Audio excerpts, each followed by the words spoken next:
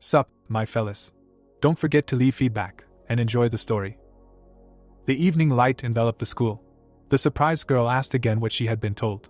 The confused guy stood in front of her, and said that he liked her. He frowned and added that it was since the moment he saw her for the first time. Standing in front of her, the guy declared that he liked Chloe as they became closer. The confused girl looked away. The protagonist was taken aback by this. Looking down, he apologized and suggested that it must be awkward when someone she didn't like said something like that. Taken aback, Chloe put her hands in front of her, and screamed that it wasn't so. A drop of sweat was running down her face as she said that Rick was kind. Clenching his hands into fists, the protagonist listened to how cheerful and funny he was as well. His cheeks blushed after the question of why she shouldn't like him. Chloe put her hands behind her back and said that wasn't all. The boys were playing soccer on the playground. The boy was standing under the basketball hoop. He looked up. Looking at the dejected protagonist, the boy suggested that it was better not to ask. He hugged Rick and asked if he had been preparing for this outcome. The tearful protagonist said that she wanted to focus on her studies. The boy frowned and said that she could have come up with something better. The upset protagonist asked why him. A soccer ball was flying at him. Rick stopped it with his hand out. The boy walked towards him and apologized. Holding the ball in his hand, the protagonist wondered why he looked like that. Smiling, the boy replied that even for him, it was a big mystery. He imagined the protagonist playing basketball and stated that he was a sports fan, and a good one at that. There was almost no food on Rick's tray, and the boy emphasized that he counted the calories he consumed. The protagonist was jumping rope, and his friend added that if everyone who was on a diet tried at least half as hard as he did, there would be no obese people left in the world. Leaving the school grounds, Rick said that he had been to the hospital many times. Sighing, he said that doctors tell him that if, despite all his efforts, his weight remains the same, then with a 99% probability, it is all due to genetics. The evening sky surrounded an apartment building. The protagonist returned home. He looked at the photograph and thought about genetics. Looking at his parents, the protagonist said that it would be great if it were true. Holding the photograph in his hand, Rick noted that even if it was unfair, he could then simply come to terms with the state of affairs. Looking at his mother, the protagonist said that she always received compliments. His gaze fell on his father, and the protagonist said that he had never seen him in person, but had heard a lot about him. The protagonist's face was sad. He imagined his father, who had won the fight, and emphasized that he was a successful Syrian fighter, and although his career was short, his records and strength were still famous. Rick's imagination showed a picture of his father hoisting a trophy in the form of a golden bull over his head. Looking at the plate of salad with a note from his mother on it, the protagonist thought that even if he forgot about the extra weight, his mother said that he had the type of body that should increase his thoughts just by breathing. Looking down, Rick said that this made him angry. The protagonist looked into the drawer. Turning on the stove, he wondered what the point of a diet was if it didn't work. Looking at the products, the protagonist asked how many years of useless effort he had put into this matter. Furious, Rick came to the conclusion that instead of worrying in vain, it would be better to eat a good meal. He was suddenly taken aback. Holding a bag of chips, the protagonist stopped opening it. He stabbed a tomato with a fork. The protagonist was having dinner with a calm look. The sunset was going down the horizon. Beads of sweat were running down the guy's face. A phone was attached to his shoulder. The protagonist was running down the street. Frowning, he imagined Chloe's face and declared that he would never give up. Rick stopped in front of a lamp. Bent over, he tried to catch his breath and heard that he had run 15.5 kilometers. He had broken his personal record. Stretching his lower back, the protagonist came to the conclusion that he had been running too much. Looking at the bridge, the guy wondered if this place had always been there, because he was seeing it for the first time.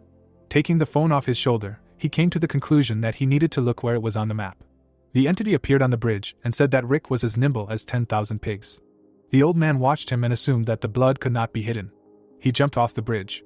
The old man landed in front of the dumbfounded protagonist. Rick gaped in surprise and asked if the stranger was okay. Holding his cane in front of him, the stranger asked him not to be afraid, as he was not hunting him. The old man, covered in dark energy, introduced himself as Jack, a judge in charge of monitoring the monsters on this peninsula. Standing in front of him, the protagonist asked again. Jack looked down and assumed that the protagonist knew nothing at all. Holding the bag in his hands, the old man noted that they would not be talking for long. He released a huge piece of cloth at Rick and ordered him to follow him. The protagonist was horrified by what had happened. The protagonist was wrapped in a bag. Frowning, he wondered what was happening. He suddenly fell to the ground. The bag returned to Jack's hands. Rick was kneeling and holding his head. He was shocked by what he saw. They found themselves on a training field. The protagonist was shocked when the old man said that they were in a world of monsters. He seriously asked Rick to look around so that he could understand everything. There was a horde of monsters around them, while Jack said that all of them gathered there, the inhabitants of this world, were monsters. The dumbfounded protagonist looked around. Looking at the various demons, the protagonist listened to how monsters were once feared by people and worshipped as gods. But now these creatures are only spoken of as superstitions and ghosts. Once every 666 years a festival is held to determine the king of monsters. Jack imagined a monster with a crown on its head. Rick stood in front of him and listened as from all the members of monster families around the world, including the Korean peninsula, a young, talented monster was chosen and introduced as a candidate. In his mind's eye, a picture appeared of the guy standing on a mountain of corpses and saying that 666 years ago, a monster ascended as a king. The guy's eyes glowed brightly. Jack looked down and said that 666 years had passed. The protagonist put his hands in front of him and said that he understood everything but did not understand why he was there. The old man frowned and asked if he had not told him that each tribe of monsters nominated a candidate. Rick was frightened and listened to him as he was the only one who had inherited goblin blood in both the monster and human worlds. Jack closed his eyes and thought that even if that was the case, the protagonist was a 4th or 5th generation goblin, albeit a mixed one. The frightened protagonist assumed that the old man was wrong. He was terrified. Rick looked up and saw a monster flying towards him. There was a powerful blow. Opening his eyes, he heard Jack saying that in order to see how useful he was, they should at least give him a test. The huge monster stood in front of the protagonist and asked if everything was okay with him. Jack frowned and said that if the monster won, he could eat him. The big-mouthed goblin took out his huge tongue. The protagonist was horrified by the goblin's words that he couldn't lose the chance to eat a human for the first time in 666 years. The monster rushed into battle. He hit the guy in the stomach with his huge fist. The protagonist flew to the side. He fell to the ground and raised a cloud of dust around himself. Rick tried to get to his feet while Jack said that even if he inherited goblin blood, the right to participate in the festival should not be given to a commoner. Jack, with burning eyes, ordered him to prove his worth if he wanted to live. Sweat dripped from the protagonist's mouth. He suddenly frowned. The goblin grabbed him. He held him by the hood. The monster threw him into the ground. Rick was shocked. Standing over him, the big-mouthed goblin said that the protagonist was stronger than he looked. He thought the protagonist was just a tasty piece of meat. He waved his hand, saying that he had nothing to lose, and it would be fun to make a cutlet out of him. The monster was preparing to attack. He waved his hand. The goblin dealt a powerful blow to the ground. Jack closed his eyes. The monster's hand suddenly twitched. The monster looked at his hand in confusion. Rick raised his hand, and the story told us that since ancient times, goblins had unlimited possibilities, but in the end, their main strength and weapon was their sense of the game. Jack was shocked. The protagonist's hands were enveloped in a purple aura. His body became thin and muscular. The big-mouthed goblin was terrified. The guy's eyes began to glow, while we were told that if a person is a goblin, then the talent is already in his body, an instinct that no one taught him. He continued to fight the huge monster. Rick's face was furious. The protagonist was preparing to throw the monster. He dropped it on the ground. A cloud of dust rose. The protagonist stood in front of the goblin's corpse. Drops of blood were running down his face. A notification popped up saying that Rick's appearance had changed to that of a half-goblin. Veins stood out on his face. The store was surrounded by sunlight. The guys were sitting in it and discussing what happened next. Holding the juice in his hands, the protagonist said that it was all over then. He remembered how he fought the monster and noted that it was a crazy dream. His friend stood next to him and suggested that he must have had a lot of fun, to which the protagonist replied that there was nothing fun about it. He was getting beaten up all the time, and all he could do was throw one. The guy looked up and said that it was weird that in his own dream he was getting beaten up. Usually people in dreams do something familiar.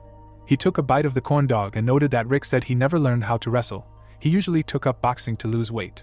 The protagonist imagined lifting the monster's hand and said that the dream was indeed vivid, as if he knew what he was supposed to do from the start. Frowning, Rick said that it was as if he could do it even now if he wanted to do it again. His friend smirked and asked if he was getting too caught up in it. Clutching the juice box in his hands, the protagonist said that whatever it was probably all because of the stress. Looking at his hands, Rick asked if he was so obsessed with losing weight, since even in his dreams, his body suddenly became like this. The protagonist suddenly found himself in the world of monsters. He was looking at his hands. Looking up, he noticed Jack, who asked if he had come to his senses. Holding his beard, the old man said that he thought he would wake up soon, since he fell asleep standing up. Looking around, Rick came to the conclusion that this was not a dream. Looking around the building, Jack thought that he did not expect something like this. Looking at the corpse of a big-mouthed goblin, he added that the protagonist was able to put this fool to bed. The demons watched them and said that this was not the case. He still had goblin blood in him. Looking at Rick, Jack emphasized the fact that he had not seen a goblin siren for a long time. He stood in front of him. Striking his cane on the ground, he declared that he was the judge of the monsters of the peninsula, Grandpa Jack, and assessed the candidate as promising. Extending his cane, he added that with the testimony of hundreds of monsters around, and one there. Looking at the enraged protagonist, he said that he declares Rick not a man, but monsters. If anyone is against it, then they should say so now. Many demons were watching him. The monster rushed forward, saying that it would take a lot of effort to accidentally meet a goblin. This festival would be very interesting. Looking down, Jack said that since the protagonist had become a monster, his name would be added to the list. No one would be able to capture or harm him without a special reason. Standing in front of him, the protagonist agreed with the old man and said that he needed to go home. Sighing, the girl said that he was either pretending to be an idiot, or he really was an idiot. He was now a monster. Frowning, she said that unless the monster proved his ability to completely hide his identity among humans, he would not be allowed to show himself in the human realm until he was 500 years old. Puzzled, Rick said that he was not much of a problem. He had never hit anyone, and had always lived peacefully. He was suddenly taken aback. Enveloped in purple mana, Jack said that if he did not understand, he had no choice but to kill him. The protagonist staggered from the energy approaching him. The pressure suddenly disappeared. Rick jumped away from Jack. He landed on the ground. Closing his eyes, the old man asked if the protagonist understood what he was talking about. Looking at him, he said that no matter who he considered himself to be, he had the body of a monster. With glowing eyes, he noted that among monsters, the abilities of goblins are certainly considered the best. Even if Rick was a child who had just awakened, his strength exceeds that of a human by tens of times. Jack imagined corpses lying on the floor and said that the protagonist can cripple an ordinary person simply by touching him. The upset protagonist replied that he understood this, but waiting for 500 years to pass was some kind of nonsense. In fact, he only needed to wait 6 months. Closing his eyes, the old man clarified whether he had said that the king of monsters is elected every 666 years, adding that this ban about 500 years was introduced by the current king. Jack imagined the guy running through the forest, and said that it was 666 years ago. A huge centipede was chasing him, while the old man was telling him that all monsters used to be able to enter and leave the human kingdom freely. The boy tripped over a rock. He was shaking with fear, and Jack told him that when they came, they were feared. The monster suddenly turned its attention. It turned around. The boy was surprised. A huge orc was standing behind him. Its eyes were shining brightly while the old man was telling him that they were feared, or they relied on the strongest monsters that lived among people. The boy was shocked by what he saw. He bowed his head to the orc, and the man noted that they were treated with fear and worship. In his imagination, a warrior appeared standing on a mountain of corpses, after which Jack pointed out that at the end of the festival 666 years ago, for some reason, the new king was not happy about this fact. The old man imagined drops of blood and said that on the day he ascended the throne, the king wrote a new law with the blood of the monsters he killed.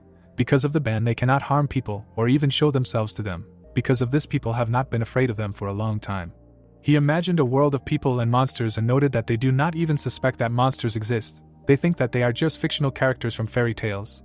But even this will not last long. In 6 months a new king will appear and he will change everything. The law will be rewritten. Rick was taken aback by what he heard. Jack stood in front of him and said that on that day the sun will set in the kingdom of people. The moment will come that all the monsters have been waiting for 666 years. People ran away from the horde of demons. While the old man said that this is the night of monsters, all the monsters will rush to people and awaken forgotten fear and horror in humanity. The protagonist was shocked as he listened to the story that he either had to wait out everything that was happening in these 6 months or learn to control his powers in order to do something. He had to decide for himself. The protagonist started asking with a serious expression how he could control his powers and what if he learned to do it. How strong he would need to be for the monsters to call him that. The man closed one eye and asked again. Looking at Rick's serious expression, Jack asked what he had in mind. The guy replied with an enthusiastic expression that he wanted to make sure that the monsters did not touch people. Rick introduced his friend and mother. While the plot told us that it was difficult for a 17-year-old to make promises, but one thing was clear, the world would become a much more dangerous place. At least he had to protect those who were dear to him. The old man approached him and suggested that not all was lost. Because the goblin blood in his veins was very strong, maybe it can't be compared to the blood of a purebred goblin. If he could use all his power correctly, then no monster would dare to offend those dear to him. Closing his eye, the old man said that although the probability of this was small, Rick never knows what could happen. If he wins the festival and becomes the king of the monsters, then he will be able to extend the law. He turned to the girl, who asked not to talk about the impossible. Although the main character may not be the worst monster, he has no chance of winning. Looking at the girl, Jack said that he had not introduced her yet. The girl sighed when she listened to the old man say that her name was Kate. She, just like him, will take part in the festival for the sake of her people. after which the girl said that she would never see him again. Besides, she did not come there to meet people. Raising an eyebrow, Kate said that if Rick went back on his word that he wanted to pass the test for the possibility of returning to people, she would be angry.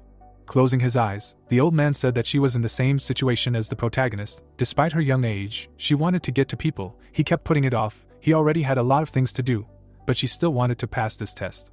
The puzzled protagonist wondered if Jack had said that monsters would be able to get to people in just 6 months. Pointing at herself, Kate asked why she even had to go through this test. There were a lot of monsters weaker than her, who had spent 500 years in hibernation among people. Looking at her, the old man replied that he knew this, so it was difficult for him to understand how ready she was. In order not to reveal herself to people, you need not only basic skills, but also patience and self-control. Crossing her arms, Kate noted that she understood what the old man was saying, but hoped that this was not just an excuse not to deal with her. Taking a step forward, Jack said that if that were the case, she would not have even invited her there. The festival was just around the corner, and the old law was expiring. He had no need to listen to her whims when he was already busy. Standing with his back to the guys, Jack added that she was lucky. There would be no better opportunity to see how she would get along with people. This was her chance. Looking at Rick, the old man said that as she understood, he was a man, and there was no better judge than him. The girl was shocked by his words. Slightly turning his head, the man emphasized that he would give her until the end of the month. She must help the protagonist deal with the monster's powers, including the magic of transformation, and if he sees that she has progressed enough in a month, he would give them both the right to live in the kingdom of people. The protagonist was taken aback by what he heard. Looking at the building, Kate screamed for the old man to stop talking nonsense. Pointing her finger at Rick, she asked what she could teach him in a month. Holding his beard, he listened as he said that he should have said right away that he was not giving her permission. A dumbfounded Kate shuddered when Jack said that if she thought so, she could just wait 6 months. Waving his hand, the old man said that it was up to Kate whether she would leave him or teach him. A dark space opened above him. A man with glowing eyes said that he personally thought that anything was possible. He disappeared from the world of monsters. The guys looked at the sky.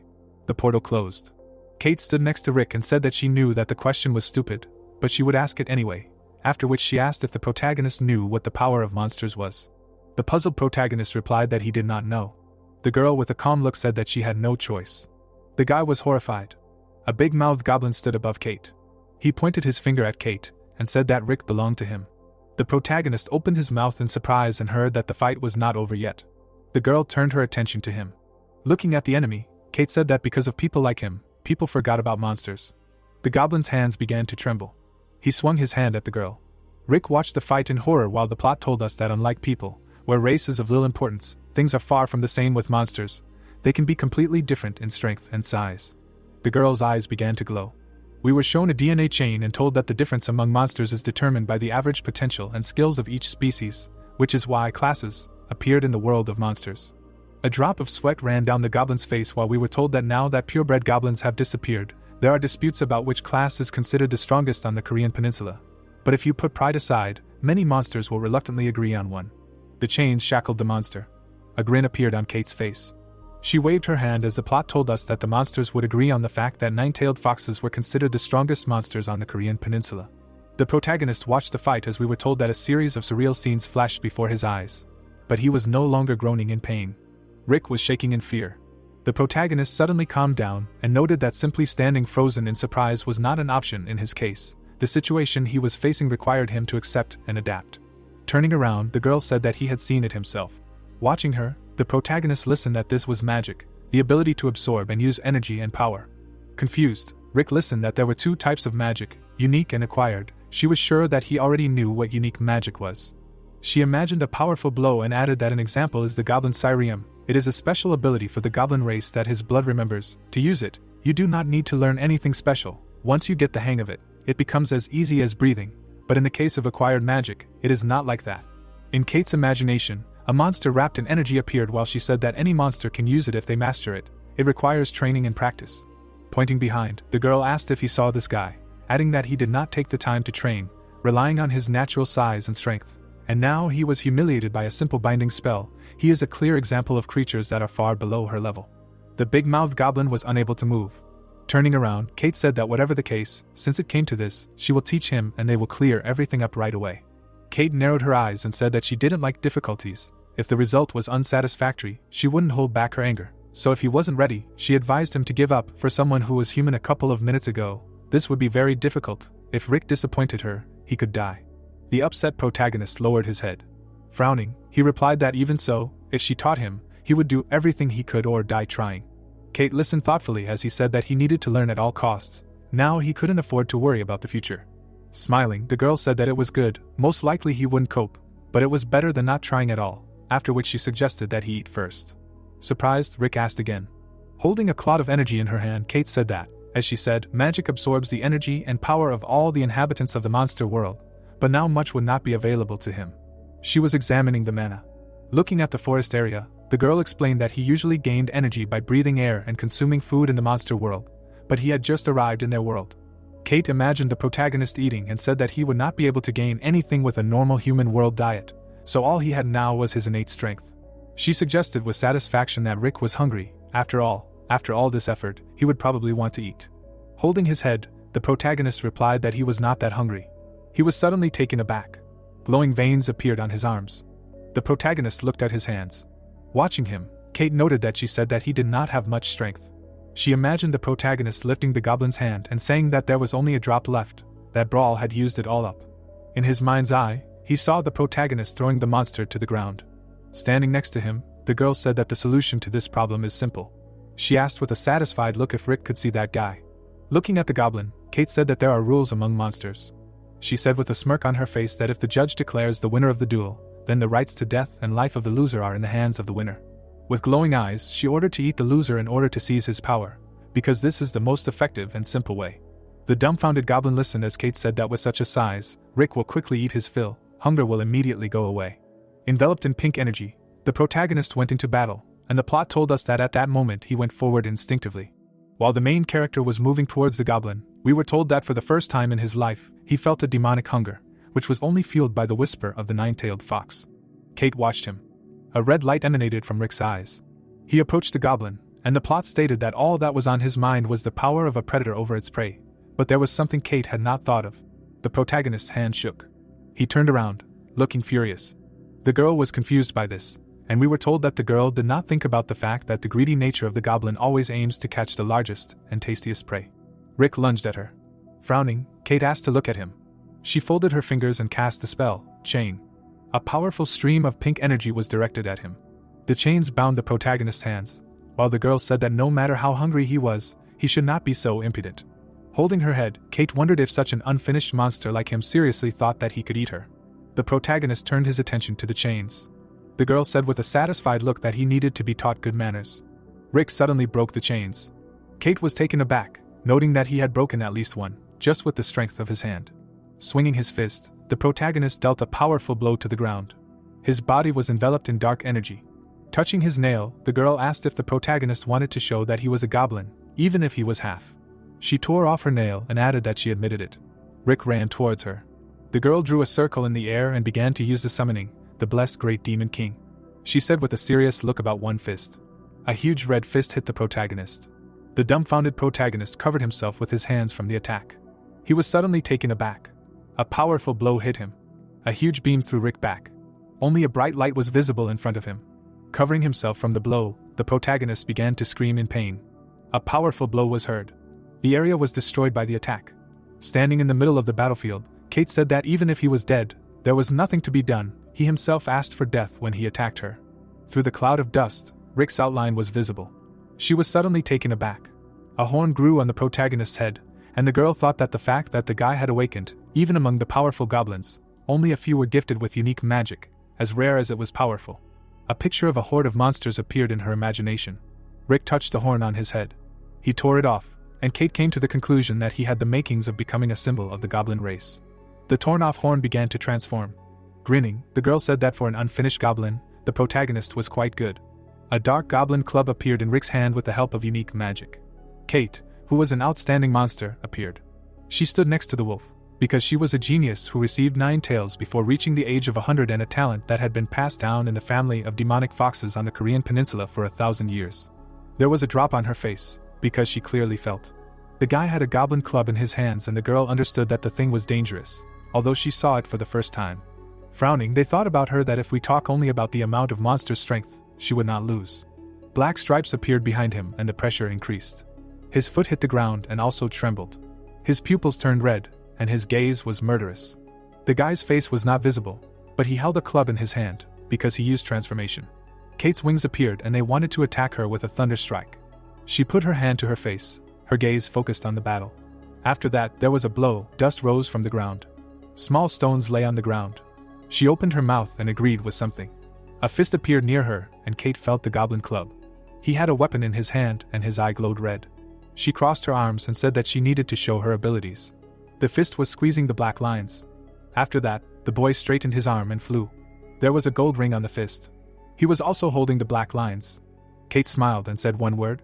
After that, the fist started moving. We see an explosion not far from her. She looked calmly and kept silent. She stood near the hand and said that it was clearly not enough. Kate looked into the distance and thought that she needed to hit him 5 or 6 times until he came to his senses. The hand started to pull the black line. We see smoke and dust near them.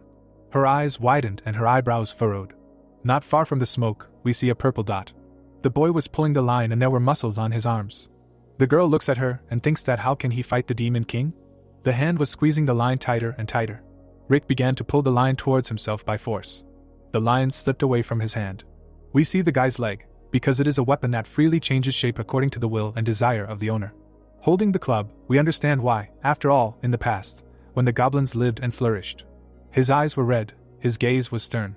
Then he swings the club and uses transformation, and the monsters called this club a weapon that can be anything. After that, his hand is on the floor, because I use a crushing club.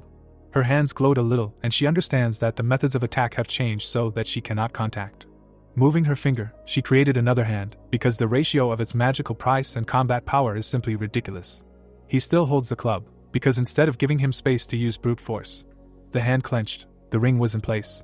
Her eyes shone, because she decided to use the deception of the Demon King. Many hands flew at him to make a double chaotic clap. He squeezed the line with his hands. Standing next to them, Rick tried to defend himself. Scratching her head, Kate understood that he was still holding on, and even those who had lived for 100 or 200 years would not be his equal. The guy was baring his teeth, and she understood why the goblins were so good, and if the half-breed, who had opened his eyes a couple of minutes ago, was already at such a level. Looking seriously, she thought about her words. He tried to attack, because his magic had reached its limit. Closing her eyes and sighing, the girl thought that if they continued like this, he would simply tear his body apart. Opening her mouth, she thought. Rick's hand began to turn black. The hands were still reaching out to him. There were still lines around him. Raising her hand, she wanted to call 3 tails, but decided to refuse. A circle appeared above her head and she decided to create 5, because there was every reason to be proud. The guy's club became even bigger.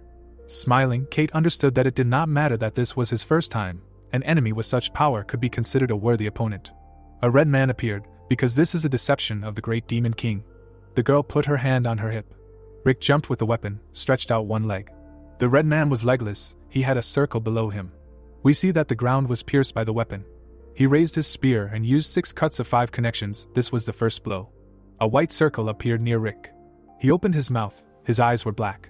The man was large, the girl was standing near him. Everything was broken near Rick, while Kate was clean.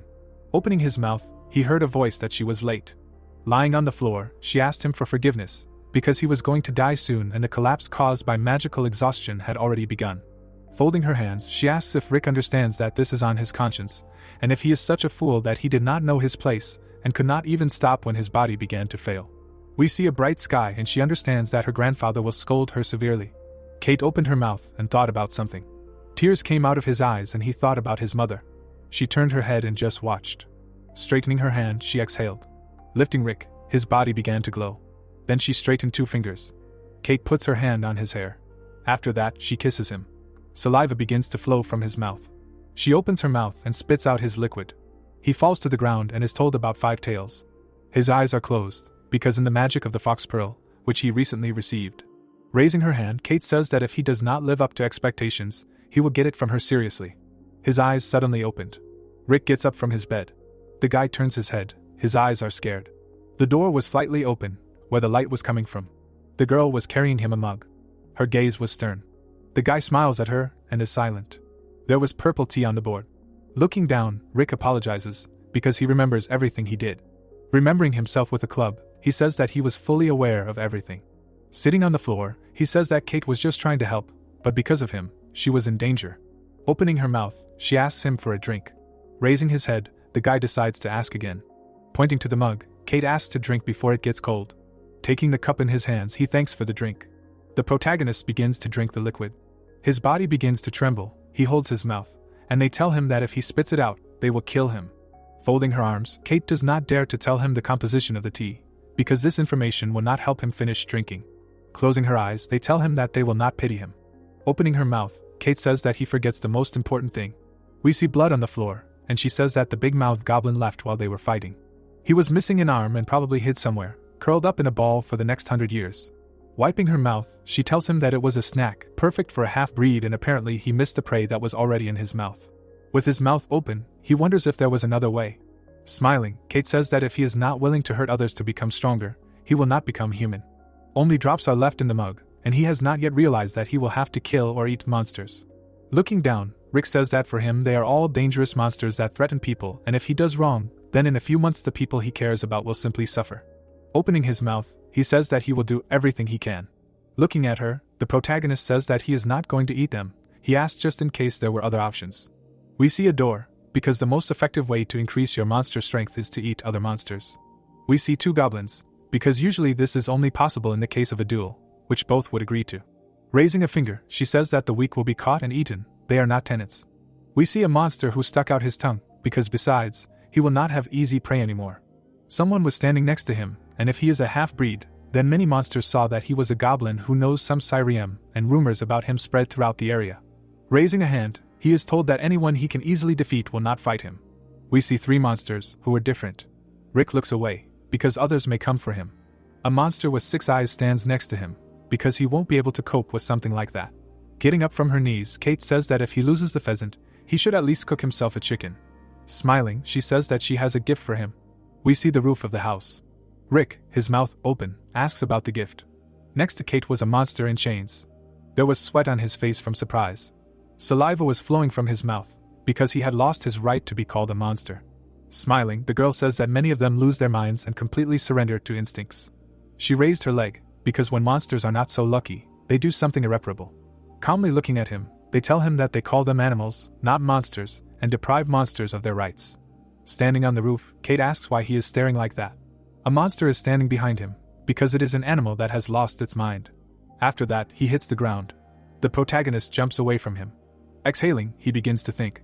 She sits on the roof and reflects that at first she thought that he froze in confusion and was about to be beaten, but he uses his body well. The beast is near the guy and he is probably trying to delay the moment of the fight as much as possible. He is sitting on the ground and was himself from a family of fire dogs, having earned a good name for himself, but because of his irrepressible pride, he wanted to represent the family at the festival. He was accused of kidnapping and eating monsters. His eyes looked in different directions, because he exceeded his limit, could not cope with the power of monsters and went crazy. After that, he makes an attack. The protagonist jumps away from his claws. His eyes became wider in surprise. Then they try to bite him and Rick begins to bare his teeth. Kate puts her head on her hand, because she did not expect anything else. The beast stuck his tongue out at us, because he was still a level higher in strength and moreover, the part of Siriem that emphasizes throws and wrestling would not work against him. By making her eyes smaller, she understands that this is a cruel but effective method to awaken his instinct. The protagonist clenched his hands, because such an instinct only awakened when he was on the verge of death. Her eyes widened sharply. The hand was clenched tightly. After that, Rick makes a blow to his enemy. We see a building with an inscription. The man in gloves said that he is much more resilient than he thought and apologizes for saying that his goal was to lose weight and did not expect to be so good. The protagonist also wore gloves and sweat ran down his face when he was asked questions about boxing. The man smiled and said that if he loses weight himself and if he constantly trains. Larry opens his mouth and offers to train for 6 months and if he wants, he can help him with his diet and exercise and with such skills he can reach the competition. Smiling, they tell him that the excess weight will also fly off. His body was muscular, especially his back. Rick hit the beast, because the goal was not physical strength. He stands on the scales, because he wanted to lose weight. Exhaling, we understand that this wish did not come true. The main character makes a hit, because he did not give up. The beast's eyes were red, because since elementary school he was engaged in 16 sports. His foot landed on the ground, because 7 of them were combat. The eyes turned purple, because he had not trained for long, but the weight did not go away at all. The beast showed his teeth, and Rick's efforts were the natural talent of a goblin. After that, he hits the monster, because he was forced to perfectly absorb all the skills from those 7 sports. There was a purple fire on the beast's cheek. Kate opened her mouth and did not understand how to explain it. The beast was already lying on the ground. Rick grabbed his hair, trying to catch his breath, and did not understand how he could eat it. Blood was coming out of the monster's mouth. The guy looked at his hands. Kate watched on the roof and assumed that these were martial arts. Her legs were hanging down, and she hoped that this was not an innate strength. After all, this technique was invented by people and it is not good against the bodies and strength of monsters. We see the back of the main character, because he will receive the body of a monster quite recently. But in a real fight he was able to quickly figure it out and apply his skills. Putting her hand to her chin, she thinks that his potential is greater. Rick, gaping, says that he must have won and asked if he needs to eat her completely. She opens her mouth and says no, she does not need to eat her completely. Looking up, she offers to talk to him about this when he finally defeats him. The beast rises and bites him on the shoulder. His eyes look at him. After that, he is raised and bitten. Blood is pouring onto the ground. He is lying on the floor and shaking in pain. The beast's mouth was covered in blood. Rick looks at his wound and makes sounds. His mouth is open in fear. Then he is hit in the face and blood gushed out of his mouth. Kate sits quietly, and she was sure that they would have plenty of time after she answered him. The protagonist is breathing, because the main reason why people are afraid of injuries is not pain. We see a statuette, because they are afraid of loss, the fear that a body part will either be deformed or completely lost.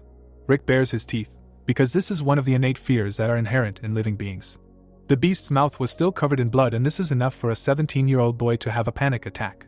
The protagonist looks at his shoulder and realizes that he is regenerating. The beast straightens its arm and tries to hit. Rick gets up from his knees. There was blood on his chest. We see his chest more clearly.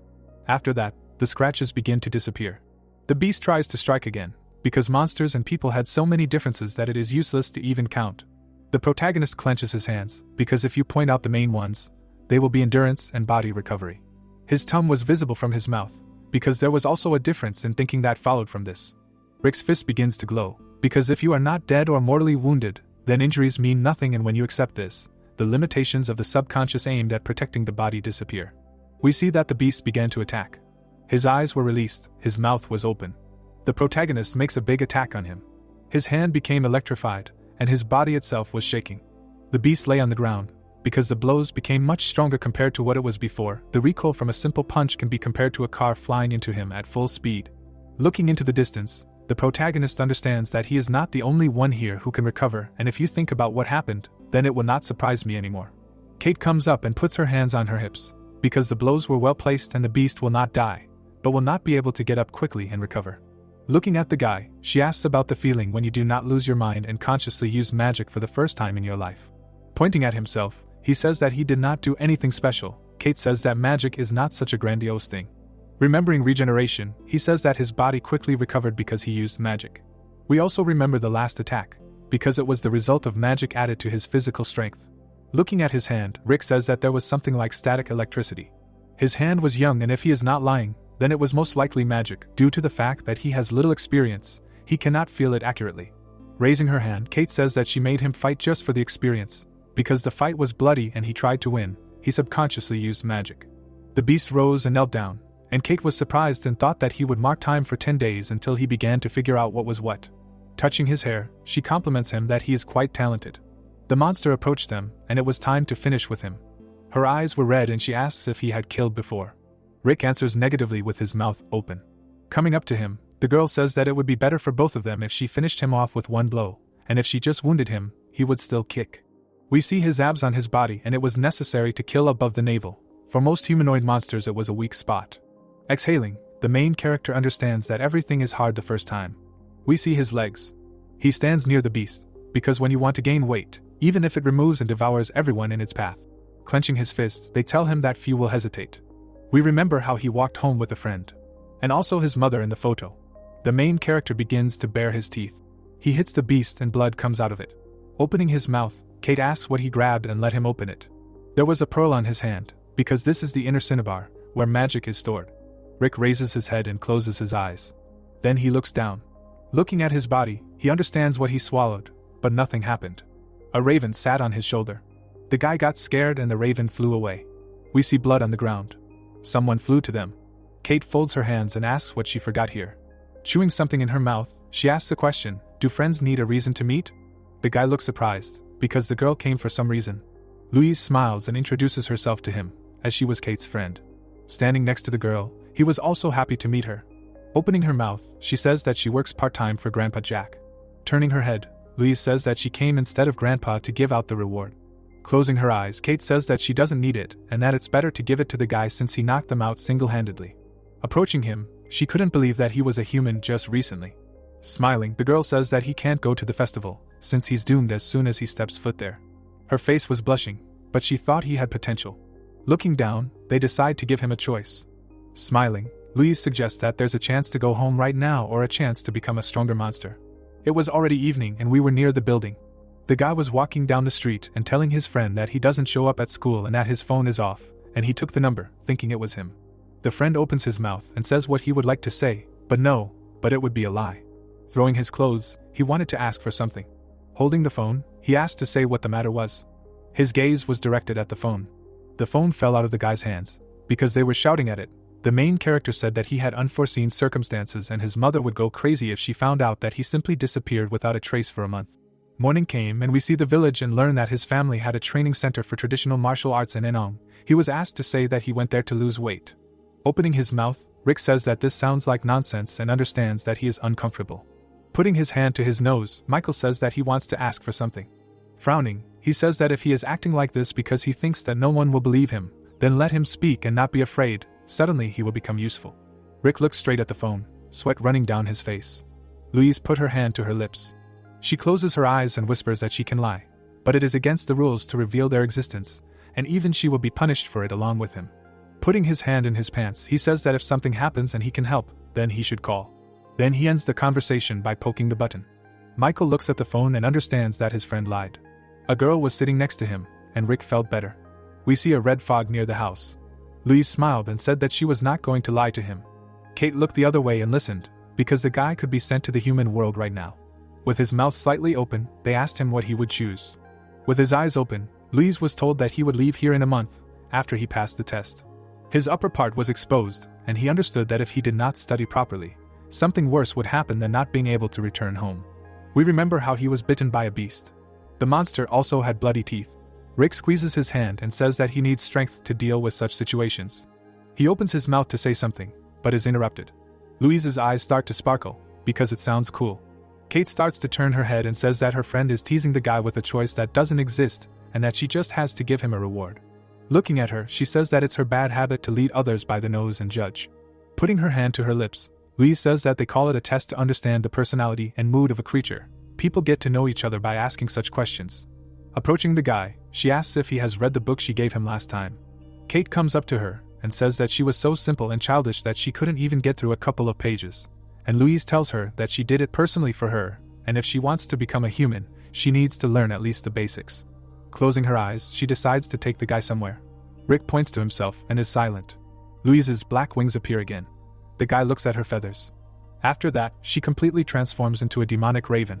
He had white eyes and is a monster that has the right to move between the human world and this one with the condition that he is responsible for everything that will happen there, for 1 day every 6 months, and has the right to take the monsters that did not pass the test to the human world. Kate looked at her and was told that he would feel sick, but she thinks that she can handle it. The raven flew near her and said that he would return soon. She took the phone and thanked him for being able to lend it. Sitting on a chair, Louise was glad that she helped and asked if she wanted to see her family. Rick looks down and explains that he only has a mother, who is currently on a business trip and it was easier for him, and if someone was at home, there would be such a scandal. Louise held the phone to her chin when she was offered to buy dinner. Standing up from her chair, she says that there is something she has wanted to try since the first time she visited the human world. Rick's eyes widen and he asks what she wants. There is a board on the table with a cut vegetable on it. Then he puts down a lot of different home-cooked food. Holding a spoon in his hand, he says that he has set the table with everything he had at home. Louise starts eating the food and says that she is very happy because she has wanted home-cooked food for a long time, because she had to buy all the human food herself or eat it at school. Holding a spoon in her mouth, she says that she goes to school, which is located near the guy's institution. He had chopsticks in his hands and they tell him that he has been going there since the beginning of the year, but he has no close friends who could treat him at home. The plates were empty and the girl found it very tasty, because it did not at all resemble food from a restaurant. After that, she snaps her fingers and creates an object, because she needs to give out the reward she talked about.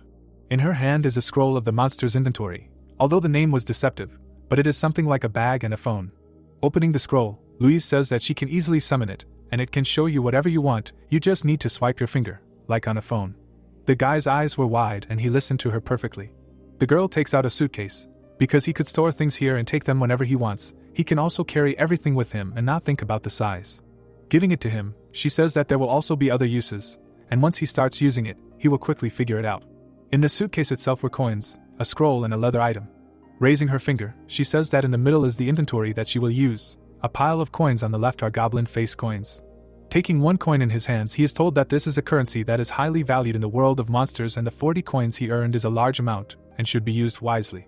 We see a leather item, which was the treasure of the goblins, which passes from hand to hand. Different objects were flying and they were glowing, because treasures are things that had different abilities if you pour the power of monsters into them. Raising a finger, Louise says that it is like in old fairy tales of people there are magical objects that appear out of nowhere. Next to her stands the grandfather, who packed the items personally and he had big plans. Opening his mouth, Rick says that apparently it concerns the award at the festival, and he is answered in the affirmative. Leaning on the table, she says that if a monster from the Korean peninsula becomes a king, then this can be bragged about. Moreover, this is their big sore spot from the last festival. We see the silhouette of a man, because from what I heard, he held on until the very end and the fight with the king was equal. Holding the object, they tell him that he is a monster, and was also a goblin. Of course, he was so strong that none of the Korean monsters could compare with him.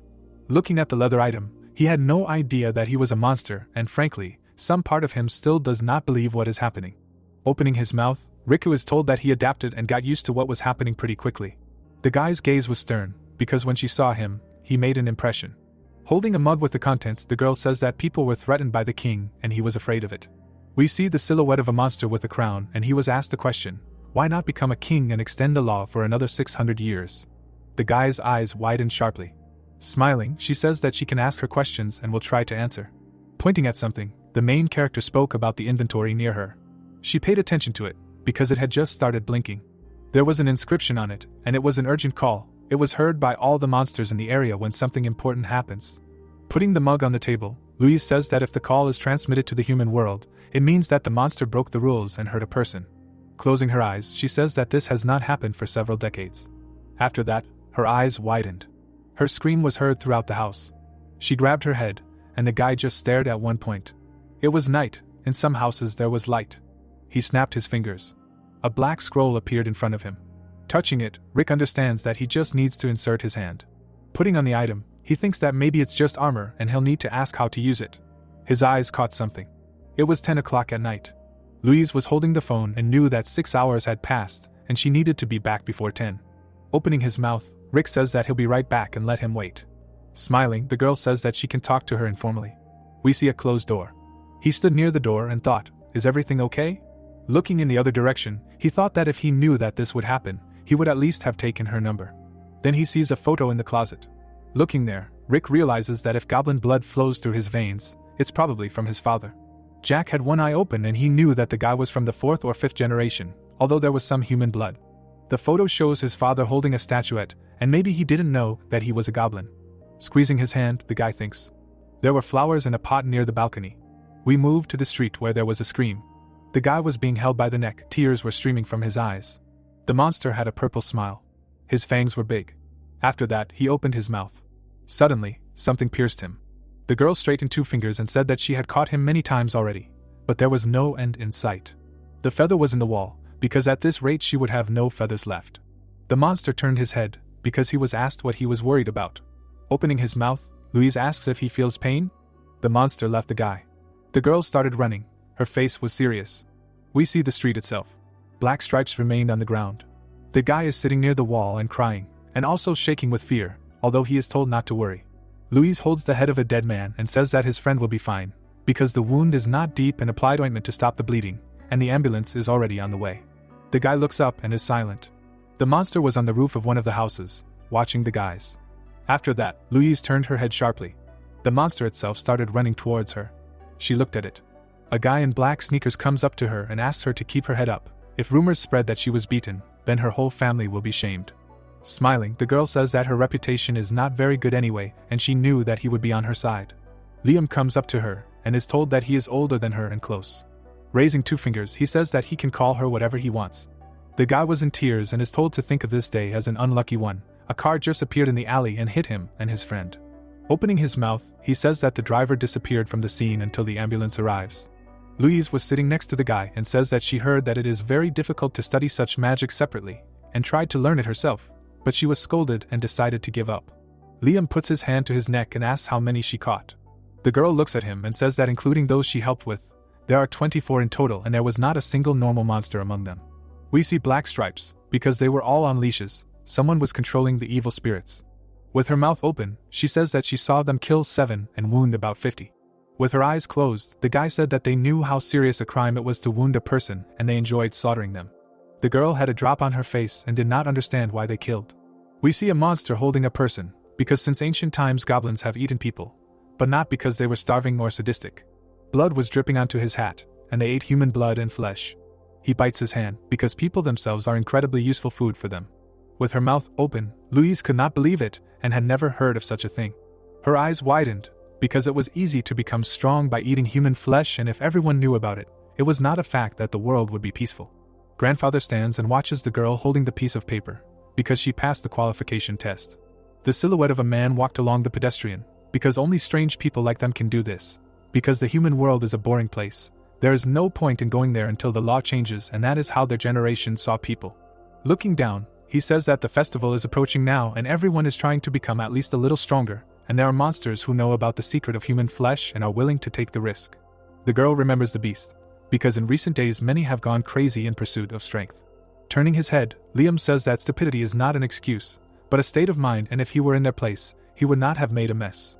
The guy sat next to his friend, because instead of attracting attention with evil spirits that can't even move stealthily, he would do everything himself, secretly kidnapping people one by one before eating them. Louise came up to him and was told that even if the criminal uses evil spirits, he has the ability to summon hundreds of them, since it will seem to him that using them is much safer than personal intervention. Squinting, she began to throw out different ideas. Her pupils became smaller, and she did not believe. Liam looks up because the girl flew away.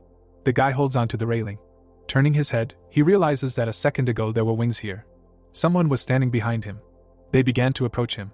His eye was green and it was easy for him, because the enemy was defenseless. He had a knife in his hand. We see the back of the main character. As suddenly, Rick dodged the blow. He holds onto the railing. The floor under him began to crack, and the leg itself glowed. The enemy looked at him in surprise and realized that he knew everything. Suddenly, there was a big explosion. It was a lightning cut. His mouth was open. He thought that his heart would jump out of his chest. Rick remembers how he was bitten by a beast, because this is one of the characteristics of goblins. His hands tried to hold something, because he can rarely be beaten with the same tactics. It was night. The moon illuminated the city. The protagonist sighed and steam appeared. We see his neck. We also remember how he was bitten by a beast, because before the bite he felt cold. Looking back, he understood that if not for that very feeling, they would have already killed him. Rick looked down with disdain, because in any case, he just threw it away without thinking much. Not far from his balcony was a split earth. So there was a hole, but no one was there. The protagonist widened his eyes, because he heard a voice. The man smiled and said that he had already put all the people of this area to bed. They grabbed him by the neck like a snake, because if they all screamed at once, he would hardly be able to clean everything up properly. He reached out with his hand to it, because his monster strength seemed quite insignificant. After that, he jumped up from his place. The enemy was pulling Rick towards himself. The guy was trying to remove the snake with his hands. He was smiling. We only saw one of his eyes. Then he threw the main character to the floor, and the dust rose. Rick was shaking, baring his teeth, although they did not want to throw him so far. Ethan knelt down and wondered if he was weak from the last fall. Smiling, he says that people will think that it is because of poor construction or a gas pipe explosion, unlucky for those who lived here, but this way the rent will fall. The guy got up and sat on his knees, and the main source of both problems was the man who stood in front of him. Ethan raised his eyebrows, because by resisting he will just add to his troubles. Far from the main character, a large snake appears. A long tongue stuck out of his mouth, and he asked not to twitch so he could eat him. There was a drop on his face, and Rick asked him not to look at him like that. Smiling, Ethan says that they have a pretty big difference in monster classes, and will simply die with more pain if he fights. His eyes widen sharply. Showing his photo, he says that he can let his mother go and eat someone else. After that, Rick could not stand it and ran at him. He hits him in the face. Then he grabs him by the jacket. Suddenly, he stopped, because he was asked for forgiveness. The protagonist's hands were shaking, because Ethan simply went too far. He raised 2 fingers, because he could not think of anything more provocative. There was blood on the guy's t-shirt, because his magic was poison. We remember that he recently hit him. At that moment, 2 fingers touched him. Making a sullen face, Ethan says that this is a stupid ability and cannot use it against those who are stronger.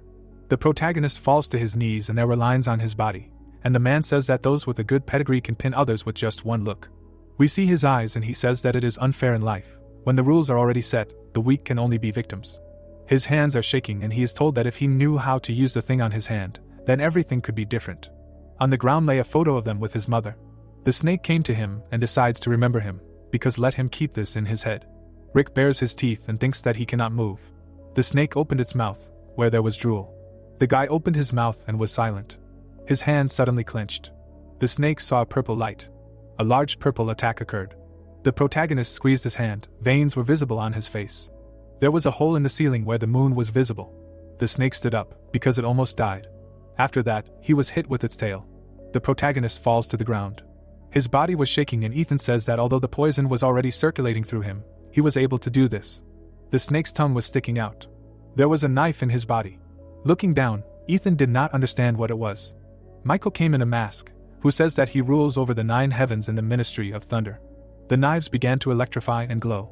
The snake opened its mouth and screamed. Rick looked at him, because he does not understand anything. Holding a knife, the guy says that they are doing something strange. Knives were lying near Ethan, and blood was dripping. He himself asked the question, is it really the main skill of a human exorcist to speak in a bass voice? Smiling, he asks where they learned to chat. Michael takes out a knife and realizes that he is on a completely different level. He begins to bite his lips, because he does not understand whether he should leave. We see the guy's back, because that crow is not made of wood either. But if they came for him, he will not overcome them, even if he is resurrected. Ethan holds his rib, because everything is very bad. Michael looks at him from under the mask. Suddenly, blood gushed out of him. He made a monster out of blood. The guy was standing not far from them. There was a chain around his neck, because when he was in his right mind, his name was widely known in the West. Smiling from ear to ear, Ethan asks to have fun. Rick looks at this and remains silent. A red circle appears from the monster's mouth. Michael holds a sword in his hands. They decide to attack each other. The weapons in their hands were glowing. Suddenly, they began to make attacks. The guy starts running towards him. Ethan turns his head, because he does not understand anything. After that, he sees a sword near him. The sword pierced his head. The protagonist notices the enemy falling. The guy looks down and says if he wants to survive, he should ask questions. Opening his mouth, he couldn't believe he was hearing his voice. We see the mask of this stranger. Smiling, Rick asks if he recognized his voice. The guy takes the mask off his face. His eyes are surprised because it's his friend. Closing his eyes, Rick was asked about the view. We are in a car park. The mask was lying on the floor. Michael puts his hand on his shoulder and asks what happened to him. Rick was breathing heavily, although there was nothing to breathe with. Smiling, he decides to talk to him later and understands that with the medicines he had on hand, he can't cure him. Blue lines were running across his body. Suddenly, they began to disappear. Michael was surprised, because this is regeneration. Then he looks in the other direction. Ethan's blood was nearby. It went diagonally and at the end lay a dead snake. Frowning, he says that this is nonsense. Night falls, in some houses the lights are on. Michael looks down, because he was asked if he feels okay. Rick closes his eyes and he is told that the man he knew for 3 years turned out to be half monster. The protagonist puts his finger to his cheek and is told that for 3 years there was a monster under his nose and did not notice it. Opening his mouth, he asks a question that apparently he never said what arts he studies. Raising his head, Michael says that it is the duty of their family to train and destroy supernatural beings. Opening his mouth, he says that there are 6 months left. His eyes widen and he says that supernatural beings that break out into their world, which harm people. Squeezing his hands, Michael says that this happens rarely. If they fought each other, he would not mind. Over the past 100 years, attacks on people have been rare. Opening his mouth, he is told that everything has recently changed. Frowning, the guy says that for monsters, people are a source of strength. Monsters who want to become kings absorb not only other monsters, but also people. We see the city. Because a month ago the number of missing people began to grow, especially in densely populated cities, and although there is no direct evidence that they are monsters, but in most cases, traces of a struggle remained in the houses of those who fell. Bulging his eyes, he says that this is the first time monsters show themselves so clearly. He took the sword in his hands. Then something happens near them. The main character widened his eyes. Louise flew in, asking if he was hurt. There were dots and lines on the sword. There were monsters in her eyes and they asked her not to come closer. Holding the sword in his hands, Michael says that if he takes a step, he will kill. Rick opens his mouth to protect the girl. The guy, still with his arms straightened, explained that these creatures understand what the rules are and therefore warned her instead of immediately finishing her off. His mouth was open, because he does this for a friend. The protagonist was in shock and they asked him about passing the exam and that it is possible to get into the world of people. Louise looked up, because these are monsters, even if they look like people and have individual traits, their very nature remains the same, and they are driven by a thirst for power and carnage. He still holds the sword, because it did not matter how mixed the blood was, because he was still a man. Opening his mouth, Michael says that they kidnapped him and will never let him go back. Louise looks down, because she understood his point of view. The protagonist just stands and thinks that the guy is already on the list of monsters and it does not matter how he feels about it, he is part of the kingdom of monsters. We remember Jack, because breaking the rules will entail terrible consequences. The girl had 2 pigtails and she understands that she needs to resolve the issue before it gets worse. She takes a pen in her hand, because his aura alone is enough to understand that he was a strong person. Getting up from her knees, she thinks that even if she can't say it out loud, standing and doing nothing is definitely not an option. Michael bares his teeth and warns her about ignoring her. Suddenly, we see that some movement has begun. Then Rick kicks him. His hand reaches for something. The guy's sword is taken away. The protagonist holds it and asks about the engraving. Michael opens his mouth and asks what was that. We see his chin and he says that he does not understand the term murder, but thinks that a mad monster that devours its own kind can be used. His eyes widen sharply and he is told that he managed to absorb someone today. Rick remembers how he killed the beast, because he wanted to protect everyone. Louise looks at this and in the conversation they say that he is not going to stop and does not want to harm people, but agrees to absorb monsters if it makes him stronger. Putting his hand to his chest, he asks not to go that far. Then he picks up the sword and says that he has enough power to protect him and his mother in 6 months. The weapon falls to the ground and pierces it. Rick raises his hand, because he wants to say something. Closing his eyes, he says that he will become the king of the monsters. Michael was in complete shock. Louise's pupils dilated. Opening his mouth, he asks if his friend has gone crazy. Squeezing his hand, he says that he needs to try to take a risk and if he succeeds, the world can continue to exist as before. His pupils became smaller, and he is told not to look at him like that. Smiling, the protagonist did not know if it would work, but there was nothing else to do. Opening his mouth, he is told that he wants to try. After that, he closes his mouth. Picking up the sword, Michael says that if he is a man or a monster, then there is no need to prove anything by force. Putting away the weapon, he says that if he crosses the line, he will kill. Rick grabs his neck and says that when he decides he deserves it, let it be something he would kill himself for. He picks up the mask. Louise opens her mouth and says that she was a messenger in the kingdom of monsters. Putting on the mask, he apologizes for interfering in their affairs. The guys stand next to each other and are told about the injustice of the murder. Michael stands with his back to us and says that if something happens to him, he will destroy everyone who was involved in it. Rick looks at him and is told that he should not worry about his mother. Then the guy leaves them. Louise falls to the ground and asks if all shamans are so scary. Rick turns his head and says that this guy is special even among them. Also turning her head, she asks about the guy who went with her. Liam opens his mouth and says that she did not even know how many enemies there were, but she still rushed forward. Looking down, she is told that she could have been eaten. Rick was wearing a white t-shirt and he greets him. Further on the ground there is a man with white boots, because those monsters that originate from animals were called demon beasts. We see a red wolf, and in most cases, they are associated with their form and instincts of animals, which can be considered their ancestors. Kate stood near the animal, because when strength grows, both human and animal forms begin to change and they were called ghost beasts. His eyes widened, because there are those who outgrow their primary form. We see snakes near the guy, because these are creatures that were worshipped by both monsters and people. Smiling, Liam was glad to meet him. He holds out his hand and says that Rick will have to defeat him to become the king of the monsters. The guy holds out his hand and greets him. The hero's eyes widen as he wonders what's going on. The atmosphere has changed. Suddenly, the girl yells at him not to shake his hand. The protagonist looks at her in amazement. She frowns and adds that why is he suddenly showing up and doing this? He's already had a hard day, and now. Liam smiles and asks what difference does it make? Is there some rule that requires him to sleep forever? He shakes the hero's hand and adds that it's also funny, a half-goblin who claims to be the king of the monsters. Suddenly, his eyes light up. Purple flames erupt around them. The guy uses the falling earth skill. A view of the lake shore opens up. The man's legs tremble. Rick lowers his head, hearing that he is stronger than he looks. Smiling, the guy said that it was the first time he encountered falling ground and still managed to stay on his feet. It's not often that you see something like that, moreover. The hero frowned, hearing that he didn't seem surprised, to which he asked that he wanted to eat him too. Stretching his hand forward, the young man asked that, well, most likely, this is how it will end, right? He wants to ask something before they start. The protagonist looked surprised to hear that he plays games, not metaphorically, he means video games.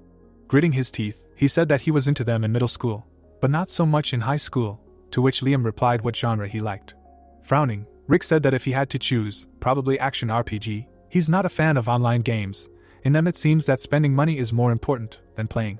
Smiling widely, the guy said that it's good. The hero looked surprised to hear that it seems like they have a lot in common. Suddenly, there was an explosion. The hero slid along the ground. A boulder appeared from the water. The protagonist turned around sharply. The boulders began to fly forward. They began to fall from the sky. Raising his eyebrows, the young man said that they definitely did. Rick jumped up and heard that he was very fast. Looking up, the boy thought that instead of dodging and attacking, he first focused on him, and only then dodged. He was attacking, he was watching him. A glow appeared around his hand. A thought arose that was not bad for a beginner. Well, when it comes to fighting, Rick's senses and talents surpass everything. The hero frowned and thought that, but now the most important thing is his ability to learn. The man extended his hand forward. It was said that the enemies who were trying to attack him in the same ways that he had already experienced. The young man clenched his teeth tightly. A thought arose that they taught the boy to be more attentive and not to let down his guard. Liam's eyes widened in amazement. The protagonist raised his hand. The thought appeared that his decision was a lesson he had learned today. A bright beam appeared in front of him. Rick clenched his fist tightly. The thought appeared that the bracers were armor that released the wearer's life force and energy. The hero stood still. He clenched his teeth. The thought appeared that another lesson. Beams appeared in front of the protagonist. It was said that even if it seemed that the attack had hit the target, one should never relax ahead of time. Spheres rushed forward. Frowning, Rick thought that the monster's power, although not completely, but he thought he had figured it out. He raised his hand. The thought appeared that the static electricity that passes through the body begins from the stomach. A sphere appeared. It was said that intuitively it seemed that somewhere around 60% remained. The hero struck. The thought appeared that when he attacked strongly, about 10% was spent. He clenched his fists. It was said that each small attack took about 3%. Frowning, the protagonist thought that if the power reached 0%, it would be depleted like last time. It seemed he couldn't use it indefinitely. The moon appeared. It was heard that it was an amazing concept. Smiling, the guy said that he didn't think he would be able to use his abilities so early. He underestimated him. He had to break through the first phase as soon as they started. Clenching his fists, the hero replied that he should say if what he was saying was true and that he was going to eat him. Looking straight ahead, he added that he didn't know how to say it correctly, but he didn't feel any desire to harm him. Closing his eyes, the young man said that, well, when he brazenly lies, that's usually how it happens. Yes, he has no personal grudge against him or desire to eat him. As he said at the beginning, he was hooked by what he said. Standing in front of the hero, the young man asked him what he knew. What exactly is the king of the monsters? To which the protagonist replied that literally the king of the monsters, makes laws and rules over other monsters. Smiling, Liam said that, but if you think about it for a while, isn't it strange? The contest is simply for strength. Besides, the election cycle happens every 666 years. The king will rule for hundreds of years and it is decided by just one festival. The hero frowned, hearing that the fact that all the monsters obey this, a strange custom of ancient times, which must be followed simply because it is a tradition. The monsters looked angrily. It was heard that they are monsters, true to their desires and instincts. Just because the strong made a law and made some rule, does not mean that they will listen to it. In that case the slaughter and carnage would never stop, right? The crown appeared. It was said that in order to prevent this, a precaution was created by the ancient monsters, the king of the monsters. The demons smiled widely. It was heard that the nature and character of monsters leads to an inevitable catastrophe. No matter what happens, everyone agreed on one thing: they will protect this foundation. The creature sat on the throne. It was said that all the monsters of the world obey one creature in exchange for harmony in their existence. This is the king of monsters. Looking straight ahead, the guy said that fortunately, for 10,000 years, kings ruled the monsters of their eras without major changes. Maybe their policies were different, but the basic principles of monster survival remained unchanged. The protagonist's eyes widened, hearing that there was only one exception: the king of this generation. The man sat at the table. It was heard that let him imagine if human leaders one day passed such a law. No one in the world can eat meat under any pretext. What would happen then? Standing in front of the boy, Rick said that everyone would protest violently. There was no guarantee that this law would be carried out, and it was unlikely that everything would end in protests alone. To which Liam asked if that was true, but they had held out 666 years, no more, no less. Stretching his arms out to the sides, he added that this in itself would tell him how important the king of monsters was to them, how much they had suffered so as not to desecrate the tradition. Looking straight ahead, the boy said that, but now their patience is running out. He understands what he means. Standing in front of him, the protagonist said that if the next king makes the same law, not everyone will be as obedient as before. He is leading to this. Stretching his hand forward, The young man replied that he is a quick learner, and even if the king orders, they may not listen. The monster's eyes lit up. It was heard that even if he was the king of monsters and the strongest of all, if most of the monsters did not want to obey, then nothing could be done, and if it came to that, the crown was covered in blood. It was said that not only the new king of monsters would fall, the very existence of such a centuries-old concept as the king of monsters, his power and symbol would quite literally fall to the ground. Taking a step forward, the guy asked that he now understood what he was saying. Smiling, he said that he would become the king of monsters and keep everything as it was. Few would turn a blind eye to such impudent words. A young monster might laugh and move on, but someone older would tear him to pieces. The girl grinned. It was heard that well, he understands where the wind is blowing from, he is good, but does not fit the stereotypes of monsters. The problem is that he does not understand how the world works, and stupidly gives out his condescension in all directions. Frowning, the hero asked what he meant. He was asking him to take his words back. Looking straight ahead, the young man replied that to be honest, at first he thought he was just some inexperienced slug that he would crush with his foot. But now he seems more mature, he catches on quickly, he has good potential for growth and all that. Smiling, he added that let him come under his command. If he helps him become the king of monsters, then he will allow him to become the ruler of the Korean peninsula. The protagonist frowned. Listening to that, it was a good offer. Yes, even if he rules, he will not be able to completely destroy people, but he can leave a few that are close to him. The guy looked surprised, hearing that, but about him, how strong is he? He is convinced that he will become a king, but does he objectively evaluate himself? To which he asked again. Rick lowered his head when he heard that he couldn't say that he was the strongest on the peninsula, but there was no one stronger than him among the representatives. Taking a step forward, he said that it was fine. The hero extended his hand forward. Liam looked at him in amazement when he heard that if it meant that he would protect the people around him, he would accept the offer. Smiling, he replied that as he thought, he would not disappoint.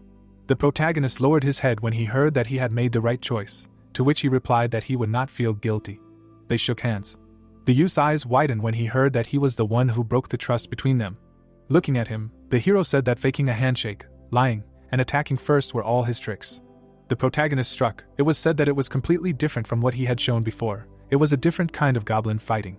Lightning flew around the sphere. The thought arose that he had used all 60% of the energy, and left only a little, having squeezed out all his strength. Rick struck with his foot. The thought arose that he did not do it reflexively, but with cold calculation, and for the first time he realized the technique, full of confidence and intelligence. Suddenly, he used the skill mountain flip. The hero clenched his teeth tightly. The thought arose that only with confidence and readiness. A bright flash appeared. Gray smoke flew in the air. The protagonist sat on the ground. Looking down, he thought that his body did not stop shaking because of the monster's power. His hands trembled. The thought arose that right, the restoration of the body and endurance, for Rick, who poured all the monster's power into the attack, leaving only a little in reserve, either one nor the other is available. Rick frowned and thought that now that his resources were exhausted, he would not be able to continue the fight. The guy stood in front of him. Looking straight ahead, Liam said that holding back bloodthirstiness until the last moment, and then using up all the monster's strength in one blow, such a talent for battle is given only by the heavens. The thought arose that the monster's unique art is Arctic pursuit, freezing water and allowing it to be controlled within a certain radius around the target. The hero frowned, hearing that if the difference in the basic strength of the monsters between them was a little smaller, who knows, maybe he would have devoured it. The thought arose that this is an art with which you can attack and defend without restrictions. Grinning, Liam asked what his last words were. Looking straight ahead, the protagonist said that it was nothing special. Even if he had a will, he would not have read it to him, and since he rushed at him with the thought of killing and devouring from the very beginning, he was preparing himself for the fact that such a fate could await him too. The guy looked surprised to hear that he hadn't finished yet. Clenching his fists, Rick said that if he wanted him to beg for his life or something like that, he thought it was too early. Frowning, he thought that his eyes were still brightly burning. He was waiting for his opponent to show a weak spot to strike at the right moment. The fighting spirit of a goblin was awakening in him, which he didn't even suspect yet. Grinning, Liam said that he spoke well. It was a pity that he only had enough strength to stand. The protagonist frowned. Stretching his hand forward, the guy said okay. Closing his eyes, he said that he passed. Rick froze in bewilderment. Hearing that it was true, he did not disappoint even at the very end. He was so inspired. The boy smiled widely when he heard stop, pass. What does that mean? To which he replied that well, he just wanted to see if he was worth rooting for or not. What's the point in rooting for an idiot who has no chance of becoming the king of the monsters, right? The hero looked surprised and asked what, but he just explained why he can't be the king of the monsters, didn't he? To which the boy replied that well, yeah, everyone wants to see who will become the new king. Looking straight ahead, he added that but they don't really crave the night of the monsters that much. The boy was reading a book. It sounded like he didn't like the noise of the monster world since he was a kid, everyone tearing each other to shreds and growling for no reason. He never understood why everyone acted like it was normal and necessary. The boy turned his head. It sounded like compared to that world, it was very calm and quiet here. And although it seemed like people lived very chaotically, at least they could choose how they wanted to live, yeah? The man put his hand on the table. It was said that besides they like that they are a species that knows how to occupy themselves from boredom. Manhwa and games, novels and movies, these are all useless things that do not exist in the monster world. Liam closed his eyes and said that but they like these useless things more than eating people. If it happens that the human world can no longer do them, it will be a tragedy for them. The hero gritted his teeth and thought that he was speaking in the plural, which means that there are other monsters who think like that, and then said that he understands what he means, but still there is no need to root for him. Closing his eyes, the guy said that he can become the king of monsters and that's a big deal. Smiling widely, the young man added that the Korean peninsula has every chance to win, but whether he will become king or not, there is one problem. Looking up, he said that including him, all the candidates were from famous families, they had talents that they inherited.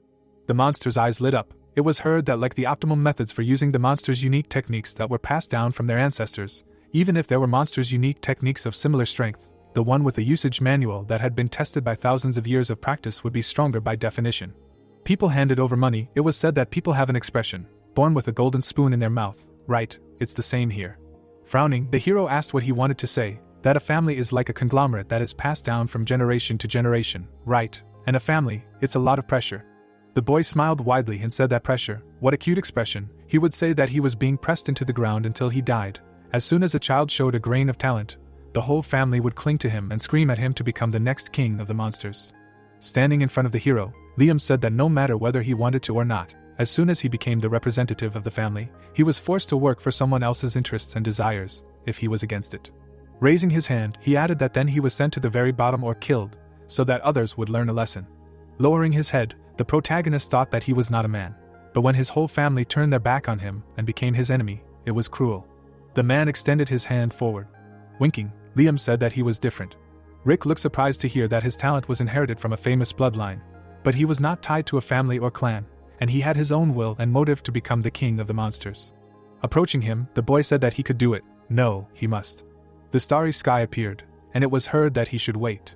Stretching his hands forward, the hero said that he understood what he was talking about, but he should give him time to think. Everything was happening so suddenly. With wide eyes, the young man said that well, from his point of view, everything is accurate. Suddenly, the girl struck him. She clenched her teeth tightly. The blow flew into the boy's face. The protagonist froze in amazement. Suddenly, a beam flew out in front of the girl. The boy flew straight into a tree. The girl landed on the ground. She used a unique art of monsters, a feather of wind. Stretching his hand forward, Rick shouted that he should stop. Arrows rushed forward sharply. Waves moved forward. The hero looked away. Gritting her teeth, Louise said that everything was fine, not even a scratch would remain. The forest appeared. It was heard that it seemed that he dived somewhere far away. Because he knew that now a curse would fly over it, he dived. What the hell? Who the hell is he? Gritting her teeth, the girl said that the one he met was not entirely original. To put it simply, he had something like a split personality. A monster appeared. It was said that a black turtle, according to legends, this creature was born from a snake and a turtle and became one. The turtle hatched from an egg. The thought appeared that, however, if you trace its origin, it is generally believed that it was a simple turtle. Yin Yang appeared. It was said that but in the distant past there was a genius who understood why Yin and Yang were needed. He separated Yin and Yang from his monster power and divided the monster's power. Yin. A glow appeared around the monster. The thought arose that as a result, it broke through all its innate boundaries and awakened as a divine beast, and the first black turtle appeared. The balcony was broken. It was heard that after this, the heirs of the black turtle were born, who adopted its unique abilities. But to become a full-fledged black turtle, you need to go through very painful training. The hero opened his eyes in surprise when he heard that the side effect of this process was a snake, personally, with whom he communicated, to which he replied that well, he didn't seem so bad to him, although at first it was different. Crossing her arms, Louise said that yes, there is no malice in him, the problem is that he is not particularly profound either, he is impulsive and does what he wants. And he is also very nasty and often puts people in an awkward position. A snake appeared. It was heard that from the concentration of yang energy of the monster's power, a personality is naturally created. He does not know if this is because of this, but his main personality is very calm and cold-blooded. A glow appeared around the turtle. It was said that it completely obeys the turtle. This side is responsible for analysis and strategy, as far as he knows. The boys stood back to back. It was heard that for some reason, Liam's snake was crazy from the very beginning, but the personality is half the trouble. For some reason it even has the ability to gain control over the body whenever it wants. It often does this, which sometimes causes trouble. Closing her eyes, Louise said that that's why even when he was chosen as the representative of the family, many were against it, called him a half-turtle and all that. He is so talented that the opponents were quickly convinced. But the hero lowered his head, hearing that okay, he is ready, they need to return quickly, to which he responded approvingly. Standing in front of him, the girl said that he should not worry, it is not his fault, even if they say something about being late, it will not affect him in any way, to which the protagonist replied that he is not worried about that. Broken boards appeared, a broken porch was heard, they had been gone for a month, so Mom was very nervous when she saw it. They looked at him in surprise, hearing that he should not worry about it. Closing his eyes, the old man said that everything would be restored tomorrow, they had people who were responsible for such things. He frowned and added that Louise should go first, he needed to tell Rick something, in private. The girl, opening her eyes wide, said that Rick had done everything right, it happened because of her and the fact that she had miscalculated everything, to which Jack replied that yes, he already knew that. They opened their eyes in surprise hearing that, but he simply did not need to be here, because the three of them had something to talk about. Looking away, the man said that he knew that such sudden visits were rude, but he needed to shake another hand. Looking straight ahead, the hero heard that this was how people lived. Taking a step forward, the girl said that well, not bad, the space is small, but cozy in its own way. Looking around, the protagonist asked if she had already received permission to go out, to which she replied that she had not. Frowning, the girl said that she was unlucky, she was not given a 12-hour visit every 6 months, she did not intend to go out into the human world where she had to hide from view, she was simply dragged here. Jack closed his eyes, hearing him say that he would explain everything if she followed him, maybe it was time to start already. To which he replied that first they needed to share what happened that night. The monster stood still, it was heard that when it got dark, about 50 gnats appeared in Seocho, Seoul. They all obeyed someone and attacked people on the streets. Rick looked at him in surprise when he heard that after dealing with them, it was found that the control method was very crude and the attacker did not clean up his tracks. So he thought that it was a trick to lure Louise out and target Rick. But the girl widened her eyes in surprise and asked what he meant, that their goal was not that, to which she was told that he was not saying that it was not their goal. The girl frowned when he heard that they probably had more than one target. Frowning, Jack said that tonight, at least 200 people disappeared from the streets and subways of Seoul. The hero looked at him in surprise when he heard that this number was based on reports that came to human police stations, so the real number of missing people was more than 500. Louise's eyes widened and she said she couldn't believe it, so it wasn't just one or two, there had to be a whole group of at least 5 people who did this, if they had a list of suspects, and if they sat down with them long enough, they could, to which she was told she was right, if the one who did this was from the Korean peninsula, they would easily find him. Jack looked away and said that but the traces at some crime scenes could lead to an unpleasant conclusion. A map appeared, and it was heard that it was impossible to accurately count the monsters that came here from other regions. They would be caught right away in their native places, so they decided to hunt people in Korea, where it would be much more difficult to catch them. The girl gritted her teeth when she heard that if they didn't find and punish them as soon as possible, then they would start hunting people 6 months before the festival itself, to which she replied that here's why. Looking straight ahead, the old man said that he needed a monster who had the will and ability to protect the human world. Now that they needed any help, she wanted to make an offer to the two of them. They knew that they had to take the exam this month. The protagonist's eyes widened when he heard that if they agreed, he would change the format of the exam. The man's eyes lit up and he added that their task was to find and kill those who invaded the Korean peninsula as soon as possible. This was their test. A view of the city opened up. Lowering his head, the guy thought that he shouldn't have put Rick down like that. He acted like some kind of coward. Frowning, he added that if this bastard doesn't come back, it's entirely on his conscience. We need to take some precautions. It was heard that his phone was turned off. Closing his eyes, the hero said that he knew that he would go to school. The young man looked surprised when he heard that he had a minute. A lot had changed since his words since yesterday, so the view of the cafe opened up. People looked at him in amazement, hearing that he had gone crazy. Looking away, Rick said that he should be quieter, you can't yell in public, and then apologized. Holding a glass in his hands, the hero asked that the conditions were still not bad, right? He would be able to be here, and not in the world of monsters, and he would not have to make him, or his mother worry about him. Lowering his head, the guy asked that he did not know what class of monsters he belonged to. Yes, to which he replied that well, how would he know what class he was? After all, he only found out yesterday that he was a monster in principle. The protagonist looked surprised when he heard the name. Wide-eyed, he asked what kind of name was that, the first time he heard it, but it still gave him goosebumps, to which the guy replied that it was not one word, each of the 5 words symbolized the status of a monster. The young man raised his head and said that the lowest was Su, with Han-chan meaning beast, and that basically meant that most monsters were of this class. The beast's eyes lit up, and it was said that although they were dangerous, they were pitiful creatures, not far removed from ordinary wild beasts. Their strength was the same. The people walked forward. It was said that their main advantage was their weapons and numbers. Ordinary people would be able to fight them even if they did not study magic like he did. There were even mentions of such cases in old records. With the current weapons they could fight them without problems. The men looked at him in fear. It was said that the problems began with classes above Su, when monsters reached a level where ordinary people could not do anything to them. The monsters stood in front of the people. It was said that Go were monsters that had the strength of at least 100 people. But even if he put 100 people against them, this comparison only concerned their pure physical strength. So even if he sent 1,000 people, they would all die. Gritting his teeth, the hero asked that if these were the 2 lowest classes, then what about the other 3? Looking down, the guy replied that he couldn't give him an exact answer because he had never met one, but there was a fear that Ki-class monsters were 10 times stronger than Go-class monsters. The students walked down the street, and it was heard that if they weren't restrained, such monsters could turn a small city into a branch of hell on earth overnight. If we're talking about Seoul, then somewhere around the area.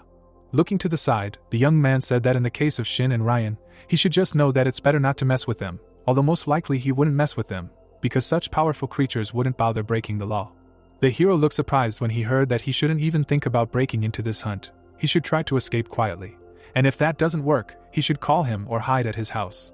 Michael frowned and said that if they really were monsters that invaded Korea, they were ready to fight the monsters here or shamans like him. He didn't know how many there were exactly, but it would be fine even if they were Ki-class. Looking straight ahead, Rick asked what he thought the monster that had taken the form of a snake was. What class was it? To which it replied that it was a small fry. The guy smiled widely. It sounded like it was hardly a Su class, but it was definitely not a Ki, an average Go. The corpse he was controlling had much more powerful energy. The monster's eyes lit up. It sounded like if he could handle even half of its power, they wouldn't be sitting here with it now. There was a reason why he used it as a distraction. Frowning, Michael said that if he understood the situation correctly, that nasty bastard almost swallowed him.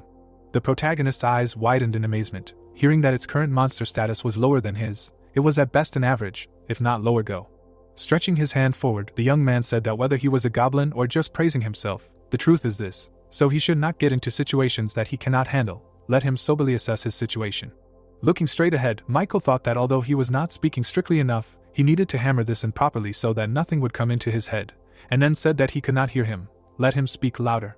Smiling, the hero said that if he met him again, he was seriously 100% sure that he could beat him. Clenching his fist, he added that as he said, if he had not been there, he would not have had time to squeak, but a lot had changed during this time. Michael looked in amazement, hearing that he in some sense understood how the power of monsters works, and also figured out a little how to fight, and then thought that what an idiot. With such a train of thought he would destroy himself. The protagonist's eyes widened and he asked what he was going to school. It was already time, to which the guy replied that he was not. Frowning, the young man said that he would not go to school today. It seemed that he himself could not figure it out, so he would have to figure it out for him, after him. The Olympic gymnastics arena appeared. A view of the arena opened up. It was said that it was for holding the 1988 Olympic Games in Seoul. Now it is known as a large concert venue dome, but ordinary people do not know that it has another purpose. The hero looked around and asked who would have thought that there was something like that in the basement. The gymnastics arena appeared. He heard that he had seen many such places on the way here. It all belongs to his family. The thought arose that the Olympic gymnastics arena is a special underground area, a public training center.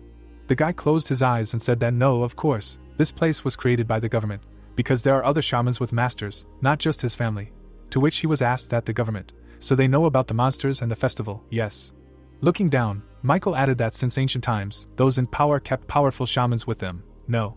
The man's eyes lit up. It was heard that perhaps the first shamans created the very concept of the state, because their ability to fight monsters would be valued more than anything else by the standards of the distant past. A building appeared. It was said that 666 years ago, at the dawn of the Joseon dynasty, the threat of monsters disappeared, but the Joseon family still organized the Constellation Hall for training shamans, and his family continues to serve. Things were lying on the floor. It was heard that monsters, festivals and other crap, all this is recognized at the national level. Looking straight ahead, the young man said that but this is a secret that not many even at the very top know, and it seems that he does not take everything seriously enough. Well, if he is ready, let him attack. The hero frowned, looking at him. Rolling up his sleeves, the guy said that he had already told him, no restrictions or rules. If he can defeat him with any of his moves, then he will not worry about the fact that he is fighting monsters. Gritting his teeth, the protagonist asked that he will not use a sword or dagger like yesterday. Grinning, Michael answered that of course not, they can only fight under such conditions. A weapon appeared. It was heard that, and although shamans are different, strong ones can most often show only half of their skills without a weapon. Everything is so serious that a shaman cannot part with a weapon at all costs. Frowning, the guy said that but he can fight a Go-class monster without a weapon, easily. Taking a step forward, he added that in other words, if he can defeat him, then he is a monster of a higher class, got it. The hero looked in amazement, hearing that well, he said to attack, didn't he? His hand trembled. Sweat ran down his cheek. The guy opened his eyes in amazement. The protagonist swung his hand at him. Michael looked at him in amazement. Suddenly, he parried his blow. The young man struck back. Rick flew to the side. The guy jumped up sharply. He swung his hand at him. The hero slid along the ground. The young man frowned. The thought occurred to him that Michael was not asking if he was okay, because there was no point. He understood everything the second he hit. Blood dripped onto the floor. It was said that he had already seen Rick's regeneration. Grinning, the hero said that he was amazing. The protagonist wiped his face and said that he was like the main character of the manhwa. It was said that since he wanted to save his friend, forcing him to pull himself together, he did not hold back, and since the damage done was close to zero. Looking to the side, the guy thought that he was rather the losing side. Clenching his fist, he added that it was like hitting a brick wall. If he used less energy, he would have crushed all his bones. The protagonist extended his hand forward. It was said that Rick realized that his friend would not be hurt even if he did not control his strength. The guy raised his hand. The thought arose that his friend Michael realized that he was a much more dangerous monster. The atmosphere in the room and the mood of the guys changed. Bright rays appeared. It was said that Rick moved first. The hero extended his hand forward. Frowning, the guy thought that he was much faster than before, but his manner of attack did not change at all. Suddenly, the protagonist grabbed his hand. The guy raised his leg up. The young man struck from his knee. Michael frowned. Rick threw him up. He opened his eyes in amazement, hearing that the temporary ban, the energy of all creation reached him. The guy swung and said that the horizontal descent, he asked that he descend and become one. Suddenly the hero let him go. The blow flew along the ground. The young man landed on the floor. Grinning, he asked that what he was holding was what he was thinking about. The protagonist smiled and answered that but this is the first time he pulled it out of his own free will. A glow appeared in the room. It was said that they would talk about something that may not be obvious. Rick opened his eyes in amazement. A thought appeared that at the moment Rick's general condition is quite sad. The hero sighed. It was said that if we talk only about his physical endurance, then everything is not so bad, but the problem lies in the spiritual energy. The boy's eyes lit up. The thought occurred that Rick had used up about 93% of his spiritual energy during the fight last night. The hero was lying on a bed. It was said that usually this amount was restored in a full day of rest. Moreover, in the human realm the process could be delayed. The sphere appeared. The thought occurred. However, ironically, his current exhausted state greatly helped when Rick pulled out his goblin club. The protagonist swung the weapon. It was said that although he lacked control over his body, his consciousness and senses were heightened, allowing him to remember the moment well. Gritting his teeth, the boy said that it was a little disappointing. He had read about goblin clubs in old documents. Whether they exaggerated the strength of the weapon, or whether it was the problem, he did not know. Rick smirked, hearing that, but from what he saw and felt, he was not particularly impressed, to which he replied that he did not think the documents were wrong. The boy looked at him in amazement. The hero jumped up abruptly. Frowning, he said that he also didn't think he was superior to the last time. A bright glow appeared in the air. The boy crossed his arms. A glow appeared around him. A thought arose that he was more powerful than he imagined, but if he was in a strengthened state, then there was nothing he couldn't defend against. A blow after a big jump, the cost of stamina and energy would be quite high. The boy's eyes widened, thinking that he had no reason to deliberately close the distance. He could just maintain the defense and wait for him to run out of steam. The weapon stuck into the ceiling. The hero looked at him in amazement and said that this could work. Frowning, Michael asked what the hell he was doing now. Smiling, the protagonist replied that well, it would be difficult to win up close. He felt like he couldn't continue blocking this huge fist-like thing. The man gripped the weapon, saying that if there was one thing Rick knew for sure, it was that he would not be able to replicate the power of his last club. The man's eyes lit up. The thought came that the size and strength were nothing, not even half as much as last time. A red sphere appeared. It was said that there was something else, the ability to freely change shape, which he could control. The hero lowered his head and said that they were starting. The thought came that he was cunning enough to use it. The guy opened his eyes in fear. The sphere rushed towards him. The young man held back the blow. Michael clenched his teeth tightly. The guy slid along the ground. The protagonist looked to the side. The young man looked at him in amazement. He jumped up abruptly. A powerful explosion flared up. Gritting his teeth, the guy thought that there was no noticeable difference in the aura compared to before, just a change in shape and control over it. The strength also increased many times over. Rick swung his hand, hearing that he really wanted to play dirty. Smiling, the hero said that he himself is not the most honest, but he wanted them to fight, right? This is a test to see if he can handle him or not. The guy clenched his teeth in fear, hearing that in such a fight it is better to be mean. He does not think there is no point in fighting honestly in a fight to the death. Grinning, the protagonist said that if you think about it, and then thought that although the situation is a little strange, in the end they are just two good teenage friends. Raising his hand up, Rick said that he was wrong. Sometimes admitting to being wrong is the best way out. Lightning flew around the guy. It was heard that he may be right, but his abilities are not enough for an honest fight. What can you do? Clenching his fists, Michael asked how it will be. Smiling, he added that he had enough of his nonsense. Lowering his gaze, the hero replied that it was scary. A powerful explosion thundered. The protagonist's eyes lit up brightly. Looking to the side, the boy thought that he should be faster, but it was becoming harder and harder to avoid his attack. The boy frowned and thought that he would adapt to his martial art and speed, and quite quickly. The man clenched his fist tightly. The boy looked to the side and thought that he was in the wrong place. Michael was holding back the blow. A powerful surge of energy appeared. Looking down, the hero asked if he was okay, and then thought that he had changed tactics to minimize the effect of his attacks, although they were much weaker than before, but it seemed that he had already been injured. The weapon rushed upward. The protagonist looked in surprise when he heard that the righteous comfort of longevity, the true sovereign that allows the sun and flags to shine brightly, the urgency prescribed by law and demanded by equals. The boy smiled widely. He stretched out his hand and said that the willow leaves of the arrow pierced like thorns. The attack rushed towards him. Rick looked at him in amazement. He looked up. The string of the weapon was cut. Michael rushed forward sharply. The hero swung his hand angrily. A bright sphere appeared. The guy looked away in amazement. He dodged the attack. Frowning, Michael said that the monarch of the moonbeams, which changes the color of the crimson skies, the thought arose that now he does not use any rituals that help his combat skills. Prohibitions appeared. It was said that as a result it greatly hinders him. For example, he cannot use most of his techniques. The hero looked in amazement. The thought arose that but even if he could.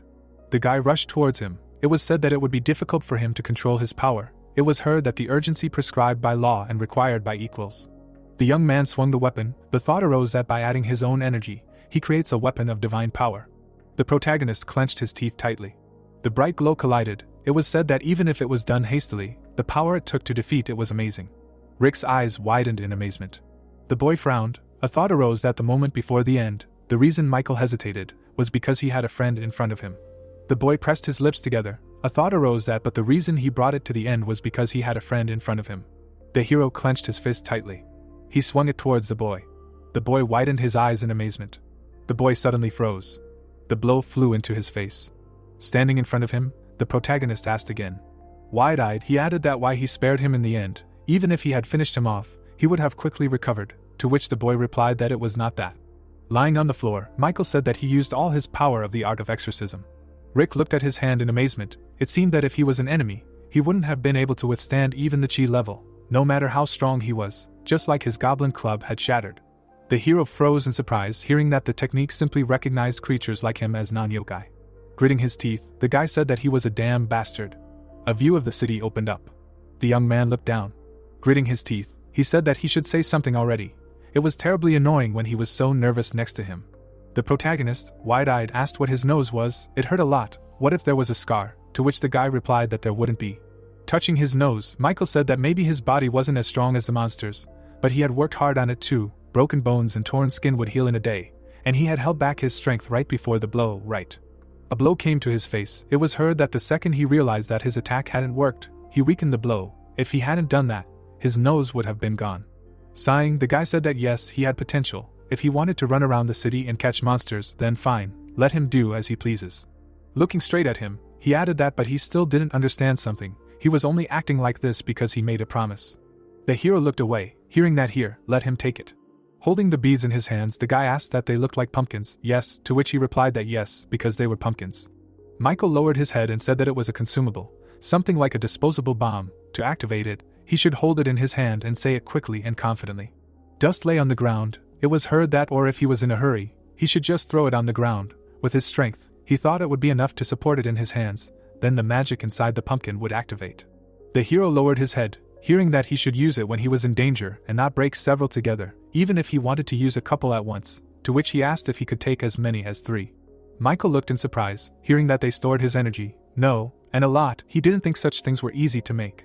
Looking at the protagonist, he asked how he knew he had seen them before, to which Rick replied that it was not about that. Holding the beads in his hands, the hero said that holding them in his hands he felt it. Looking down, he added that the energy he used in the battle with him, a lot of this energy is stored inside these pumpkins. The protagonist held the weapon in his hands. It was said that Rick's observation was correct, 3 colored streams, a storage-type weapon mainly used by Michael's family. The guy was sitting at the desk. The thought occurred to him that when the shaman has time, he pours his energy inside a specially processed pumpkin.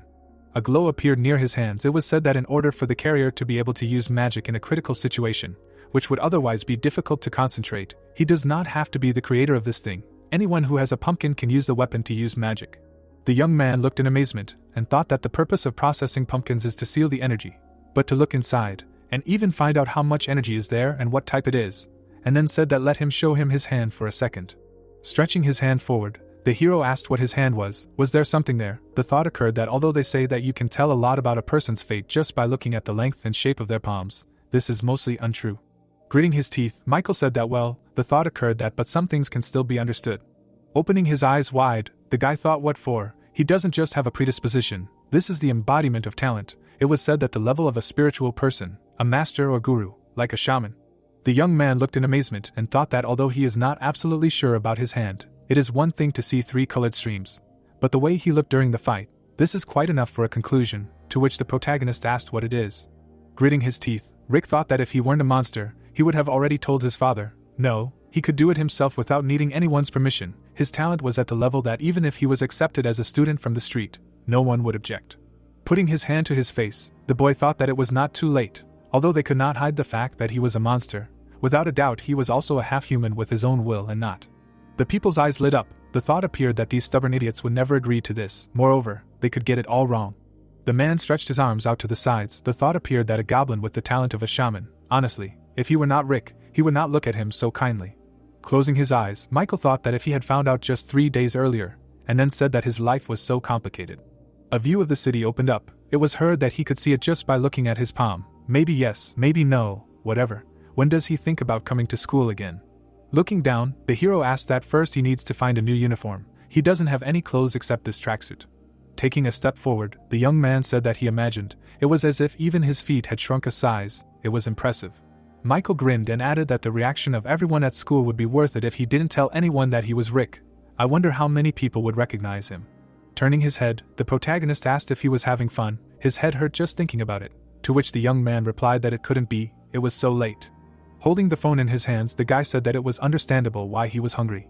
He looked away, hearing that they would eat nearby. He was treating them, to which Michael asked what for. Couldn't they go to his place and eat there?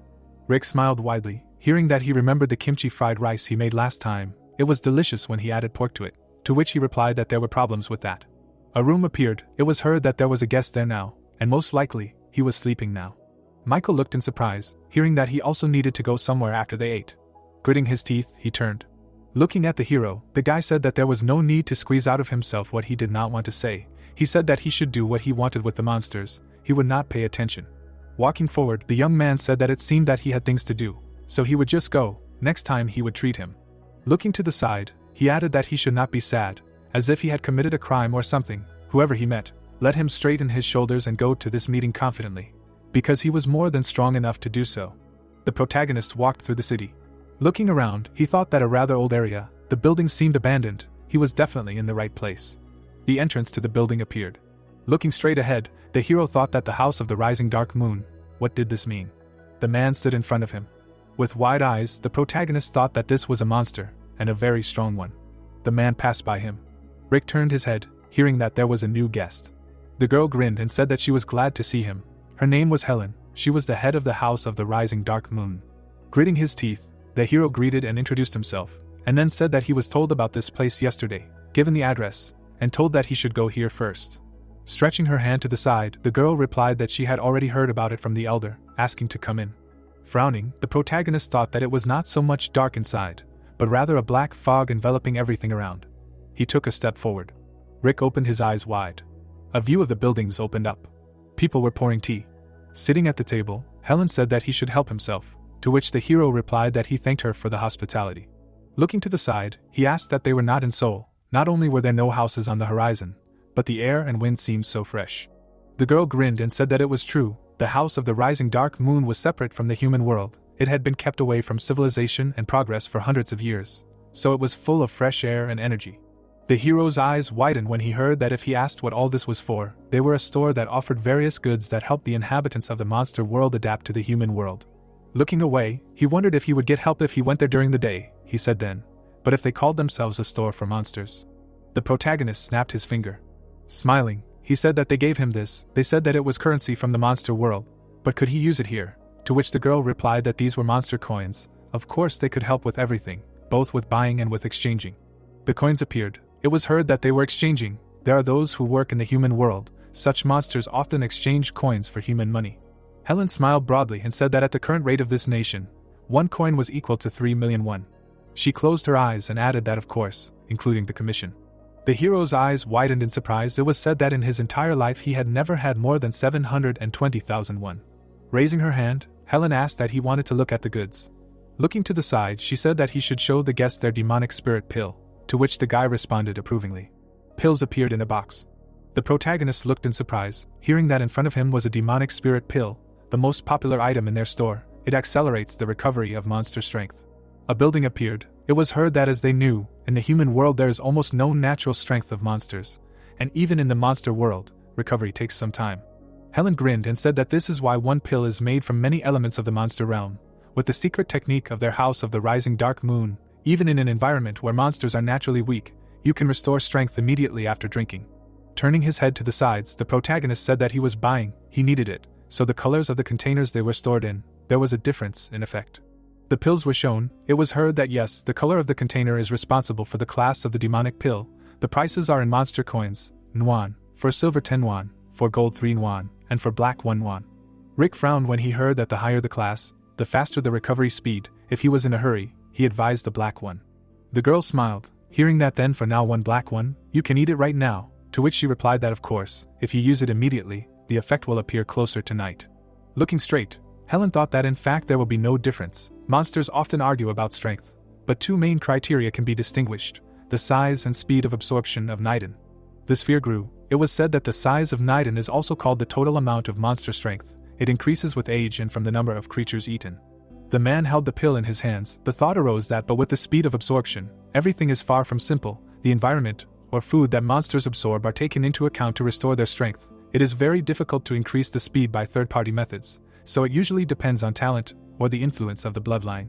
Looking straight ahead, the girl thought that if we talk about high-ranking monsters, they spend 3 to 4 hours to absorb the black pill of the demonic spirit, but with the body of a half-monster, not even half will be absorbed in a couple of days, after which the pill will leave the body naturally.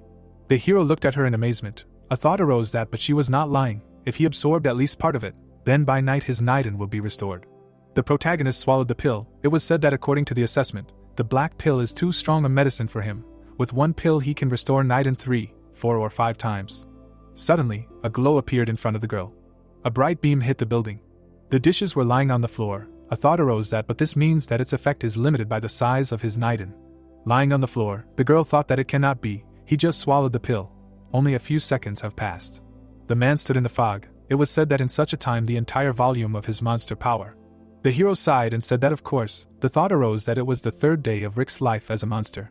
Stretching his hand forward, the protagonist asked that for a low-level pill it worked even too well. The thought arose that for the first time in his life he experienced 100%, or even more from his monster power.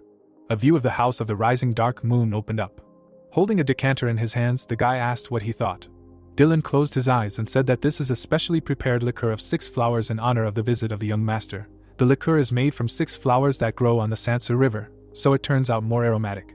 Holding a cup in his hands, the man said that well, not bad, although he does not like that they serve such good alcohol to some brat. He closed his eyes and added that he hadn't seen that girl for a long time. She said she would be back after seeing someone. He should take that as a sign that she didn't care about him as a guest. Dylan's eyes widened and he asked how that was possible. She was just a little late because she had things to do. The boy looked surprised when he heard that the guest the judge was talking about had paid a short visit. So, the food was on the table. He heard what and who the guest was. He himself did not know the details, but they said that he was a half-monster with goblin blood running through his veins. Putting his hand to his face, he added that he thought there would be something interesting, but it was that idiot again. Grandpa was also a laughing stock. He could have just left this dried-up vein to die. Dylan looked amazed when he heard that he could not believe that he was going out of his way to find this half-monster and make him fight in the festival. He could not even be called a monster, let alone a participant. Looking down, the boy said that he suddenly became quiet. Why was it so boring to pour him alcohol? Dylan lowered his head when he heard that because he was a loser half-monster, he did not like his words. Smiling, the boy said that his older sister had told him something about the old traditions that they all respected here for thousands of years or something. But he had heard that the Dark Moon was actually just a gathering of half-breeds who had nowhere else to go, right? It seemed like a glow. It sounded like they were weird freaks who were neither human nor monsters. They didn't consider themselves human, but no one considered them part of the monster kingdom either.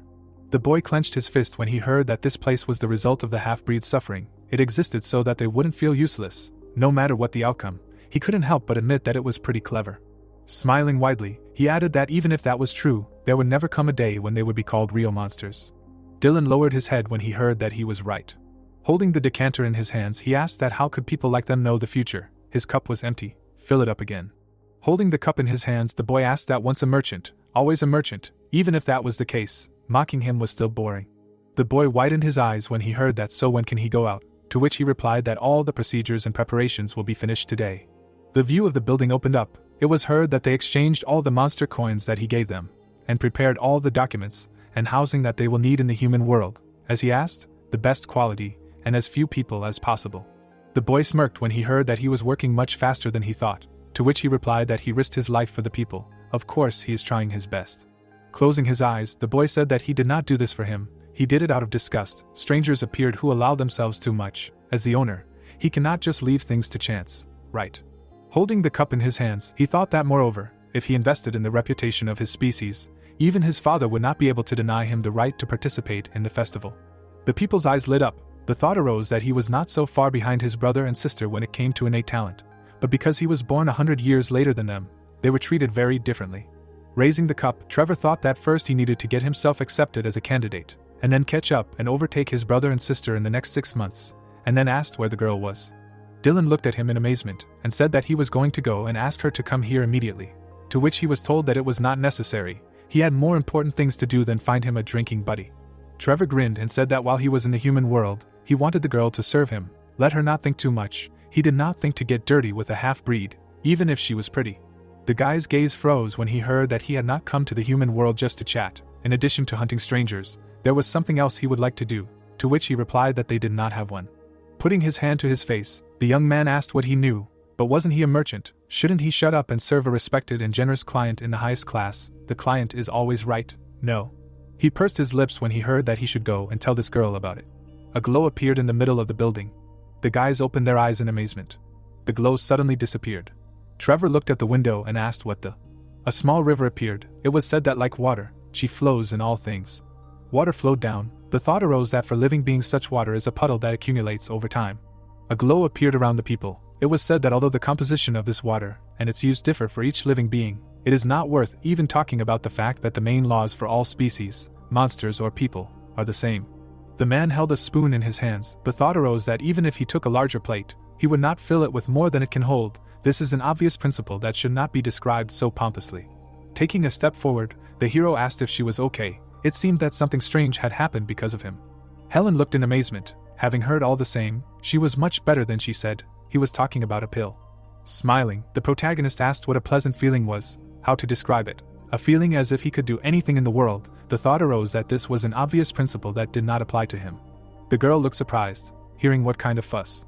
Putting his hands behind his back, the guy said that you have to be an ignorant bastard to brazenly release his energy in this place. Sitting on the floor, Helen heard that if he does not understand how to behave, then maybe he should use this chance to teach him a lesson, to which she replied that it was her fault that this happened. The guest had nothing to do with it. Looking straight ahead, Trevor heard that he asked not to be angry, to which he replied that he should shut up. The girl looked scared, hearing that he did not ask her and did not allow her to open her mouth, and she thinks he is an idiot. Gritting his teeth, the boy said that he was sure that the monster power he felt after the rumble came from this loser. Moreover, he did not understand where he was and continued to release energy. Rick lowered his head, listening to the fact that even knowing that he saw everything with his own eyes, he still wanted him to ignore it because of his stupid excuse. Sitting on the floor, the girl said that she was asking, to which the hero apologized. Smirking, he added that he was not yet accustomed to controlling his monster power, so it was said that the guy named Rick has a very kind and modest character even for a human. The plate was lying on the floor. It was heard that he did not think that something like this would happen. If he disturbed them, then he apologizes. The thought arose that but because his Naiden was filled to the brim for the first time, his body and mind ascended.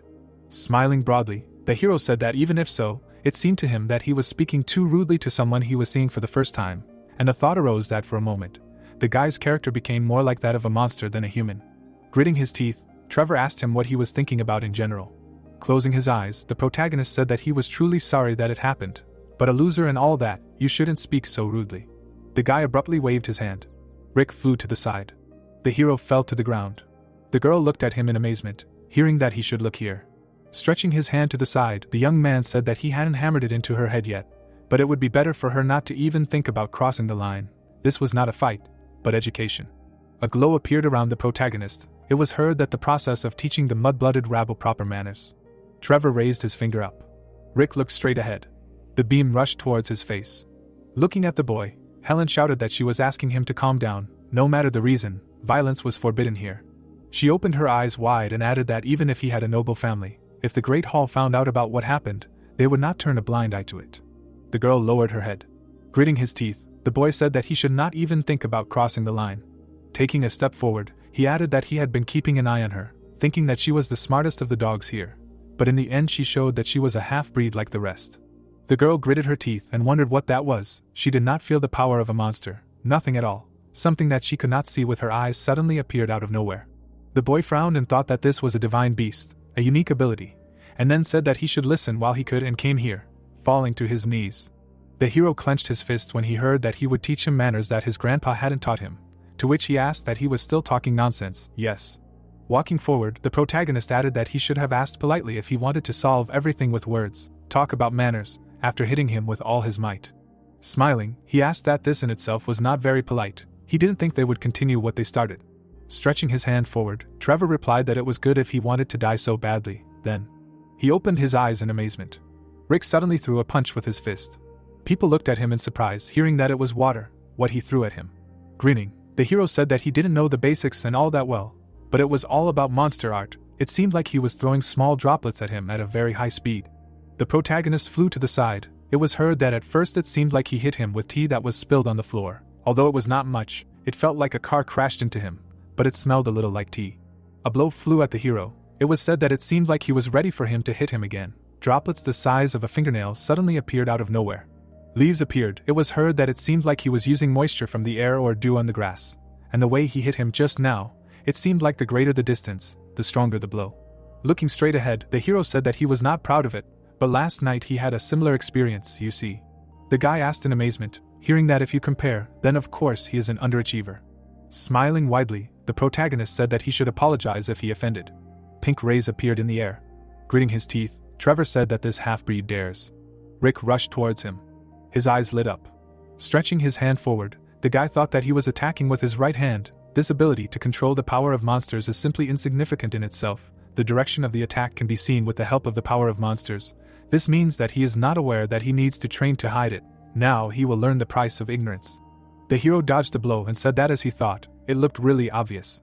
The guy opened his eyes in amazement. Suddenly a blow flew at him.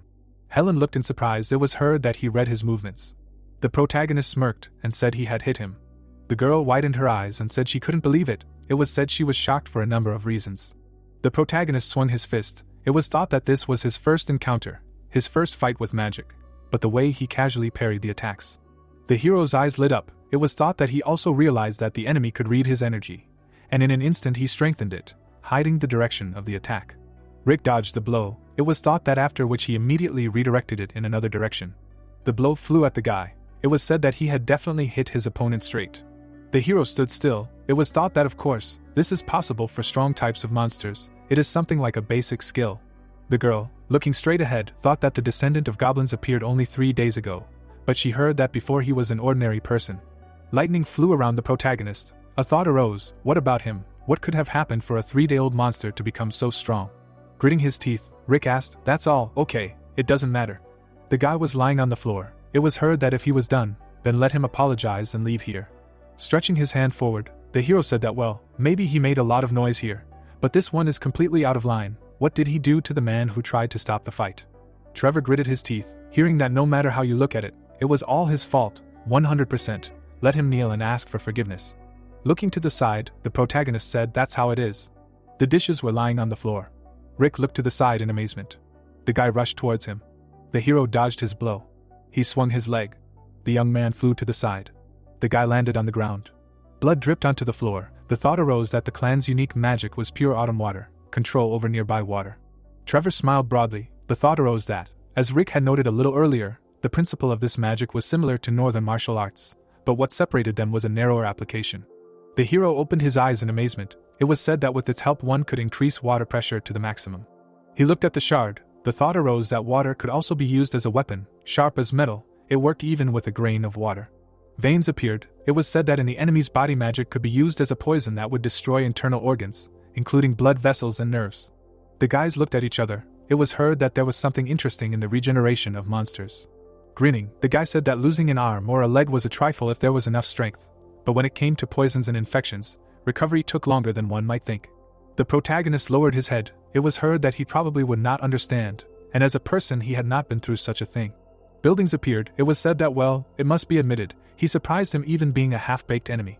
Smiling, Trevor said that, but still it was only due to his exceptional pedigree that he inherited. Maybe he was just lucky with the proportion of goblin blood. The girl looked away in surprise. The guy stretched out his hand to the side and said that, but he wanted to help him understand that he was no match for a real monster, no matter what clan half-breed he was. The man's hand dropped. The young man looked in amazement. Hearing that he was a real monster or an imposter, he did not know and did not want to know, but there was something he was sure of. The hero looked furiously and said that he was seriously getting on his nerves. The guy froze in surprise and thought that he had damaged all his veins and organs, and had already healed. He clenched his teeth tightly. The attack rushed forward. Trevor stood near the pit. It was said that the reservoir, one of the complex variations of pure autumn water, extracts large streams of water from sources such as rivers, lakes, seas, and underground waters. The man squeezed the can in his hands. The thought arose that it was called an advanced technique because water can be compressed so much that it violates even the laws of physics. The sphere flew forward. The thought arose that the real weight was hundreds of times greater than it looked. In addition, the speed and power exceeded a fast-moving truck. The hero froze in place. Black particles appeared from his hand. Looking down, the protagonist thought that focusing on the future, not on the immediate threat, you need to choose the right form. A blow flew at the guy. The thought arose that if it matched the situation, the power would increase many times over. Rick frowned and added that experience had already shown. The hero held the weapon in his hands and thought that, surprisingly, the answer was clear from the start. A glow appeared in front of him. The protagonist swung his hand. The guy held the weapon in his hands. The thought arose that although there was no skilled swordsman here to imitate, people were fighting among themselves. The hero's eyes lit up. The thought arose that he was putting everything into pure sharpness. A sphere appeared. It was said that, and besides, the blow cut the sphere. The thought arose that along with the excess energy of the Naiden, he released energy that an ordinary Rick could not use. A splash of water appeared. The water splashed across the room. The guy stretched his hand forward. The water flew to the sides. Trevor froze in bewilderment. Water spilled near the building. Gritting his teeth, the young man thought that he was lost, but where? The hero took a step forward. Trevor turned around abruptly. Looking straight ahead, the protagonist asked what happened to if he had enough energy. It didn't matter if he lost an arm or a leg. The guy's eyes widened in surprise. Rick grinned and said that he would get rid of them then. The guy's gaze froze in place. Blood was spreading across the water. The young man fell to his knees. The hero stood in front of him. Looking down, he asked if it really hurt that much when his arm was cut off. He said that he was a real monster, so he should be used to pain. Trevor looked at him in fear. Suddenly, the protagonist kicked him. The sky opened up. The guy gritted his teeth. It was said that the reason he was shaking was not because of the pain of losing his arms. A statue appeared. The thought arose that the High Tai were undoubtedly a clan of divine beasts. They ruled over many monsters, a blessed family. The boy smirked. It was said that one of them, the youngest, had always been loved and adored, so he was not used to this. Standing in front of him, Rick asked that maybe it was time for him to apologize. The thought occurred to him that he was not used to the feeling of someone being so superior to him, not used to the suffocating pressure. The hero extended his hand forward. The boy, wide-eyed, shouted that he should forgive, to which the protagonist asked what he was talking about. Pointing to the side, the hero said that, well, he had offended him too. Okay, that was enough. Helen looked surprised to hear that, but it was not only him. There was someone else he should apologize to. The boy looked away, hearing that he should bow his head and ask for forgiveness, to which he objected. Frowning, Rick asked what he wanted to say. He could not believe that he still did not understand anything. He would continue to mumble. The young man's eyes widened when he heard that if it was difficult for him to change, then he should do as he knew. The girl took a step forward. She looked down. Standing in front of the guy, Helen said that she was very sorry. A view of the building opened up. Standing behind the door, the man asked that she could hear him. She told him to get her some water. Raising her hand, the girl asked what the hell, was he not home? Kate gritted her teeth and asked where he went, leaving the guest alone. A view of the building opened up. It was heard that he could not believe it. Raising his eyebrows, Mark said that it was the first time in 10 years, and he had only been gone for a short time. He did not think that something would happen during this time. Closing his eyes, Dylan replied that it was his fault, if he had been a little braver, to which the man said that it was useless to blame himself. Putting his hand to his face, Mark said that besides, it was not his responsibility. He and Helen should not have entertained him. He knew that the youngest of the Haichi clan was unusual, but he did not think that it was that much. Looking at him, the man asked what it meant. Helen was badly injured, to which Dylan replied that it seemed like she was injured, but nothing serious. Looking down, he added that she was much more shaken by the guilt of the situation itself. Looking straight ahead, the old man heard that but even if it was about dark absorption magic, how could Helen predict that everything would happen so quickly? Gritting his teeth, he said that because of her absorption speed, the ability to reflect appeared. Therefore, where is the guest now? A view of the room opened up. Food was on the table. The hero looked in amazement. It was said that the guy was gradually cooling down. Lightning flew around him. A thought arose that, unlike 3 days ago, this time he did not completely lose control of his body. The protagonist smiled. A thought arose that he got a little carried away by his strength, but all emotions and willpower were in his power. The sphere appeared. It was said that the life force he released and the hot emotions cooled down. Rick opened his eyes wide and asked what happened in general. The thought arose that the so-called time of reflection quickly captured him. The room appeared. Lying on the floor, the hero thought that honestly he thinks that the fight was justified, regardless of who resorted to violence, especially with the desire to kill the other. The guy opened his eyes wide. The thought arose that cutting off his hand was also necessary to nullify the effect of his magic, and now he would repeat everything without delay. The protagonist smiled widely and thought that, but then he literally felt euphoria, pure pleasure from cutting off the enemy's hands. Rick opened his eyes wide, thinking that maybe it was temporary. He heard that she could come in. The hero rose and answered approvingly. The girl took a step forward. Sitting in front of her, the protagonist asked her what he thought. She was wounded. She was better already. Gritting her teeth, Helen replied that the wound was not serious. Looking at her, Rick said that, but didn't he spit blood? It happened to him too. The wound was not light. Closing her eyes, the girl said that she asked to forgive her. She lost control. She behaved incorrectly. Stretching his hand forward, the hero said that no, the responsibility for the fight lies only with its participants. He is the one who should apologize. Even though it was just a roof, he could still destroy it. Looking down, Helen said that it was her fault. She should not have offered the black spiritual pearl to the master. The protagonist's eyes widened. Hearing that the effect he needed could be obtained with the silver and gold, she advised the black one, knowing this. Looking straight ahead, he asked what she wanted to say, that she had deceived him. The black pearl was the most precious. Lowering her head, the girl said that as he had already heard, she was a half-breed, the child of a human father and a monster mother. People were holding hands. The thought arose that such hybrids were not uncommon. It often happens that children are born from the union of two races. Genes appeared. It was said that those born from such unions receive the qualities of both parents. In other words, they are neither humans nor demons. Frowning, the girl said that in the case of most half-breeds, they are born with the essence of life and can feel the energy of monsters, but cannot absorb it, and therefore the situation is pitiful and painful. Helen was kneeling. It was heard that they experience an eternal thirst that they cannot quench. They can touch the world's hot spring, but cannot drink from it. She held water in her hands. It was said that even if they ingested medicine like the bright lotus pill, it would only wet their lips. The hero widened his eyes, hearing that this was why she envied him. Looking straight ahead, he heard that among the half-breeds, he was a true prodigy. Despite his mixed heritage, his monster abilities were comparable to purebloods. Helen smiled. It was said that the dark elixir was not for his own personal gain. The protagonist looked at the pill. It was heard that she simply saw that he had what she wanted so much, and from the inability to accept it, she decided to joke. Closing her eyes, the girl said that she had committed an act of deception and incompetence as a salesman, a crime for which one could lose one's life. Lowering her head, she added that it did not matter what punishment or fine she received, to which she was told that it would be enough. Putting his hand to his face, Mark said that no matter what the punishment was, in the end it would shift the blame to the one accepting the apology. Helen turned around and addressed him. Closing her eyes, the man said that he had to apologize for everything. He was the head of the cultivation house. The girl looked surprised when she heard that he had to stop putting on a show and let him go and entertain the guests, to which she objected. Grinning, the hero said that everything was fine. He agreed with him. He understood his apology and accepted it, There was no need to think about it anymore. The old man chuckled when he heard that although, if possible, he would like to return the money for the black pearl, to which he replied that of course, that was fair. The girl bowed before him. She looked down when she heard that it was more of an excuse than an apology, but it was good that he accepted it. The protagonist's eyes widened and he said that it was a small mistake. Sitting in front of him, Mark said that if he agreed, he would like to set up a reconciliation meeting in the future, to which he asked again.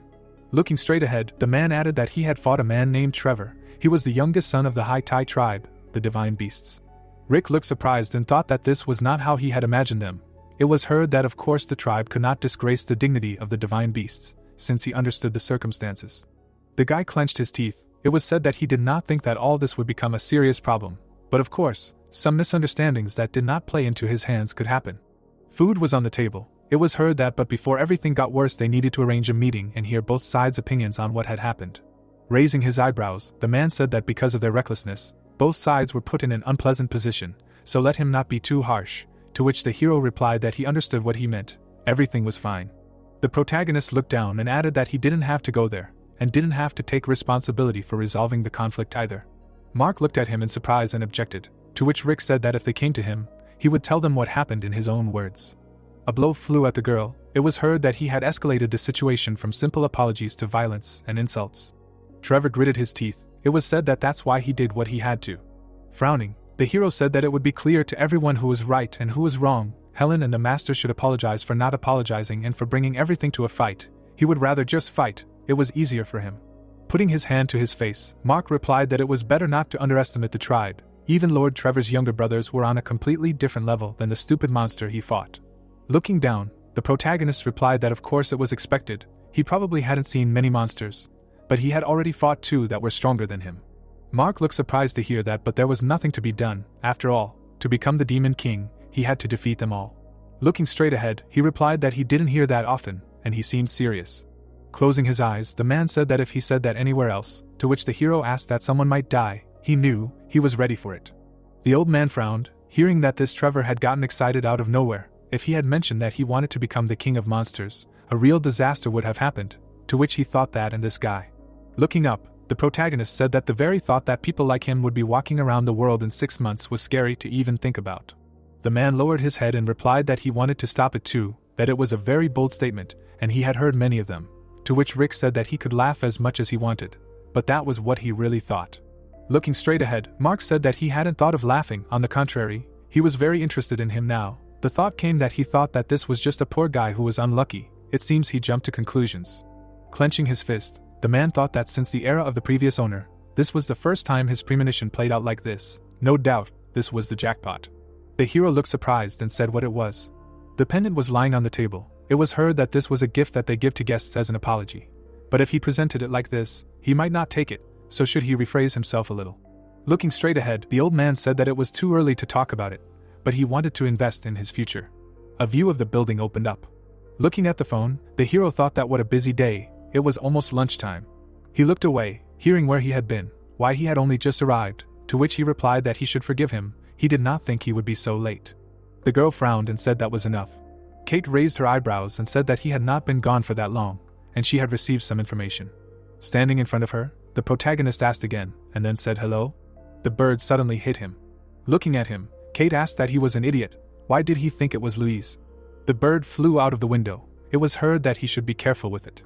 Looking down, the girl said that although she was a magpie, she did not have a single white feather. As a child this upset her a lot. Louise might not get angry if he accidentally blurted out because of his character, but this does not mean that she will not be offended. Putting his hand to his face, Rick said that yes, he would be more careful, to which she replied that, whatever it was, Louise had sent her. She had been running around since the night before, collecting information. Dots appeared on the map. It was heard that people had disappeared in the city over the past month, a large number. The last known locations of the missing were concentrated in several areas. The hero looked in amazement, hearing that perhaps this was some kind of hunting ground for strangers. Today they themselves would hunt them in one of these points. Looking straight ahead, Kate said that he should prepare something before that. Suddenly, a blow flew at him. The protagonist opened his eyes in surprise, hearing that she understood that the conditions here were not so hot. She was an unexpected guest, and she would not complain about changes in service.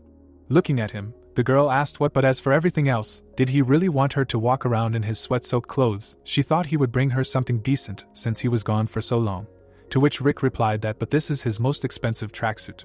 Looking down, Kate said that they were going to buy clothes, right now. A high-rise building appeared. She heard that this was it, yes, the best department store in this country. What was it called? With wide eyes, the hero said that he was not sure if it was the best in Korea. If you go to the provinces, you can find more there. To which the girl replied that people built it, right, created something very impressive without any magic.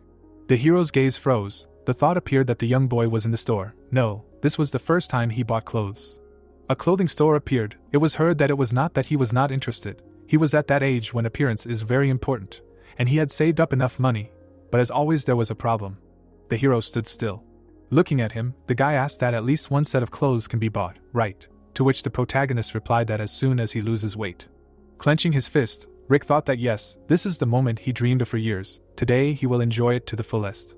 Smiling broadly, he said that go ahead, let her try on whatever she wants, and if she wants to buy, then just tell him. To which she replied that well, that's what she wanted. A boutique appeared. It was said that once again, this is the first time he buys clothes for himself. The hero opened his eyes wide. The thought arose that this is why he did not know. He held the price tag in his hands. The thought arose that about the average prices for clothes. Closing her eyes, the seller said that his girlfriend was very lucky. Few guys buy so much. The protagonist took a step forward.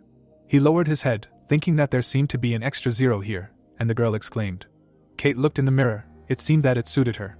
Lowering her gaze, she said that she looked good, and then asked how he liked it. Smiling, Rick thought that more than 5 million. He was very glad that he had changed the money, and then said that he thought he looked cool. Looking away, the girl asked that she had asked him to get rid of what he had chosen for himself. Closing his eyes, the hero thought that yes, he would calm down. Kate still had a lot to learn. Besides, the reason why he was able to get the gold coins, it seemed that they would look at something else there. Looking at her, the protagonist asked what she wanted something else, to which the girl asked again, what was he talking about? He was not staying here for one day, but all he had was one outfit. Rick's eyes widened and she replied that she absolutely did, and that he should come this way. The hero stood there in bewilderment, hearing that he should hold out both palms. Putting the coins in her hand, Kate said that here they were. The protagonist held the coins in his hands. Gritting her teeth, she asked what she thought. Would 10 gold coins be enough? He looked at her in amazement, hearing that if he needed more, he should say so right away if he had change. Putting her hand on her side, the girl said that she could take some for herself. It wasn't much, but he should take it as a gesture of gratitude. Closing her eyes, she said that she should go ahead. A clothing store appeared. Smirking, Kate asked what and how, to which the hero replied that it was great. Looking away, she added that and this, to which the protagonist said that she was very beautiful. Looking down, the girl asked if it was true, and Rick said that no way. Lying on the ground, he said that but for what, and Kate said that she was not sure.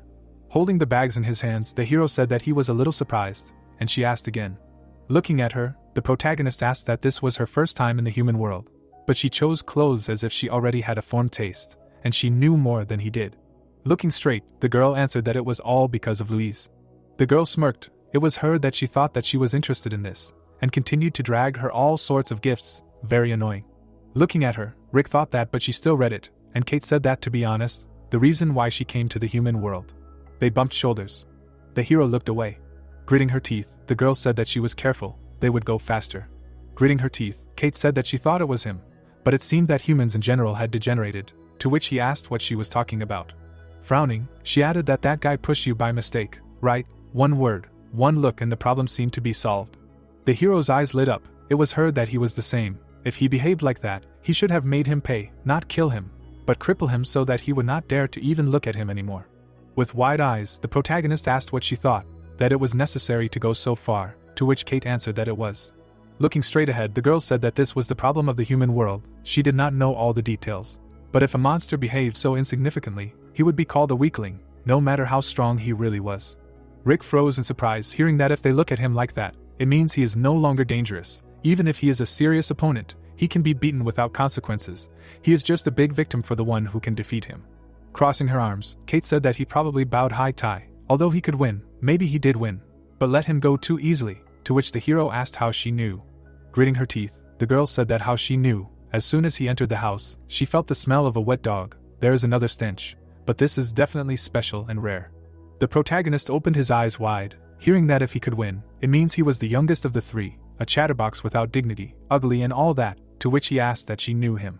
Looking straight, Kate answered that she did not exactly know him. He is the brother of her friend's sister, they once fought. The girl's eyes lit up. It was heard that about 20 years ago there were rumors about her. Having learned about them, she started a quarrel because of some imaginary rivalry. She is almost 100 years older than her. With his eyes wide open, the hero asked why she fought with her like that, to which the girl replied that of course, why not? If he wants to ask whether she won or not, then this is a stupid question. Kate put her hands on her hips. It was said that she tore her to shreds, said that it would be better for her not to catch her eye again, and that she did not want to see her irritating face. Looking away, the girl said that since then she had not seen him. According to Louise, he was still walking and threatening her behind her back.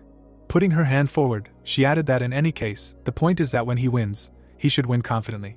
Frowning, Kate said that as a human, he cannot quickly understand the thinking of monsters. When he uses violence, he should do it confidently, this way there will be less violence. Closing his eyes, the hero replied that he will remember this. He looked surprised, hearing that of course he must be ready to kill everyone he meets here, to which he asked again. People were walking down the street. It was heard that they were faster. Grinning, the guy asked that maybe they would not rush, to which the girl replied that if they were even a little late, the reservation would be cancelled. Walking forward, she added that she had waited a week to get there. Turning around, the girl said what was wrong with him. She said that they were in a hurry. Suddenly, the guy disappeared. Looking around, she asked again. Turning her head, the girl asked where he was. The man was sitting on a chair. Putting her hand to her face, she said that seriously. Holding the cup in her hands, she added that 20 guys and they all taste disgusting, except for those who can fight. It is better to eat those who are near them. The girl looked away. The boy looked at her in fear. The girl looked at him silently. Suddenly the child opened his eyes wide. The girl spat out her glasses. Tears appeared in the child's eyes. The monster closed his eyes, hearing why he was acting like this. She looked surprised, hearing the appeal. Gritting his teeth, the guy offered to talk. Grinning, the puppeteer said that the upper world is his territory, the underground is hers. Was there no agreement that they do not climb into each other's hunting grounds? He apparently takes this rule too seriously. The guy frowned, hearing why they, relatives, should separate, although they used to be so close, to which he replied that the underground monsters of these territories are already coming. Smiling, the monster said that finally, the broker's conditions were not to fight the local monsters, right? Looking straight, the young man replied that to be precise, not to cause trouble. In other words, everything is possible until they make a noise. The glasses were lying on the table. It was heard that she knew the material well. A month had passed since they started hunting, and they only now began to do something. Things were lying on the floor. It was said that the monsters in this region are no good. They can't even protect their cattle behind their own fence. It's ridiculous to think that they are afraid of them. Taking off the glasses, the guy said that this is why he does this with his brothers and sisters. If they risk being here, then there is no need to worry about victims. Smiling, he added that let him help him. They will catch them and eat them. They all continue to carry on with their impudent nonsense. The hero's eyes widened as he said that she didn't just come here for clothes, to which he was told that was one of the reasons, but also because of the information from Louise. Kate smiled and said that it was the largest department store in the country, and that people disappeared here most often.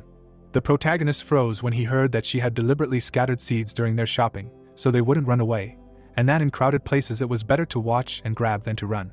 The girl frowned and asked what it was, but instead of running, they were just sitting here, so he had to let them know. The guy smiled and said that this area, no, this city was their hunting ground. The girl's eyes lit up and she said that they were very wrong. The view of the department store opened up, and it was said that the reason there were so many people here wasn't just because it was the most popular department store in Seoul. People were walking through the store, and it occurred to them that there was an intersection of 3 subway lines here. Buses were parked in the parking lot, and it occurred to them that there was also a bus terminal that connects Seoul with other regions. People were walking forward, and it was said that these 3 elements intersecting create the center of Seoul, where tens of thousands of people pass every day. A room appeared, and it was heard that of course if several people disappear here, no one will notice. The hero looked in surprise and said that if they do everything to avoid witnesses and cameras, no, they don't even need to avoid. A glimmer appeared in the crowd, and it was heard that if someone disappears in such a crowd, many will simply think that they were mistaken or that the person went to another place. Looking to the side, Kate said that well, she's not sure about that, but judging by the tracks, there are about 4 hunters here. The room seemed to be divided, and she added that she thought they divided the hunting grounds like this, although she didn't know what kind of monsters were there. Looking straight ahead, the protagonist said that there were 4. If there were so many, wouldn't it be better to report everything to the divine judge? If there were so many and they didn't know anything about the enemy. Raising her eyebrows, the girl replied that in another situation, that would be a good option. But if they did that, there would be no fight, as if they were provoking them. The monsters appeared. It seemed as if they were saying that they knew that they were coming for them, but they would not run. In other words, they should have an escape plan in case someone else was involved. Looking straight ahead, Kate said that they would just run, which for them would be tantamount to defeat. Since they needed to catch them, their escape was not an option for them. People were walking through the department store. It was heard that she did not know if they could pursue them, because unlike them, they had to obey the law. It would be difficult for them to chase without harming people. Looking to the side, the girl said that most likely they would use this advantage as soon as they could. Perhaps this is where the battle would unfold. The master gave them this test for a reason, honestly. Unless they ran towards them headlong, then she did not see a solution yet. Looking at the phone, the protagonist said that he did not think that the area near the subway or the terminal would be empty. But the department store would close soon, right? Kate grinned, hearing that even after closing, there would be staff, to which she replied that it did not matter. Raising her hand, she added that in this case it would not be a problem. The garden on the roof of the department store appeared. Looking straight ahead, the girl asked what and where she was. Walking forward, the young man said that she did not want to get involved in this. Closing her eyes, the monster said that she was not interested. She liked to rest and eat her fill. She would not give up comfort for the sake of catching two nobodies and eating them. Frowning, the guy said that as he said, there would be no problems, 4 would definitely be enough, to which he was told that this was what he thought. Putting the cup on the table, the girl said that in her opinion, it sounded like he was offering her to play roulette with 50-50 chances at best. Smiling, she added that she understood that he might be dissatisfied, but what can you do? Those she saw this month cannot be called reliable. The guy gritted his teeth, hearing that, but he was not thinking about stopping her by force, to which he asked if she was seriously talking this nonsense, thinking she could interfere with them. The monster closed her eyes and said that she wasn't going to bother anyone, let him not worry, whatever. She now needed to find a new place to hunt. Since they were going their separate ways, she decided to be honest. Looking away, the young man said that to which the girl replied that thanks for everything. Thanks to him she had learned a lot, but it looked like this was the end. Turning around, she wished him luck. Crossing her arms, the monster said that this ungrateful bastard didn't appreciate his kindness. He should have torn her head off on the spot, and the girl added that for some reason her brother had a soft spot for her. Looking straight at her, Ray said that nothing would change because she wasn't there. It's not like she was very strong. The monster put her hand to her face, hearing that the 3 of them should be enough, to which she replied that it was true, but she didn't think Jessica would refuse, considering how much she loved to absorb. Looking straight ahead, the girl asked what he was going to do once they killed those 2 newbies. The others needed a tough talk. Standing in front of her, Ray replied that he had prepared a place for them to hide. From there they would continue to hunt in this area, to which she asked what was here. Looking straight ahead, he added that yes, they would continue to hunt humans and kill the monsters here that were chasing them. The monsters were walking among the humans. It seemed like they had a geographical advantage. If they got lost among the humans, they wouldn't be able to use their full power. Monica gritted her teeth and asked that, but everything had its limits. Leaving them alive might be more dangerous for them than letting a few humans die. That way they would lose, right? Looking at her, Ray replied that yes, that's why they needed to absorb as many as they could until they returned to the continent and reached the soul realm. Looking at him, the girls heard that they should think about the humiliation that their family had experienced. Frowning, the guy said that they might not be able to go home yet, but when they did, no one would dare underestimate them. Standing in front of the girls, Ray said that together they could rule the monsters of all the Central Plains. No. Monica smiled when she heard that they would rule the next era and become the kings of the monsters. Kate cast a spell. The monsters looked in amazement. A glow appeared around the building. It was said that they were surprised by the sudden appearance of the power of the monsters that engulfed the entire building. The girls smiled and asked if it wasn't already late. People looked in surprise when they heard that everyone was quickly going home. People stood in front of each other. It was heard that right now. Kate grinned. It was said that the voice amplified by the power of the monster unobtrusively persuades the surrounding creatures. She looked straight ahead. The thought arose that the effect is stronger, the greater the difference between the strength of the monsters and the closer it is to the target. The monsters looked at him in surprise, hearing that there weren't 4 of them. It was said that it was quite difficult to use this ability from afar, without direct contact. Putting her hand on her side, the girl said that they couldn't be completely stupid. The thought arose that only an exceptional genius among the monsters, possessing incredible technology and strength, could cover the entire department store. Ray's eyes widened, thinking that he was sure that he felt her from the floors below. She jumped here in an instant. Smirking, Kate said that she felt their stench even inside the department store. But now that she was closer, she felt it more clearly, even envied the dulled sense of smell of people. It's good that there was fresh air here. Julie gritted her teeth, hearing that it hurt her even to breathe near them. Taking off his glasses, the guy said that he should not fall for pathetic provocations. Monica looked at him in surprise when she heard him go down, to which she asked if they didn't want to fight together. Turning around, Ray said that they needed to catch them both. They could handle this one. The second one wasn't that strong. She thought she could handle it alone. Monica smirked when she heard him catch him and eat him herself, to which she asked again. She jumped up. Looking straight ahead, Kate said that it was a bad decision. It would have been better if he had said that he should run as far as he could, then he would have saved at least one life. Frowning, Julie said that she was kind. In such a situation they should worry more about their own lives than about their little sister. Frowning, Ray thought that she was obviously strong. No matter how he convinced himself, she was very skilled. If they had met her a month ago, she would have easily defeated them. The monster smiled, the thought appeared. But now everything is fine. They ate about 1,000 people in the last month. A glow appeared around the monsters, the thought appeared, that they will cope. Holding hands, Kate said that she liked how they do not understand what they got themselves into, well. Smiling, she said that she will see what they are good for. A view of the department store opened up. The woman was hitting the wall. Someone grabbed her by the shoulder. Looking at her, the hero asked that she was okay, to which the woman asked what it was. Closing his eyes, the protagonist said that there was an alarm a little earlier. They said that there was a gas leak, so the department store closes early. The main entrance is still open, so he can go out through it. Turning her head, the woman replied that thank you, but he did not see a child here, just above her, to which he asked that she was talking about her grandson. Yes.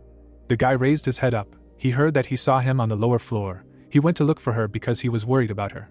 Rick sighed heavily. Crossing his arms, Kate said that there was probably almost no one left here. If he was lucky, then no one at all. She just whispers to people at a 3-digit distance at the same time. If there is a certain level of magic resistance, then the persuasion may not work. Looking straight ahead, the hero heard that he should walk around the department store and look for those who did not listen, to which he responded approvingly. Looking to the side, the protagonist thought that there were about 7 people. He needed to look around again, just in case. Taking a step forward, the man said that it was him. Yes, his aura was very weak. She had been looking for a long time, but she was still not sure. The protagonist frowned. Hearing that, how can I say this? It was a little strange, but... Smiling, Monica asked that, pretending that they hadn't seen each other and weren't going to fight. Okay. Rick asked in surprise, hearing that she had honestly come to devour him, but it seemed that he wouldn't be very nutritious for her. Looking straight at him, the girl said that she also didn't like people like him.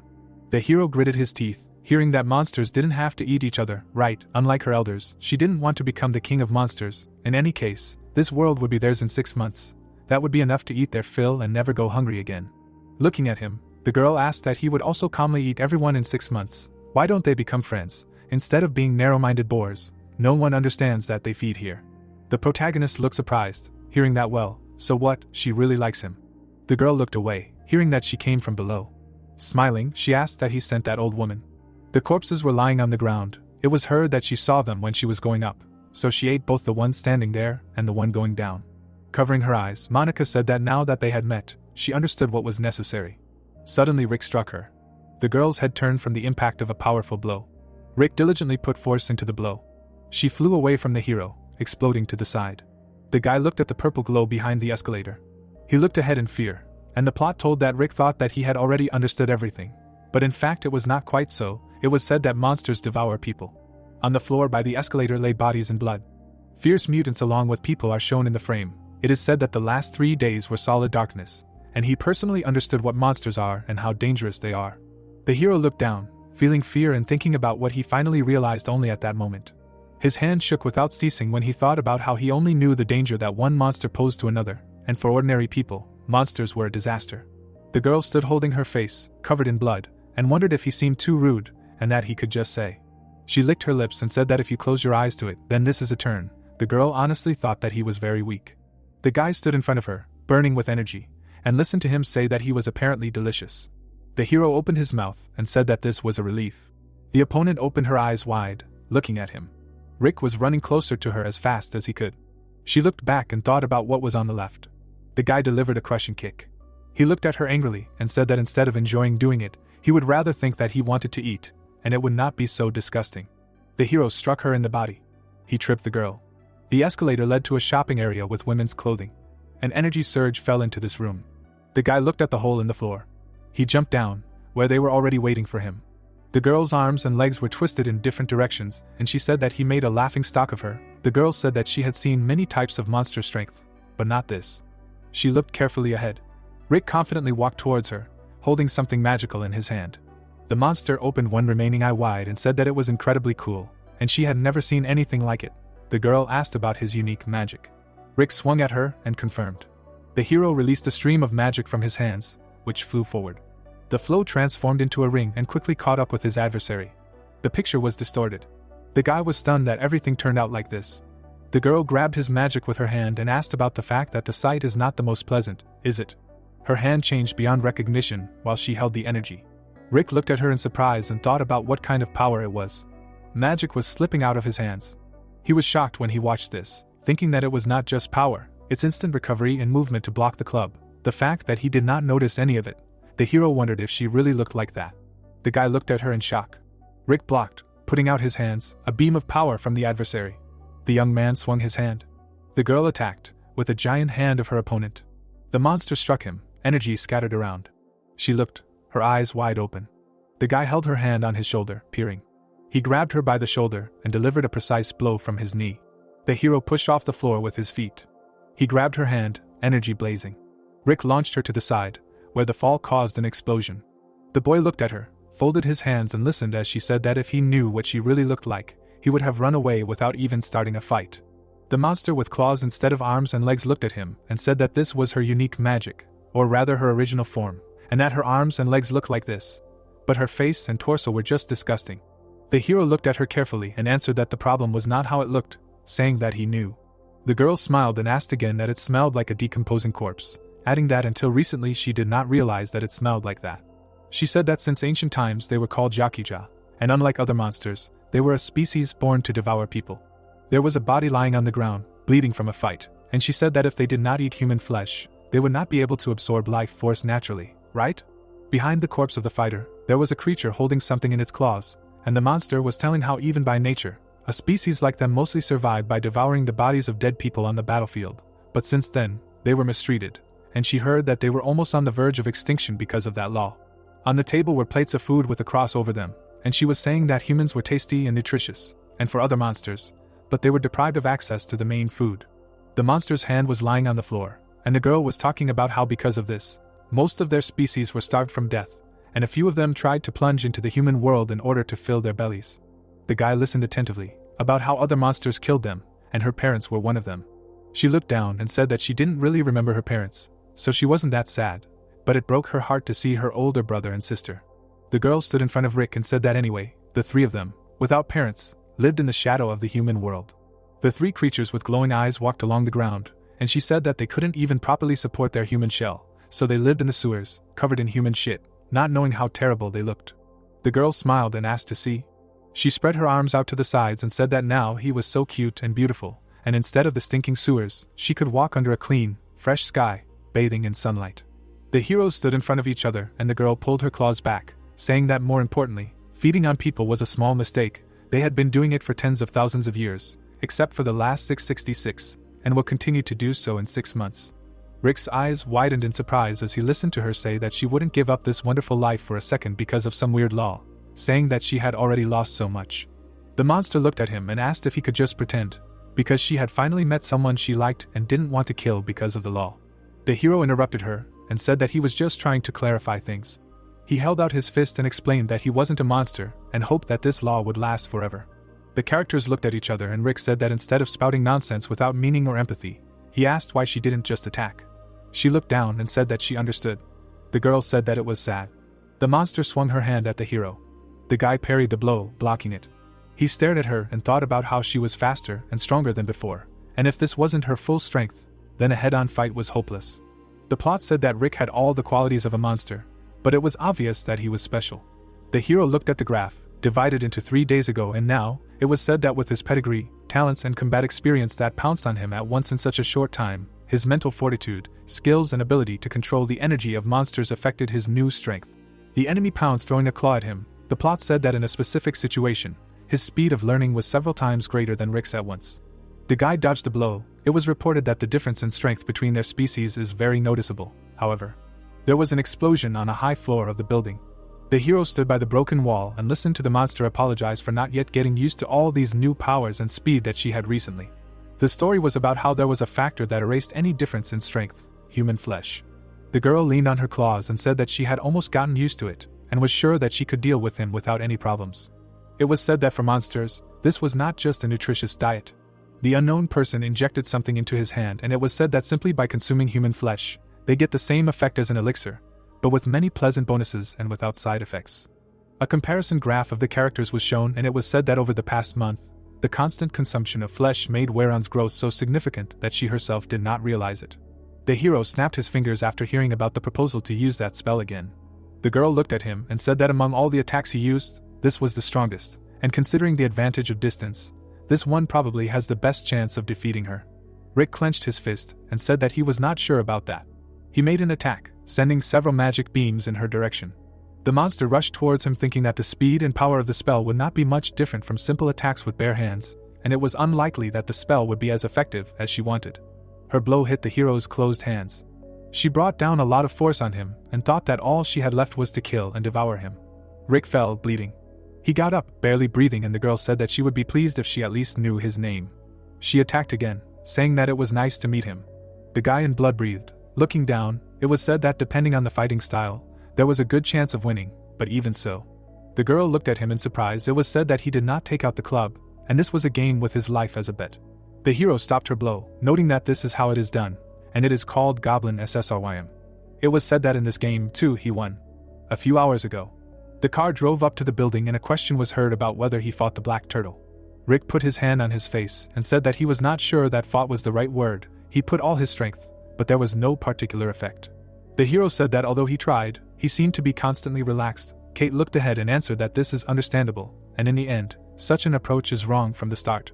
She imagined Liam, keeping his hands in his pockets, and said that for a start, his blood is thicker than water, and his strength and skill in controlling it are exceptional. He pretends to be indifferent, but in a fight he is impeccable, and this makes him the best of the best.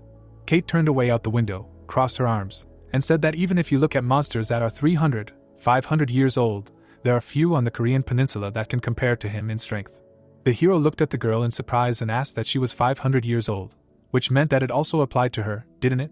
Kate turned sharply to the guy and asked about what he said. Rick raised his hands and apologized, adding that he didn't mean to insult.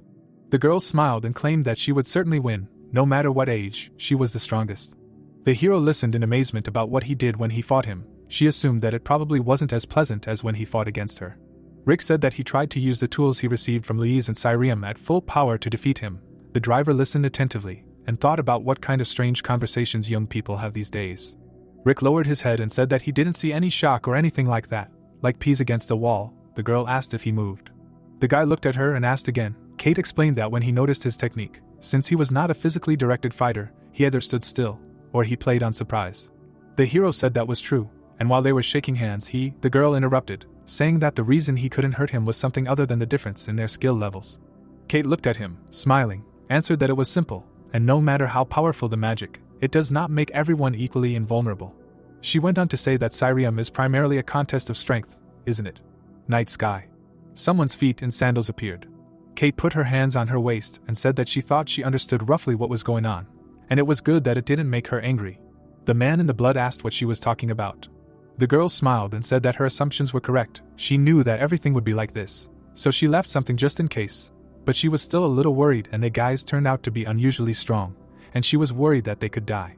The guy with the claw, covered in blood, listened to her about how with his level, he only slightly resembled him, and she was honestly a little disappointed. Kate looked away and said that she thought that they would make her get at least 4 tails, but only 3, and if she really wanted, 2 would be enough. Monster Girl sat near the wall, after the blow, and listened that she was interested in how many of them were on the Korean peninsula, and that it seemed that they crossed the border secretly. She looked at the guy and asked that he should at least know something, right, about how many monsters came to the peninsula from the outside, and who was behind it, who brought their low-level ones to hide for a while. The boy gritted his teeth and said that he wouldn't just say that, and wasn't it obvious? Kate smiled and said that she knew how they did it, but they lived here in secret, breaking the laws, and pretending that everything was fine was just ridiculous. The monster gritted his teeth when he said that if they wanted to keep their pathetic lives, they'd better be obedient and cooperate with her. The enraged young man began to transform, saying no. He said that he refused. The girl watched as magic flared up around him. She began to cast the spell, thinking that judging by his energy, he could be considered strong even by the standards of the key level. The monster pounced on her. The girl cast a spell to summon the supreme demon, the suppressing emperor of the foot. An unknown force fell from above when the girl spoke about what needed to be suppressed. The monster lay cut in half and listened to him tell her that no matter what he did, the result would be the same, because despite his level of strength, his style was primitive brute force, and even if he was 10 times stronger than he was now, everything would end the same. Kate scratched her head and made him understand that power was not in the power itself, but in how he used it. The bird sitting on her shoulder confirmed this. The girl looked back at her, and the bird said that she looked cool.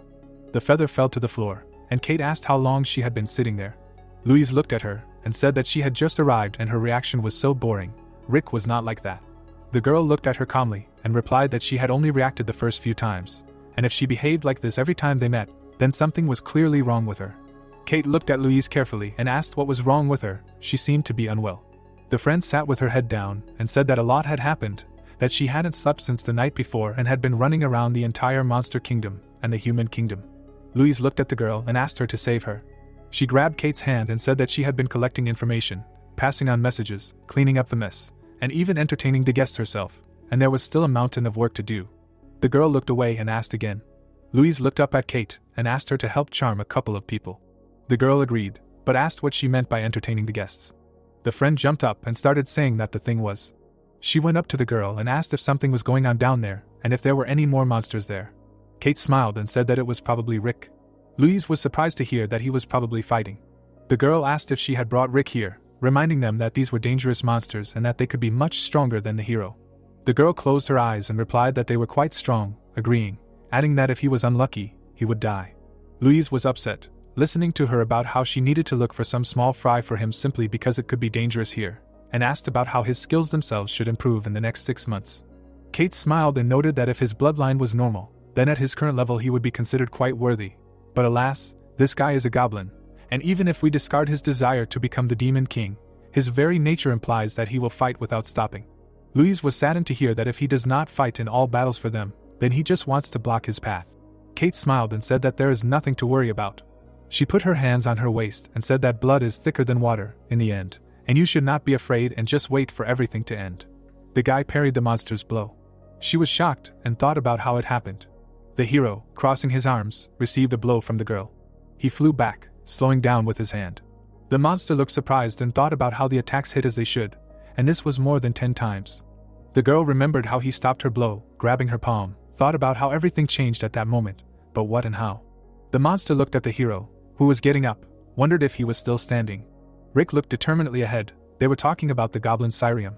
The young man was fighting the monster, and it was reported that, unlike the club, only a few have this privilege. Goblins are born with instinctive fighting skills. The guy clenched his teeth, straining, and then looked at her in surprise. The plot said that if it weren't for a simple technique that relies on strength, Goblin Cyrium was called a magical ability. The man tried to move the tree from its place when it was told that therefore goblins are known not only as monsters that fight well, but as monsters that cannot be defeated by fighting. He walked, shuffling his legs. When it was reported that the guy understood, Rick apologized. The hero continued to get closer and said that he understood something and got carried away, wanted to try it as soon as possible so as not to forget this feeling. The guy looked at her and suggested that they finish with this. The monster sharply attacked the enemy, and he thought that if he neutralized the blow, there must be a move that will soften it. The hero was grabbed by the head with claws and told that what he received earlier. The monster's eyes lit up with a bright light, and he said that he was returning. She grabbed her head and made a headbutt, thinking about a simple movement. The girl looked at the hero, watching intently. The guy's nose turned red and he grabbed her claws. The plot explained that minimizing damage by redirecting the enemy's power is a basic principle not only in Cyrium, but also in many other combat techniques and self-defense. Sneakers were shown and it was said that this is not all, and you can not only reduce the damage received, but also release it at the point of contact with the body to neutralize it. It was said that goblins call this root. The roots of the tree grew underground, and it was said that just as it is difficult to break a tree with strong roots, it is also difficult to move a goblin who understood the root. The monster bared his teeth and it was said that if he stands firmly on both feet, minimizing the damage received. The hero lifted a large body above himself. The guy was waving a big weapon and the plot was saying that he was increasing the power of the goblin Cyrium. A clenched fist showed a ring on his middle finger. Kate's eyes were shining with a bright light. The plot was saying that he was going beyond his previous boundaries. The guy launched magic, multiplying it with several blows. It was said that only then could he show his true power. The hero, enveloped in energy, grabbed the monster, lifting it into the air. He hit it with all his might, putting it on the ground. The monster's eyes opened wide. The sound rushed throughout the building. Rick looked at the broken floor through several floors. The body prodalato from floor to floor. Rick landed, jumping after the monster. The girl asked if she could ask for a favor. She lay there broken, missing a claw and half a head, asking that before she died from her injuries, could he just finish her off, because if her power ran out, she would return to her original form, and even if she died, she wanted to be as beautiful as possible. The guy looked at her and said that he was not going to kill her, the other monsters that crossed the border, and how they did it. He said that she needed to give a lot of testimony. The monster lay and laughed, saying that he wished he could leave her alive for another reason. Wasn't she hoping for too much? Rick turned around abruptly. Someone had suddenly struck. Kate asked about what it meant to entertain guests, and where these guests were from. Louise looked at her and said that it turned out that among those who crossed the border, there were several monsters from the mainland, and the mainland monster realm knew about it, so they sent help, thus taking responsibility for the incident. The girl crossed her arms and asked what was wrong. If they were powerful, then she would like to meet them. The friend replied that she thought they had all the necessary skills. She lowered her head and added that but because of pride, they sent an assistant with a particularly high reputation in the monster world, and it was difficult to deal with such a person, because this monster behaves very rudely. Kate was discouraged and asked about the reputation, asking if they sent some elder who had been sleeping for the last 1,000 years or something like that. The girl replied that this was not the case at all, and they said that he was a direct descendant of a great bloodline. The guy looked at the stranger and someone asked whose descendant he was and why he was here. In front of him stood the girl, who was said to be great and wise, equal to the heavens, and that she was the granddaughter of Sun Wukong. She looked at the hero carefully. He looked at her and thought about the fact that the attack was not directed at him, which meant that it was not an enemy. Rick introduced himself and explained that he hunted foreign monsters under the orders of a divine judge. The hero continued to say that if she did not cause problems. The woman began to speak, interrupting him, about how she did not care who this unclean one was. The guy was surprised, thinking about her accent. He wondered if she was a Korean monster. The girl said that behind him was a sinner who deserved to die. Her eyes lit up with a pink light, and she said that she would look through her fingers once, no matter what the reason was why he was here. But there would be no second chance. The lady tore a hair from her head. The monster was lying on the floor and the Great One warned that if he did not want to die with this creature, then he should better retreat. She blew the magical hair from her palm. Rick was shocked by what he saw. An explosion thundered. The girl looked and said that she thought that this would be enough. The guy protected himself, the monster, taking the blow into himself. The Great One noted that he was stronger than she thought. He looked through his hands and realized that if this had happened 30 minutes ago, he would have been dead already. His legs were shaking and it was said that the shock stream was executed perfectly. The tree leaned over from the weather. The plot reported that for a young stem and roots of a tree named Rick, a blow of such force was very difficult to withstand. The hero's hands were floating after the blow, and he thought that most likely he would not be able to block a second blow. The girl clarified if he was still standing. Her eyes lit up with light when she grabbed the hair again, said that it did not matter, even if he leaned back, it would still kill him. She lifted her hair in her palm, using the art of the monster. The girl watched a large-scale explosion. It was said about a sharp impulse of a cruel god. The magic was dissipating. She watched carefully. The girl stretched out her hand, as suddenly a huge fist flew at her. The magic fist hit the Great One. The hero watched in shock. A large palm was spread out in front of the guy. Kate crossed her arms and said that something was wrong, so she came to check, and there was some kind of circus here. She turned her attention to the girl and asked who it was. She stretched out her palm and listened, about how she asked questions, that she came from China and now pretended to be busy with something useful, and instead of catching those she was ordered to, she decided to fight with this little one. Kate addressed her so that she would not stand there with such a stupid face and tried to explain. The Great One silently watched her, hearing that if she did not want to die. The girl turned and clarified with Rick if he was okay. He closed one eye and said that it seemed that he was not badly hurt. Kate said that it looked like that, specifying what was wrong with that creature, and what was the noise. She turned away from him, saying it didn't matter, because it was probably something hard to believe again, and the real reason was probably something else. The hero asked about the real reason in surprise, and she told him that it wasn't obvious. He stood out from the crowd. Kate smiled and said that no matter how long you last, you can't do everything exactly as he was told. He wanted to make an example of them, asked a question about capturing them, or something like that. The Great One began a story about not wanting to go to the Korean peninsula, and everything turned out to be even worse than she thought. She fixed her hair and said that no one here really understood the problem, asking how one could tolerate working with people like them. Kate grabbed her finger and started talking about how it was a mess, and how he would probably be happy if everything was done in this area in a sloppy manner, and that she didn't need to hold back, she just needed to name the place. The guy's eyes widened as he listened to him explain the problem well. The two girls stood opposite each other, and were blazing with energy. They looked into each other's eyes. One reached for her hair, the other grabbed her finger. The hero threw his hand forward and apologized, telling her to stop. Louise asked furiously what Kate was doing. She was angry and said that she had explained that she was a guest and if a conflict arose, it needed to be resolved. She clarified by asking if she would constantly bare her claws and fight with everyone instead of having lunch and breakfast. Kate was shocked to hear that if problems arose, would she take responsibility, asking if she was capable of it. Louise turned to the other girl and shouted at Sarah. Wasn't she sent to help them, they wondered. Sarah held her hair and listened to what happened between them and that guy. It seemed she was the first to use magic. Louise looked at her menacingly and said that even if he was rude, a fight between single monsters without the intervention of the magistrate is a clear violation of the rules. Despite the laws of the main court, this is an absolute law that the king of monsters himself issued. The friend tensed up and said that as a representative carrying the will of the magistrate, she cannot turn a blind eye to this, and if she does not back down, then Louise will do what she must. She said that she would immediately call her to the main court and report the reasons. Kate asked Rick that this is amazing, isn't it? The guy did not know what to answer. The girl turned around and said that even if you are a gopher, she was talking about how everyone can be a gopher for the magistrate. Louise listened attentively to how she is a candidate who wants to eat the sky, but all these guys would not last a day in her role. Right in front of the friend was a huge dragon, and Kate continued to talk about how among those to whom she must convey the words of the magistrate, absolutely monstrous creatures, countless as the stars in the night sky, and convey unpleasant news to such as them, and not be afraid, but stand proudly. Louise put her hands on her belt, and it was said that for those with a weak will and spirit this may seem too much, and vice versa. Even if she meets someone very strong, she should not remain indifferent to injustice. Sarah lowered her hair and thought, answering that she understands, and really, she lost her composure a little. She looked at the heroes and Kate, and explained that proving anything to them was a Sisyphean task. Sarah turned around and said that it was necessary to explain right away. She came here to punish the sinner and did not want to get involved with them, nor use their methods. Since this was their land, she would show a little respect, but it would be better for them not to get underfoot. The girl looked at Kate and said that that fox was special. Let her remember this. Kate objected, noting that she had barely escaped alive. Louise turned and, clenching her teeth, looked at her friend. She said that, be that as it may, the destruction went according to plan and they captured another one.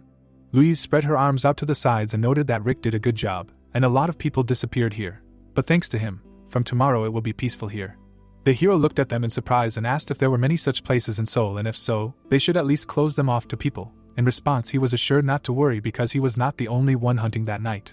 Red eyes were watching Liam and Trevor, and it was said that just like brother Liam, a monster from the human world, and people like them, entered the human realm and are carrying out this mission, where everyone was assigned their own hunting ground.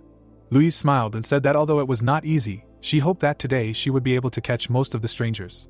Kate crossed her arms and asked her friend if there were any other monsters from the monster realm besides them, and in such a boring place like the human realm, there were so many useful monsters. Louise tensed up in response and answered that it was not that, because not only monsters do this, people also took part in the hunt. There was a map and they were talking about how Grandpa said that there was no direct cooperation, but they came to an agreement regarding the zones, and their monsters are responsible for everything to the south of the Han River. The hero looked down in surprise and thought about what was really happening when he heard that human shamans were cleaning up to the north. So, Cheonggyeonamsan, there was a tower in the night. The guy in the mask sat, leaning on his knee. Someone asked him why he decided to do everything himself. Mary held a fan in her hands, said that she would go with him. According to the law of Doryeonim, he could take 10 more shaman assistants with him. The guy stuck the weapon in the ground and said that he could handle it himself, and that there were not enough people for today's cleanup, and no matter how many there were, they would only interfere. He said that it was more convenient for him alone, that he hated giving individual orders. Mary listened attentively and answered that all the more reason to use this opportunity to practice command. This is the role and duty of the shaman. The guy took off his mask and said that he never asked for it as a shaman. Is that true? Michael took off his mask and said that the old man put him in a position he did not want, and if he wanted to refuse, he would do it at any moment and become a shaman, as long as he did not command him left and right. The girl looked up and said that a shaman who does not want to command, or a shaman who does not want anything himself, both are stupid, right? She clarified that the monster behind his back is quite large. The girl asked if he was from the Ki class, if this creature is the leader in Namsan. The guy turned around and answered that he is really from the Ki class, but Michael wondered about not being the leader, noting that in his group he was average. Depicted as a monster that is said to live in the mountains, loves the meat of women, mainly lives in Japan. Mary listened attentively to the fact that as if this changes anything, because the leader was about the size of the Namsan Tower, she thought that in Namsan there are about 10 of them and alone defeat a group where average monsters belong to the Ki class. She smiled thinking that a month ago, even a couple of days ago, the growth is huge. Although he lacks experience, no one in the department is able to achieve something like this. Mary reasoned that despite his objection, the elder had appointed him a shaman for this very reason. She thought about how he was the first genius in centuries, born in a transitional state, who had reached the level of Zen. Michael looked away and asked about what was next on the schedule, to meet with someone and report the situation, perhaps to the Minister of Defense. The girl looked at her smartphone and answered no, to the Chief of Police, the Commissioner. They were waiting for him and so she would send him to her right away. The guy lowered his head and asked again about now, suggesting that he just sleep and go tomorrow, because this was just a report, right? Mary looked at him with tired eyes and noted that he was talking nonsense, and today all of Seoul was turned upside down. They did everything to minimize losses and successfully destroyed the enemies, so for them the matter is over. But for civilians everything may seem a little different. She was scrolling through her phone's feed and listening to how even if they controlled the media and it wasn't a 100% method these days, they could blame it on a terrorist attack by North Korea. Michael looked at Mary tiredly and said that she just wanted to think so. She looked at her phone and replied that she needed to make people believe it, even if it was nonsense. Rumors made even the most delusional news more credible. The guy scratched his head and said that he understood and it was late, but at least it was the weekend, and by the way, he needed to be at Incheon Airport at 7 in the morning. The hero shouted about 7 in the morning, asking why this was so sudden. Mary looked at her phone and said that she had just received information from an elder. The girl looked at him and said that the request came from a rather famous Onmoiji family in Japan, and they asked to send 2 people, and the elder agreed. Mary asked if he had heard of the Kira family, because she only knew about Japan from anime. Michael gritted his teeth and wondered why they needed him and not someone else. The girl answered, so that the levels match. The head's children go there, they are his heirs. The airport at sunset. The guy in black boots walked forward and reasoned that just one look at the airport, and everything seems somehow unreal. He noted that the air is different even here, having clarified with his sister. There are few people inside the airport, and he says that they need to be simpler, because this is their first trip overseas. Tom and Taylor walked forward with a suitcase and he said that he knows that it will be difficult, but hopes that Korea will be a fun place. In the background of the building, someone says hello, to which the second greets his Korean friend. Mary looks at him displeasantly and asks him if it is too late for him to bother with a translator, to which the guy asks her not to make noise, because after all they are guests and he cannot just chatter. Rick looks at the screen and asks what made their father approve the mission in the first place, since they work together, and nothing like this has ever happened before. The girl looks up at the sky and states that there was actually one precedent, during the Japanese colonial period, but she could be wrong. She imagines Japan from that period and continues that back then, under the supervision of the elected Governor-General, 2 representatives arrived through the port of Busan, and there are records that report that the arrivals collaborated with Korean shamans and together they performed exorcisms in Seoul and Busan, to which he clarifies what came of it. Mary goes on to say that they were able to capture the supernatural creature that caused the stir, but there were problems along the way. She imagines people saying that the atmosphere was far from friendly, and this was especially felt between one couple, since it seems to her that those 2 did not get along at all. She imagines a bloody sword and continues that it got to the point where one was ready to kill the other, and the damage that both sides suffered during the fight was greater than what they received during the exorcism. Mary looks on calmly, saying that this was to be expected, since their methods of work and view of things are very different from their positions. Rick looks on stunned while she calls him young master and asks him to be careful, since she does not think that they have evil intentions, but disagreements can very well arise. The guy looks at the airport and replies that he does not know, but if he does not like something, then he will just leave and that's it, since they may not want that, which he does not think is the worst option. Mary noticed something and asks him to pay attention to it. They see 2 people and continues that since they sent them their photos, they probably know their faces too. The dyed blonde looked displeased. Rick lowered his eyebrows and said that he knew his words would sound rude, to which she replied that she immediately agreed, because those guys looked SOSO. One of them walked up to them. The blonde smirked. Rick asked himself to stay calm and said that he was glad to meet her. The guy bowed and said hello. The brunette was indignant at his behavior, while he thanked him for coming to meet them. Kira extended her hand to him, saying that his name was Kira and that he was 16, but if you count according to the Korean system, he was 17, and asked him to take care of them while they were here.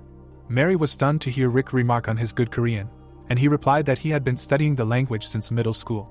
The blonde turned around and said that his sister spoke the language much better, said something in Japanese and asked his sister what she was doing and asked her to quickly say hello. The girl looked at him with displeasure. She looked away at her phone and said hello. Kira looked at her awkwardly.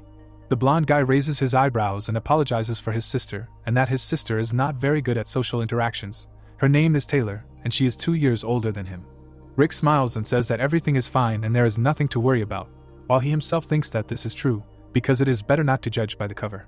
He looks at the girl and understands that these 2 are taking a much bigger risk. The car is driving down the road, while someone says that they have booked a hotel for them in the center of Seoul. Mary drives and continues that if they do not like the place or the hotel itself, she asks to let them know right away. Tom smiles and says that this is not necessary, because everything is fine anyway and they asked at the last minute, so they are already grateful that they found something for them. The girl looks at Rick. Rick immediately understood what she was talking about and asks if he can find out more about the purpose of their visit to their country. Taylor is on the phone while Rick says he heard it was an exchange trip, but he's curious about what it's for and asks if they want to help them banish the monsters or if they just want to see the sights and have a cultural exchange. Mary drives while he continues that they need to know these things for sure so there won't be any misunderstandings later, while she thinks he asked everything directly, but it's better this way than to beat around the bush later. Tom is taken aback by the question. The blonde calmly replies that they came to investigate. Maybe one monster escaped to Korea and they would like to banish it. Taylor is stunned and tries to tell him something, to which her brother interrupts her saying that there shouldn't be any problems. Tom raised an eyebrow and clarified that even their father said to do everything at their discretion, because this is their land, not Japan, and hiding information from them would be wrong, and it seems to him that when a person says everything openly, then cooperation is much more productive. Rick turns to him in shock and asks what kind of monster he is talking about, because if he got here, then it could be a dangerous monster of the spirit class, to which he receives a negative answer, but at least for now it is so. Tom frowns and replies that he does not know what it is called in Korea, but they divide the types of monsters into 4 categories. He imagines a wolf and says that the first type is demonic beasts. These are animals that have lived so long that they gained intelligence and supernatural powers, after which they became monsters. Then he imagines the entity in front of the loop, that the next type is vengeful spirits, and that these are human souls that received supernatural abilities due to strong affection or resentment. Tom thinks about objects, and continues that the third type is the spirits of old objects, which are also called monsters. He imagines a waterfall with words about the fourth type, that unlike the 3 previous ones, which come from animals, people or objects, monsters from energy are called spirits. Mary and Rick are stunned that there is one exception among them, which they call taterigs. The brunette frowns and asks again if this would sound like a dark god in Korean, and clarifies if he is right. Mary, horrified, notes that he is right and that this is a monster that does not fall into any of the 4 categories, for it is a monster created from emptiness. Against the background of purple energy, someone says that it is still unclear how they appear, but there is an opinion that they are born from the fears and desires of all living beings in the world, both monsters and people. Against the background of dark clots, the voice continues that although there is a division between species, there are never 2 dark gods in one era, and when an existing dark god dies, another one appears after several hundred or 1,000 years. The girl looks down saying that the form and abilities of the dark god vary between species, but they all have unprecedented potential for growth and a corresponding thirst for it. Against the background of one such, she continues that according to the records, from the moment of appearance such creatures are incredibly smart, they grow thanks to devouring and endlessly strive for it, and they are too dangerous even by the standards of monsters. She imagines 2 creatures saying that in the past it was like this. When the dark god appeared, great chaos began and monsters and shamans joined forces to defeat. Someone clarifies if they know what species this dark god belongs to which Tom replies that they do not yet, because as he said earlier, they are not even sure that he is in Korea. Against the background of the creature, he continues that thanks to the divine prophecy about the appearance of the dark god, they know that he has already been born and is heading west across the sea. Rick looks down saying that they will contact them in the evening. They leave for the hotel, while one asks the other what he thinks. The guy closed his eyes and asked her to think and rest, because they need to help them as best they can, and they also need to report this to their father, because if this is true, then this is a disaster, and there is simply no worse problem right now. The brunette opens his eyes and says that he means that she understands what this all means. Mary listens worriedly to what he thought yesterday while he was destroying monsters at night, that maybe someone was behind them, and if so, then what could be his goal? He looks ahead and continues that each of them is just an ordinary monster, and they became stronger by eating people. This is understandable. But nevertheless they did not know how to use this power, and if the others are the same, then their destruction is just a matter of time.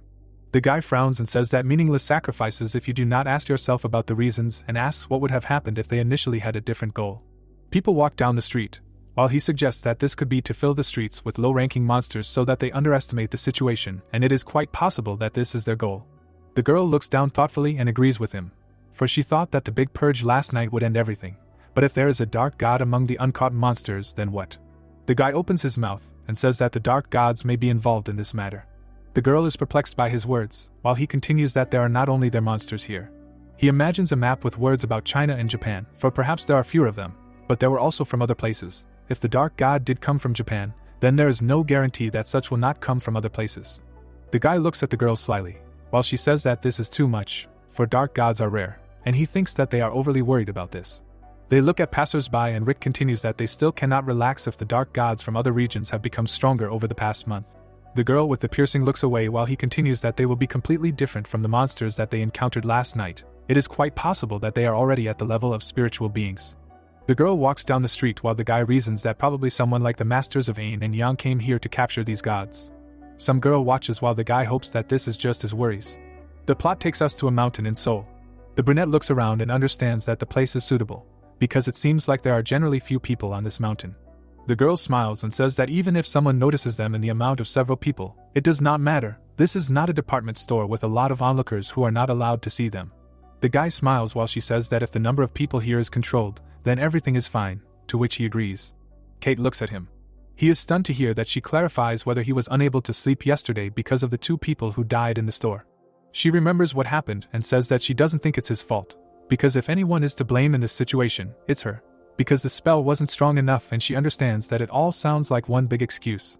But this was the first time she cast it remotely and over such a large area. Rick sadly hears that she assumes that it won't make him feel better, to which he agrees and understands that he's just wondering if there's anything he could do in this situation. Kate stands in front of him and says that that's why she called him here, because situations like yesterday are likely to happen again. The blonde looks ahead and says that from now on, whenever she gets the chance, she will train him, because this is her original role and he needs to understand a lot to be a full-fledged monster. Rick twiddles his finger while she says that even if his skill is not as strong as hers, purification is a useful thing, because there are many spells like barriers, banishment, seal search and many others that can be useful in different situations. Rick frowns while she asks him to get ready to learn, to which he agrees.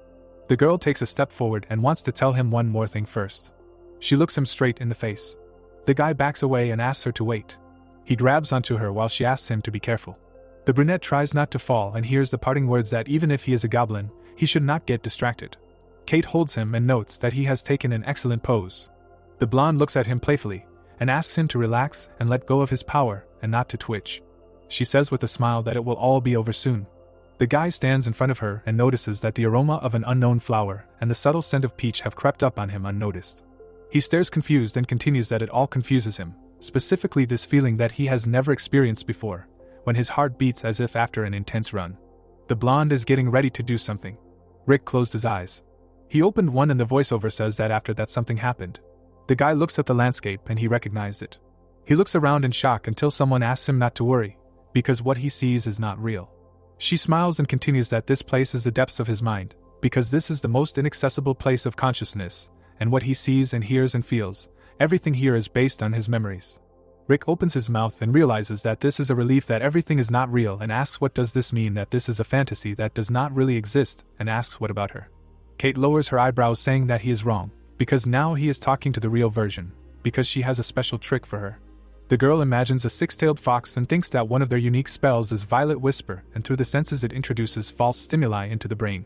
The people's eyes glow purple as she continues that it creates visual or auditory hallucinations, and it can make a person forget things they've already seen or make them do simple actions, and notes that he's already seen the latter himself. She presents a diagram and continues that it's a little stronger than that and not only introduces stimuli, because by opening the mind's path they were able to temporarily merge their consciousnesses. The girl exhales and says that to put it simply, she came to visit him in her mind and usually she doesn't have any special reasons to resort to such things. Her hands glow purple. Rick is stunned to hear that even she is interested in the results of their future tests. Kate visualizes something and suggests that they see how long he can stand against this guy. Someone breaks out of the smoke. He materializes completely. Rick is surprised that this can't be. Kate happily crossed her arms over her chest saying that he saw a familiar sight and that it doesn't mean anything, because this is the first time he encounters him. The dark guy looks at him while the girl continues that she can't tell him that he is the same as he was before. Anyway, it is a copy that she created from the information in his memory. Kate pokes him in the temple and continues that also the memories of the guy with whom she herself fought, and those that he personally experienced. Then she took and combined this information, and the copy should thus be of very high quality. Rick gets into a fighting stance while the blonde clarifies if he is curious who of them is stronger, and by how much, to which he replies that he is not sure about it. Kate snaps her fingers saying that she forgot to tell him something important, that the amount of the monster's power is probably the same as then. There is a table with tea and she continues that the body is already on the verge of destruction, due to the depletion of the monster's power, and she remembers well the humiliatingly small amount of the monster's power. Someone pushes off the ground with bare feet. He goes on the attack. Rick and his double stand face to face. The dark guy strikes. Kate says with a smile that even without the power of a monster or something like that, that guy was very strong. The brunette is horrified and does not understand what kind of power he has, and of course he lost some of the damage just by stepping on the ground, but nevertheless. Dark kicks him. Rick lowers his eyebrow. He stands with his fists clenched in front of his opponent. Brunette does not understand if he was really that strong then. Brunette remembers the girl and thinks about her strength, speed, and all this in her exceeds the strength of the monster with whom he fought in the store, and besides. Rick looks at his body. In front of his face is an enemy knee. Dark kicks him. The girl holds a cup of tea in her hand and asks him if it is not really quite easy. The blonde looks down and continues that, as she said earlier, he has talent, and if she were a monster that uses her body directly, then perhaps it would be even more difficult. Rick bares his teeth. Red Eye drinks tea and thinks that this guy has an inexplicable level of fighting instincts, and perhaps so far he has won only thanks to these very instincts. But this only works when the enemy's level is low. Rick gets hit again, and the voice continues that no matter how talented he is, but to fight an enemy who is superior to you in many aspects, and asks himself how he can be defeated at all. The guy flies back in horror and does not understand how this can be done. Dark-eyed frowns at him. And he continues that even when he put all his strength into the blows, there was no trace left on that guy, not even a small scratch remained. The guy realized something and thinks that no matter how much he thought about it, everything still seems very strange to him, because if he does not have the same monster strength that he had then why? The girl looks at the fight in surprise. Rick frowned into a fighting stance. The dark version goes on the attack. Rick frowns at him and continues that all the techniques he used in fights before were formed under the influence of this guy. The brunette remembers how he used dark energy, and continues that even when he first took out a club, he was able to change its shape, and thanks to his memory, in other words. Rick confidently looks at the enemy and says that what he can do too. The guy strikes his opponent. The dark one looks ahead in shock, while someone clarifies whether this is earth control. Rick stands right in front of him and says that his ability reduces the enemy's damage by transferring it to the ground himself, and notes that his opponent is much better at this than he is. Rick tries to tear his fist away from his face, and says that this is all to the extent that the difference in the monster's strength does not matter. The guy glows and continues that he can immediately close this gap and cannot. Rick throws his opponent into the sky and notes that he still knows how to do something. Rick frowns and uses dark energy. The dark one turns around angrily, while he claims that since he has a way, he should try it.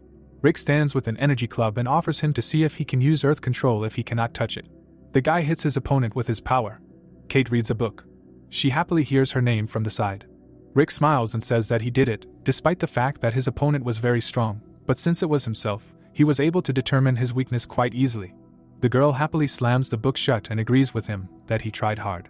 Rick is stunned to hear that they both have to admit it, and he himself clarifies what both means. The blonde points and asks him to look. His dark copy is standing behind him. He is preparing to attack the original. Kate frowns and says that at least he was able to call him an enemy worthy of him getting his club, therefore it is worth continuing. Rick looks up at the sky as she continues that even if he didn't think so before. The dark guy is about to attack. Rick looks at him in shock. He is holding a club in his hands. The brunette notes in horror that this is not fair. A huge dark force is approaching. Something is imprinted on the ground.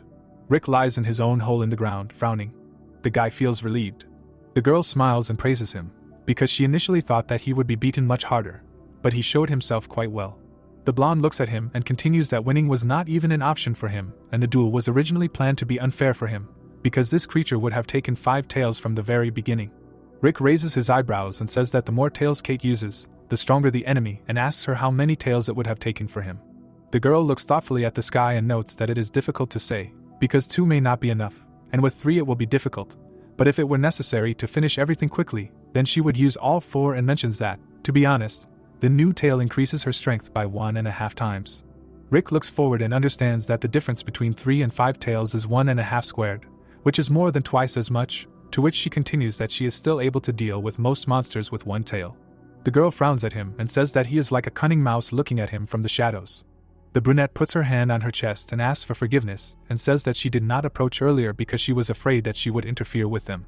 She kneels and swears to them that she did not intend anything bad and was just watching. Kate turns around and asks if they know each other, to which he answers positively that she is from the House of Cultivation of Humility. The girl sits sadly and continues that last time she made a contract with their leader, and as an advance payment for that contract she came to hand over the things prepared by the leader. Both look and are perplexed that she says that these are the best treasures of monsters, clothes for Rick.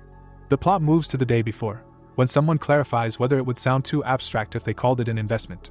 The man sits opposite him saying that everything is simple and he wants to help him so that their guest becomes a winner in the arena as quickly as possible, and material assistance from his side is only the beginning, of course. The old man looks at him contentedly, saying that he will also present him with very special things that even their guests do not know about. Rick looks down while he continues that in addition he will be provided with various amenities.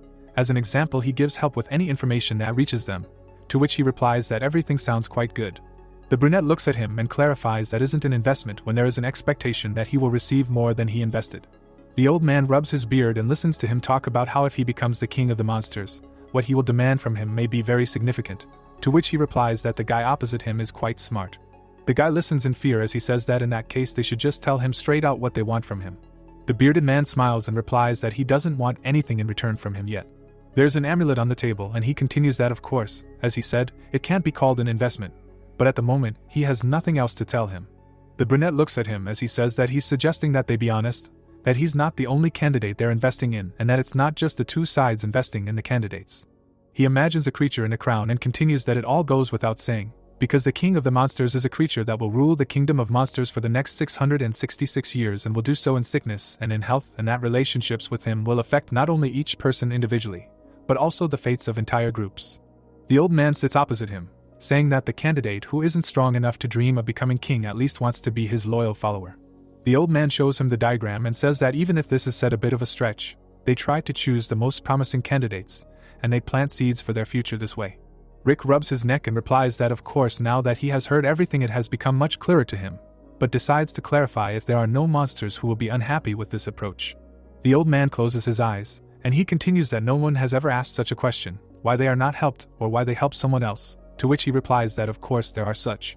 He moves his mustache with the answer that they do not have any problems with such, because such dissatisfaction resolves itself. For example, he has something to say. The old man imagines a guy saying that the youngest of a certain family, with whom the guy had a conflict, should also receive their sponsorship and his potential and hidden power correspond to a divine beast, but they are enough of them to invest in him. He extends his hand to him and continues that one guest contacted them directly. Rick is stunned to hear that the same guest told them that he is not worthy of their resources and, moreover, he convinced them that it would be better for them to invest these funds in Rick. The old man frowns and says that this is how things really are and if he wants to be invested in or for the amount of investment to increase, he should show them that he deserves it, but if he thinks that he is worthy and he does not like his opponent, who is being provided with investments, then he should simply defeat him. He imagines Rick in the arena and continues that as the competition progresses, those participants who do not have support will be destroyed and only those who have a better chance of becoming the king of the monsters will remain. The grandfather looks straight into his soul and declares that it is precisely when such a moment comes that they will discuss all the terms of the investment, but of course, whether to agree to such a deal or not after hearing what he has heard is his client's personal choice. Rick sits stunned while he continues that until that time, he asks him to consider this a regular service on their part. Rick changed his clothes and looks at his hands. He is surprised by the new robe. Even though he pulled it over his clothes, he is still so comfortable in it, and the fit is just perfect. Kate crossed her arms over her chest, saying that this is a common thing for elven silk and he will not need to take out item after item, but can simply summon them when needed, like from the storage space. The girl asks her if there is a special set of commands for this procedure, to which Helen, surprised, answers positively, clarifying that such a gesture seal has already been created and he just needs to say the word put on at the moment, and if he wants to take it off, then he should say the word take off. Rick made a gesture and asks again about the word take off. He watches in fear as the robe disappears. Kate exhales in displeasure while he tries to put it on and take it off 2 more times. The blonde clarifies if he is having too much fun, while Helen looks at him and thinks that this girl is a 9-tailed fox. She looks after her and continues that despite the attempts of their house and many other factions, this girl is a genius, who refused investments with a firm phrase that she will not be a debtor to someone so small, while Kate asks Rick why he is acting like a child. The red-eyed girl turns around. Helen fearfully raises her hands in response to her question what else she wants from them and why. If she gave everything just like that, she should leave or otherwise she is sniffing around here. Rick turns his head and asks her not to do this, and asks Helen if there is anything else that needs to be passed on to them. Perhaps the master said something. The brunette puts her hand on her chest and answers that last night there were those who survived the hunt and they know the location of one of these groups. Rick is stunned to hear that her master would like to pass this information on to him and offer help in cleaning them up. Kate looks at her with displeasure and asks her to wait, because she understands why she is telling him this, but clarifies how they found out about it. Helen raises her eyebrows while the blonde tells her that she better not lie, while she continues that Mr. Rick himself remembers him from last night. Rick clarifies which guy, and the girl notes that he got it right. They imagine a night city, while she continues that last night this same guy took part in the hunt and settled in the outskirts of Seoul with 2 other creatures, to which Rick clarifies if they were badly wounded. The brunette looks ahead and clarifies if this guy reported the location of the remains and himself understands that something is wrong here, to which she replies that instead of getting a report from them, She imagines a running man and explains that last night they found out that this guy's partners were killed by those they were hunting. The guy runs, and she continues that he was able to escape alone. Kate, stunned, asks again how they were unable to destroy someone, because she has never heard of such a thing. Helen makes a scary face and says that they only found out about it in the morning, because the guy came to them late at night. She remembers looking at him in horror and explains that despite his wounds, he was panicking and that's why they didn't bring him inside to help. Against the background of a dimly lit room, she continues that, however, he never recovered from his injury and continues to fragmentarily repeat the events of the previous night. The guy is shaking and asks his sister and mother for forgiveness, to which she says that it was about fear of the enemy and guilt for failing the mission and the shock of 2 accidents in a row. It seems that all this hit him quite hard.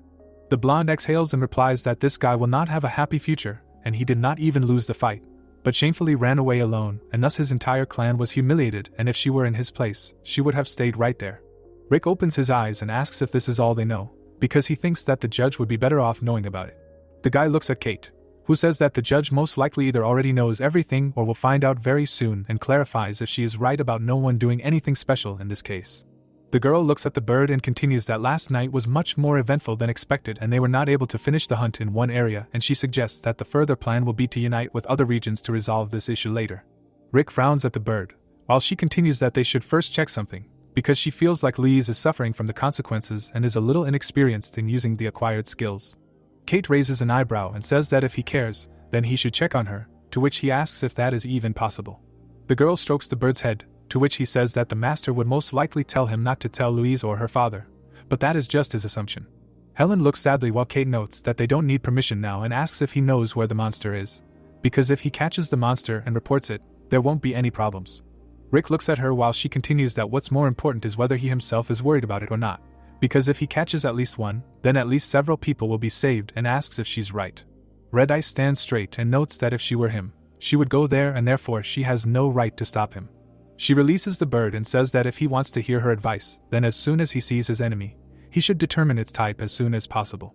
Kate lights up with the words that if his thing is physical strength, then everything will be fine, but if his specialty is magic, then he should be prepared for the fact that he will run away from the fight, and asks him to fight accordingly and adds that whatever he decides, everything will depend solely on himself. She disappears. Rick asks the brunette if she will forget about this. He turns around and asks her to tell him everything that the guy told her. The plot transfers to the hotel, where someone asks his sister where she is going. Taylor turns around displeased and asks again if he knows where she is going, because it is obvious that she is going to look at the sights, and clarifies whether he came here to sit in the hotel all the time. Tom puts his hands on her waist and gives a negative answer and notes that she understands what he means, because she asks if she really cares about these sights. Against the soft lighting, his sister asks if they've discussed this before, that they're guests and they're not in Japan and there are rules and customs that they don't have. The girl exhales as he asks if she's noticed that they don't want to help them even if they cooperate with them properly, and she asks him about himself, what he thinks about her. The brunette looks at her brother and asks if he thinks she'll just go hunt monsters in someone else's territory where she doesn't even know the streets, and he looks at her blankly. Taylor points at him and states that he's pretending to be the temporary leader, so she asks him to act like it, and advises him to focus on doing his main job properly instead of doing stupid things. The blonde is stunned that she asked who's so smart that they have problems with a certain family. Taylor goes to the other side of the room, saying that she'll be back by evening and if he's worried, he should just call her. The door slammed shut. Tom sadly notes that even if he called her, she would not answer. The scene moves to the elevator. The brunette stands in the elevator, dissatisfied. She presses the button, thinking that she does not know how long she will have to hang around here. Taylor uses magic and says that they cannot actively interfere, and if the monsters want to find her, then let it happen. The girl looks forward, while the system explains that this girl can control various spiritual beings, and she says that she needs great luck and asks if he can do it.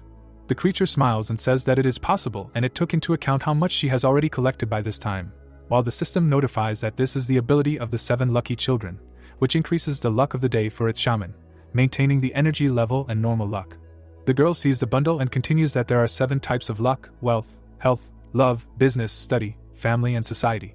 Taylor smiles and continues that the shaman cannot choose which of the 7 fortunes he will get, but nevertheless thanks the creature.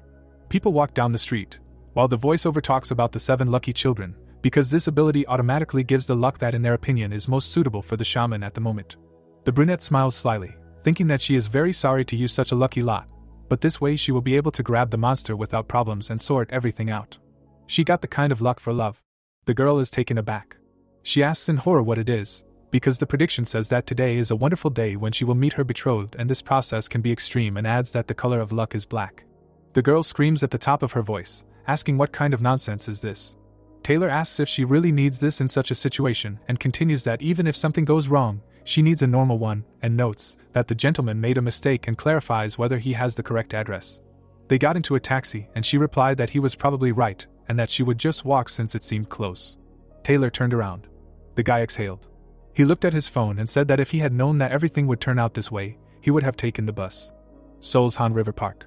The trees were drowning in the morning sun. People were walking along the path. A contented Christopher was sitting on a bench with his palms crossed. He turned his gaze to the girl, who said that she thought he hated people. She was sipping the contents of her glass. Christopher asked how long she had been there. Jessica turned her gaze to him and replied that she had been there for a couple of minutes, enjoying the view, and thought she would not disturb him, and that his unexpected appearance was quite interesting. The guy bent his body and replied that in order to observe something, you don't necessarily have to like it.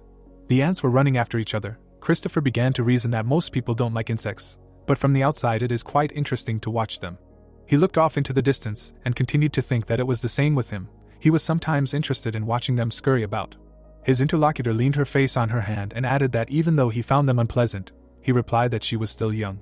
She turned her head towards him boredly. He continued to say that she hadn't even celebrated her second birthday, and that given how quickly she was learning, she would soon understand what he was talking about. She only chuckled in response. Jessica sighed and agreed that some things could only be understood after they were over, and asked if the three were dead.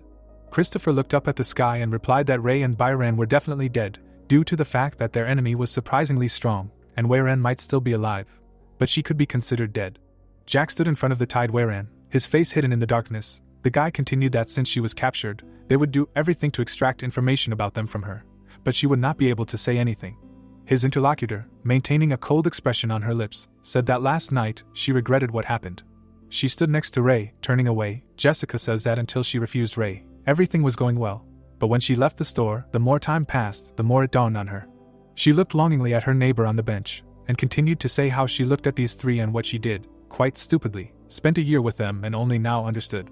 The girl went wild. She said that she should have eaten these three and that she was very angry, that the more she thinks, the angrier she becomes. The couple walked through the park and were afraid. Jessica continued that she ate whatever she wanted all night, but she still wasn't satisfied. Christopher looked at her understandingly and asked how many she ate. His girlfriend's face was broken. She replied that she didn't count, but the building where they were hunting with the three of them was now useless. The building was empty. The girl said that she ate everyone inside. She looked questioningly at her friend and asked if this was possible. He replied that it didn't matter whether it was possible or not, because there was no point in hiding anymore. After last night the prohibitions were gone. The path in the park was empty. The guy continued that wherever she went and whatever she did there would be consequences. He would not interfere or stop her, because he never had the right to do so. Christopher smiled and told her that she could go have fun, and that was all he asked of each of the seven. He started looking at his phone and asked if the news would spread by lunch if everyone in the apartment complex was missing. Jessica took a sip from her straw and asked how her friend knew that Ray and Byran had encountered a strong enemy, and that only Weiran had survived, and asked him if he had been there. He smiled slyly and confirmed her guess. There had been a fight in the building. Christopher said he had been there. He had been hiding around the corner. He said it wasn't like he cared about Jessica or the triplets. It was more of an accident. Ray was looking at the enemy, injured. Christopher continued that he had been keeping an eye on things since he was there. The girl chuckled and said it sounded like you noticed something important. Her friend's eyes were glowing purple. He replied that nothing like that, at least not yet. Rick was walking down the street, blending into the crowd. Taylor turned her attention to him. She frowned and wondered what the hell that was. The girl's eyes widened in surprise. She didn't understand why his aura was like that. The guy was staring at his phone. Taylor supposed that even if he wasn't one of those monsters that broke the law, then considering the recent events in the country, it was pretty stupid. Her eyelids fell over her eyes. She thought that she needed to take a couple of things into account. Rick appeared to be tied up with the strings of a puppeteer. The girl assumed that he was controlled by magic or a supernatural entity. The dark-haired guy was walking away from her. Her other guess was that he couldn't control his aura and the monster was deliberately showing ineptitude to lure someone out. He looked at his hand. In his palm lay Master Yusum's blade. The brown-haired girl holds the blade in her hand and explains that if you pour aura into it and throw it at a target, the blade will separate. The blade breaks in half.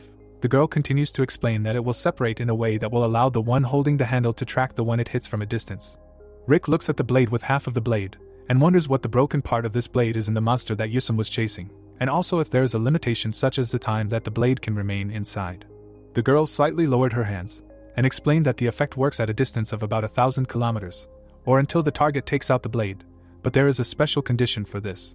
The guy opened his eyes wide. The girl said that it can only be taken out with a stronger aura than the one who threw it into you, and that this is the only way to take out the broken blade.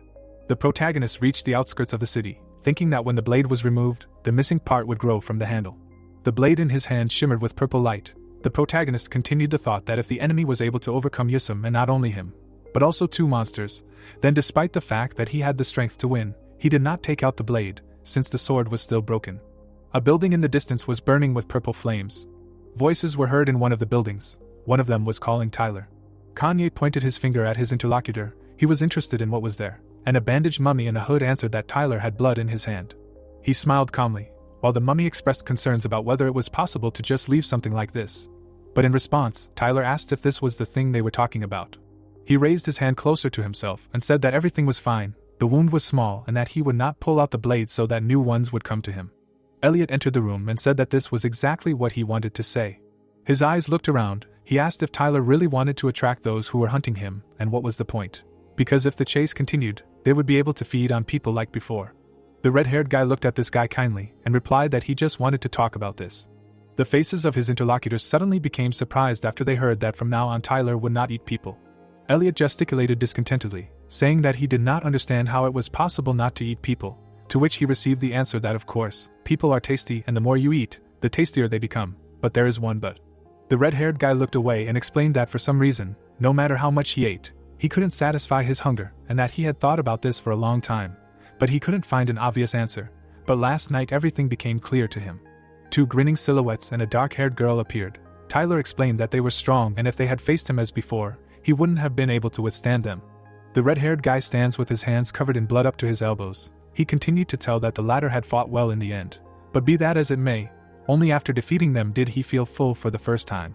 Kanye looked at him in confusion, but Tyler continued to say that whoever brought him here probably understood what he was talking about. It was obvious to him that he was born for this feeling. The redhead burned with fire when he said that he wanted to hunt those who deserved to be defeated, not just for the taste, and since it was a feeling that people could not give, then he did not think he should eat them. Elliot looked at him with distaste. He said that it sounded crazy and he was losing interest. He did not understand and did not want to understand and thought that they had a wonderful chance, and that he did not want to get into trouble because of Tyler's whims. He only smiled maliciously. He took a firm step and said that it could be so. It was just that his greed and Elliot's view of things were incompatible. Tyler came close to the puzzled friend and asked if it was over between them, to which the other replied that he was sorry, but it was better this way. His eyes assessed the situation and the thought occurred to him that if he was not going to eat people, then maybe he wanted to eat monsters. Tyler extended his hand. The red-haired man's cordiality was overflowing. He wished his now former colleague good luck. Kanye continued to look at him doubtfully. Tyler had already started a farewell monologue, in which he says that although they had known each other for a short time, he had learned a lot and if it weren't for them, he would have died. He gestured with his hands and continued to say that it would be nice to move on together. But they were right, and he thought it would be much better if they all went their separate ways. When he finished with words of apology and gratitude, Elliot shed a stingy tear and called him a bastard. He, frowning, called out to Kanye and said that if he heard everything, then they needed to move on to leave before sunset, and why was he hesitating? But Kanye was stunned. Elliot's mouth opened in surprise when the hooded mummy said that he wanted to stay with Tyler. Kanye sat down on the floor. He began to say that they survived the previous night thanks to Tyler. He turned his head towards the saddened mummy. Kanye continued that he wanted to be as strong as Tyler, and that he didn't want to fight people. Elliot started pointing his finger at Tyler. He asked what Kanye was talking about and that even if he didn't know the details, had he forgotten who they were originally, that their body transformation wasn't like the red-haired ones and that he was just a dirty carbon copy. He interrupted their conversation and looked at the hooded mummy, saying that it was dangerous to be with him and especially for him, he could most likely die. He clenched his fist and said that while he was with him, he would promise that if he died, it wouldn't be before him. Elliot stood in a stupor, and Kanye muttered his friend's name. The former headed for the exit, declaring that he couldn't stand it and that they should do this nonsense together. He turned around and asked if they both didn't eat people, then he would eat those below and leave, and that no one would complain. Tyler looked into the distance and agreed, adding that it was better to eat until full before sunset. He opened his eyes and confirmed, as did the other night creatures. Rick was already standing in front of the entrance to the building. Kanye came close to his friend and asked him if he was okay. This monster had existed for many years, countless eras. He, clenching his hand into a fist, answered that he was okay, he was just a little surprised, that's all. The ominous name he bears depends on the era and region. Rick looked at the gate with distrust. Tyler said that he knew that he would come, but thought that after sunset, however, in any era, his essence remains the same, an uncontrollable thirst for conflict. An image of a monster with an axe and a pitchfork appeared, the era in which he rampaged the most. Monsters and people together called him by this name. Tyler was burning with purple flames. He told Kanye that they need to prepare for the meeting of guests, GU, violence that devours the world. The protagonist enters the building. His brows furrowed, he thought that he was afraid to enter the building, two different sensations from two different directions. He looked up, there was an aura. From below, on the stairs, came the bloody stench. The guy pursed his lip. In this dark dilemma of choosing a quantum superposition, he makes a decision. Taylor looked at the upper windows of the building. Her eyes narrowed, she wondered what kind of absurd horror this was, and noted that unless this building had some kind of history, then this is some kind of canteen for monsters. Rick walked through the doors. The girl wondered to herself that he could not help but feel it. But without delay he went inside. She looked up and thought that this was a trap with a probability of 99.9% and complete stupidity, given the probabilities. She clutched the piece of paper in her hand and concluded that the prediction of the 7 lucky children never lies. The girl sullenly turned away from the dark silhouette, and noted that even if this was a prediction about love, it was a guarantee that the day would be happy and no matter what happened, she would meet her soulmate safe and sound. She looked down thoughtfully, and wondered what he was like.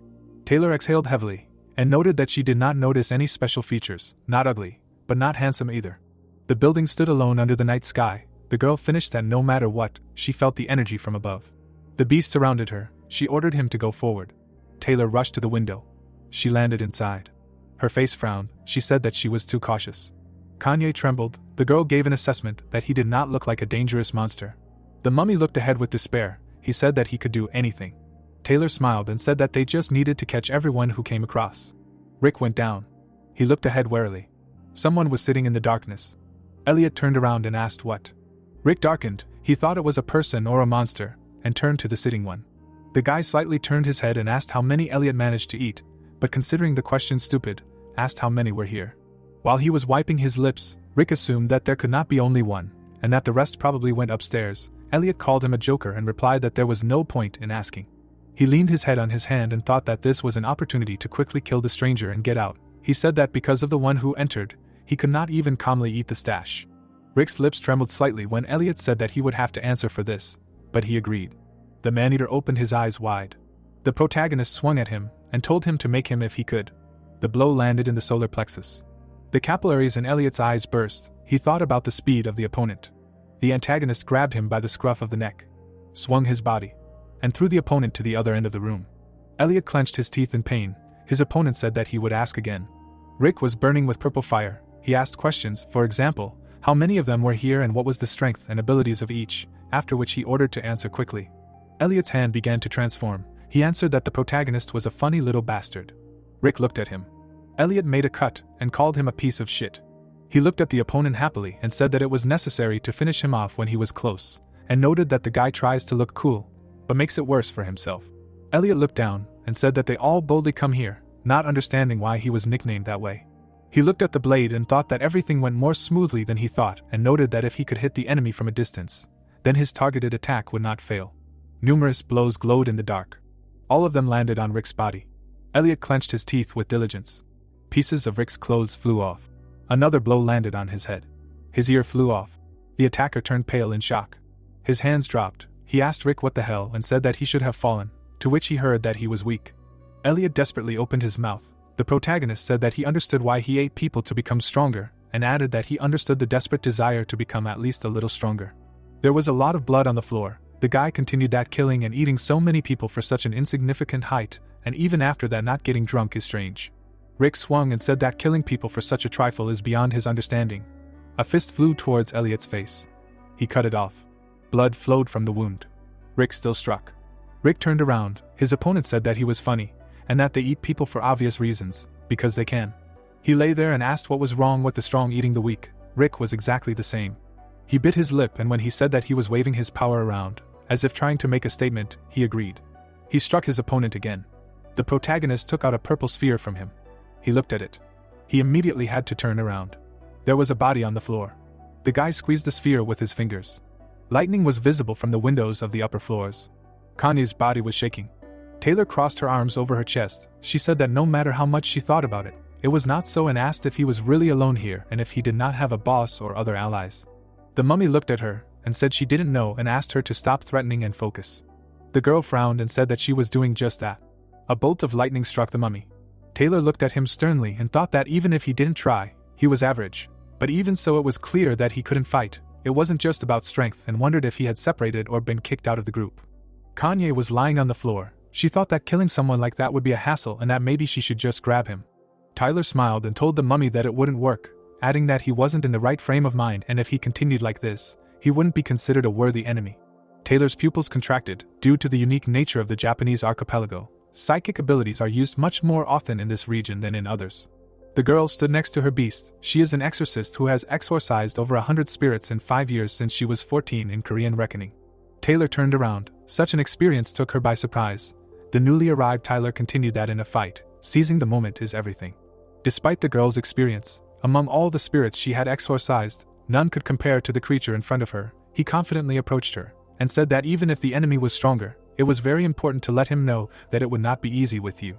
The girl trembled slightly. She thought that he had been hiding all this time, and that his energy was overflowing, and noted that this was not the spirit they were looking for. But his dark energy was so strong, already at the level of a poltergeist.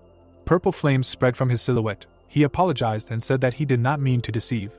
Taylor looked at him sternly. He continued that he just wanted to give his colleague a chance. Since he wanted it so much, Taylor thought that whether she ran away or fought, the chances were the same. Tyler looked somewhere to the side. Dark threads grabbed his hand. The other half hung in the air. Rick was flying at Tyler. He prepared his body to strike. His opponent looked at him with a maddened joy. Rick's leg was flying at him. Rick, jumping up, hit Tyler in the face with his knee. The protagonist with a powerful attack strongly through the deity. Kanye, nervously turning his gaze to the fallen comrade, shouted his name. Taylor, stopping, nervously thought that it could be a superhuman or something like that.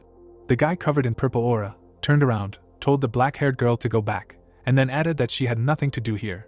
The girl, a little embarrassed, said that if the protagonist also came here to get rid of them, then she could help, and then thought that such behavior even upsets her. The red-haired man smiled and said that Taylor was in his way, and if something got in the way he wouldn't be able to act freely. The god of war looked straight ahead and asked if that's what Rick was trying to say, then added that he could tell at a glance that the black-haired guy was different from him, but looked like a friend he wanted to fight. The shirtless guy clenched his fists and silently walked forward. The black-haired girl got very angry and arrogantly asked if she was in the way, then said that a worthless yokai would say such things. Taylor took the artifact and prepared to cast the spell. The sleeveless guy looked up and asked how the protagonist dared to treat him like that. The girl clutched the summoning item and told the protagonist that she would step back if she were him. Rick turned his head to the left in surprise. The black-haired girl said that she was not going to control her power so as not to touch the guy with a naked torso. The object, electrifying in Taylor's hands, calls for roaring thunder. The girl, pushing her hand with the object forward, sends a furious thunderclap, which looks like a cloud of blue aura. The blue roll quickly flies towards Tyler and Kanye. The woman in the white shirt, putting out her hand with the artifact, pours her power into the spell. Taylor, tensing up, thinks that since the deity is also her enemy, she is not going to fight half-heartedly. A blue lightning bolt with sparkling eyes, breaking through the roof of an abandoned factory, flew upward. The green-eyed girl firmly decided that she would give it her all and release all the power she was capable of. The girl, covered in a blue aura, calls for a furious thunderclap. The blue flash, having blown up a huge factory, breaks out. Taylor, lowering her hand with the artifact, stands inside the destroyed building. The heroine, exhaling nervously, thinks that she was exhausted after only 2 lightning strikes and that this is not even half of her abilities. The green-eyed girl, nervously looking forward, assumed that the energy of this country does not coincide with her energy. Rick, appearing abruptly, grabs the girl by the hand, causing her to shudder. Taylor fearfully turns her gaze to the main character. The pumped-up man advises her to take it easy. The black-haired man, tensing up, says that it was painful. A purple beam flashes behind the heroes at great speed. Rick and Taylor turn their heads and look nervously. A new huge hole appears in the dusty building. The woman, quite scared, asks if the opponents have escaped. The protagonist replies that this is not the case. The protagonist, turning his gaze to Taylor, says that most likely the opposite is true. The villain could have freed himself long ago if he wanted to. The red-black aura, tightly squeezing Rick's fist, covered him. The heroes turned their gaze to the long thread of black-red aura. The guy with the naked torso, turning his gaze, said that it seems to him that one of the villains is completely unaccustomed to fighting. The bandaged creature looks forward nervously. Rick says that is why he defended himself and completely forgot about one of the opponents during that attack. then adds that the second will return soon or simply wants to tell the protagonist to follow him. Rick, lowering his head down, said that he has to go and added that he does not need Taylor's help. The girl with the black bow on her neck, turning her gaze to the protagonist, angrily asked what kind of nonsense he was talking about. The green-eyed woman was very scared. Rick, showing his true nature to Taylor, asks if she really doesn't understand how things are. The black-haired girl, very scared, steps back. The muscular man, grabbing the frightened girl by the neck, says that he has never killed a person, but even after one touch he can definitely say that he can say something for sure. The black-haired guy, looking closely, said that if he puts in more effort, the girl's neck will break. Taylor, straining greatly from lack of air, clenched her teeth. Rick asked if she would just stand there and added that if the woman doesn't do anything right now, she will die. The guy with a naked torso, tightening his grip. The hero stares forward. The black-haired guy looks down. A small white animal, covered in a blue aura, rubs against the protagonist's back. Rick, turning his head, looked down pitifully. Unclenching, his hand releases the girl's throat. The protagonist, noticing the fallen Taylor, apologizes to her for his behavior and adds that he does not think he crossed the line. The black-haired guy, looking down, says that he is not sure if the girl knows, but the attack of that god of war was intended for him, not her. A frame with a purple beam appeared, which flew near the characters. Rick explains that he means that the girl would not have been able to dodge, and he knew that he would have to save her, and then added that this is why he played out this attack in order to delay her, and by some time. Taylor, looking down, felt her neck with her hand, and the small white animal, taking a stance, looked forward angrily. The guy with the naked torso said that he did not know whether it was pride or something else, then asked the girl if she understood everything and added that now her strength was not enough to defeat that yokai. The white animal, covering itself with an electric aura, looks forward angrily. Rick says that it would be better if the heroine just turns around and leaves. The young guy, turning around and walking away from Taylor, said that at least today he does not want to see how even more people die. The green-eyed girl, nervously turning her head, looked. The black-haired guy said that he wanted to add something else.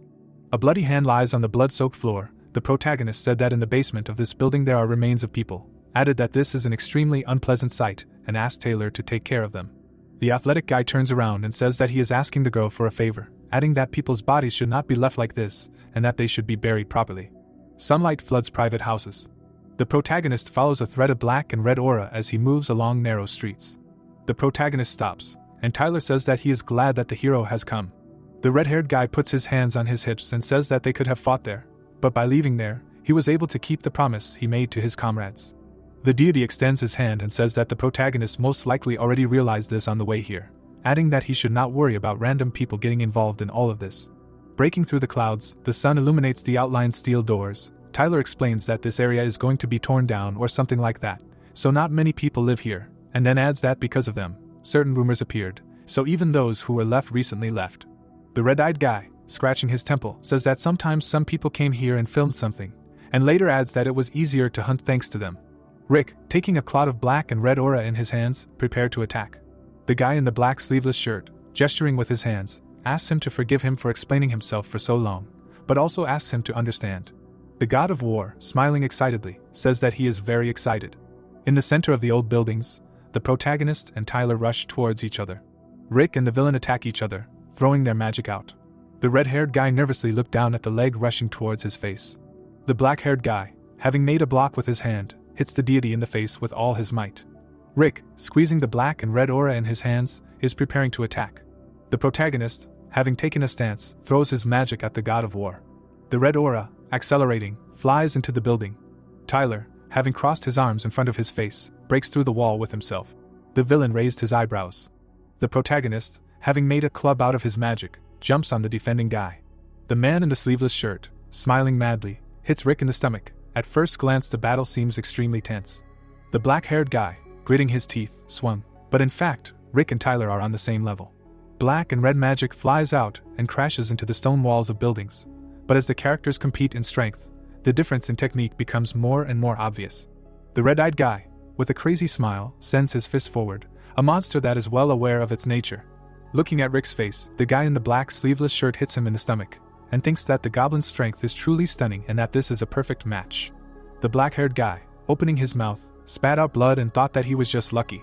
A round package with an unscrewed lid stands on the table surrounded by other packages. Kate says that she heard about the collision gem, and no matter what state the hero's body is in and whether it is the first time he takes something like this, she adds that she is not sure, but it seems to her that the protagonist took it quite well and says that she will take care of hammering it into his empty head.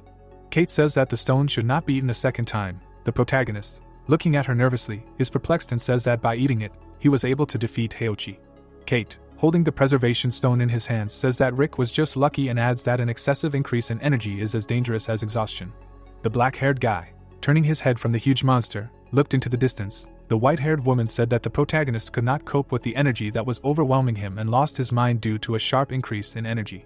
The red-eyed girl, looking seriously at the guy, said that if he continues to take the stone because of the thirst for power, then she does not even know what can happen after the next dose, and adds that nothing may happen to Rick, but he can also turn into a monster.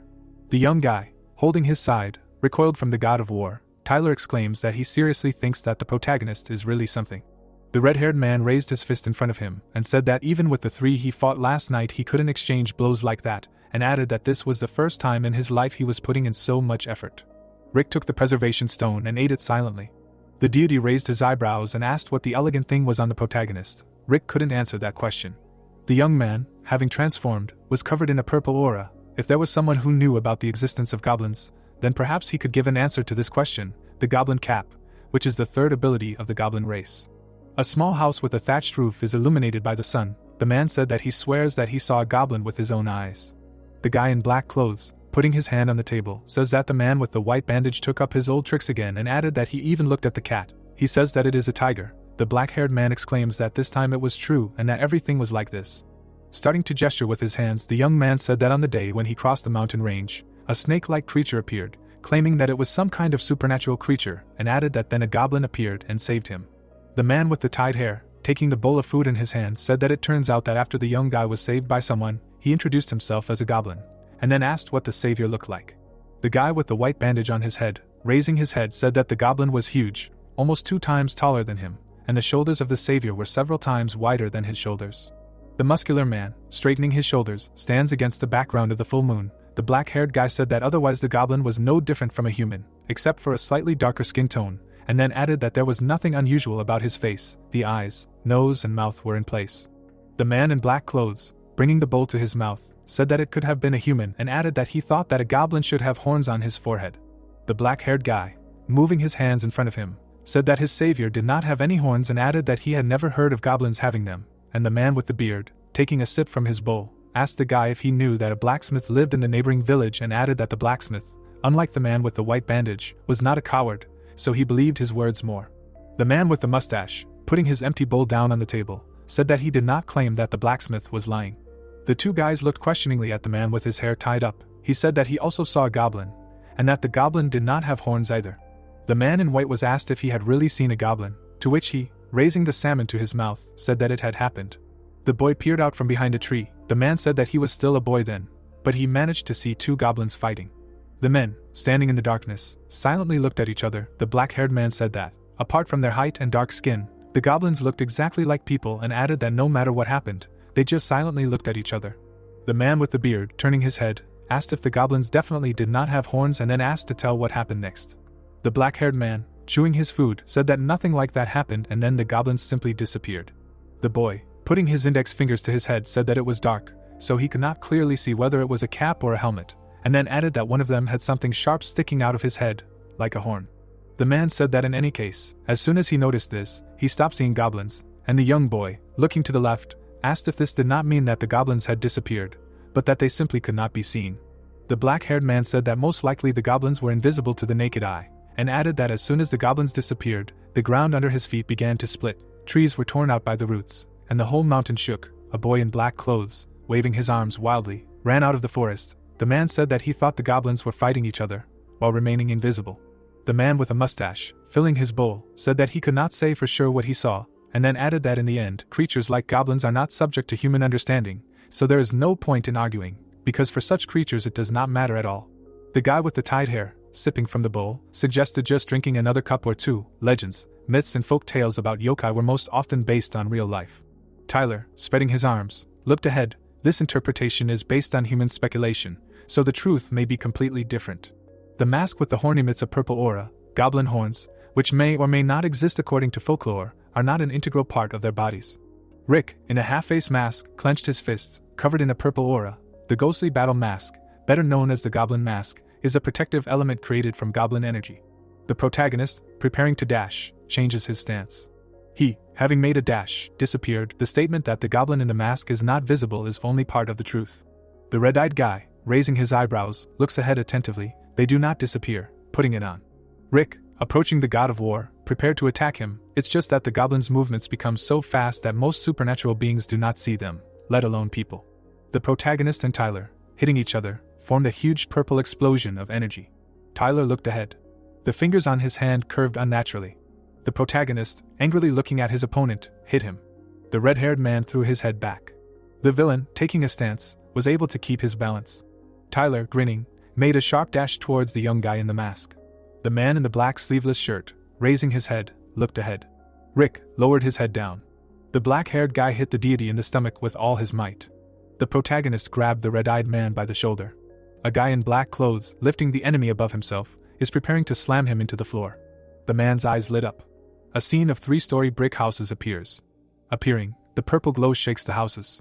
Purple smoke dissipates along the street. Tyler, having broken through a brick house, hits a concrete wall. The god of war, bleeding, stands on his feet. The villain with his arms torn off, bleeding, stood in a stance. The main character, covered in purple smoke, walked out of the brick building onto the street. Rick opened his mouth from fatigue. This guy instinctively understood how to use the mask on his face. Illuminated by purple rays, Kate, turning her head, says that unlike others, Rick greatly lacks practical experience, and this is a kind of tool that expands his limit. This can be compared to the tale mentioned in folklore. The guy in the mask looked down nervously. Kate said that as a result, the protagonist has significantly increased the level of strength that he can use, and this is more than enough. The protagonist, looking at his hands, thought that for the first time since he became a goblin, he feels muscle pain. The preservation stone, shimmering, hovers in space. The young guy thinks that the speed at which his energy is spent is much higher than usual. The man in black clothes, raising his head, thought that he will not last long in this state. Tyler noted that the protagonist is really something now. God, growing new hands for himself, said that all the time since his birth does not compare even with a couple of minutes of their fight, and adds that he realized a lot. The villain, clenching his new hand into a fist, said that he realized how strong, hardy and fast he can be and what he is capable of. The red-haired guy, raising his hand, once again thanked his opponent, and added that he was very lucky to meet him. A round container with an unscrewed lid fell at Rick's feet. The black-haired guy asks if the god of war really thanked him. The masked man, having eaten the stone of preservation, said that the monster should go to hell. Tyler, having taken a fighting stance, laughed and said that he didn't know about everything else, but he couldn't agree with this, and then said that it was insanely fun to live, even if it meant a quick death. The red-haired guy, swinging, said that it was especially insanely fun to live now. A strong purple explosion occurred in the alley. Rick, bending slightly, changed his face. The main character exchanged lightning-fast blows with his opponent. The young guy, trying to contain the power of the god of war, destroys the asphalt under him. The black-haired guy, gritting his teeth, sent a blow forward. Kate said that at that moment their strength and speed were almost on the same level. The cars drive along the asphalt road. Kate says that jumping above your head and quickly reaching your limit is the result of Rick going beyond what is allowed. Tyler, attacking with one hand, created a mystical wind of past winters with the other. The villain, swinging, hits the protagonist in the stomach with all his might. A loud explosion is heard in the street. A young guy, flying into the wall, destroys it. Kate says that not only goblins could develop during the battle. Tyler, creating a mystical wind of past winters in his hands, was surprised that he could do this. The guy in the mask, leaning against the wall, raised his head. The red-haired man swung through the mystical wind of past winters. Rick, bouncing off the wall, dodged the divine magic. The goblin, unclenching his fist, materialized a magical black and red aura in his hand. The young guy swung, hit the god with his magic. The man in the mask looked up. The god of war, making a dash, swung for a blow, a battle of two indomitable monsters. The fist quickly flew forward. Rick, not dodging the attack, lost his hand. Tyler, rushing at the retreating goblin, began to throw him with the mystical wind of past winters, and in order to break such an opponent, such a great power is needed that it will surpass the enemy's level by a mile. The opponents, gritting their teeth, looked at each other, and they both understood at the same time that they needed to surpass the enemy by a mile. The god of war, lowering his hand, combines the mystical wind of past winters with the iron deity. The red-haired guy, grinning, materialized the spear of the Lord of the Wind in his hands. Rick, having created a magical weapon in his hand, swung. The red-eyed guy sent his hand forward. A huge explosion of blue light illuminated the abandoned area. The god of war, stretching out his spear, stood in a stance. Tyler, spitting blood, said that it was unfortunate, but at the same time predictable. The pumped-up guy, bleeding, said that the protagonist's weapon was much better than his. The black-haired guy lowered his weapon and sighed heavily. Rick froze in surprise. Christopher said that it was amazing. The goblin turned to look at the guy approaching him. The man in the suit raised his hand and said that the combination of a ghostly battle mask and goblin fighting even for an ordinary goblin looked very impressive, and added that in any case he was glad to meet the hero. The guy in the white sweater, holding out his hand, said his name and added that he and Rick were the same. The characters against the backdrop of destroyed brick buildings looked at each other. Christopher, looking more closely at the goblin, said that he should not strain himself so much. The young guy, looking closely at Christopher, thought about the fact that he said that they were the same, and the guy in the business suit said that he did not plan to interfere in the fight with Tyler. The gray-haired guy made a sharp jerk. The man without an arm thought that he meant that he was also a goblin. Rick and his opponent stood with their backs to each other. Christopher, looking down, said that Tyler looked pleased. The deity, smiling contentedly, lay in blood. The mysterious man said that it was even a little disappointing and added that if the red-haired man had more time to get used to magic, the outcome could have been completely different. The young guy, smiling, said that there was nothing terrible in all this and assured that next time Tyler would definitely succeed. Rick, getting ready to hit his opponent, said that there would be no next time. The protagonist hit with all his might, creating a huge magical trace. The protagonist tensed up. Christopher, pushing through the asphalt with his feet, said that he was surprised that even with a perfect block, he felt the blow because of the horn. The gray-haired guy, holding the white part of the mask in his hands, turns around and says that the hero has a pretty sharp horn and adds that he himself could have lost his sight if he had made a mistake. The goblin looked forward in fear. What he just felt so clearly was the same as what his opponents felt when they hit him. His hand, covered in blood, held the white part of the mask. The protagonist thought that blocking a blow delivered at full force was just a matter of pure strength. The black-haired guy approached a huge tree, the completed form of the technique that Rick had recently awakened, dispersing the blow using the ground. Christopher, without lowering his hand with the mask, said that he was glad that the protagonist understood everything, and there was no need for additional evidence. Holding a piece of the mask in his hands, the guy prepares to throw it. The man in the suit, throwing a shard of the mask, said that this might shock. Rick, holding a weapon in his hand, took a deep breath. His opponent said that he was told that the protagonist was the only goblin left in the world, and then another goblin appeared in his face. The young guy, gulping air through his mouth, said that he was not surprised and added that he did not care whether it was a goblin or someone else. The goblin, gritting his teeth, said that he was curious if Christopher had brought all the yokai from other countries to this one so that they could hunt people. The gray-haired guy, laughing happily, said that everything was so and added that recruiting yokai, killing in various hiding places or providing information were his doing. Rick was silently surprised. His opponent asked if he was interested in why he started all this. Christopher, putting his hand in his pocket, said that he would tell without any problems, and that there was no point in hiding anyway, and then added that they were the same species, so he thought it would be very interesting to talk to the main character. The villain looked closely. The goblin in the mask, having delivered a strong blow, missed. The guy in the suit, looking down, was not at all surprised. The black-haired guy got off the ground. The opponent said that he wanted to give him the first piece of advice.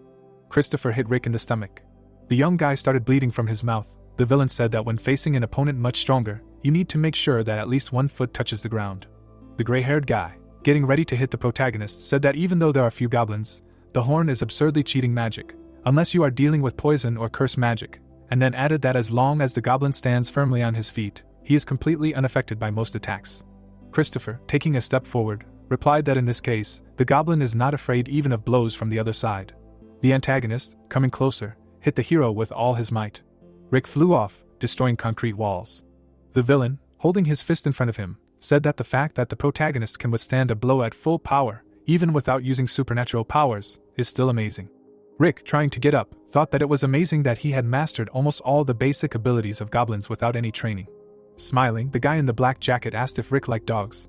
The goblin, raising his head, looked questioningly. Christopher said that dogs are beautiful and in many ways even superior to people, and then added that, however, they can be annoying. A small dog, raising its tail, barks at the leg. The antagonist says that, for example, dogs raised by a weak-willed owner bare their teeth without even realizing the whole situation, and sometimes even bite people. A man in a business suit, approaching the almost standing hero, says that, of course, in such cases, the fault most likely lies with the owner, and then adds that sometimes dogs become incredibly repulsive. The white dog bared its teeth. Christopher said that dogs exist solely to satisfy the needs of the superior race and are only able to live if they are cared for and looked after, and then added that the fact that dogs wag their tails without understanding the danger is obvious in itself. The mysterious guy looked down and said that once dogs regain consciousness, they will no longer be cute puppies, and added that they are disgusting and useless creatures that live in ignorance. Rick, bleeding, said that his opponent is a crazy bastard, because releasing monsters and killing people for such a reason is idiotic, to which Christopher replied that he thought there was some kind of misunderstanding.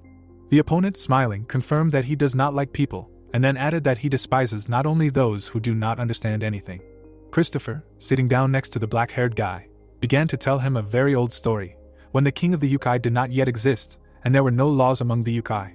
The triangle, shimmering with a blue aura, floats in space. Christopher said that everything was ruled by strength back then, and the only thing that mattered was the food chain of the strong and the weak, where the position of the yokai was determined by strength. The creature with glowing purple eyes sits cross-legged. The mysterious guy said that for both humans and yokai, if their strength was insufficient, then they were nothing more than prey destined to die. Christopher, smiling madly, asked that if you think about it, it sounds interesting, and then added that countless yokai are impatiently waiting for these 6 months to pass, so that they can finally freely catch and devour people again, and if you delve a little deeper, there is nothing more amusing than this. Rick's face changed. His opponent claimed that most likely, the vast majority of these creatures were initially little different from people, calling them only prey, which was under much greater protection, and added that their kind can only bark at the weaker, as if they themselves were predators, but at the same time they lived in safety much longer than people.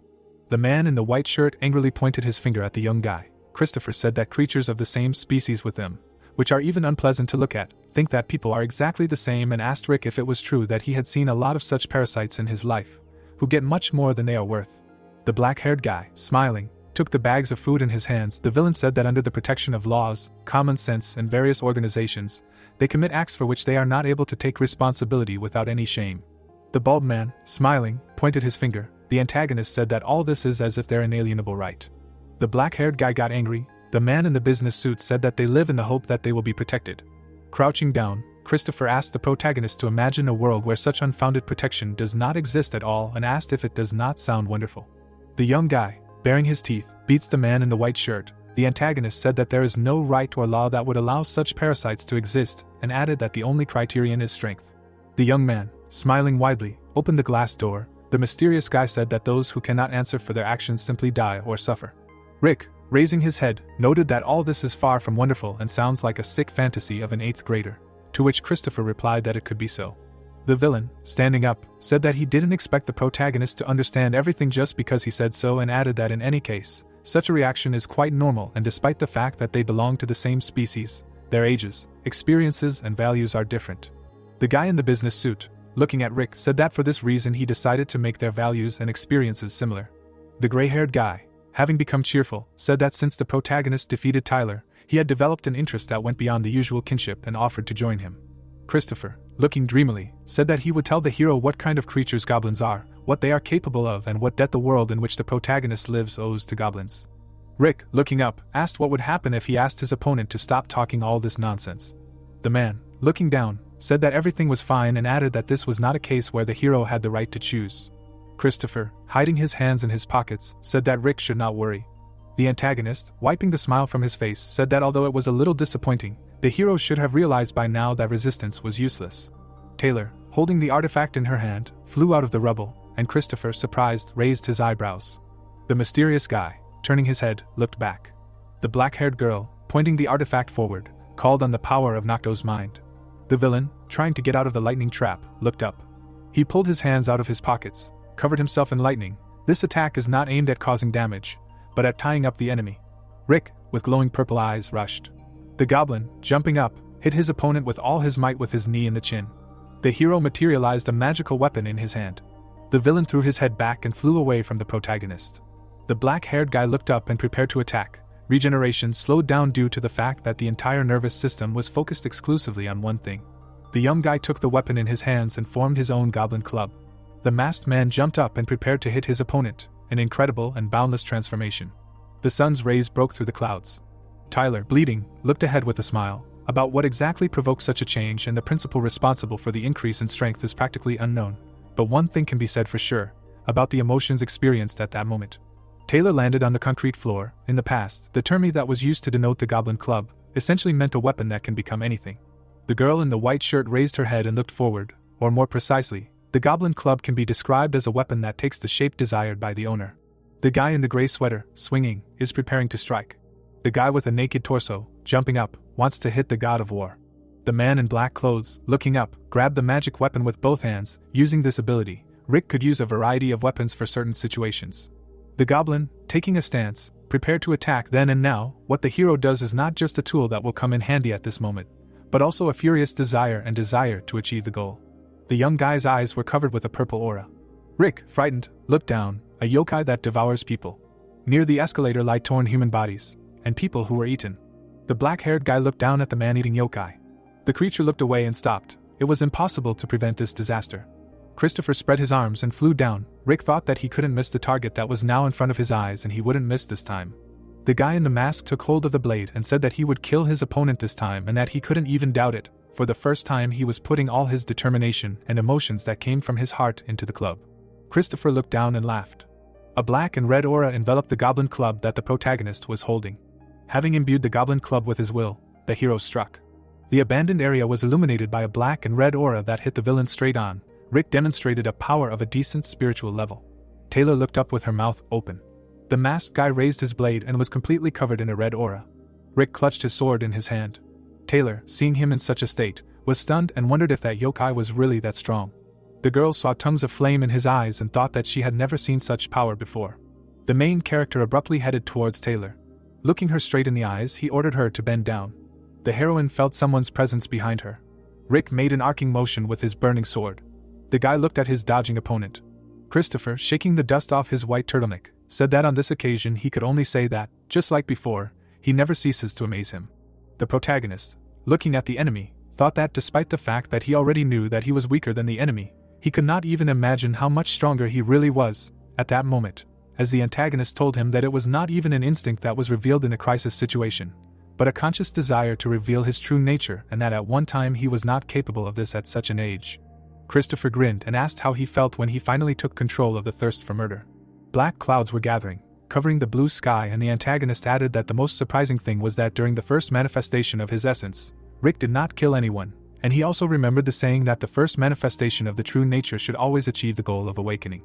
The protagonist tightly clutched his sword in his hand and said that at this rate, they might even stop considering him a goblin. He stood up in full readiness to defend himself.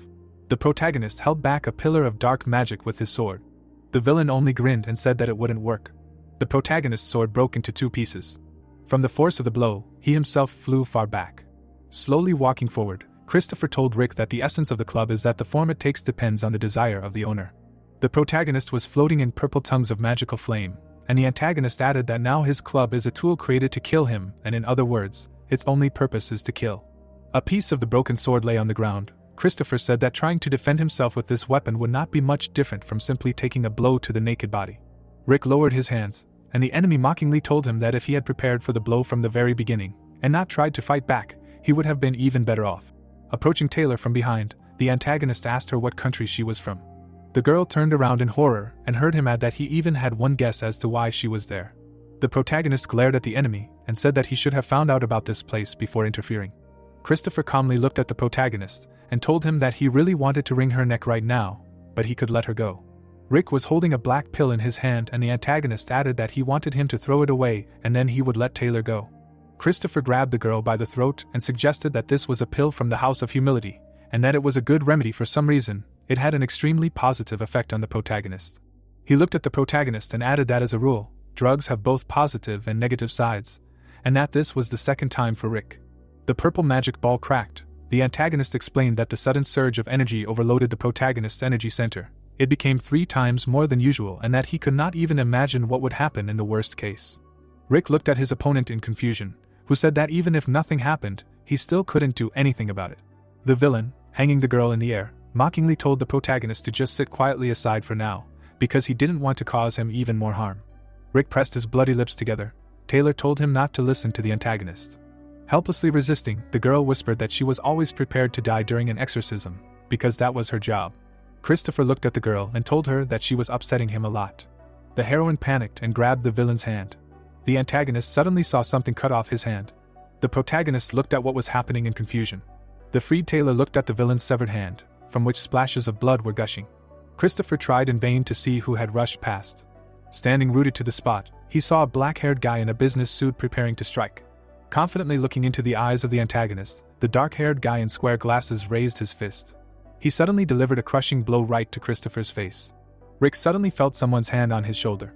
The long-haired guy told him not to engage in combat, because he had already done more than was required and that if he continued to use energy in this state, the result could be irreversible. The protagonist saw his comrade named Liam, and asked him how he ended up here. He, calmly looking into the distance, asked the protagonist if he thought it was too late to ask such a question. Half-destroyed buildings stood in smoke under the blue sky. Liam stated that although there were no people there, the destruction was too severe. Taylor helplessly fell to her knees. The protagonist's friend continued his speech. Looking forward unwaveringly, he narrowed his eyes and declared that it would not stop there. The guy with glasses made another attempt to strike Christopher. He made a serious face and confidently struck. The antagonist deftly dodged the blow. Christopher delivered a knee strike to his opponent's jaw and declared that this was too bad. The guy with glasses flew helplessly to the side from the powerful blow. The opponent declared that despite his outstanding skills and speed, the lack of strength was too obvious. Christopher looked after the flying opponent and declared that no matter how hard he hit, it would have no effect. Suddenly, he felt blood starting to flow out of his mouth and eye sockets. The guy with glasses smirked and said that there was nothing he could do about it, since they were not born with bodies blessed by the gods like the antagonists, and called upon the spell of innate magic of pure autumn water. Bubbles of blood flew freely in the air. Bleeding profusely, Christopher realized that he had just cast the Maiden's Blood spell. Confidently walking towards Christopher, a black-haired boy named Eugene, who was a representative of the main shrine of the Shieji clan, told Christopher that when fighting such an opponent, he had no choice but to resort to this method. He stated that this was a unique magic of the Shieji clan, which involved changing the shape and nature of the surrounding water. A drop of water fell, flying upward, and the boy added that the closer the water was to him, the more effective his magic was, which was especially noticeable with pure water. Eugene said that therefore, most of the methods of application involved attacks using groundwater and steam. Spitting out blood, Christopher looked at his opponent and thought that hand-to-hand combat would not work here, since he probably cast magic on his body. His blood was steaming, and he mentally added that it was the heating of the blood and that even if it was just a theory, given the entire history of the Shieji clan, it was safe to say that not many people could do something like that. The guy in the business suit prepared a new spell. His hand was covered in purple flames. The antagonist raised his eyebrows in surprise. The guy in glasses launched a new destructive spell at his opponent. Christopher, having dodged the blow, asked if what Eugene had just fired was a drop of water, and added that considering the material, its effectiveness was not that high. The guy in the business suit, having taken a martial pose, said that regardless of race, everyone has their own advantages. He then launched many of these spells at the opponent. The blows flew straight into residential buildings. Liam, calmly watching this, asked Chuck if he had encountered something like this before. He shifted his gaze and added that this was Shieji's magic and that he had experienced it himself the day before. The protagonist thought that now that he heard that name, everything fell into place.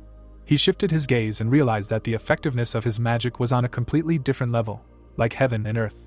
Chuck mentally told himself that even if it was the same attack where they shoot water droplets, that he could block as many as he wanted, then compared to this, it was nothing. Confidently looking into the distance, the protagonist's friend stated that even among yokai of the same species, their abilities varied greatly and that innate talent, the efforts that each one puts into honing it, as well as the instructions that guide them, were all evident in this. Liam confidently said that in all aspects, this guy was the best in the Shieji clan. Facing the antagonist, Eugene took a fighting stance. Staring ahead, fascinated, Chuck thought that even under the influence of magic, he was able to move as if it had almost no effect, that this was an exceptional regeneration and adaptability that surpassed all common sense. Christopher laughed and asked if this was the end, adding that he was just starting to warm up. Eugene put his fingers to his lips and said that now he had to give it his all. The guy with glasses asked Liam to take care of the two and any possible consequences. The girl looking at him, her eyes widened in surprise. He raised one of his fists in the air. He raised the second fist. An explosive stream of water fell behind him. The antagonist, bleeding, asked his opponent if he had really collected all the water that was here. A huge water monster rose in the air in front of him. Eugene pointed a menacing finger at Christopher and ordered the monster to take him. The water spirit flew higher than the buildings. Stunned, Taylor's mouth fell open in surprise. Looking up, Rick noticed that this spirit was very large. The surprised protagonist noted that this was the same magic that he saw last time. Rick remembered how he fought a similar creature and noted that back then it was barely 2 meters tall, but even so, it was capable of wiping out a house or several at once. The monster opened its mouth wide. Lowering his finger, Eugene ordered the monster to attack. The spirit rushed into battle. It headed straight for Rick. Smiling, Christopher said that this was great and simply magnificent. He was suddenly taken aback. The guy pulled his legs up. he prepared for the collision. A powerful blow was heard. Taylor covered her face with her hands. She opened her eyes. Rick covered her with himself. Putting out his hand, Liam turned the monster into ice. Streams of energy came from the mouth.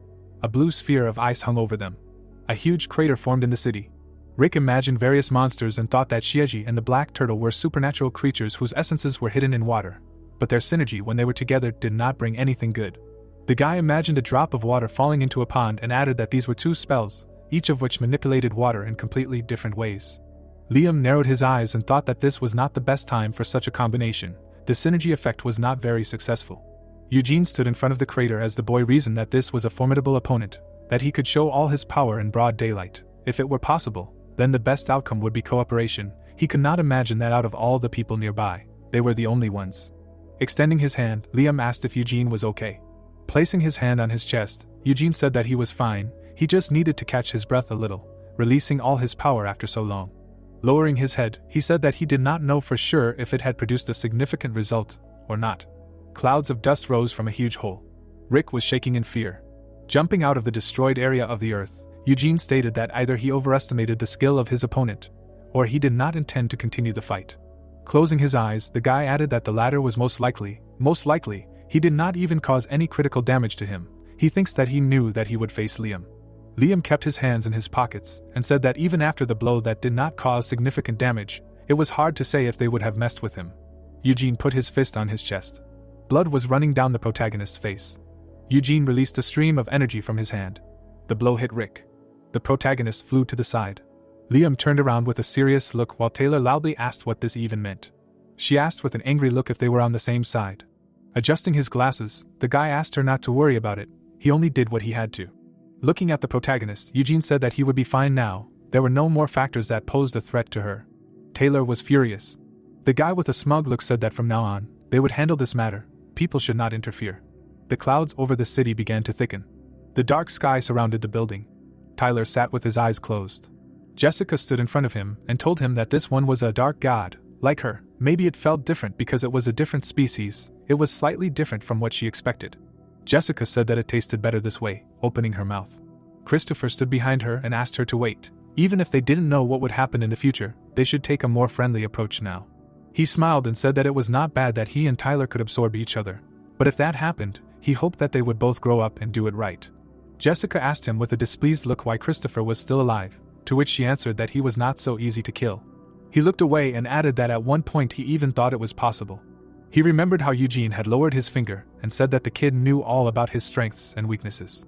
Christopher looked down at his feet, dumbfounded, and explained that the roots were a spell that he used to redirect attacks into the ground. In other words, if the bud under his feet was unstable, the magic would not work at full strength, so before he got all the water out of the ground, Eugene changed the terrain as much as possible so that he could not completely redirect the attack. Christopher imagined himself walking on the ground, in which streams of energy flowed. Standing in front of him, Jessica wondered what she would keep this in mind when she decided to eat him. The guy, with a crazy look, said that encountering a creature that even humans could not tame was even more amazing than Shieji, who lived 1,000 years ago. If he had his way, he would enjoy him to the last bite. Jessica, sipping coffee, replied that she did not quite understand, but she felt that this was a completely different feeling than her desire to satisfy her hunger, but he could have done so. Smiling, Christopher said that although he wanted to do so, the heavens were against it. Confused, the girl asked again. She raised an eyebrow. It had started to rain outside.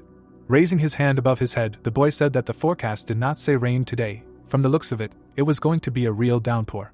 Christopher introduced Eugene and Liam and said that even if he faced them separately, he was not sure that he would remain unscathed after a battle on a rainy day. The boy, with a satisfied look, emphasized that even if he managed to win, it would affect more than just him. Given his current state, even a simple fight could lead to a fatal outcome, to which the girl said that besides, there was Tyler. Looking at the boy, Christopher assumed that those children had the same thought as him. Even if it only affected themselves, there was an opponent who should not be messed with.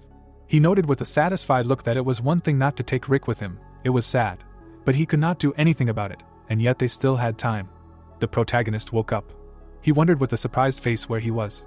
His hand began to shake, after which the protagonist thought that his body hurt. He could not even move, although this was expected, but he did not think that the muscles would be so damaged. Rick turned his gaze. Eugene was standing above him. He was holding a phone in his hands. Looking at the protagonist, the guy said that he received a call. He brought the phone to his ear and answered the call. Eugene, with a satisfied look, began to tell the head that he was fine, he only had a few scratches. The embarrassed guy said that he asked for half a day off because he did not feel well. The head was very worried. Placing his hand on the back of the chair, Eugene asked if his body was okay, adding that there shouldn't be any serious injuries, but it would hurt for a while. He had overdone it. The guy presented the mask and clarified if it was true that Rick had awakened this spell not long ago, noting that he didn't know for sure, but it was definitely not one that could be maintained for so long. He remembered how the protagonist had a pink aura hovering around him and assumed that it was a spell for a short-term increase in strength, which was why there was such a high consumption of magical power and physical endurance throughout the entire duration. Eugene imagined himself firing a magical blow at Rick and explained that this was the reason he had to resort to force the activation. Lowering his head, the upset guy stated that the protagonist was still confused, so he had to act as quickly as possible, for which he apologized. Rick was surprised when Eugene started talking about his little sister. Looking down, the boy said that he was not an evil creature by nature, but he had to admit the mistakes he had made, because they could not be justified by immaturity. As a representative of their species living in the human realm, he officially asked for forgiveness. Looking at him, the protagonist replied that he did not think he had anything to apologize for, as he felt he simply had no other choice, and then asked what happened to that yokai in the end. Sitting on the bed, the protagonist stated that he said that he was also a goblin, and his magic was similar to his, but there should only be one goblin and that was him. The surprised boys looked at Jack, who entered the room and said that he thought so too. However, apparently, this judgment was wrong. Along with his apologies, he felt it necessary to explain everything to him. Closing his eyes, the old man said that his name was Christopher. He was the prince of the goblins who lived on this peninsula 1,000 years ago, and perhaps he was Rick's ancestor. People were hiding from the rain with umbrellas. Stretching out her hand, Kate said that in the human world, the rain was exactly the same. Looking at her hand, the girl noted that, nevertheless, people were surprisingly tenacious. She thought that in such weather everyone would sit at home and not go anywhere. Louise, with a smile on her face, said that in any case, yesterday she was able to survive only thanks to her. Yesterday, talking to the staff of the department store and all the witnesses, she kept thinking that she would not have managed it alone. The girl imagined how Kate released a stream of energy into the guy and said that if she had not helped, the situation could have gotten out of control. Looking up, Kate asked him to save her gratitude for Rick. It was not difficult for him at all, and she decided to help her instead of talking to that guy. Louise closed her eyes and said she was ashamed, said she would help the main character, but she was only causing trouble. The rain got heavier. There was a sign on the door that the place was open. The girls came out and discussed how they hadn't even had a normal conversation. He hadn't even gotten her number, but immediately offered to sit in an empty seat, which wasn't much. Kate listened with a serious expression to the passers-by, who discussed how he really didn't understand hints, but considering how many people must have asked about such things already. Watching them go, the girl asked what was going on. Entering the coffee shop, Louise told him that most of the customers here were actually people who came to see Liam, and the most ironic thing was that he didn't even understand it. They walked into the coffee shop. The guy looked at them and, out of habit, started to say that they were closing early. He put his hand on the table and noticed them. Louise was delighted that Liam beat her to it, and asked why he decided to close the cafe if it was not evening yet. Turning around, the guy explained that they were not originally supposed to be open today. They only had to serve a few customers, including them. Kate watched as Louise screamed that she was the same as usual, and Liam replied that even if so, he still had no idea what she was talking about, so she should order what was on the menu. The guy was sitting at the table and eating ice cream. He suddenly turned his gaze. Confused, Louise asked what Kate would like, noting that there was tea, but if she didn't mind, she would recommend it. Chuck, looking displeased, asked what Kate was staring at and whether she wanted to die. A girl's scream could be heard in the coffee shop, asking her friend to calm down. Louise stood in front of her and said that Chuck was still a child. She certainly wasn't making excuses for him. Smiling, the girl said that they weren't in the world of yokai, and this brat, whoever he was, shouldn't be acting so brazenly. Confused, Louise asked if they knew each other, after which she heard that in a place where there was no tiger, a raccoon considered himself the boss. Getting up from the table, Chuck said that he was told that where he disappeared, there were creatures without a family. One fox in particular was disturbing. An enraged Kate looked at him, and the plot told us that even among yokai, there is a concept of natural enemies, and this mainly concerns those who originated from the animal kingdom. A snake attacked a frog, while we were told that the confrontation between the original individuals still affects yokai even after their transformation. A huge toad stood in front of a snake, and the plot told us that after a clash of yokai, the balance of power between them may not match, but the enmity did not disappear, which affects the descendants in whom the same blood flows. The guys looked at each other. Shaking her head, Louise thought that if such an atmosphere arose because of their instincts, then could this kid. Sighing, Liam asked not to worry, Even if they make the first move, he was not going to pounce on the first person he met like a weak-willed animal. A pink aura enveloped Kate, who asked if it was worth calling the judge, noting that she was already ready. Since she came to the human world, she had not really had normal food. Taking his hand out of his pocket, Chuck replied that he did not mind. He said with an angry look that he was not very interested in fox meat. He thought it would not take long. Louise turned around and heard the woman's voice saying that she really couldn't leave him alone for even a minute. She said with a sad expression that the judge had given them a rare opportunity to enter the human world, and if he got into a fight on the first day, it would affect his reputation. The sad boy turned to Jesse and said that this fox had looked at him first. The judge himself had said that they could call him too. Jesse walked up to him and told him that in the business world, protocol alone was not enough. This young lady he was arguing with was currently the most influential member of her tribe on the Korean peninsula, and he, who was not even a member of the tribe, was in no position to argue, and it didn't matter who was really at fault. Jessie stood over him. Looking up, she said that ultimately, the responsibility would fall on him, and of course, the young lady knew it very well. Kate looked at her silently. She said with a serious expression that of all the requests for mercy that she had heard before, this was the most pathetic. But so be it, this time she would forgive. She even felt a little awkward killing a tiger cub that had not even tasted life. Louise stood next to her friend and thought that fortunately, this was more of a provocation than a real threat. Given Kate's personality, this was probably the only correct answer. If Chuck decided to attack or began to grovel, she would kill him without any mercy. Looking at the guys, the girl said that this was quite old-fashioned, not only a possible Silk-Horan, but also Changwei, who had raised a young tiger for many centuries. Kate saw monsters with glowing eyes. Dumbfounded, Chuck listened that if they wanted this to continue, then they better pull themselves together. She did not know why this creature cared about him, but for someone like him, it was simply ridiculous. Kate frowned and asked Liam to just say why they were there. It was a tea shop and she didn't like it when someone smelled like burnt wood. Jesse added with a smile that they were wondering too. After the hunt yesterday, they were told to lie low for a while. Liam closed his eyes and said that as they already knew, in order to quell the commotion that had arisen, the elder had issued a temporary license. Even yokai without qualifications who came to the human world could take part in the expulsion of uninvited guests, if they had enough strength. But the situation had changed. Looking at the boys, Liam called each of them by name. He said with a serious expression that all holders of temporary licenses, except for them, were ordered to return to the yokai world due to lack of skills. The surprised girls immediately asked about Rick. Jesse was taken aback by the words that Liam didn't know what was going on, but apparently, with him, everything was different. Louise, dumbfounded, asked if he had been sent to the yokai world, otherwise that would be too much. Kate crossed her arms and added that she agreed. Maybe the protagonist wasn't so weak that he could be beaten by the first person he met, but that wasn't all. In terms of sheer power as a yokai, he was still not ready. She imagined a bunch of ants eating a dead grasshopper and said that the point was that a human, no matter how skilled they were in combat, was just big game, and if Rick was left alone in the yokai world, he would only live for a few days before he was hunted down and devoured. Turning around, the girl said that she was leaving. She would tell the elder that she was returning to the yokai world as promised. She would train him for a month and then he would face trial. He was resilient, so it would be fine. Liam sighed and said that whatever they decided was up to them, but first they had to hear it out. Rick was still out there and the decision to send him to the yokai world or leave him there had not been made yet. Kate turned around after hearing that. With his hands in his pockets, the guy added that it was also closely related to their new goal because they had to protect the protagonist from humans. A rainy sky surrounded the building. Sitting on the bed, the protagonist asked if Jack was saying that this creature was his ancestor.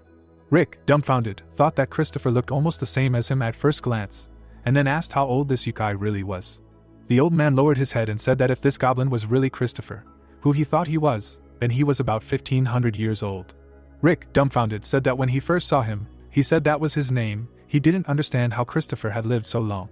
Adjusting his glasses, Eugene stated that this was not the case. In this case, the story was slightly different. Although it was true that yokai have a longer lifespan than humans, on average it was about 500 years. He imagined a demon shrouded in an aura and added that what allowed them to live beyond this period was the power of the yokai itself. When it accumulated a certain amount of energy, it could increase its lifespan and remain young for thousands of years. Surprised, Rick asked again, noting that the creature they encountered. An image of Christopher appeared in Eugene's imagination, and he stated that at the age of 1,500 years, he looked like he had not lived even 100. He recalled the fight with the monster, and emphasized that even being an experienced fighter and using his power, he was unable to cause significant damage to it, which is why he was able to successfully escape the scene. Looking down, Eugene noted that no matter how much he lacked in skill, this pathetic pretense needed to stop right now.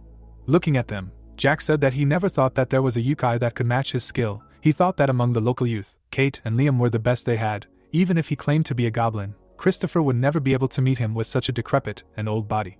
Opening his mouth, the man said that he was just an ancient myth that could be told to Rick if they had the time. The last time the goblins completely hid their traces of existence was 666 years ago, right after the Great War. More than 1,000 years ago, the goblins were divided into two opposing sides.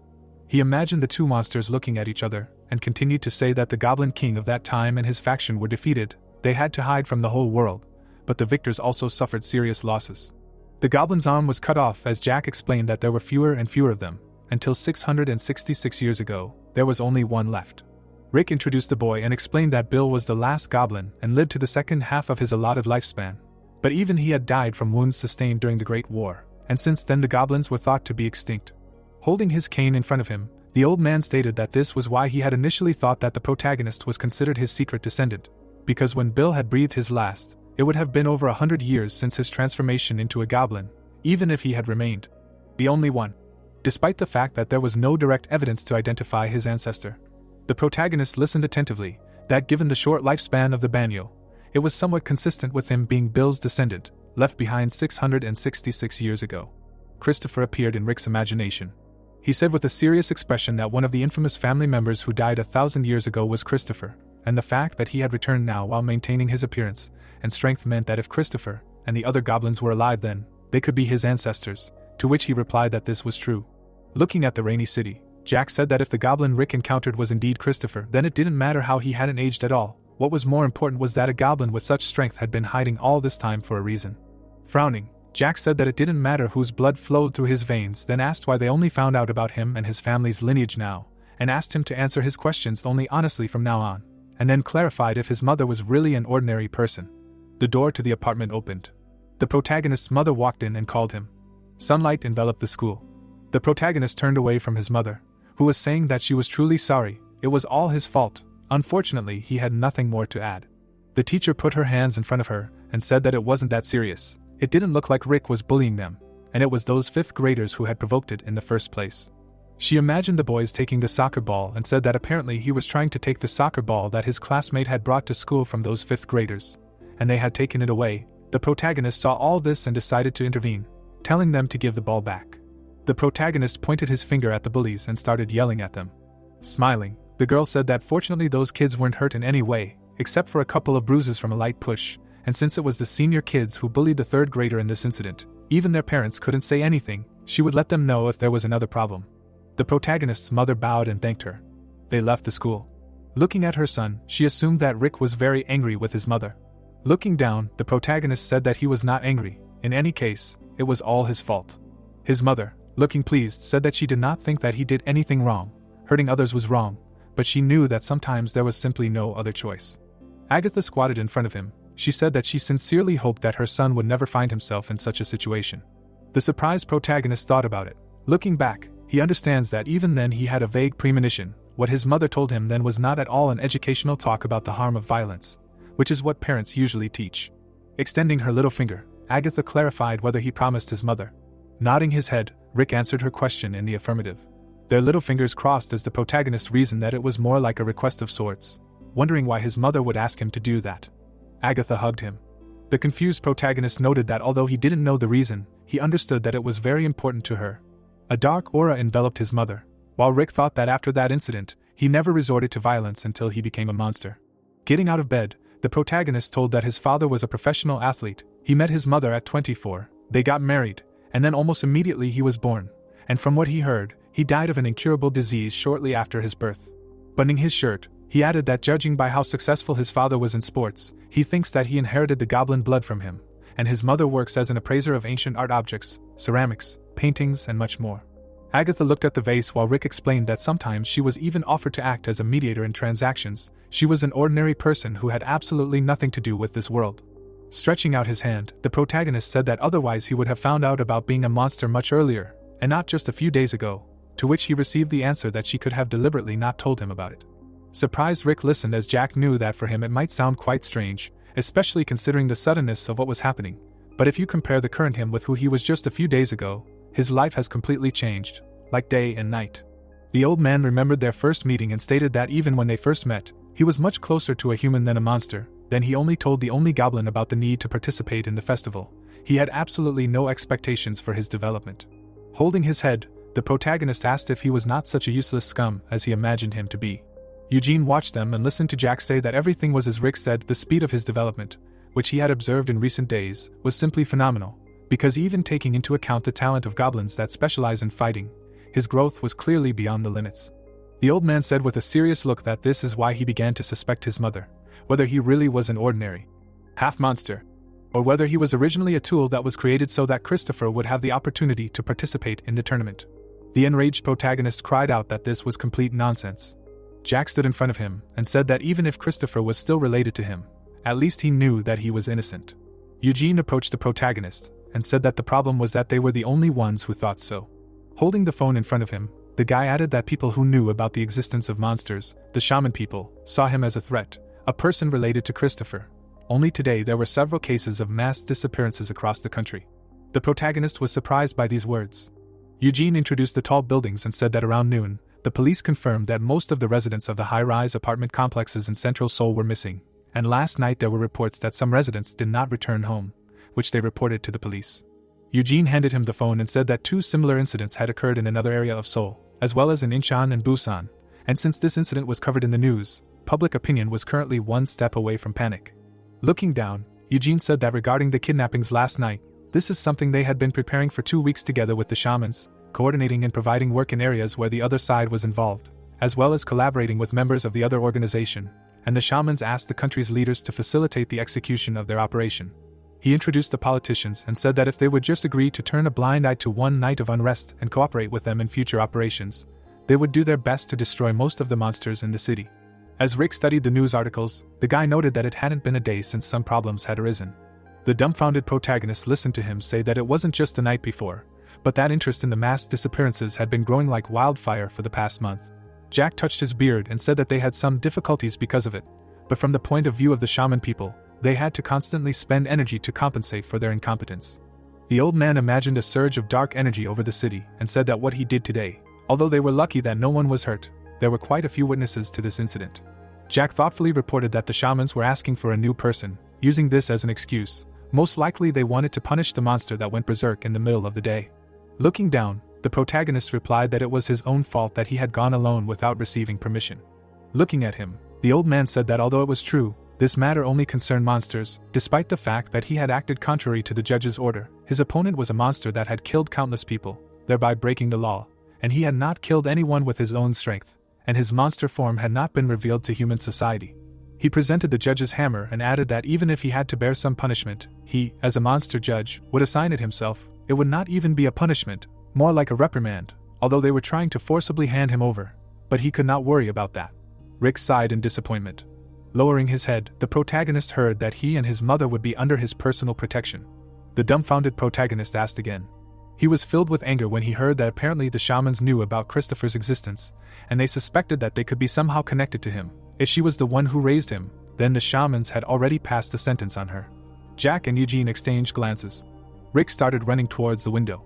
He moved at a tremendous speed. The protagonist suddenly shuddered. Jack held out his hand, saying that he understood his feelings. The tied-up protagonist fell to the floor while the old man said that he could not go to her alone, because this is what they wanted. Rick frowned at the words that Jack had already sent someone to protect her, so he should not worry. It would be best if he stayed there, under their protection.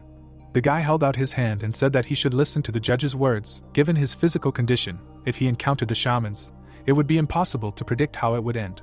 Trying to get to his feet, Rick said that it was all his fault. The protagonist stood in front of them and noted that he forgot to get permission and went there himself without even notifying anyone. He created problems for himself, and he is fully aware of this and is ready to take the appropriate punishment, but he is too stupid and did not think it through that far. It did not even occur to him that someone else could suffer from his actions. Moreover, he could not even imagine that it would be his mother. The boys listened to him attentively. The protagonist's eye began to glow while he was saying that he understood that he was causing trouble, but he could not do anything about it. If something happened to his mother because of him, he would never forgive himself for it. The floor beneath his feet shook. The ground around the building shook. A piece of fabric tore. An enraged Rick broke free. A surprised Jack wondered if the protagonist had torn the magic fabric with physical force alone. Turning around, the protagonist declared that when he saw with his own eyes that his mother was safe, he would come back immediately, and they could do whatever they wanted with him. Rick jumped out of the window. The boys watched him go. Confused, Jack asked why Eugene was just standing there and watching. The guy, with a smile on his face, turned his attention to the old man, who asked him not to say that he was so pathetic that he could not even utter a word. Holding the back of his head, Eugene replied that there was simply no water nearby that he could use, and blowing up a fire hydrant would only attract unnecessary attention. Looking out the window, Jack asked what about the rain outside. The old man sighed and called him simple-minded, adding that this was why everyone said that he was inferior even to his sister, even though she lacked talent. On the other hand, he did not know why, but this was the nature of their clan. The softer they became, the more like real people they were. Looking away, Eugene asked if Jack had been too rough with Rick, adding that although he understood that the protagonist's potential exceeded all his expectations, he also knew that the magic of the magic cloth did not dissipate just because it was torn. The old man glanced at the torn cloth.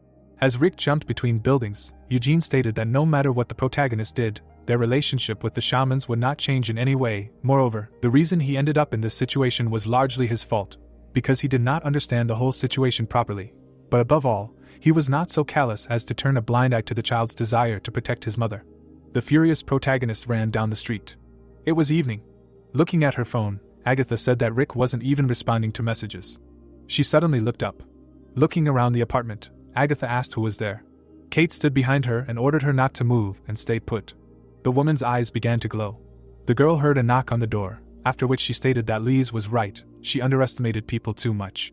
She noted with an enraged look that no one knew that they would be so annoying that she would want to kill them. The guy with a katana burst into the apartment. Pointing her finger at the floor, Kate ordered him to bow down if he didn't want to die. The dumbfounded guy heard the order to bow down. A pink aura enveloped the girl, and the plot told us that the use of chi in the voice causes disorientation and clouds the listener's consciousness. The energy began to cover the guy. Sighing, Kate said that Louise can come in, because everything is under control. Entering the room, the girl said that she was glad that they made it in time. Looking at the guy, Kate said that given his level, even if they were late, nothing would have changed. She said that they should avoid conflicts as much as possible. The girl touched Agatha's shoulder and said that in the end, no one was hurt, and they protected her. The girls suddenly looked at each other. A blue aura enveloped the building. Louise was scared, and the plot told us that since they were born after the last competition, this is the first time they experienced such a feeling that completely covered them. Looking at her hand, Kate assumed that it was only them trying to avoid conflicts. The houses were surrounded by mana, and the girl said that it was a barrier. Moreover, it cannot be created quickly, it requires careful preparation. They planned it from the very beginning. Stunned, Kate wondered what the point of sending someone ahead was. The guy broke free from her shackles. Turning around, the girl asked in her mind if he was able to get rid of the small purple string technique with his own chi. He grabbed his nail. A crash was heard in the apartment. The guy threw the sword on the floor. Michael, looking scared, said that he was not going to fight her. The person they were holding was his friend's mother. He came there to stop her from being kidnapped. Louise hugged Agatha and heard Michael say that if they had the same goal, then he would help them. Frowning, Kate asked again if he was Rick's friend. Michael, looking serious, said that time was running out. They noticed it themselves, but a barrier was set up around the complex, and as long as it was active, they would not be able to get out. The girl stood in front of him and asked, besides the fact that he was telling them about a way to get out, why was he acting so confident, as if this was how it should be?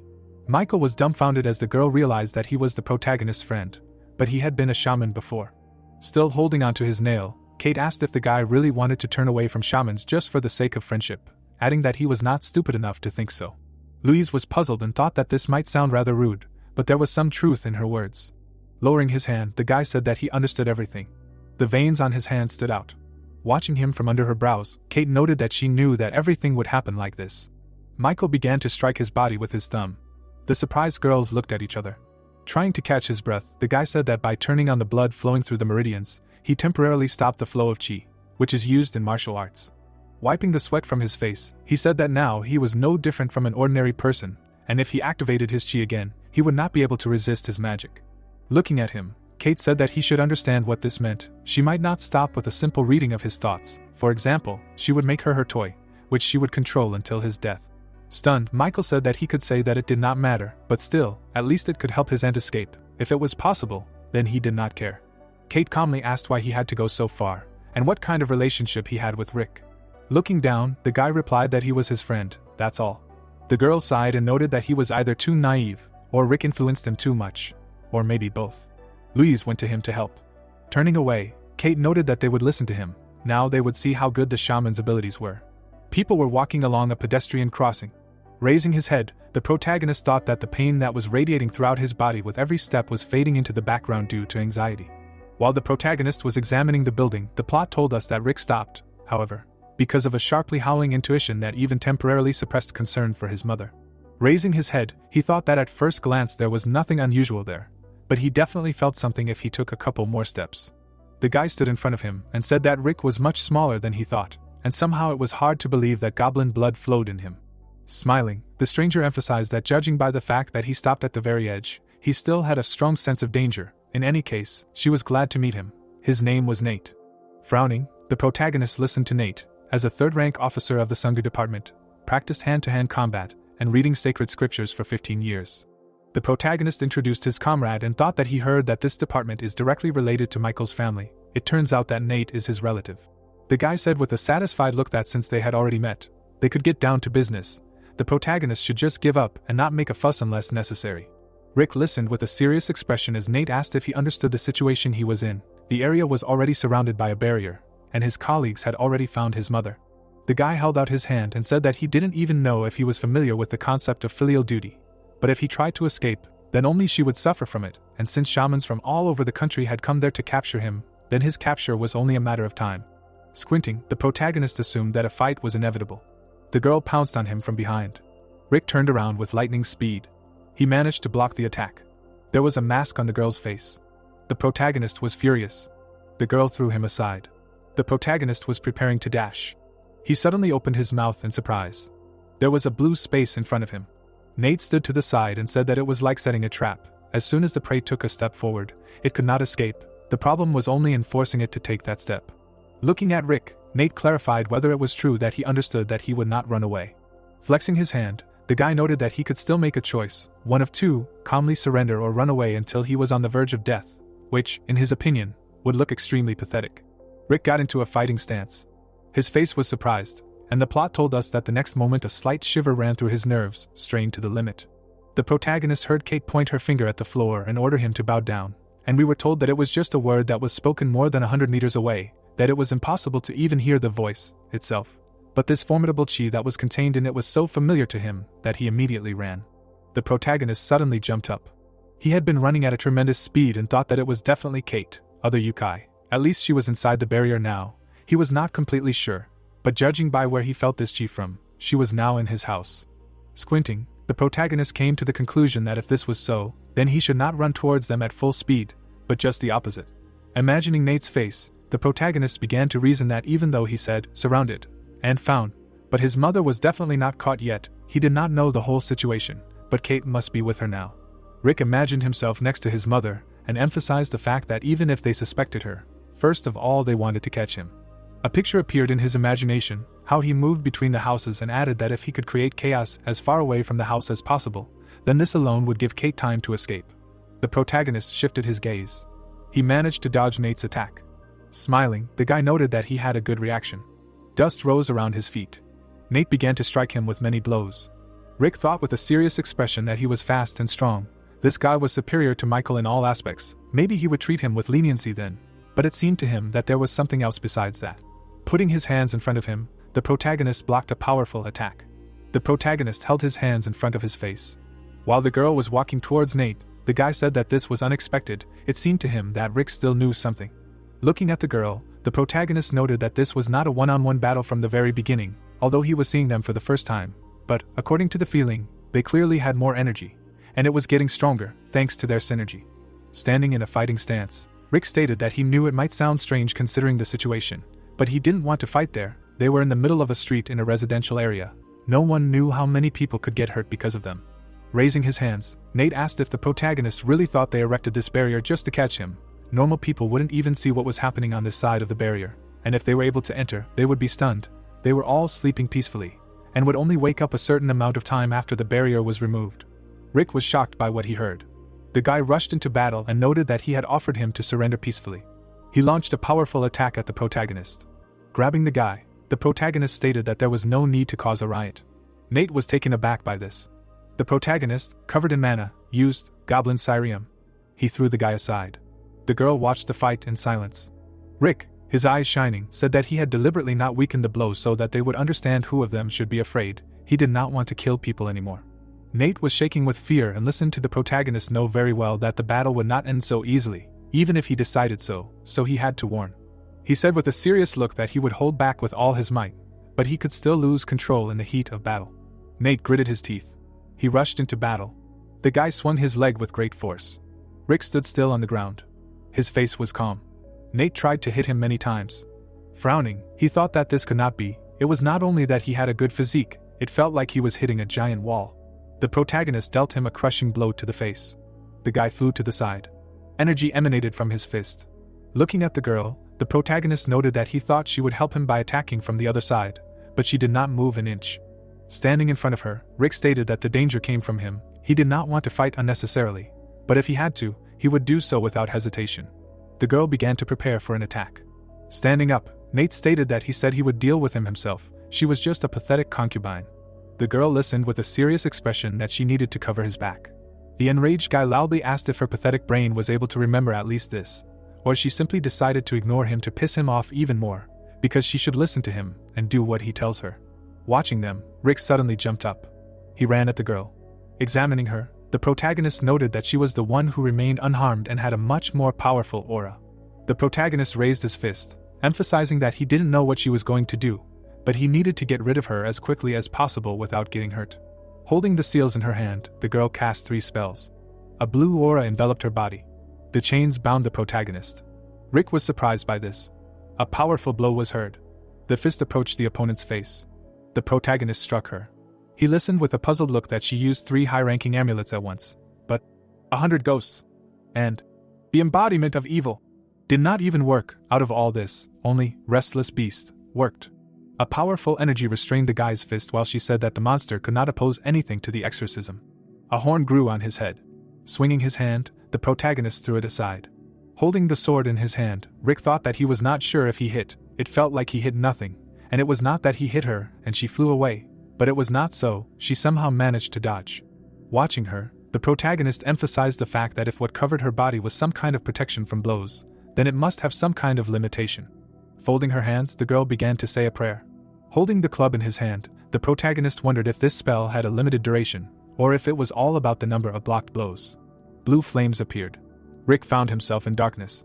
Showing 3 fingers, Michael said that 5 shamans were sent there, including him, 3 of them real professionals, the rest are average. All of them form a 4-sided barrier that surrounds the residential complex. He imagined the people surrounding the building and said that initially the boundary of the barrier is made by installing a column, or amulet, on the outside, but in their case it is different. The capital shamans themselves act as supports. Crossing her arms, Kate asked why complicate things. Should they just get rid of them for the barrier to disappear, noting that although half of them would be enough, because it would collapse anyway if a significant part was removed. Louise listened in surprise, saying that it was not that simple, but he admitted that they had plenty of strength. Putting a hand on his hip, the guy emphasized that it did not matter how powerful they were. If they had not lived more than 666 years, then they simply did not have the necessary knowledge for this. Their strength was different from monsters. Michael said with a puzzled expression that most of the martial arts and crafts they practiced were designed specifically to catch monsters, and that battles between monsters were simply a confrontation of pure strength. But fighting a shaman was like stepping on a trap that was made specifically for her. He imagined himself stepping on a trap and said that it wasn't a matter of strength or superiority, but incompatibility, and that 3 capital shamans were heading there right now, and only those worthy could obtain the position. He imagined people wrapped in energy, and noted that they were the only ones who could fight equally against god-level monsters. Michael stretched out his hands and concluded that, however, since a fight was inevitable, he would advise them to only deal with one, because as they said, only 2 needed to be eliminated to overcome the barrier. Imagining how they would fight, Nate noted that he would take on one, so they should attack the second at the same time as him. They needed to get out of the barrier before the other shamans arrived to help them. Fortunately, he knew the role and capabilities of each of them. Kate opened her mouth and said that it was all good. Standing in front of him, she asked if he would be able to use energy now, adding that she saw how he sealed his channels with his own hands. Michael, puzzled, shifted his gaze. Stretching out her hand, Louise said that she understood that nothing could be done about it, but it would be quite difficult to defeat 2 shamans at once, although all the ordinary people were unconscious now, if they did not want them to suffer.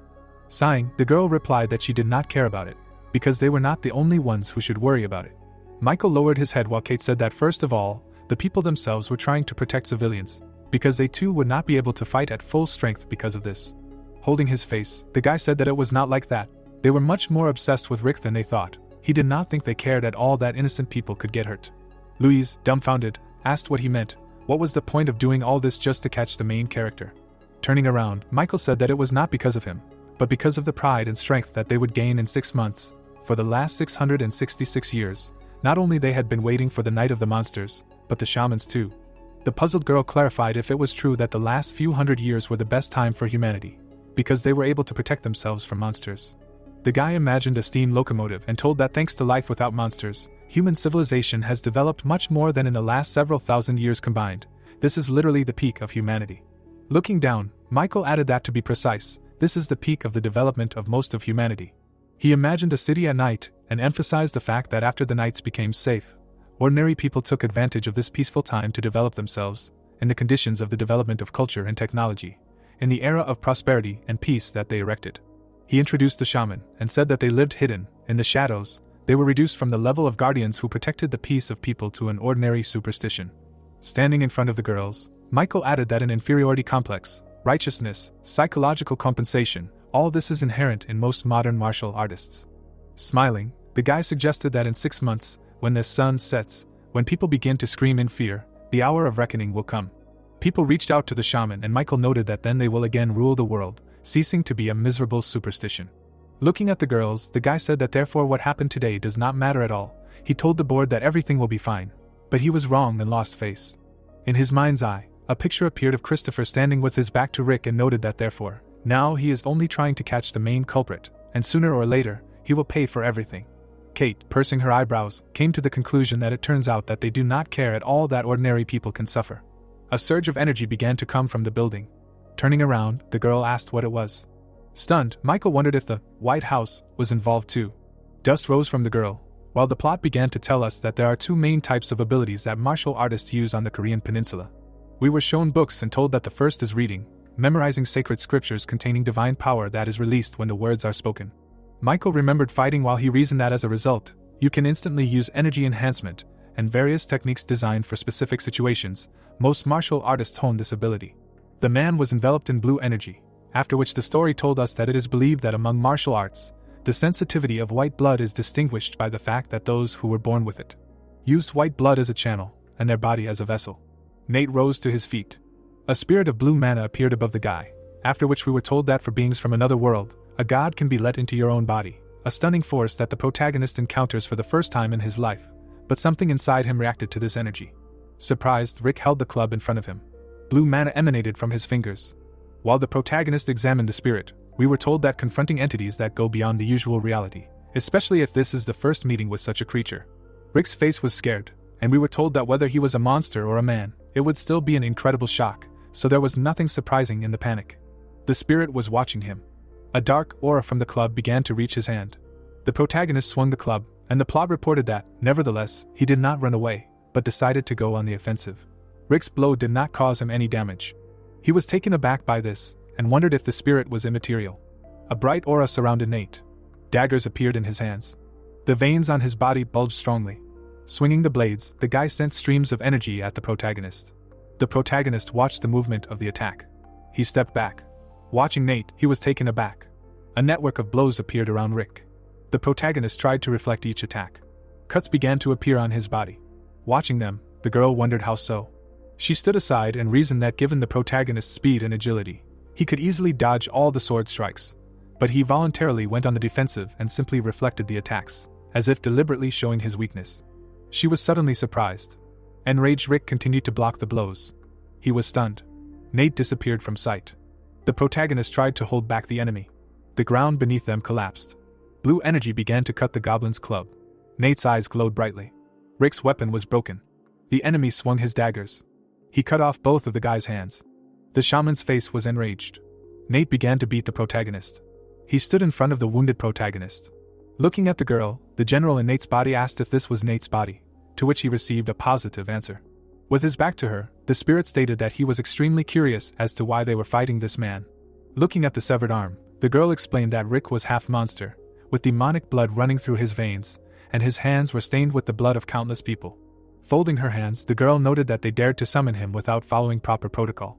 Turning around, the general stated that she had better watch her tongue, since this guy really was innocent, and then asked if they were twisting the truth to their advantage. He recalled the battle with the protagonist, and said that if they had any common sense, they would have realized everything themselves. Despite the fact that he had a chance to avoid the fight, he decided to attack. Perhaps he was afraid of the consequences that would befall the locals.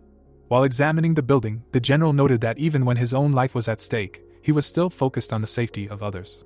The guy with the glowing eyes noted that even if they said that he had the blood of spirits, he still would not believe that he actually broke the law and harmed someone. Most likely, the accusation was false, which is due to their distorted worldview and inflated needs. If he was just scum, he would never have responded to the call.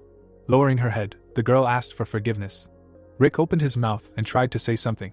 One of his arms was restored, while we were told that he was literally on the verge of death, but his critical condition was caused by more than just the wounds he received. The main character introduced Christopher and Tyler, while we were told that the protagonist fought 2 opponents in a row at once. We were shown various drugs and told that this affected him a little more than the wounds themselves. For ordinary monsters, the pill itself is akin to a full-fledged dietary supplement. The monster swallowed the pill, and we were told that excessive consumption could be compared to simple wastefulness without any side effects. But Rick's body, which is extremely sensitive to such drugs, squeezed out all the life energy from him to the last drop in just a few minutes after taking 2 doses in a row. Rick's face was furious. Purple liquid was flowing down the pill. The protagonist moved his hand, and the plot told us that under normal conditions he could have been healed 2 or even 3 times, and that was all. But now he was able to restore only 1 hand. The protagonist snapped his fingers. A scroll appeared in front of him. Noticing it, the general asked if he still had strength. Watching him, the spirit said that this was admirable. He did not understand this, because Rick could have simply run away. The girl nodded approvingly when she was asked if the guy told her not to kill him. The furious general replied that this was good. Holding the vial in his hand, the protagonist reasoned that in order to activate it, he needed to clearly and confidently pronounce the word trigger. He remembered Michael telling him that if he made a mistake, it could shatter into pieces, releasing the technique hidden inside. The protagonist crushed the pumpkin. He imagined the various vials, and the plot told us that the power of the 3 colored pumpkins is nothing special. Among the 81 mystical techniques stored, the most suitable for the situation the user is in is activated. The angry spirit in Nate's body watched this. A huge surge of blue energy appeared before him, while we were told that, however, what the pumpkin released after analyzing Rick's current state was not a mystical technique at all, but simply an infusion of all the energy contained in it. The girl was taken aback, thinking that this was a tricolor pumpkin. It was not just some trinket, especially considering the amount and density of energy. An outstanding martial artist would have spent at least several years to create it, and she also did not understand where the yokai could have gotten it from. A powerful aura enveloped the protagonist. Rick was standing on the ground. He looked at his hands. The general approached him and said that such a thing can rarely be seen. The monster used the tricolor pumpkin, and also absorbed all the energy. The protagonist reflected his attack. His face was surprised. He was able to hold back the enemy's blade. Rick began to reflect many attacks. He began to reason with a puzzled look that he understood that this power appeared because of the pumpkins that Michael gave him, but he did not understand what this feeling was. The protagonist imagined a vessel of blue liquid and noted that he felt like a new energy center appeared in the lower part of his stomach. We were shown Rick with 2 spheres in his stomach and told that everything was wrong. He originally had 2 energy centers, but they both became inactive due to not being used for 17 years. The protagonist remembered how he held back the hand of a big-mouthed goblin, while we were told that one of them had recently awakened due to a stressful situation. The protagonist imagined how mana was flowing from his fingers, and the plot added that the other energy had been restored just a few moments ago due to a collision with a demigod, and with the help of a 3-colored pumpkin, they were filled to the brim. He covered himself with his hands from the attack. Rick landed on the ground. Frowning, the protagonist thought that this energy, the way it is manipulated, and its effects are no different from chi, most likely due to the fact that there are almost no differences between them. It is much easier to block attacks, but he still cannot summon the Goblin Club. As he prepared to dash, the protagonist noted that when blocking, it felt like something was missing. Depending on the type of energy, there must be different methods for using it. Watching the general swing his blades, Rick thought that the Goblin Club could only be summoned using chi, so his current energy was clearly not suitable. Gritting his teeth, the protagonist wondered what he should do. If he continued like this, it would all happen again. This was not an opponent he could defeat with brute force alone. Clenching his hand into a fist, he thought that since he couldn't use this energy, then Rick released a powerful stream of energy. He was shocked by what had happened. The onlookers were taken aback. An animal was flying in front of him. A hotel. Tom sat on the couch, displeased, telling the girl that the last time he ate was at the airport. Lying on the bed, Taylor didn't understand why she couldn't order food or go to a restaurant. Looking at the heroine, the guy calmly answered her that it was only because of her that they could not eat peacefully in the city. Looking at the door, one could see the surveillance that forbade them to leave the hotel or move along the street alone together. Looking at the ceiling, the girl answered that she was aware of all this. Tom looked at Taylor with displeasure, who said that she would go look for goblins. Thinking about him, the girl understood that thanks to his help she returned alive. The surprised guy told the girl that he had heard a different picture from the residents. Remembering the news, Taylor explained that all the residents wanted to hang everything that was happening on him in order to save face, telling the public that the criminal was caught. Raising his head, the guy realized that the shamans in this world were not much different from those in Japan. Opening his mouth, Tom explained to the girl that they could not take any action about this. Taylor listened with displeasure to the guy, who told her that they were first and foremost guests in this hotel. Thinking about what happened before, the hero understood that people are responsible for Korea, and they with the rest of the families for Japan. Imagining a huge building in his head, it was clear that for the heirs of the dynasty and the government of Korea, they are just myths from ancient times. Looking confidently forward, Tom answered that if people are convinced that their own shaman lacks skills, then the government can rely on shamans from other countries without hesitation, including themselves, because shamans from all over the world are also closely watching this whole situation. Sitting on the edge of the bed, Taylor began to ask the guy if they can regard this as a violation. Looking away, the heroine discontentedly realized that she does not have enough strength to do anything. Thinking about today, the girl decided that she just does not feel well, but when she had to use all her strength, she realized that she has significantly weakened after arriving in Korea. Looking at her hand, Tom told the girl that she has a much harder time with her weapon. Using force, the girl decided that the guy was probably right. The heroine's gaze began to look at something in surprise. Tom saw something with incomprehension. Taylor's hand was radiating magic. Trying to remove her hand, the heroine looked forward. The guy was strangling the girl with a smile, telling one of the heroes that he did not want to harm him. The guy was wondering with incomprehension how he could save Taylor. The little animal was thinking the same thing with incomprehension. Looking at everything that was happening, he understood that he could not do anything. Seeing the girl, the animal knew that he was completely dependent on his master. The flask was lying on the ground. Closing his eyes, the animal understood that without receiving energy and orders from the shaman, he was no different from an ordinary soul. Filling with strength, the little animal still went into battle and, in devotion to his mistress, did everything he could.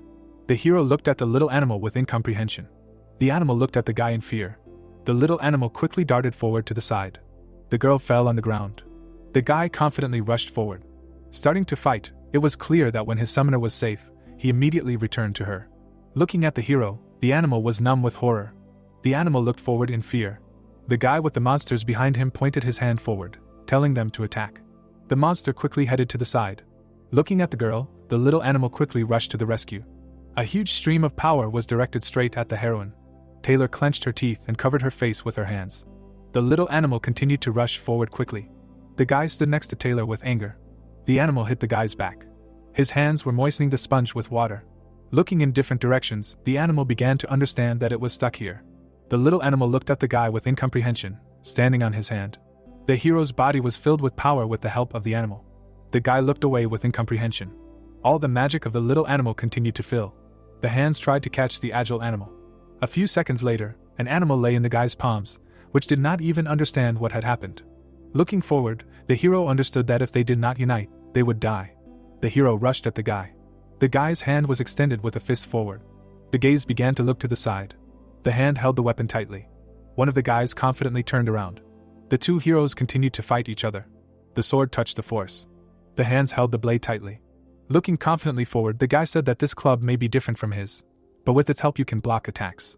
Watching the guy, the hero understood that he is superior to him in terms of speed and strength, and his advantage in the fight is due to some unique technique. Because as soon as the hero tries to carry out any technique, he seems to anticipate it and counterattacks in such a way that the other has no chance to dodge. One of the hands was scratched. The same wounds appeared in the pulp of magic. The gaze confidently looked forward. The guy, gritting his teeth, tried to cope with such an onslaught of power. Looking at the magic, it was clear that the hero did not have time for the general's attacks. The guy, watching this fight, said to give up, since the hero does not try to defend himself from attacks, only blocks those that can lead to the moment of death. Rick, holding the weapon, continued to confidently look forward. Watching the guy from the side, the hero decided to do what would be his chance. A smile appeared on the guy's face. Christopher, directing his power, said that now he would show the strongest technique.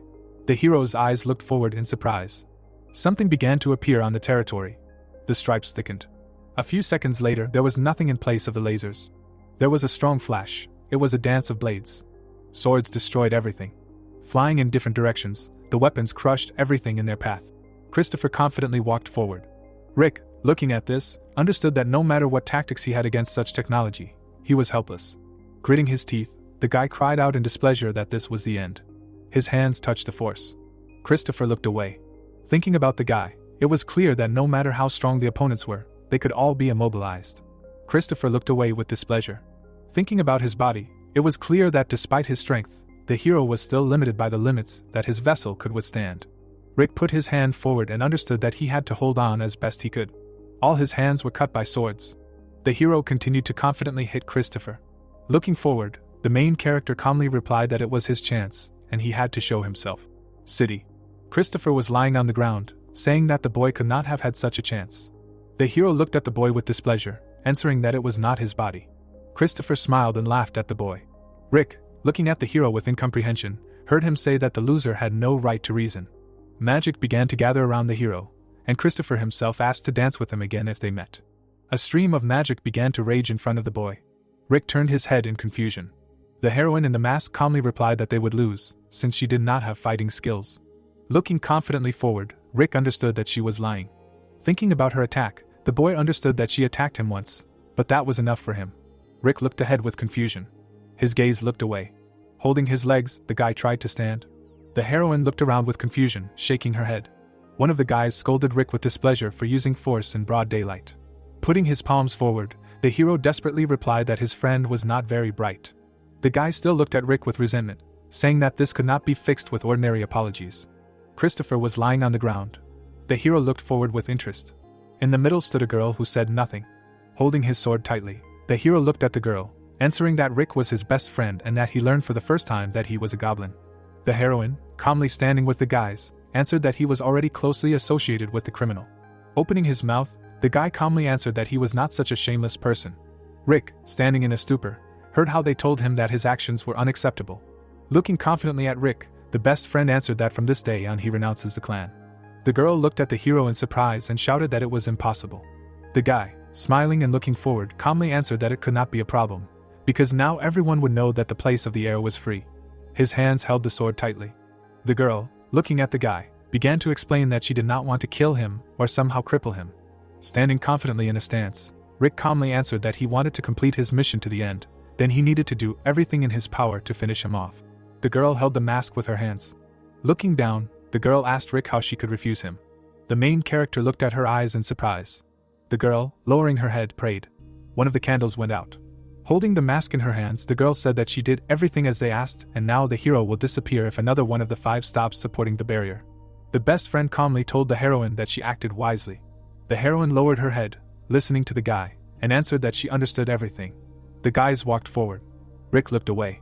The best friend, gritting his teeth, began to explain that he came here only because of the task. His eyes looked askance at the protagonist, explaining that he was told to enter the barrier and deal with any goblins he met. Rick looked at the hero with incomprehension, not knowing what to say.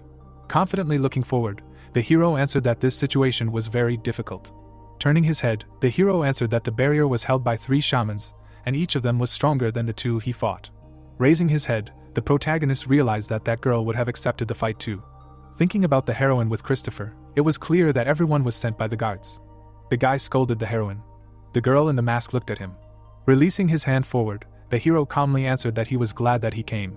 Looking to the side, his friend realized that he needed to defeat one of the guards to get out. Rick looked at the list. His hands brought strength. Squeezing all the magic, Rick began to fill it into himself. The hero's whole body was filled with something new. Standing near the broken ball with force, the guy answered that now there will be strong battles between him.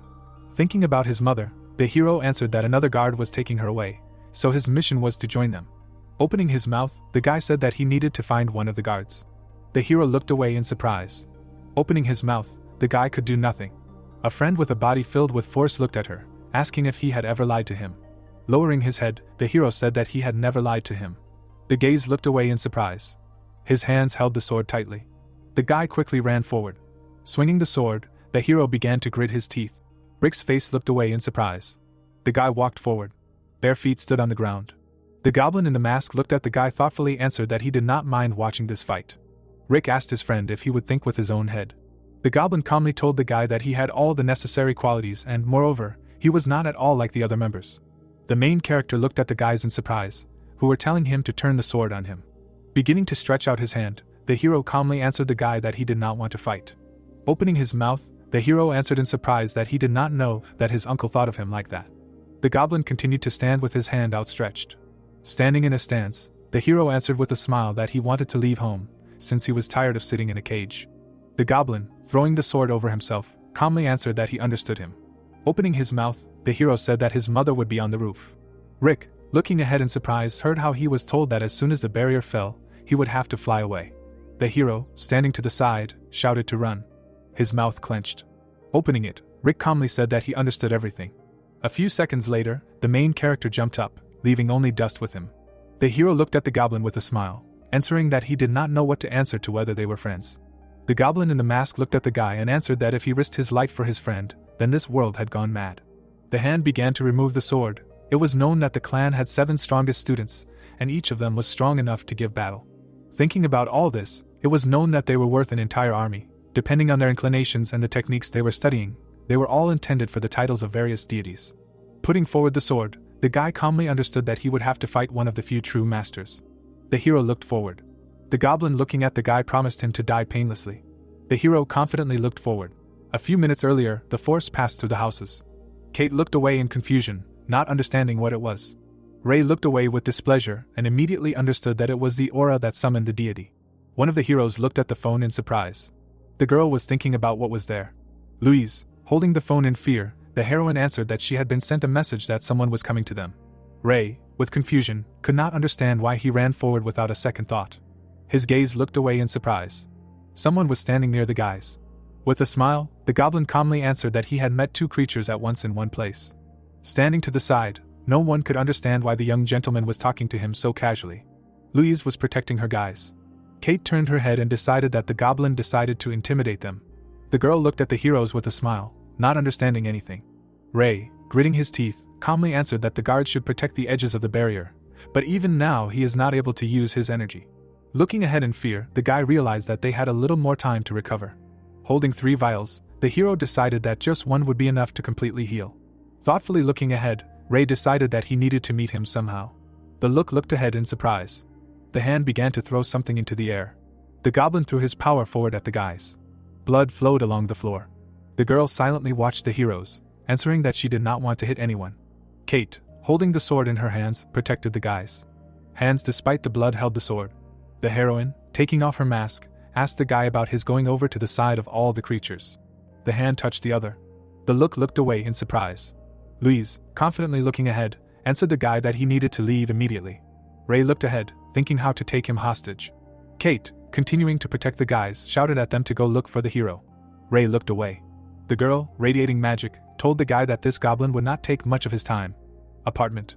The goblin, with a smile on her face, answered all the guys that they had a mission to stay alive. The goblins' voices could be heard from the houses, saying that they would be caught anyway, and it was only a matter of time before they were caught. Kate looked at the girl with displeasure, who asked her if her hand hurt. The heroine, looking at the goblin, calmly answered that if there was a soul there, it would hurt. The goblin answered with a smile that she made it herself.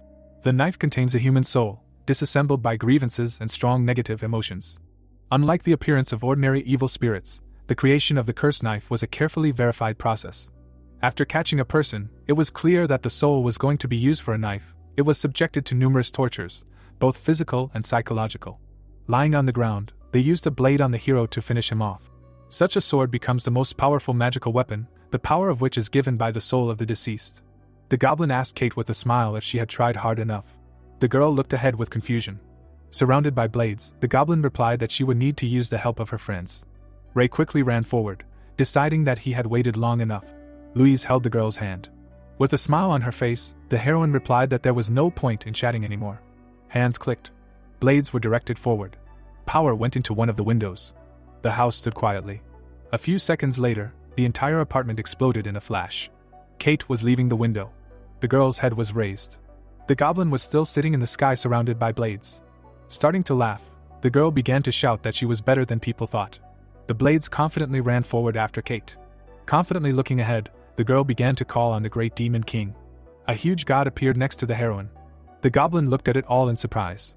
The huge god, holding his weapon up, began to break all the blades. There are many types of deities that are revered by shamans. There are those who were people during their lives. Most of them were heroes who left their names on the pages of history, but the reason was not in power. Thinking about prayers, it was clear that this was the whole point. Thanks to this, the dead can compensate for ordinary people. Those who pray to them do not necessarily have their own spiritual power, and all other formalities do not matter either. It was all about their prayers and offerings. The immortal prayers of many people over time fill the void and create the core of the deity. Holding power in their hands, it was clear that shamans call on deities, and these are people who are given the right to use this power, and who are responsible for the consequences of its use. Imagining what was happening in his head, the hero understood that today he had seen a lot of strange things. Opening her mouth, the girl calmly said that there was nothing good in this. Kate looked away in surprise, seeing how the blade was in her chest. Goblin looked away in surprise and replied that she could not close her eyes. A strong stream of magic passed through the entire territory. Her feet standing on the ground spoke of a strong stench. Covering her nose, the girl walked forward, saying that their kind specializes in all sorts of tricks. Kate sat wounded on the ground, hearing that this magic clouded the mind. Directing new blades, the monster said that she would take this experience into account when she needed to kill foxes in the future.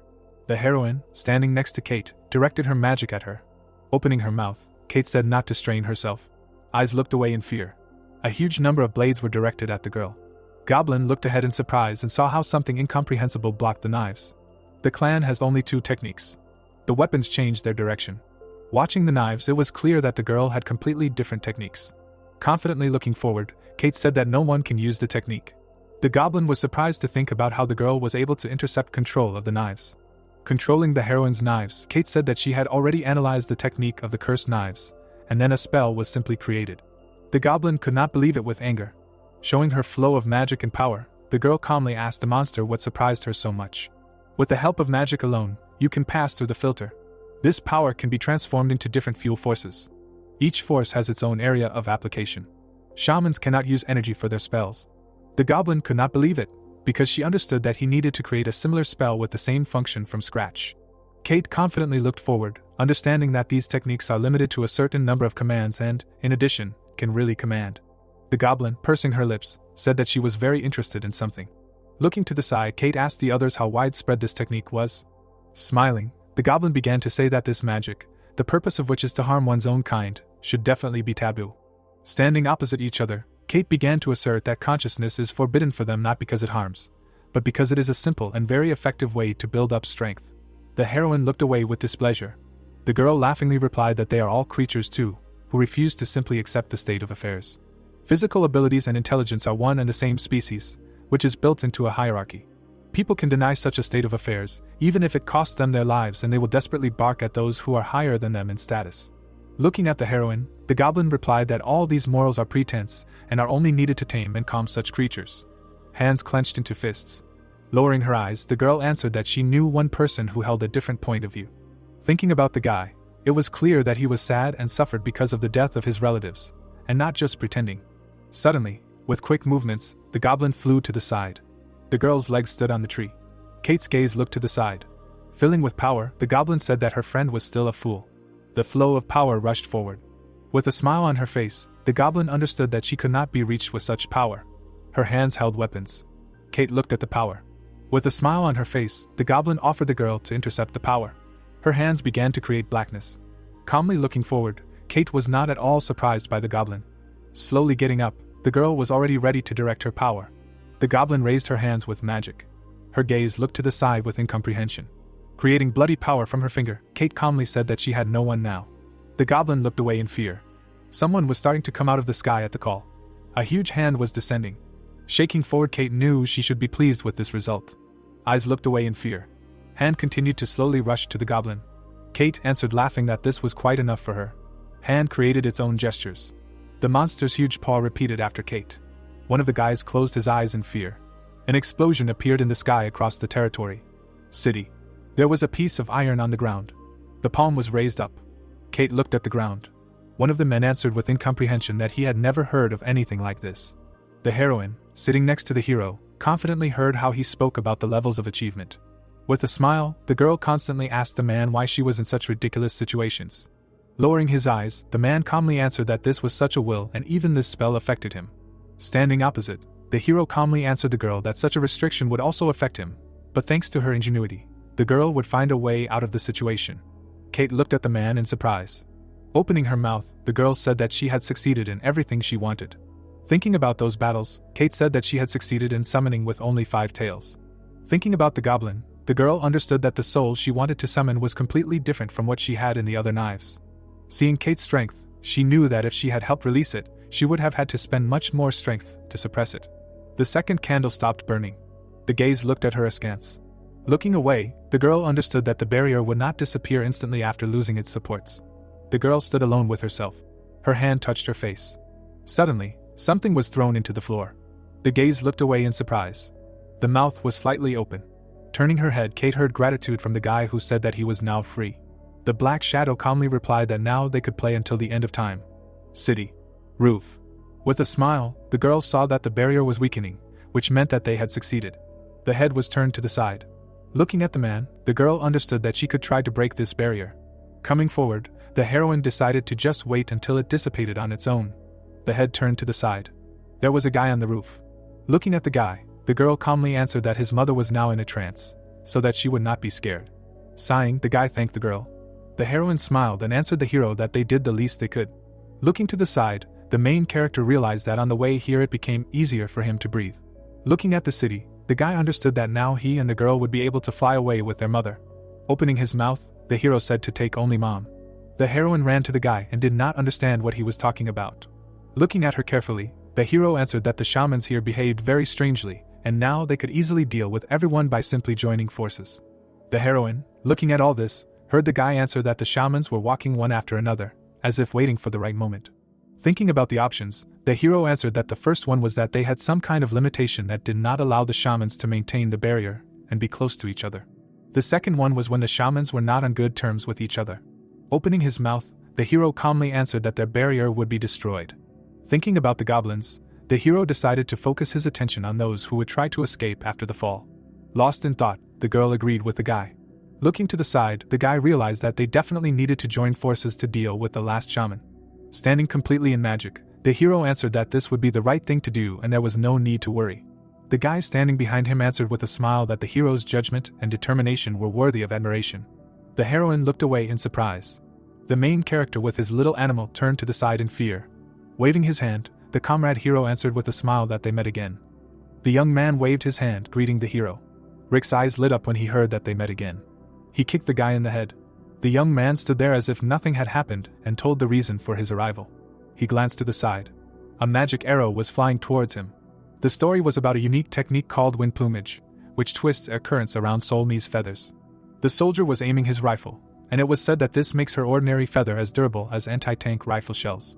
The enemy caught the feather with 2 fingers. It was said that the destructive power of such a feather is enough for monsters of the Su and Goose classes, and for yokai of the Ki class above it poses practically no danger. He held a blazing feather in his hand.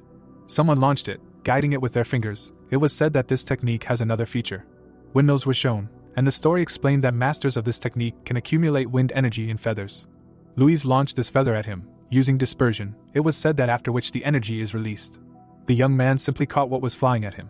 The hero held magic in his hands and thought that even if they used all their strength to attack him, he would simply brush off their magic.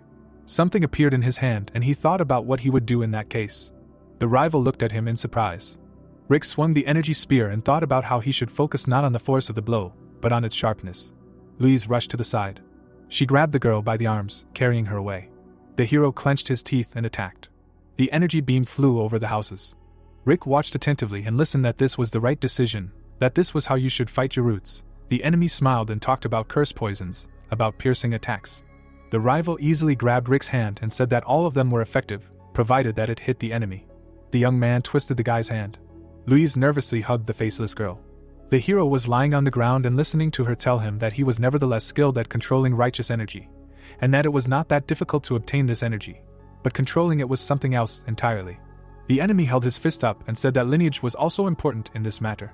Louise held out 2 feathers in front of her. She thought that this was probably Christopher, the goblin Rick had fought today. The girl threatened him not to come any closer. The feathers were enveloped in magic, and she explained that he would not be able to handle the next charge of her feathers with one hand. Christopher scratched his head and said that he was sure of it, because the previous feather was also good, and he probably would not be able to block them all with just physical force. Louise silently listened to her friend's sad state, not allowing him to use all of her power, right? The enemy looked at her calmly and said that if she decided, then in an attempt to destroy him, she would blow up everything around. But maybe Rick would survive after that. He looked at the woman and explained that while she had such a burden on her, using her feathers was not the best solution. Christopher laughed and said that let's move on, and he was even glad that he came to help them. Louise was surprised. The guy put his hands in his pockets, turned around and told Rick that everything happened because he got into a fight without listening to him, and maybe he looked suspicious, but you could ask why he came. The hero, trembling, opened one eye and listened to how a couple of his blows still calmed him down. The young man stated that, to be honest, he did not think that they would meet again so soon. Christopher smiled and continued that there was nothing to be done. These guys had crossed all the lines, and he knew they would do something, but he thought he would be their final target. The city was depicted and the adversary said that for this purpose he left traces by which he could be found, but they decided to capture the hero, either because of laziness or unwillingness to use their brains. He continued to say that if he had only known that this would happen, he would have acted more covertly, and it was really his fault, and he apologized. Rick looked at him, not understanding, and said that he didn't come here to chat. Louise hugged the girl and listened to how the adversary was here to help them, and Rick's assumption turned out to be correct. Christopher looked away and reasoned that he didn't know how to weaken the barrier, but it would still not be easy to get out of there intact, despite the presence of only one guard. Rick and Louise were stunned to hear that reinforcements were on the way. The hero stood up in front of the adversary and Christopher stated that, as he had said, they had devoted a lot of strength to defeating him, enough to even try to defeat him themselves, and what happened in the end should never have happened to them under any circumstances. Characters were shown and the guy said that there were 4 guards and 2 shamans, whose combined strength reached the level of a guard. Other characters were shown. He continued to say that it would not be an exaggeration to say that there was enough strength to guard all of Seoul. A city at sunset was shown. Christopher said that although there could be trouble in the city without guards, his capture was more important. Behind the adversary were the girls, and he continued that it was therefore natural that his companions did not have enough strength, because such a strict selection of the best shamans for his capture should have helped them cope. The hero touched his neck and listened to him say that all they had to do was go to the end of this mission. The streets of the city were shown and the adversary said that reinforcements were not here yet, but were probably on their way, and given the time it took for the barrier to completely disappear, they would have to act quickly. Christopher approached Rick and assured him not to worry because he could make sure everyone got out of here safely, adding that if he did something for him in return. The hero looked at him and repeated what he had said about everyone. The adversary interrupted him and said that he meant his girlfriend too, because he was not that ruthless. Christopher smiled when he heard the hero agree and asked what he needed. He took a step closer. The young man leaned towards his ear and said that it was nothing special, just. Rick's eyes widened, taking in what he had heard. Christopher stepped back and asked what he would say to that. It wasn't that hard, was it? The hero calmed down and agreed. He clasped his hands and said that then now. The adversary interrupted him, indicating that they should go down and leave. Rick looked at him in surprise, asking again. Christopher looked at his smartphone and replied that he had heard everything correctly. They didn't need to fly away, they could go down and go wherever they wanted, and no one would bother them, and he probably should have said it earlier. The apartment building stood at sunset. Blood spattered the wall. He said that not long ago he had killed the last guard. The adversary scratched his head and apologized for not saying it earlier, but otherwise their conversation could have taken longer. He opened his eyes, looking at them with interest. The smartphone vibrated in his hands. The girls watched intently as he picked up the phone. Christopher stepped aside and, talking on the phone, answered questions that he was the one who killed the owner of this phone. The hero was scared, watching him, listening to the fact that the guy was trying to get to the point, noting that insults would be unnecessary here. Christopher pointed his finger down to the hero and said that they should go down and leave, because he said that he would take care of everything. Louise looked at him and was amazed. He continued talking on the phone and waved to them. Rick looked back, following the girls to make sure. They went outside. The heroes were amazed at what they saw in front of them. Kate was sitting in front of them without a face. The guys called out to her. She asked not to worry about her. The girl was very calm and said that she just stepped on something annoying.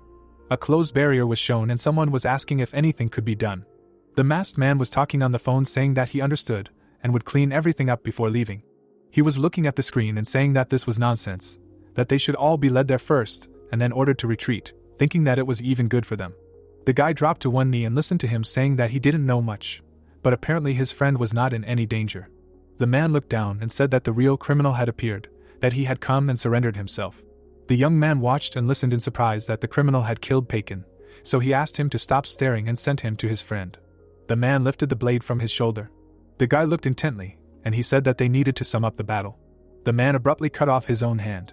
The young man was shocked and screamed about what he was doing and why. He calmly replied that he shouldn't make so much noise. He looked at the severed hand and said that this was all he could do so that when he returned, they would not blame him for letting him go, but they would still grumble. The guy opened his eyes wide and listened to how it would be easier for him to return later too, because rumors would spread that he had defeated Kyle. The man's hand was lying on the ground and he noticed that strength was everything. Even if his old man got mad at him, deep down he would be happy if Kyle said that he had defeated him. He said that when he wanted to return, this achievement would be a great help. The guy was upset and tried to say something. Kyle said that the decision was his, but he had one request. The man turned around and told him to live his life so that it would be worth his hand, since he had decided to leave. The guy silently looked after Kyle, and he said that that was all. A shopping mall was depicted, and it was said that a week had passed since those events. The couple was walking with a cart, and the plot was telling that the world had not changed at all. Louise was looking at her phone, driving the cart. She was distracted, looking to the side. In front of her stood a small child with a finger in his mouth. The girl waved her hand at him, touchingly. A woman suddenly flew up to the baby, angry. She looked angrily at the girl. When she held the baby in her arms, it was told that despite the immutability of the world, this could not be said about the people inhabiting it. Louise was upset by what happened. Watching them, it was said that they can be understood, because for them those events were understandable, but for people they are still not entirely clear. The eyes of 3 young people were glowing with magic. It was reported that Christopher had appeared, and this disaster was called the Dark Gods, caused by their arrival. Multi-story buildings were shown, and it was said that so far such catastrophes as those of a week ago have not happened, and despite the fact that they are not calming down, their actions are still active. She held the phone in her hand, and it was reported that this is why fear has settled in people, threats to their lives from creatures that neither the media, nor the police, nor the government talk about. The mother and child were moving further and further away. It was said about a feeling of anxiety that makes them be vigilant. He said that now for her, as a messenger, there is no work. Jack closed his eyes and said that she can rest for now, and besides, taking into account the situation with Rick, he suggested that she be better off next to him. Eugene stood next to Louise and she listened, saying that nothing important is planned for now, so she should consider this a vacation for her work. The girl was upset, answering that she accepted it. She thought that on any other day she would most likely be happy. The building is shown. Louise reasoned that in this situation, being ignorant does not help at all, and if she were given a job, then at least she would understand the environment. The girl looked back when someone called out to her. A woman was walking towards her, waving her hand as she thought about the fact that only one thing calmed her down and allowed her to control herself. The woman raised her hand and asked if she had really gone shopping alone this morning. Louise was thinking about the fact that she needed to be there, which was no less important than her duties as an envoy. The girl bowed and greeted her. The woman said that the store was not very close, offering to go there together in the evening. Louise smiled and noted that today was just great weather for a walk, asking where the woman was going, maybe to a meeting. The woman smiled and said that she would be back soon, and this was a meeting with a friend from her hometown. The girl was trying to get rid of the fact that Rick had been living here for a week already, and because of this situation, his house had been partially destroyed. The girl held the mask and remembered that it had been damaged during Kate's battle with one of the guards, but fortunately, none of the residents of the house had been hurt. The house was shown, and it was said that the incident was explained to the public as a gas leak, and as compensation, the construction company temporarily moved Rick's family to a suburban complex. Eugene held up 2 fingers, and it was said that someone had contributed to this. The woman waved and said goodbye. Louise drove away from her thoughts the fact that, according to the legend, she was just the hero's classmate living next door. The girl smiled and wished her a good day. Someone was approaching. The girl turned around, hearing footsteps. Eugene was walking towards Louise. The girl smiled and explained that the woman said that she went to meet a friend and would be back soon. She said that it was already the weekend, and he was still working, asked him about whether he hadn't worked all week. The guy adjusted his glasses and told her not to worry about him, because it was his job and he had to do it. He added that Guiyu was helping him with his work. He walked on waving his hand, and Louise wished him luck. She thought that everyone was trying very hard to protect the hero's mother from any danger, although now the probability was very small. The elevator was going up to the 3rd floor. Notifications about whether Rick had woken up popped up on the phone. The girl, smiling, was texting him, offering to come to her place. She would cook something tasty. There was a frying pan on the stove. The products were lying on the table. The hero was looking at the phone, leaning his elbows, and it was said that Rick was very tired over the past week. Louise looked at him with regret and thought that all this time he had not left the house, and today they were seeing each other for the first time since that incident. She was cutting with a knife and thinking that it would be great to somehow cheer him up. The hero came up to her from behind and said that there was no need to cut each layer separately. The guy looked down and said that it would be easier to put them together and then cut them, and if the knife was dull, you can use scissors. Rick looked at the products and noted that the only seasoning was hot sauce, and she did not have sugar or soy sauce, and that it would be nice to use soy sauce for dressing. The girl was nervous from the comments. The hero turned to the side and said that he would bring everything necessary. Let her wait. The dishes were in the sink and he noted that only soaked in water before cooking. 2 plates were depicted. Rick noted that the fish pie and vegetables did not need to be cut perfectly. They just needed to be cut so that it was convenient to eat. The guy looked at the table and asked if she liked it spicy. And what about the broth? He was curious how she liked it, when there was a lot of it, or when there was little. The girl smiled and said that she liked tteokbokki, but she hadn't eaten them that often before. The guy asked her which ones she liked the most from the ones she had eaten. Louise introduced the place and answered that it was probably the ones in Wall. The hero noted that they had a lot of broth. There was freshly cooked food on the table. Rick put some on Louise's plate. The girl was emotionless. The hero put it on the plate and hoped that the spices were just right, asking her to tell him if it was too spicy or not. Louise put a piece in her mouth and closed it to taste it.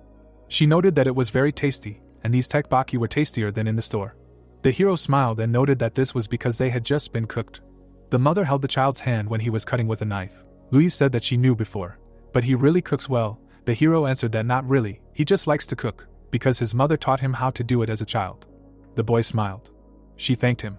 The girl picked up the fork, was surprised when Rick asked her about what she wanted to treat him, so she went shopping in the morning, explaining that he was fine and there was no need to worry about him so much. The girl reasoned that at that moment she briefly forgot about it. The hero began to tell that all week he thought about what happened. He looked down and wondered if it was right that he went alone to save people. Rick collected food and plates and explained that in the end he still could not save anyone and even made things worse, which led to more casualties. He added that his mother and best friend suffered because of this. Louise got upset and said that it wasn't his fault, and despite his reckless actions he hadn't broken the law. The girl said that the shamans were entirely responsible for what happened back then. Rick brought the food to his mouth and noted that maybe she was right. He looked at her and said that he knew what she was worried about. He was okay despite beating himself up, but he wouldn't let it break him. Rick clenched his fist and added that this situation helped him understand a lot.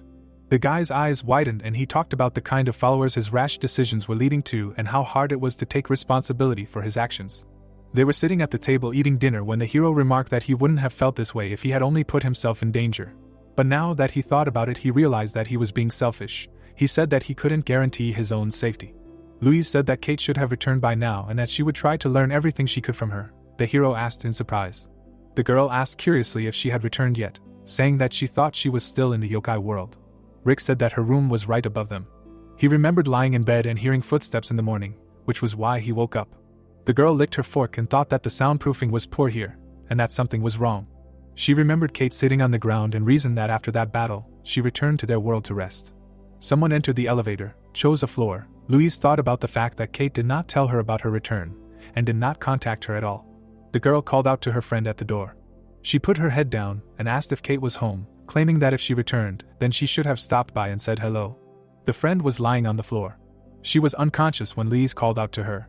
A coffee shop was depicted. They were asking if she was injured and when she had last seen her healthy. The girl in the apron was talking on the phone about how she might have been in this state all week, because of her stubbornness and pride, trying to cope on her own, not showing others that she was having a hard time. Louise listened as they said into the phone that she pretended to return home, thinking that she would get better there, but it only got worse. The girl closed her eyes and wondered what they should do now. Kate was lying in bed and the ladies were discussing how they should quickly send her to their world, because in this world no one would even be able to examine her.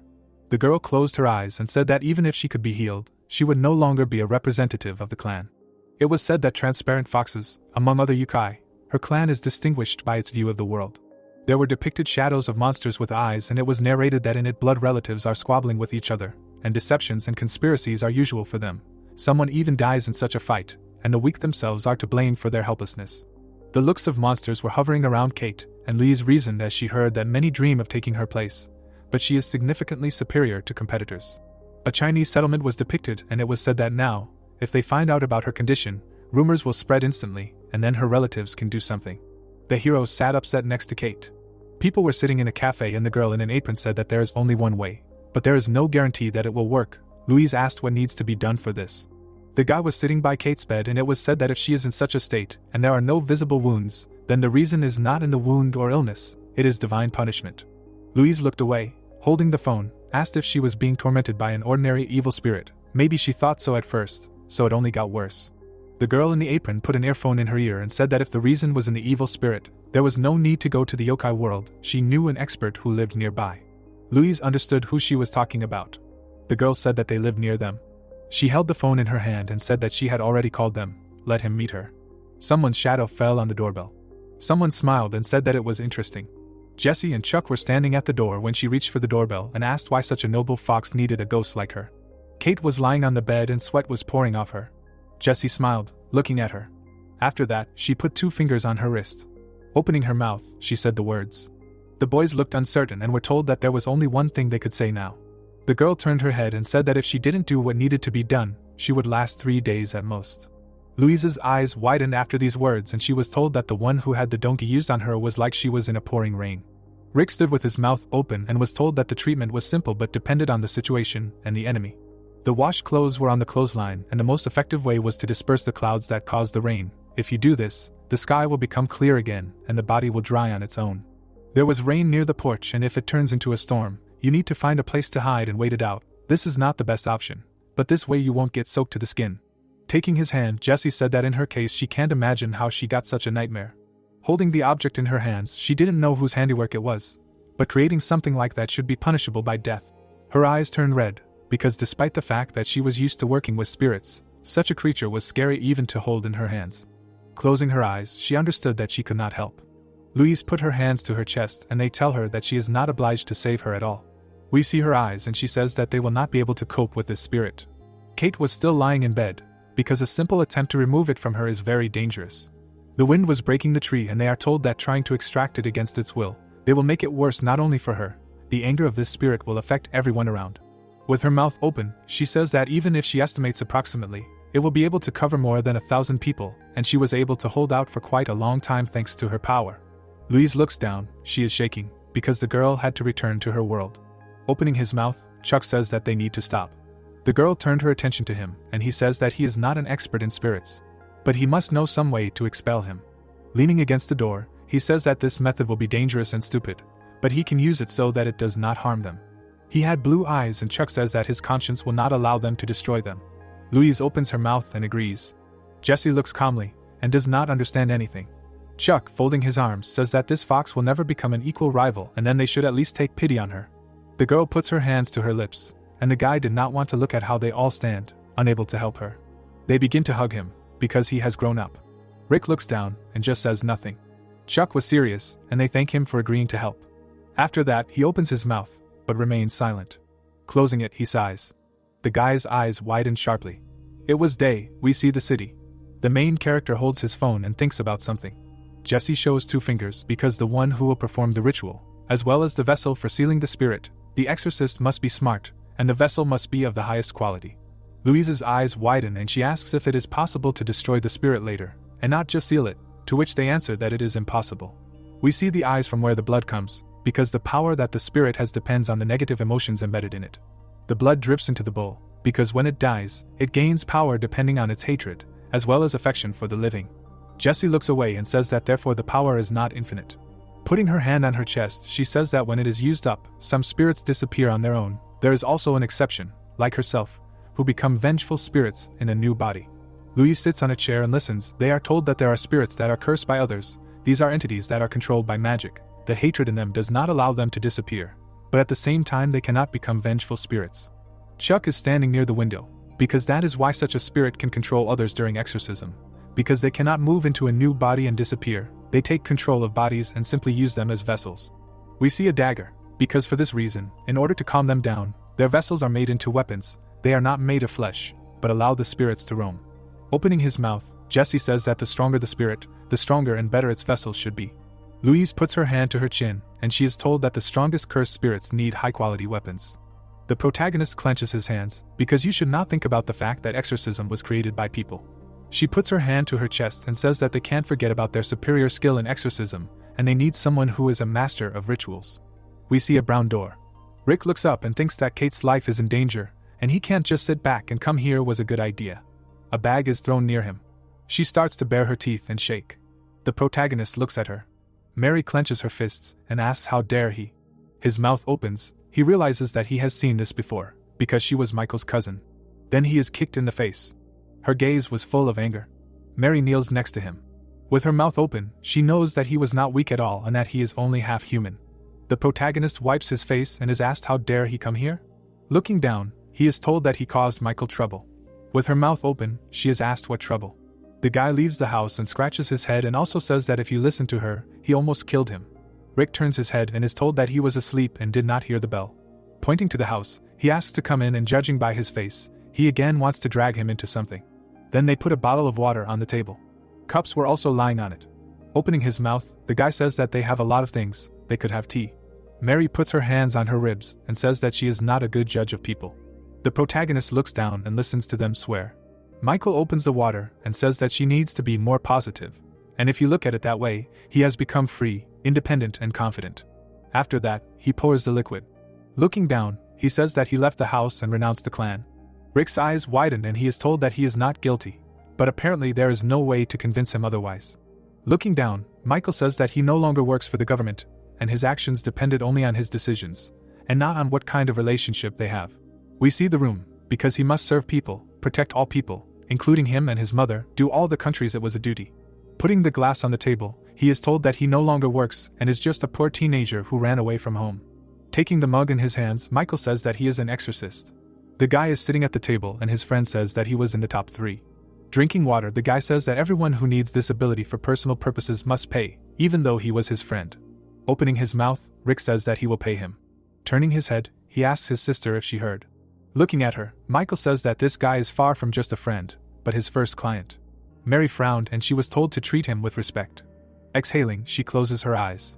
We see 2 different worlds, because most creatures lived in the world of Yukai. Holding a spoon, he says that these are like 2 separated continents, between which there are islands or smaller worlds. Eating delicious food, Michael says that in them, although not so many, people monsters also live, not obeying the laws of society and the king of Yukai. He chews and says that he may have heard or read about them. We see mountains, because this is a fairy tale paradise or even a dragon's palace. Then we see the sea, because in the books it is written that they are in the mountains. In other sources they write that these are kingdoms in the ocean. With their mouths open, they tell him that these are small towns. A monster with purple eyes appears, because one of the Yukai living there was a king, but got tired of the world and left. Then the man holds something in his hand, because they have achieved enlightenment, which rose above generally accepted values. Holding a mug, the guy says that his friend cannot pay him now, but can in 2 days. Putting the mug on the table, he says that there will be a banquet in one of these places then. Rick's eyes widened, because there will be a birthday celebration for the Demon King's daughter, as well as a tournament, and everyone can participate. Picking up a fork, he suggests that they participate together as a team and repay him in this way. The water splashed on the shores, because this is the East Coast. There were also waves on the other side. Someone stood on a rock. It was Jessica, who was smiling. Then he raised his head. There was a building on the top. 2 people were standing on it. The guy turned his head, because they were greeted. The middle-aged man folded his hands and said that he was the manager of the East Wing of the Dragon Palace, and wanted to express his gratitude to the member of the Constellation Hall for attending the birthday celebration of Her Highness. Smiling, Michael says that he is not associated with the Constellation Hall, and is simply an independent participant, so it is better to omit the formality. Jessica smiled and said that he is still a talented person with a high status. A masked man stands next to him. Putting his hand on him, the guy says that he has served him since childhood. Opening his mouth, he says that despite the fact that he was not a member of the Constellation Hall, he is very capable and will participate in the tournament together. We remember how at the table he squeezes his hand and says that they have remained a neutral party for a long time, do not interfere in the quarrels of Yukai, and do not harm people. Opening his mouth, the guy says that both people and monsters can participate in the tournament. Holding a cup, Rick says that problems can arise because of this, although he was told that this is neutral territory. Raising a finger, he says that for a long time the Dragon King maintained good relations with people, and could arise because of one thing, because he is a Yukai. His eyes widen and he is told that they will become a discussed topic and the people in the palace will remain silent, but the guests of the banquet can cause problems. Opening his mouth, Rick is told that there are other options. We remember him holding a weapon and his friend felt that he used righteous energy in a recent fight. Michael looks straight ahead and says to leave the strong opponents to him. We see the sea and Jessica decides to explain the rules of the tournament. Folding his hands, he says that the finals are taking place at the banquet, but the finalists need to be determined before it. Michael opens his mouth and asks about the qualifying matches. Looking at his hand, the man apologizes, because the number of participants turned out to be more than expected. They are given 2 jade pendants. They will allow them to stay here for 2 days. In addition, with their help they can follow them and their state. We see this pendant and the first touch will identify you as the owner of the thing, and you will be able to participate in the tournament. The guy in the mask looks the other way, and the pendant also measures the level of chi to determine the level of strength.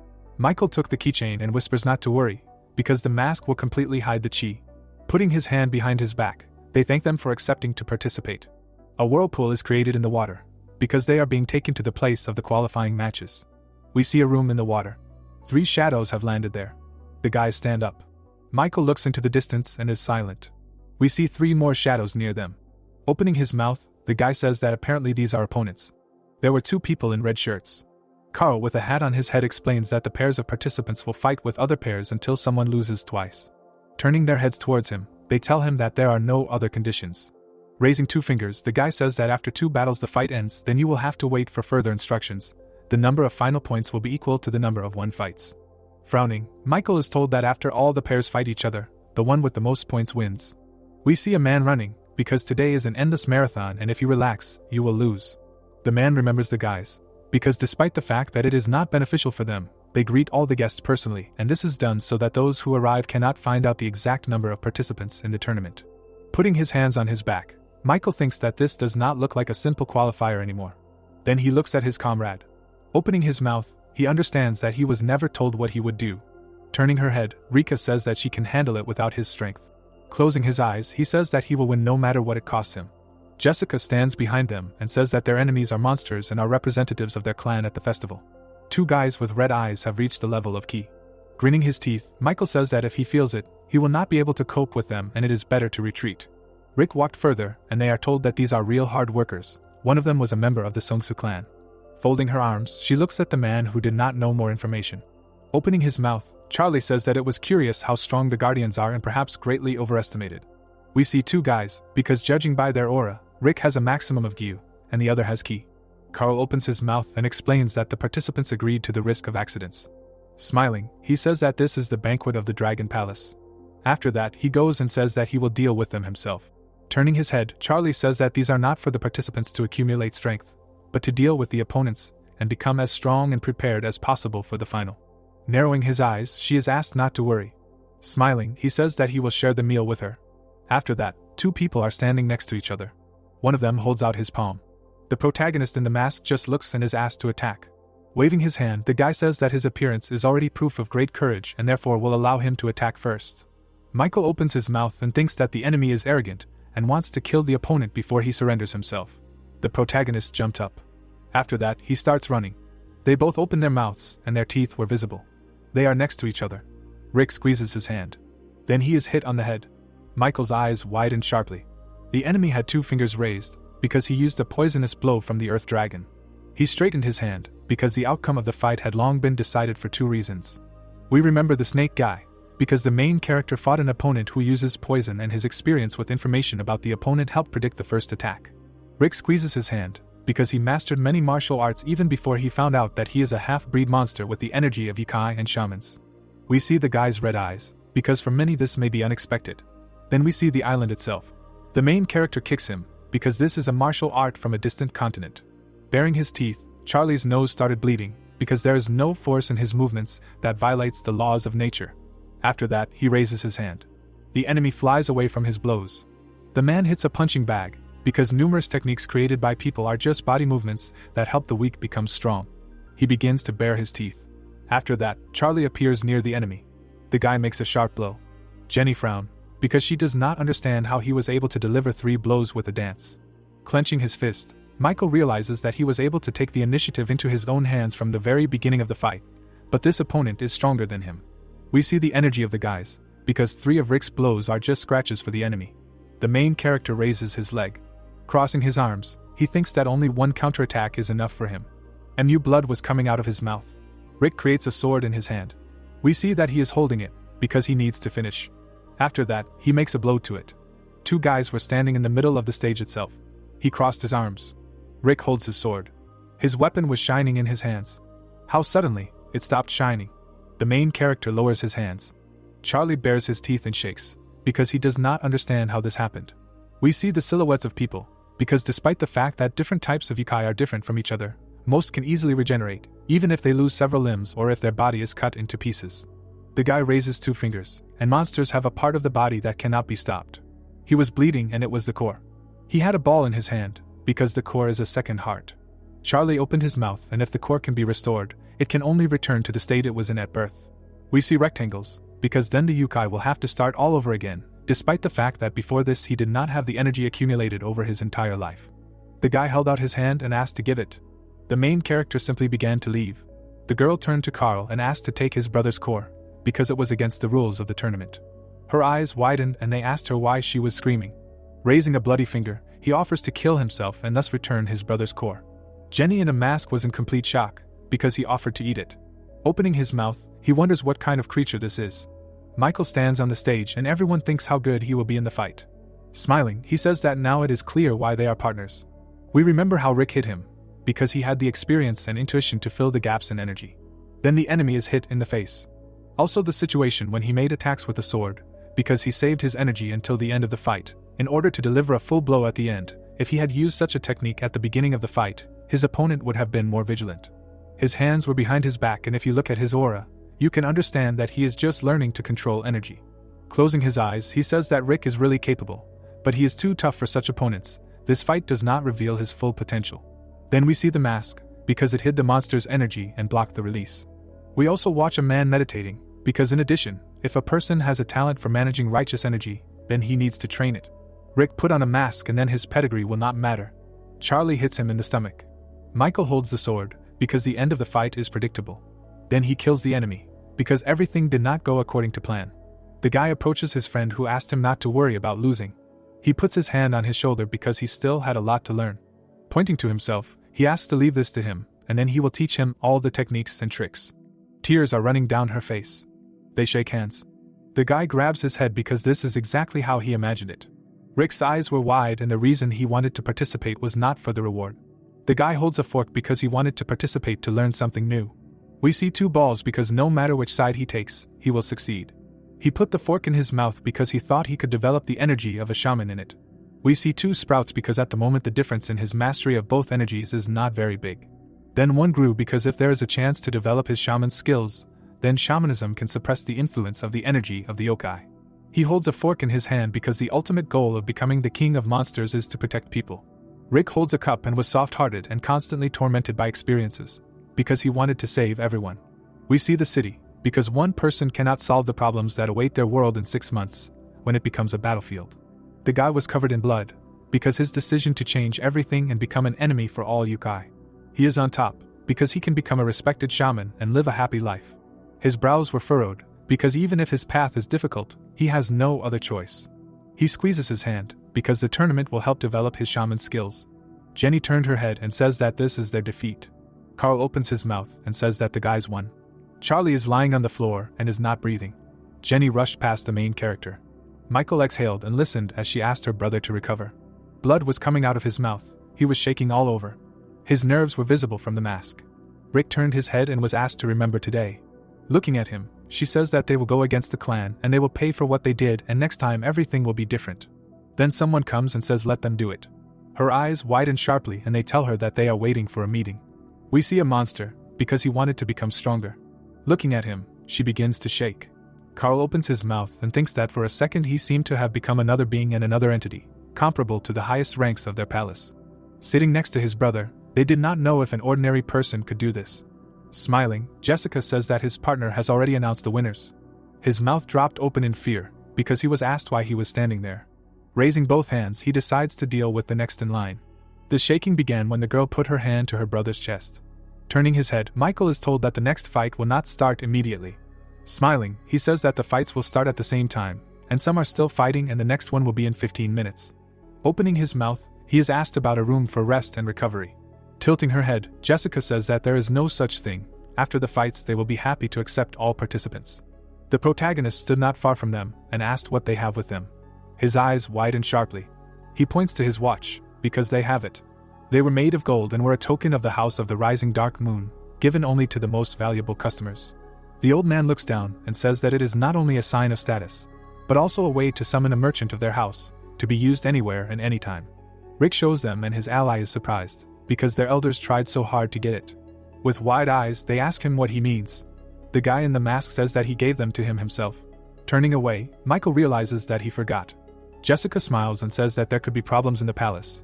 But for now they do not mind if the merchant does not interfere with the fight. Holding the watch, they are warned that the summoning items absorb energy proportional to the distance of the summoning, and since this place is located far from the human and yokai worlds, the energy in this item is only enough for one summoning. Standing next to each other, they realize that they can win. Raising 2 fingers to his head, Carl decides to watch other matches. Closing his eyes, he sees that all the arenas have finished their fights. Tears came out of his eyes. There was blood on the floor. He started shaking all over from it. The whole floor was covered in blood. Opening her mouth, the girl says that they could have saved their lives. It was Sarah with red eyeliner, and she understood that they had completely lost their fear. Geralt was wearing glasses and thought that she had killed 2 pretty strong yokai. She was standing with her back to us, and her pedigree was that of a pathetic animal that was able to reach the kingdom of the gods. Looking down, the man says that His Majesty expects a lot from the tournament. We see the doors, because in addition to the jewels that the winners will receive, they will have the right to take anything from the palace treasury. Opening his mouth, he says that His Majesty will personally escort the winner and advise what is best to take. Raising her head, Sarah says that she has an inheritance from a person in this palace. We see a monster with a ring on his nose. He had a weapon in his hand. Opening his mouth, the guy says that if no one touches him, the ice will melt on its own and he will survive. Oliver frowned, because he was asked if they were giving up. Straightening his hand, Liam apologizes, because he will not give time to think and he only has 5 seconds. He closed his eyes and began to think. His body shakes and he decides to give up. Someone appears on the floor. Liam turns his head, because he did not expect that they would be bidden like that, and thinks that these qualifying matches give a good opportunity to experience various battles before the festival. Louise puts her hand on her chest, because they must take first place, and then they will be able to take the vessel for Kate from the treasury. Opening his mouth, he decides to try hard, and if they knew that the tournament lasts more than 1 day, they should have warned about it.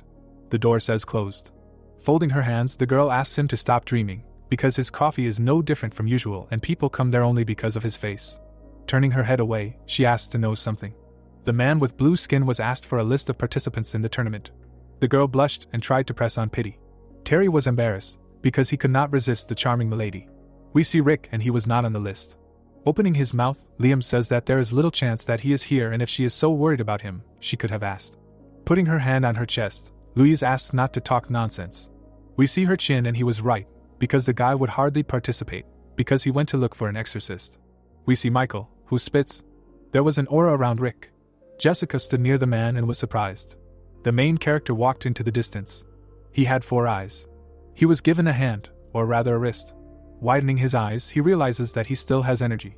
We see the ball and it had little energy, but if we take into account its maximum energy reserve, it should have already run out several times and probably tries not to lose it again. He still had his hand and asked him to turn around, take off his shoes and sit down. Then he sits down and his body is shaking. Michael is standing next to him and says that this is the lotus position. Looking down, he says that this is the main pose that helps to manage energy. After that, he puts his hand on his back and it will burn a little. The main character is still sitting and silent. Opening his mouth, the guy says that he let some of his energy into his body, and let him now inhale when he presses with his hands and exhale when he does not press. We see the road, because in the human body there are meridians through which energy flows. Their intersections are called acupuncture points, and there are hundreds of them in his body, and only 64 of them are blocked. The main character is shaking and they tell him that now his energy is blocking these points. He had a serious face, because such an exercise will help his body to recover and accumulate energy. We see 2 shadows appear. He begins to bare his teeth. Sarah appears with Geralt.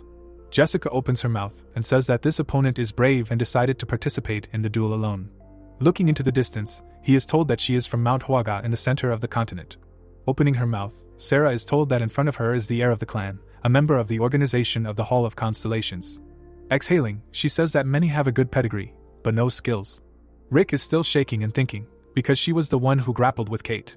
We remember how there was an explosion behind him, because then only 2 attacks fell on him, but he realized how much power he has.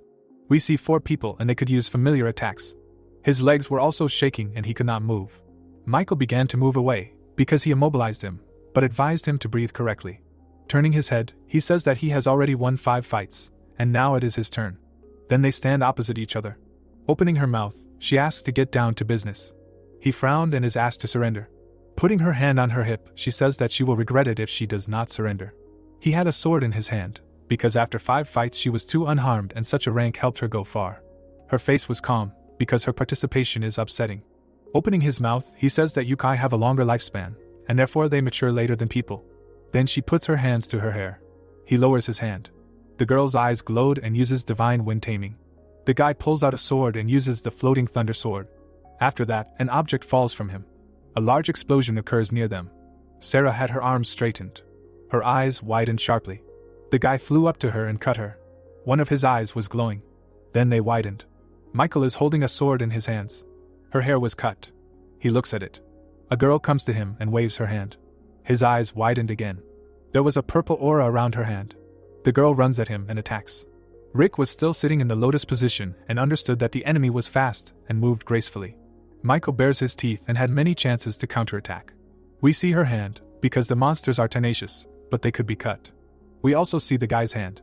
He knelt down, because his instincts told him not to attack. Sarah raised her leg to hit. His eyebrows furrowed sharply. Jessica raised her hands and conjured something. After that, the girl hit the ground. The two guys were surprised.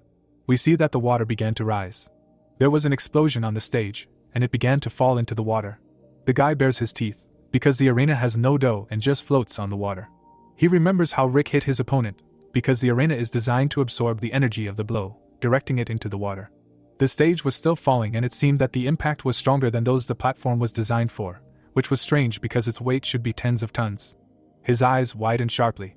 A smile appeared on his face, because the magic of the sage is limitless. Looking at Sarah, he understood why she was so confident. She was still holding her hair, because she usually gives her opponents a chance, but she decided to make an exception for him. With her mouth open, she says that those who laugh at her will feel how weak and helpless they are. Smiling, Michael says that his job is to overcome weaknesses and defeat the strong. We see a house with windows. Someone opened their mouth and breathed. Not far from their hand is a sword. It was a boy who was tired and hungry, and also could not move. Someone comes up to him and orders him to get up and train, and there was still a whole hour before lunch. The man with the scythe holds a bat and says that he needs to spend an hour productively, and then lunch will taste better, so let him take the sword. Raising himself, he says that the rest only do morning training and then act the fool, as if they are on vacation. With his mouth open, Michael says that apparently because of this he is not given heart-cleansing quests. He bows his head and says that people and swords have a lot in common. It takes a long time to forge a good and strong sword. In the end, the quality of the steel is most important. We see how something is done with a hammer, because if the material used is of low quality, it may simply not withstand the blow. Closing his eyes, the boy says that he never wanted to do something like this. Bowing his head, they ask him why such reluctance. Looking down, Michael says that he simply does not want to do it, and there is no reason. We see different silhouettes of people, because the probability is 1 in 10,000 and these are those who receive abilities. We see a man and it sounded quite romantic. There is a book on the floor.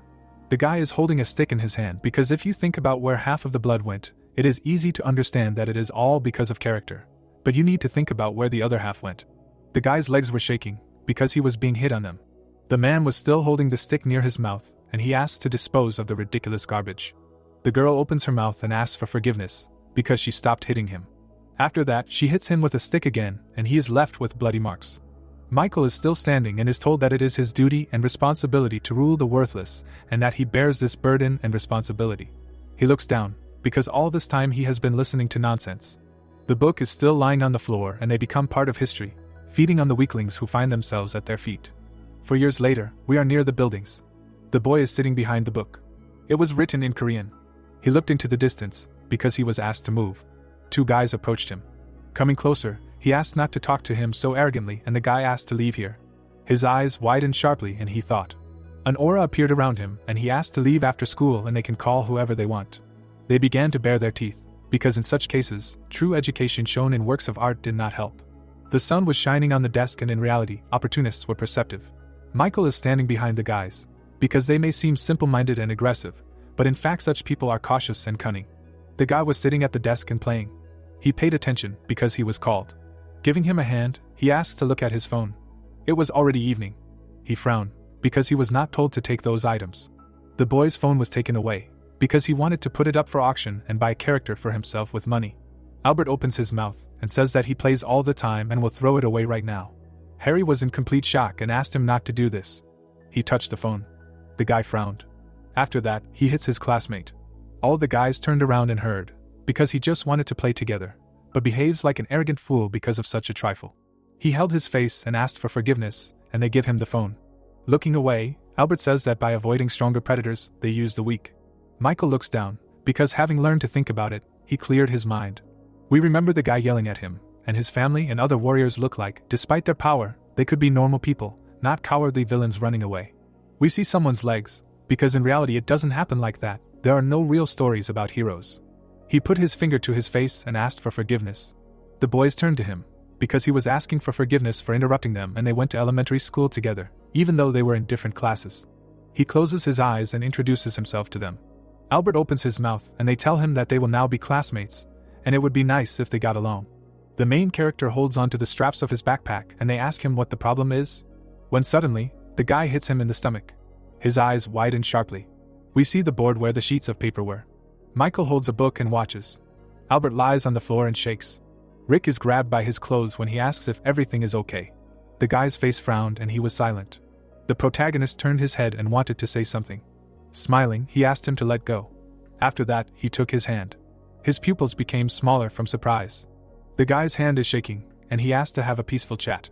After that, Rick lets go of his hand. The phone is on the floor. Straightening his hand, Albert decides to talk later. The protagonist just watches. Opening his mouth, they tell him that now he is in big trouble. Michael sits at his desk and says that these fools do not need reasons to cause trouble, and they will just wait for him before lunch or after school and take him to a secluded place, then beat him up. His eyebrows frowned and he speaks. Harry sits and looks down, because he did not thank him. The protagonist closes his eyes and laughs. Michael looks at him and is told that he knew what he was getting into and does not regret it. Opening his mouth, he says that if he ignored it, he would feel worse and he just wanted it. The guy just watches and is told that he is hiding quite well. Rick starts looking for a place for himself.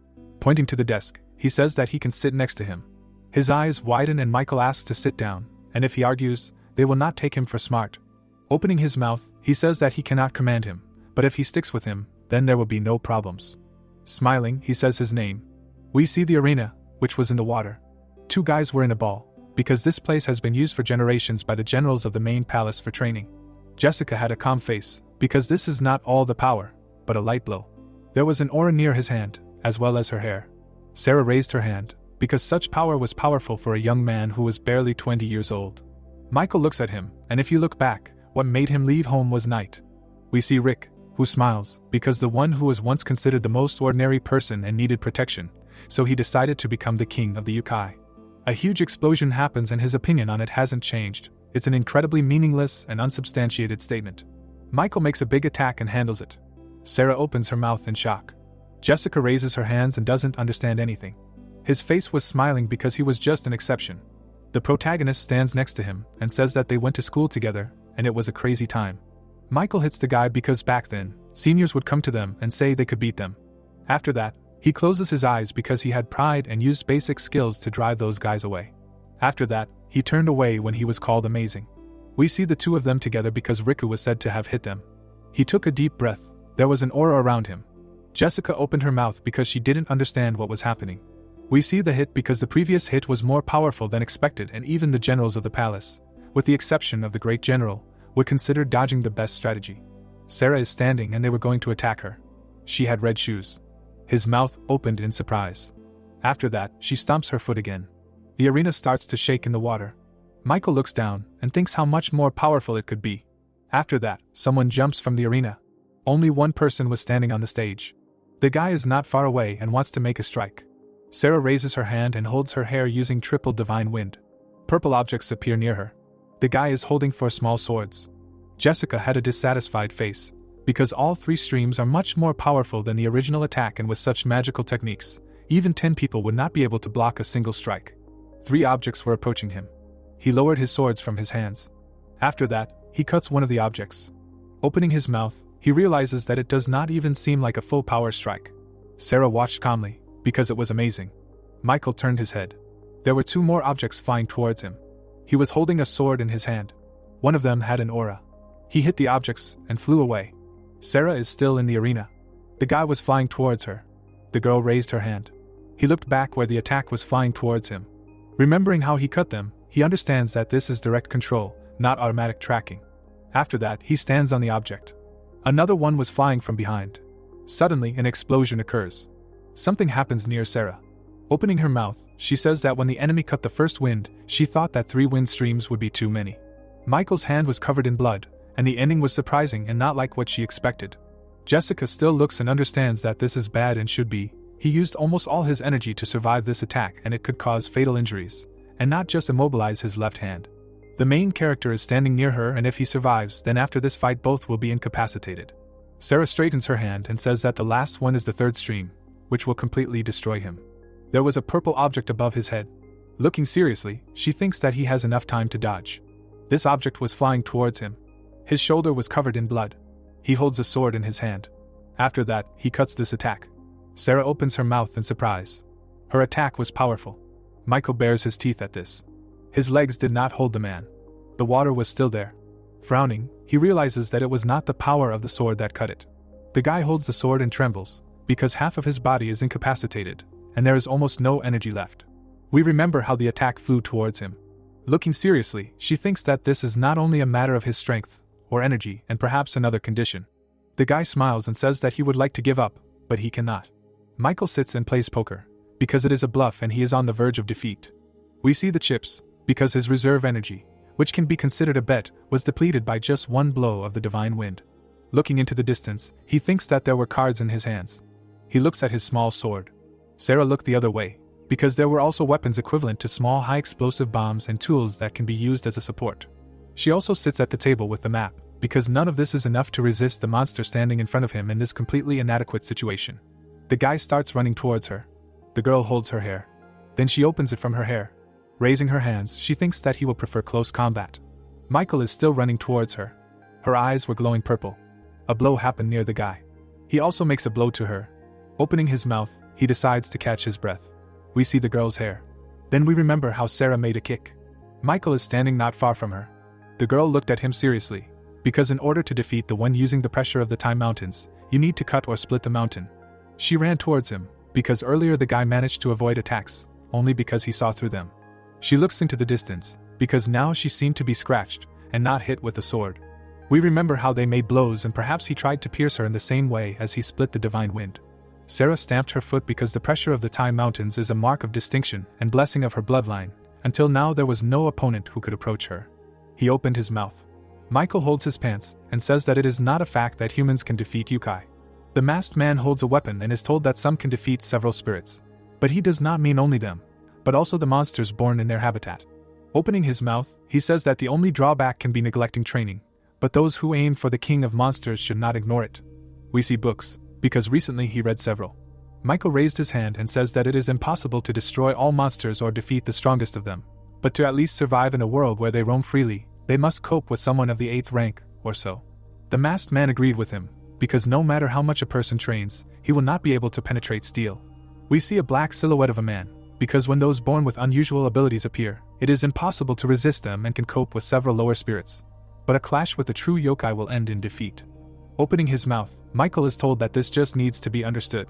Still holding the weapon, he says that something hard like steel and real steel are different things and the difference is greater than one might think. He still holds his sword. Sarah raises her hands and looks. A small sword is heading towards her. Looking the other way, she thinks that he was counting on protection, but it was not necessary. The guy had this sword on his leg, because all this is to distract the enemy. She opened her mouth, because such confusion created another opportunity. Closing his eyes, he asks if his uncle likes books on martial arts. The man in the mask says that even if he trains all his life, it is not a fact that he will be able to achieve very good success. We see his mask, because he wants to say something else. Michael runs to her, because the technique he first learned in this fight is a miraculous power even compared to the supernatural abilities of shamans, the ability to move in unreal planes. He kills Sarah with a divine technique of imprisonment. The man stands in front of the carcass, while the voiceover begins to tell a story about how long ago in ancient China there lived a butcher with excellent skills. The man holds a knife in his hands and the narration says that his movements during the slaughter of cattle were as smooth as the flow of water itself, and not a single drop of blood spilled from his knife. He was recognized for all this by the king, when he was amazed by such incredible skill. The king extends his hand, saying that this is amazing and asked how he achieved such a level of skill, to which the butcher gave him an answer. The guy stands with his back to him and replies that an ordinary butcher changes his knives once a month because he mindlessly chops right on the bones, and in contrast says that a good butcher changes his knife once a year because he cuts directly into the flesh of the cattle. The butcher sees the head of the cattle and says that he does not look at the cattle with his eyes, but perceives the carcasses with his mind, through which he follows heavenly principles. Against the background of red cracks, He continues that this is precisely the reason why his knife does not encounter a single obstacle when moving through space through skin and flesh, bones and meat. The butcher hands him the knife, saying that he follows his principles and has not changed this knife for 19 years and has chopped down thousands of heads of cattle with it. But his knife is still as sharp as if he had just sharpened it. The king rubs his beard and notices that he has truly mastered the path of caring for life, which was said with trepidation. The voice concludes that this story and the butcher's skills have given rise to the popular term, butcher who has experienced the life of a bull. The voice continues that among the shamans of the Korean peninsula, it is also known as the divine technique, the killing blow. The girl receives a slashing blow while he says that when used correctly, this ability is so destructive that even the most formidable opponents cannot catch their breath, and it is deadly even for the proudest warriors. Someone finishes her off with the words that in the last few hundred years on the Korean peninsula, no shaman has been able to produce this power. Rick is in combat mode while he says that right now the boy did not feel much satisfaction from his achievement.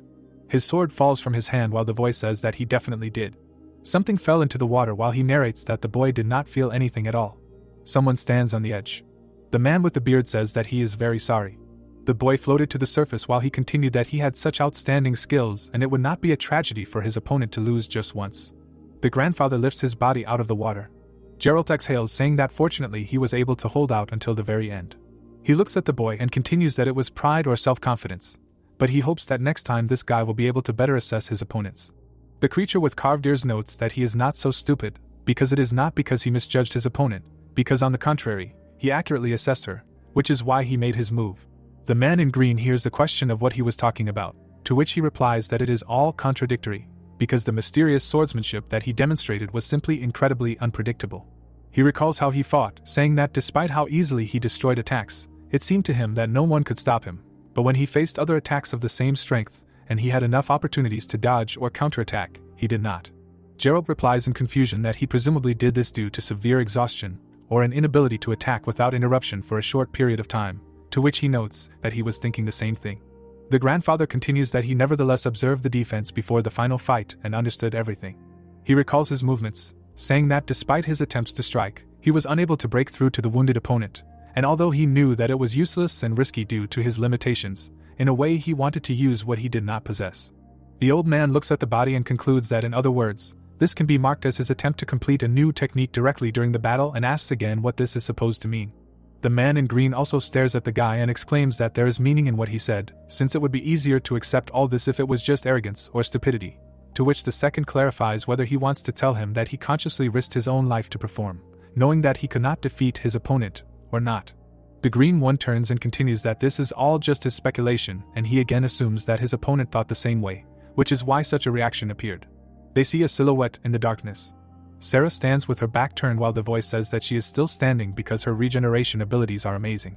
They recall the battle and continues that even if she does not belong to a race with strong regeneration, her life force and recovery abilities correspond to their personal strength and add that monsters with a certain type of strength, even if they lose more than half of their own body, can still survive and recover.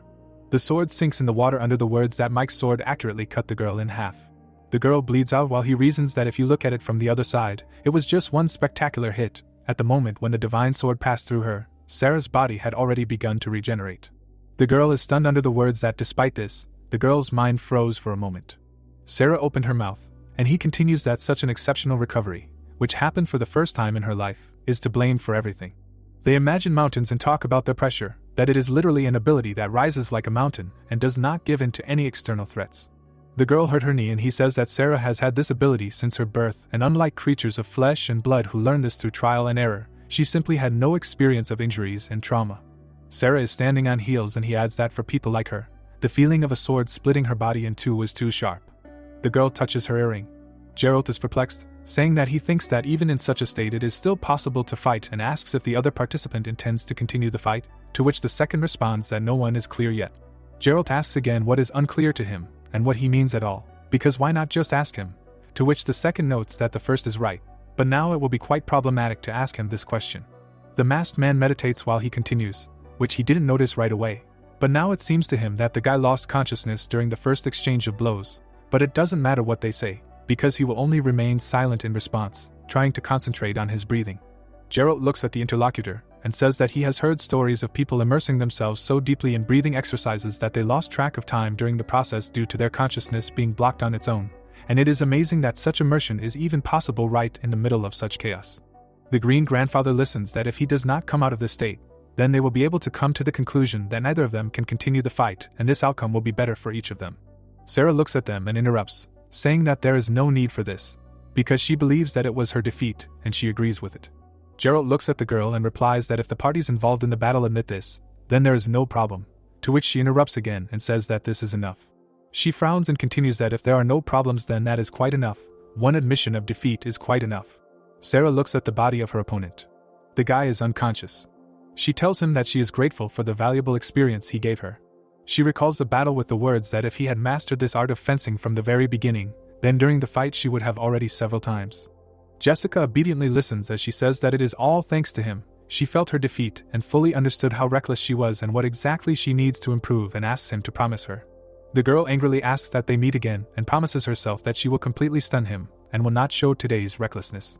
She leaves saying that it's over and understands that there is nothing more to look at and asks to move on to the next place, to which Gerald replies that the matches of the other participants were not finished yet. Sarah looks away and says that the location of the Dragon Palace is unpredictable. The yellow-eyed girl saw something amazing. The masked man is stunned. He says that he feels like he's fallen asleep, but he doesn't think he slept that much, but in any case, when he heard her voice, he immediately woke up. The guy looks at her and tells her that she shouldn't give up and asks her to just continue fighting him. The masked entity says that she is trying to discount the opportunity she got thanks to her partner's efforts. He looks at her and gives a negative answer, because if he received a penalty, he would graciously accept it, but he notes that the partner he knows would never agree to such a thing. Sarah hears that he always told him that if he lost, it means he lost, and a victory achieved without a fight is meaningless to him, to which she asks again if he means that he will defeat him. The masked man replies that he just thought it was the right thing to do regardless of his chances of winning this fight. Of course, he will still try to win, if there is a chance at all. The guy continues that despite all his thoughts on the matter, she is sure that she has every chance of winning. The old man is stunned to hear the remark that the phrase that he would not agree is just simple sentimentality, and clarifies that everyone present feels it. Green listens that he felt it more than anyone else, that he saw this boy from the very beginning, to which Jessica asks herself what exactly happened here. He looks at his opponent and understands that only a few minutes have passed and the guy got up again, but he was clearly not the same as before. Sarah frowns and says that she will tell him one thing right away, that his partner is a very special case and that he will not have the same opportunity as he did. The man in the mask takes a pose and says that if she wants to do something, she must do it right now, because if he leaves, then it will concern his loved ones. The girl says that this makes sense and that there is no need for unnecessary words and mental battles. The girl goes on the attack while the voice says that the changes that happened to her, due to the fact that she experienced pain and defeat for the first time in her life, helped her grow up overnight, and she herself did not realize it, but also wanted a new battle. The guy is preparing to attack back while he continues that on the other side of the ring there is a guy in a state that only gives him many limitations. Against the background of the diagram with the balls, he says that the guy's spiritual energy and magic are still blocked, and even if he restored some energy, he does not possess the same complex and subtle magic as Mike. Sarah goes on the attack while he continues to talk about the boy. Rick stands in front of her, and he says that he still confidently confronts the girl, who already knows his strength. The girl strikes. Something materializes. The guy calmly stands in front of her. Gerald uses magic. Green also stands and conjures. The opponents look at each other. Sarah strikes into the void. She turns around. Red Eye states that since the other participants' battles have been completed, in order to continue, he acknowledges the girl's concessions and moves them to another location. The girl is furious, while the old man asks her not to be sad in vain, to which she replies that there is no reason to be upset. It is true that she has already admitted her own defeat. She continues that in the end she would have won, but she looked at what happened and can say that his luck had never begun. Sarah looks angrily, saying that despite this, something still haunts her, because her time mountains burst like an egg. Someone asks what exactly happened during the collision. The guy turns around. Jessica says that she understands that he has a desire to continue the battle, but once she gave in, there was no turning back. The old man rubs his forehead and says that now their fight will continue, because it will become an individual duel for them, like just between guests, and not a duel within the competition, and understands that if he is ready for this, then their intervention in this will be unnecessary. Rick sits down and answers that this is not so, and if the result can no longer be changed, then let everything be as it is, because he noticed how the young gentleman fell. It happened as soon as he woke up, and then he himself realized that it was reckless on his part. The old man looks at him and says that he is glad to hear it, but he should clarify if the second one is okay, because at first glance it seems that there is no serious damage, but nevertheless. Rick looks down and answers that he himself is not completely sure, but he should be okay. He looks at the guy and thinks that his pulse and breathing seem normal to him, and this is definitely the breathing technique that Mike taught him, and, as before, he recovers by subconsciously regulating his own breathing. The old man smiles and says that he will have to meet the next opponents, and if he is against it, then he offers to immediately count him as a laugh. Rick is displeased and first looks at the opponent. Lightning flashes from him in all directions. Someone is standing in the distance. Taylor recognizes someone. She holds the creature in her hands and asks why he is here. The creature makes sounds. Taylor says with a smile that everything is fine and that she is already here and thinks that they are lucky that they managed to get something back. She looks displeased and continues that since this someone is here, it means that a person is here too. Someone says that their next opponents are people. These are exclusively experienced fighters of the same level as they are.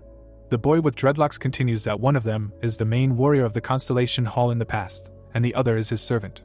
The blonde thinks about the Constellation Hall and asks if this is the same person, and does not understand why they are both people. In the background, Mike says that everything is correct, they are talking about him, and it was he who saw them off when they first arrived in Korea. Tom covers the light with his hand, saying that they said it was in the past, so he is no longer a member of the Constellation Hall, and if he considers everything that happened, it makes perfect sense to him why the clan members might leave, but he thought he would be the next leader. They look at the man, and he judges by his injuries that his last battle was brutal, and in any case, their situation is difficult. Taylor looks there in horror and thinks that this simply cannot be true, the very fact that those two are just people, no matter how you look at them, he is the same as he was before. She notes that his build and height are exactly the same, and Tom adds that he was also confused at first, but he kept wondering who he was. But in the Dragon Palace they are not so unreasonable, and the fact that they already knew each other. The guy looks at his sister, saying that he agrees to talk to him. He frowns at the guy and continues that they still have to do their jobs. Tom and Rick look at each other. Tom tells him that he is pleased to meet him, and that his name is Tom. The blonde smiles and states that he could have heard about him from his friend Mike, and he and his sister had previously flown to Korea on business, and met him as soon as they arrived. Rick says that he knows this and confirms that he is also pleased to meet him, introduces himself with the words that he serves the young master, and thinks that he is Japanese, but his Korean is very good. Tom scratches his head and says that he does not know how he will perceive his words, but asks him to give in. The man in the mask says that he does not think he can do this because he does not see any objective reasons for this, to which the blonde agrees, because he is certainly right, but asks for forgiveness if he offended or probably insulted him and notes that he is very sorry. The guy bows and states that he did not think that if he pretended not to hear this, he would be very grateful to him, to which Rick thinks that he does not look quite like he seemed to him at first glance. The boy closes his eyes and continues that he knows it sounds pathetic of him, but it is simply wrong for him to fight another human, and he is not prepared for this kind of battle. Someone watches from the side and states that it seems like her brother has a soft nature. Travis stands behind the girl and says that if he were to judge by what he knows of his abilities, he should be able to defeat him with his skill alone, but he bows his head to him, to which she replies that her brother is not soft at all. She uses magic. The creature departs to its world. The girl frowns, saying that her brother is simply not serious enough at the moment. Rick extends his hand and says that he does not need to apologize and confirms that it was a bit sudden for him, but not offensive at all, and he understands his reluctance to fight another person. Tom smiles and asks if he can suggest another way to solve this problem, to which the other one asks him again. Tom happily states that they need to find a way that they both agree on to avoid serious injury or risking their lives. The blonde frowns and asks to exclude the use of magic or enchanted items and suggests fighting using only their spiritual and physical strength. Taylor looks at him with displeasure while he replies that if he is honest with him, he says that he is only confident in himself when it comes to mastery in physical combat, and the second says that he did not know that he was trained as a warrior. Tom turns to his sister and continues that if he defeats him, he will retreat on behalf of his sister, so it will be considered their victory over both of them, and it will be fair. Taylor asks him with displeasure who gave him the right to make such decisions for both of them, to which he shouts that everything is fine. The blonde turns around and says that they still cannot fight to the death. Besides, until now he was undefeated, and even if he loses one more time, it is far from the end. Rick says he doesn't mind and agrees to his proposal, although he doesn't mind that he only has to defeat one of them. But if they can't come to an agreement, he's ready to fight them both. Travis hears the blonde man tell him that he's glad he found someone reasonable and with whom he can negotiate, and asks to be sure that the conditions will not change, while the guy thinks that this was not as exciting as he thought before. Jessica touches the guy and thinks that he thought that they were in for a tough and intense fight between undefeated fighters, but one of the two can barely move. The man looks at the guys ready to fight and notes that if they are going to fight in this atmosphere, it will most likely end in an exchange of a few moves. Tom is ready to attack, and the man suggests that they just get it over with. Both men got punched in the face. Travis is taken aback. He is described against a background of space as a low-ranking officer in the Dragon Palace who acts as a civil servant, and he comes from a prestigious and noble family, and also shows great promise. The guy attacks the dummy while the voice continues that he once dreamed of becoming a great general in the Dragon Palace, and so he trained his martial arts a lot, and for many decades of his youth in this direction he shed a lot of blood and sweat. The guy hits the dummy with his knuckles and it says that life has not been kind to him after all. He lies on the floor and trembles while the voice explains that it would be great for him if the problem was only in the training methods or efforts. Against the background of the sea anemone, it says that this guy's family descended from the sea anemone type yokai, and thus he did not have any outstanding innate abilities, and he did not have ancestors who were distinguished by such qualities. The guy is kneeling in tears and he won't shut up about how for a young guy full of hope it was overcoming a grim reality, and so Travis left his dreams behind. The guy in blue is writing something and he continues that he put in a small amount of effort compared to what he spent on martial arts, and he was able to easily pass the civil service exam. The guy is learning something while he is saying that even after the guy gave up his own dream, he remembered that interest and excitement. Over the background of water, the voice tells about how this was the reason why he volunteered at this tournament. Here he did what other civilian officers avoided and considered it troublesome and dangerous work, and partly among all the officials of this tournament, he could be considered the most knowledgeable person in martial arts, and that's why he got goosebumps from what he saw. Tom and Rick attack each other. Tom flies back. The blonde flies in shock. He stands up abruptly. The guy counters with a kick to the head. Rick intercepts his leg. Tom attacks with his other leg. Rick gets hit in the head. The blonde looks at him in shock. The guy in green has thrown his opponent away. Taylor is indignant about what is happening until the voice comes back and says that in fact, without much knowledge of martial arts, it was easy for everyone to understand what exactly was missing in this fight. Rick turns around, and he explains that it was caution and attentiveness that were lacking. Tom wipes his mouth while he says that these are two key elements that are important in close combat between experienced fighters, but now they are completely absent. Rick goes on the attack while he says that only attacks are left. Tom wipes his mouth and notes that their fight looks like the main rule of this fight is not to use spells, and it allowed them to tear each other apart without even thinking about anything. Rick strikes again. He grabs his opponent by the collar. Tom strikes with his knee. Rick's bandana flies to the ground.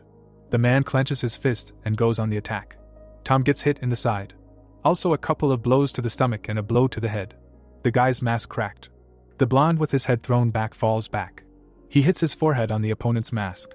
Two silhouettes stand forehead to forehead. Both push off the ground with their feet. Travis clenches his fists and thinks that they are both exhausted and assumes that this will definitely be their final attack. The guy in the mask turns around. Tom throws a punch. The guy in green dodges. He counters. Rick's fist flies at the blonde. Tom looks at him in shock. Taylor is horrified. Tom indifferently asks why he stopped, because he could easily finish him off in this situation. Rick smiles in his mask and replies that they had an agreement to end this without serious injury or death. A piece of his mask fell off and he continues. The guy's eye glows as he continues that they then agreed to use only their physical and spiritual energy. Taylor looks in horror and notes that everything happened as she thought and thinks that this is really who she thought, and it became clear to her that the mask that broke during the fight earlier suppressed his demonic power, and asks herself if she is right. She looks at the boy who straightened up and continues that it is one thing for people from the Dragon Palace, but she does not know how her brother will react, because the conditions were offered because the opponent is human, and if he thinks that he was deceived from the beginning, then nothing good will happen.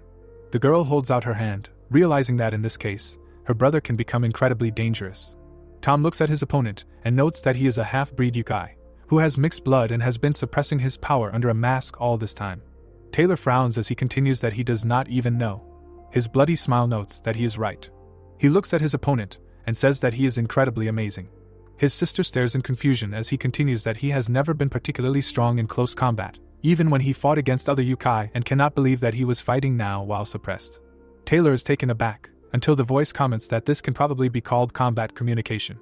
They clasped hands as the voice continued that the fierce duel was acknowledged by both sides and that it was not only in sports but also in life or death battles, and such cases often form strong bonds between the parties.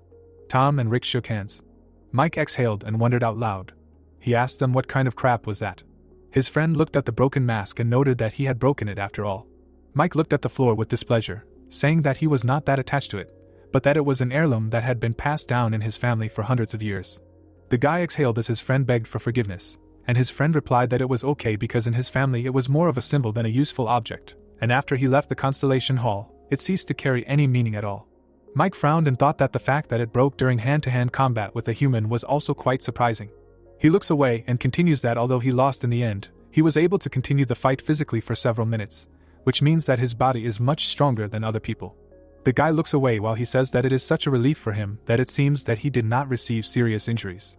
Jessica folded her hands and said that she reported both of them, or rather Rick, to the top and received an answer that she will try to describe as briefly as possible. He looks at them and says that the two of them can no longer take part in the qualifying round. The green man continues that as they themselves can know, this tournament is held in honor of the princess's birthday celebration. He stands in front of them and says that since noble guests, including the Dragon King, will be watching the tournament final and the presence of an unknown participant with such a biography and pedigree is a very exciting event for them, and fortunately he has something to add. Jack stands with a stick while Jessica says that they contacted the judge on the Korean peninsula in advance, and he checked Rick's identity, and thanks to this, the situation did not worsen. Mike looks away and confirms that he has no excuse, because it was all his initiative, so if it is necessary, then he takes full responsibility. But someone calls him. Jessica explains to him with a smile that he should not worry, and as he said earlier, that the only responsibility that they will bear, he already voiced earlier, and when he said that they can no longer participate in the qualifying round, it means that he meant that at that moment they will wait. Rick is stunned to hear his condition that if by the end of the remaining qualifying rounds his result with 7 victories in a row is one of the best, then they will have the opportunity to go to the finals. The guy clarifies if they are disqualified, to which he receives in response that he himself did not hear it, but from what he saw, so that the Dragon King himself said that it is interesting. The king looked at him contentedly and said that it is an interesting story about a half-breed goblin who appeared among people and that he also won 7 victories in a row in a mask that suppresses the power of yokai. He smirked and continued asking if he thought this story was funny. Since Mike had vouched for him, they had no need to give up such fun. The boys were stunned that the king himself had vouched for them to give them both a chance to participate in the finals.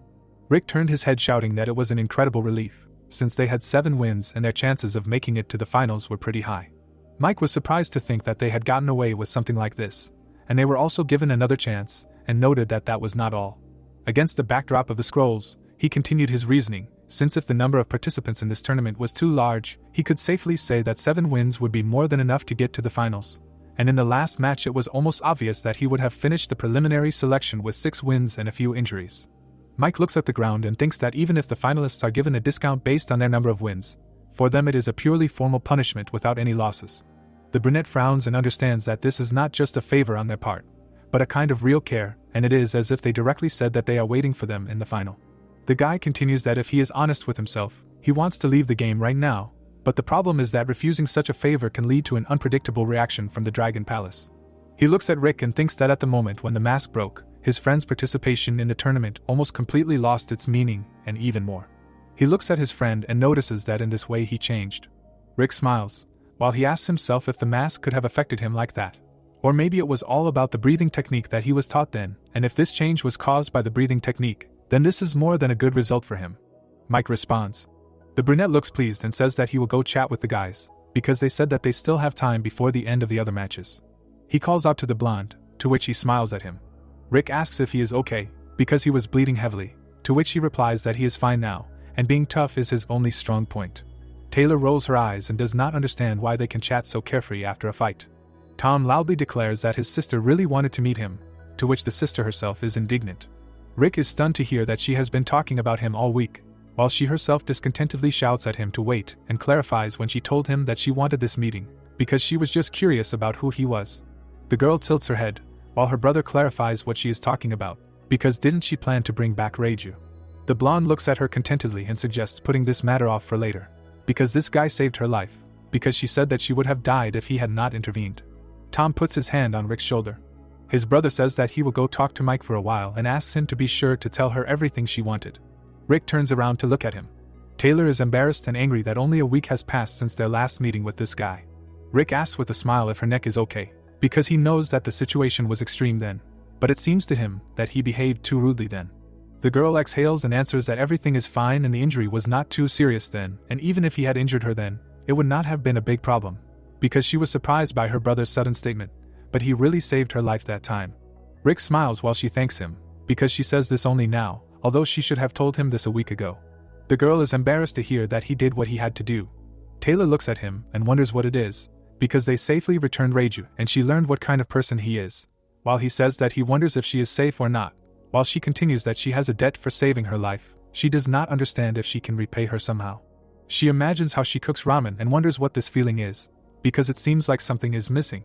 Against the background of a package of seasoning, a voiceover narrates that people are such creatures that they often do not understand what others really want, and they gradually begin to understand their needs, tastes, and preferences. Mike sullenly complains about the lack of ingredients, while he continues that they gain different experiences through trial and error. He also mentions that Taylor's Korean age is 18. Footage from her life runs and the voice states that if you ask her right now about her ideal type of guy, she will answer that she likes a little wild, as you can say, goofy guys. She lies on the bed and continues that last week the girl did not understand the disappointment that was lurking in the depths of her soul, and if you think about it, there were quite a few prerequisites for such behavior. He refers to her ability to increase luck and says that the answer seemed too unexpected and inappropriate for her to believe it. Taylor frowns at the ceiling, under the comment that it was so absurd and cruel that it even looked like a cruel joke. Rick asks her if she is okay, while he says that understanding what exactly she wants from the guy standing in front of her is something she will only understand in the future. Jessica gets the signal. He points his hand forward. Rick is stunned to hear him announce that they have just been informed that all the matches have ended and they are going to escort them to the waiting area immediately. The guy in green raises his fist and says that they will see each other later, or rather, meet again in the finals. Taylor, stunned, watches him go.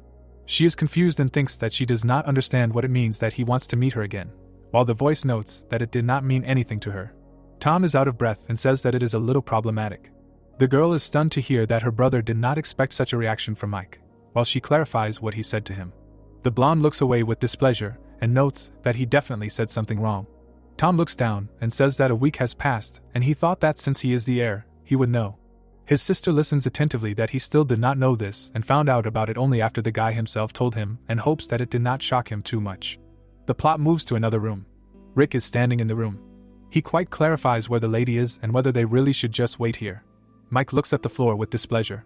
He thinks that he does not know what to say in such a situation. The brunette sits and meditates and hears from the side Tom that he brings him his deepest condolences and sincerely regrets his loss, to which the guy is perplexed by what condolences are talking about.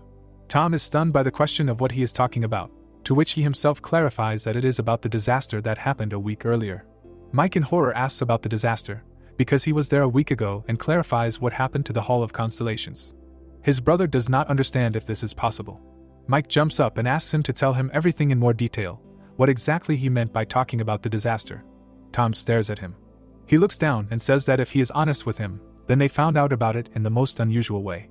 Tom imagines a crater and says that as he already knows, it happened after the incident with the demolition of the village a week ago, and he and his sister were put under house arrest at that moment under the supervision of people from the Hall of Constellations.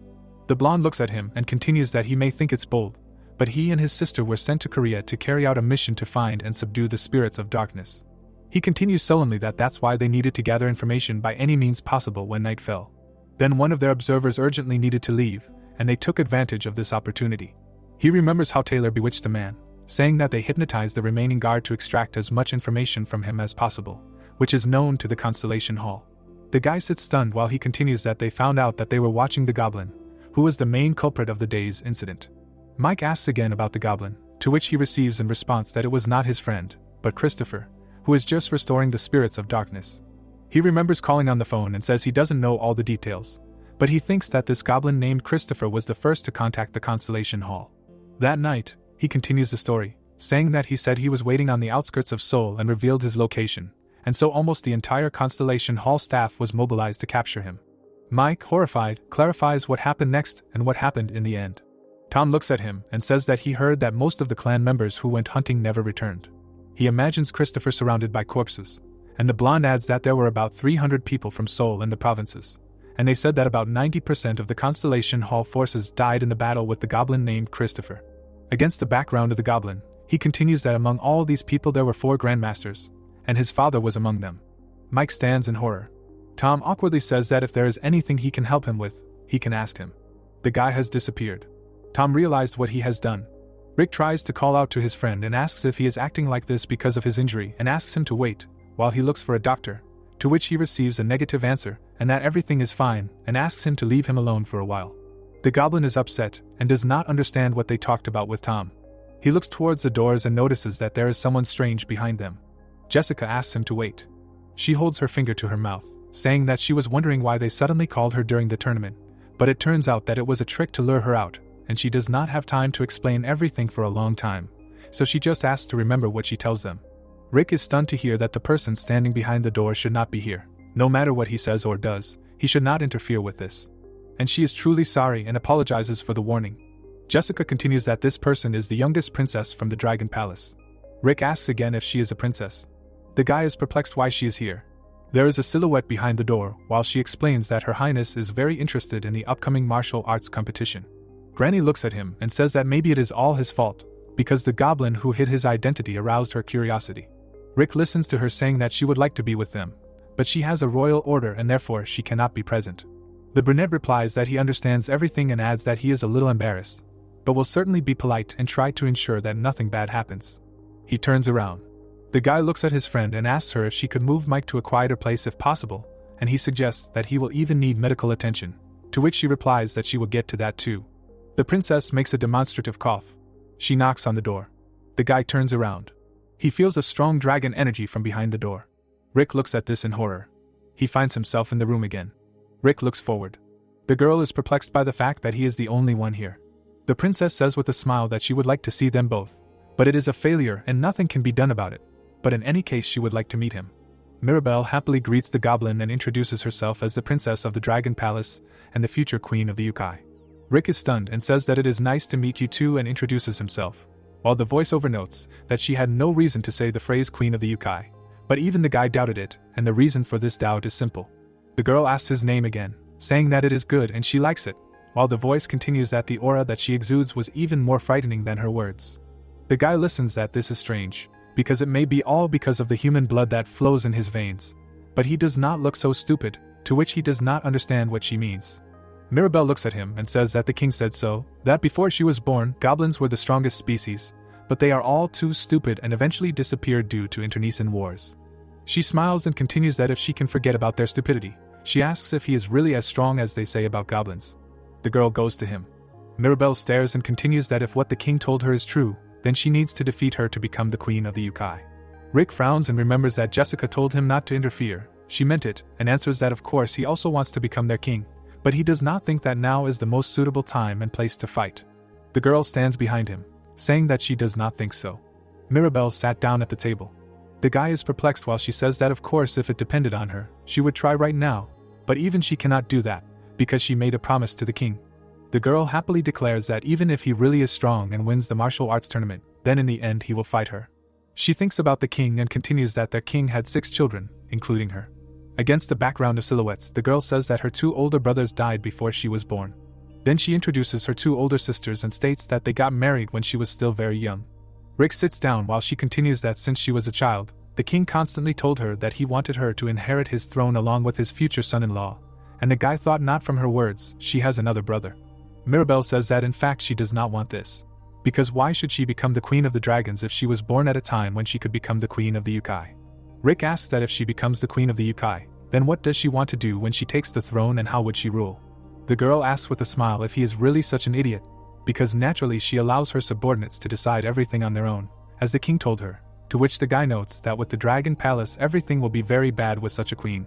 Mirabelle states that when asked why she wants to become the yokai queen, she always answers that it is because everyone wants that title.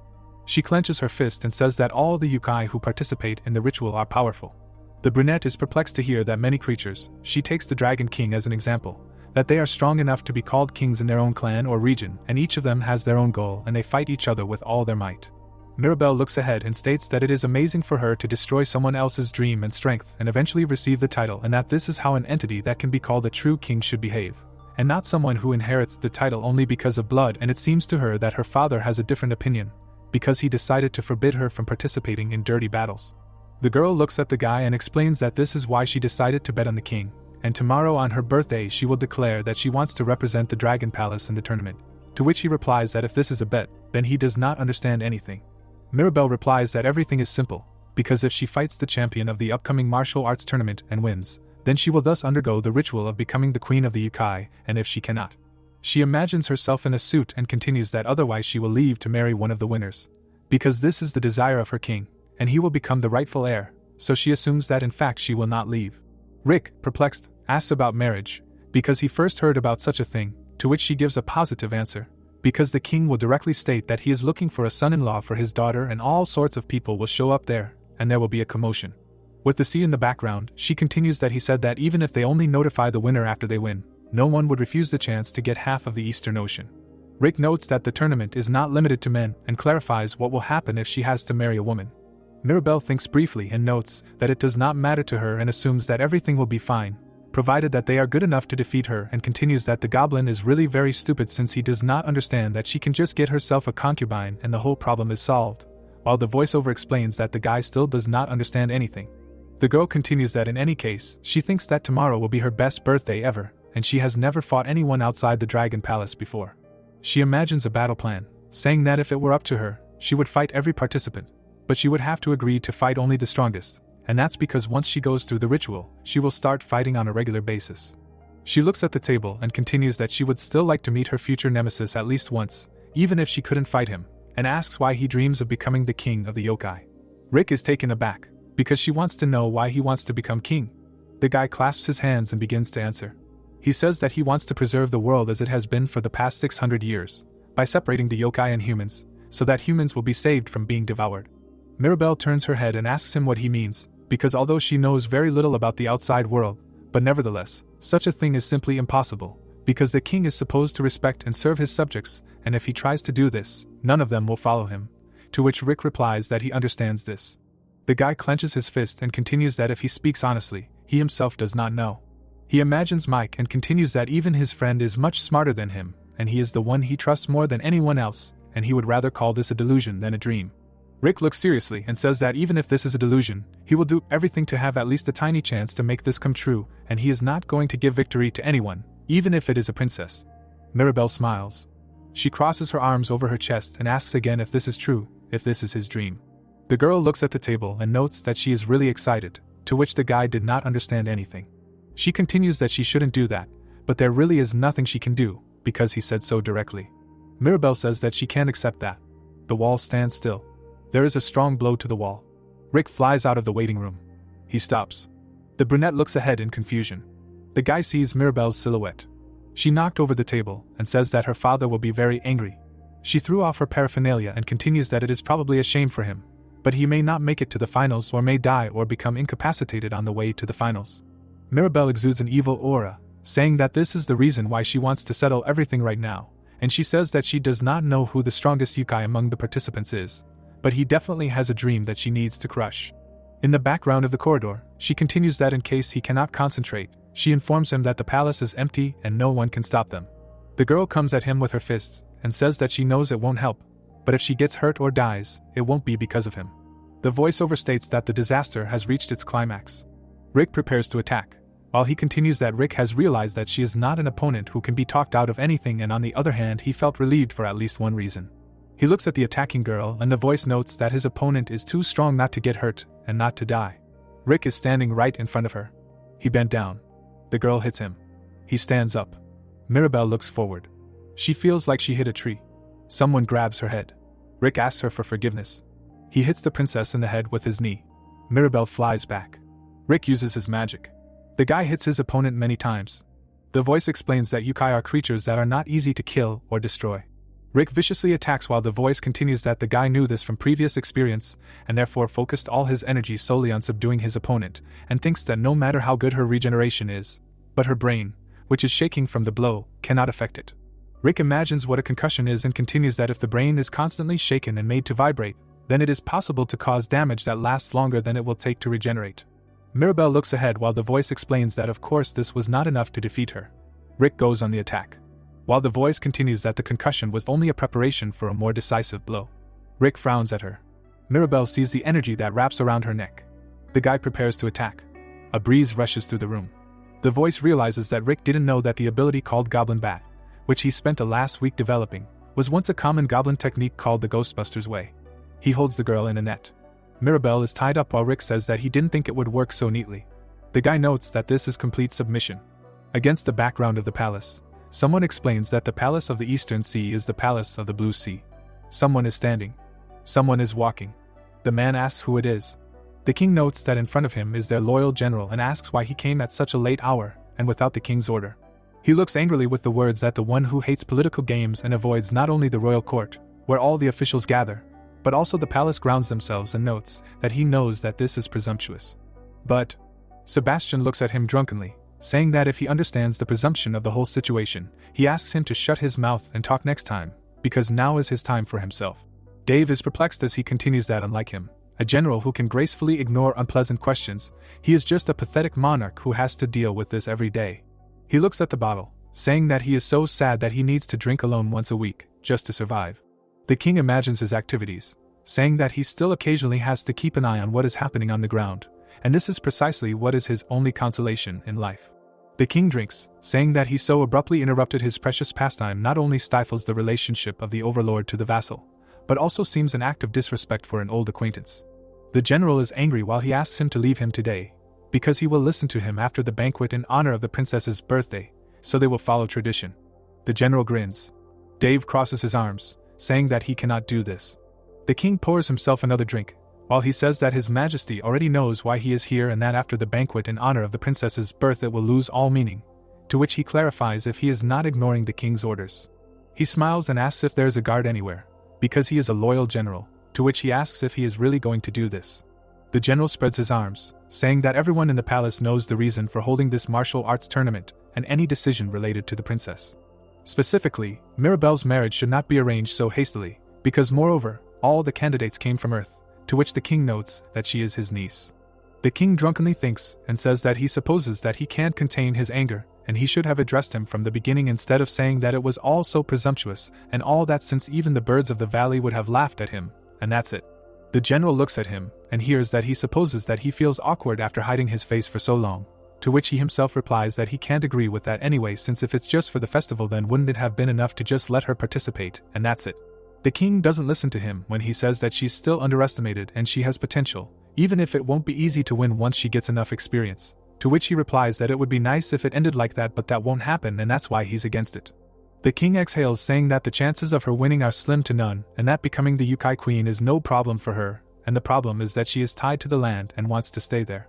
The general does not understand what he is talking about and asks why she needs it if she is only interested in war and martial arts, to which he replies that she has never been there before. Sebastian pours a full cup, saying that once she gets out and breathes in the dusty air of the earth, she will finally understand that the air she has been breathing here all the time is unbearably stale and salty, and notes that he felt the same when he was young. He remembers his youth, saying that despite the fact that he did it out of need, when his sudden and grueling journey ended, he was surprised to feel only regret. The king looks at himself in the cup and continues that if he were not the only child of the previous king, he could marry some woman and stay on earth forever, and maybe it runs in their family. The king looks at him as if he didn't know this, but his mother was a human, for humans were once sacrificed as tribute to the sea, and previous kings and other rulers of the sea dragons often married humans or landowners in the past. With the water as a backdrop, Sebastian states that dragon blood is stronger than he thinks. Even Mirabelle, his niece, doesn't have those ugly shark teeth. He looks around the room and continues that this is one of the reasons for choosing a land-born spouse. After all, ruling as a monarch would be entirely his daughter's responsibility, and having a strong earthly partner by her side might make her want to leave less. The king asks if it wouldn't be good for his family to have Mirabelle become the next ruler of the dragons if they became the next family of the Dragon Queen, for when his father married his sister to him, he doubts he expected such a result.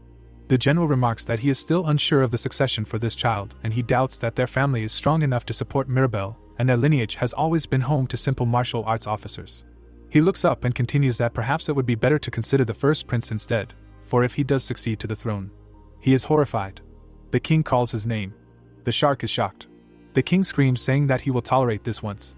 He gets angry, saying that since he did not address him as a lord but as an older brother, then he will also not look at him as a vassal and not as a younger brother, and will forgive him, but only once.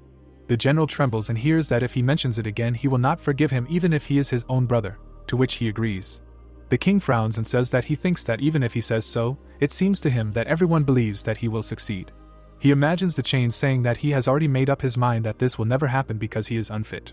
Sebastian introduces his son and continues that even if he had not been imprisoned for his crimes, he would never have inherited his throne, and in fact, his indecency has made it easier for him. The king looks down and continues that he is unfit to rule, which is not to say that he should become king because he was never meant to be a leader. The general stands up as the king says that when he thinks about it, he realizes that his father was very lucky to have a child. The general turns around as he asks what it is like to have a child like him. Jessica bows to him as he asks if it is she and if everyone has decided to disrupt his drinking time today, and points out that she was supposed to be a guide for the martial arts tournament, to which she corrects him. The king is taken aback that the princess has conveyed his orders to her on his behalf, that her majesty is summoning her. He turns to the general. The king is indignant, for why didn't he understand everything right away? For he must go to the palace right now and stop her before she turns everything upside down. The dishes in the waiting room are broken. Fireflies are flying. The voice in the background of Mirabelle continues about the rope that binds demons, for there are two key differences between this technique and regular binding. Rick pulls the threads while he continues that the material from which the ropes are made is goblin wood, and it transmits the power that they use with 100% efficiency.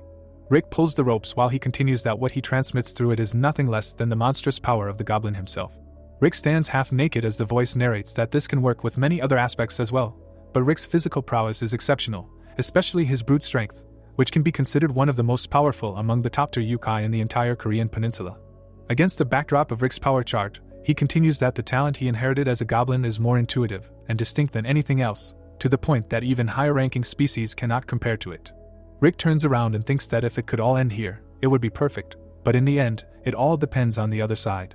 He imagines the red guy thinking that with this type, even if they are stronger, he can suppress them, and whether there are people around or not, this is still a palace, so there must be some kind of security system, and if he holds out, someone will come sooner or later. He introduces his friends and says that if she is like them, it will be impossible to keep her in this state for long, and fortunately Rick, his wish came true. Against the background of a drawing of a dragon, the voice continues that the blue dragon is one of the 4 divine beings known as the Protection of the East and the family of the Dragon King, which controls the Eastern Sea. In the background of a storm, and he continues that they can control not only the water in the sea, but also such phenomena as storms, thunderstorms, and even lightning, and all this is also under their power, but this is not entirely true. The voice talks about Sebastian, that the Dragon King and only those who are at the top among the dragons can have such privileges. Mirabelle trembles while he continues that the dragon race has an inherent feature: it is quite surprisingly simple and combined. The girl notes that his rope cannot be broken by force. Rick turns around. Mirabelle smiles and says that in this case she will show him something fun. The guy pulls with all his might. She continues to smile. Rick is dumbfounded. The voice speaks of the power of a yokai, usually called the amount of demonic energy a yokai possesses when the girl escapes, and he continues that no less important than the amount is the result with the purity of this energy. Rick falls over stunned. Mirabelle prepares to attack. Rick stands in a fighting stance, and the voice notes that yokai who possess both. In front of him is an evil dragon. Rick covers his face with his hands while the voice says that such yokai can demonstrate deadly power by simply releasing their demonic energy, without any magic. She knocks him out of the castle walls. Mirabelle exhales, while the voice says that the race that possesses both to a high degree from the moment they are born are dragons. The guy is left as a trench, while the girl wonders if she has gone too far. The voice says that unlike magic, it is more of a natural function, as easy as breathing. The girl prepares to attack, saying that she simply had no choice and that he had upset her too much, until the voice still shuts up, saying that this irrational force symbolizes the race that stands on top of the sea. Rick is on his knees. He is coughing up blood. He is sitting in front of her. Mirabelle looks at him, saying that she knew this would happen. Kate is standing behind him, noting that he really is an idiot. She crosses her arms over her chest, saying that she thought that this time it would be different, but no, it is the same old story as before, and asks if she is right, for acting like he is something, like he can overcome everything, only to end up saying that he was sorry, but he is still not strong enough. Rick asks if this is Kate, to which he is told that it is not. She frowns, saying that there is no way she can be there, and that her body and mind are destroyed, and that they are probably dying in some corner of the human world. The girl recalls his fight, saying that it all happened because she was cleaning up after the fight he had recklessly started, not knowing his place. She leans in, saying that he couldn't have known, because he had only acted out of pure and selfless motives, and whether he would have acted so recklessly if he had known that things would turn out this way, no one can say. She continues that in the end, he couldn't save a single person. With the city in the background, she says that innocent people were caught up in the aftermath and almost suffered a terrible fate. She shows him Mike, saying that she wonders why he had to give up because of him. She smiles, saying that she doesn't know what they were talking about with Tom back then, and what they could have discussed to bring down such a strong guy, and asks if he knows. She shows him Mike and Christopher, and continues that something must have happened to his friend at home, and the deal they made back then, or rather the fact that he couldn't handle it and simply retreated like a coward. Kate asks how it will all end this time. Will their kind and brave Rick be lucky now, and asks who will take all the responsibility and deal with this problem for him. Rick trembles and replies that this is all wrong. He looks forward. A drop at the bottom. Kate grabs him by the hair, saying that he should stop sitting there like a pathetic wretched thing and get up already and show at least something that matches his endless determination, so that he beats like a yokai until one of them both dies, and that is the least he can do. Mirabelle smiles and notes that he is still able. Rick sits opposite and hears the question of whether she expected too much from him, because she did not expect him to be so broken. Rick gets up. The girl took a pose, saying that she did not expect this and asks if he can continue. Rick sadly notes that of course he can. He looks at her with displeasure and says that he will do it with joy and as much as she wishes. Rick and Mirabelle stand opposite each other against a long wall. The green-eyed girl, taking a stance, is covered in purple flames. The protagonist, bent over, lowered his hands. The protagonist's body is covered in wounds. The black-haired guy's body was regenerating, changes. This was different from what Rick had encountered so far. The guy with the protruding red horn looked up. This was not a new power or ability. Changes occurred within the power. The young girl's hand was covered in a purple aura. The girl covered her hand in purple flames, reminiscent of a dragon. Mirabelle, stretching her arms out in front of her, prepared to use magic. The tired Rick looked forward. The green-haired woman, straightening her arms, released a powerful purple beam. 2 beams of purple energy, similar to dragons, flew straight at the exhausted protagonist. The protagonist angrily turned his gaze upward. Rick's hand was covered in a black and red aura. The goblin stood up. The protagonist, stretching out his hand with a huge blade of aura in front of him, defended himself from the purple beam. Purple flame in the form of a dragon, opening its mouth, flew at the young man. The young guy straightened his shoulders. Purple flame, crashing into the ground, created a huge explosion. Mirabelle, holding her hands in front of her, controlled the blast wave. The green-haired girl smiled. Rick, making a dash, ran out of the purple smoke. The goblin looked forward seriously. The girl, opening her mouth in surprise, was amazed at the capabilities of the protagonist. A scene of blood splashes appeared. The black-haired guy with the torn-off arm ran forward. Rick had 2 difficulties. The green-eyed girl looked forward cheerfully. As this was an attack that the protagonist would not be able to fully defend against, he wanted to take the blow, avoiding instant death, but he could not move. Blood was gushing from the hero's body.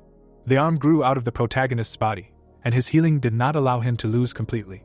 Mirabelle looked forward with excitement. Rick, raising his fist, prepared to strike. The guy with a bare chest hit the woman in the face with all his might. The hero looked forward with fear. Mirabelle, raising her hand in front of her, blocked the guy's blow. The green-eyed girl, moving the goblin's hand to the side, prepared to strike. The girl began to clench her fist.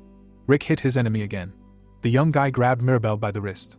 The goblin's eyes glowed with purple flame. The young guy, lifting his leg off the ground, hit the girl hard on the ground. The man with the protruding red horn looked down madly. The hero holds the girl by the forearm. The ground cracked under the protagonist's feet with a red glow. Mirabelle, groaning, was pouring out blood. Rick sharply turned his body. The black-haired guy, holding the girl by the forearm, began to hit her on the floor with great speed. The hero looked nervously.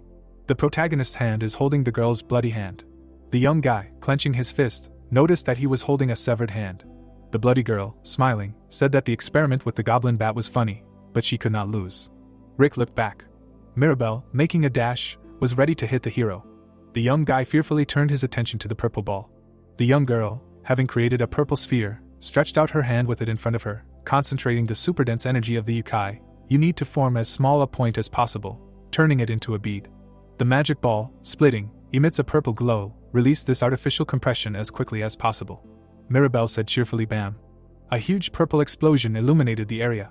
Rick, standing in a stance, tries not to fall from the blast wave. The goblin, bending his knees, protects himself from the explosion with a magic shield. An explosive dragon jade flew next to the protagonist. The girl threw a magical purple ball. Rick looked back. The green-eyed girl, smiling, began to throw explosive jades. The guy with a naked torso turned his gaze to the purple spheres flying next to him. The purple balls began to crack. Mirabelle covered her eye. Many magical explosions thundered. Fish swim in the waters of the ocean. The explosive dragon jade is slightly different from the usual yokai techniques. A lit bundle of dynamite hovers in space. This is not a refined technique, but a bomb created using the properties of pressure. The explosive result is a consequence of the pressure of chi. The young girl, having left the ground, crashed into the wall, so it does not affect the caster, unlike other techniques. A scene with the ground destroyed by explosions appeared. Mirabelle laughed. You can surround yourself with pressure to protect yourself, but it will not save you from everything. The woman with the torn-off arm, slightly bent over, covered in purple flames, using this technique is strictly prohibited unless you are fighting someone for the sake of destroying whom you are willing to risk your life. But for the girl now, it probably did not matter. When she fought with strong opponents, this happened over and over again. Dave, gritting his teeth, looked ahead warily. The only desired heir of the Dragon King, thanks to her curiosity and zeal, the strongest men of the Dragon Palace became her teachers and opponents in duels. The green-haired girl, cheerfully raising her head, knelt down. However, restrictions were inevitable. The teacher extended his hand. The little girl looked forward. The gray-haired man took little Mirabelle by the hands. Of course, no one took the princess as a serious opponent. Dave, exhaling, smiled. A suffocating and unpleasant thirst was growing inside her, but she did not notice it. The green-eyed girl looked forward. Smoke enveloped Rick. Mirabelle asked if he could continue. The thirst that had been quenched for decades, for the first time, died down only now. The woman with a torn-off arm raised her head, hoping that the hero would be able to continue the fight. She was too desperate to think about prohibitions. The charred goblin, frozen, examined his body. He had a different motive, but he was also in despair. Smoke came from his legs, only skin remained from his body, clinging to the skeleton, due to his exceptional durability and ability to regenerate. Smoke came from Rick's charred body. Shrouded in dust and a black and red aura, the man with the red horn, opening his mouth, screamed furiously, even going beyond his capabilities. Rick glowed with obsession or even will, bordering on madness. Mirabelle, putting a bloody hand on her head, was very surprised. The goblin bat is a weapon that changes shape and texture depending on the needs and intent of the owner. The protagonist, clenching his hands into fists, enveloped himself in a black and red aura. He can use this weapon to strengthen weakened bones and replace destroyed muscles. The green-haired girl, looking in front of her, noted that this was incredible. The goblin's charred leg was covered in a black and red aura. The masked man, taking the blade in his hand, looked forward with hatred, either with his mind nor his body, but exclusively with the energy of hatred. The young girl smiled. Mirabelle opened her mouth happily. For the first time in her life, the princess of the Dragon Palace felt both horror and delight because the enemy was going to kill her. The man, bound with magical black and red threads of magic, had his eye glow brightly with purple flames. The green-haired girl said that she did not expect it to be so serious, but no matter how it ended, she did not think she would regret it, and then added that she did the right thing by starting a fight with the protagonist. The young woman, summoning a huge purple dragon, said that she wanted it to last forever, but that would be too much. Rick made a lightning dash forward. The girl put her hand forward, and the purple dragon opened its mouth. The hero, raising his blade, prepared to hit the huge dragon. The protagonist quickly swung his blade. The goblin, putting his leg out, flew down through the purple aura. A scene of underwater wooden buildings appeared. Blood drips from the white blade. Rick, bending his knees, pierced Mirabelle with the blade. The young girl, pierced by the sharp weapon, spat out blood. Sebastian, scratching the back of his head, said that he was in a hurry. But seeing how things were, he realized that everything was much simpler than he thought. The man in the mask turned his head sharply. The white-haired man said that he would ask only one question. The yellow-eyed man, looking closely at the protagonist, asked if he was a man, and then added that it was not that important, but he wanted to see his grandchildren as soon as possible.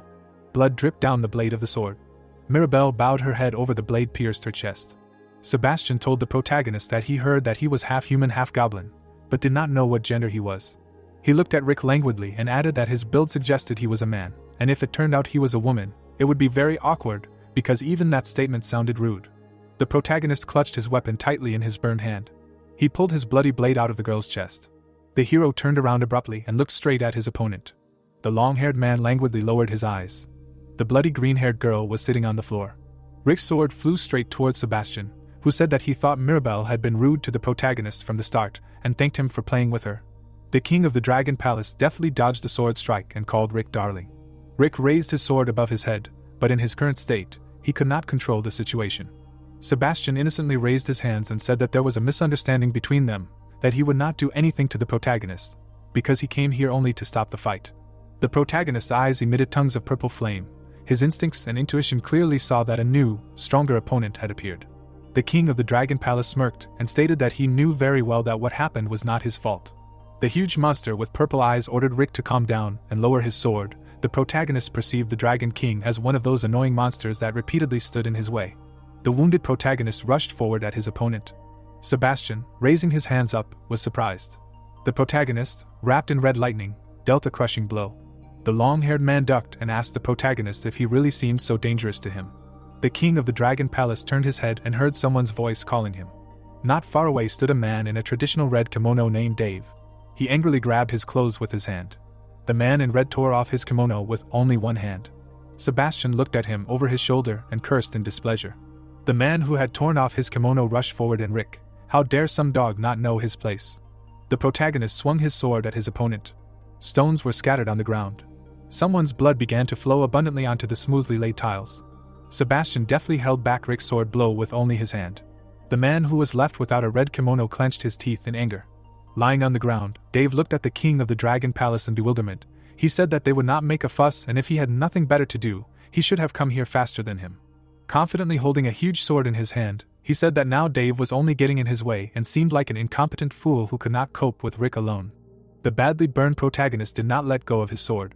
Sebastian looked ahead with a displeased face and stated that despite this, the protagonist showed remarkable fortitude to show his true form, that he had lived for over 3,000 years, and that Rick had enough strength to pierce his scales was simply amazing. The protagonist's eyes glowed even more purple. He grabbed his weapon tightly with his burned hand. The protagonist reached for his opponent's kimono. The protagonist grabbed his enemy by the top of his kimono with one hand. Rick grabbed the bottom of his kimono with his other hand. The king of the Dragon Palace looked puzzled at this futile attempt at resistance. The bloody protagonist activated the Goblin fight spell. Sebastian deftly threw the protagonist into a bend. Part of Rick's bloody sword lay on the ground. Dave looked at the protagonist and Sebastian said that his strength was quite strong and the way he handled it was simply magnificent. The king of the Dragon Palace looked at the protagonist and said that he too was once fond of fighting in battles, but he was not as skilled as those who were naturally talented. The long hair covered the eyes of the king of the Dragon Palace. He took hold of the protagonist's burnt skin with his hand. Tearing off the bloody wrappings of Rick's skin, he realized what was going on. Splashed with someone else's blood, Sebastian thought to himself that he was wrong, because he thought that the protagonist simply wrapped it around his body for support, but in fact, he did much more cruelly to himself than he thought. Seeing the bloody body of the protagonist, he thought that he had strengthened himself to the very bones, which not only negatively affects the body, but every movement must be excruciatingly painful in this case. With blood running down his face, Sebastian stated that the protagonist would not do this just to suit his daughter's dancing and that he did not know what Rick had to go through to get this far. The tiles were covered in a large amount of blood and the king of the Dragon Palace said that the protagonist, despite everything, was still a fool. Sebastian told Dave, who was kneeling, to go and take care of Mirabelle and that there was no need to rush, just lay her down in the chambers and call the court physician. The injured girl was sitting against the wall, and her father said that she was just a little tired. He looked at Rick's burnt face and stated that thanks to her friend holding back, her vital organs remained unharmed. The surprised servant of the king of the Dragon Palace worriedly asked if he was considering the protagonist as a future husband for Mirabelle, to which he replied that he did not know yet. Sebastian looked at Rick lying prostrate and stated that he had thought about it until now, but was not sure then. But now he really liked him, because if he was raised correctly, he could become a great assistant for his daughter, and also that he found him quite handsome. Looking down menacingly, the king of the Dragon Palace said that he was, however, not sure if this friend would be happy with the prospect of becoming his son-in-law.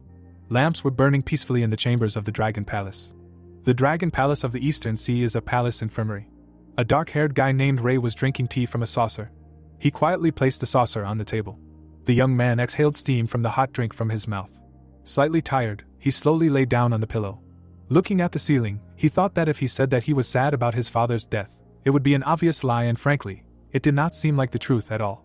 Ray slowly closed his eyes thinking that rather, this was the moment he had been waiting for a very long time.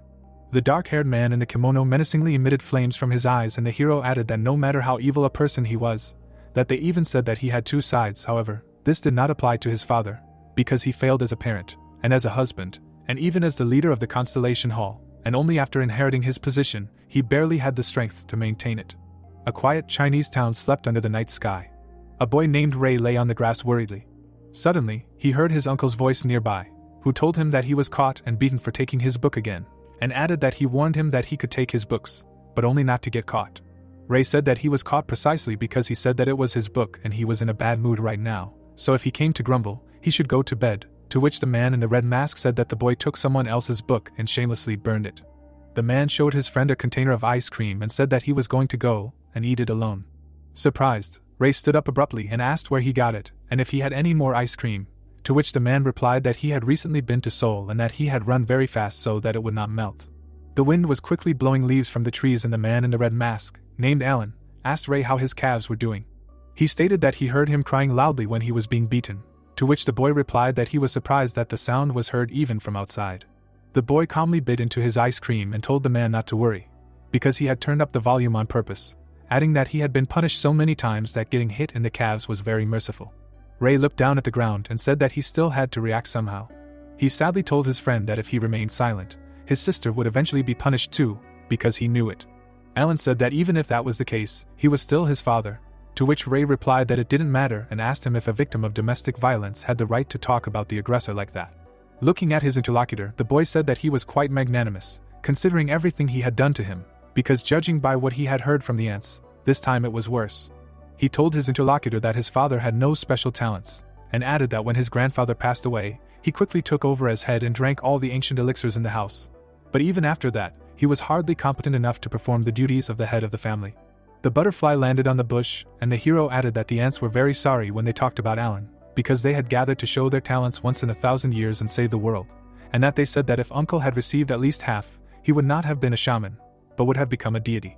Ray looked at his friend and said that Aunt So Young and Aunt Yubin held hands and cried when they said this, because if Alan had been born a little earlier, he would have become great, to which the uncle replied that these women were simply saying terrible things.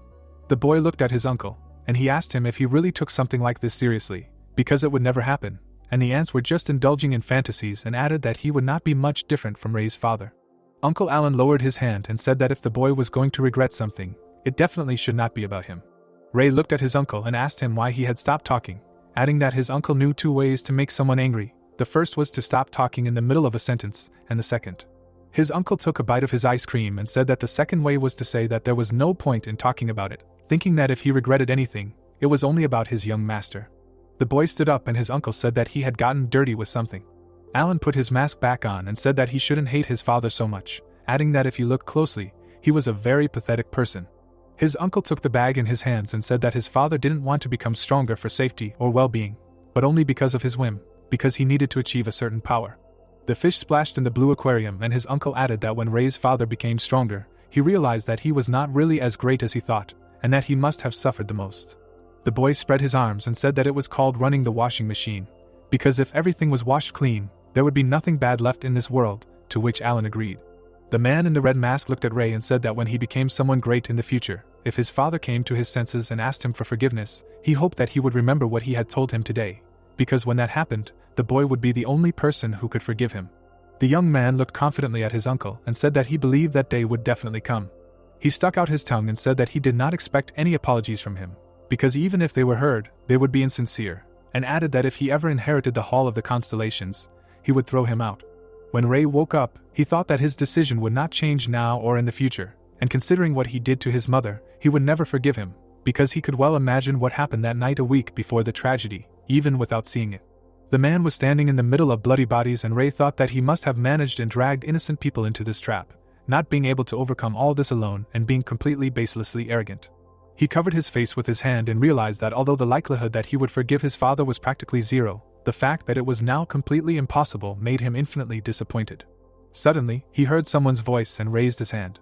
The king of the Dragon Palace laid the injured Rick on the cot and told the assistant that they just needed to lay him down, and if his injuries were not that serious, the assistant should first check the others. Outside? Suddenly, Sebastian looked at Ray and said that it seemed like they had interrupted his rest. Ray looked at the long-haired man and thought that he had just heard himself called His Majesty.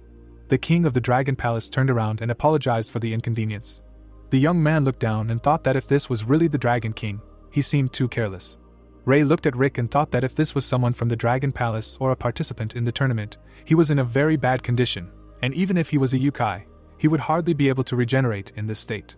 Louise turned to the young man and asked him to just lie down for now, since he did not have to do anything until tomorrow, and he was stubborn as always. Ray looked at her in surprise. The girl opened her eyes wide and asked if he was Rick's friend. The girl smiled affably and asked if her interlocutor was Kim Yusin, and said that she had heard from Rick that he was helping with Kate's treatment. The guy looked at her in confusion. She added that even if it wasn't so, she just wanted to say hello. The tearful Louise was kneeling. Ray remembered that he seemed to have seen her that night, and that she was supposedly a new yokai from Rick's entourage. The girl bowed to him and thanked him for intervening that time, because it was definitely very difficult and dangerous for him. He replied that it was not so at all, although he usually did not do that.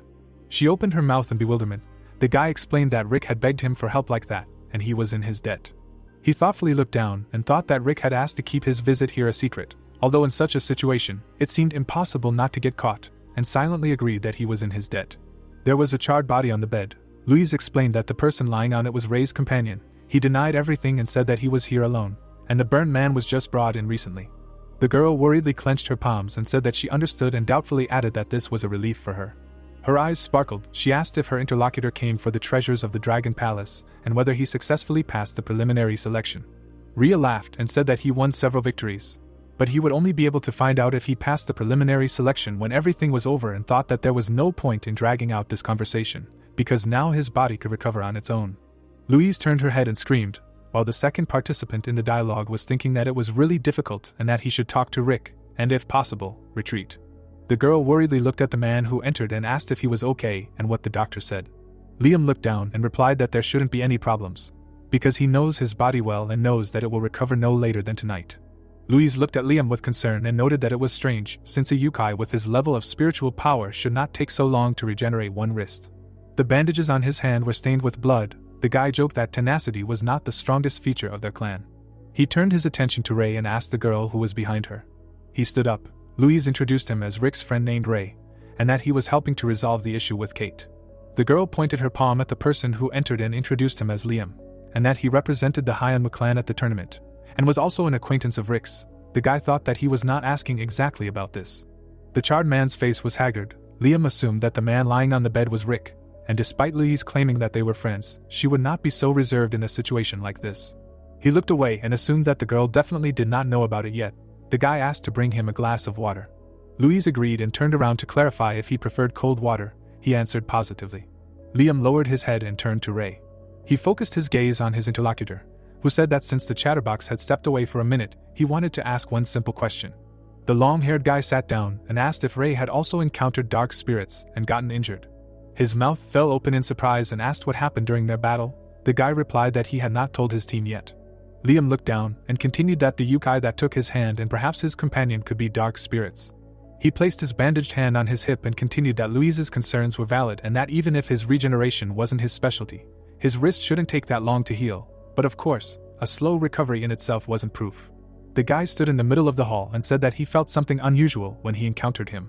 The dark figure was smiling widely. Liam continued that his clan's ability to sense energy, so he was quite good at sensing and analyzing the enemy's aura, and what he sensed from them wasn't just something unusual, like minorities or monsters from afar. Robert looked at the dark figure. The guy added that it was much stranger and much more sinister than the half-breed yokai. Ray looked at Liam and asked if he encountered both of them. His gaze dimmed. He said that he was going to finish them both in his own way, even if his opinion was wrong, but that was the point of him participating in the martial arts tournament. He extended his hand, and added that he underestimated them. The boy tried to restrain the monster. He added that they were much more dangerous than he thought. Blood spilled on the floor. Liam continued to hold his hand out. He said that he should have either given it his all from the start, or not faced them at all. Louise pressed her palms to her lips. The boy continued that the situation was hopeless from the start, and the answer was clear from the start. Smoke came out of his hand. He said that he only understood the situation after he lost his hand.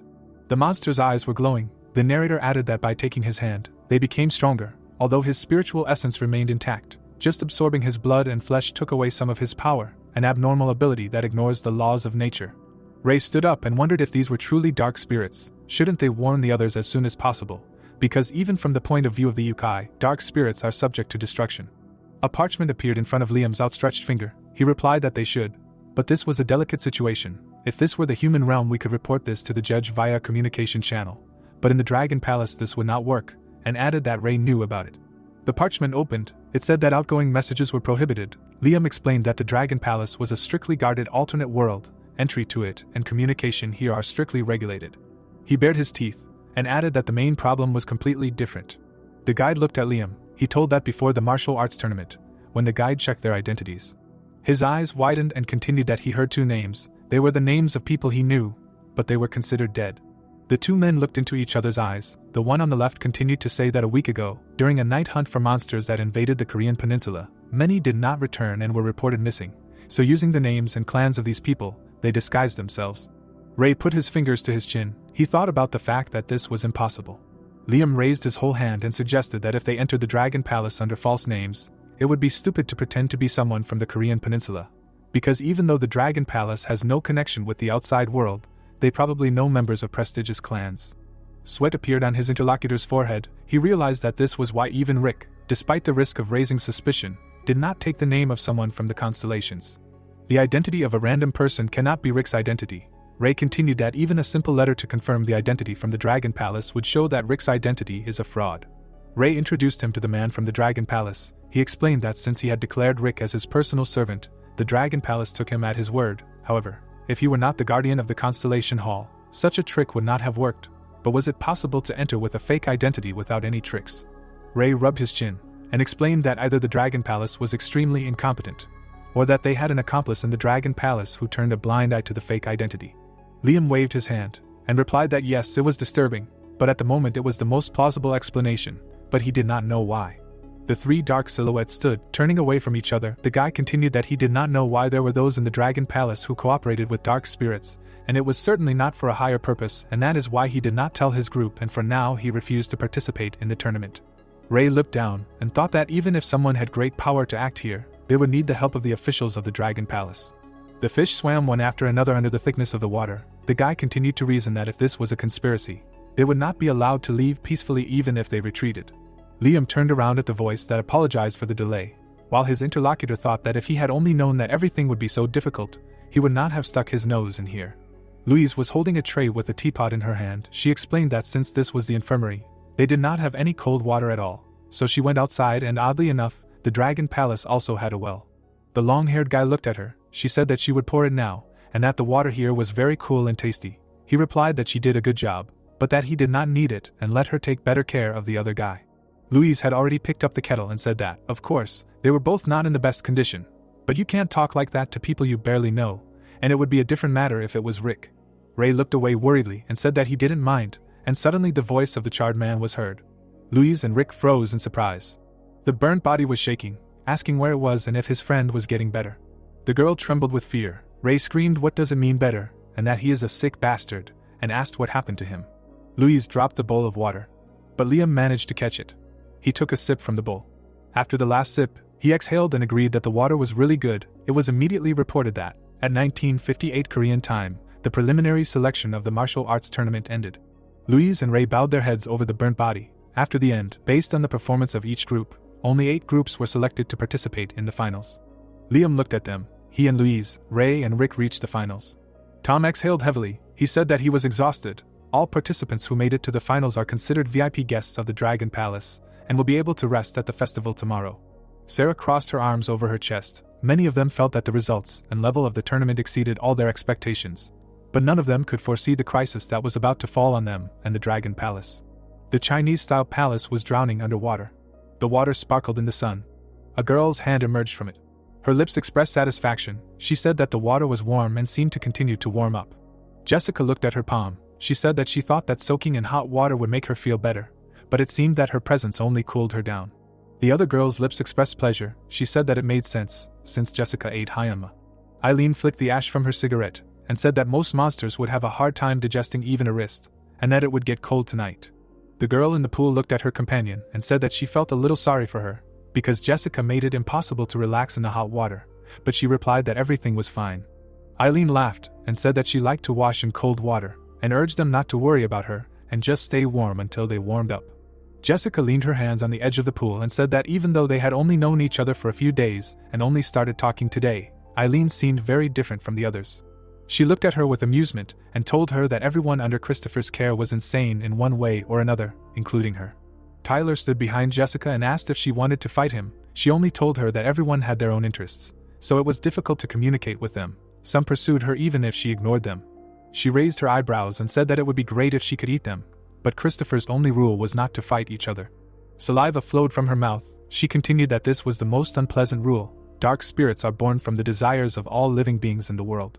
Eileen stood up with a cigarette in her mouth and chuckled. Jessica thought that Eileen was calm and relaxed, and not tense and anxious, and that she was really jealous, so their abilities and thinking are connected to the desires that underlie them. Jessica's basis is hunger.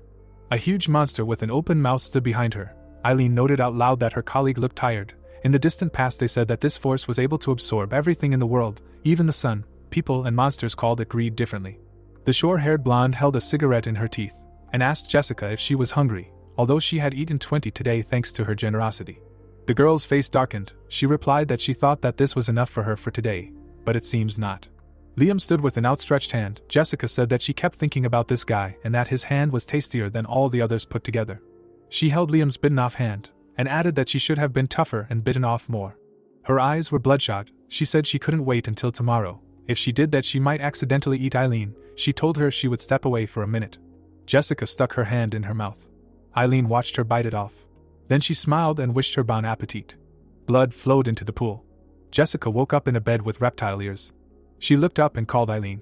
She found herself right on top of her and apologized for being too loud and explained that she wanted to let her sleep longer. Blood was dripping onto the furniture. The girl said that her friend was doing something very embarrassing, and you might be embarrassed to watch. Eileen began to unbutton her shirt and suggested that they just continue having fun. There were about 16 hours left until the uprising in the Dragon Palace in the Eastern Sea. Lanterns illuminated the room. The guy looked at the ceiling. Sitting opposite, Rick replied that this was not so, except for the itching. It was not very comfortable to move, but the energy seemed to be gradually recovering. The breathing technique and pose that Michael showed him helped a lot, albeit slowly, but it was restoring his yokai power. Looking at him, Michael replied that it was good, and the plot told us that the discomfort Michael was experiencing was caused by what was called common sense. The regeneration of the body of the yokai is an indicator of their condition. Just as the lungs distribute the oxygen absorbed during breathing throughout the body through the bloodstream, the body of the yokai primarily distributes its power for physical recovery. The guy imagined how a person breathes. The monster's eyes glowed brightly while we were told that therefore, a situation where the healing power does not activate shows that the yokai has received a fatal wound. Frowning, Michael wondered if it was because he also had human blood, or because he was a goblin, although it was 100 times better than being on the brink of life and death. He imagined the charred body of the main character and noted that it was strange that after such a detrimental state, he looked so good, especially considering that even his skin had not recovered. Michael was taken aback when Rick addressed him. Showing scroll, the protagonist said that now he has to do something that he will not like. If he is uncomfortable, he will do it where he will not see. The dumbfounded guy asked what he might not like. Touching the scroll, the protagonist took out a pill from there. Putting the pills on the floor, Rick said that these are beads of power of the yokai, whom he defeated in the qualifying rounds. He remembered holding the bead in his bloody hand and stated that he was originally going to keep them until the end of the martial arts tournament. Michael gave him a mask, and he thought that he would not like it if he saw how he ate it. After eating the bead, the protagonist noted that the mask was broken, and he heard what they were talking about with Liam. If a little more time passes, in his state he will not be able to use his full power if something happens. Opening his mouth, Rick added that this is especially in the fight against dark spirits. He has already fought with such, even if he was only one. It wasn't just a feeling of incredible power. Fighting him, he was becoming stronger and more skillful with each passing minute. The protagonist introduced the guy who was fighting with a satisfied look. The protagonist introduced the bead boxes and told that he was able to win not because he was stronger, but because he used a clever trick to defeat him before he realized. Only a week had passed. To be honest, if he had to fight him again now, then with a probability of almost 100%, he would lose. Michael was surprised by what he heard.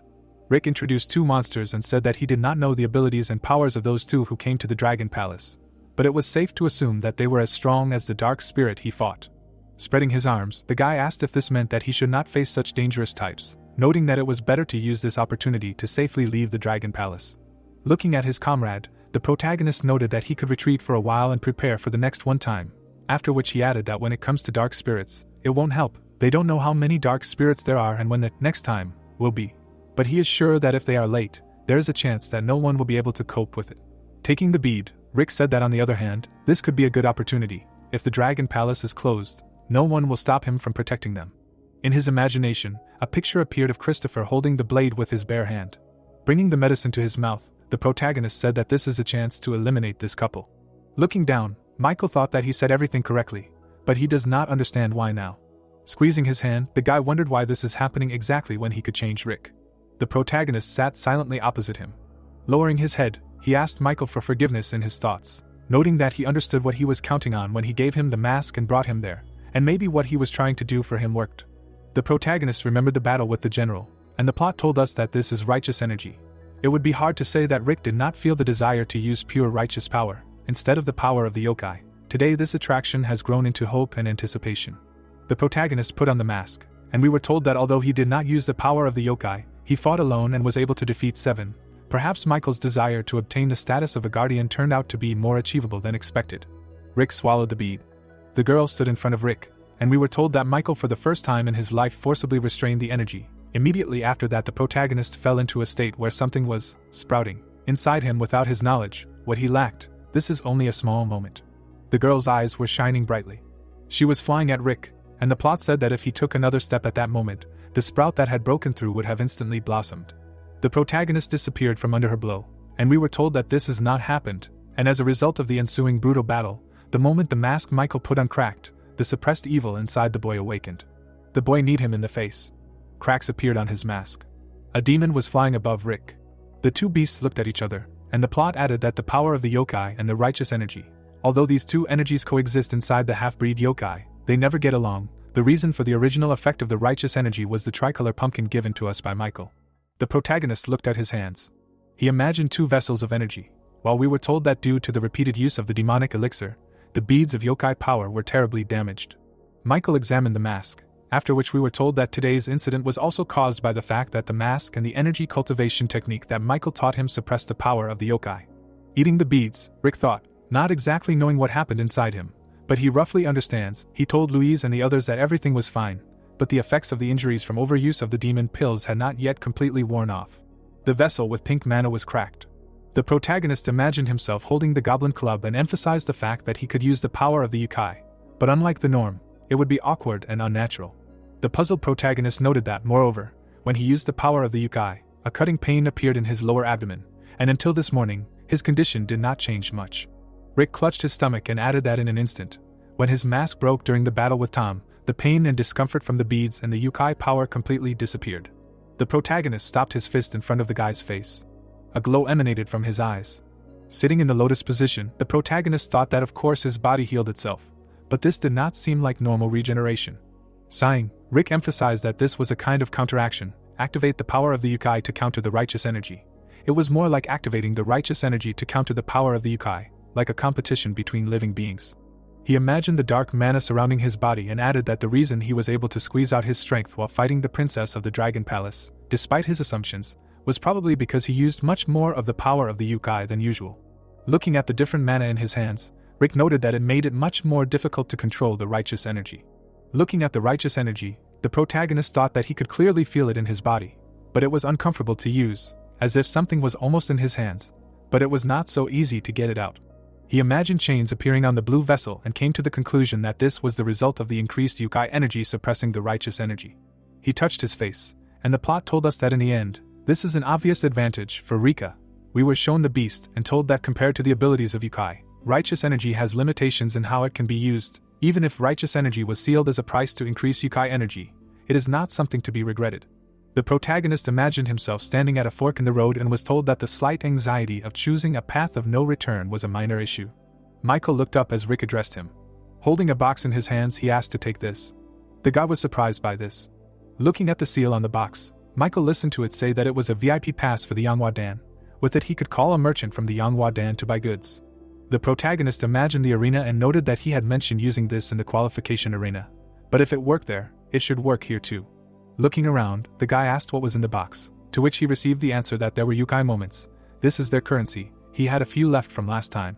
The protagonist held out his hand and said that if he could call someone from Yanghua Dan and then inform them of the presence of dark spirits there and buy all the necessary things using the yokai coins, it would be good, such as healing or energy restoring potions, and they also sell many useful tools. Michael asked Rick with a surprised look. Turning around, the protagonist said that they would call it a walk and patrol. He planned to inspect their rooms without being seen by anyone, although they were advised to stay inside and rest until tomorrow.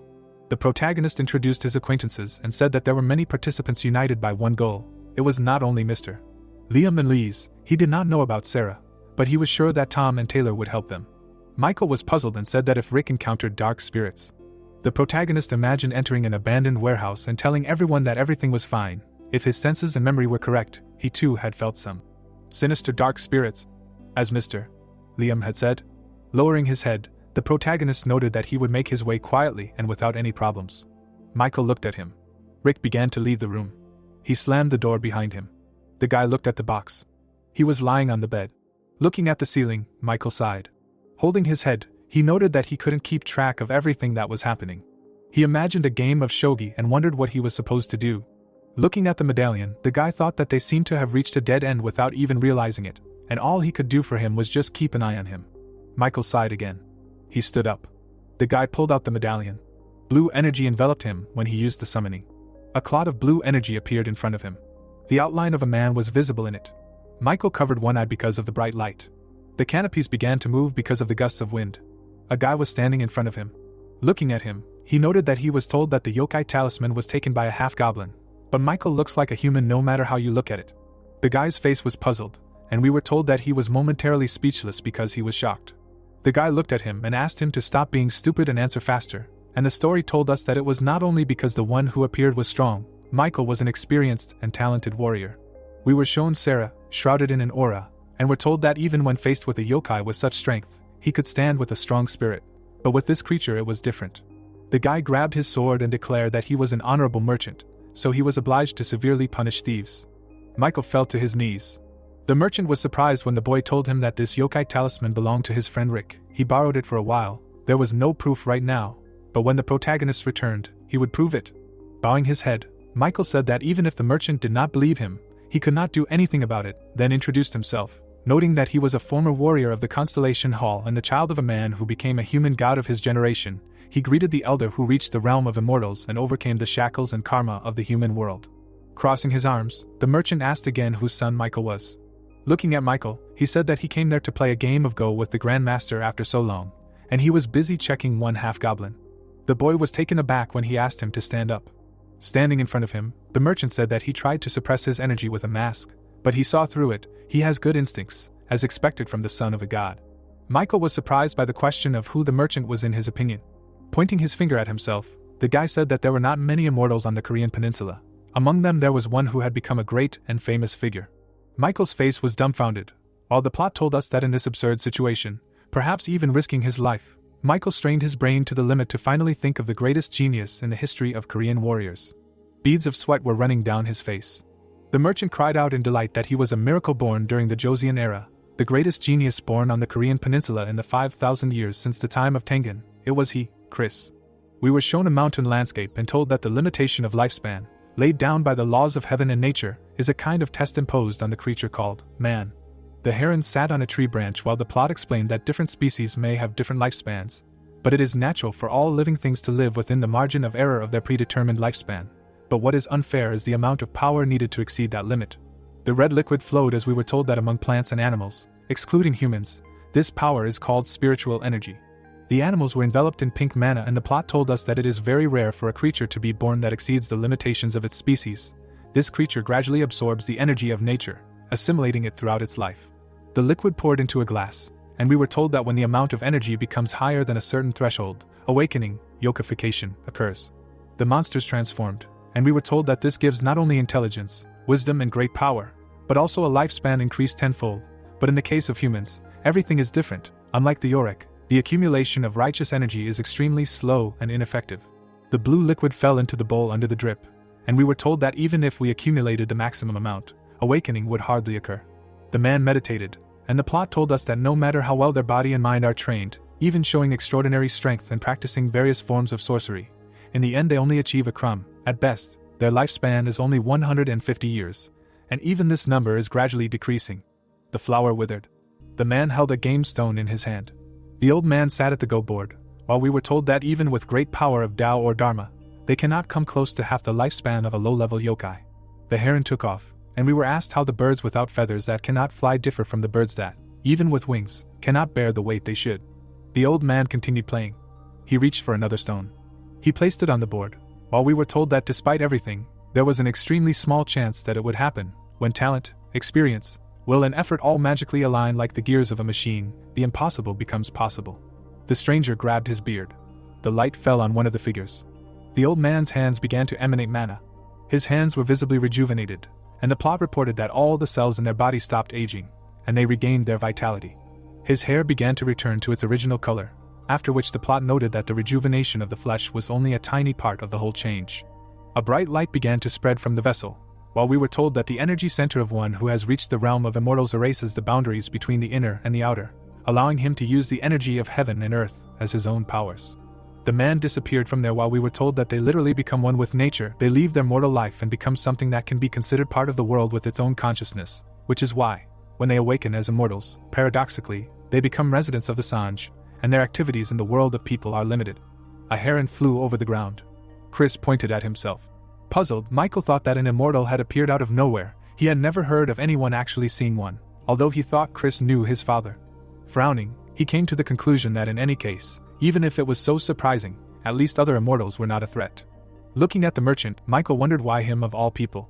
He was taken aback when Chris asked him why he had such a strange reaction, noting that his face showed that the boy thought he was another immortal, but instead he was a crazy upstart. Putting his hands out in front of him, Michael cried out that this was absolutely not true. The truth was that it was so unexpected that he still hadn't realized it. Tilting his head, the merchant listened to the question of how he, such a fool, could imagine that he would meet someone of his stature. Chris began to walk towards him, saying that he thought he was not like his father. Michael was scared by this. Looking the boy in the eyes, Chris emphasized the fact that his reaction and expression showed that he was the same as his father. Turning around, the merchant asked him what he wanted to buy, noting that he had already said that he was there as the deputy head of Manhwa Dan, so he would do his job properly, and in the meantime, it would be good if his friend, the half-goblin, returned. Michael sighed in relief. He raised his gaze. Looking around the room, the boy stated that he was going to use the Manhwa Dan talisman to ask the leader to tell the outside world about the situation there. He knew that the Manhwa Dan was completely neutral in any conflicts between the human and yokai realms. Michael extended his hand and said that dark spirits had appeared there, and they were a common disaster since ancient times, so he thought that asking for just the delivery of information would be a trifle. An angry Chris asked him if he had just talked about dark spirits. The puzzled boy thought that these were not just words. This was quite shocking news to say the least, but he did not even flinch when he heard about it. Looking at Chris's back, he wondered if the matters of the lower world were really that insignificant to an immortal. Turning his head, Chris stated that if Michael was serious, then they were in trouble. Michael, dumbfounded, listened to him tell them they were in big trouble and asked if he had said there were 2 dark spirits. The merchant turned around and said that during the Byongo era when he was still active, he had to chase one that had fled the Ming dynasty, so it was difficult to work with Wadam to catch him. With his hands behind his back, he asked what they were going to do, adding that the world had always been chaotic, but this was on a different level. Looking down, Mike admitted that he had no idea what they were going to do. He would do whatever came to his mind. Looking at him, Chris replied that if that was all he could say, he hated saying it, but it didn't seem like they were capable of handling it. Michael wasn't completely useless, but he wasn't particularly exceptional either. The puzzled boy thought that was understandable. After all, this was an immortal speaking. He was surprised when Chris said that if he had lent them a hand, it would have been a different story. Standing in front of him, the boy asked if he would really help him, to which he received the answer that naturally, it was not so. Looking at him, Michael listened, saying that if he was a guardian, then he should know about the ban on leaking heavenly secrets. Chris stood in front of him and told him that immortals like him could not interfere in the affairs of ordinary people or yokai like them. Not only were they forbidden to help them directly, even the exchange of important information was limited. Clenching his hand into a fist, the merchant stated that these dark spirits could be easily dealt with if he had the strength, but the power used to defeat them could cause consequences that no one could foresee. He imagined a tsunami covering the city and noted that a mistake could cause something more terrible than what the dark spirits could do to take over the world. The people walked around the city as the immortal said that that's why they, who have reasons to descend into the mortal world, lead what is called a double life, living under a false name, choosing a role that minimizes their impact on the world, and can only act freely within the confines of that role. Holding out his hand, Chris said that his double life was as a member of the Manhwa Dan. All the conversations that had happened between them and all the actions he was about to take were completely limited by the confines of being a traveling merchant, but he could pass on a message outside. If he understood everything, he should stop thinking that he could use his powers for nothing, just tell him what he wanted as a customer. Frowning, Michael wondered what this fool wanted from him. Watching the merchant, he reasoned that if they were just going to say what everyone already knew, they shouldn't get their hopes up in the first place. He simply stated that he had something and then didn't give it. The surprised boy was silently asking to just buy the tools. Chris noticed him when the boy called out to him. The merchant turned around and asked if Michael had decided what he wanted to buy, adding that if not, he could show him the selection. He had a lot of good stuff. A bead of sweat was running down Michael's face as he spoke. He had already decided what he wanted to buy, but he wanted to see what the elder was selling. Holding the box in his hands, he remarked that if possible, he wanted to know if he could buy it with the money he had. Michael calmly remarked that he had heard that the heads of the Manhwa Dan not only sold physical goods, but also the knowledge they possessed, so as a customer and fellow martial artist, he would like to purchase some of his knowledge. The merchant pointed his finger at him. He said with a puzzled look that Michael was quite smart, but usually the knowledge of an immortal cannot be bought at Manhwa Dan. But if you look at it from another angle, the information that each representative works with is different. Michael was surprised to hear that Chris could not afford to refuse a customer just because he was an immortal. Holding the fan in front of him, the merchant noted that he would first fulfill the customer's wishes. As long as the guy was willing to pay, he would provide the best goods. Looking down, Michael thanked him. Opening the box, he thought that he did not know how much Rick had put in it, but he hoped it would be enough. Chris closed the box. Looking at the guy, he asked why he was so eager to give him the money right away, adding that he could only teach him things that his money could afford, then asked if the heir to the Constellation Hall was short of money. Smiling, the guy asked if it was possible for someone else to receive the knowledge in his place. Holding the fan in front of his face, Chris asked who he was talking about, to which he replied that he was talking about his half-goblin friend he had mentioned earlier, the one who had stepped out for a moment. Michael imagined the protagonist holding a clod of blue mana in his hand and told him that the elder would probably figure it out right away. But despite his yokai blood, he had exceptional talent as a guardian, an excellent character, and a strong personality. He suggested with a satisfied expression that Chris had been interested in him before, and Rick was someone that Yangwadena truly valued. The merchant hit him in the face with the fan. Michael, dumbfounded, held his face as Chris asked him if he was wrong about the boy being smart, and clarified if his friend was more talented than him, so he should just teach him instead of Michael. The enraged elder stated that the boy, with his thinking, believed that this was what was best for his friend. Michael listened with a serious expression as the man said that the half-yokai with his personality chose the path of the yokai instead of the guardian. It was a wise choice. In their time no one would have time to develop and build up their strength. Sighing, Chris asked if the guy wanted to give Rick the opportunity he had received and tried to force him to take the human path. Noting that it was not for his friend, it was still stupid. Pointing his fan at Michael, the merchant said that this was just a clumsy attempt at his own satisfaction. Chris lifted him to the ceiling and said that he was not ready anyway. It was not just about teaching him a few spells, he needed to completely change the basis of his thinking. A true guardian must have a pure heart, and put faith in himself above all else. Michael listened in amazement. It was like saying, "I have no one on my team, so he will lead them to victory." Shrouded in an aura, Chris informed Michael that he should think of this as an opportunity to reap the benefits of the karma he had accumulated in his past life. Michael being the first in hundreds of years to recognize his secret art of celestial deception. Lanterns illuminated the room. Rick entered through the window. Looking around the rooms, the protagonist thought that it was no surprise that there were guards or observers around him. He imagined a pink dome surrounding the house and noted that there was a barrier of yokai energy around this building preventing anyone from leaving. He could fly out, but it raised an alarm. Placing his hands on his hips, the protagonist concluded that he could only move around the buildings silently. Rick imagined the inhabitants of each floor and thought that from what he had learned, there were ladies in waiting on the first floor assisting them. He had not checked the third floor yet. Raising his head, the protagonist noted that he did not feel any unusual energy yet. This was because there was no one there or. The girl bowed, saying that she would leave then. Rick stood behind her. She walked down the hallway. The protagonist peeked out from around the corner. His shadow fell on the closed door. Standing in front of it, the protagonist reasoned that there was definitely someone there, but he still could not sense someone else's presence. The door opened in front of him while Rick was going through the methods of how to enter it. He looked into the room with a puzzled look. The girl crossed her legs. The earrings glittered brightly on her ears while she said that she believed that he was not there to spy. The dumbfounded protagonist listened to him say that if that was his intention, he would never have approached so awkwardly, not even hiding his presence. Sitting in front of the bathroom, Sarah clarified whether he had come alone.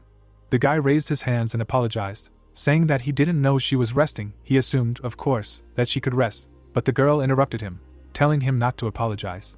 She looked at him and said that she herself allowed him to enter, and without her permission he would not have been able to even look at her with that pitiful look. The girl poured the liquid into the container and asked him to answer her questions. Sarah raised the mug to her mouth and asked if the man had come with him. The hero, his eyes wide open, spoke about his friend. He looked at her, and the plot told that for a moment his mind was pierced by a very familiar feeling. Sunlight fell on the building. The hero turned around after someone called out. The girl caught up with him and clarified whether he recognized her, saying that her name was Jeannie, and she was at the club with Michael, so they had already met. The guy looked at her and wondered what club she was talking about, since Michael had only visited them 2 or 3 times in the first semester. The girl said that it seemed that Michael hadn't come to school lately. She reminded him that they were close and asked what had happened to him. Rick thought about it and answered that it was probably because of their family event. Around this time they always leave for about 10 days because of traditional rituals. Jeannie smiled and asked again about the rituals, starting to talk about next Friday. The guy said that he would probably be back by Wednesday. The girl thanked him and left, waving her hand. The hero looked ahead and remembered that next Friday would be Michael's birthday. He thought that he didn't understand how she found out, but Michael always celebrates his birthday according to the lunar calendar. He looked up, imagining himself bowing to the guy and thinking that it was better for her not to know, because Michael didn't like it when people talked about his personal affairs. The hero watched the girl go and thought that since he had entered high school, this was already the 6th person, and it was not even the middle of the first semester. It was said that, having been friends with him for over 4 years, Rick had already felt this an infinite number of times. Sarah was drinking tea and it was said that he found this incredibly funny. The rewound hero looked carefully ahead and the plot narrated that a keen sense told him that he had found a weak spot in his opponent. He thought that this was an opportunity. Rick said that the guy was currently resting from an injury. The guy stood in front of Sarah and said that this is why he came to introduce himself to her on behalf of Michael. The girl put down her mug and asked if he had come to introduce himself to her on his behalf, and if this man had any business with her. The guy noted that it was obvious. The hero moved his hand aside and noted that although they had fought, it was not out of hatred, but only as part of participating in the tournament. And although he had gone too far in the end, she had been quite generous and had allowed Michael to win. He said that Michael had said something like that. His friend sat and stubbornly argued that he had heard that her strength was simply ridiculous. He replied that she was the strongest and most impressive opponent he had ever faced, and thanks to her, he was able to reach a new level and grow. The guy sat down on the side and stated that of course he was a little proud and modest, so he had not directly expressed his desire to see her, but later after the tournament had ended, he made it clear that he wanted to meet her separately. The girl listened to Rick in silence. The hero looked and thought, asking Michael for forgiveness, that if he didn't get to her like that, there wouldn't be a second chance. The guy scratched his head and said that knowing his character, he wouldn't come to her first, but if it suited her, he could bring him with him. Sarah grabbed her hair and said that she knew that this wasn't the main reason he came to her. The hero's eyes widened and he thought that since she wanted him to voice the main reason, this approach didn't work. The guy thought he was doomed. Sarah crossed her legs, sitting by the water. The hero listened questioningly to the girl, who was telling her that the food served for dinner was not bad, but it turned out that the underwater inhabitants did not know how to make good alcohol. The unopened bottle floated in the water and Sarah explained that the drink was made from the fruit of Manhwa, and it was a poor quality wine as it had only been aged for 50 years. But since this was not a fun evening, that would suffice. The girl extended her hand and asked Rick to sit down, offering to have a drink and chat about the man named Michael, or better yet, about why they had come here. It was said that Rick had successfully forced Sarah to surrender. A magical fan was floating in the room. It depicted a village in the mountains. It showed a black and white picture of a house at the foot of the mountains. The same scenery existed in real life. Michael watched with his mouth open and asked a question about how it was a nice view, wasn't it? The river sparkled in the sun and someone said that if you look at it all the time, you might get bored, but it was an ideal place to come incognito, fish and open up. The boy looked at him in surprise and asked if this was the place where immortals lived. Chris stood behind him and answered that it wasn't so, and he didn't know what he had imagined about that place, but it couldn't be compared to this one.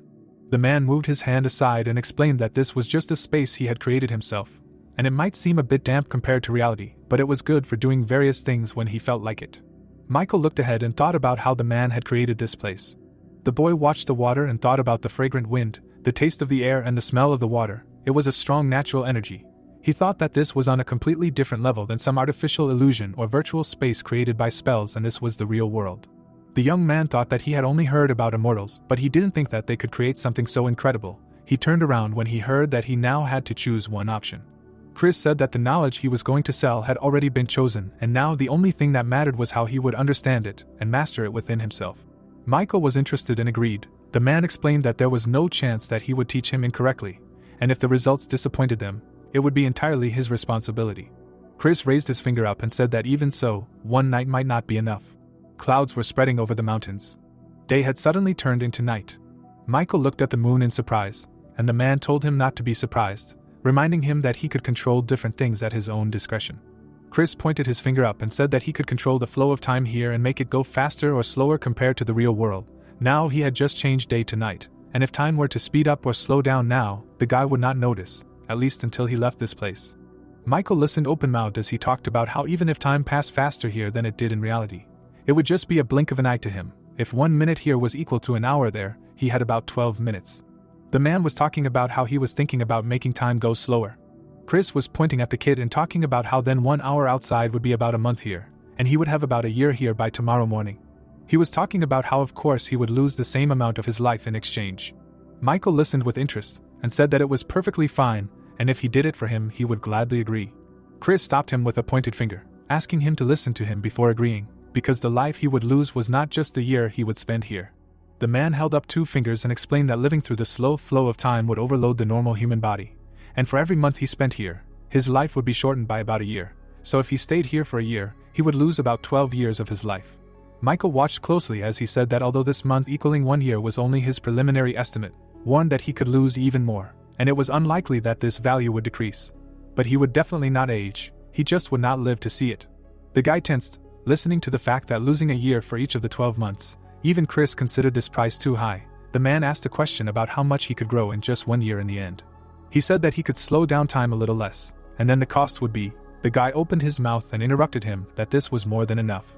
Chris lowered his head and spoke, surprised that the young, of course, are fearless, and clarified with him about whether Michael was ready to burn more than 10 years of his life without thinking, or was he just so confident in himself.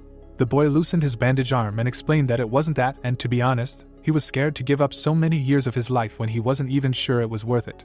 Michael looked down at his feet and asked if he wasn't the one who told him not to mess around and take full control. The man corrected him, reminding him that he had told him to bear the burden and take responsibility. Michael closed his eyes and thought that by that logic, what he had to bear was truly ridiculous. The boy tensed, his magic flared, and said that if he was going to be on the same level as the weirdo who decided to become the king of the yokai in 6 months, he figured he should at least do that. He fell silent and thought about closing his eyes and trying his best for at least a year. Michael was ready to attack and asked what the hell he was talking about. Couldn't he see that he was already trying his hardest, and he was the one making him go through all this? The young man attacked Kyle. Their swords were sparking. Michael gritted his teeth in tension and said that he was talking to him and then attacking. What the hell? The opponent asked him again why this was happening. It was fighting practice. Wondering what he was thinking, he was the only one talking and then suddenly striking. Kyle lowered his head and said that anyway, asking why not focus a little more on his training. Michael gritted his teeth and listened to him talk about why he didn't quit school while he was here. It would soon be useless, so what's the point of studying for another year? The guy took the sword away. Kyle stumbled back and heard the man swearing about how he was starting to push him now, and clarified that wasn't he the one who told him to enjoy his school life while he could, said that the man was the one who supported him going to Seoul. Michael grabbed his head and asked why. Someone said to make his life harder to push him even more. He said that he was working himself to the bone and recent events proved it. Kyle replied that it wasn't his father's idea. The man closed his eyes and said that he was saying this because he had seen enough and decided that this couldn't go on anymore. Because he was the guy who could push harder and run further just walking in circles aimlessly. He asked that he knew that, didn't he? Explaining how desperate kids his age were when they really risked their lives. Kyle asked about how he couldn't manage at least half the volume, just until next year. Michael focused, drawing conclusions. He abruptly moved towards the man with an attack. The guy made a sweeping blow at him. Kyle blocked it above his head and the guy said that firstly, even if he worked harder, it was unlikely that anything would change, because he could not destroy all the yokai in the world. He looked at the opponent with disdain and said that all he would achieve was to become the proud son of this guy, whom he truly despised. And secondly, Kyle threw Michael away from himself. The guy prepared for a new attack, swinging. The man in the mask thought all this time that there was no sense of overload and, it seems, that all this was done from the very beginning only to subtly emphasize the difference in strength. He tensed his body, thinking that he was completely. And he kicked the guy towards him, saying that he fell for it. The wall of the room is depicted. Michael's hand was on the floor, and he was talking about how the man said he only used his energy for defense, and they were sticking to hand-to-hand combat. And he was betting he would say it was so he could get real combat experience, quoting about who keeps their promises in a real fight right. Kyle leaned on his sword and asked how he knew that he was right. The young man was sitting on the floor listening to him talk about how if someone fought him with restrictions or conditions, then one of two things: either they would use it against him to stab him in the back, or they were idiots. Kyle looked down and asked what was going on with him now. Did anyone else teach him martial arts? Michael asked again. He remembered a moment from their fight and explained that the move the guy made before he kicked him in the face was the one Michael used to redirect the blade. He replied that he thought he meant something else. The guy, bleeding, bent down and told him that he had recently read a manga where a similar technique was used, although the way the author explained how to use it was completely absurd, and he thought that if he slightly adapted the demon resistance stance, he could achieve a similar effect, so he tried a couple of things. Kyle adjusted his clothes and asked if he came up with it himself. The young man looked at him and noticed that he was starting again. Asked him to stop putting so much meaning into things that did not matter. Michael covered his mouth with a t-shirt and said that, to be honest, it only worked because the fight was a training match. In a real fight it would only work if the opponent was a complete simpleton. And if he had seriously fought him, he wondered if the outcome would have been the same as now. The boy tried to stop him, explaining that he already knew what he was going to say. He looked away and assumed that he was going to say that it was all about effort and talent, quoting that he needed to put in more effort, asking who would want to hear that. Michael added that he knew Kyle was worried about him, but that was okay. He said that he had no desire to rise any higher. The young man looked down and reasoned that earlier, when he had laughed at his words, it was not just because he was going through some kind of rebellious age, but because he had never truly believed that he had any brilliant talent. Michael remembered training with his father, and mused that he was treated specially only because he was this guy's son and anyone else in his position would have stood out more than others. He remembered cutting up the monster, and thought that he had certainly figured out quickly that even on this monstrous creature the trick had worked well enough, and his uncle was right, there was something special in him that he had wasted. The boy thought that this was his last chance. He remembered walking down the school corridor with the hero, thinking that finally, although it was too late, he had found what he wanted to do now that he had gained his power. Michael looked ahead and imagined that now that he had a chance to contain everything, he would not mind parting with 10 more years, and said that he would remember every moment of training that it would give him during this year. Chris held the container in his hands and noticed his eyes, which had become more serious, said that a little false bravado was visible, but it was definitely better than before, and said that he asked because he knew that he would answer that way. Michael listened in surprise that if he had given him even one half-serious answer, he would have thought about changing his mind. The man, opening the container, noticed that the guy had been trying to get out of this situation until the very end. Michael jerked in surprise, seeing what was happening. A large magical skull flew out of the container, and Chris asked if he had seen the images of the subdued demons, explaining that even at a time like this, he needed real combat experience. The man stated that the demons he had defeated in his youth were locked inside, and all 108 of them were high-ranking spiritual yokai, meaning they were enough to keep the guy busy for a year. The young man watched, prepared, and listened that there was plenty of time, and Chris preferred learning by doing to learning theory. The man slowly said that now let him show him what he was worth. The container was floating in the water. There was a glass on the side and the girl was saying that she understood. She exhaled and spoke about 2 dark spirits who conspired with some group in the Dragon Palace to infiltrate the martial arts tournament. Sarah stated that she now understood that this was a good enough reason for him to visit her, even at the risk of appearing rude. The hero dropped his hands under the table and thought about how this reaction was completely different from what he expected. It seemed like she expected this. He tilted his head and asked if she knew about it by any chance. The girl replied that she did not know about everything. She looked down and asked her to ask him something, asking what he thought of the place known as the Palace of Dragons. Her raised finger flared with magic and she said that she knew it had human blood in it and that he was closer to this side, so she was asking about his impressions from this side. Rick was surprised to see liquid flying out of the container. He watched the wine being poured into the glasses and claimed that he didn't think it was such a bad place, remembering that there had been one strange incident, but otherwise everyone seemed reasonable and calm, but that was just his impression. She stirred the drink in her hands and claimed that he was right, because traditionally the Dragon Palace, as a clan that ruled the seas, was always generous to people. The wine was poured into the glass and she spoke of what was possible, because they saw no need to interfere. The ship was covered by a large wave and bad weather. She said that in the human past, the sea was a harsher force than all the yokai. The ship sailed on calm waters. The girl said that to set sail on such a sea, even if it was done out of stupidity, was considered an act of courage worthy of universal respect.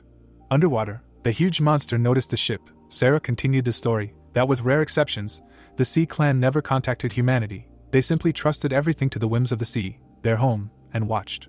People held rituals by the water, and she said that in fact, when it came to the east, they even went against nature to some extent, siding with humans. Sarah said that there were dragon kings who controlled the weather or granted abundant harvests, without even asking for appropriate offerings. The hero looked at her and said that indeed, in the old stories he heard as a child, the Dragon Palace was often described as a good place, and for the people of the current era, even more can be said. The girl closed her eyes and said that the current king of yokai can really make laws for people, and in many ways thanks to the support of the Eastern Palace of Sea Dragons. She said that this is not a common fact. Mirabelle was sleeping in the bed. Sarah began to tell her that, as she had said, the Sea Clan was, in fact, incredibly friendly towards humans, but the internal affairs and political situation in the Dragon Palace were not something that could be known to outsiders. Sebastian watched the princess sleep. The girl continued that no matter how friendly the Dragon Palace was towards humans, the condition of never getting involved with humans was a separate point. This could affect the sea because a strong dragon king had taken part in this. The king looked at her with regret. Sarah did not understand why he did this, but the Dragon King of the Eastern Sea had definitely chosen his position and sided with the Yokai King. Planet Earth was depicted from space. The girl said that thanks to this, the sea began to belong to humans, and this created a space that was somewhat free from the influence of the Yokai King, a space where laws did not necessarily have to be followed. She was talking about how they had betrayed that choice after all. The guy, sitting at the table, apologized and asked what she meant by betrayal. Sarah frowned and said that if he was asking that without even knowing, then he deserved to die 100 times more. Judging by his stupid statements, he hadn't even thought about it, and said that she would ask a question that he would easily understand. A question about how clean he thought the sea was 666 years ago compared to the present day suddenly flew into Rick's ear. She said that he didn't even know how serious it was, but he stubbornly closed his eyes. The girl looked down and asked if he could see, which anyone with a half-human voice would understand. There was trash scattered on the shore. Sarah said that humans were ungrateful children for the cradle that is the sea. The heroes sat across the table from each other, and the girl was talking about how of course the sea wasn't the only thing they treated like that. They treated all nature the same way in that regard, but the sea was completely different from other places. asking him if he knew why. Rick looked down and said that firstly, the sea people were kind to humanity because they respected and were proud of the sea, didn't they? And even if they left humanity alone. The ship dumped oil into the water. The hero continued to talk about how they never thought that humans could do something like that to the sea. Sarah closed her eyes and said that no one would have thought so. It was hard to say if the Dragon King's decision was reckless, but it seemed that the other inhabitants of the Dragon Palace thought otherwise.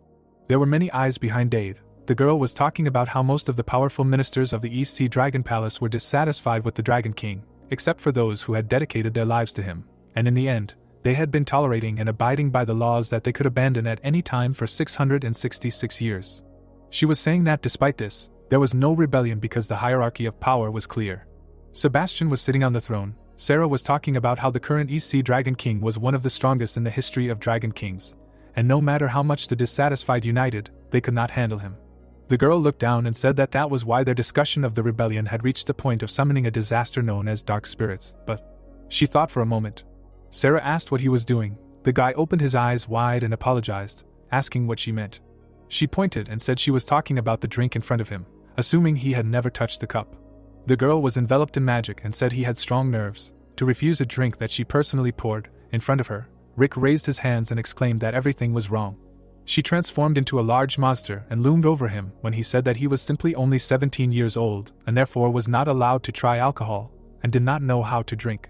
Sarah clenched her teeth, saying that he was using age as an excuse. He showed her palms in fear when she told him to listen to her carefully. She burned with anger and stated that when an adult offers him a drink, he simply drinks silently. It was said that this is a weighty argument in the East. The hero exhaled and put his hands on the table. The plot told that Rick believed that now is not the best time for arguments, however. The guy remembered sitting at a table with a lady, and it was said that his experience with drinking can be counted on the fingers of one hand. Mike was sitting next to him and said that he was drunk from alcohol, to which he replied that he knew it was a bad idea. The problem was said that all his few experiences were not very pleasant. A meme about alcohol refusal was shown, and it was said that the range of types and strengths of alcohol that he can drink without consequences is very limited. Rick grabbed a cup and thought about how it looked very strong, and he could smell the alcohol just by putting it in front of him. The aroma seemed decent to him. The guy looked at her. She held out a glass, saying that they were drinking for them. The young man pulled it out with a trembling hand and repeated that it was for them. He slowly drank the drink.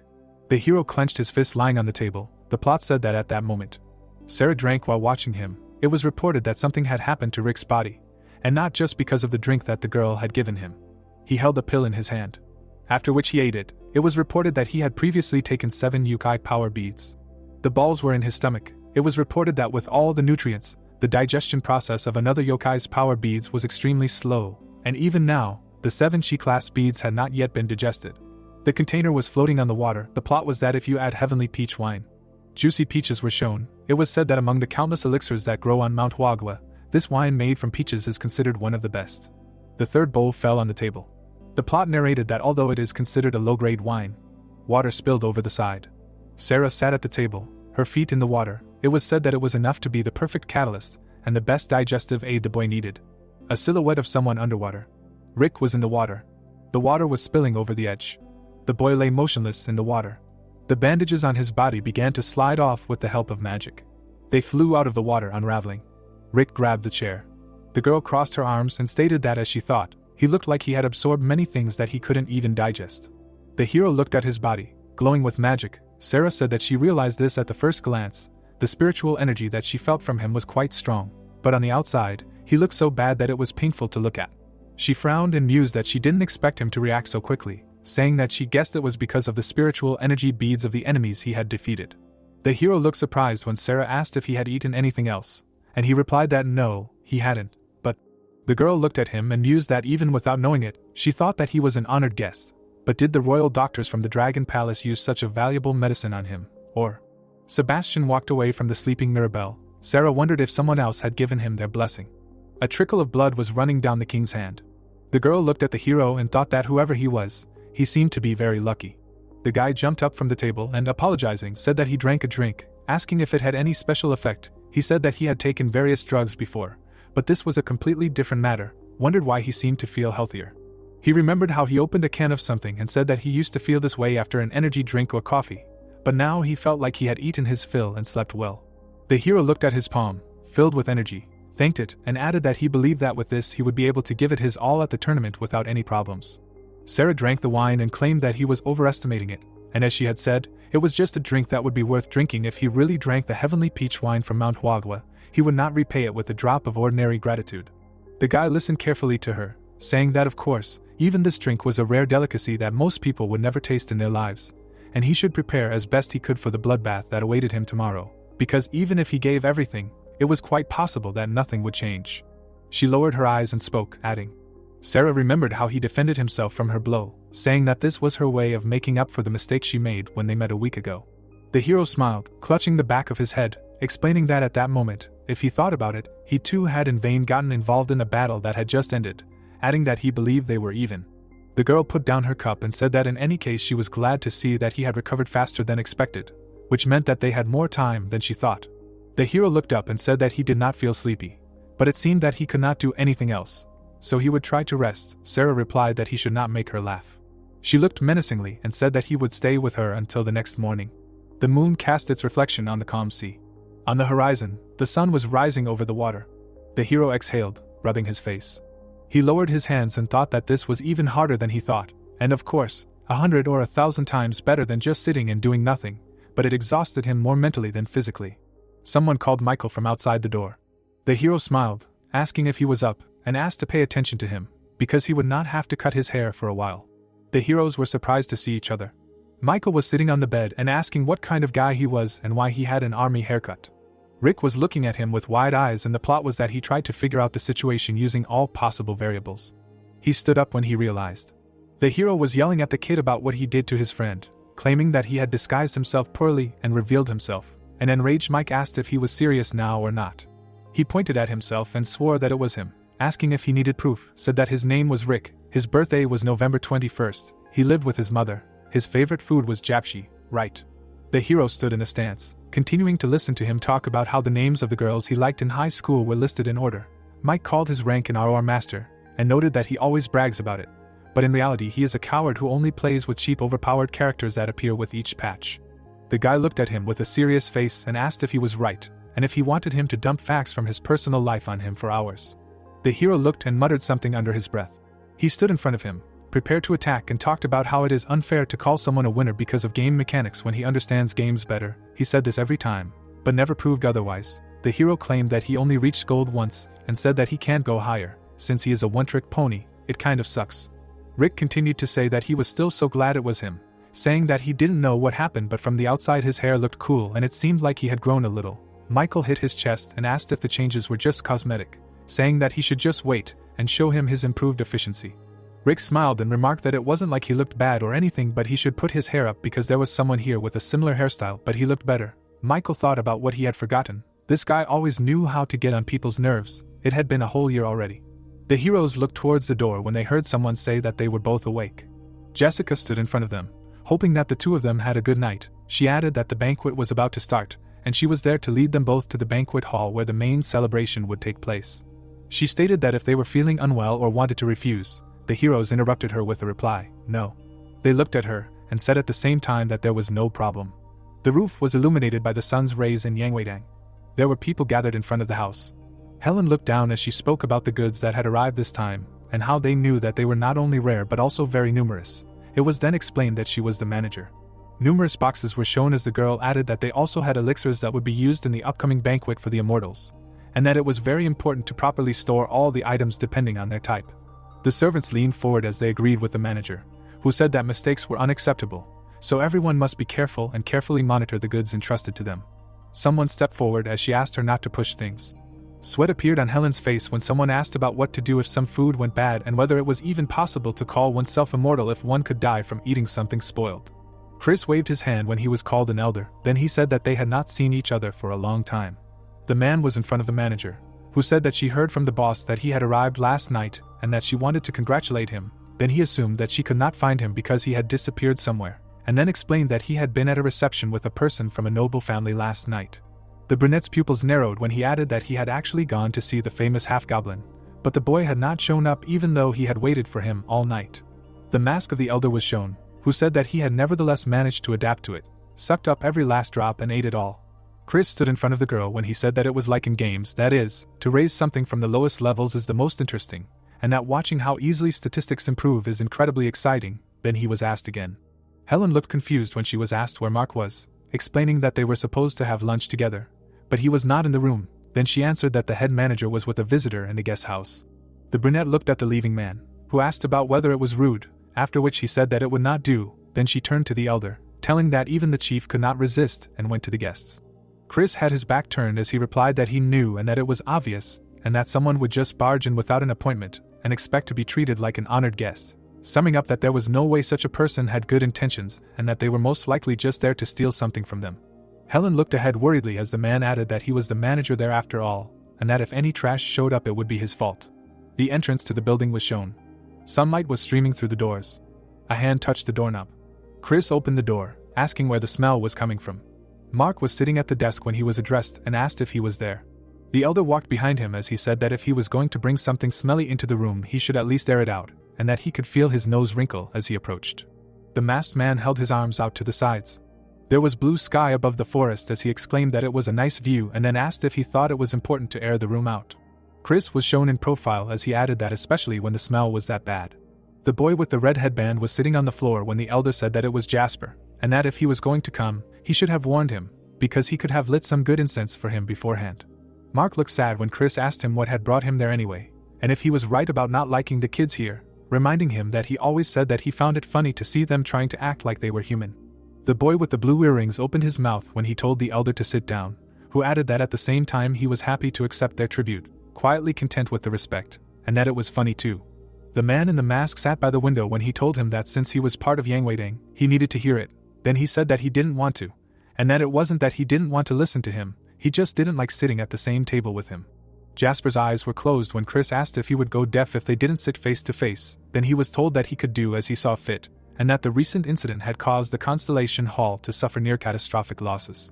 The elder's white mask was shown up close as he added that although interfering with mortals would be against the laws of heaven, they couldn't just stand aside since there were only 6 months left until the Yukai festival, concluding that it was a disaster they couldn't ignore. Then he asked if he was planning to directly confront the evil spirits despite the laws of heaven.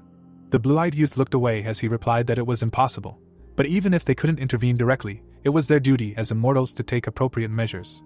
A map was shown as he explained that at this rate, in 6 months, the Korean peninsula would become a hell without a single safe haven, and that in order to compensate for the void left by the Constellation Hall, they had to act quickly.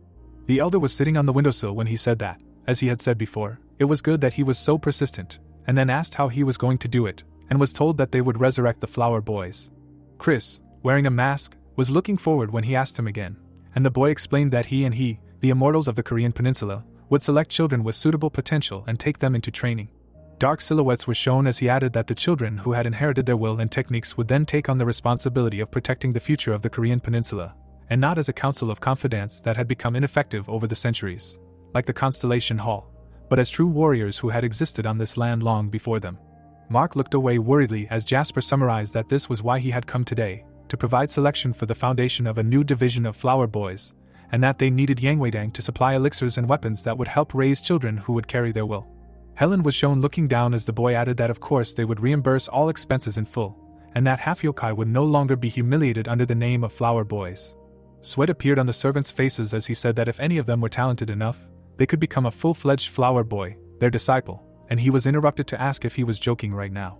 The man stood up from the windowsill as he asked about the endless debt and the replacement of the Constellation Hall, and that half yokai would no longer be humiliated. The elder stepped forward as he asked if he thought it was too much to spout such hypocritical nonsense, replying that if he were that kind of person he would have died several times over from allergies. Mark watched the boys as Chris asked if he hadn't felt elated when he heard that the Constellation Hall had been destroyed, adding that it had been his dream for thousands of years, ever since he was a human, and that he wanted to be the ruler of the world, the smartest and greatest mortal. A figurine of a boy was shown as the manager said he would respect that decision if he just wanted to teach kids, then asked if he would leave them alone after he grew up. The boy touched the figurine as Chris replied that of course not, because they were not students, but pawns, pieces to control the mortal world, so as not to get his hands dirty. Jasper was holding a chip when he was asked if the Korean peninsula would be in his hands in an instant, under the control of the so-called immortals who, according to them, were guided only by a good purpose. The boy's mouth fell open when he asked what the problem was. The masked man was shown close up when he asked him again, then he was told that even the executor of divine affairs gave his permission for this, and that he agreed that it was better to rule the people in the lower world. The boy with the red bandage was holding a cup when he added that this should have been done many years ago, and that it was funny that due to the impudent whims of an overbearing yokai, mortals enjoyed 666 years of excessive freedom and permissiveness. The blue-eyed boy was shown in profile as he told the man he was from the Joseon era, an era of freedom and permissiveness, so he understood his resentment, but he should at least realize that he himself was an immortal, above everyone else. The man clenched his fist when the man added that if he could not agree, then he should just silently watch his ignorant gaze, because in 6 months, the Korean peninsula would become the greatest paradise on earth. The mask fell to the floor when the elder replied that he understood, and then offered to go outside with him if they were done talking. The brunette looked angry when he said that it seemed his patience had reached its limit, so he proposed to sort this out outside. Fish were swimming in the water. The underwater palace of pure harmony was shown, or rather the banquet hall of the House of Dragons of the East Sea. There was a red carpet on the stairs. Someone took a step forward. The man brought his hand to his face. The girl stood facing forward as she greeted the distinguished guests present, stated her name, and asked if they had enjoyed the meal at the morning banquet, adding that in order to raise interest in the martial arts tournament that would soon begin, she had been assigned the role of commentator and host of the event. The princess stood next to the king as she said that although she was only a humble servant of Mirabelle, but with her eloquence and some knowledge of martial arts, she humbly accepted the role. Sweat began to appear on the man's face. Elsa opened her fan in front of her as she suggested that they get to the point, since they, the distinguished guests, were most likely not interested in that part, and then announced that the first fight of the finals would soon begin. Someone jumped up. The girl extended her hand forward as she announced that she would first introduce the group, which was an exceptional combination even among the most terrible participants in this martial arts tournament, and then spoke about the dynasty of the strongest fighters in East Korea and the descendants of the goblins who returned after so many centuries. The protagonist stood next to his friend as their names were called. Then Michael said that he thought they would let them enjoy the silence after breakfast, but they just took them out without warning. Sweat appeared on the protagonist's face. Mirabelle waved her hand at him. Rick closed his eyes as he thought about how he did not expect to see her smile like that again. Next to the princess was his father as the young man thought about how this was indeed the Dragon King, and how his mind was completely clouded back then, so he attacked him without thinking, and also how now, remembering it, it seemed like he made a huge mistake. Sebastian looked at his daughter, who said that his hair had become a little shorter. Mirabelle's cheeks were flushed. The Dragon King was shown in profile. Elsa opened her palm as she announced that the opponents they would face would now come out, and that they were the ones whose name, heritage, and clan were no less than the goblins. Rick and Michael looked ahead as the host announced that they were the only group to reach the end of the preliminaries without a single loss or rejection, and then the boys realized that the situation was not as favorable as they had hoped.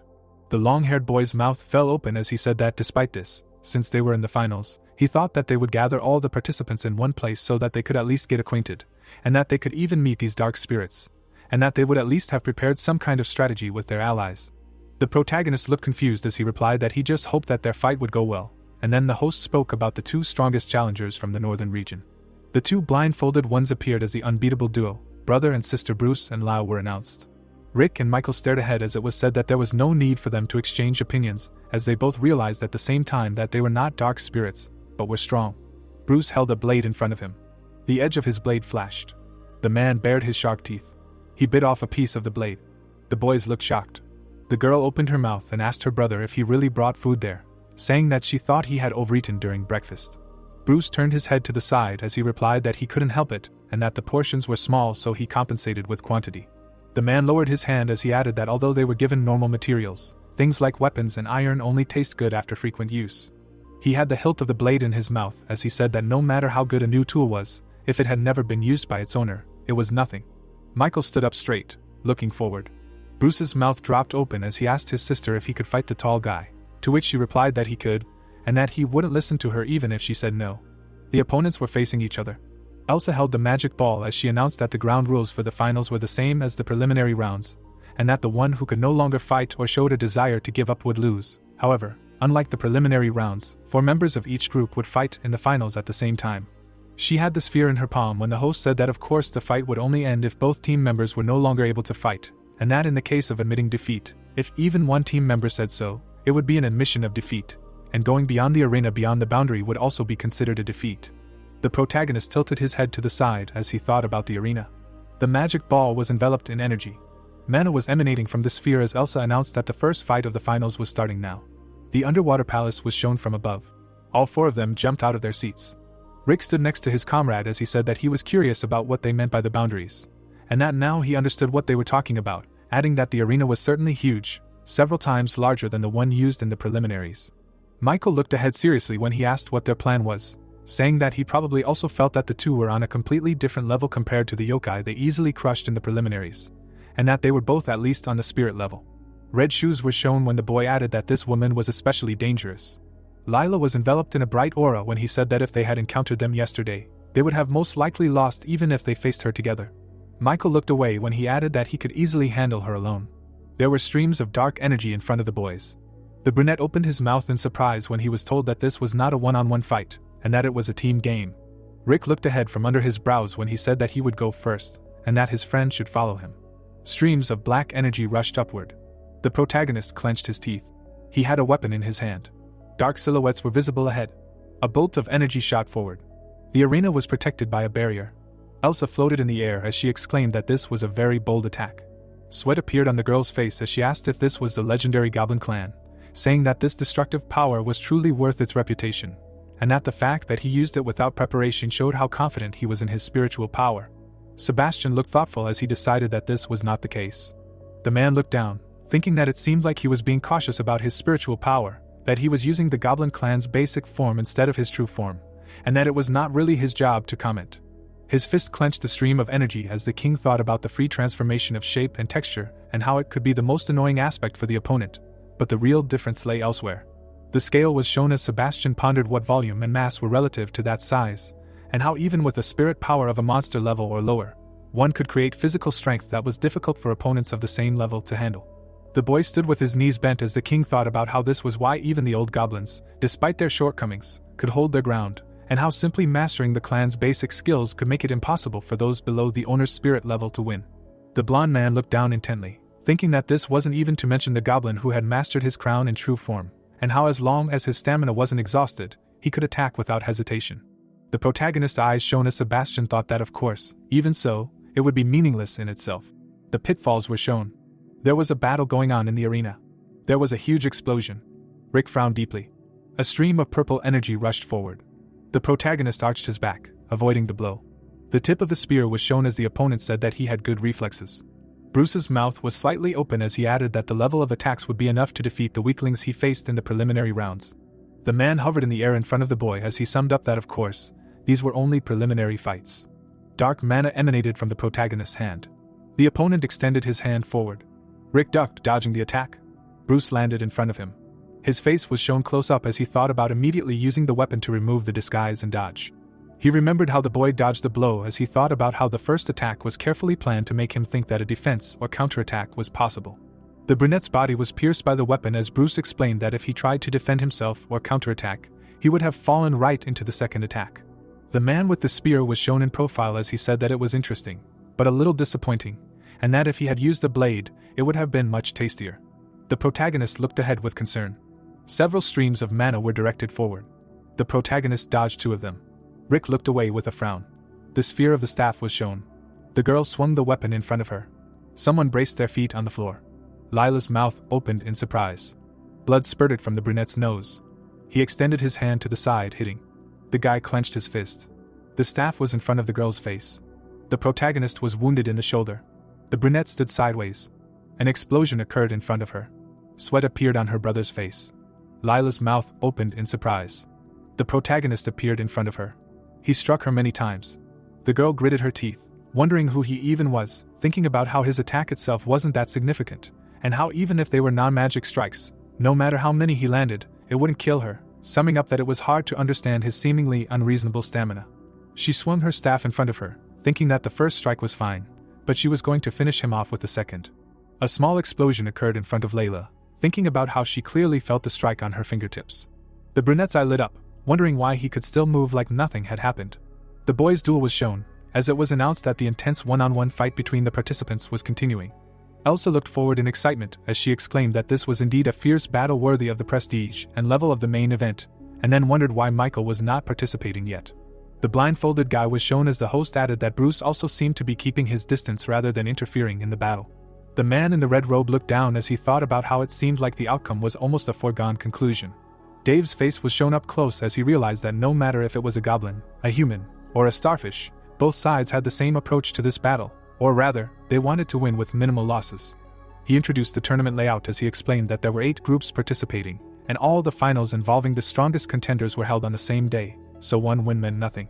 The diagram was shown up close as it was explained that no matter how many strong opponents they defeated, if there was no more strength left, they would have to accept defeat, and that having overcome yesterday's preliminaries, all the participants most likely understood this very well. The general lowered his gaze, thinking that a fight at the spirit level, even with the difference in strength and technique, would inevitably turn into a long battle. The wasp was shown as he thought that in the end, only a decisive blow was needed to effectively destroy the enemy, and the reconnaissance phase before it. The shell and stinger were shown as Dave thought about finding the enemy's weak point before they found it, and breaking through that barrier to win. Black streams of mana rushed forward as the general realized that although Rick's previous attack looked impressive, it lacked power. The protagonist looked forward with determination. A dark aura attacked the opponent in front of him as Dave decided that this over-the-top showiness was just a distraction so that Michael could remain undetected. Sweat broke out on the general's face as he thought about how, oddly enough, even he had been momentarily distracted and had not noticed him disappear, much less those directly involved in the fight. The opponent gritted his teeth in anger as he summed up how this awkward situation had come about. Bruce thrust his hand forward with a spear when it was explained that Dave's analysis was accurate and that he had decided not to interfere with his sister's fight. Or rather, that he could not interfere since he knew Michael was invisible.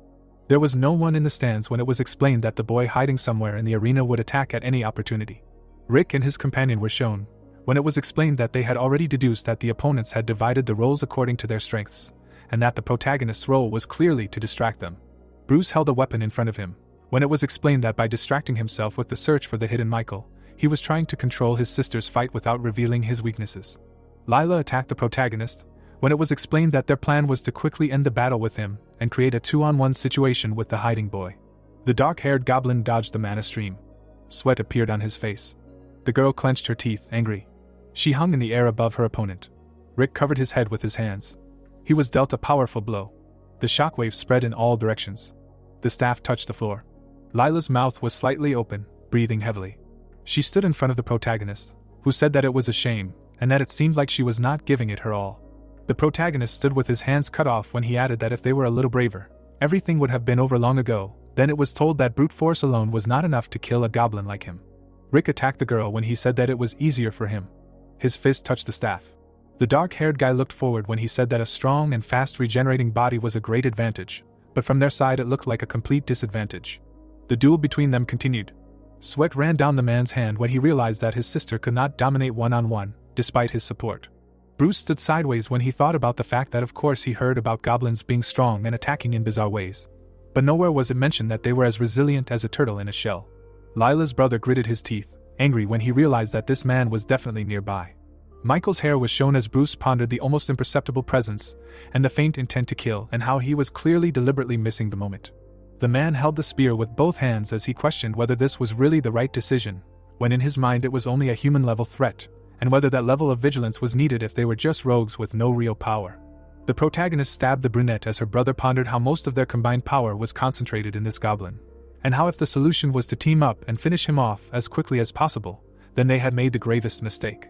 A dark silhouette was shown as it was said that the most important thing in a decisive battle is undoubtedly faith, and how even if one is cornered by a serious opponent, believing in one's plan and skill greatly increases the chances of victory.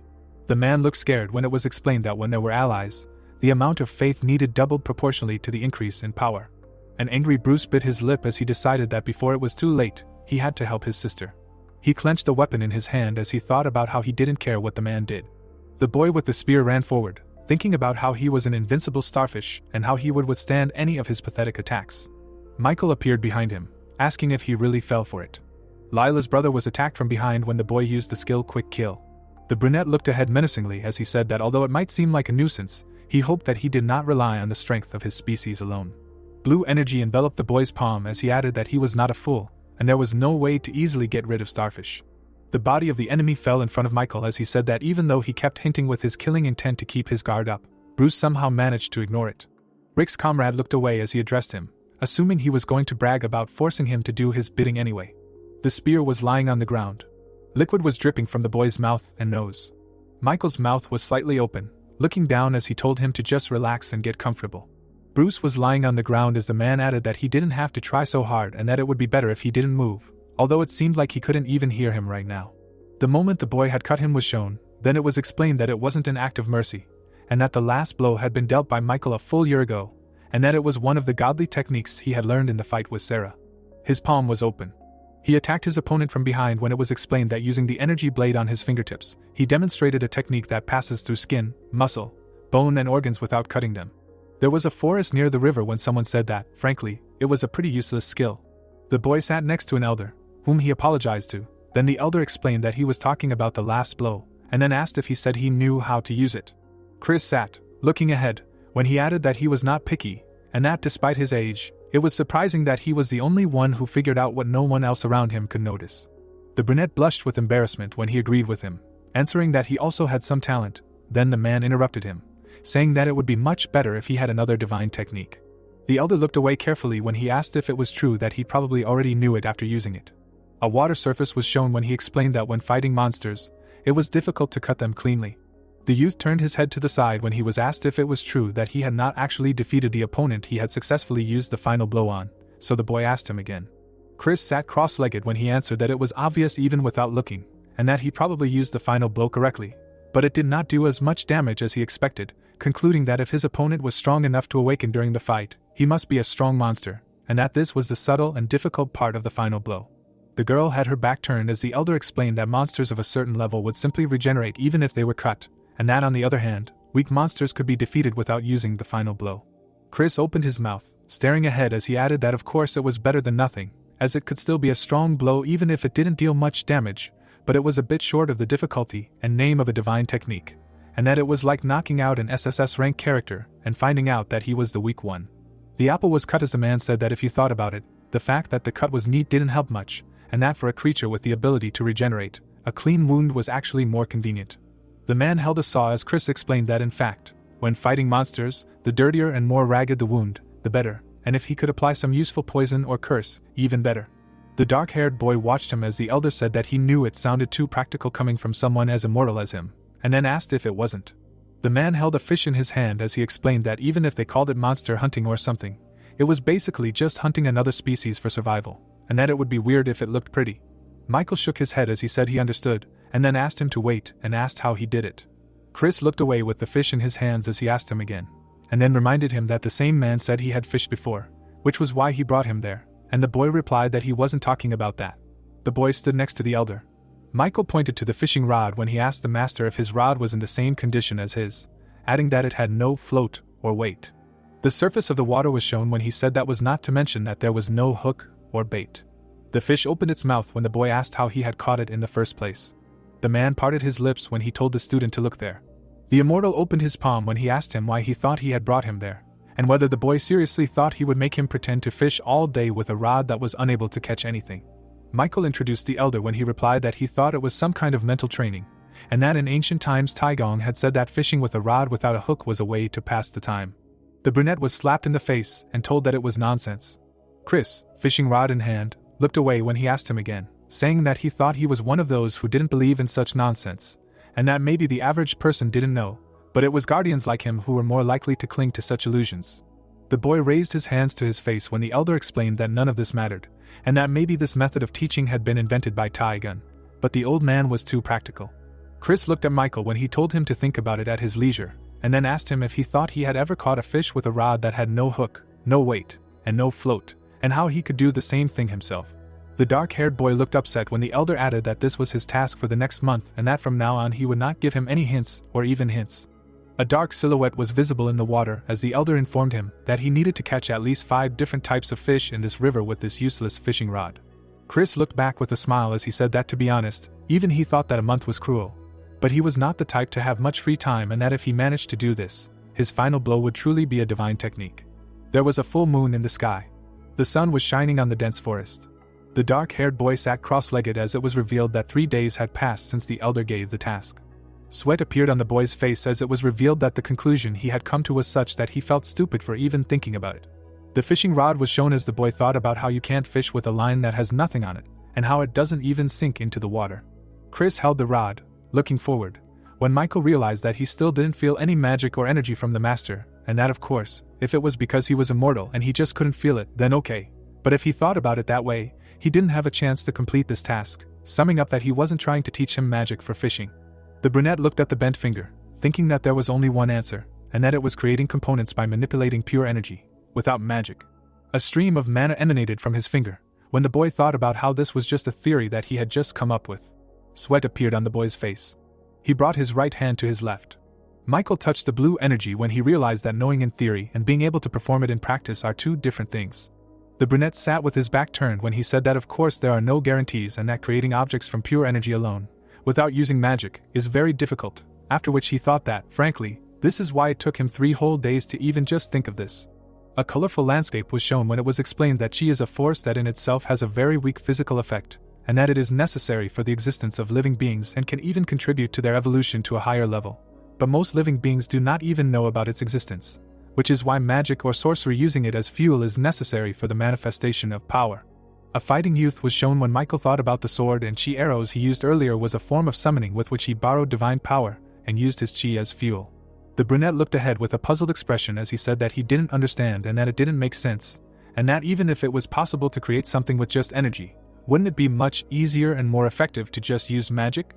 He introduced the protagonist as he added that this didn't apply to Rick, who could effortlessly create things with his mind, and whose superpower would be completely different. The protagonist looked ahead with a smile as he asked his friend if he was kidding him and if he was really going to keep calling other people's strengths superpowers. The dark-haired goblin looked down with a sad expression as he said that it didn't matter, and then wondered why he had to say anything, and why he would listen to someone who would question even the words of an immortal who was much older and wiser than him, suggesting that his opinion was always better. Michael had his back turned when it was explained that remembering his dear friend had motivated him. The rooftop was lit by the sun when someone asked him what kind of impossible fool he was and if he was doing it on purpose. There was food on the plate when the man said that he couldn't even fry an egg and that it was hard to be a loser at something you did every day. Chris had his head turned to the side at the table when he added that he wasn't asking for a feast and that he should just try to keep the yolk a little runny, reminding him that he was 17, the age at which he should have married twice by now, but he couldn't even cook a simple omelet for his master. Sweat was pouring down the boy's body when the elder wondered what kind of world they were living in, exclaiming that in his time, if a 17-year-old boy couldn't fry an egg for himself, his wife would no longer respect him as a husband. Michael stood with his legs wide apart on the 13th day. He had dark circles under his eyes. His hands were shown as he thought about how he had mastered the technique of concentrating high-density spiritual energy into a specific shape by manipulating the flow of mana. He pricked his hand as he realized that learning Changi was like seeing an ancient martial art. The boy looked happy when he said he was ready, so he was told that was enough. Chris sat chewing his food when he added that tomorrow would be exactly 2 weeks, and that he had achieved about half of his success, and a day early, so he was asked again. The man looked away when he asked if he was going to catch fish with his fingers alone. The brunette looked shocked when the master added that whether it was a fish hook or something else, it was obvious that it should be hung on a fishing line, not on his fingers, asking the student to also practice cooking eggs. The energy cloud on the 22nd day was shown. Green leaves were growing on the branch. Mana was pierced into the branch as the boy thought about how the level of changa he could create had grown to the size of his palm, and that he could also throw it. The energy flow began to evaporate as Michael added that maintaining the size and shape of changa after separating from his body was difficult. The brunette raised his hand up as he cursed. His other hand was enveloped in an aura as he realized that if it was the size of his pinky, he could still support it, but the shape was a problem. A hook was shown as the boy thought about how he was trying to maintain the shape of something small and sharp, like a fish hook, until the fish was caught. The dark-haired boy waved his hand in front of him as he told how he turned around halfway and realized something was wrong because he had complimented him so easily, summing up that the man had almost tricked him. The bank of a river was shown. There was a fishing rod above the water. Someone approached the boy. Rick looked at the yawning Michael, asking how long he had been there, to which the student replied that he had arrived before dawn. Then it was explained that it was the 30th day. In front of the boy in the hat was a tackle, when the master said that if you look at him with a fishing rod now, it seems that he already knows everything you need to know, and then he asked if he had caught any fish yet. The brunette looked indifferently in front of him as he replied that it was not that easy, and that, besides, this was not the best place. Chris smiled when he said that he could continue to make excuses, and thought to himself that if he had only started fishing at dawn today, it would be impossible to finish by the end of the term. The elder looked away carefully, thinking that, frankly, just making a hook with Changi in 30 days was already so incredible that if he told him, no one would believe him. On the ground was the basket that the man had asked about. His hand reached for it. The elder looked at the basket in shock when the apprentice said that, as he had said, it was indeed not that easy to catch 5 different species in there. Chris sat behind Michael, who asked if he knew that it was strange that he had not said to catch a certain number of fish, and why the master had said to catch 5 different species. The young man's long hair was shown, and he explained that when he went out at dawn and began making the hook and bait, he finally understood what the final task was. There was a flow of mana in his palm as the boy said that making the hook wasn't that hard and that it was just a matter of getting used to it, and that even though it wasn't perfect, the texture was still similar, but that alone wasn't enough. The worm was strung on the hook as Michael added that compared to real bait, it had no taste or smell, and that it didn't even move, meaning it was just a fake that copied the appearance, and then asked if it was true that even fish wouldn't fall for such a bait. Chris looked ahead in surprise as the boy asked himself if he could make bait that would work, and how he could replicate the taste or smell of living things through deception, even if he was immortal. The boy in the hat opened his mouth as he spoke about the only thing he could realistically recreate, and then said that there was one more. Michael turned around, holding the fish, as he asked the master if he could also ask how long he really thought it would take him to reach this level, and then suggested that he not pretend that he thought it would only take a month. The bait came out of the fish's mouth as the boy admitted that he was actually more curious about how many months it had taken to move the strings of Changi. The bait was split in two when Michael informed him that he had figured it out himself in about a day, or rather half a day. Chris stood straight, looking forward as he called the student an insolent boy, saying that it was suspicious that someone with such abilities had been spoiling soft-boiled eggs for over a month. The brunette looked back, clenching his fist, as the master asked if he was finally beginning to understand how this related to the final blow, to which the boy replied in the affirmative, adding that he could see it clearly now. The trembling opponent lay on the ground. The dark-haired boy looked away with intense gaze. Liquid was leaking from the man's mouth when it was explained that the last blow had pierced Bruce without cutting him, but had left something else behind. A fish was shown swallowing the bait when it was explained that Changi was able to imitate swimming prey even after being separated from the body. Streams of blue mana were shown when it was explained that Michael had left it in the opponent's body. A muscular back was shown when it was explained that it had become a living core that had pierced and destroyed Bruce's spinal cord, and that there were no wounds on the outside, but even with the regeneration of a Yukai spirit class, it was impossible to deal with internal damage, and also that the technique was so powerful that it was like being struck by a terrible curse called sudden death, because in ancient times, both immortals and evil spirits called this technique by that name. The body of the enemy was lying behind the brunette as he asked his comrade if he realized that he had already done his part. Layla stood in front of the protagonist as his friend added that if he was having a hard time handling this alone, then he should just retreat and save his strength, and he would show him how it was done. The protagonist's mouth dropped open as he said that, as his comrade said, he was a good guy, and that he was just getting carried away and exaggerating in his statements, summing up that, frankly, he thought that their strategy simply worked better, and that it wasn't like those guys were weak or anything like that. The angry girl gritted her teeth as Rick said that everything just worked out in their favor, and that he believed that if they retreated now, they could finish this without any harm to either side. The dark-haired goblin assumed a fighting stance, as he warned them that of course if they refused they would have no other choice. But he was not as experienced in combat as his friend and did not know of any easy way to kill a strong Yukai like her. Lila swung her staff at him. Blood spattered. Michael looked ahead in surprise. The girl's mask lay on the floor. Her body was convulsing. Lila lay headless in front of the protagonist. The protagonist put his hand forward, clenching his fist as he reminded her that he had told her he was not as experienced. Then it was revealed that the first match of the tournament had ended and that Rick and Michael had emerged victorious with very minimal loss of stamina and energy. The headless body lay on the ground. Blood spattered everywhere.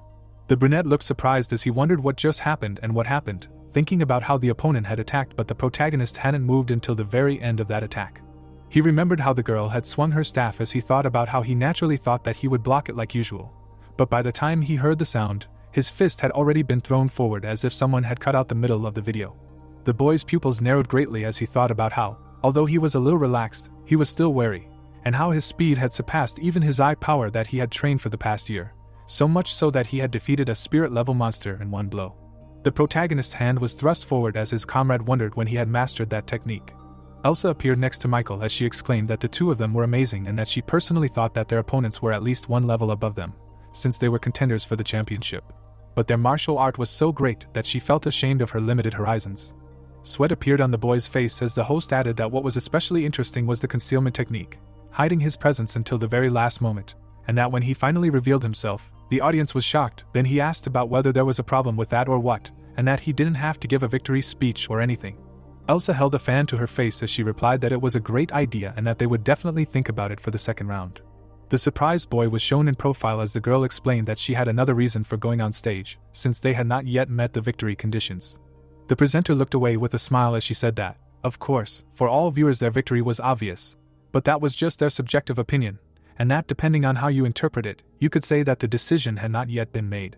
The trembling siblings were lying on the ground as the girl explained that they might seem incapacitated, but their energy spheres had not taken any direct damage, and that, in fact, with their level of fortitude, they should be able to recover from such damage without any problems. Elsa had a smile on her face as she added that, even though they had the opportunity, they had not admitted defeat and could still do so right now, but since they had not yet admitted it, it was not the end. The goblin's short hair was shown as the host concluded that it was up to them to end it all. Michael looked towards the girl as he thought about how, well, it was honestly over for him since they had won, but Yukai had different standards. The predator was eating meat as the boy thought about the right to devour the one they had defeated, and how, therefore, if someone did not give up, losing meant dying or being devoured by the winner. The guy was shown being wrapped up as Michael thought about how even Rick had collected all the orbs during the preliminary rounds and absorbed them, and how if his power had only grown from that, then from a Yukai perspective, absorption was a completely natural thing. The guy's mouth dropped open in confusion as he turned to the host, and someone said that it seemed like there was no choice. The protagonist looked away menacingly as he said that he just needed to finish them off. His hand reached down. A limb of a decapitated girl was shown. Michael and Elsa looked in the same direction. The protagonist was holding Lila's body as he exclaimed that he had caught her. His friend and the host looked shocked as the former asked him what he was doing. Rick looked away seriously as he replied that they couldn't just wait for them to wake up, because if they did, they would have to fight again, and that in that case, they would use a different method of disqualification. Elsa's face sweated as she was asked about the consequences of trespassing. The stairs were shown as she explained that the area beyond the arena began with a flat area where the floor structure ended. She was thanked.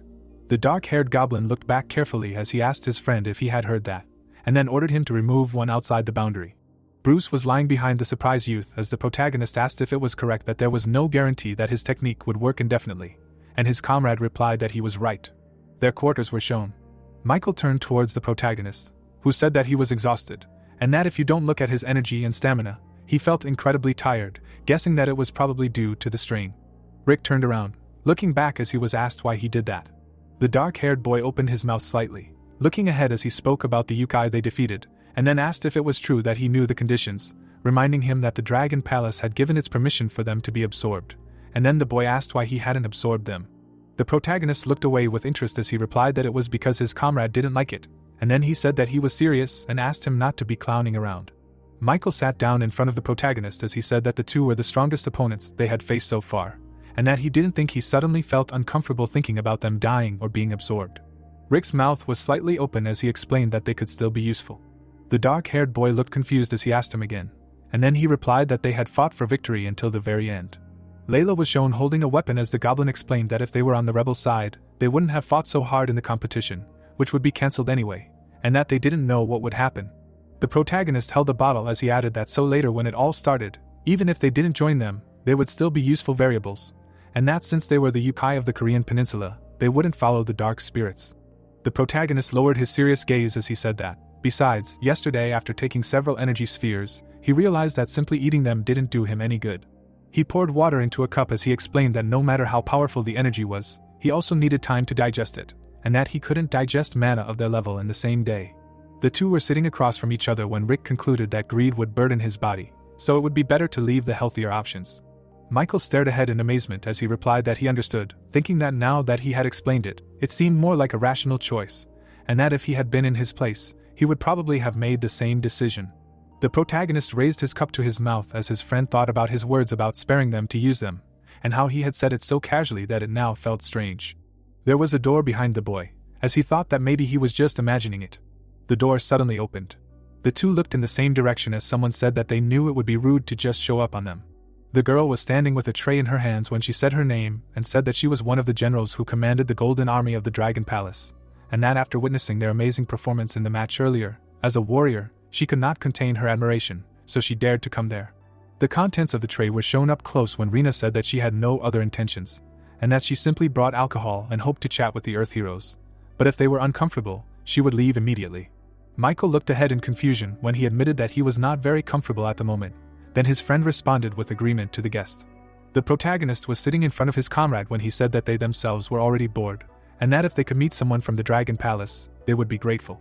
The girl sat down at the table with the guys when the protagonist suggested to do without long foreplay and asked her to sit down, adding that she came with good intentions, so there is no need to be nervous.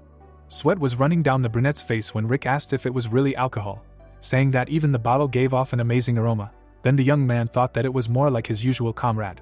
Rina was holding a jug in her hands when she asked if they would really recognize it, and then answered that it was hidoju, a liqueur made from sea grapes, a family recipe passed down from generation to generation, and that she could not come to them empty-handed. The protagonist closed his eyes when they asked him if he would let him pour him some, to which he replied that it was not worth it, and that he was not friends with alcohol, and lately he had been drinking a lot anyway. The guy pointed at Michael when he said that his friend really liked alcohol and could drink a lot, and that he almost never got drunk.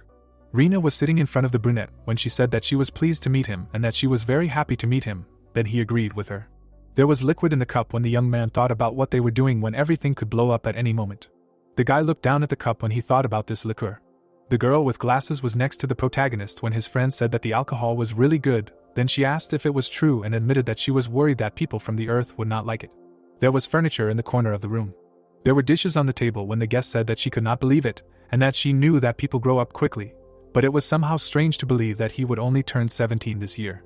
Rick was sitting next to Rina when he replied that he wasn't that good, to be honest, and that he was just lucky compared to his friend, adding that he now thought about how old she was, and that when she introduced herself, she said that she was a commander, although she looked very young, suggesting that it seemed like she had risen through the ranks quickly. Michael was holding a cup in his hand when the girl admitted that she would be 100 this year, and the guy then thought about how she said that but continued to chatter after one sip, and that it seemed like the time had come.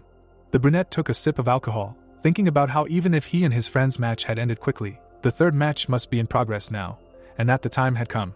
The guy closed one eye when his friend asked him to wait a bit, and then wondered if it wasn't strange to sit next to generals. Rina put her hands on her hips as she laughed and replied that it sounded that way. But she didn't hold this position solely on her own merit, and that she had been given this position due to a change in generations. The protagonist glanced at the girl as he asked her again, and she then explained that the person who held this position before her was appointed during the ascension of the current Dragon King. She introduced Sebastian as she added that it was a long time ago, and that when His Majesty ascended to the throne, he announced great reforms. The girls stood on the shore as Rina explained that, in addition to abolishing the tribute they had previously demanded from the people of Earth, the king had changed everything in the Dragon Palace and placed his senior followers who shared his views in key government positions. Michael sat silently looking forward as she explained that his greatness was a special case among dragons, and that he still retained the full strength and abilities of his prime, but the officials who were his senior followers were no longer able to keep up with him. The protagonist smiled awkwardly when Rina explained that in recent years, they had begun to retire and young officials like them had begun to take their places, and the boy replied that he understood, and that it must be a great strain on her to correct what the previous generations had done. The bespectacled girl smirked as she said that she agreed, and that they had a duty to rebuild the Dragon Palace after the damned fools who had been left behind. Sweat broke out on her companions' faces as they asked her again, and she came to her senses and replied that she had said something inappropriate without realizing it. Rina placed her hand on her chest as she explained that what she was saying was undoubtedly the opinion of the wisest people in the Dragon Palace, and that during the great upheavals of the world, they would have many mistakes to correct. Rick looked worried, asking him to wait for her a moment, as she concluded that she was nevertheless very relieved that all of this would end today, admitting that she was sorry to say this, but today's martial arts competition would be erased. Rina smiled creepily as she said that everything the current Dragon King had done would disappear without a trace. The cup fell to the floor. The protagonist frowned, looking ahead. Blood flowed from his friend's eyes and mouth, then he said his name. The protagonist turned to the girl as he asked what she was saying and why she had suddenly done such a thing. The pupils of the guest in glasses narrowed. The bottle and cup lay on the floor as she replied that it was very unfortunate. Rick held his comrade's bloody body as she added that even though it was poisoned, the liquor was still her family's pride and that it was too good for humans. Rina stood there smirking as she said that if she thought of it as the price for his current torment, it wasn't entirely fair, but it had its own logic. Sweat broke out on the goblin's face as the girl added that he was surprisingly calm and that she had expected him to immediately attack her, but was told that they must have some kind of antidote, since they were planning to use this as leverage to make demands, otherwise since one of the humans hadn't been poisoned, she wouldn't have been so calm. Rina smiled contentedly as she said that, as expected, he was quite smart, and that she was only calm because she was confident that she could absorb him herself.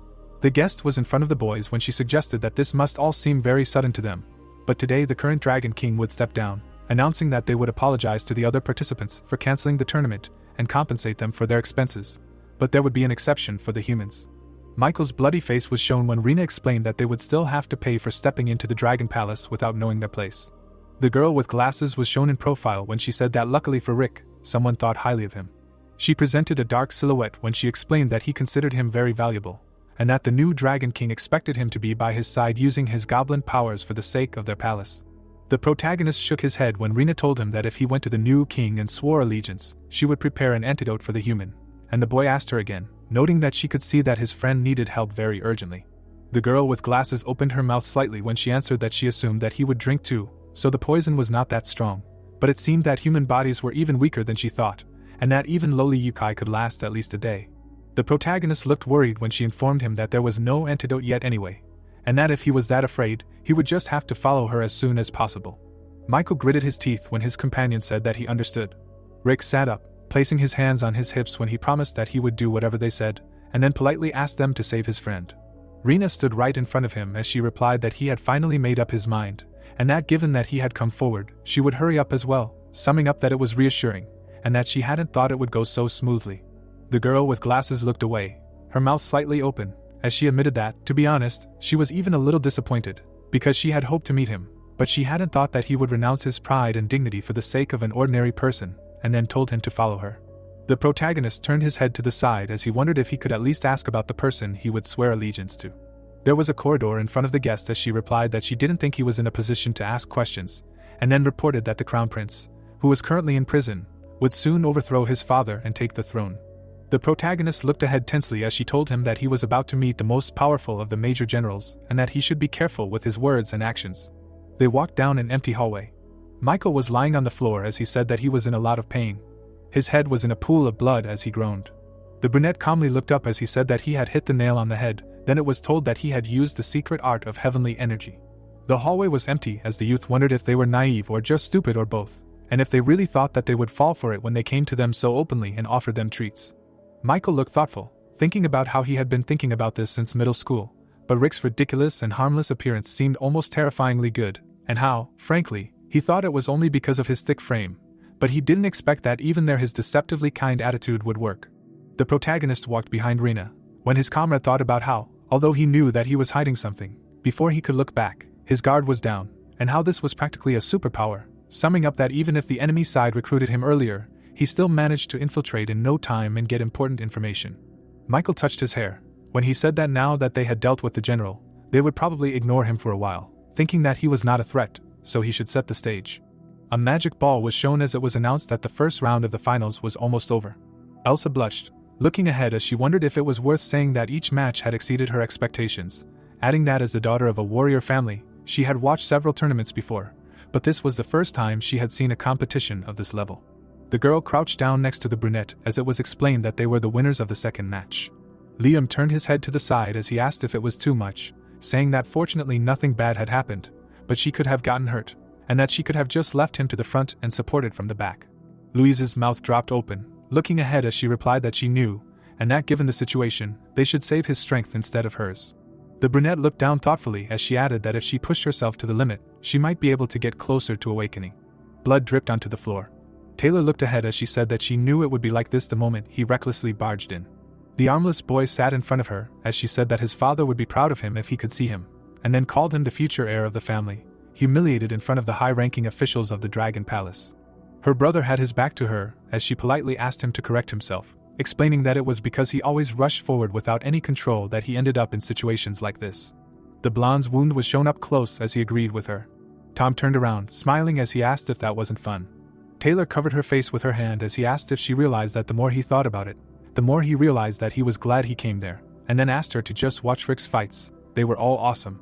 His sister's eyes were closed as she thought about how she knew this would happen, and then wondered what the point was in being calm and level-headed in everyday life, concluding that they weren't games.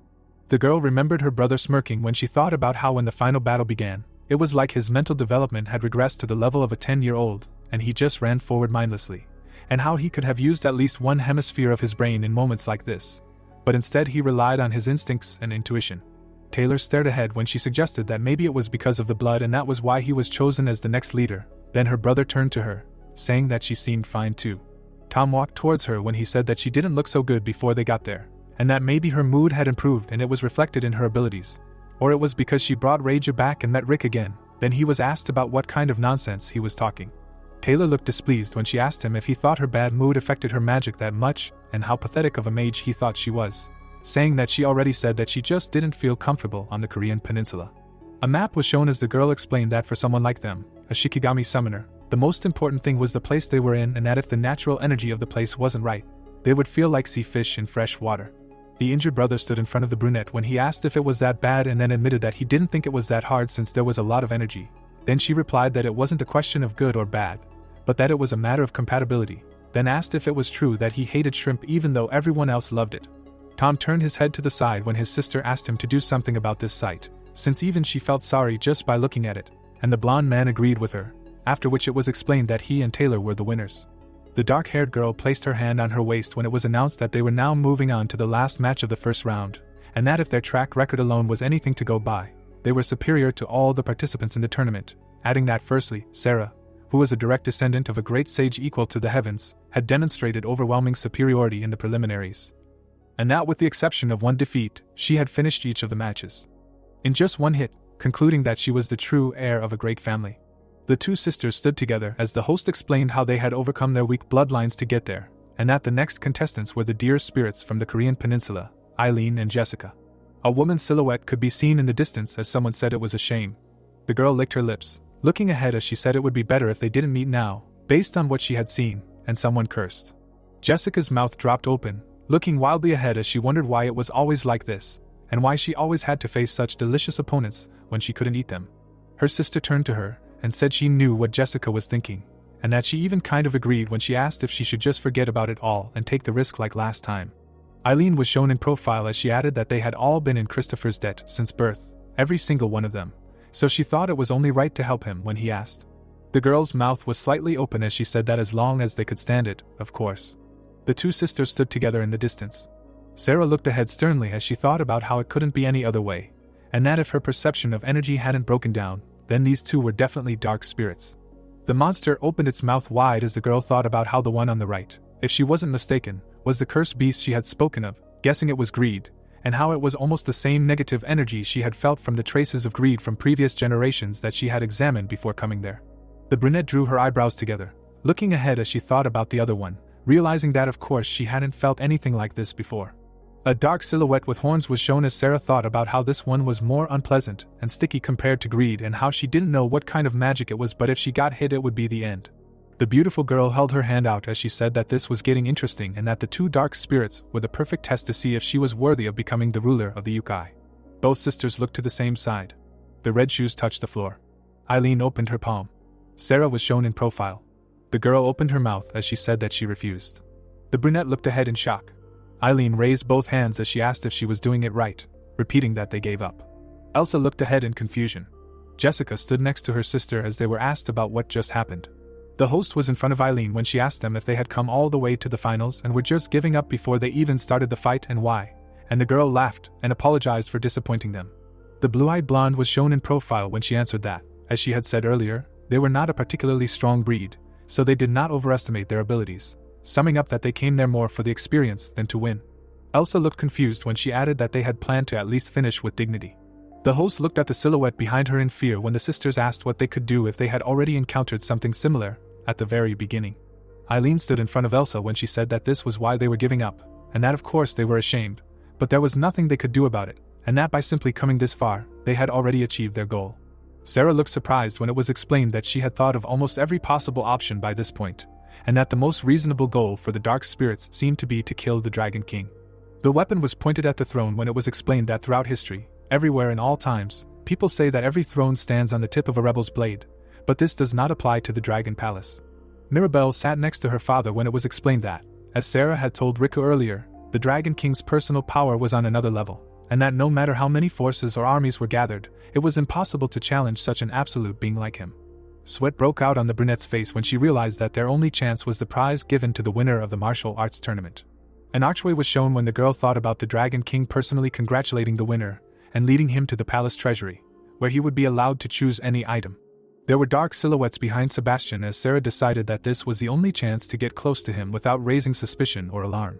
But even so, a simple ambush would not be enough to harm the king, but with the twisted magic of the dark spirits, they would be able to overcome the difference in strength.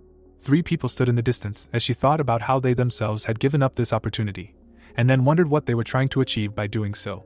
The girl clenched her fist as she realized that this might be her last chance. Sweat appeared on the brunette's face when it was told that even if it meant becoming an enemy of the Dragon Palace, Sarah was determined to get rid of the dark spirits immediately. Then someone said that even if she would lose, she felt more sorry for those who would be watching this. Elsa stood in front of Eileen, who said that everyone probably had high expectations, and that instead of an exciting spectacle, they got a pitiful and miserable result. The strong host's pupils narrowed when she added that she could share some interesting information with them as an apology. The blue-eyed girl looked away when she warned that she was unsure if she could say it out loud. Her face was shown through the orb when Eileen asked if the ladies and gentlemen knew that the current king, who was called the greatest ruler in the history of the Eastern Sea, had 2 queens to this day. Sebastian lowered his gaze when the dark spirit revealed that the first queen was the biological mother of His Highness the Crown Prince, who was currently imprisoned. Mirabelle's eyes widened. Dave was shown in profile. Elsa's mouth dropped in surprise. Sarah looked ahead tensely. The host's mouth dropped slightly, looking forward when she asked them to wait a second, asking why they were suddenly telling her that. The blonde's pupils narrowed greatly. Someone put a finger to their mouth. Jessica grabbed Elsa by the throat when she said that she had not finished speaking and that it was impolite to interrupt. Then her sister said that the first queen came from the most prestigious family in the East Sea Dragon Palace and that she had greatly supported His Majesty in ascending to the throne. Eileen spread her arms wide when she added that it was even said that their marriage itself was harmonious, and that it seemed natural that they would spend their entire lives together. But that did not happen, because His Majesty the Dragon King abandoned his partner. Dave looked down in fear when the dark spirit announced that the reason for this was because the queen was simply trying to exercise her rights, which was actually quite natural. Then the general asked what she was saying, exclaiming that this was absurd. The man's mouth opened wide when he inquired about what the guards were doing, and then ordered them to seize her immediately. The general's expression suddenly changed. The orb was in front of the ruler as Eileen stated that even though she was the queen, direct interference in politics was unacceptable, but as one of His Majesty's advisors, she gave sound advice. Sarah looked ahead in concern as it was explained that she had noticed 2 phantom figures appearing out of nowhere, and that her body had frozen, unable to react, or even think. The brunette's face was shown in close-up as it was explained that this was not due to any failure on her part. Jessica's face darkened as it was explained that the situation had changed and that Sarah had no control over anything. Eileen looked ahead with a smile as she said that His Majesty must have thought that even such advice was overstepping its bounds. The girl looked away in fear as it was explained that the heiress of the yokai could not act and had no right to do so. The ruler stepped forward as he said that he might not be the most tolerant person, but after a few hundred years of service, anyone would become indifferent to most rumors, and that kings and those in high positions had to deal with such things so often, summing up that the noise from below was no different from flies flocking to scraps. Sarah looked forward in horror as the Dragon King added that it was annoying, sure, but it was inevitable, and that it was simply a law of nature that had to be accepted. The girl's hand trembled as she thought of powerful sorcery, vast reserves of magical energy, and carefully honed techniques, realizing that this was an opponent against whom none of those things mattered. She imagined a hurricane as it was explained that in fact, using the word opponent there was only a stretch, because no matter how strong someone was, a battle against nature was not even a competition. The boot hovered over the small beetle as it was explained that just as ants could not properly judge humans, those smaller than them could not know such creatures, and that the yokai could only name them with one word. Sebastian was enveloped in a powerful aura as he explained that if an insect crawled into someone's bed and bit them, then that was a different matter. Then it was explained that no other word would do except God. The man's mouth opened slightly as he added that no matter what he was thinking, his hand was reflexively killing.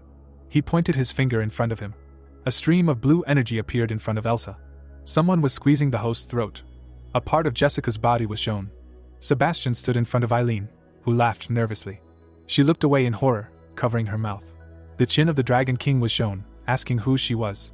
Part of the girl's body was destroyed when he asked who dared to open the window on his daughter's birthday and let her in. Sebastian pointed his hand in front of him when he warned that he would not give her time, but if she answered, he would not take her life, because insects that bite without knowing their place are not guilty. A terrified Eileen was shown in profile when she answered that she heard only this, or rather, even more.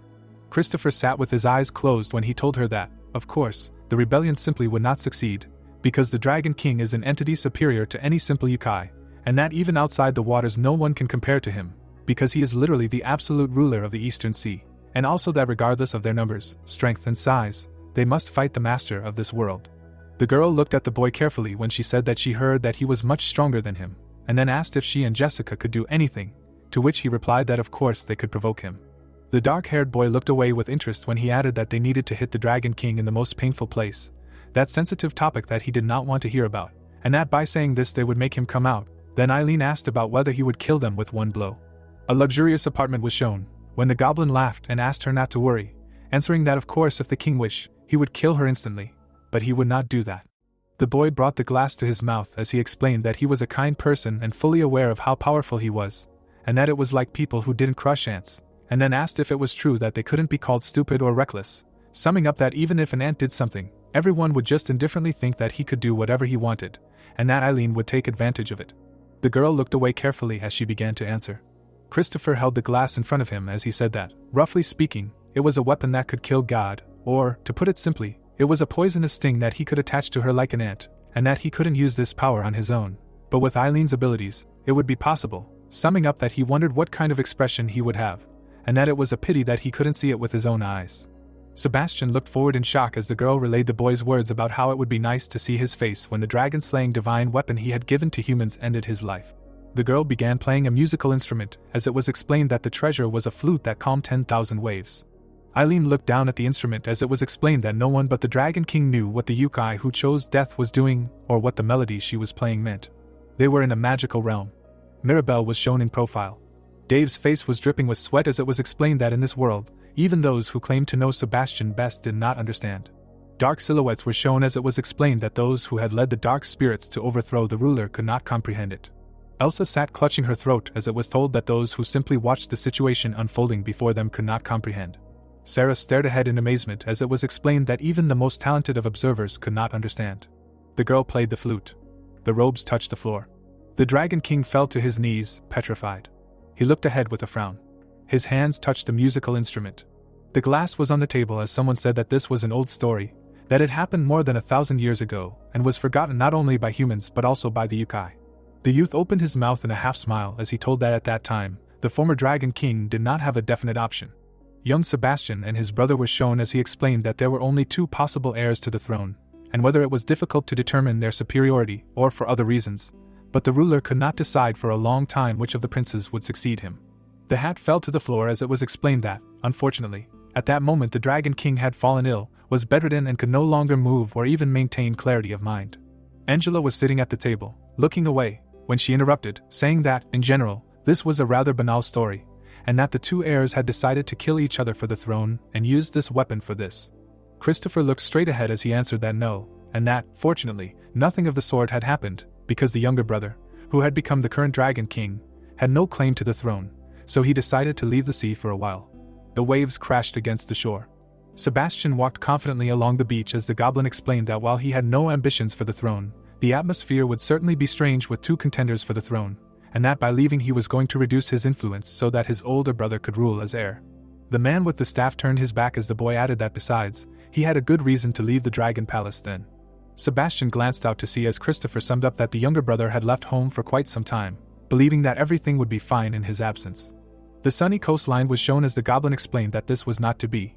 Eileen raised her glass to her lips as she asked if the older brother was a fool, and if he had destroyed the Dragon Palace with his terrible rule while the younger brother was away.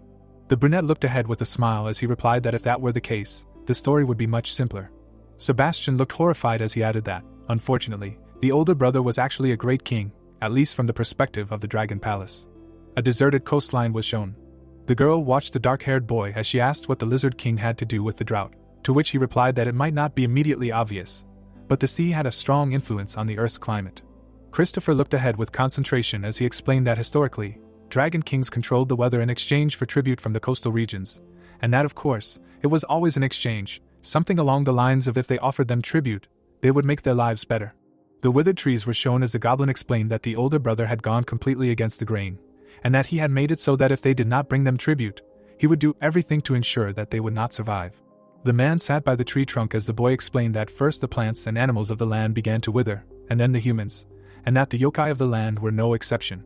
The black monster opened its mouth as the boy explained that no matter whether they looked to humanity as protectors or as more victims, the ground beneath them was inevitably slipping away, and that this was not just a problem between humans and the Dragon Palace, it was a conflict between the land and the sea. The underwater castle was shown as the goblin explained that from the yokai kings to the great all-powerful immortals and even human saints, many were watching and waiting for their chance, and then he wondered who could have been the instigator. The king's face darkened as the boy explained that although the transfer of power had not been completed, the opponent held the power of the dragon ruler, and that if they had clashed recklessly, the consequences of a drought would have seemed insignificant. Sebastian sat on the floor, worried, as Christopher explained that the younger brother had returned and tried to convince the older one that if things continued as they were, A catastrophic war between the land and the sea, the likes of which had never been seen in history, could begin. The king's pupils narrowed greatly. The green-haired boy's face was shown up close as the goblin explained that this had been the elder brother's original goal, namely to start a war against the yokai and the people of the land and seize power. Eileen and the brunette looked at each other as the girl asked if they had a chance of winning back then, to which he replied that, frankly, the Dragon Palace was no stronger than the land, and that war was avoided not because the land was afraid of defeat, but because of the potential consequences. 3 men were shown as the young man explained that many of the officials of the Lizard Palace were excited by the ambitions of the older brother, and that perhaps they did not know much about the world beyond the sea. Christopher smiled madly as he said that if things had gone according to plan back then, it would have been interesting indeed. He held a flute in his hands as he said that it did not, as the younger brother had given the people on Earth something similar to this. The dragon was chained as the young man explained that it was a weapon that could conquer tens of thousands of waves, in other words, a weapon that sealed and suppressed the power of the Dragon King in the sea, and that he could not act openly as it would divide the courtyard of the Lizard Palace, so he hid his identity and secretly handed over the weapon. Eileen turned her head to the side as she asked why at all, suggesting that he was a fool, as creating something like this would obviously come back to haunt him in the future, and the goblin laughed. The musical instrument was shown as he explained that of course there were conditions that it would only be used when the Dragon Palace harmed the land, and in any other situation it would be completely sealed, and that of course these were not just empty words, so the first version of the flute that conquers 10,000 waves was designed exclusively for defense and counterattack. The boy's eyes were shown up close as he concluded that no matter how you look at it, it was self-destruction. The instrument was in his palms as he said that he had no part in sealing it or modifying it. Eileen stood before the Dragon King. Sweat was pouring down Sebastian's face. The girl's lips touched the flute as it was explained that this creature had many names throughout the history of the West. A skull with horns was shown when it was said that a monster with the head of a goat or ram and the appearance of both a man and a woman was leading humanity to the abyss of lust and pleasure, Satyr or Baphomet.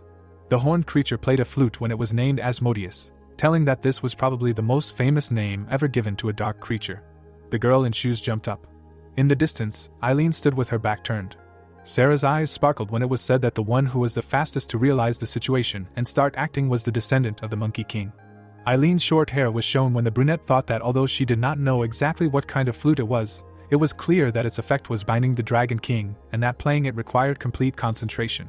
The girl raised her hand to her face when she decided that if the attacker was not aware of his surroundings, she would defeat him in an instant. A hand reached out to Sarah. She looked to the side carefully. The girl slowed down with her feet on the floor. She released a stream of energy using the Divine Wind skill. The brunette opened her palm in front of her. Part of Jessica's body crouched. The excited Sarah was shown in profile when she thought about how even if it was just one thread, with her resilience, she could even withstand a direct hit from the Divine Wind, and that even though her head was knocked off, she could still move, which meant that her human form was just a shell. The hand touched the floor when the girl said that she was hungry.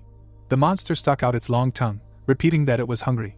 The brunette stood looking ahead when she thought about how if both sides of the yokai had entered the spirit level, then the outcome of the fight could not be determined by the amount of strength, and even spiritual energy. The colorful ceiling of the room was shown. There was water in the jug when someone said that from a human point of view, it could be described like this. The flushed girl's mouth dropped open as she asked him which side he thought would have a better chance of winning if a trained soldier with a dagger and a child with a fully loaded assault rifle faced each other on the battlefield. The protagonist looked confused as he replied that he didn't know much about weapons, but assuming there were no obstacles between them, she cut him off. Sarah closed her eyes as she said that the outcome could change depending on factors such as time, place, distance, individual characteristics, and mindset, and that neither side could be sure of success. The weapon in question was shown as the girl added that the same goes for sorcery and spiritual power, and that as long as there is the ability to kill the opponent for sure if you hit them, other variables become more important than the power itself. She introduced the boy with the machine gun as she explained that no matter how strong his sorcery is, if he does not know how to use it properly or does not have the skills, his power will be much lower. The man hid behind a wall as the girl explained that on the contrary, if he understands the opponent's ability, then as long as the situation allows, he can respond accordingly. The boy in the helmet was shown up close. A dagger appeared in front of the boy's face as Sarah said that. Moreover, he has a chance to find a gap with his own magic, since there is a minimum required power that she already mentioned. She and the protagonist were sitting at the same table when Rick replied that indeed, now that she explained it, it all made sense to him, although the use of a firearm as an example was rather unexpected, and then he began to talk about the reason why she told him all this, when the girl interrupted him, saying that it was because in his current state, he was not much different from this child. The protagonist's mouth fell open in surprise when Sarah added that she did not know him that well and had not seen him fight seriously, and that if we connect their meetings, then they had only seen each other twice in these few days. The protagonist remembered covering his face with his hands when the girl said that. Nevertheless, in this time, he had grown so much that he could be considered an entirely different being. The brunette was sitting at the table when she said that. Of course, such development in itself was worthy of praise, agreeing that he was lucky with the potential of the blood, but above all, it would not have been possible without his own will. Rick looked ahead in shock when she asked if he had already felt the effects of it, because even if he had moved according to his own will and destiny, when he looked back, he would realize that these actions were done by someone else, suggesting that he had already felt it at least once. The goblin looked down seriously when Sarah explained that simply heightening emotions or aggression was not a big problem. A dark aura enveloped the young man's body when the girl said that if he used magic that he had never known or even heard of, as if possessed by something, this was proof that he was starting to use his power. The brunette sat in front of the protagonist when she added that this was especially true for someone like him, a Yekai with a powerful lineage, but without an elder to guide him, and that he should be more careful with this symptom than with any other. The shaggy monster was shown as the girl explained that it wasn't just that he had a lot of spiritual power, and that by using it recklessly, he couldn't even understand or control it, concluding that this was how Yukai became possessed by their demonic nature and lost their minds, turning into monsters. Sarah's cheeks turned red as she advised him to stop trying to increase his power for a while. The protagonist stared ahead tensely as she explained that even the spiritual beads he had absorbed today were too much for him, and that since she couldn't make him spit them out, she would help him digest them. The girl introduced the long-haired blonde as she explained that if he had a wise adult to protect him, they would do everything in their power to stop him. The brunette pointed a finger in front of her as she added that it was also important to try to avoid the brute force suppression fighting style, otherwise he would constantly push his limits in every fight, through force, until he became exhausted. The dark-haired boy held a dagger as Sarah explained that at his current level, he was more than enough with what he had to look his superiors in the eye, and that instead of looking for a stronger weapon, it would be better to find ways to use what he already had more skillfully and effectively. The girl's mouth fell open as she concluded that they were getting off topic, reminding him that she wanted to tell him what she knew about the dark spirits. Rick's eyes were shown up close as she explained that she didn't know if the ones who had infiltrated the Dragon Palace were dark spirits, but if they were, she knew how to fight them. The protagonist sat in front of her when Sarah said that the best way was to directly capture him. Then he asked if it was true that if the one who met him was him and not her, then she told him to use that strategy to capture him, to which the girl answered in the affirmative, warning that even if she was the one who met him first, depending on the situation, she might lose. Greed opened her slavering mouth. The brunette extended her hand forward as she said that she understood. There were dark silhouettes behind her as she said that this was not just a reckless rebellion. The man's mouth dropped open as he said that it was impressive, as expected of the granddaughter of a great sage equal to the sky. Even in this situation, she did not look scared at all, and that he personally liked it very much. Sarah turned around, looking back as he added that unfortunately, she was not on the recruitment list for the team. Then she replied that it was not surprising. The hat boy placed his hands on his hips as he asked if she could see it too, saying that her grandfather's crimes 1,000 years ago in the dragon capital deserved hundreds of deaths. But she shouldn't worry about it since he wasn't going to make her bear all the responsibility. The brunette stared up at the sky. A huge monster rushed towards her as the boy announced that he would let her live, but not before destroying her and sending her back to Mount Huagua, leaving no chance for her to be reborn. The hat boy appeared behind her as he explained that this was a punishment for the vile monkey creature. The yellow border of the arena was shown. The underwater castle looked unchanged. The protagonist stood there, turning around as he wondered what that just happened. The protagonist's feet touched the ground as he thought about how the sound alone was enough to tell that it was quite far away, but the tremors had reached even there. Sweat appeared on Rick's face as he decided that something must have happened. The dark-haired goblin stood in front of the girl, who cursed and asked how dare he take his eyes off her. The brunette opened his mouth, looking forward as he apologized. Rena was slammed into the wall as he explained that he was distracted for a moment, because he did not think that she could stand it. The protagonist clenched his fist as he suggested to continue, since that was how it happened. A building appeared underwater. The girl was walking forward. Looking to the side, the hero thought that while they were walking here, they did not meet a single palace worker. He was standing around the corner. The thought occurred to him that last night the silence was only on the floors where the participants lived. Even the first floor was seething in the middle of the night. Looking straight ahead, the protagonist thought that they had agreed in advance to come to them. The girl raised her hand. Frowning, she asked that it was still not the time. Grinning, the protagonist asked if there was a problem. Turning her head, she replied that there was nothing. They would continue. Following her, Rick asked, by the way, who was this general? It seemed he was very important. After all, he was a general. Turning around, the girl replied that she had already told him that he was in no position to ask questions, to which the hero apologized and said that she had said that he should be careful with his expressions, so he thought it would be nice to know more. Looking to the side, she said that there were originally 4 generals in the Dragon Palace. The starry sky appeared. It was heard that they corresponded to the 4 directions, north, west, south, and east, but when the place of the southern general was empty, only 3 generals remained in the palace. No, only 2 generals remained, and 1 stupid lackey. The man gritted his teeth. It was said that this lackey held the position of the general of the east. He did not have the necessary training to be a general, nor even the knowledge for the lowest position, but he was promoted to this rank only because he attracted the attention of the Dragon King. People stood in front of them. It was heard that fortunately the generals of the north and west really served the Dragon Palace, and not just the king. They prepared a plan to remove the current king and replace him with someone more suitable for the throne.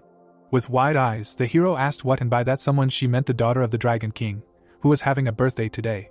Rina smirked and said that it was impossible. Stopping, she said that the generals ordered them to act quickly and quietly. Why did he bring her like this? The boy closed his eyes and asked if it was possible. Before the tournament they called her and politely explained the great goal, asked her to join them, but the old woman tried to trick them and escape. The man was wearing a sack. It was heard that they had no choice but to grab her and beat her as politely as possible, but even so, she did not want to reveal the location of the jade ball. Rina gritted her teeth when she heard that the generals ordered to bring her with them even if she did not crack, to which she replied that they should get lost. The boy closed his eyes and asked again, and she added that what were they bragging about if they could not even make the old woman open her mouth, and they were going to take her to the generals like this.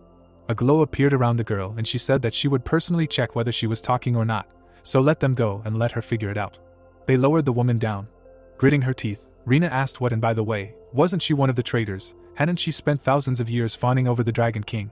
For someone with such a long life, being a palace officer was nothing but a joke. Grabbing the bag, she added that she thought she was too far removed from reality to understand the full extent of the situation, and was only clinging to her useless pride.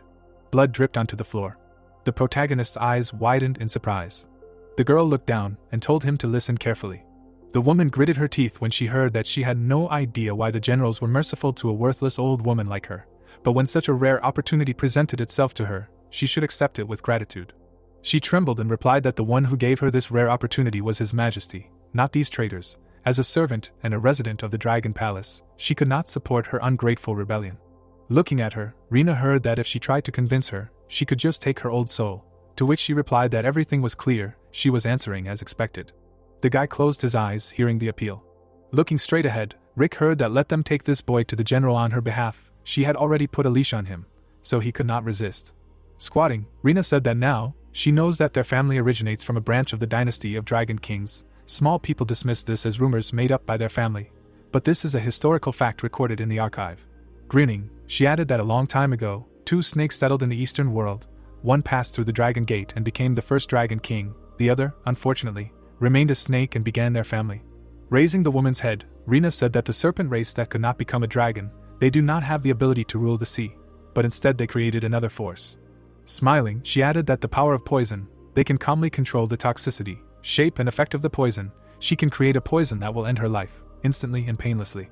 A glow appeared around her fingers and the girl said that, or one that causes agony, twists limbs and drives mad without harm to life. The liquid dripped onto the floor. It was heard that after the injection, no matter how much she wished, there would be no turning back. Smiling, Rina said that in any case, she did not have much time left to live, to which the hero replied that it was enough. Why not end it instead of chatting? The girl abruptly turned to him. The protagonist struck with his foot. Rina flew to the side. The woman, sitting on the floor, heard that she could get up. Rick looked away, hearing that if she was having trouble moving, she could stay here. He would make sure she was left alone. Gritting her teeth, Rina said that he was a damn water bug. The hero smirked, hearing that he wanted to see his friend die. What was he thinking? To which he replied that he might already be dead. Come to think of it, they weren't that close. The girl glared, hearing that he was going to hold on as long as he could, but apparently his patience wasn't as great as he thought. Smiling, she said that okay, whatever his plan was, it suited her. As she said, she even got bored with how predictable everything had been up until this point. Liquid dripped from his hand. It sounded like he might be the first inhabitant of the earth to test her poisons on himself. Suddenly, the protagonist struck her. She screamed in pain. Looking straight ahead, Rick said that he talked too much. Jessica lowered her head. Rina looked furiously. It occurred to her that both Jessica and Rina were equally surprised, for they had long known all of Rick's movements. The hero struck. It was said that Jessica had been watching him during the qualifying rounds. The protagonist dodged the blow. It occurred to her that Rina had been watching the recordings of his performances, and the first half of the main round. Rick clenched his fist. It occurred to her that but now Rick's speed seemed to have greatly exceeded all predicted options. Gritting her teeth, the girl thought that he so naturally held back some of his strength, but it was not only a matter of physical ability. The hero struck her. It occurred to her that he had used magic to improve his body. People were lying on the ground. It occurred to her that in this way he had instantly knocked down these two and reached for her. Looking to the side, Rena thought that although she could not see what kind of magic it was, there was not even a trace of the flow of energy. What kind was it?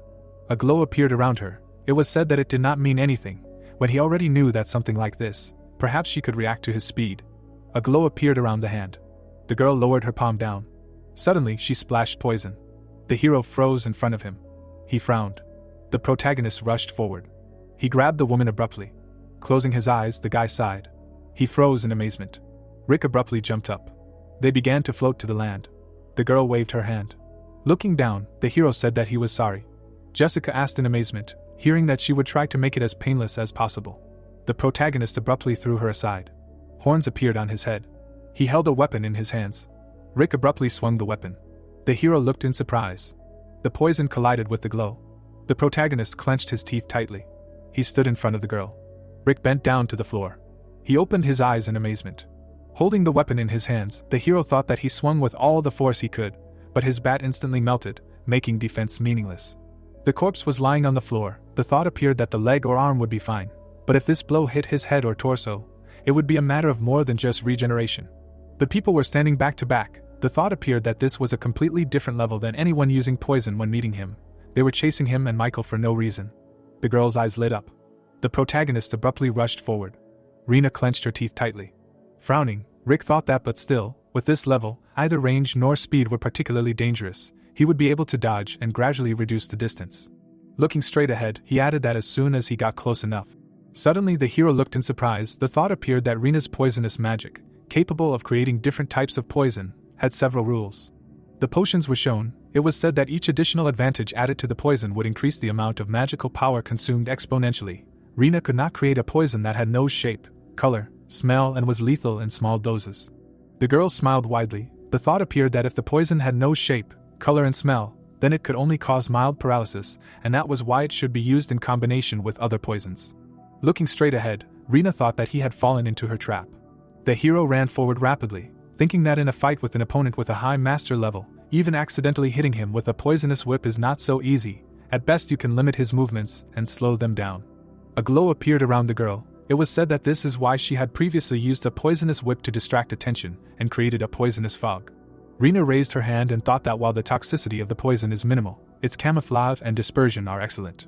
The protagonist ran towards her. The thought occurred that while he was focused on dodging and closing the distance, he should have already absorbed the poisonous mist through his skin.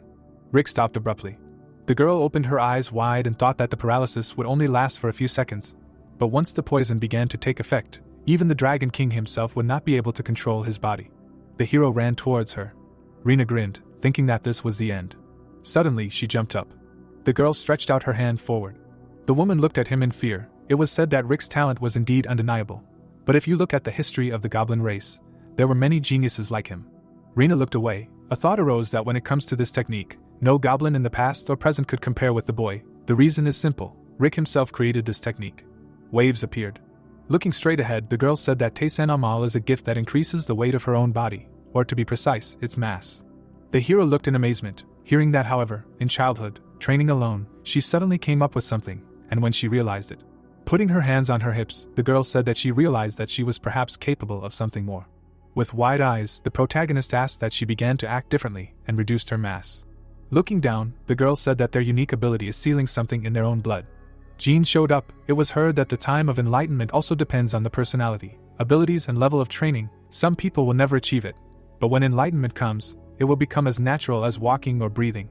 Looking at the girl, Rick heard that he should feel it much more clearly than she did, to which he replied that indeed, she was right. Even during his first awakening, he controlled his powers not by his own will. The hero's eyes lit up. It was heard that only the second time he was able to use it consciously. The only problem was the result of this. The guy held back the blow. It was said that the control itself almost completely corresponded to his ideas. Frowning, Sarah said that exactly. The only thing they can understand is the magic itself and the basic methods of its control. The result and techniques of application depend on the individuals who inherit the power. The hero's eyes widened as he heard that, of course. when it came to application techniques, education played a greater role than personal realization. The more ancient the family or clan, the more diverse the techniques they studied for the sake of unique magic. The girl stretched out her hand. It was heard that, however, this did not mean. The glass was on the table. It was said that all application techniques were passed down through inheritance. Even if these techniques were studied, some of them were so complex that even the most talented people of that time could not master them, and in cases where factions shared power within the same family, there were cases where the existence of certain techniques was completely hidden. Looking to the side, Sarah asked what else he thought it could be. The protagonist looked down. Looking straight ahead, he asked what he should learn for himself, because knowledge through answers accelerates progress. Frowning, the girl said that after she first mastered the technique she had just shown him, she immediately ran to her grandfather. The girl smiled. It was heard that although it seemed a useless and insignificant discovery and a banal trick for other adults in the family, she thought that at least he would appreciate it. Looking down, Sarah said that, but her grandfather only said. Smiling, the man said that well done, amazing, she had already mastered the basics of metamorphosis at such a young age. The girl looked surprised, hearing that what stupid children could not understand in 1,000 years allowed her granddaughter to surpass them all. The technique of application itself was not so difficult, it was necessary to simply add a separately received gift. The eyes of the people lit up. It was heard that, but according to her grandfather, no one from the clan members had ever tried to implement this simple idea before her. Perhaps they simply did not feel the need for it. This is already a powerful ability in itself. The hero looked surprised to hear that. However, despite the ease, the metamorphosis had much more potential than she imagined, her grandfather using it as one of his trump cards in the fight against formidable opponents. Sitting in front of him, Sarah said that all of them together were called absolute methods. Each monster, only through their own experience, creates a unique technique that belongs exclusively to them. Gritting her teeth, she added that of course, like the feather she discovered, this was a path that her grandfather had already taken. Even if he awakened the absolute technique, it could become a common technique for his descendants to use. The protagonist frowned to hear that, however, the effort to find his own absolute technique would definitely help him, not only in terms of increasing his power, but also as an exercise and a way to avoid absorbing and controlling his inner instincts. Holding the cup in her hands, Sarah said that it could be a problem he would encounter here or later. Time is always short, but that is not necessarily a bad thing. Determination shines even brighter in the darkness of despair. A sphere appeared in the girl's hands. It was said that inspiration came from yesterday's event, during the duel with the princess of the Dragon Palace. Her overwhelming firepower greatly exceeded Rick's magic and regeneration speed. Black rays flew around the man. The thought arose that in order to save magic and time needed for regeneration, the method Rick chose was indeed a last resort. Putting his hand to his face, the hero thought that at that moment he was able to replace muscles and bones with the goblin's fetters, not just replace them, but make them faster and stronger than usual. Looking straight ahead, he added that, however, the limit of what he could achieve with the goblin's fetters depended on what he could remember and recreate in his head. The man clenched his fist tightly. It was said that no matter how strong he was, if he lost his mind, then how could he replicate the structure of all the muscles and joints? An image of a man appeared. A thought appeared that even if he recalled the sensations at that moment, it seemed that the goblin's body parts glued into his were forcibly forcing him to move. The damage from this probably caused him to faint after the fight. Looking down, Rick thought that even now, in his current state, if he tried again, he would not last long. Clenching his fist, he added that but if he used it for a short moment, in a limited area of movement. A view of the room opened up. The man stretched out his hand forward. The corpse fell to the ground. Grinning, the hero thought that it worked. The strength significantly exceeded his expectations. Red rays appeared. The protagonist frowned and thought that the efficiency was at the highest level. The monster looked straight ahead. A thought appeared that in terms of agility, he was now several times stronger than during the battle with Mirabelle. A spiral appeared. It was said that this was because instead of simply using the goblin's bindings to move his body, he created something that changed the shape and texture inside the moving parts of his body. The corpse lay on the floor. It was thought that as a result, with the small amount of magic required to manifest the goblin bindings, he was able to demonstrate 10 times the movement that he could achieve with his normal body. The hero gritted his teeth. It was thought that the downside was the recoil, literally tearing his body apart. A man appeared. It was said that even if you forget about the recoil, pushing the bindings into the body, tearing flesh, muscle and bone, was no different from self-torture. The man struck out with his hand. It was thought that if he did not have the body of a monster, or more precisely a goblin, it would have broken before he could move. Frowning, the hero thought that his limbs were numb, not to the point where he could not move, but he could not tense them at all. The watermelon burst. The thought arose that it may look good on the outside, but the internal state. Looking down, the protagonist thought that he needed about 6 to 7 seconds to regenerate. If he could finish off his enemy with one hit like this time, it would be worth it. The sphere flew towards him. The thought arose that, but in the end, he only succeeded because she lost her composure and rushed at him head-on. Looking straight ahead, the hero thought that if the enemy successfully dodged or defended, he would be vulnerable for a few seconds. This was a risk that was not easy to take. The people stood still, and the protagonist added that although the consumption of magic was small, overuse would definitely lead to disaster. He needed to either weaken the output so that recovery did not take so long, or use it only when he was sure that he could hit the enemy. Turning around, Rina asked how he was. A hole appeared in the wall. The girl gritted her teeth. A glow appeared around her hand. Suddenly it died. Standing behind her, Rick said that of course it wouldn't work. Taking a step forward, he added that because all the power was here. The hero held the sphere in his hands. Frowning, he thought that it was close, but now he understood the situation much better. The protagonist struck. The thought occurred to him that if he kept the exit at a rational level, he would be able to take the next step with only a little stiffness in his movements. Rick ran forward. The thought occurred to him that there weren't many situations like this, but he realized that he could move even if there was something like poison around. Looking straight ahead, the hero thought that he could use it much better next time, and then said that she seemed so confident in herself, but now he didn't think that confidence would last. Rina looked at him in fear, hearing that even after she found herself in his position just a moment ago, he believed that she understood how to behave. Frowning, the protagonist said that he wanted to ask about many things, but for now they would stop at only 2 questions: what they planned to do to overthrow the Dragon King. Looking at him, the girl heard that the second was how he could get out of here now and return to the surface.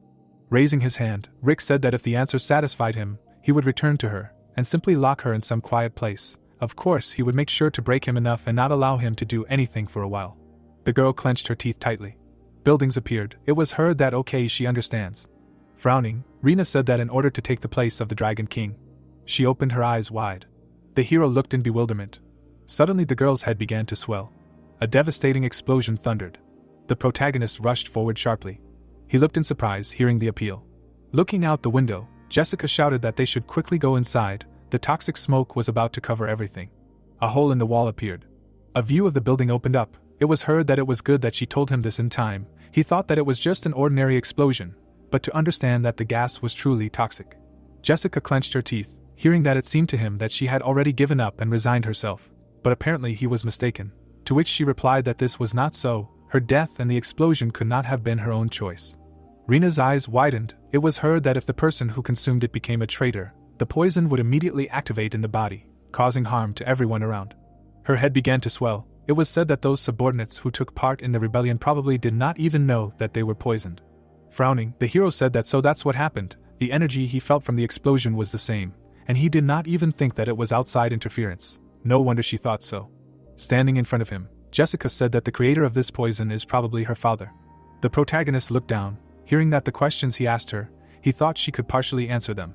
Raising her hand, the woman said that it was already clear that something happened to the king. It is understandable because she cannot use the internal communication system at all now. Images of people appeared. It was heard that during the selection round he saw her teleporting them both, and from time to time she put her hand to her temple to hear news from others. Right. The woman smirked and closed her eyes. The connections between people appeared. It was heard that neither communication nor teleportation were his drones. They borrowed these abilities from the Dragon King. Not only she, but all the workers of the Dragon Palace freely communicate and move around the palace in this way. The hero looked in surprise, hearing that the fact that the rebels managed to nullify them proves that they managed to neutralize the power of the Dragon King. Rina raised her hand. A thought appeared that he understood when she put her hand to her temple. She was checking if the communication inside the palace was working. Then it was still working, because the Dragon King was fine. Standing in front of the woman, the protagonist thought about what they had done to disable such a force, and Jessica said that the rebels probably hadn't touched the Dragon King himself. Lowering her head, she added that the throne of the Dragon Palace and the king's power were passed down through the royal jade, an artifact that had been passed down since the time of the first Dragon King. The rightful heir to the royal throne was none other than Princess Mirabelle, the daughter of the current Dragon King. Sebastian stood next to Mirabelle. It was said that if they tried to kill the Dragon King, the jade would consider the princess the next ruler and would transfer all the power to her. But if something happened to both of them, the jade would block its power on its own. Frowning, Rick said that this was a kind of will. As long as it didn't change, they wouldn't be able to harm the Dragon King. He suddenly looked surprised. Kneeling down, Jessica said that making such a shameful scene in the palace was already a great insult to the guests who came to brighten up their banquet. But still, as a weak old woman, she begged him, of course, Master Rick and Master Michael should leave this dangerous palace as soon as possible and return to the surface. Lowering her head, Jessica asked that, but before that, could she ask him to find the general who was somewhere in the palace? It seemed like a carefully planned rebellion. If so, she was sure that he would escape capture to act on behalf of the Dragon King. Even if the general was safe, the chances of him being able to stop this rebellion were negligible. Looking straight ahead, the hero said that he would excuse him, but he was in a hurry. The woman raised her head, hearing that she did not know how long he would be busy, so she could not afford to waste time, to which she replied that she understood.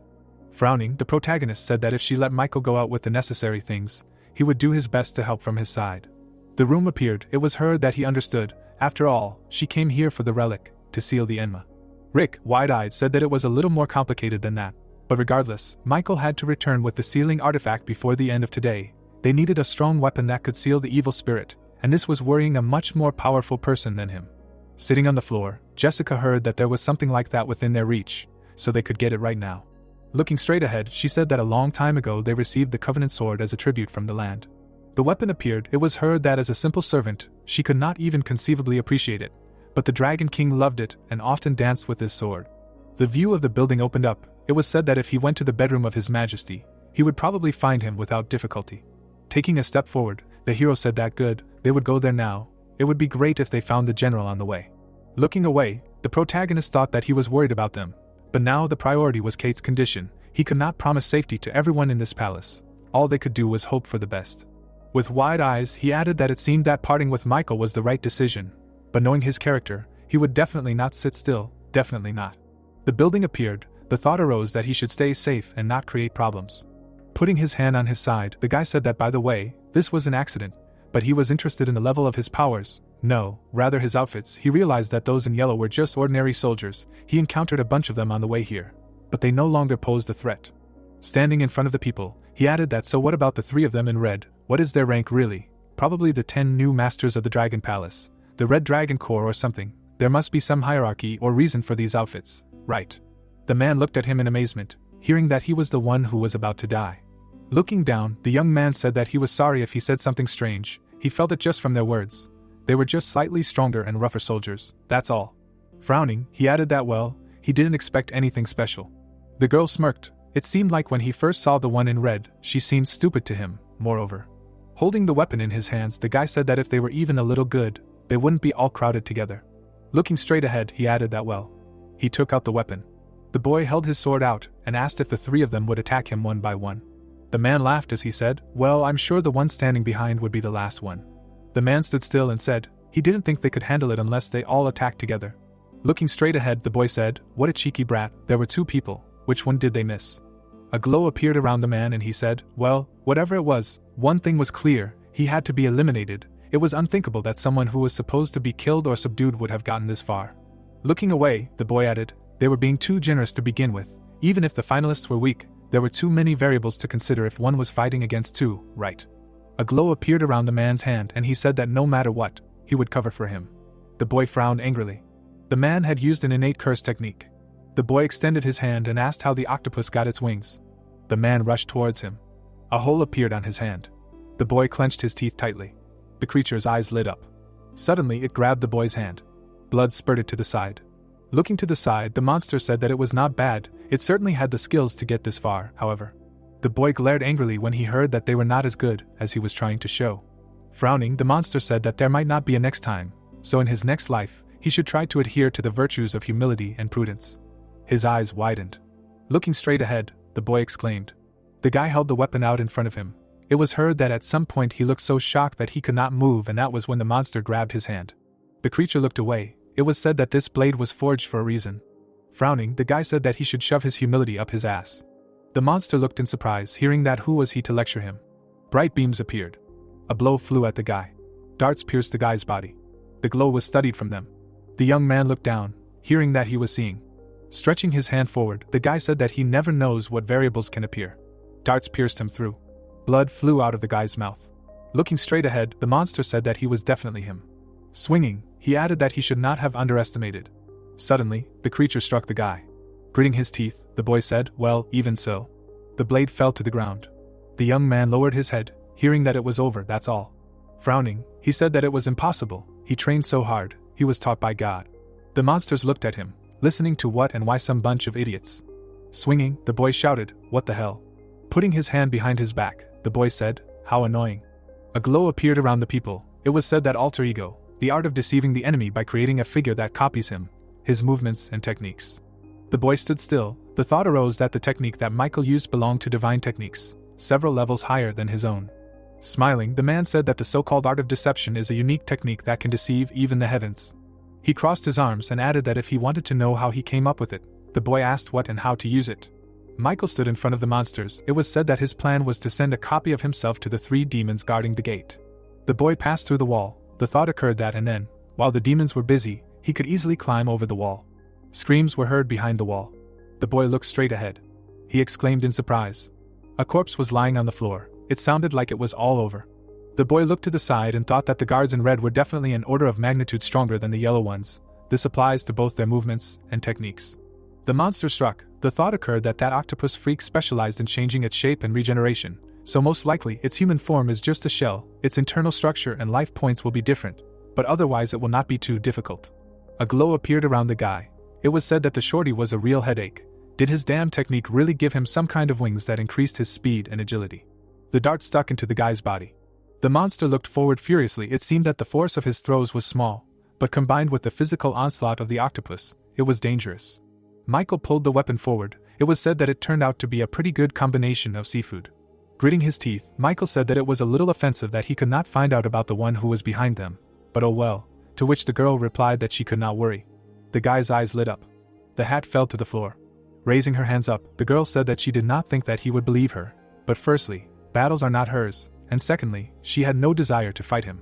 Frowning, the boy said that he knew she should choose her words carefully unless she was sure she could put the severed head back on. The thought occurred that it wasn't that he hadn't thought about the possibility that he might be spotted, but the wall appeared. The thought occurred that he couldn't sense the aura of the two at all, and she was the only one he could see here. Smiling, the girl said that maybe he would think she was exaggerating, but she had already figured out what he was trying to do, but she hadn't told the other two. Frowning, Michael asked why. Looking at him, she replied that she figured for the same reason he had lied to them. If it didn't change the outcome in any way, it would be wiser to spill a little less blood. The boy stood still. It seemed that if they had a chance to stop him, not without effort, he would kill them all, but he considered it a waste of time. Raising her hands up, the girl said that like her, if they failed to do their duty and stop him, it would be natural to save their own skins. Extending the weapon forward, the young man asked what she would allow. She came here alone to assist him, to which she replied that of course not. With wide eyes, the demon said that he should just look at what she had in her hand. The young man looked away in amazement. Raising her hands up, the girl said that if he used it, he would be able to leave the dragon palace and return to dry land. He could only use it once, but he could take up to 5 people who were nearby. Anyway, he wanted to get back to dry land safe and sound, right? Smiling, she added that this exit talisman would help him and his comrades return home unharmed, to which Michael replied that she would escape punishment for failing to protect this place. That was what this was all about. The young man silently looked straight ahead. The girl's eyes widened when she heard that it was okay. The boy said he would take it, holding the weapon in his hands. Standing in front of him, the girl said he had gone too far, but she wanted the best. She gave him the only talisman she had, and he gave her back. Looking away, the boy said he should stop this circus. It wouldn't work. Did she really think he would accept anything from a demon for nothing? If he was that crazy, it would be a terrible mistake on his part. The girl lowered her head when she heard that she would regenerate after all, and it wasn't like she was actually injured. Frowning, she said that even though he was human, he wasn't cute at all. Looking straight ahead, the boy heard that did he really need to be so cruel to a brave girl who risked her life to come to him? To which he asked what a brave girl. She was just a nosy slacker. Closing his eyes, Michael said that moreover, from the very beginning she did not even try to be serious. It was too obvious. He could not believe her. Looking down, he added that if she really wanted to show her weakness and lack of hostility, she would not have approached him at all. It was just bait, right? The boy's eyes lit up. It was heard that he was sure she assessed whether he was as strong as she thought. The demon raised her hands. It was said that the speed with which he reacted and the way he did it was everything. Smiling, she added that she was a demon by nature, raised on the ground. The man's eyes lit up, and he heard that her father was once a great demon of the dragon palace, disturbing the oceans. But after she was born, he and his mother lived on land among humans, which is why he doesn't think humans are that bad. To be honest, he likes them. Closing her eyes, the demon said that she especially liked humans who looked worthy of being eaten, humans so strong that he didn't dare touch them, worthy of all the time and effort spent hunting them. Pointing to the side, the boy said that he didn't care what she liked, because it was none of his business what was in that direction. What the hell was there that required 3 people to guard it? Frowning, the girl said that the arena for the final matches was located here. The Dragon King should already be under guard. The boy's eyes widened, thinking that the rebellion had started because they had a means to subjugate the Dragon King, but it had ended so quickly. Putting a finger to her face, the demon asked what exactly the succession ceremony would be held there. The building appeared, and she heard that the place for the finals had been chosen near the Crown Prince's dungeon. The man was kneeling. It was heard that after the Crown Prince snatched the throne from His Majesty's hands, all that was left was to find the princess somewhere in the palace. They were told that her whereabouts were unknown at the moment, but she was somewhere in the palace, so it shouldn't take long to find her. The boy lowered his head, thinking that if the Dragon King was already immobilized, and the transfer of powers was half complete, wouldn't it be better for them to just leave this place as soon as possible? The rebels and the army that carried out the coup were completely different things. The man's eyes lit up. The thought arose that even if he was a prince or something, he was only half the Dragon King, because he hadn't completed the succession process. He wasn't someone he or Rick could handle. Standing in front of the boy, the demon said that if he decided to use the talisman she gave him to return, he should stay as far away from the shore as possible, thinking that he would be fine. But you never know for sure.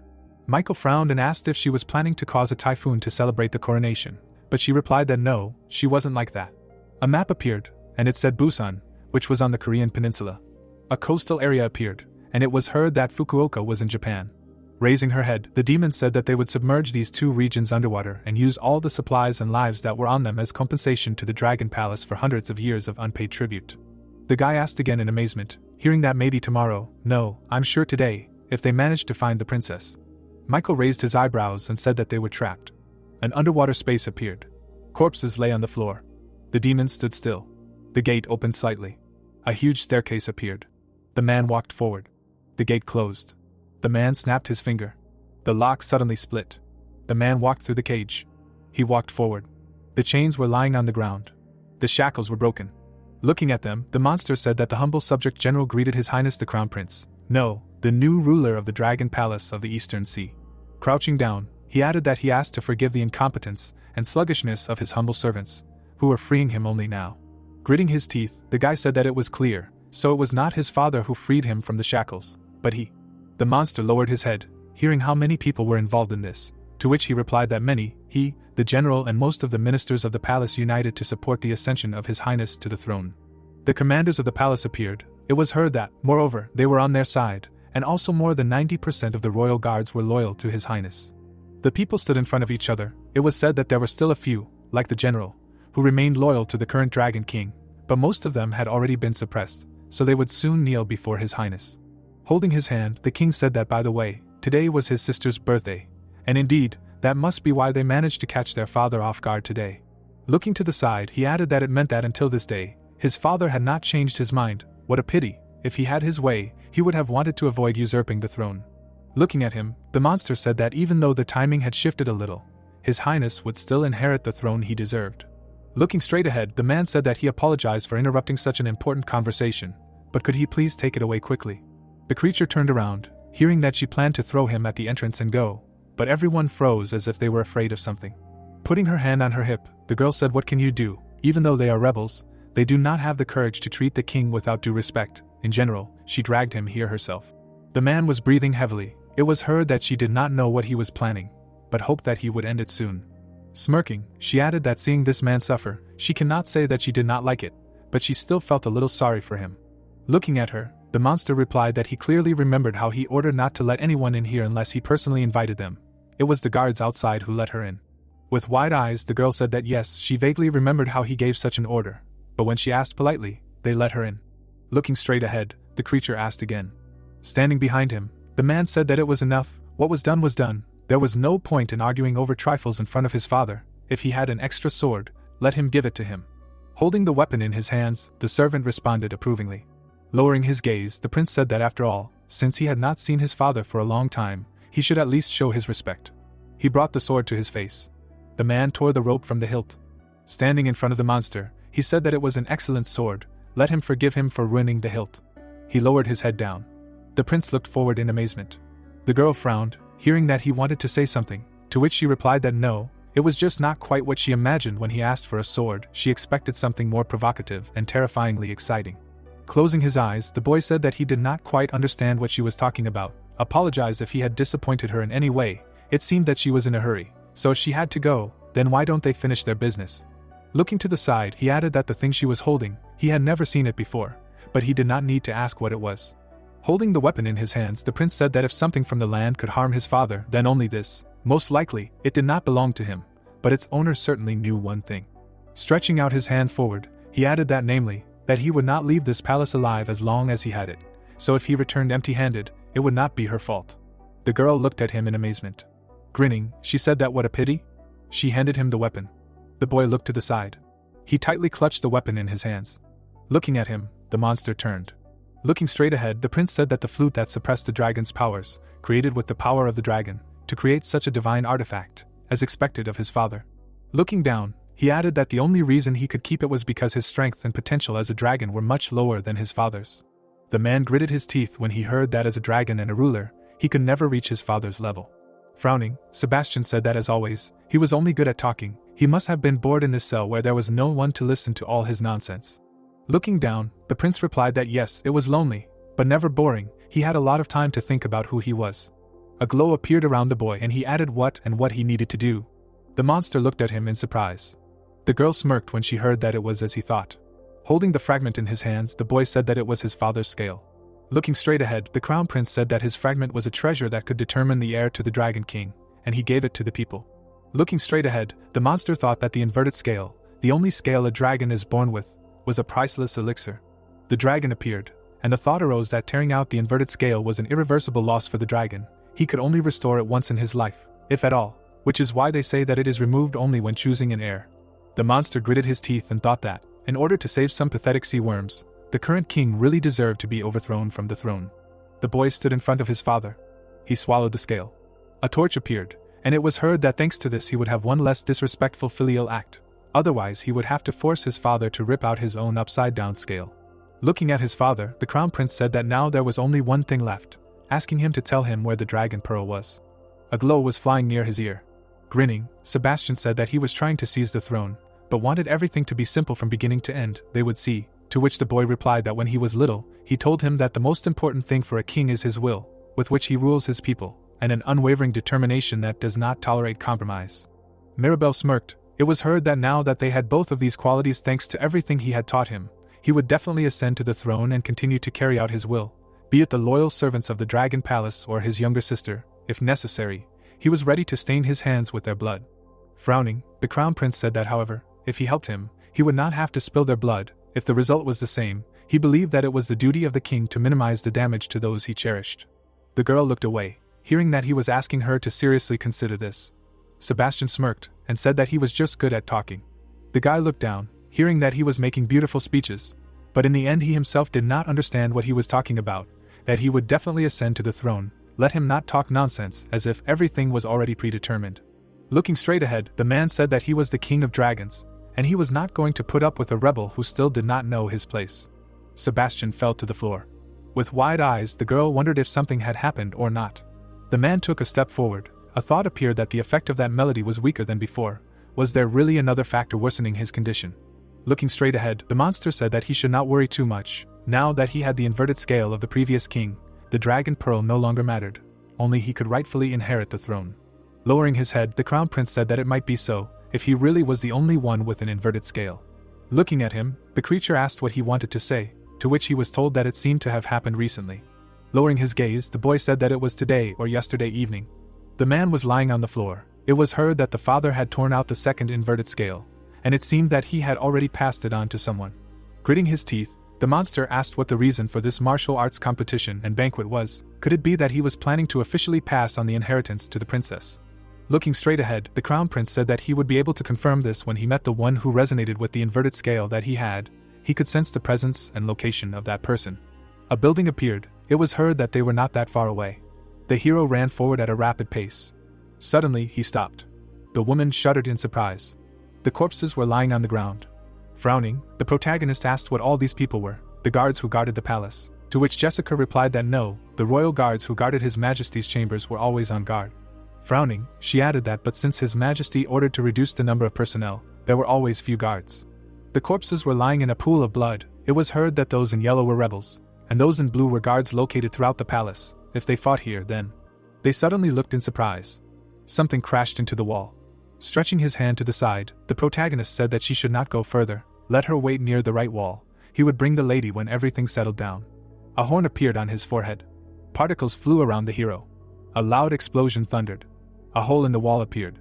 Smirking, the girl said that he should definitely think about it. She always thought that he had no talent, even though he was the favorite of the Dragon King, something like a decorative sword. The man gritted his teeth, hearing that, but now he sees that he has sharpened his blade well enough, hasn't he? Putting her hands on her hips, Hannah said that if his blade had not rusted long ago, he could have become a significant obstacle to her grand ambitions and fulfilled his duty as a loyal servant. As a warrior, she was sorry. Dave glared, hearing that moreover, if he was not burdened with the weight that was pressing on him so much, he could go on his final journey without regrets, to which he replied that she said funny things. Hannah smiled when she heard that a warrior who served the king simply could not die without regrets, fighting a traitor, to which she replied that it was true, and for the 100th time he was right. The man stood in front of her. Approaching him, the girl said that but only if the one he served could truly be called a king. She stretched her hand forward. The general looked away in amazement. The girl was fast asleep. A splash of blood appeared. Grinning, Hannah said that an incompetent loyal servant, what a tragic and pitiful fate for such creatures. The man froze in fear, hearing that of course, if he had not taken the blow on himself, he would have cut short the life of the princess. Stretching her hand forward, the girl said that but this was saving her life. There was no point in it, it was just proof of his pathetic devotion. In the end, it would only delay her death for a few seconds. Blood flew out of Dave's mouth.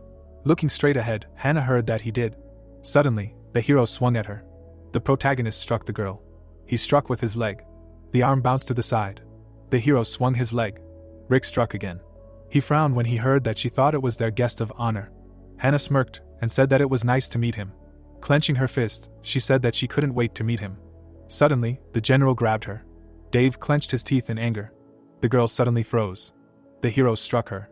He frowned when he heard that there was no point in fighting her. Frowning, Dave shouted that he should throw her as far away as possible. The protagonist clenched his fist tightly. His eyes lit up brightly. A hole appeared in the wall. A devastating explosion thundered. Rick was breathing heavily. Blood dripped onto the floor. The hero turned around in amazement.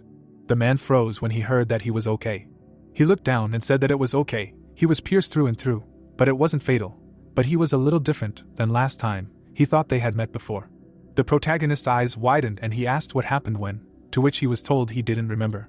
Rick hit the man. It sounded like he was out of his mind yesterday, which was probably why he attacked the king. Sebastian waved his hand. Looking straight ahead, the hero thought that it was clear then if you think about it, that they might have met before, and then asked, so he was General Dave, so, white skin and fins, red suit. Jessica was sitting on the floor. It sounded like the old woman had described her to him. She had said that if he found her, he would stay with him until the end. Gritting his teeth, the protagonist said that the old woman should be outside, and that's where she was, right? The girl was unconscious. It was heard that she looked like she was poisoned or something. The man looked down and said that he himself did not know the details. The girl played an instrument. It was heard that the last two goblins, who entered the arena in disguise in the first round of the finals, pulled off some kind of trick. The people were standing in a sphere. Sebastian opened his eyes in surprise. It was heard that unlike His Majesty, whose powers were suppressed and he himself was immobilized, their techniques did not seem to affect him or anyone else. The man clenched his teeth. It was said that except for one more person. The girl looked in surprise. It was heard that the princesses. Looking to the side, Dave said that he hurried to hide the princess in a safe place, but he did not manage to get out in time, and as a result, he ended up here. Let him listen carefully now, along with the old woman and the princess. The general opened his eyes in amazement. The hero looked at him in surprise. The weapon was stabbed into the man. Suddenly, his ribs flew out of his body. The protagonist frowned. He looked to the side in fear. Rick turned around abruptly. His eyes widened. He thought that all he could do was dodge. If he didn't dodge, it would be the end, and then asked that he was okay if he could move. The hero frowned when he heard that he didn't think he was okay. Holding the skull in her hands, Hannah said that it would take many yokai to defeat a dead spirit of that caliber. The man's body trembled. It was heard that he was already a living corpse. Even if he survived, he would never be the same. Holding the skull in her hands, the girl said that now they would continue the acquaintance that they never finished. She was Hannah, one of the 3 generals of this palace, and the one who caused him so much trouble. Looking straight ahead, she added that she definitely sent him a child named Rena to treat with respect, to which the protagonist replied that he had recently killed her. Frowning, he added that she must not be very good at choosing subordinates, or she was disliked as a boss. His attitude and skills were just terrible. Smirking, Hannah said that well, that was a pity. His bloodline and his father's position made him a suitable candidate. Apparently none of that guarantees valor. She was grateful that he figured it out for her. The protagonist smiled when he said that he was magnificent compared to him. He was so young, but his spirit seemed to have been cultivated for hundreds of years, to which he replied that he didn't know what kind of spirit she saw in him, but if it took hundreds of years to obtain it, she thought the problem was her. Putting her hand on her hip, Hannah asked him that he wasn't very good at provoking people. Yes, even though he said so, he was bursting with impatience. An opponent with a trained eye and common sense would ignore such immature provocation. Smirking, she added that if he wanted to get rid of someone, he should be more laconic and provocative. For example, the hero looked surprised to hear that the half-breed's father was still alive. The protagonist frowned and asked again. Suddenly, the girl rushed forward. A beam flew past the hero. The girl was unconscious. Rick grabbed the bone. He clenched his teeth tightly. The hero suddenly turned around. Hannah stretched her hand up. The protagonist flew out of the building. Gritting his teeth, he thought that he was attacking from below. This woman knew how to fight goblins like him. Rick frowned. The monster's skull turned to the side.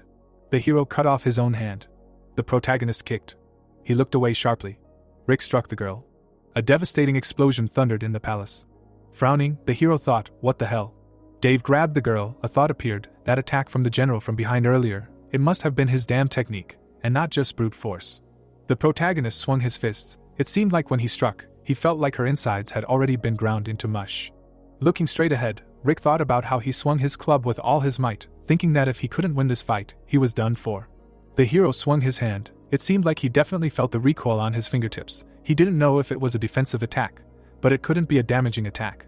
Smiling, Hannah asked that she wanted to know if she could still move. A hole appeared in the roof. It seemed like if she wanted to fight him, she would laugh at his ignorance and hit him right on the head. She didn't consider him an enemy, just like the child he met earlier said. Looking straight ahead, the girl said that he could ask her one of the two questions that must be running through his head right now, and she would answer him, the first being why he couldn't hurt her. The hero frowned when he heard that the second question, which he was probably trying not to think about, was whether his father was really alive. The girl smirked and asked that it was a shame, wasn't it, not to know half of his roots, much less that a goblin of his level had no idea who his father was. Looking straight ahead, the protagonist thought that it was obviously bullshit. What would a yokai from the Dragon Palace know about his father? He heard that in the human world he was a wrestler. Hannah smiled and said that even though he didn't know that back when he was still living as a human, the current him might have suspicions.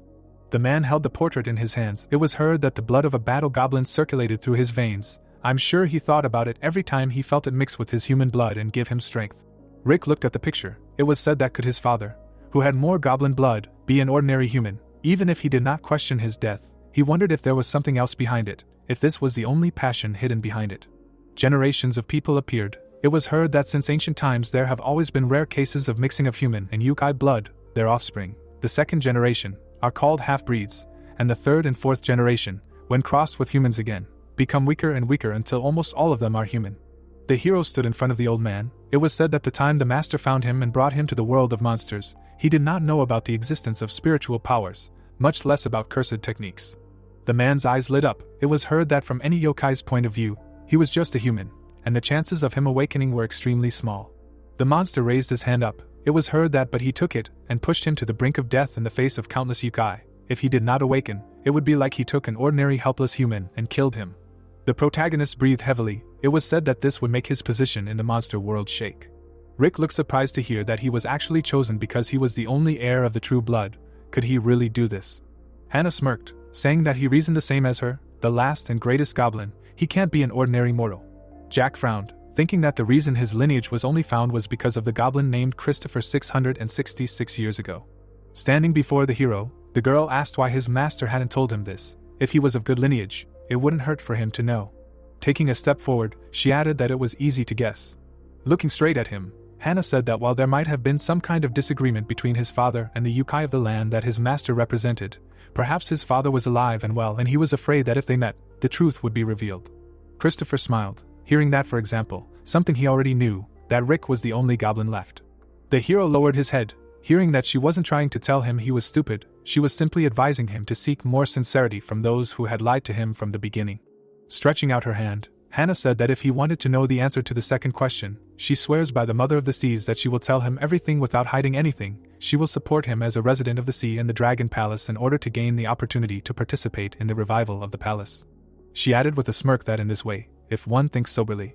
Red lightning appeared. It was said that General Hannah did not take into account that in the end she was also a yokai, and could not understand how a person named Rick thought. The hero walked straight. The thought arose that she should not have based her argument on undermining the trust of the yokai of the earth. It should have been directed at the boy who wanted to know more about his father. In that case she would have succeeded in her goal.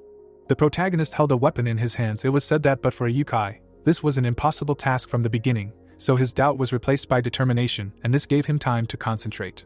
Looking straight ahead, Hannah said that it was all in vain, and then thought that no goblin curse technique could harm this body unless he had learned a special curse technique. Rick's eyes widened. He gripped the weapon tightly in his hands. The hero extended his hand to the side. Suddenly, the monster opened its mouth. The protagonist's eyes lit up. He swung the weapon sharply. The skull was cut in half. Looking straight ahead, Hannah thought that with one blow, it was heard that if he had to choose, he would choose the answer to the first question, but there was no need to answer it. Extending the weapon forward, the protagonist said that he did not want to be caught. He would rather find the answer himself, even if it was wrong. The day before, Rick and Ray, about 3 hours before entering the Dragon Palace. The beach was covered with sunlight. The sun was shining through the windows of the building. Rick said that hotels have a buffet for breakfast, but he thought that food was brought to the room, like in the movies. Ray replied that Rick was a country bumpkin, and added that he was basically the same. Ray put on a white shirt and said that if he met a 24-hour one on the way, he would get himself a triangular kimbap or something like that, and something to drink. Even if the Dragon Palace treated guests, it was unclear what they would bring, and added that it would be nice. Rick slightly opened his mouth and asked his friend if he had any other clothes, and added that he would accompany him as a servant, so going in good clothes would be strange. His friend replied that he should accept it and go in this, because they were not going there to show off in front of anyone. He was a bit simple, but his mubak was not that bad quality. Rick started tugging at the hem of his clothes. Ray asked why he looked like a homeless person, to which he received a friend's answer that he thought so too, and if he had to, he would put it on. Between the floors there was nothing. The voice said that she prepared it for you. The girl grabbed the mug and said that she could not help in any way, and that she had a woman's mug, and the young master and his friend were much taller. Mary was talking on the phone. She said into the receiver that because of the rush she made it from the remains of the fabric, and apologized if he did not like it. The guy grabbed his forehead. The girl continued that she told the young master that he should do it. Since he is a jack of all trades, he replied that he was just interested and thanked her for her work. Mary's face expressed displeasure. Her interlocutor answered that that's how it is, and she said that she was against it. But of course he didn't want to listen to what they said. The young gentleman would do as he wanted, and told the interlocutor that he should just remember that she warned. Rick and Ray looked at each other in bewilderment. The guy with black hair said that the main thing is that the clothes are different from his friend's clothes, but at the same time it should resemble a hanbok. He agreed. Rick looked down and gave the order to change, and the clothes on him changed. He asked how he looked. Ray looked at him with confusion. The guy replied that someone gave it to him recently and that he was told that it was a treasure of the yokai, but he does not understand what is so special about it. He does not feel any difference when he puts it on. Rick in another form grinned. He said that when he first put it on, he thought that it was damaged and that he could not wear it anymore. He began to shake his head in different directions and continued that later, when he put it on, it looked like new. Ray's eyebrows lowered. His interlocutor said that if he can restore himself, this is already amazing in itself. Ray remained silent. He looked sullenly at his friend and replied that this will do. Rick laughed and said that he did not think that she did it on purpose, but he was not surprised that she did not like him, although his friend said that this is the price for being here, but still takes on dangerous work because of him. The monster with glowing purple eyes laughed. The guy continued that even someone as strong as Kate is scared. His interlocutor says that he can handle it, but to be honest, he feels sorry for putting him in such danger. Ray exhaled. He agreed that of course it was good that the dark-haired guy was grateful and felt guilty, but for the record, although it was difficult, it was not dangerous, at least for him. Rick opened his eyes wide. The guy continued that even if his ghost harbored a strong grudge or something, it was just a spirit that did not have a normal body. He looked at his friend and replied that the statement that a ghost is even more dangerous because it does not have a normal body is true, but only in the case of yokai, and ghosts are still a little different from yokai. The monster stuck its head in the noose. The guy continued that when a creature with deep affection dies, its spirit remains, and such we call a ghost. There was a purple liquid floating in the ball. Ray explained that if you don't perform a purification or exorcism ritual on a ghost in time and let it accumulate a certain amount of power, it will take physical form and become a yokai or a vengeful spirit. In other words, it will become weaker. Rick opened his mouth in surprise. His friend explained that Rick is half yokai, so he should know about it, because he can use cursed techniques, something like superpowers, but he will still remain a yokai. Because he has a body, you can be killed by cursed techniques, martial arts, or even modern technology if they are powerful enough. Ray raised it in his palm and continued that with ghosts everything is different. Even if they are just wandering souls, you can't kill them with brute physical force, unless it is an exorcism. In theory, even a nuclear explosion can't do anything to a ghost. His friend looked at him with some excitement on his face. He added to his friend's story that this is why special attacks are needed, because shamans specialize in them, not yokai, and his friend answered affirmatively. Ray looked down and continued that, however, Most ghosts do not pose much of a threat to either shamans or yokai. A simple exorcism ritual is easy to perform, and his friend could do it even now. A blue flame appeared in his palm. He asked his friend to release some chi. This would be enough to scare away wandering souls or even disperse them. Exorcism is intended for ghosts of a higher level. The stronger they are, the easier they are. The little monster was covered in purple flames. Ray continued that these ghosts gain physical form. It is not their choice. It is a natural process. It is some kind of balance. When you become too powerful a ghost, you turn into a vengeful spirit and gain a weak point, namely a spiritual body. Your request to perform a shamanic rite of exorcism is a violation of this law. A scroll appeared in the girl's hands. The guy continued that an attempt to artificially suppress and prevent the formation of a spiritual body in a ghost with a strong grudge or spiritual energy level, and that this requires a real exorcist. And even if he knows how to do it, it is still difficult. Ray looked into the refrigerator, continuing to tell that the most effective way to seal them, to isolate the soul itself inside some object or place. Just like with radioactive waste, it is easier to bury it than to destroy it. Kate looked sternly. The guy continued, that yokai named Kate, she knew what she was getting into and she probably understood shamanism, judging by the fact that she tried to handle everything on her own. Ray took out some jar, and said that he heard that for some reason, many yokai use exorcism to exterminate ghosts, as if shamanism was some kind of secret weapon invented for the sake of exploitation. He tossed the jar to Riku, still telling that not many shamans and yokai survived shamanic rituals. Fortunately, there were yokai who knew what they were doing, although it could have been a disaster if they did it carelessly. The girl with dark hair looked at something sarcastically. Ray said that the fact that she knew that she would need a shaman and a device to seal the spirit proved that she understood something about this. Rick caught the can. He said he didn't remember exactly, but he heard that she was the ghost his friend was talking about. Maybe that's why he knew it so well. Ray turned to him and said that they were on good terms now, and that he would rather avoid this yokai as much as possible, even if it meant they would have to fight later, since they would hardly get along. The dark-haired guy opened the can. He stated that she was a vengeful spirit that had gained a spiritual body and asked if that wasn't almost the same as a yokai. His interlocutor took a sip from the can, and agreed that it was a yokai, unless it had reached a spiritual level. A whale skeleton was flying over the sea. This ghost whale was spotted in the East Sea area, including the Shermaine prefecture of the Japanese archipelago. The man was covered in blisters and was shaking. No matter how many harpoons they threw at the whale, it was impossible to kill it. After that, not only this man, but his entire family and the entire area died of the plague. The ghost whale is not some kind of subspecies.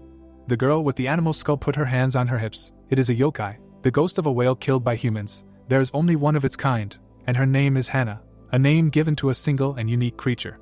She put the skull on her face. She is about 1,000 years old, and before becoming a yokai, her age as a normal spirit could be traced back to ancient times. Rick looked away. He thought it was only a little, but her tone changed, perhaps because she did not expect him to break it. On the floor lay a split skull. The dark-haired boy thought that everything was as he suspected. He looked up sternly and thought that she was a vengeful spirit, and this was a special case, as Michael would say. Rick picked up the sword, thinking that if this sword did its job well, he could win. Bloody tears flowed from Hannah's eyes. She whispered that as she thought. It was a goblin club and it was more flexible than any damn technique. She raised her head and said that she could not even imagine that the property of cutting souls could be applied to the club. Rick's eyes lit up with purple light. He tore off at full speed. At full speed, he approached Hannah. Rick swung the weapon. He hit with all his might. Excitement appeared on his face. He realized that she dodged. When a vengeful spirit reaches a spiritual level, he partially goes beyond the limitations of his spiritual body. Ray crushed the can and said that the ghost is still attached to the body, but is almost immune to its damage. A beam shot through the body. The guy explained that if during an exorcism you only damage the spiritual body, but do not touch the soul, then no matter how hard you hit, everything will be in vain.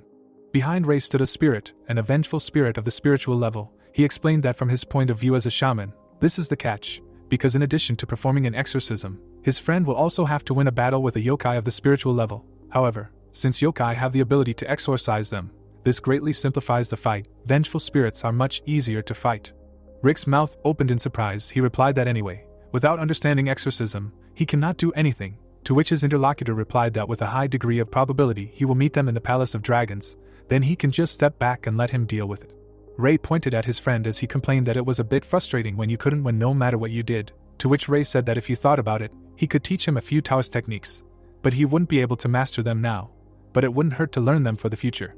The guy was enthusiastic, but his friend replied that he would rather ask Kate when she was better, and that if this curse technique was capable of dealing with a vengeful spirit, then she should know it.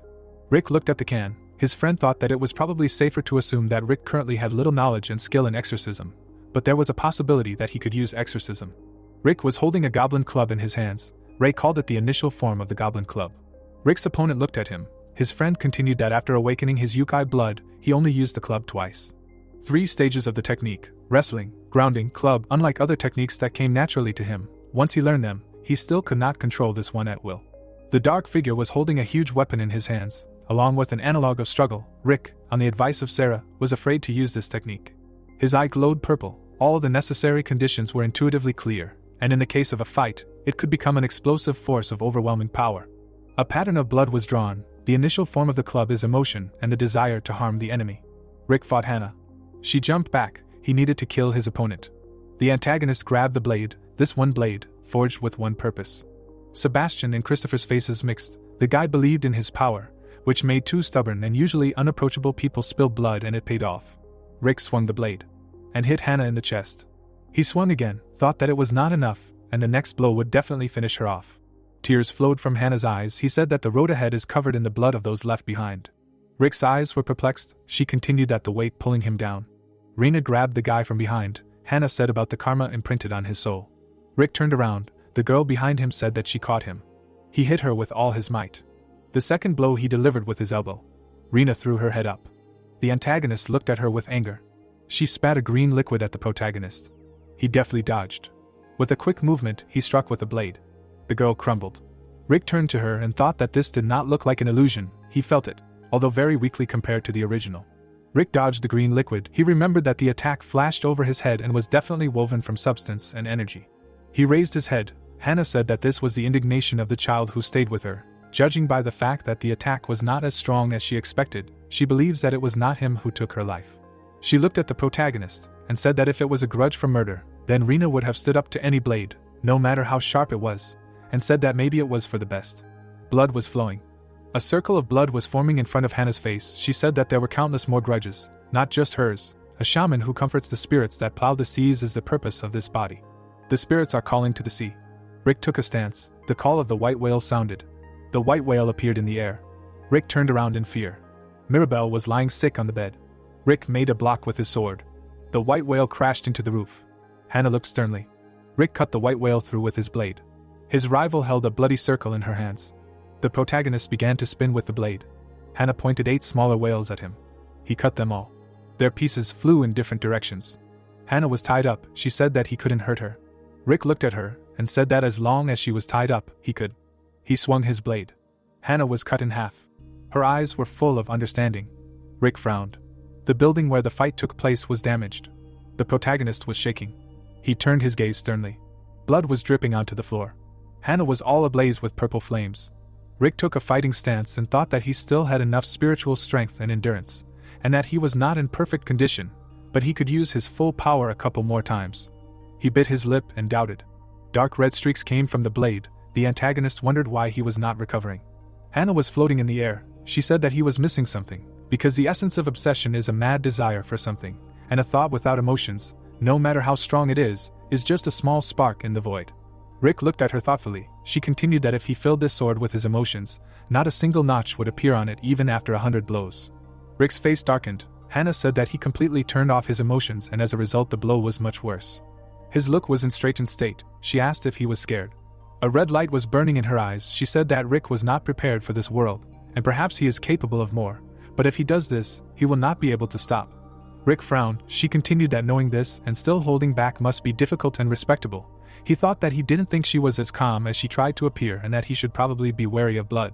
Kate looked forward with an inspired look. Sarah was glowing with purple flames. Rick noted that just like Kate could grow her nails or Sarah could use the power of her hair, the blood of an opponent must also serve as some kind of activator for their unique magic. Rick got into a fighting stance. He thought that he probably had another hit or 2 left. Hannah was bleeding. The protagonist thought that even after cutting off the lower part of her body, he felt like it had no effect on her, and that she had not even tried to protect that area.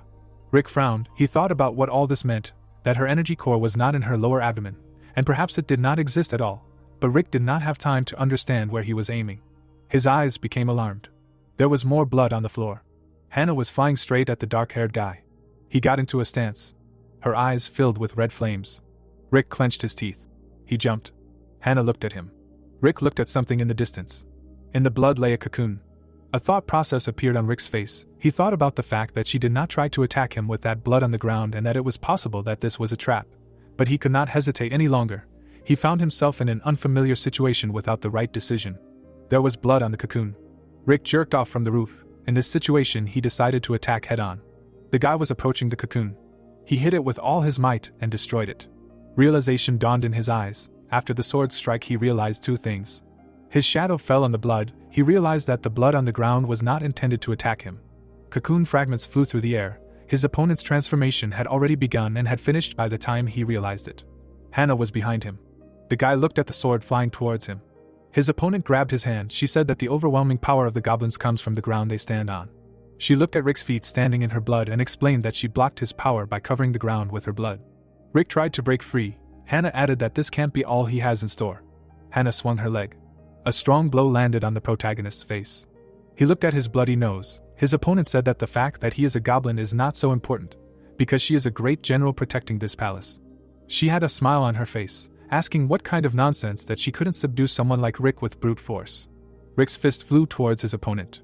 But Hannah, before it could hit him, struck him in the chest. There was a lot of blood on the floor. Hannah held Rick's hand, and said that if it weren't for the Eastern General, all the other officials would have been defeated already, even though she prevented him from standing on the ground. But he still showed such endurance that he deserved the title of a battle demon. The protagonist fell to his knees. His rival called him to look at himself now, an old soul who only relied on his wits and tricks, and was unable to defeat even the vengeful spirit of a long-dead whale. Rick's face darkened. Hannah continued that he still aspired to become the king of the yokai and suppress the appetites of all yokai, and that this was a pathetic and arrogant dream for him. Hannah smiled and said that simply being strong and ruling by forcing your will on others were two different things, and he of all people should know that he lacked the qualities for that. Rick's body was shaking. She continued that it must be too much to strive for an ideal that you know deep down does not exist, and that the limits of his vessel are much smaller than he believes. Hannah had a smirk on her face. She said that she did not understand why he participated in the Royal Martial Arts Tournament, but she dared to suggest that it was not because of his greater goal. Kate lay on the bed. Hannah continued that he was probably here because of the person he came with or someone else he wanted to help, and called him just a kind person, and that even if he met those of his own kind, he would rather care about those around him than strangers he had never met. Hannah's eyes were burning red. She wondered if she could blame him for that. Not many could sincerely follow such ideals, detaching themselves from emotions. So he served someone who could achieve these goals, paying with his loyalty, and asked what he needed. She dominated Rick, and continued that power, influence, treasure, whatever he was looking for by going to the Dragon Palace as one of the trusted ones of the new Dragon King, she could give it to him. The king stood next to his subordinate. Hannah called him to serve him with her, for he was a ruler born with the ability to control and rule both the seas and the lands, unburdened by petty emotions and sentimentality, called him to swear allegiance to him and enjoy what he truly desired. She touched Rick's chin with her finger, and said that he could even become the ruler of an entire continent, not just a peninsula. Her eyes were ablaze. She declared that this way he could achieve his desires much faster than trying to become the king of the yokai. But then only for a moment. Rick looked up at Hannah. Something made her freeze. It was the lack of killing intent. The flower was shaking, no hint of emotion or hostility. The mantis grabbed the flower. There was only a goal. The faces of the mantis and Rick merged. There was a cold calculation, focused on how to achieve it. The whale swam among the fish, because before becoming a yokai, she was originally a mammal with developed intelligence and emotions. Hannah instinctively felt disgust. Hannah pulled her hand back. The predator did not miss. A slap of the foot. Rick's foot on his rival. He looked at her with a malicious look. He did not miss this tiny chance. And with all his strength he struck Hannah. She slid through the blood, and opening her mouth in surprise said that this does not defy understanding at all. She held the severed arm in her hands, and said that she expected indignation and resistance, but to give up her only chance to win was too much. Rick stood in a stance with one hand. Hannah warned that if he was thinking of running away, then she should warn that his chances of doing so are close to zero. Rick looked at her, then looked down. A self-destructive blow. The spring was covered in dark flames. The technique Rick used was to embed the goblin mace into the body to enhance his movements. His disadvantage was internal damage due to the recoil. Rena stood next to Sophia. This technique was different from magic that connected with the instincts and intuition of the yokai.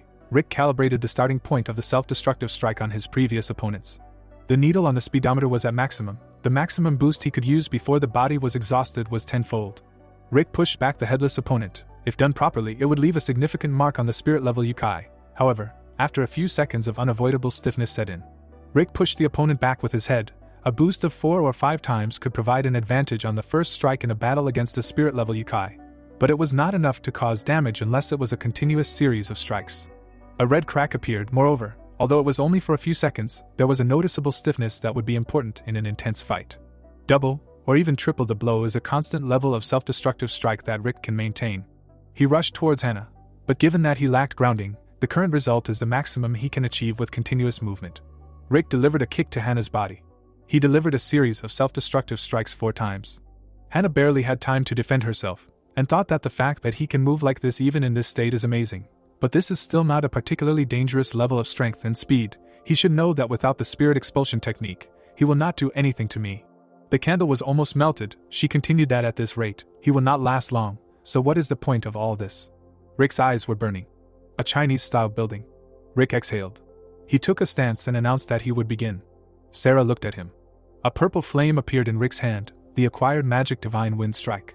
The wind flowed towards Sarah. He blew out the candle. She looked at the extinguished candle and stated that it was not bad. She said that if he could control such a power in just half a day, then he had potential. Rick's hand mutated. His interlocutor said that he should train for another 10 years before he could use this power in practice. A look of excitement appeared on his face. He said that he did something wrong, but Sarah said that he did everything correctly. She looked at him with a loving look and said that he performed the divine wind strike as she taught him and that his hand was the result of this. Acquired magic, unlike inherited, depends on training and not on blood relationship. However, in order to use it, a part of the caster's body must be sacrificed. A red beam came from Kate's nail. A purple flame burned in Sarah's hand. Those who have reached the level of a master of acquired magic can use it with such small sacrifices that it can't even be called a loss. Blood was dripping. Yokai without such abilities and talents must be prepared for significant losses with each use. Rick's eyes were burning. The quadruple strike is a trick designed to make the opponent misjudge the maximum strength. The protagonist struck Hannah 10 times. Then he struck a divine wind strike. Hannah was shocked. The victim is the entire part of the body that is struck. Rick's hand was torn off. He slid. Rick looked at the direction of the strike. Rick was spinning without one leg. If this part of the body is still unable to move, then there is no need to doubt whether it is worth using magic and striking. Although the way the divine wind strike was struck can hardly be called an attack. Rick needed the slightest bit of banishing force to create one fleeting but unique opportunity. The blow hit Hannah. The blade lay near Rick's severed arm. He picked it up and dealt a crushing blow to his opponent. The canal by the house was full of blood. Then all the blood disappeared from there. Blood was dripping from the blade. Hannah looked ahead in bewilderment. The flame in her eyes dimmed. Then it disappeared altogether. Rick's trembling body lay in blood. He looked ahead. Hannah lay in a sea of blood. The protagonist exhaled heavily and said that he had won, and that he always gives it his all, but it seemed that this time he had gone too far. The winner closed his eyes and thought that he didn't even have the strength to move, and the feeling as if all his senses had switched off was not surprising, considering that he had forcefully dealt several tenfold blows in a row. He opened his eyes in surprise. A monster was looming over him. Rick looked up exhausted. The monster was muttering something. The protagonist's eyes widened in fear, and he realized that he still couldn't move. The vengeful spirit crashed into him with all her might. She looked at the place where she had hit. It was empty. Rick looked into her eyes and said that it was close. Sweat appeared on his forehead. His friend said, so try to be careful, and that he almost had to stand and watch a scene that would haunt him for the rest of his life. Tom held him in his arms and said that this is what he understands about a vengeful spirit with the amount of accumulated resentment. It would seem that having lost his body, he should have rested in peace. But one has only to think that he is still holding on. The spirit grew larger. Tom continued that even if for him it means complete disappearance, he continues to resist, although he has lived long enough and, it seems, has reached a high position, although there is not a drop of dignity or anything like that in his actions. The friends sat in the shadow of the monster. Tom looked at him without a drop of fear. The spirit swelled and said that they were cursed creatures, pathetic and ignorant of their boundaries, who stained the sea and sky with their blood.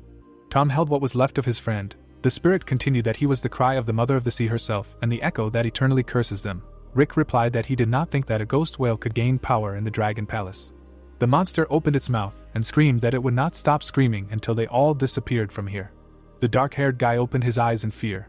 Blisters appeared on Tom's face. Rick told him about it, but the blonde answered him that everything was fine, and even though it looked cursed, the curse was not too strong. A blue beam flew into the vengeful spirit. The beam was rapidly approaching him. The blue beam pierced him through.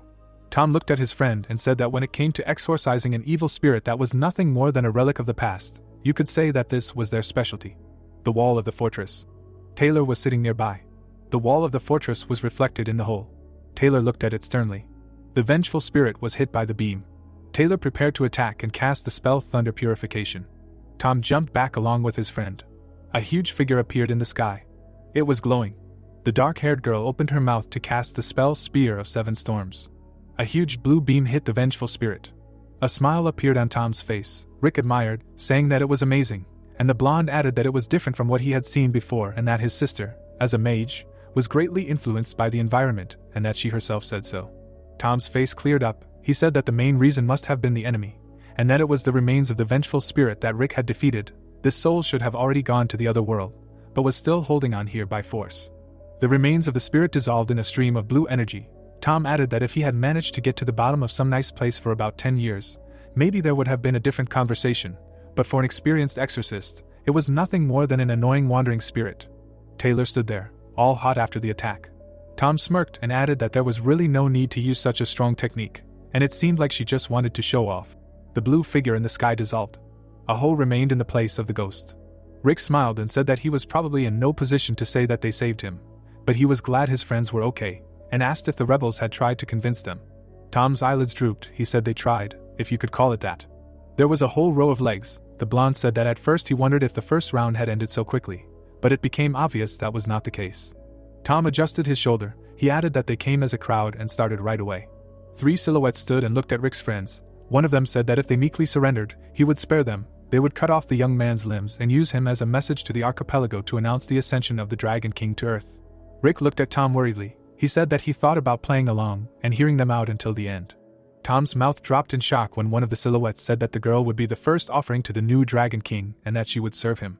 Tom looked away in anger as the silhouette continued to say that for a pathetic person it would be a great honor. Taylor's mouth dropped, and she grinned.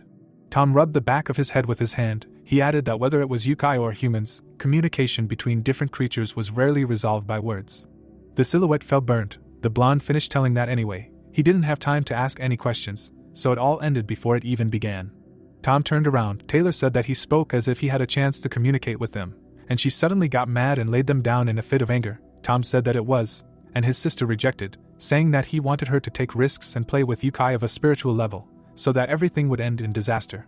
She held the skull of a vengeful spirit in her hands, and added that in any case she was glad that he was okay, although she could not fully repay him for the last time, but she hoped that this would at least count a little.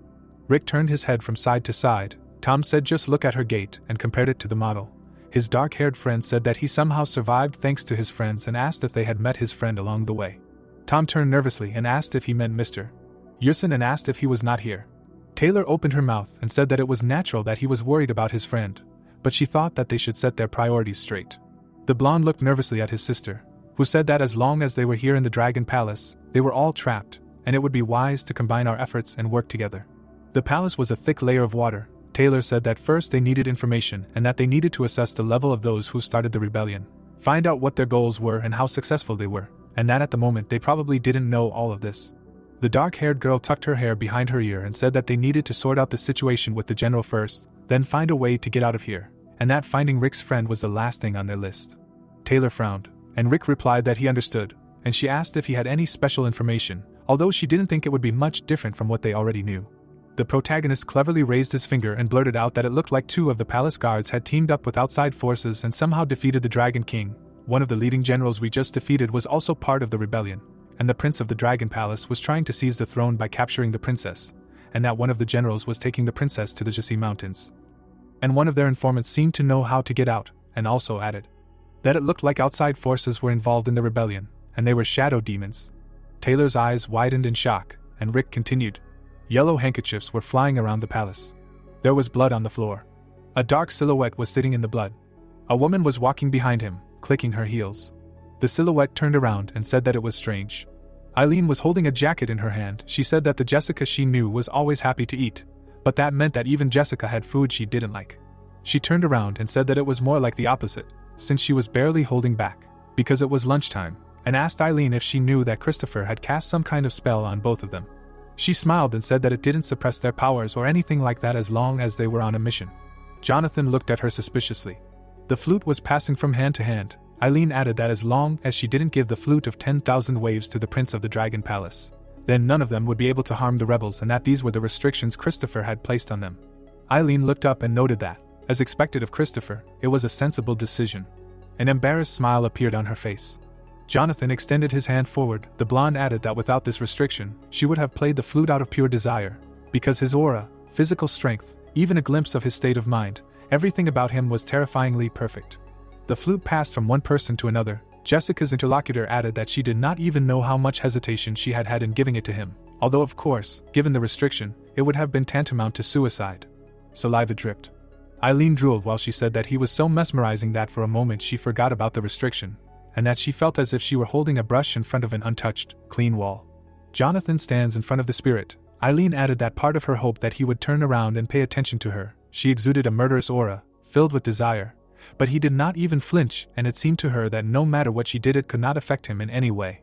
Jonathan turned his back. The blonde continued to tell that if it were not for the guards, who reduced all her chances to zero, perhaps she would have decided to do this even at the cost of her own life. She added that she would definitely do it even if the chances were 1 in a billion. Eileen hugged herself and said that she would have done it right there. Jessica's lips were trembling. She said that she did not know about it at all. The monster growled at Sarah. Jessica said that she was almost in her arms, but she let her go, and no matter how much she thought about it, it did not make any sense. She looked at the dead bodies and said it was all his fault. The restraint was there to stop her from grabbing him. Eileen had something in her hand. She asked if Sarah had managed to get away and said it was no wonder Jessica was so dissatisfied. The best part was the one that had escaped. She looked down and said they were done and paid for their work, but she remembered Christopher hadn't said anything about doing nothing on the way back. She had the numbers in her hands and suggested to Jessica that they could make a little money before they went back. Jessica turned into an evil spirit, and Eileen said she didn't have to ask and that she was glad they were on the same page. The rocks were under the water, and the sun was shining. There was an empty path leading into them. Sarah sighed. She held Elsa in her arms and said that there was nothing around them but rocky mountains. But there was a path, and it was in good condition, and asked if it was possible that the sacred grounds of the Dragon Palace were somewhere nearby. Elsa's legs were shaking. She turned her head and said that she had heard that there were prisons in the mid-ocean ridge where dangerous criminals were kept and that this might be the entrance to one of them. Sarah's face darkened and Elsa asked her if she was okay. Sweat appeared on her forehead and Elsa told her that she was sorry because if she hadn't had to protect her she might not have been hurt. But she replied that it wasn't that bad, she was just a little tired. Elsa's eyes dimmed and her rescuer told her that she would have to go on her own and asked if she could move quickly, and Elsa replied that she could. Sarah frowned and advised her to be aware of her surroundings. Jonathan and the servants chased after them, shouting that they would not let them escape. One of the assistants said that he ordered all the guards to deal with the participants. The king answered him that it seemed that the girls managed to escape here from the nearest arena and one of them did not look like a land dweller. The assistant replied that the king was right, because the girl on the right is the daughter of General Becchio. Sarah looked at them with disdain. The king was informed that the girl on the left is a descendant of the insidious Monkey King. Mason turned around and asked the king for permission to order 2 of the 8 commanders to put this girl on her knees, and he replied that he should do as he knew. Jonathan looked into the distance indifferently. He replied that he doubted that 2 commanders would be enough to subdue these 2. Sarah's mouth fell open. Her companion said that they could just retreat, but it felt like she was trying to show off, although she had already done enough. She turned her head to him. The guy said that, however, he was no better, since he was getting involved in all this, and noted that this was definitely Rick's influence. She asked who he was. He looked ahead appraisingly, and introduced himself as Kelvin, a wandering student, and added that she could not worry about returning this debt. He turned his gaze to Sarah and asked her to try to stay alive, so that it would not turn out that he had interfered in vain, and added that she was an arrogant, or rather a noble yokai. Something suddenly rushed along the road laid out among the rocks. Running, Kelvin held his sword in his hand. He looked at the rocks lying ahead and thought that the road was long and rather muddy, but in the current situation it was even good. He looked ahead and silently added that the goal of the Prince of the Dragon Palace was the usurpation of the throne, but it would not be possible to achieve this with a simple forceful seizure. The quiet Chinese town was just waking up, and he thought that, for example, in his house there was magic that, in the event of a rebellion, guaranteed the transfer of power to the official heir, and a similar system should be in the Dragon Palace. The safe door was tightly bolted, and the hero thought that it was unlikely that the basis of the design would be different from the one in his homeland, because there was an unwritten rule that must be followed to forcibly disable the security magic. Kelvin imagined the king of the Dragon Palace and thought that it was not necessary to be a member of the royal family of the Dragon Palace. It was enough to get something symbolizing succession, for example, family heirlooms or access to a secret place.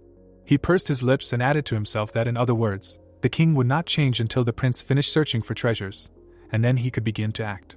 The protagonist opened his mouth and cursed in frustration. Suddenly, he abruptly braked with his feet on the ground. Kelvin abruptly turned his head and addressed a girl named Judy. Kelvin asked the blonde lady how long she would pursue him, and she replied, placing her hands on her knees, that she would like to know herself. She looked at him and stated that he had received an escape map to get away from here and that he should have found his comrades and left long ago.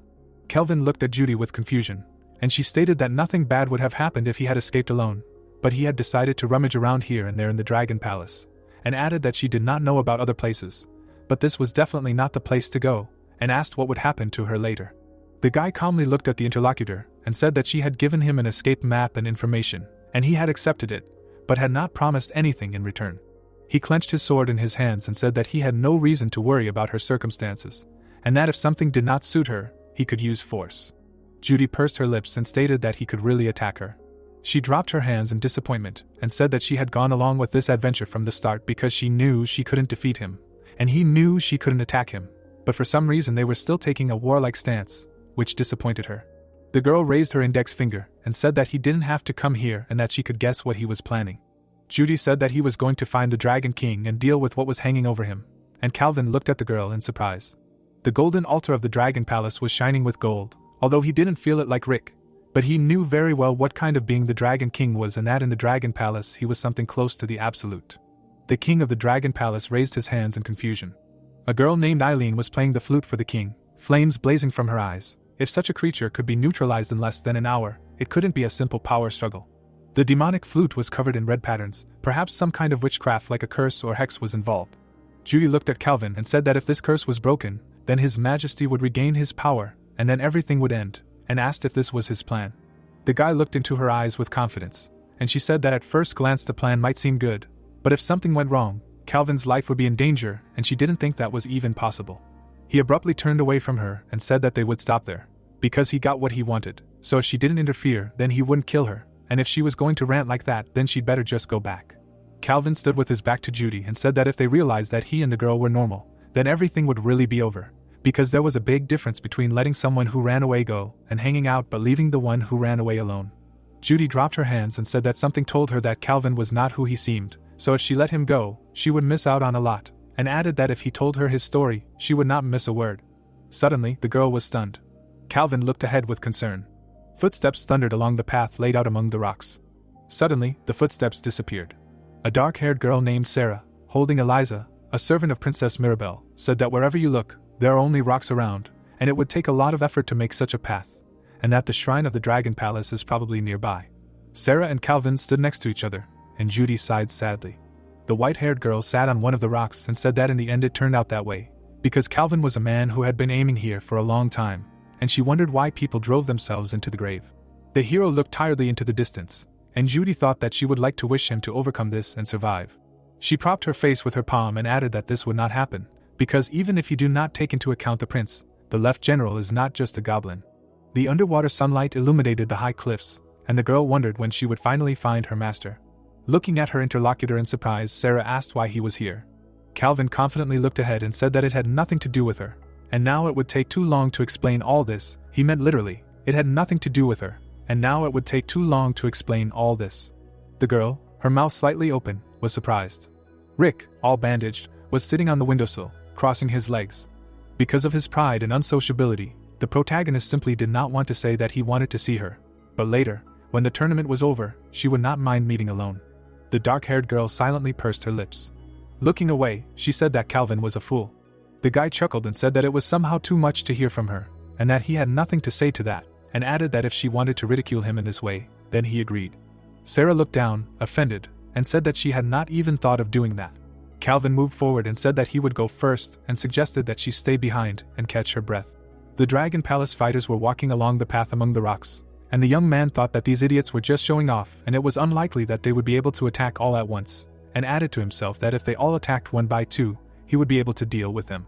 The Dragon Palace fighter named Jonathan confidently looked ahead, and Kelvin thought that the real problem here was somewhere else. It was in the center, even without taking into account the monster in the middle. He looked at the blue-headed monster, shrouded in purple smoke, and said that he did not really like the comrade behind, who was creating a crowd. Sarah looked ahead uncertainly, and Kelvin asked her if she could use her abilities at her own discretion until she gained full power. He turned his head to the girl and added that because they had a little quarrel, It probably embarrassed her very much. The Dragon Palace fighters prepared for battle. Hot blood gushed from his hand. Kelvin's eyes widened in surprise. The hero abruptly grabbed his weapon and called upon the spells of the blue spirit sword of the overseas country. Kelvin pulled his sword out of its sheath and called upon the spell of the blue bird strike. He launched the striking force of his spell forward along the road. The blue monster was dumbfounded for a moment. The hat of one of the Dragon Palace fighters fell to the ground. The guy confidently stood in a fighting stance and said that he had some feeling that something was wrong, and he was right. However, if he had not had such cases behind him, he most likely would not have even thought about it. The twins named Rose and Jordan looked at Kelvin, and he said that they were half-breeds, although they looked more like monsters than people, but they had certain abilities. The long-haired man with glasses looked away, and the young man added that he was not going to pretend that he had grasped the local atmosphere in a couple of days, but he did not think that they were treated like full-fledged monsters here, because they had a drop of human blood in their veins. Calvin looked at the twins with an angry expression and said that they were simply being used. Jordan made the first attempt to attack. He looked at Calvin with one of his eyes and ordered him to shut up. Calvin looked down in surprise. The blades of their swords clashed against each other. Rose raised her weapon behind Calvin. A purple tongue of flame appeared in her one eye. Sunlight was shining under the water. The long-haired blonde disarmed the young man and said that he was using a shaman's weapon and so easily gave up pride, which is valued above one's own life, and asked if the inhabitants of this era had forgotten what shame was. Kelvin smirked and said that he would never value it more than his own life. He ducked and said that all that nonsense they were talking about pride and shame was just ridiculous. The twin sister frowned in surprise. The one-eyed antagonist looked at Kelvin, and the boy said that the twins themselves were the disrespectful grandsons of the head of the two-horned moon of Kerensen, and that they had killed their own father and grandfather. Kerensen City. The 100-year-old mountains were brightly illuminated by the moon. The mountain in Chungcheongnam-do, near Gyeongju, is the largest concentration of energy on the entire Korean peninsula, which is why many shamans lived there even before the Three Kingdoms. The moonlight broke through the clouds. The largest group of shamans was a family called the Two-Horned Moon. The man, enveloped in blue flames, held two long swords in his hands. They were not just shamans, but rather warriors who studied martial arts. The man looked at a huge stone mountain. There are legends that the technique of the double-horned moon blade, which was passed down from generation to generation, was able to cut through clouds and split the mountain. Kelvin looked at his opponents sarcastically and said that this story has long been known, because 300 years ago, in the 28th year of the reign of Yangzhou, the son of the head of the double-horned moon clan got involved with a monster, and from their relationship 2 half-breeds were born. He added that the head of the clan tried to control their nature and teach them to behave like people, but he failed. Many bloody bodies lay on the ground, and Kelvin added that it all ended sadly, and the family was completely destroyed. One of the twins stood over the bloody body of his comrade. Calvin claimed he didn't know what exactly happened there, but it was unlikely that the story could be interpreted in more than one way. The twins, bathed in moonlight, looked at their dead comrades, and the boy confidently declared that the twins had killed their father and grandfather and the entire clan, and then simply disappeared. Jordan's face was covered in a dark shadow, a black shadow, and Calvin declared that they were disgusting and ungrateful creatures. Rose's eyes glowed dimly in the semi-darkness. The girl in the kimono got angry and declared that this rat did not dare to talk about it. Jordan glared at his opponent and declared that he had just tried to piss them off, but he could not be angry with such a second-rate fish. Kellen frowned, and the antagonist added that there was no need to be upset by the words of a weakling who was just looking for an opening. Jordan raised his weapon above his head and stated that he already knew that Kelvin's skills were below average and that he was just prey for him. Jordan looked away and thought that with his next attack he could take the life of the human and then the girl. Sarah was standing in the middle of the road at a distance, and the twin thought why she was ignoring them, although she was clearly at a disadvantage, and added to himself that maybe she was waiting for the moment to see an opening in their attacks. The twins looked at their opponent, and Jordan said that they should not let their guard down and will act without haste. Sarah looked ahead worriedly. Kelvin looked at the girl. The twins rushed towards their opponent. At the moment when the two hunters spread their wings to grab the prey, she dodged. With a sharp movement, Kelvin jumped up. Rose looked at the young man's actions with dismay and thought that he had predicted their actions and had acted first. The twin only opened her mouth in exhaustion. Kelvin headed towards his opponent, and the twin thought that he wanted to fight one-on-one before they completely surrounded him. Rose got into a fighting stance and thought that despite the fact that Kelvin's speed exceeded that of a human, this was the end of his abilities, and thus he had only dug a hole for himself. The young protagonist, flying towards his opponent, raised his fist. Sarah looked at what was happening in horror. For those who had the skill or eyes to read the situation, the outcome of the fight had long been predetermined. The blue-headed monster watched the fight indifferently. Kelvin and Jordan stood enveloped in tongues of multicolored flames. If the skills are equal, even if he is 1 or 2 levels higher than Jordan, then in any case, with an ordinary human body in a fight against a monster, Kelvin simply will not stand. The long-haired antagonist threw the enemy's sword into the distance, disarming him when he lost his most important weapon, the sword. An image of two wooden swords appeared against the background of the starry sky. The only way out at this moment was to use magic at a distance. The unarmed protagonist rushed at his attacking opponent. Such an attack was simply suicide. Kelvin deftly dodged the sword's strike. Jordan looked at the enemy in surprise with his remaining eye. Kelvin lightning fast dealt a brutal blow right to the face of the antagonist. Jumping up, Kelvin hit Jordan in the face. The guy in red clothes turned his head away. The long-haired man gritted his teeth. Samar looked with anticipation. The woman with the scar on her left eye opened her mouth in surprise. Mason tensed up. The fair-haired man, swinging his blade at the young man, thought that at that moment he should have definitely stabbed his opponent. The man in blue clothes, dodging the blow of his opponent, swung to hit him. Jordan thought that even if his opponent was saving his strength, it was simply impossible to speed up and change his position at that moment. Kelvin, throwing back his hand, materialized two throwing knives in it. The knife hit the guy's wrist. The throwing blade hit the man in the arm. The dark-haired guy, jumping up, kicked Jordan in the stomach. The fair-haired man with the scar, recoiled back, remained on his feet. He, gritting his teeth, thought that the force of his enemy's blows from his hands and feet was the same as that of an ordinary person, and the man in red clothes could withstand hundreds, or even thousands of them. Jordan, taking out his blades, prepared to attack. Covered in a blue aura, the young man said that the god of thunder repays the 9 heavens. The man in red clothes, covered in lightning, crossed 2 blades. Kelvin, hitting his palm in front of Jordan, summoned divine energy. The man, opening his mouth, screamed loudly. The long-haired guy turned his gaze to the right. Rose leaned forward and tried to strike her opponent with her blade, but he dodged. The guy in blue jumped away from the twins. The young man nervously raised his head and turned to his sister. The girl in red clenched her teeth and said that Kelvin was using strange spells, and then added that she understood why a man who practiced martial arts threw away his sword so easily. The dark-haired guy looked at her cheerfully and said that if anyone saw this, they would think that he was a cowardly deceiver, and added that it was the girl's fault that she was too arrogant and thought that she had figured out all his tricks. Kelvin relaxed one hand and asked the girl if she could handle him one-on-one, and then added that it might not be easy, but why didn't she just tell her elders right now that she couldn't handle it and ask them for help?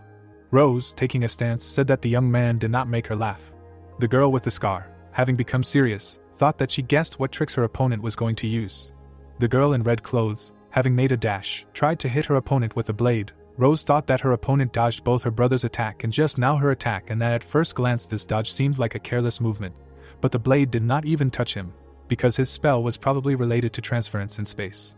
Kelvin, having moved in space, is preparing to hit Jordan. The girl thought that her opponent makes his dashes gracefully only for short distances, which makes it seem like he has achieved incredible acceleration, and it is not surprising that her brother missed this moment. Kelvin with a blue fire in his eyes kicked Jordan in the stomach. The woman with the scar thought that the fact that none of the attacks except the last one reached their target only proves this. The blue-clothed boy struck his palm in front of Jordan, creating a trail of blue aura. Rose gripped the blade tighter and became covered in purple aura. The young man looked ahead nervously. The red-clothed girl began to swing her blade, creating purple aura cutters. Kelvin dashed and dodged his opponent's attack. Rose looked ahead seriously and swung her blade. Purple blades flew at the running young man. The young woman's eye glowed with purple flame. Kelvin looked nervously to the right. A purple streak of magic flew straight at the long-haired boy. A huge explosion thundered in front of the girl. Rose looked ahead with a burning eye. Kelvin jumped high and kicked a large boulder. The scarred woman, covered in purple aura, looked up. The blonde girl spread her arms and sent 2 purple streams of magic upward. The purple aura crashed into the boulder. Huge rocks fell to the ground. Rose, sweating profusely, held the blades in her hands. She opened her mouth and said that her opponent had been making fun of her from the start. Kelvin put his hand to the girl's neck. She said that considering how he could move, there was no need for him to let go of the sword at the beginning. The dark-haired guy looked at her closely and said that he thought the girl was mistaken, and then added that this wasn't some kind of manhwa, and he found it very funny that she continued to squander all her secrets. Rose looked down and asked her opponent to kill her. Kelvin put his hand behind his back and asked what the point was if he had already won, and then asked if the girl thought that if she told him to kill her, he would do as she said. Rose, without showing any emotion, begged the enemy to kill her. Kelvin looked away and said that he thought he understood the reason, and then added that the twins both still considered themselves very talented, but they could only win against one opponent. Mason clenched his fists. The young guy said that this was why the twins saw him as an enemy and looked at him with eyes that contained much more hatred, and then added that he himself came from the bottom, so one day he would fall there with no chance of success. Kelvin, with his mouth slightly open, thought that he was dirty blood and there was nothing he could do about it. The man, clutching a pointer in his hands, said that the twins should remember this moment well, because they would not have a second chance. The brother and sister knelt down with their heads down in shame. The man said that the reason he took in and raised such monsters was because they had his family's blood running through their veins, and then asked them how they dared to release demon energy while training with their family's sword. The gray-haired man pointed his hand forward and said that if it happened again, he would erase the twins' names from their family's registry, and then added that they couldn't even become demons, so he decided not to stain his hands with blood and spared their lives. The long-haired man said that if the brother and sister wanted to live like humans, they should be more careful and not show their true nature. Jordan, covered in bruises, raised his head and agreed with his grandfather. The older man looked back and chuckled. Looking back, Rose knew that it was impossible. The girl, covering her face with her hands, cries, "Half-breeds, scum that cannot become either demons or humans." The twins had only one chance to choose one of the two. Blue and purple spheres, shimmering, hover in the air, unlike ordinary half-breeds, whose spiritual and demonic energy is in confusion, which is why they cannot use either one. The twins could use both energies, but using both, and completely suppressing one of the forces, are different things. Rose, bursting into tears, told her brother that she cannot do this and that no matter how hard she tries to hold back, demonic energy continues to come out, and then added that she does not want to live here. The woman said that she wants to see her mother. Jordan, lowering his hands, said nothing. Clay jars are on the shelf. The man said that it is impossible to see his mother, because she is no longer here. The young man hugged his sister and told her to control herself, then said that Grandpa was scolding her because he was thinking about the twins, and if they tried hard enough, Grandpa would definitely recognize them as successors. Jordan lowered his head and asked his sister to stop. The title of heir or something like that would be too good. The twins were content to just be recognized as part of the family. The purple ball was chained in space, which is why the brother and sister trained, desperately hiding and suppressing their true selves. The sun illuminated the mountains and forest. The men with bandages stood next to the students with their hands down, so that no one could deny that the twins were both human. The man in white clothes fell next to him and dropped his blades, looking up in fear, and several years passed like this. Jordan, looking at the shiny blade in his hand, thanked his uncle for the fight. No one in the family could compare in swordplay with the brother and sister. Rose, looking away, smiled, although the family still looked at them askance, but no one could insult them in the face anymore. The fair-haired guy looked ahead with a smile, so the twins no longer doubted that this place was their home. The moon illuminated the curved roof of the house. The burning candle gives off a weak flame. The man said that Jordan and Rose are very skilled, still young, but even his son can no longer cope with them. The black-haired guy, opening his mouth, exclaimed that this is not so, and then added that the twins are skilled, but if he had not lost his vigilance for a moment, he would have won. The gray-haired man said that there is no need for excuses. The teacher said that even if the twins were only half monsters, they would not be defeated with an ordinary human body. The young man angrily clenched his teeth and remained silent. The black-haired youth, shifting his gaze, asked that perhaps the father really wanted the brother and sister to become the heirs of the family. The man with the beard, becoming serious, asked the boy if he was afraid that his son would not become the main family, and then asked if he knew that his son was much superior in quality to Rose and Jordan. The black-haired boy, tensing up, said that he knew about it too. The wooden double doors were illuminated by flames. The gray-haired man said that his son did not need to worry, and no matter how talented the twins were, he did not intend to hand over a branch of their family into the hands of these mongrels, and then added that he initially wanted to kill them, but who knew that they could be so useful. Rose stands in front of the wooden door. The old man said that he was going to use the potential of the brother and sister to the fullest, and then added that it is unknown how long the life of these strays can last, and they could well become dogs guarding the family for generations. The young girl nervously looked forward. The black-haired guy said that he understood what the gray-haired man had in mind, and then asked if the twins would agree to this role and added that they were too reckless. The bearded man smiled and said that no beast would agree to put the yoke on itself quietly, and then added that he would soon inform them of his intention to hand over the family to the twins to care for. A scene of black and red lightning appeared. The older man said that he would use the inheritance ceremony as a way to put the yoke directly on the twins. Rose, very frightened, covered her mouth with her hand. The gray-haired man said that since the twins would not bear children, he would somehow find a solution for this too. Jordan, putting his hand on the book, raised his head. The girl, lowering her hands, was crying. The young man asked what had happened to Rose. The open window was dimly illuminated by light. The fair-haired guy sadly lowered his head. What the twins thought they had achieved with great difficulty turned out to be an initially unattainable illusion. The wooden house was blazing with tongues of fire. Jordan and Rose walk away from the burning forest with their fists clenched, destroying the part of themselves that was human along with the place the twins once called home. Clenching her fists, the girl in red said that Calvin should not care about her story, and then added that she and her brother lived with the idea that if they lost even once, they would never succeed anywhere in the world again, and since she had lost, she simply accepted it. The dark-haired guy looked at Rose carefully. agreed with her, and said that if that was what it took, then he would kill her. Calvin's blow separated the girl's head from her body. The man in blue, holding the girl's head by the hair, said that he should express his gratitude for being able to so easily finish off two fools who, for the sake of their appearance, did not dare to attack in a crowd, and then asked who would be the next fool. Rose's body fell. The young man asked if the others would break tradition and attack en masse, and then added that he didn't care. The girl with the scar opened her mouth, trembling. Rose, opening her mouth, looked at the cutter from the blue aura. The girl thought that the human blow did not affect her flesh and that this was the ability to paralyze nerves with piercing energy, and then she understood the true essence of the magic that defeated her brother. The severed head of the blonde girl was bleeding. Rose thought that if so, whose head was she looking at then? The girl with the scar, opening her mouth, thought that her opponent's magic was not related to moving in space. Kelvin, turning his head slightly, said that the paralysis would soon be lifted, and if Rose wanted to end her life, he would not stop her, but if she had any regrets left, then he would not kill her. A landscape of rocky mountains with trees growing on them appeared. The young man said that in Seoul, in Hanyang, on Mount Gwanaksan there is a temple called Ilmak, and if she says that cliff sent her, the monks there will give her a place to live without asking questions.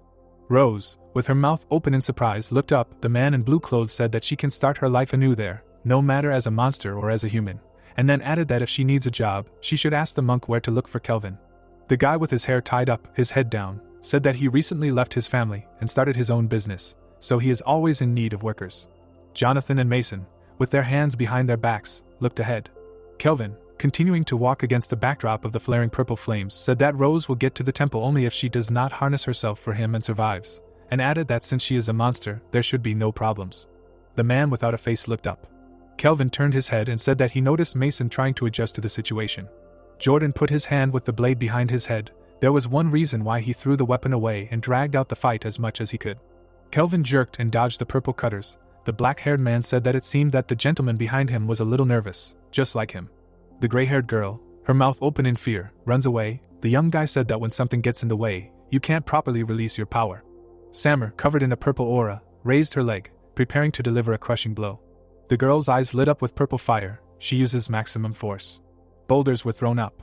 Huge stones flew apart from a purple explosion. Someone breaks the ground.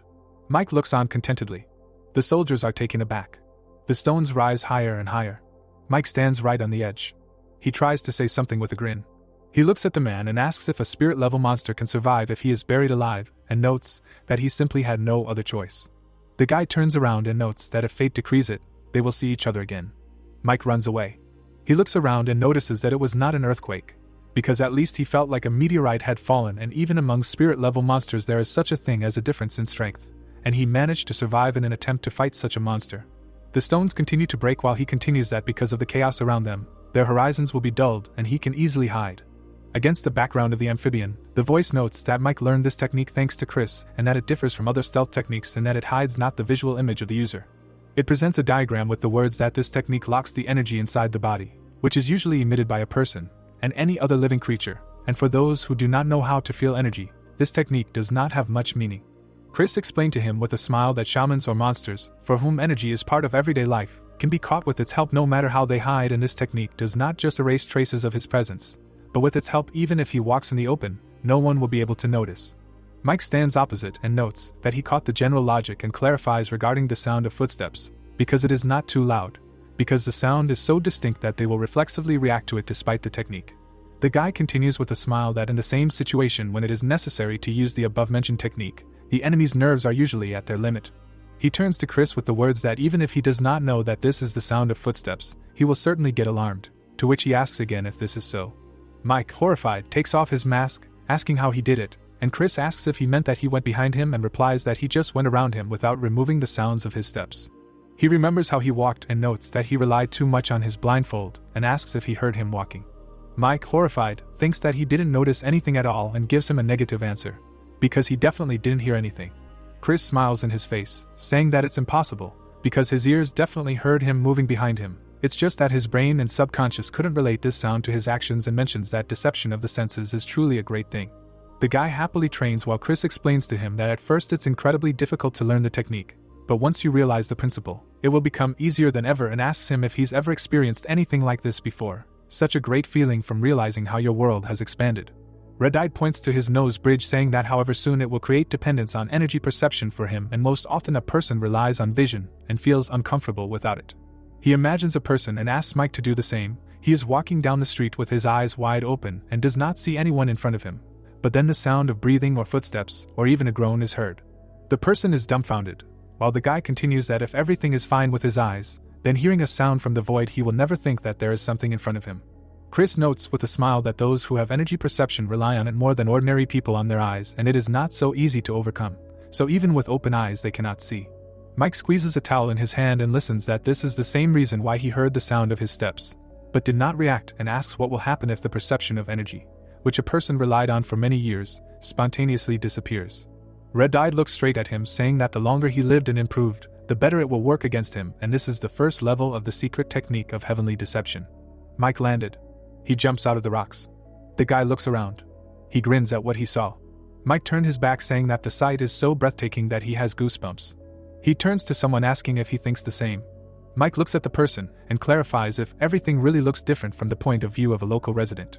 The guy asks permission to ask a question and asks why he decided to reveal his energy halfway when he could completely hide his energy and get out. The guy smiles and tells him that he doesn't have a special reason for this, and he just changed his mind, given the situation, because his original goal was to rescue his father. But if he secretly rescues him and is caught, then they will have an endless game. Mike prepares to attack, saying that he suddenly had an idea that it would be easier for him to knock him down. He remembers the man and continues that dealing with the blue-headed man seemed like a rather troublesome matter to him, and if he was going to exclude his strength, then judging by his character, they would get along quite well. He imagines Sarah and understands that even though he said so, it was a pure bluff and they had probably already met. While the blue-headed man stands opposite the girl, he continues that it was the current division that corresponded to Mike's plan. Against the background of the gate, he notes that as he told him, it is impossible to secretly steal the Dragon King and just run away without a fight, and accordingly, in order to get rid of the pursuit and remove the spell from the Dragon King, one should not avoid such a simple thing as a fight. He imagines a scheme and explains that in Mike's opinion, the current layout gives the most opportunities. Mike looks at his opponent with the thought that while this monster exists, they will not be able to win in any way, and this outcome cannot be changed. He thinks about the fight between Sarah and the blue-headed one and thinks that if they remain alone, then Sarah will have a better chance of winning. He also remembers the Japanese twins, saying that in addition to the dragon himself, 2 more are waiting for him in the palace, and if Sarah takes them with her to meet the Dragon King, then this can be considered a victory on points. Mike looks ahead and notes that the question is whether she understood his intentions, although in truth she is not that brainless, at least he wants to believe so, while the other states that it seems that he asked the question a little wrong. The man with turquoise hair continues that he understands his intentions and in order to achieve his goal, he is even ready to die here by his hand. He looks at him and continues that he is interested in the reason for all his determination, for is the matter really worth risking his own life? Mike stands in a fighting pose asking what he is muttering about, for naturally his life is priceless, and insults his opponent with the addition that what they are trying to do is beyond his imagination, and clarifies whether he wants to completely flood 2 cities in honor of his ascension to the throne. The guy smiles awkwardly and notes that if any shaman, or even just any other normal person, heard such a thing, he would not remain standing aside, to which he clarifies if it is because he is a yokai. Mike is taken aback by his question. Jonathan looks straight at him and points out that he is asking him for a reason why he can't just leave him alone, because in his opinion it is either because he is a yokai or because he comes from this sea. The guy in blue stands still and asks what nonsense he is talking about, because millions of human lives are at stake, and what does it have to do with him being a yokai or not, to which he replies that in that case his eyes deceived him, because he does not seem like a man who would be willing to stain his hands with the blood of his people. Mike is taken aback by what he said, because if his only motive was millions of lives, as he just said, then they would have killed all of his people by now. The guy does not understand anything he said. Jonathan points out that when he grew up, he received orders from his father. He remembers his words and retells that he should go out on land outside the Dragon Palace and look around in order to experience as much as possible for himself, and that this valuable experience will help him when he ascends to the throne. He remembers himself and notes that at the time he did not understand anything of what his father told him, and so he simply followed his orders and went on a journey, and continues that, as his father told him earlier, he experienced more for himself than he could ever imagine. Mike frowns, saying that he probably noticed something like what disgusting and dirty creatures these people are, and says that if he is going to say something so obvious, then he should not say it. Jonathan looks down and replies that his answer is completely the opposite, for he did not notice any difference between humans and yokai, as well as between land and sea creatures. The king's son remembers his journey and explains that what a person sees and hears during his life traveling on land is completely no different from what happens in the underwater world. The guy remembers a shop on the street with the words that someone is in a relationship, shares their feelings, and sometimes treats even strangers warmly, through the display of their warmth and self-sacrifice. Jonathan saw robbers and continues that someone, on the contrary, is like a cold blade, who shows cruelty to both those who are not part of his circle and those who share their warmth with him. He stands aside and notes that the longer he traveled, the better he understood that the difference between people and yokai is not particularly big. Someone stands in front of a carriage, and he says that the environment, culture, innate longevity and strength, and only these factors create differences between races, clans, and individuals. Jonathan frowns, saying that many do not understand such a simple thing, because it is natural that both sides and even ordinary yokai differ from each other by drawing a line between land and sea. He remembers the people from the palace and says that even the subjects who now follow him are driven by a false sense of superiority and hatred for the inhabitants of the land, and he believes that it is his duty as a monarch to dispel this nasty misunderstanding in the future. Mike listens as he notes that it would be wonderful if all races realize that they are no different from each other. The guy holds out his palm and says that this does not require some kind of agreement, but a strong hand of a ruler with absolute power, because the sacrifice of 1,000,000 lives is simply like expendable material. He imagines a map and explains that in order to subjugate 170,000 million people and yokai from 2 eastern states, you need to make them experience incredible horror and deprivation, and people will take into account the nature of yokai, and this is the best way to prevent more bloodshed. The king's son emits an aura and notes that this is only the first step and to make not only the east, but the entire world his subjects and rule them all equally, and he is not talking about the wild slaughter of yokai against people, and therefore he has no reason to stop him at the risk of his own life. And if he really cares about his race, then he should think it over carefully. He imagines buildings with the words that over the past years, many countries with their own ideology have been built on the peninsula and countless lives have been sacrificed in the process of all changes. People are sitting at the table, and he continues that although in his opinion this concerns not so much the time of change, but wealth and those in power are always putting pressure on those below. Against the background of the graph, words are heard that the only difference is that they do not commit murders with their own hands. The hand holds a syringe and he clarifies whether 1 or 2 wrong decisions can lead to irreparable destruction of people's lives, if not more. Jonathan frowns, saying that the reason the shamans don't punish such people is because their actions have become something of a way of life. Mike doesn't understand what he's saying until he continues, saying that he can promise him right now that he will rule according to the law. The dragon's descendant lowers his eyelids and clarifies that he is giving him a guarantee that he will rule more fairly and effectively than any leader in the history of mankind and that while he rules, no life will be wasted. The man in blue runs at him as he starts talking about shamans. The dragon chuckled. In the background of the guy, the voiceover notes that Mike didn't know what exactly was twisted in what he just heard. He shows how the father imprisoned his son and continues that the guy knew that the Dragon King didn't just imprison his eldest son for no reason. Jonathan looks at him with displeasure, under the voice's comment that the guy is a monster, and no matter what race he is, he must obtain the king's power. Mike runs at him, and he says that since such a monster is standing right in front of him, he must be stopped at any cost. Jonathan extends his palm to him. Mike is irradiated by the dragon's aura. This beam is very powerful and far away. The new king says that he is sorry. He imagines a worm on a hook. The green-haired man stands sideways, saying that he thought that he could become the first person to serve him. A fat fish swims to this hook. Mike prepares to strike from above. The fish swallowed the hook. Jonathan hits him in the liver with a beam. The new king is taken aback. Water circles remain above him, while he notices that he called him a servant. Mike is already behind him, saying that when he left home, he decided that he would never dance to someone else's tune again. The guy landed. Jonathan turns around and hears that he is the former chief shaman of the Star Temple. He grabs the sword and adds that he is now Mike and also the head of his squad. Mike frowns and asks him to remember the name of the person who will punish him. The new king stands with his arms outstretched. Mike strikes an empty spot. He sees blood on the sword and is stunned. The king received a cut on his chest. Mike asks himself in horror about what happened, because he will not have a second chance. Jonathan looks at him angrily. He reaches out to him. The king sees an explosion to the side of him. Someone glows with dragon energy while the voice talks about the spiritual level, that there are 2 yokai with this level that occupy the highest position.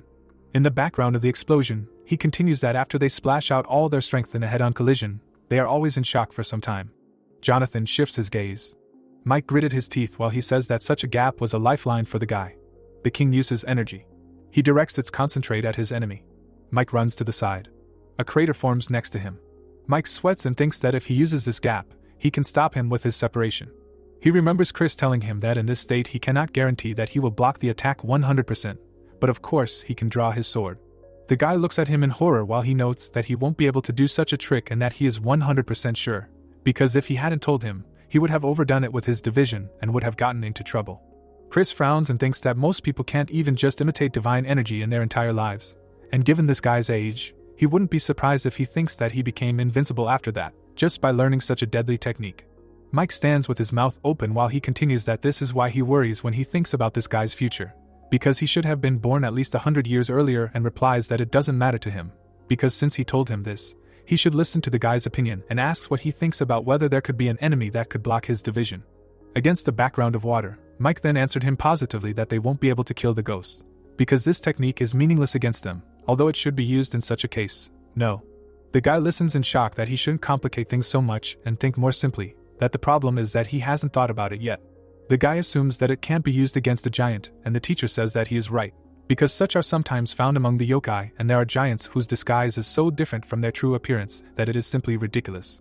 He imagines a large monster with the words that just as the amount of poison needed to kill depends on the physique, so the difficulty of killing with this technique is directly proportional to the size of the enemy.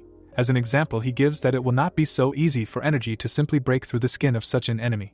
Chris mentions that if the monster is simply large, this will even play into his hands, because it is easier to aim at a vital point in a giant to end everything faster, and those whose nervous structure of the true appearance differs from ordinary ones exist can only pray that they are eaten. Chris looks at the student and notes that everyone nevertheless has their weaknesses, and therefore it is important for a shaman to be versatile and to master various tricks and magical techniques for this, and use them later for their intended purpose. Mike looks in horror at his heart area while he refers to the yokai, that they rely mainly only on their own natural magic, and adds that he is exactly the same, because no matter how powerful their own energy is, it cannot be omnipotent. Someone concentrates energy in the palm of his hand, while the teacher explains that nevertheless a lot depends on how he improves his power, but he can make it work well enough to go through various adversities. But also it is not a matter of talent, but only time and diligence are needed. Chris looks down and says that the words about appointments were not entirely accurate, because sometimes among the yokai there are special ones. Against the background of the basket, the guy continues that their race and abilities are only the core. He imagines a guy with dumbbells and says that when it comes to training, it is more necessary for people than for yokai, and unlike them, these same yokai develop their physical strength and magic through simple breathing. Mike imagines his friend and hears that, in addition, they also have their own natural magic, and therefore the very idea that you need to work hard to get more than what is given at birth seems to these creatures to be the lot of the weak. Chris throws the fish into the basket, saying that for people this is luck, and all talented yokai create their own martial arts, and if they thought of developing their ineffective abilities in magic, there would simply be no need for shamans in the world. Red-Eyed continues that, nevertheless, as he himself just said, truly amazing individuals appear from time to time. There is food on the table. Chris looks at the food with satisfaction and continues that although they do not have human blood in their veins, they take their training seriously. The blonde is going to drink tea, against the background of words about how perhaps these individuals have a goal that needs to be achieved as soon as possible, or some kind of conviction, or for any other reason, but they are born with talent and origin and therefore can do simply incredible things. Mike asks in surprise how many such individuals he has already managed to exterminate. Chris does not give a clear answer, because according to him, there were such on his way, although everything is more confusing than it seems, and in general advises him to be careful with such. The red-eyed man looks ahead with the words that even if he can study separation and sudden death, he will not be able to kill such a person the first time, and a miss will cost him his life, because expanding one's boundaries through training is a privilege that is available not only to people, and even the natural magic of yokai is able to resist shamans, and such guys will be able to destroy the technique of sudden death. The wound on the dragon's chest healed. Jonathan holds out his hand and says that he penetrated his body, but did not cut the flesh. He let the enemy's energy into the body and as a result caused temporary nerve damage, and notes that such skill in a man who has barely reached his young age cannot but cause him admiration. Jonathan notes that he had seen him use this technique before, and if he had not understood its logic. He gets angry and continues that if he were not of royal blood, he would have already fallen to his knees before him, and adds that his opponent can be proud of this, because in the previous battle he surpassed him. Mike smiles, saying that there is no need for a conclusion, that it seems he did it simply out of pity, and asks if he will commit suicide as a reward for him, while she thinks that he has super dense energy, and is similar to the innate magic of dragons. Against the background of a brick wall, he continues that such concentrated energy surrounds his entire body so that there is not even the slightest gap. He remembers the cut on his body with the thought that now he understands why neither energy nor the sword are able to pierce it. Therefore, only scratches remained, as from a normal attack with a sword. Mike trembles with the sword in his hands. He looks at his opponent with the words that they are both a fraud, and the voice notes that although the guy found out the reason, in his current state he has no way to solve it. The voice shows Mike near the cannon and notes that his problem is not in the lack of information, but in the absence of forces that would help him overcome this gap in their power. The guy with blue turned to the cannon, and it continues that all potential tricks have either already been used or neutralized, and he remains either to run or, while Jonathan repeats his offer to him. Jonathan looks at him and again asks him to become the general of his new country of the unity of the sky and the blue sea, and he will have to do this to overcome all the regrets that remain in his life. Mike thought about it. The guy smiles. The sword in his hands trembles even more. He decides to attack. The king looks away and notes that this is a pity for him. He stretches out his hand forward. The second is directed at the opponent. Mike looks at him from the side. The cloud of energy is emitted. He sends several beams of energy in different directions. Jonathan is taken aback. Mike, in the number of several people, goes on the attack. The boys run to overthrow the king. One strikes but misses. Jonathan hits him in the face. The other attacks him in the head, but he dodges. The king looks away and wonders if these are doubles formed from energy, and notes that he has seen shamans use this trick many times. Mike emits lightning from his eyes, while he continues that this is just a cloud of energy that imitates the appearance of a shaman, which is why it looks categorically unnatural, and if you focus on breathing, gestures and eyes, you can catch as many inconsistencies with the original as you like. Jonathan dodges and thinks that this is why he even had to allow himself to be hit to understand if he was under the influence of some kind of illusion. He remembers how he hit the double in the face. Jonathan emits another stream of energy. Mike attacks from 3 sides. The king looks at him and thinks that he could only create such clones if he drew a very skillful illusion. He introduces Mike and continues that in this way it is possible not only to duplicate one's appearance, but also to hide the original by painting the space over it. However, the number and area of action of the drawings is limited. Mike dodges the stream. Jonathan catches something. He pierces the double through. Mike goes on the attack. His face is full of determination. The king looks on, stunned. He indifferently replies that everything is clear to him, for this is his very desperate attack. The guy attacks the king in the back. His eyes glow. Blood flows onto the floor. The king stretched out his hand to him. The king's clothes are cut from behind. All that remains of the guy is a clot of energy. Someone is watching through a round hole. Mike smiles. He is wounded and asks if everything was so obvious from the very beginning that it is even funny. Jonathan indifferently replies that his opponent was magnificent, and he was not sure until the very end. He recalls his doubles, saying that it just somehow occurred to him that he had acted so cleverly until then, and then he simply threw 5 people forward, who were screaming at him that they were all clones. Jonathan notes that one of the 5 was the most defenseless, whom he would not even think of getting rid of. Mike hears with a smile that it seemed to him that he would use such an option only in extreme cases, to which he receives in response that he read everything correctly. The king looks forward and continues that he has already tried several times. The guy answers with a smile that even if he is the last psycho, he still needs to know how a king should behave and offers him to leave gracefully. The king extends his hand and agrees to forgive his inappropriate behavior. Jonathan looks with disgust and declares that in the future, countless people will serve him, but now he can tell him with confidence. Mike lies dying, while he says that this king will not be able to find another like him. Against the backdrop of a dying guy, a voice notes that the main characters of the short stories he has read since childhood are all alike. He imagines such a main character and continues that they never lose their composure and a smile never leaves their faces. In the background, there are evil people, and he says that such people, even when faced with severe trials or numerous enemies, provoke their rivals with a few words and a contemptuous smile. Someone is reading a book, while the voice adds that since they are all main characters, a hand reaches forward with the words that their courage and determination are always rewarded for them, but the real world is completely different. He imagines the main character and notes that in reality, the main characters are just reckless and naive idiots, no more and no less. Mike sits with the book and remembers that he knew all this and still fell for it. Nevertheless, everything turned out exactly the same for him as for the others. Against the backdrop of a man with a brush, he understands that heroes do not exist. People are horrified, while he continues that with villains, the story is completely different. Against the backdrop of villains and bandits, he states that such people exist in the real world more than fine, and in this very reality, there is no main character to protect against such. Mike looks forward with inspiration and notes that this is why he admired the main characters in stories. He remembers himself older, saying that after a couple of years this admiration was replaced by contempt for himself. Against the backdrop of the sword, he continues that he had the strength and principles of the main character, but at the same time lived like a villain. He looked away and remembers that everything was exactly like that until he met someone on his way. Mike thinks about Fat Rick and says that back then he did not fully understand it yet, but he already felt that he was an unusual guy, and he thought that although they were different, they were still made of the same stuff. The guy fell to the ground while he was reasoning that Rick, to the best of his ability, was always strong and kind. Rick holds the other one's hand, saying that he should be more polite. While Mike thinks that all thanks to this game of the hero, he felt a certain self-satisfaction. Mike walks next to him and notes that he realized one thing very quickly. Mike remembers how he talked to him and understands that his attitude towards the world would not have changed, regardless of the presence of his powers. Everything is so. Mike looks stunned at his friend, who says that he is now going to tell him an incredibly crazy thing, while he himself notes that he was not even surprised that he wants to become the Goblin King. Rick smiles, and the guy thinks that he said it as if it was something natural. Mike stands aside and continues that therefore, although as a friend and a shaman, he worried about him, but that day he could not stop.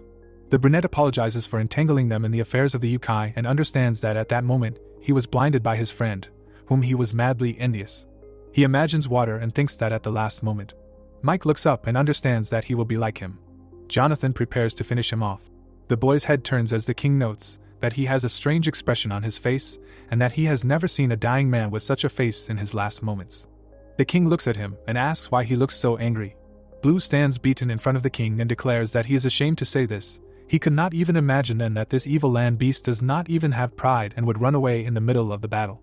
Jonathan turns around when he says that judging by the direction of his opponent's movement, she ran towards the prison of the deposed king. Blue sullenly says that if he allows him, he will immediately commit murder, and the king asks to kill him. The king stands and hears a protest that if the deposed king falls into the wrong hands it will be bad and replies that the spell of the flute of peace and tranquility can only be destroyed by people and not all of them, but only the most outstanding representatives of the shamans. Mike's sword lies next to him, while Jonathan declares that he just killed one. The king watches closely and thinks that it was his determination that led him to his death, and wonders if he had thought about the situation from the other side or not. Jonathan imagines a scheme and continues that with his death, both his father's body and the spiritual level yokai connected to him with the flute will disappear. But that girl is a threat that he no longer needs to pursue. Sarah runs while the yokai asks itself if it was prepared for this from the very beginning. Sarah runs through seascapes. She looks back. There are underwater mountains. Someone in the background. Just in case, Jonathan decides to say that if they pursue the way they came, then they will probably find a high-ranking person. Sarah is stunned to hear that if something happens to this creature, then someone will need to take care of it instead of him.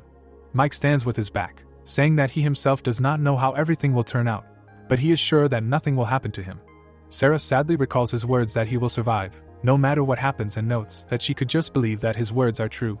Blue sits on his knee and protests that even though his father lost his power along with the throne, the body of the deposed king should not fall into the hands of strangers, especially to the relatives of the culprit from the cursed mountain of flowers and fruits. Jonathan hears that it is an indelible shame to leave alive the one who covered the palace, to which he himself asks who disgraced whom in such a situation. The servant hears the master's answer that what he is telling him happened more than 1,000 years ago, and now there is neither that dragon palace nor the creature that brought all the shame.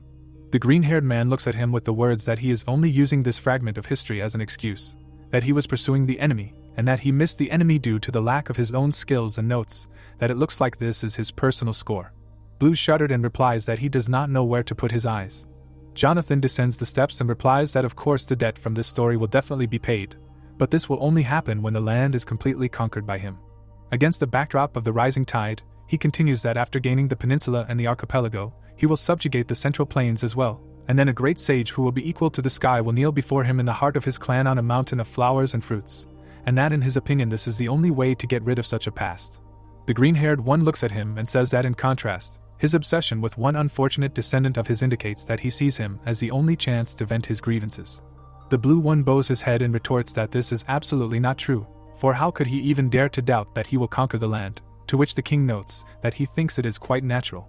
Jonathan turns around and says that he originally put him on the throne only to vent his old grievances on the land, and not at all for a full-scale conquest or anything like that.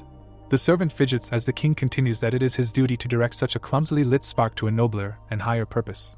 The king leaves, saying that he will show him what even he did not dare to expect from him, for his role is to become the pillar of his new empire, to look down on the entire world.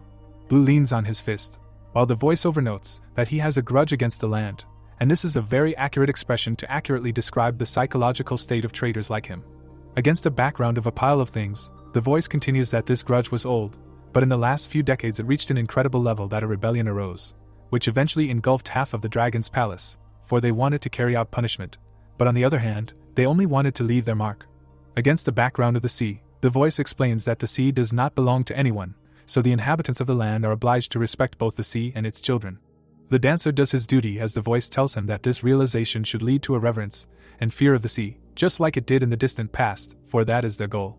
Blue is horrified, as the commentary tells him that right now this general sensed something was wrong. He watches the king go as the voice continues that perhaps the sea creatures have chosen a most ridiculous way to achieve their goal. The rocks on the seabed emit bubbles. Mike lies impaled through. His blood does not flow in different directions. Someone blocks his light. The blonde says that she warned him that if he came face to face with the crown prince, then this was the only possible outcome for him, but in the end the master took it upon himself and ended his life this way. She looks into his face and tells him that even despite her warnings, he is in no position to regret anything now, for everything looked fine. The girl looks at him and tells him that she is serious. She is angry next to him and asks him what kind of person he is, just an impenetrable stubborn person. The girl looks ahead and realizes what happened. In her memories, he is standing with a smile. He is talking to the king and falls dead. She reaches out to him, saying that he was very cool at the moment of his fall. The blonde sadly states that this is why she is even more sorry, because he should have fallen from her hand. The girl is confused and asks what else can be done, because a flower whose leaves have fallen cannot be revived. She hides her face behind her hands. The man is taken aback by something, saying that she has a great idea, but she will not tell him that there will be no risk from her undertaking. Mike lies down, while she notes that her idea is definitely worth it. She looks him straight in the face, asking him to wait for her a little, because she will make this flower bloom again. The dragon temple is in ruins. There is a hole in the wall. Tom wants to say something. He looks at the nearly defeated former general and notes that he assumes that more is coming, as he is about to inject his normal energy into the Yukai general's body. The general bares his teeth and replies that it is fine. Io fights fire with fire just as poison is suppressed with poison. The same principle applies to exorcism. Tom rolls his eyes and notes that this makes some sense, of course, but in any case, leaving him like this would be much worse. He says that he will begin. The guy glows and chants. Rick watches the procedure stunned. Taylor looks on with displeasure. Tom frowns. He puts his hand on the general. He turns blue from the manipulation. Blood clots fly out of his mouth. The entire floor is now painted red. Tom lowers his eyelids and declares that more came out of him than he expected and notes that he is also a good man, since after a little rest his regenerative ability will most likely be restored. The guy turns around and asks how the others are doing, because at first glance there is no sense of disease-causing energy in her. Taylor looks down and notes that her brother is right, because it looks more like a curse or some kind of seal, but she can't figure it out for sure. But given all the circumstances, she can assume that this is a seal whose target audience is dragons. Tom looks at the general in shock while she continues that everything is quite confusing, and the general asks to rid the princess of what is hanging over her, and he will give them everything he has, be it treasures or jewelry. Taylor sadly notes that everything has already been decided, because since there is a seal on her. She imagines a flute and continues that if her guess is correct, then the source of the seal is a dragon, or rather the energy of the target dragon is used by the caster as his own. Against the background of a dry branch, she says that if we say everything differently, then when the magic of the dragon, which is the target of the seal, weakens and he is left without strength, the spell will disappear by itself. Mirabelle lies unconscious while she continues that now despite this the princess's energy is almost completely depleted, but for some reason the spell continues to work. Tom looks at her with displeasure and asks what this is for. Did she really screw up because of her incompetence? To which she asks him to shut up. The girl notices that there is something inside the princess, while Tom is stunned by the fact that he forgot that Rick is also here. Against the background of Mirabelle, Taylor says that this something is based on the power of a dragon, not a person, and it continues to fight the spell, and until she knows exactly what it is, she cannot interfere with the spell itself. Someone entered from the side with the words that this is a magic pearl, because once upon a time the deposed king put one into the princess's body. Jessica stands with a box and continues that who would have thought that the pearl could harm the princess, to which someone asks her why the former king needed to do such a thing. The general is confused and reasons that even if the princess inherited the throne and the pearl was placed in her body, he is told that it is not for her. Jessica looks at him and explains that initially His Majesty the Dragon King wanted to accept a creature from the earth as a son-in-law, to grant him his scales by combining them with the princess's pearl so that they could rule the dragon palace together, and today's competition is part of his plan. Rick hears that the selection of the son-in-law, who will be granted the scales, and who will subsequently inherit the throne, is the goal of the tournament. The palace is depicted underwater, and someone asks the king in surprise. The Dragon King sat on the throne and told Jessica that judging by her surprise she had not completely lost her hearing yet, and asked what was so surprising about it, and to whom, in her opinion, he should pass the throne. He looked away and wondered, the heir who was not mature enough to inherit the throne yet, although he had the ability, or the queen who listened to her husband who helped her, so the choice was obvious. Jessica, with her eyes closed, said that shouldn't this role go to the one who was underwater, otherwise there would be riots here and there. Mason and Hannah were shown, and the manager said that once he did this, the two who were the loudest in shouting their loyalty would be the first to pounce, foaming at the mouth and clearly not with words. People were shown baring their teeth in anger. Jessica continued that the people who supported the Dragon Palace would also clearly not be happy about the appearance of a new pillar from the ground, because they probably initially thought that the groom would be chosen from among the children. Sebastian argued so what, saying that he was the absolute master of the Dragon Palace, asking who would dare to contradict him. Jessica grabbed her hand and remembered, turning to His Majesty, that there was public opinion. The king exhaled and confirmed that it was because of him that he was saying this. The manager looked at him and said that although she had decided that Mirabelle's husband would be from the mainland, she thought that it would be better for them to meet when she grew up. The princess stood with her back, shrouded in magic. Jessica said that when Mirabelle grew up by 100 years, even if they rebelled, they would not be able to do anything. Sebastian objected that it would be too late then. He leaned on his fist and said that they should receive tribute from the people, and that the laws of the yokai from the land should not apply to the sea. It was precisely recently that he heard such statements more often, and even from the little ones who did not understand what it meant. A settlement in the sea was depicted. The king continued to say that in a couple of years, or even in a couple of months, this opinion would spread widely among the inhabitants of the Eastern Sea, and then it would not be possible to ignore public opinion, because it would not just be the whisper of a couple of nobles and officials, but the cry of the common people. Sebastian looked at the manager and said that if this happened, not only Mirabelle, but even his orders would not be able to change anything, and then instead of suppressing a couple of dissenters with simple force, he would have to become a tyrant oppressing his people. A fist and blood was shown. The king was talking about how there would be no winner then, regardless of whether the intentions were righteous or not, and he was asking what else people would expect from the king who had trampled the common people by force. He reached out to the magic ball and said that they should hurry. Jessica was listening attentively to how Mirabelle's birthday was coming soon, and that was when they should start looking for a son-in-law. The structures of the two elements were depicted. Sebastian was saying that it would be great if the winner had a suitable character, but the world of competitions could not be so ideal, so he would choose a suitable candidate for the princess himself. Jessica was listening to how she would start spreading the word from today that he was opening a tournament to find a son-in-law, and she asked again in surprise. The king leaned over and said that this was not just a campaign to find a son-in-law. As he had said, this was to root out the weeds sown among the common people, and if they heard this rumor from him, they would ask about it. He would not reject anyone. Dave shrugged. Sebastian added that it was therefore important to spread only the part where he was choosing a son-in-law. The king lowered his head and thought about the fact that the son-in-law would share power with Mirabelle had to be kept a secret. The king looked down and assumed that things would slowly begin to heat up.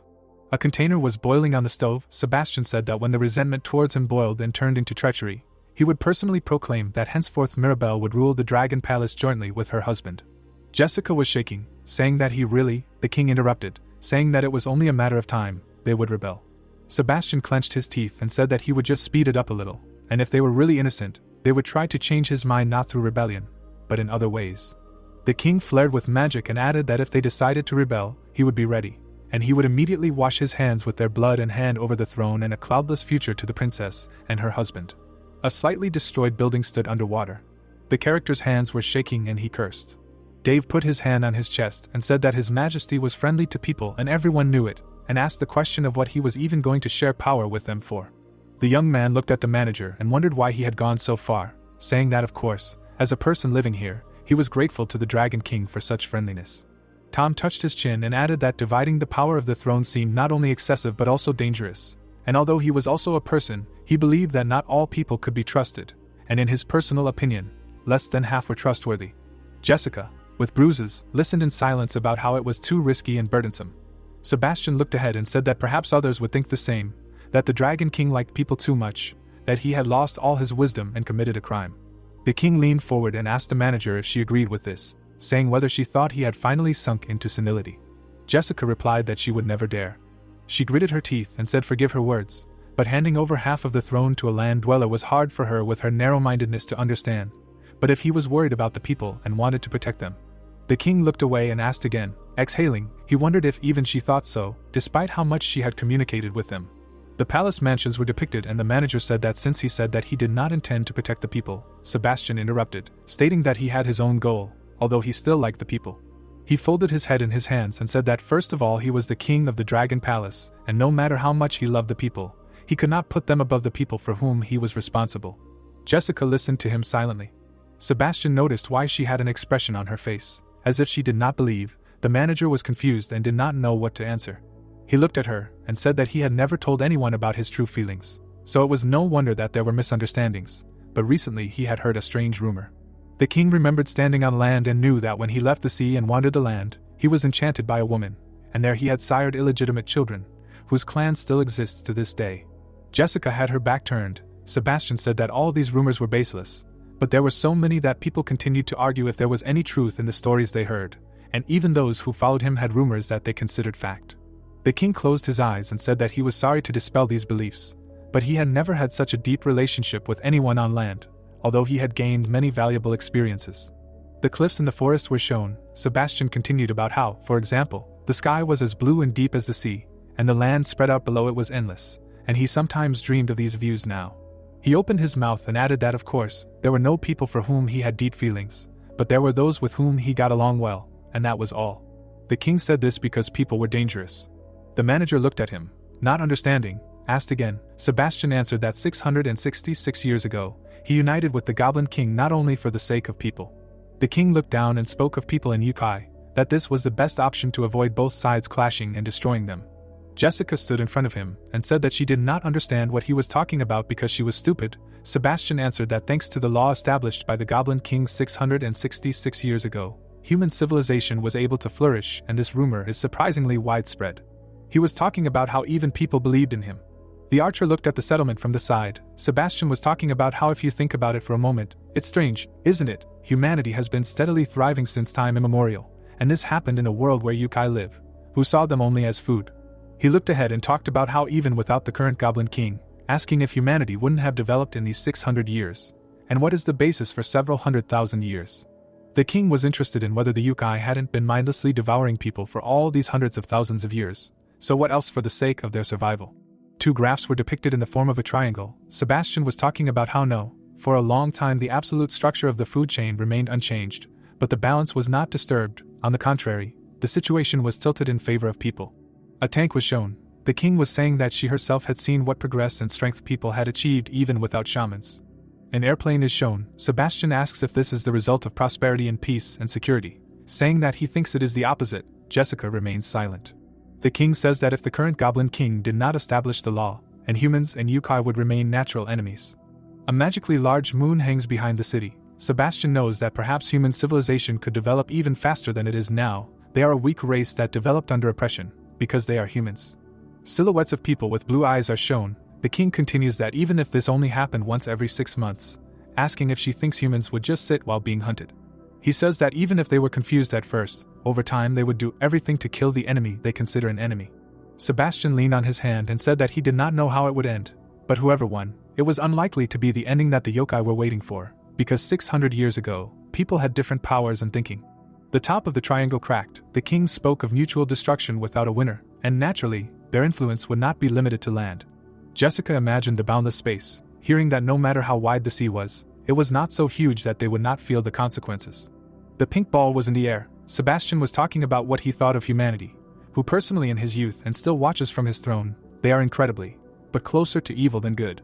He looked down and noted that they were a rebellious race that needed someone's protection because they were someone's prey, and if you forget about it and accidentally touch them, be it a Yukai from the land or from the sea, they will become a deadly thorn for them. Jonathan bowed his head to his father. Jessica asked if this was why he sent his eldest son to the land. The king replied that he would become the leader of the era, so he should learn from his own experience who humans are. He remembered how he looked at him smiling and said that although sometimes as a father it was difficult for him to understand him, and he knew that he was an outstanding talent and very smart, so he thought he would understand his intention. The king remembered his face at that moment, and said that he had returned with a terrible delusion. The king was displeased when he quoted that people in Yukai, on land and sea, he would rule over all without making distinctions. Sebastian noted that Jonathan had gone crazy, and his beliefs now corresponded. The king said that the heir to the Dragon Palace was delirious worse than the heroes of cheap novels.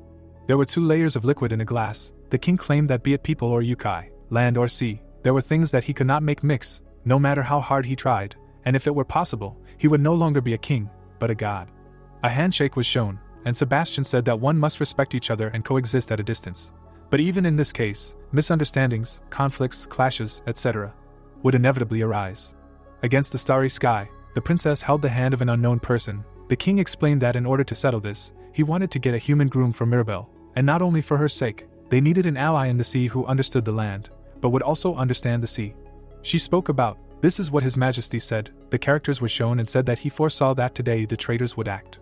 Jessica sat on her knees and said that no one could foresee that they would bring with them from the land Yukai, whose tricks and magic could surpass His Majesty's strength. Tom watched carefully and thought about what the Dragon King of the Eastern Sea. He heard that the wise ruler who was friendly to people wondered that who knew that he was such a realist. The guy looked down and reasoned that yes, he sees the future better than most people, and if there hadn't been such a commotion, the picture that his family wanted to see would not have been possible. Taylor looked away and asked to stop, saying that then the story about the pearl and the princess asked a question about how it turns out that without it, the usurpation of the throne is impossible. Blood was coming out of his mouth and he answered that it was so, and fortunately, they did not know about it yet. Hannah at the hole in the wall looked at Dave. He continued to say that if they knew that the pearl was with the princess, they would not have sent only one general to chase her. The man put his hand to his chest and said that he was in great debt to all of them, and not only did he involve honored guests in all this, but he also received help, and he, as a general of the Dragon Palace, was extremely ashamed. Tom and Taylor listened attentively as he spoke, about how even if he was known as a shameless person, he had a request. He asked to be taken out of the palace and take the princess and Jessica. The palace was depicted from afar, and Dave said that the entrance through which they got there was probably already blocked by guards. He remembered about the maps with hieroglyphs and said that senior officers are given an emergency pass to catch an external enemy or fugitives, and one of these should be in his office. Tom turned to the girl and turned to Dave, that he was grateful for his story on how they could get out of here, but the problems with the transfer of the throne were related to them. The guy looked serious and reasoned that he asked them, and this meant that he planned to stay and attract the attention of the pursuers alone. The general's eyes were painted over. Tom thought that he actually thought it was too much, but how to tell this to a warrior who was ready to die? Someone answered that it was not too much. The guy turned around in surprise and saw a silhouette asking if he wanted to stall for time until they all got out, saying that he understood the general's feelings. The hero opened the box and continued to say that in this state, Dave would not only be unable to resist an enemy like the previous one, but he would also be unable to cope with a weaker one, so in reality, his plan would not help them in any way. Dave beat his chest and shouted that this is how he saw him, saying that although he looked unsightly now, he was still the general of the Dragon Palace.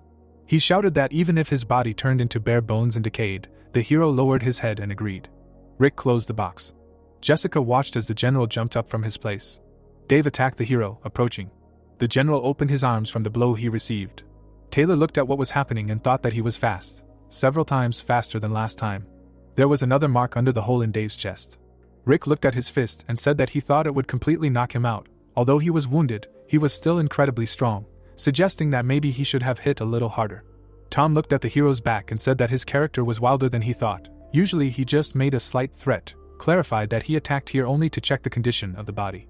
Rick smiled and answered that this happens. Usually they themselves understand better than anyone what condition the body is in. But here the problem is pride, so instead of starting a pointless argument, he decided that it would be safer this way. Tom listened in surprise about that. In any case, he thinks it would be better if he and Taylor lead them out of here.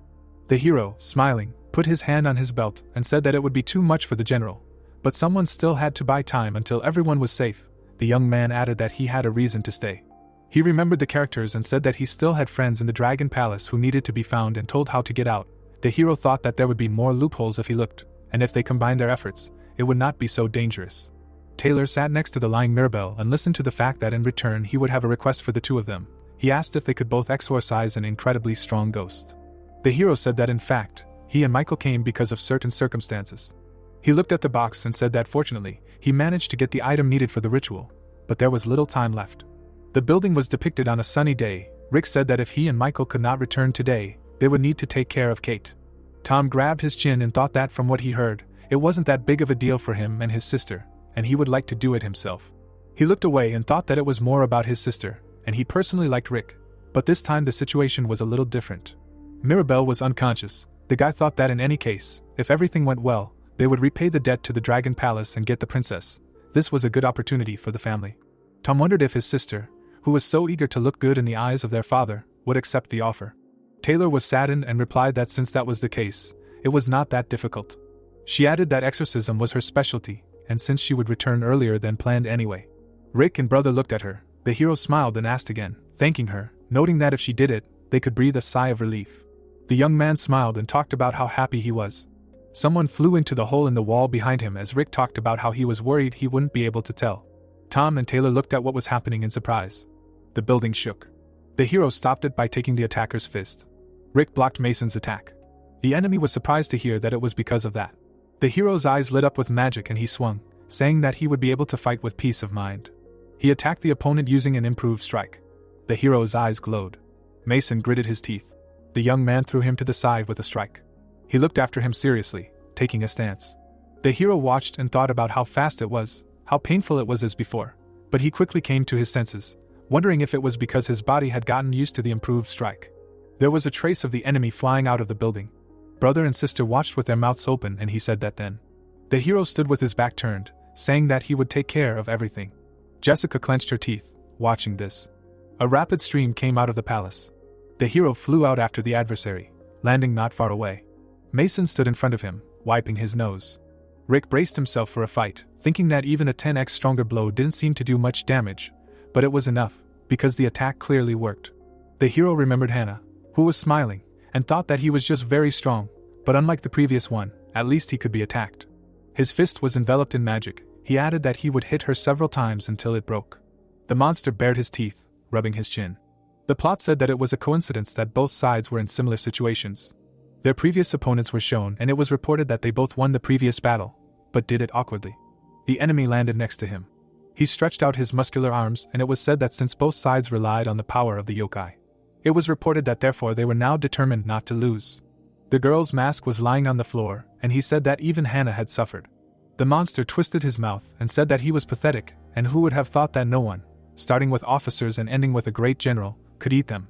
The guy was focused on the beginning of the fight. It was said that as soon as he revealed his presence, like the one who had less skills, the hero looked away. He removed his leg. Rick watched as a silhouette approached from the side, blazing with magic. The plot said that he immediately took a defensive position. Taylor looked away when she held the princess in her arms. Tom opened his mouth in surprise and asked. It was said that the pressure was so enormous that even the two shamans who had trusted Rick without a doubt a minute ago had a chill run down their skin. The guy clenched his teeth and spoke, noting that just now it was a fight between two approximately equal in strength. But now the situation had changed. Mirabelle was unconscious. Suddenly her hand moved. The Dragon King's son was heading towards them. The half-destroyed palace building was revealed. Jonathan looked around. The hero looked at him carefully and heard that he was Michael's comrade. The king's son calmly said that the strength of his body was not so important, because it seemed that the vessel did not match it, and it was worth seeing an opponent more skillfully. Rick turned to the side, hearing that attention was immediately scattered. Mason attacked the hero with a fist. The attack caused everything around to flare up. Rick blocked with his arms crossed. He looked through his hands, clenching his teeth. The monster's fist moved forward rapidly. The guy held the block for the oncoming attack. A strong blow threw Rick back. He got angry, blood spurted from his nose. The monster opened its nasty mouth. The enemy jumped on Rick, who was flying away from the previous blow. He flew into the attack very quickly. Mason clenched his teeth and said that he would crush him. The guy looked at him in fear. A bright beam of light energy flashed in front of the young man. Great energy rushed to the side. Magic was emitted from the hero's legs. The monster clenched his teeth and was attentive. Rick, scattering the dust around, ran towards his enemy. He put his palm forward. The monster, standing still, simply watched. His teeth were shown and it was said that he used a modified bite form. The plot told about the general's unique technique. Mason opened his mouth and it was said that the condition for activating it is opening and closing the mouth. The monster flew with a kick to the opponent. The silhouette of the hero was visible through his open jaw. It was reported that the technique allows you to adjust the size of the object inside the mouth in relation to the yokai itself and its volumes. Mason stood in front of the enemy, and it was said that such a distortion does not last long and is applied only to the object against which it is used, and it does not have any effect on the environment. A large jaw was in front of the enemy. The plot told that in any case the power of the technique is enormous. A large fist flew towards the hero. It was said that the attack is usually used in one-on-one combat. The guy blocked the approaching blow. It was said that increasing the volume to sizes overwhelming the enemy.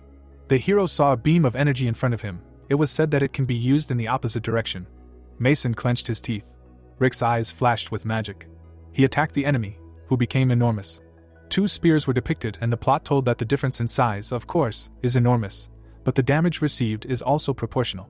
Monsters without an arm and shoulder were shown, and it was said that for a yokai with incredible regeneration power, it is enough to just limit the area of application of forces to him. Kelvin took a fighting stance, and it was said that against some opponents this ability may be completely useless. The hero's fist was wrapped in magic. The magic was building up something in his hand. His eyes glowed pink as Mason realized something. Rick struck with the accumulated energy. It was said that if the opponent was a yokai with similar strength and size, the black energy suppressed the light. An explosion occurred above the monster's head. He felt the dark energy approaching. It went through and around him. The monster was tense. Mason looked up at the flying particles of magic. He watched and wondered if the attack had dissipated or not. Rick flew towards him attacking. He knew that from the very beginning it was just a trick. The hero ran as fast as he could towards Mason. The monster watched as the energy accumulated in the opponent's hands. The plot said that those 3 bites and the strange feeling that followed were enough to assess the enemy's strength and make a decisive move. A spear appeared in the guy's hands, which he aimed at the opponent, activating the Goblin Club to its original state. He looked at the monster's belt, and it was said about the target of the golden core in the lower abdomen. A magic ball and the tip of the spear were depicted. The plot narrated that it was the second heart and the source of yokai's powers. The blow pierced the monster, splashing his blood all around. Half of Rick's face was masked as he looked at the defeated opponent. Mason grabbed the handle of the spear. The plot said that an unexpected variable was a small error in turning the general's body. Blood flowed down. It was reported that it was this that saved him from Rick's fatal blow. The monster trembled, grabbing the handle of the spear. The hero watched as Mason held the hilt, bleeding. The enemy grabbed it with both hands. Blood was oozing out of his mouth. The hero looked away. He looked at Jonathan walking. Mason was blazing with magic and screaming, calling the guy an earthworm, exclaiming how dare he look down on him. Rick opened his mouth, letting go of the spear from his hands. The monster clenched his teeth in anger. Particles of blue magic appeared around. Mason looked at what was happening questioningly. Blue smoke enveloped the young man. The monster's fist changed color. The young man was holding Mason's hand with magic from behind. The guy put his palm out in front of him, and it was said that there was no need for him to leave everything to him and leave. His legs were covered in ice. The plot narrated that from their very first meeting and until the moment he bound the general with ice, this guy always got on Rick's nerves. The hero looked at what was happening in surprise. He stared forward, his mouth open. Rick jumped away from his adversary. The young man watched this, listening to Mason say that he was not even surprised. The monster pulled the spear out of his body and said that he admitted it. He flared with magic, breaking the ice on himself, shouted that the earthworms were better than he thought, and therefore he should kill them not out of duty, but out of his own pride. The guy with the ice tilted his head and clarified that he was talking about earthworms, adding that only for such insults there is no rational basis, and to hear such from a member of a race that was once born in water is even somehow funny. The hero ran, attacking the adversary. Jonathan watched carefully. He watched as the guy approached him. The hero swung his fist, attacking the son of the king. Jonathan watched calmly, waiting. Rick activated the improved X5 strike and the goblin hat. Jonathan extended his hand, meeting the hero. Vortices of energy formed around them. The son's palm met the guy's fist. The plot said that the first results showed a difference in strength, while they felt overwhelming power and a whole gap between them. The guy's eye in the mask went out. Jonathan raised his palm and said that this was a reasonable decision. Rick swung angrily at the adversary. The king's son pulled his hand back and began to grow energy, saying that it was disappointing. The hero looked at him in surprise. The roof of the palace tilted. Jonathan looked at his hand with a pink ball growing in it.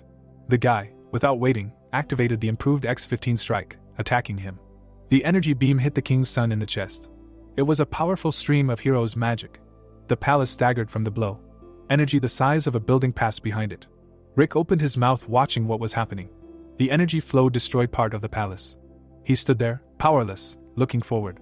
Jonathan looked at him and said that the first blow was twice as strong, maybe even more, emphasizing that he was very strong. He said that considering his father, people like him could be counted on the fingers of one hand. The king's son bent his hand and noted that his fighting spirit was disappointing. The hero felt the difference in strength and chose a strategy of delaying time. He said that he did not feel any desire to overcome this difference in strength. The guy widened his eyes and listened to the fact that since the man named Michael was an outstanding person, apparently, he gradually expected something similar from the hero. Jonathan frowned and explained that yokai do not often go beyond the limits if it means death. Rick widened his eyes and asked what he was talking about. The rocks were underwater. At the entrance to the building, the entire floor was covered in blood. Someone's silhouette was visible on the wall. It was a girl. She was holding on to the cage. The shackles were lying on the stone floor. The door of the cage slammed shut. The girl was looking straight ahead. The man, something showing on his face, asked her what she was doing here. She looked at him carefully and listened to him as he asked the question, that like the others she had come to look down on him. If she had powers she should have run away by now. The king sat on the floor and told her not to say that she had come to save him, because now he was a piece of worthless trash. Sebastian looked at the girl and apologized for what had happened, saying that he had failed to foresee and calculate everything properly, and he thought that in 1,000 years as king he had grown, but the only change was his aged body. He frowned and suggested that she had come here because of that thing, and asked her to accept his condolences regarding the situation in the palace. The girl lowered her head and said that even though she was not his subject, she dared to say that he was the father who had to take care of and take responsibility for the head of this rebellion. She said that therefore, instead of self-destruction and whining, it was better to gather all her strength and do something to resolve the current situation. The king smiled and said that he liked this feeling. The girl lowered her head and listened to what it felt like to be in front of him, as if he had a brother who had learned politeness. Although the last time they had seen each other, he had complained that his children did not do anything he wanted. This also concerned him, but it seemed that his children were well-mannered. The king sat in front of her and asked what he could do, saying that even if his terrifying brother had reproached him personally, he had no strength at all. All he could do was wait and believe. He looked straight ahead and said that he was lucky. The girl clenched her fist. She looked down on him and noted that he was called the king, and yet he said such pathetic things. She was shaking and she continued that for him, so that she could come here, a man with whom they were not even close gave his life. She told him that even if he could do nothing but look so pathetic, the king looked upset and agreed. He put his palm on the floor and said that he thought it was quite acceptable criticism on her part. The lady lowered her head and listened to her about how she was angry now, not at him, but at herself, and judging by her state, he knew roughly who she had met and what situation she found herself in. Sebastian leaned over and asked about whether that man had really given his life for him. The girl looked at him in surprise. She turned around. The lady was standing at the door of the cage and looking at the two. Judy noticed and said that she thought she would get here first. The king looked at her and said that he did not know that she could be normal. Judy was holding someone in her arms and, smiling, greeted His Majesty, saying that she thought this was the first time since the last appointment. Sebastian looked at her silently. The girl noticed something in surprise. In her arms was an unconscious Calvin. The king exhaled and tried to guess. The lady looked in surprise and heard that this friend was dead, but he could be saved, because the blood in his veins was not cold yet. The king of the Dragon Palace looked at her and clarified that wasn't that what she was trying to say. Judy laughed and said that as expected from the king, and if she knew that everything would turn out like this, she would not have committed treason. Calvin was lying unconscious. She added that the matter seemed funny, so she joined in, but in the end she regretted it, but if she had not sided with the traitors. She hung her head and said that she wasn't sure she could have done anything when he was caught off guard. Judy looked at the girl and asked if she had figured out the situation yet, and offered to explain it all so that she wouldn't get confused. She began to explain that dragons had scales that granted wishes. There was a picture of a dragon, and Judy continued that the scales not only carried incredible power, but were better than any elixir for foreigners. She pictured the scales and talked about how a normal dragon could only grow one in their lifetime. But if it was the Dragon King himself, she wondered if he couldn't have two. Jonathan held up a scale and she told him that the Crown Prince had gotten one first.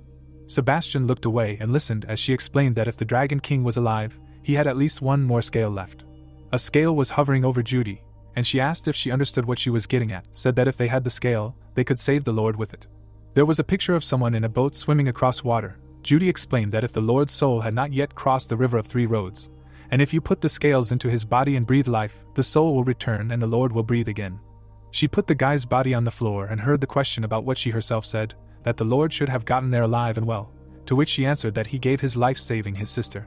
Judy went to the lady and asked, "So what?" The girl answered that family ties are scary. Sebastian clenched his teeth and said that she was so smart, but she did not even take into account the opinion of the person whom she was actually going to use, adding that she was all like her father. Judy listened carefully as he told her that if she ever wanted to use someone in the future, she needed to remember one thing.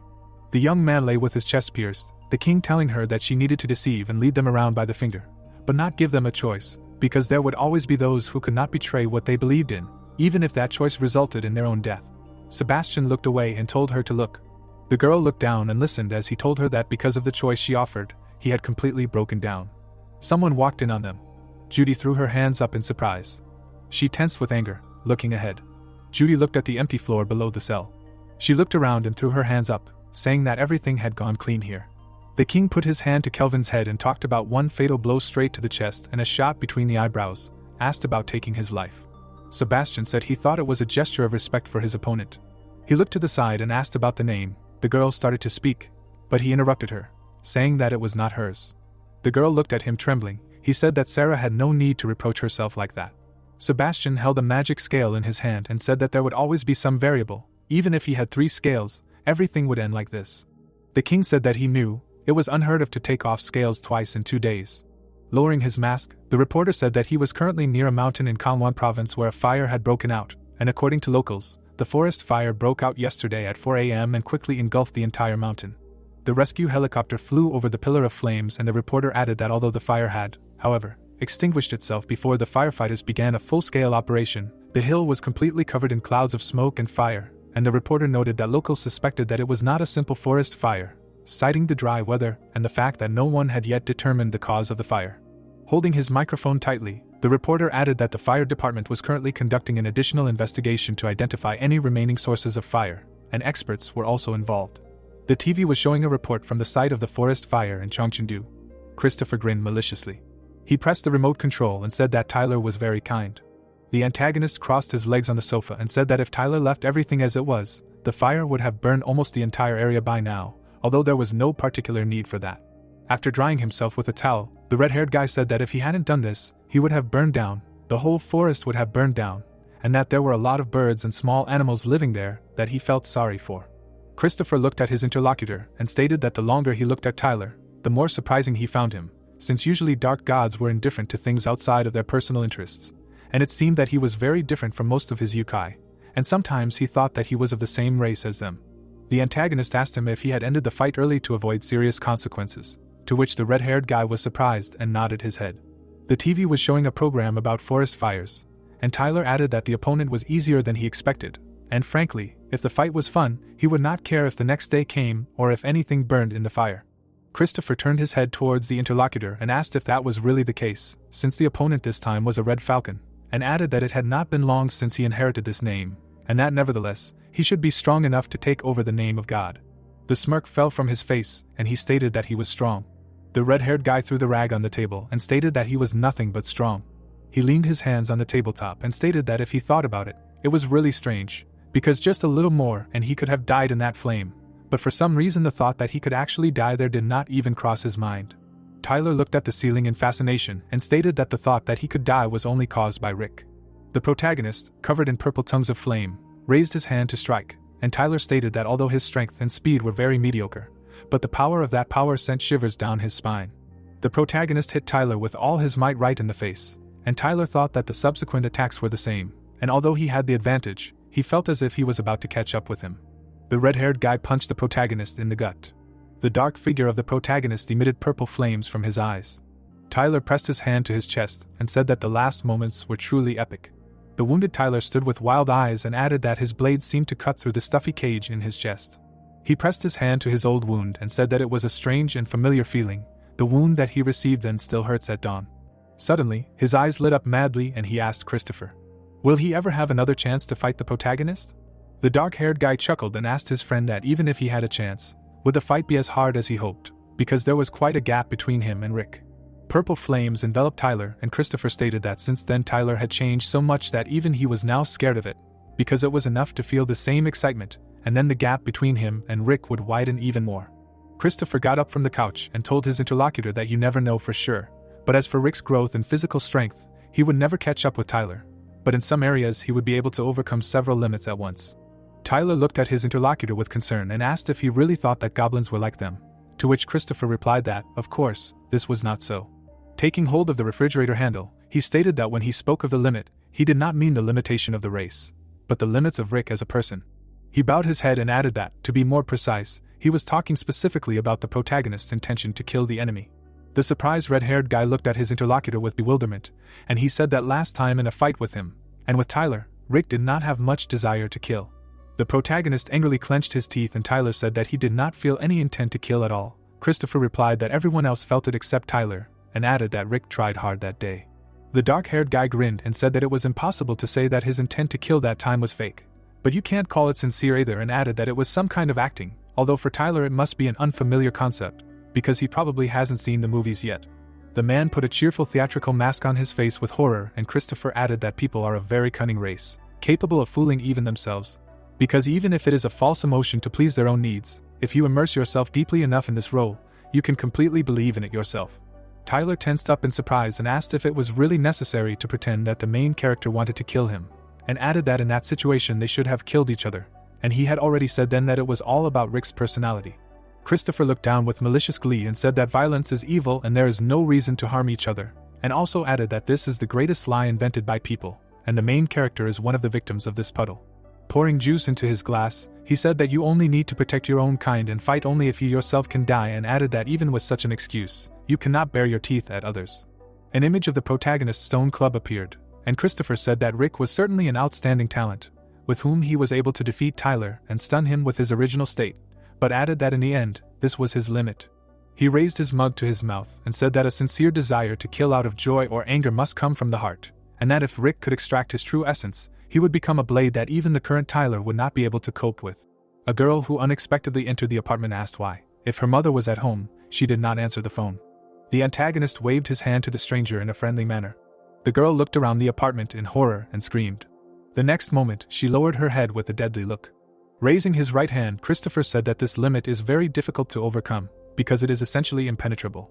He stood with his hand raised and said that the desire to kill is a natural instinct, and it is only worth realizing it once, as the desire begins to grow uncontrollably.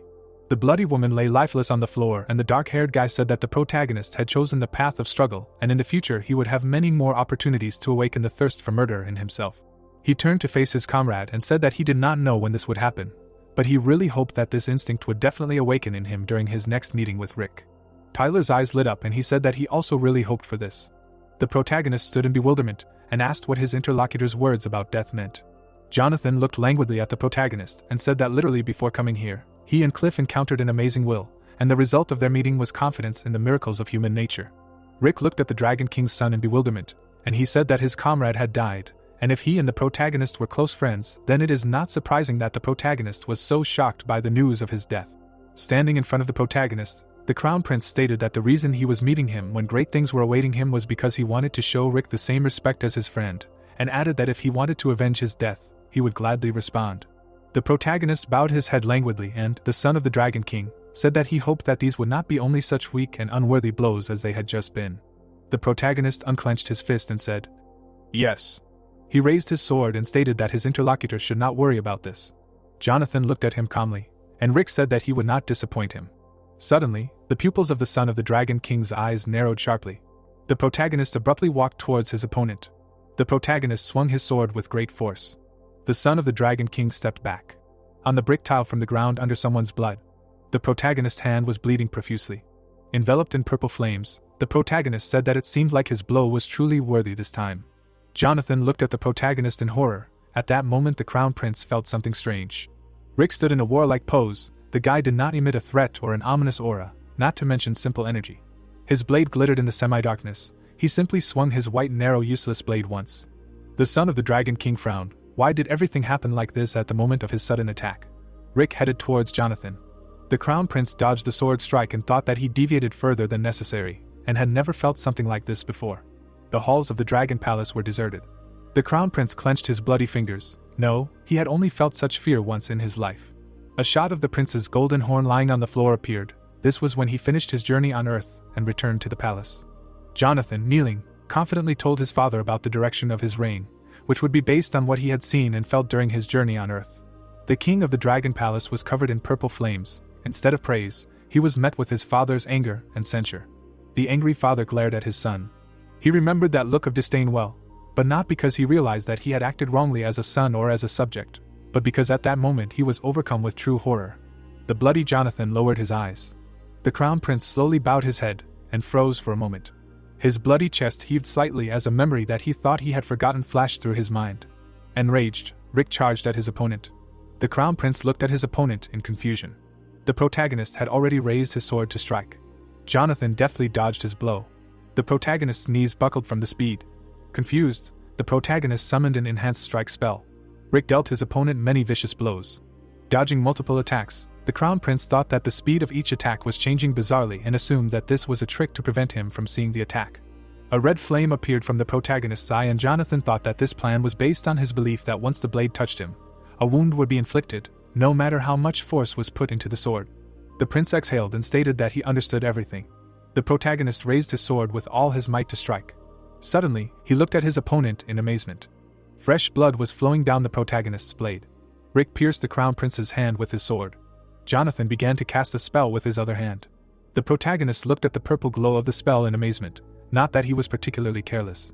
Rick was thrown aside by a powerful spell, he simply did not notice the opponent's mood and his determination to sacrifice his own body. The son of the Dragon King looked forward confidently. However, a moment later, his face changed its appearance. Getting up from his knees, the bloody protagonist said that he warned. The protagonist grabbed his sword. Blood gushed from the hand of the Dragon King's son.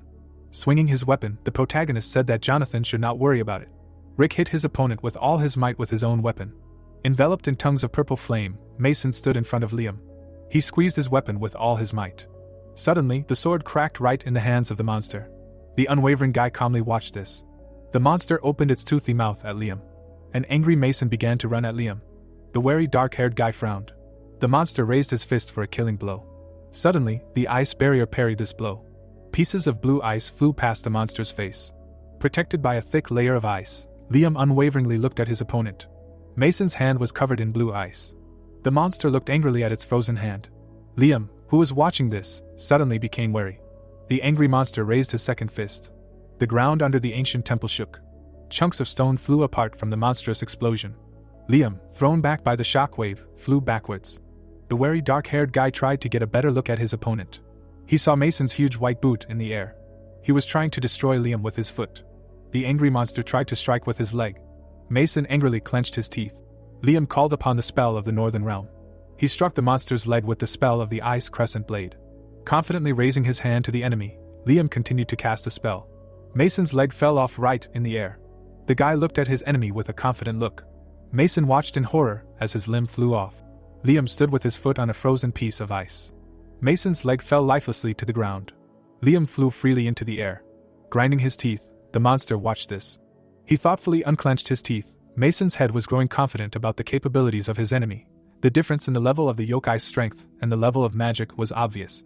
The ice shield protected the monster. This spell allowed him to freely control ice and cold. Mason found his hand frozen, and also absolute defense, which deals damage to the attacker. The blue-headed monster fell and shrank in size and thought that no matter what the reason, there must definitely be a limit to Mason's accuracy and sorcery. Liam quickly flew away from the impact force of the explosion, and the monster added to himself that this is why, instead of strengthening his defense, he decided to dodge, because he continues to rush forward, and does not attack from a distance, as he did just now. An ice spell attacked Mason's leg, and he thought that he may have other limitations in using magic, in addition to the expenditure of spiritual power. The dark-haired guy flew high into the air, and Mason added to himself that perhaps now is his final decisive blow. Mason tensed the muscles of his hand in a hurry. The monster broke the ice crust on his hand. Mason angrily opened his mouth. According to Tanju's unique magic, in the modified form of the bite, there is a critical point. An image of Mason increasing in size appeared, depending on the scale of the increase. The consumption of spiritual power, as well as the time for reusing the technique, also increased. The arrow on the piece of paper indicated exponential growth. However, when the critical point is overcome, the consumption of spiritual power becomes directly proportional to the effectiveness of magic. Enveloped in tongues of magical flame, Mason decided to use this not the best option because of his pride. The son of the Dragon King stood with his back to the monster. Everything was going a little differently than he expected, because he thought that he understood everything well enough. Excited Mason was covered in beads of sweat. It felt like he missed something, starting with the image of his new master. On the paper map, the borders of countries were drawn, for example, the forces of creatures from Earth. Mason stood importantly over the map of countries. He thought that the children of the sea had no reason to be timid in front of him, and following the law of the Goblin King only comes from the stupidity of the Dragon King. Even if the entire continent was difficult to obtain, they could easily take over the Korean peninsula and the Japanese islands, but this was a misconception. Kelvin dealt Jordan a fatal blow. 2 of the 8 generals he had carefully selected were instantly defeated by just one person. The young man held up the severed head of his opponent. Covered in purple flames, Sarah bowed down, although outstanding, but a simple yokai. Rick held his bloody spear in his hands. An image of Liam appeared, covered in an icy aura, a simple yokai fighting on the same level as the great general of the Dragon Palace. A deep brick well was filled with water. Mason was afraid that the wide sea he lived in might be just a well. The dark-haired boy confidently looked down at his opponent. In a sense of denial and injustice, Mason faced his opponent. Using the spell. Altered bite form. Blocking the sky, the monster gained enormous size. Liam smirked and stated that he knew he was right. The angry monster looked at the young man and he added that pride and narrow-mindedness are synonyms. Enveloped in tongues of purple flame, Liam declared that a target that grows beyond all measure is the best outcome for him. Mason angrily remembered the girl named Sarah. Enveloped in magic, she raised her leg to strike, because she was saving her strength to match the enemy in strength and size at the right moment. The girl's eyes lit up with purple flame. The monster rushed at Liam. The young man began to cast a spell and declared that in any case, each of his shots would be 10 out of 10. He aimed his magic bow at the huge monster. Concentrating on the shot, Liam released the bowstring. Mason struck Liam with his huge hand. The ancient temple shook from the explosion. Pieces of glowing ice flew all over the temple. The flying ice slowly settled on the ground. The eyes of the charred Rick emitted red tongues of flame. He raised his blade into the air. Splashes of blood gushed from Jonathan's severed hand. The son of the Dragon King looked at his opponent cautiously. Something similar had already left wounds on his body today. Kelvin angrily swung his sword. The tip of Kelvin's sword was filled with divine energy. A bloody wound appeared on the chest of the Dragon King's son. The blade of that guy should have smoothly passed through the prince's flesh. Fresh blood splashed on Kelvin's face, but the blade was stopped by the dragon energy that enveloped the prince's body, which is why it only cut the skin. Fresh blood splashed out of Jonathan's mouth. The charred protagonist rushed towards the enemy. Something changed. The bloody son of the Dragon King looked at the protagonist in shock. This is not magic, not witchcraft or any tricks. There was no special ingenuity in the technique, or anything like that. Rick looked at his enemy with madly burning eyes. There was only a pure desire to kill, without any other emotions, a pure and sincere desire to effectively eliminate the target. The prince abruptly rushed to the side. The crown prince began to conjure a spell. With his hand, he called upon the spell of the blue dragon's claw. Mirabelle began to cast this spell with her hands. Magical monsters surrounded the protagonist. Jonathan pointed his hand towards the protagonist. It was not magic, but a martial arts technique. The spell hit the protagonist directly. This is a technique that is passed down from generation to generation among the dragons of the Eastern Sea Palace. The protagonist looked at the spell flying at him with concern. He was thrown back with monstrous force by the wave-cutting spell. The man hit the bell with a log. The principle of this technique is similar to division, but simpler and not as effective. For example, it imitates the effect of a bell strike using chi. The log hit the bell directly. The blow penetrates the bell, causing vibrations that resonate and spread the sound. The protagonist opened his mouth from the pain that was bursting him, and here too, the vibrations penetrate the enemy's body, destroying it from the inside. Fresh blood gushed from the protagonist's mouth. The severed hand of the Dragon King's son was covered with tongues of purple flame. The protagonist was flying away from the shockwave. Jonathan cast a spell and thought that he had already hit his opponent twice with the blue dragon's claw, and he was still fine, probably because of his shell. The protagonist stood up in a warlike pose, and the crown prince added to himself that the body was probably so decomposed and destroyed inside that it could no longer function. The long-haired prince's eyes emitted purple flames. He grabbed Rick's mask with his hand. Suddenly, a magical explosion thundered. The goblin mask flew to the side. Jonathan grabbed the protagonist right by the face. The crown prince looked at his opponent with confusion, and he said that this was not the end and suggested that he do the same as before. Jonathan looked at the protagonist in shock. Rick grabbed the crown prince's hand and said that his face had finally changed, but he still wanted to kill him and added that now it was his turn. The green-haired boy looked forward in surprise. Jonathan was confident in victory, not because of carelessness or foresight.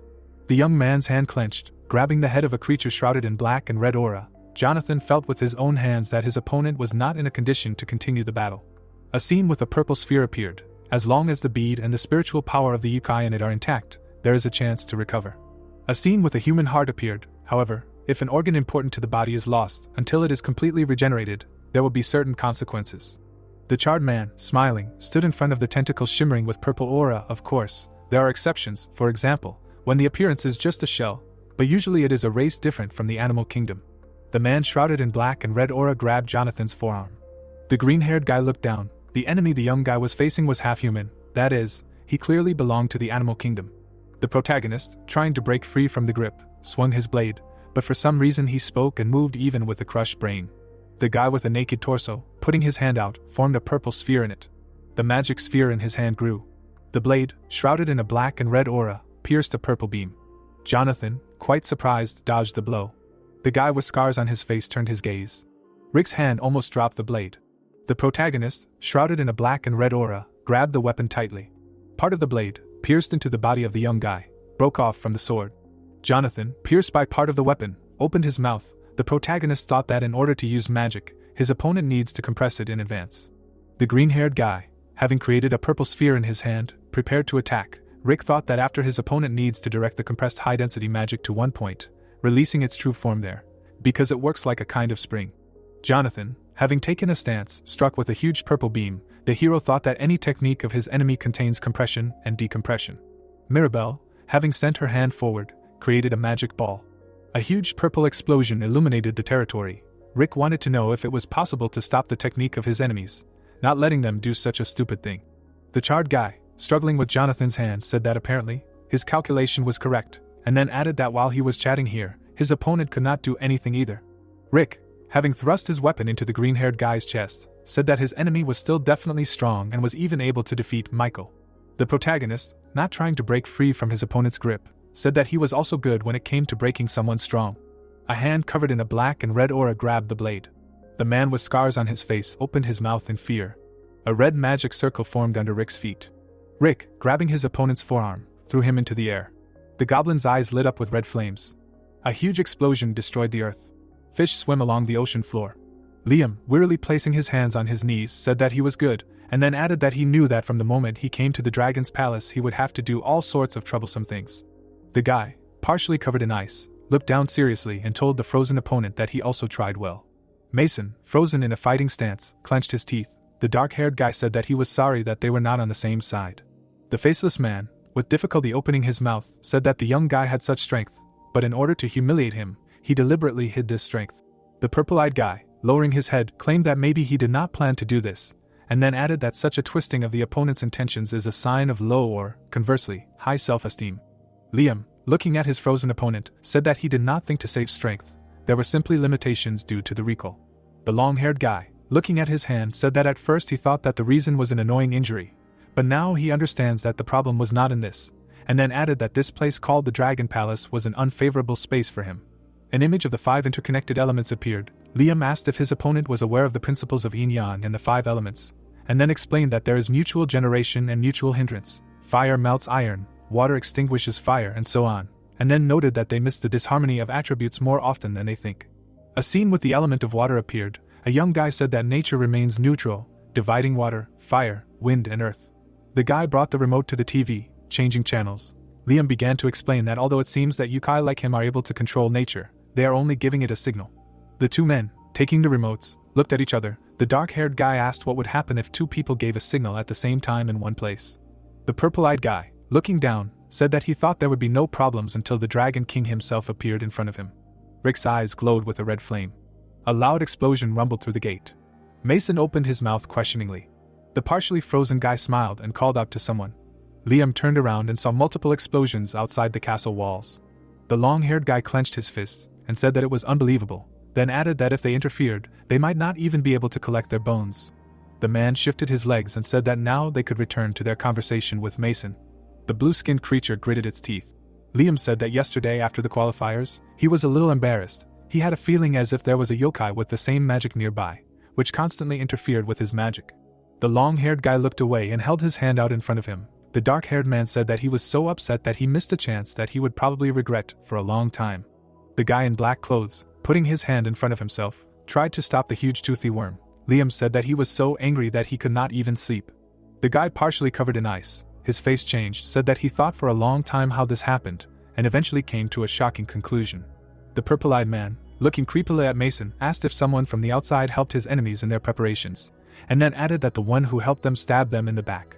The almost completely frozen creature without a face, clenched his teeth, exclaimed that this was nonsense, and Liam replied that it was a curse, and a pretty good one at that. The black-haired guy, looking at his hand, said that the curse probably covers the entire Palace of Dragons and that this magic is not aimed at an object, but at an area, and then added that his curse affected for the same reason. The huge gates to the castle were illuminated by the sun. The long-haired guy said that this curse was some kind of barrier, so he could admit that there was a path for energy to flow in the Dragon Palace. A scene of underwater wooden buildings appeared. A small corridor of the building was illuminated by the light of a lamp. Liam said that if you think about it, perhaps the one who cast the curse had minions in the palace. A man in black clothes, holding a blue spark of magic in his hand, said that this energy suppressed the power of his magic, that he uses the attribute of water, by superimposing signals. Mason, trembling in displeasure, shouted that Liam was trying to say this, and then asked what kind of curse he meant. The young guy said that his opponent himself understood everything and asked him to avoid reality. The partially frozen man claimed that his enemy knew that it wasn't his comrades who attacked them, then added that the fact that he lived on land prevented him from using earth magic, and noted that his opponent wasn't even aware of the curse. Sebastian, with his hands behind his back, covered himself in a purple aura. Liam said that the target wasn't the Dragon King, because he was a creature far below the level of such a spell, and then added that this was probably why Sebastian didn't notice the curse. Mirabelle, covered in a purple aura, smiled. The young man said that the Dragon Princess was also unlikely to succumb to the spell, because the essence of the blue dragon is wood, and only by taking the throne of the Dragon King could she use the attribute of water. Mason looked at the destroyed wall, behind which explosions were heard. Liam said that then it was someone with the attribute of water, or someone who would soon receive it, and then added that therefore he was not as experienced as the Dragon King. The long-haired guy, looking at Mason, who stretched out his hands, said that the moment the prince, whom they supported so much, ascended the throne, the curse would begin to act in full force, and then noted that he did not know what the consequences would be, but assured his enemy that the consequences would be horrific. The creature with blue skin opened its mouth in horror. Liam said that he was still not sure of the final goal, but most likely the person who cast the curse did not want to let the prince become the new Dragon King, and then said that it was not so obvious. The long-haired boy, with his hands in his pockets, said that the people of the land would not want to follow the strict policy that he was going to dictate to the land the power of the Dragon Palace, and then added that he could not come up with a suitable excuse that they would believe. Mason opened his mouth tensely. Liam suggested that his opponent look the truth in the eye, that their rebellion was an attempt to destroy the Dragon Palace. The young man, looking menacingly forward, said that naturally, it was not for the sake of making his opponents regret their plans to attack the land, and then added that for the sake of the future of the Dragon Palace, Mason must tell who helped them with the rebellion. The black-haired boy looked away in surprise. Eileen, covered in a purple aura, exhaled cigarette smoke through her mouth. Liam turned his head. Behind the young man, emitting purple fire, stood a horned creature. The short-haired girl, putting her hand in her pocket, pointed out that she had not seen the young man for a long time, and then added that although she said a long time ago, it was yesterday, and noted that time is a relative substance, and when meeting an attractive person, time seems to stop. Liam, turning around, said that such words were spoken by the one who stood behind the mouth, folding her hands, then asked where she had been and added that he had already missed her. Eileen, putting a smoking pipe in her mouth, asked what had changed and said that yesterday the young man seemed soft and responsive to her. The girl, taking the pipe out of her mouth, said that, however, Liam still seemed to her to taste good. The woman in the white shirt, releasing a cloud of purple smoke in the form of a ram's head, said that in fact, her mouth was already watering, and then added that she was so hungry that she would eat her enemy with great pleasure. The long-haired guy stretched out his hand and said that if a woman left this world hungry, it would be hard for her to be reborn as a Buddha, and thought that he was currently at a disadvantage. A scene of a magic ball filled with purple liquid appeared. The young guy noted that he still had enough strength, but there was a problem with his power. Liam, preparing to strike with purple aura, put his hand forward. The guy in black clothes thought that the recent cold sky bow and arrow had a significant impact on his channels, so at the moment his power was much lower. Eileen, bringing the smoking pipe to her face, smiled. Liam decided that even his lack of power was not his biggest problem, even if the opponent was an unknown monster, even if he could not fight at full strength, these factors did not undermine his confidence. The purple-eyed guy, covered in blue clouds of smoke, thought that a thought of a more dangerous monster that he could not see now was stuck in his heart like a splinter. The small building collapsed due to the explosion. Liam hoped that these thoughts would remain just thoughts. Rick holds Jonathan's wrist. The man covered in a black and red aura looked away. Turning his head, the charred guy saw that he was holding a severed hand. The hero looked forward. Bleeding, Jonathan was sitting on his knees. The green-haired guy lowered his head. The man with scars on his face looked up. In another time, in another context, he would have gladly accepted the current test and enjoyed it.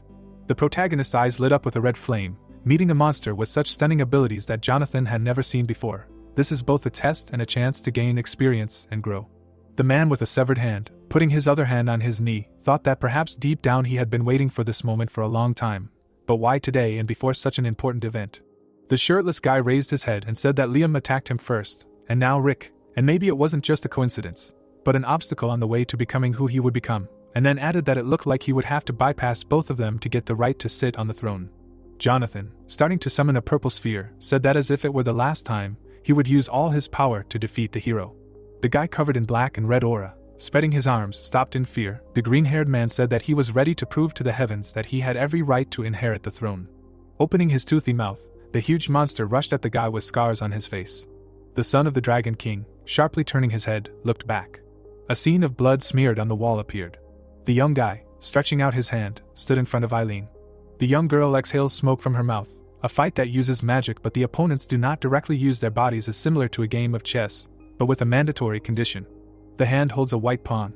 Liam, shrouded in blue smoke, looks forward. A woman in a white shirt sits at a chess table, You can't know the abilities, arrangement and number of pieces in advance. Eileen, with her hand in her pocket, emits purple smoke until you personally encounter them. The long-haired guy stretched out his hand. The purple smoke went to the blue magic shield. Turning his head, the young man put up a magical defense in front of himself.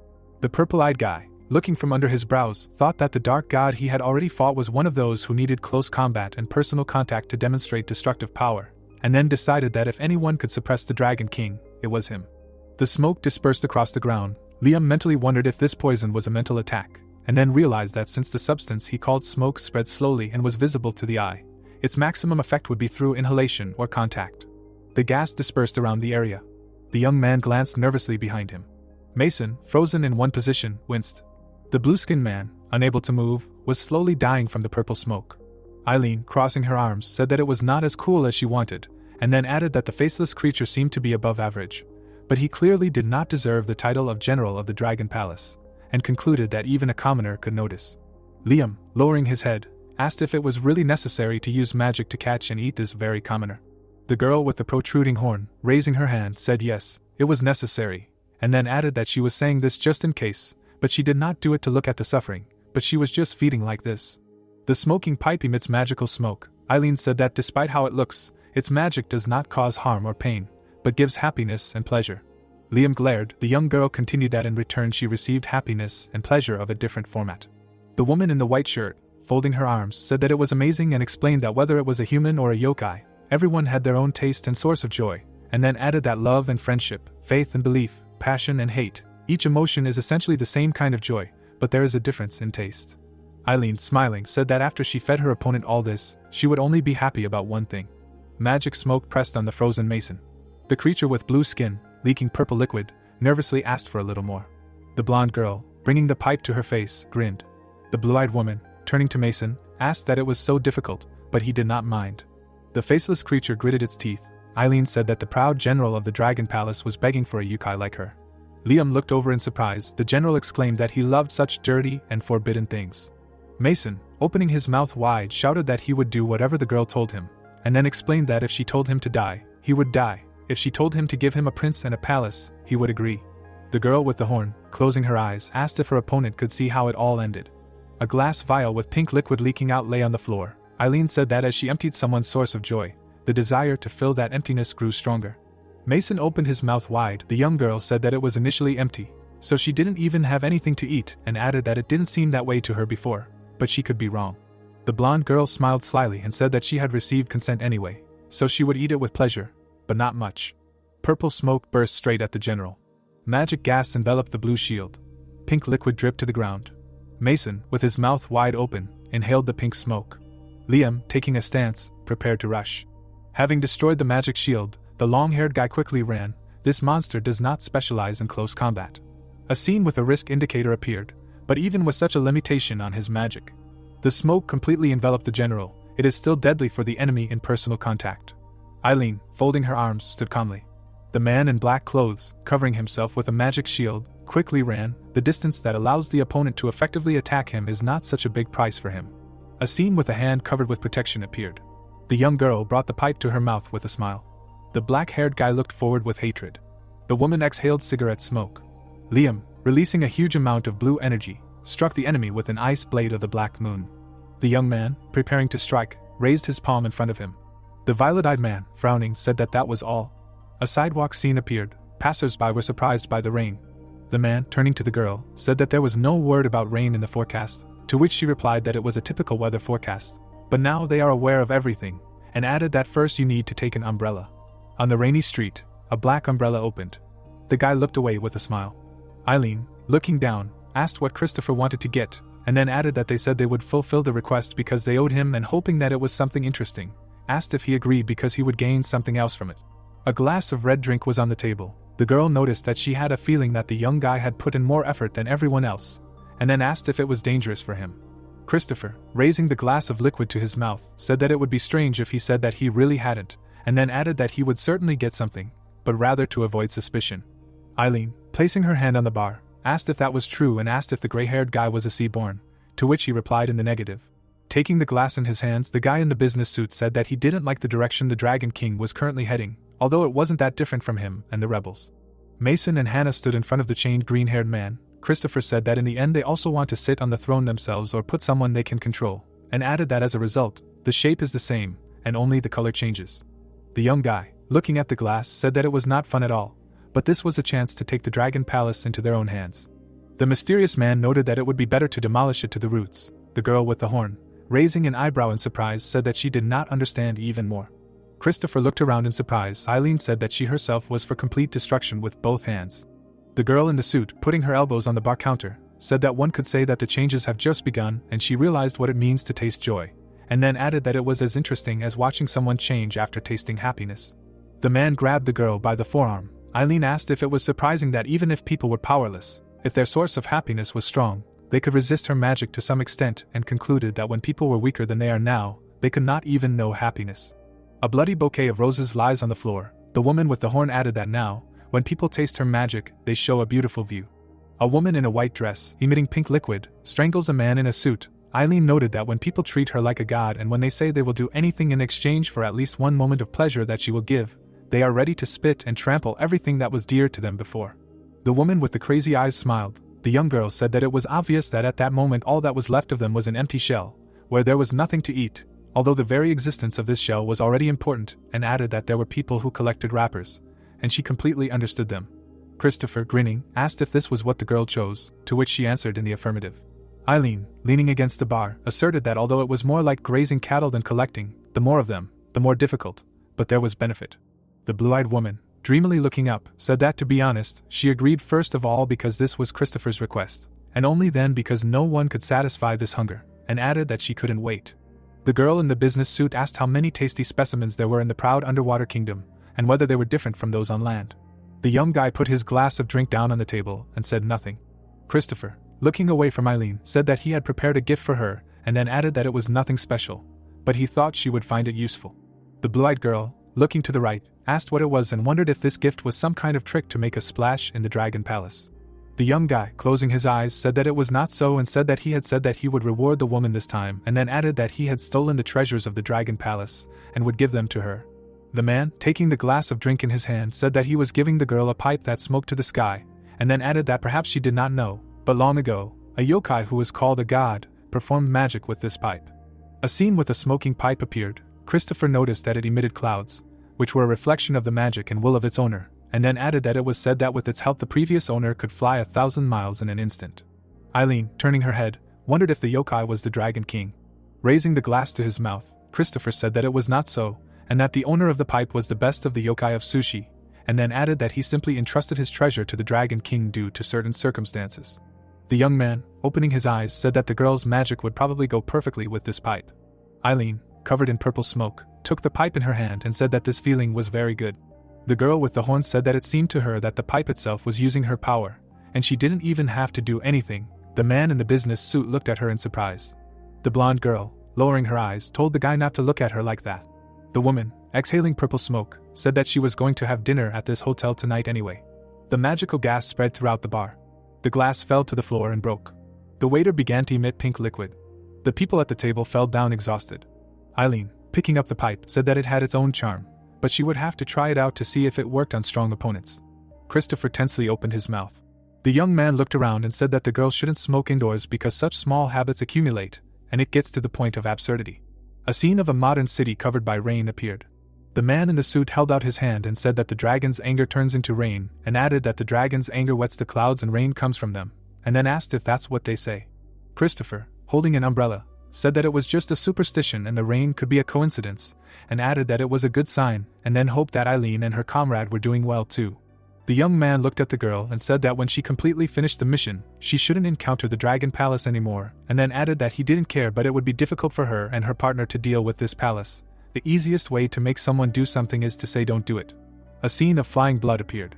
The huge monster snapped its mouth shut. Rick, taking a stance, shifted his gaze. The monster bit off a part of Jonathan's body. A purple ball lit up in the guy's hand. The monster gritted its teeth. The green-haired man, taking a stance, struck with a magic beam. The headless girl fell. The man with scars on his face opened his mouth in fear. A scene with the tip of a blade appeared. The protagonist, swinging, slashed Jonathan. A cut appeared on the purple sphere. The young guy spat out blood. The protagonist congratulated him. Rick, raising his weapon, said that at least the king's son would have something to justify himself with in the afterlife. Many cuts appeared on the magic sphere. The man, shrouded in a black and red aura, jerked and hit his opponent hard. Rick swung. He struck Jonathan's head with the weapon.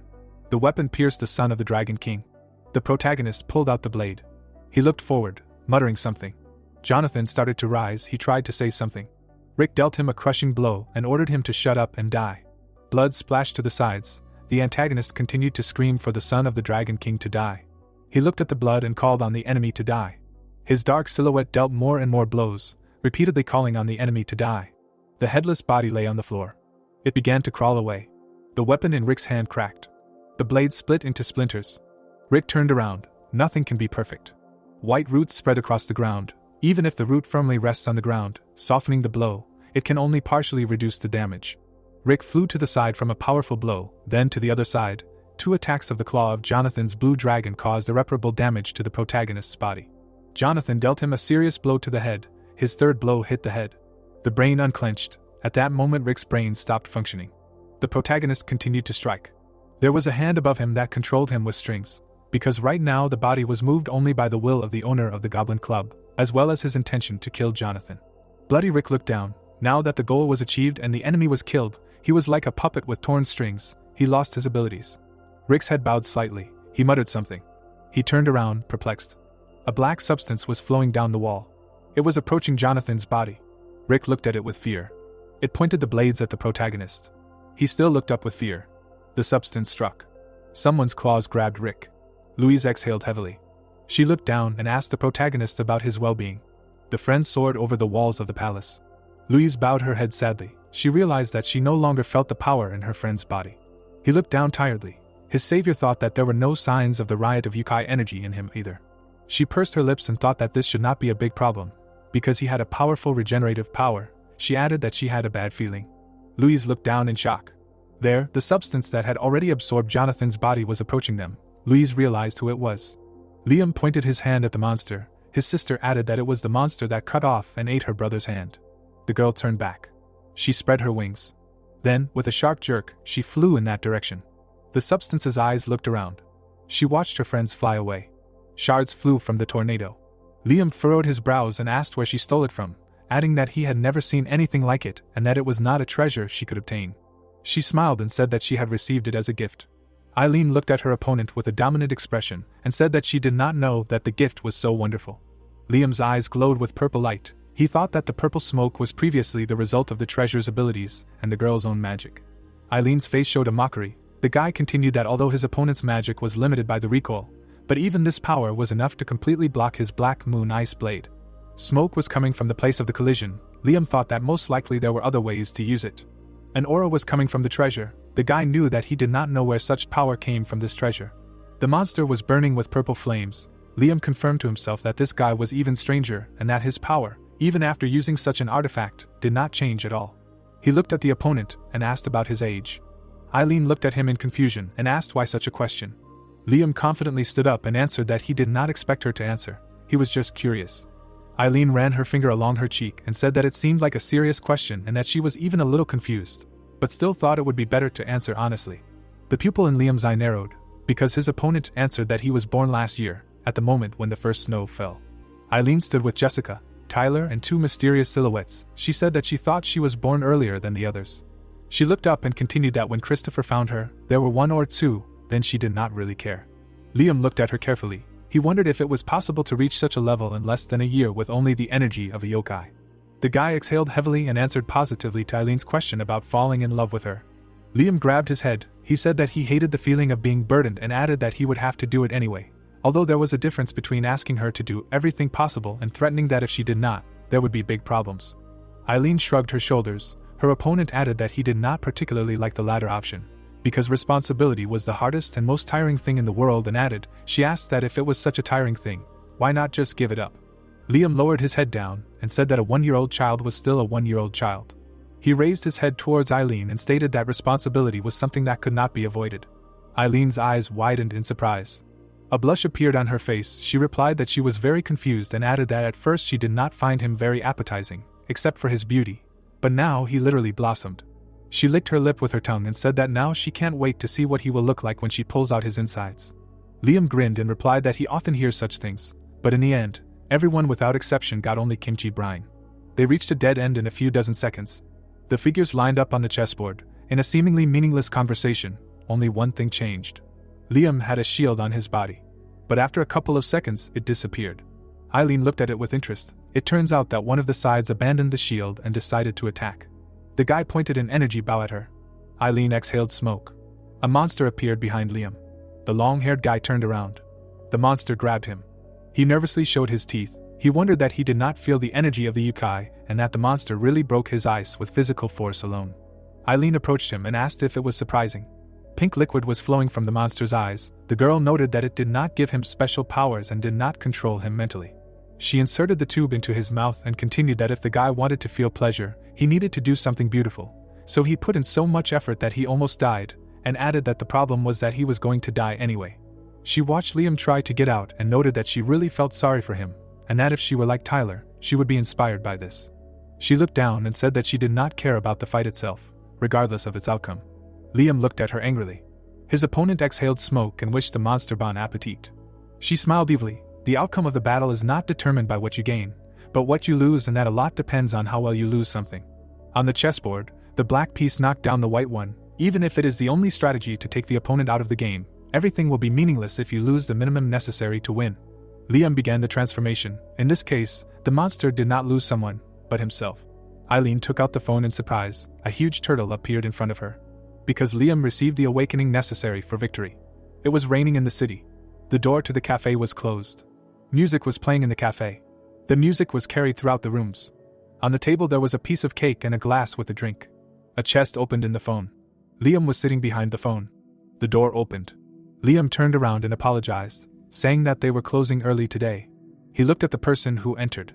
Eileen stood with her hands in her pockets. She began to say that many people are delighted with such places.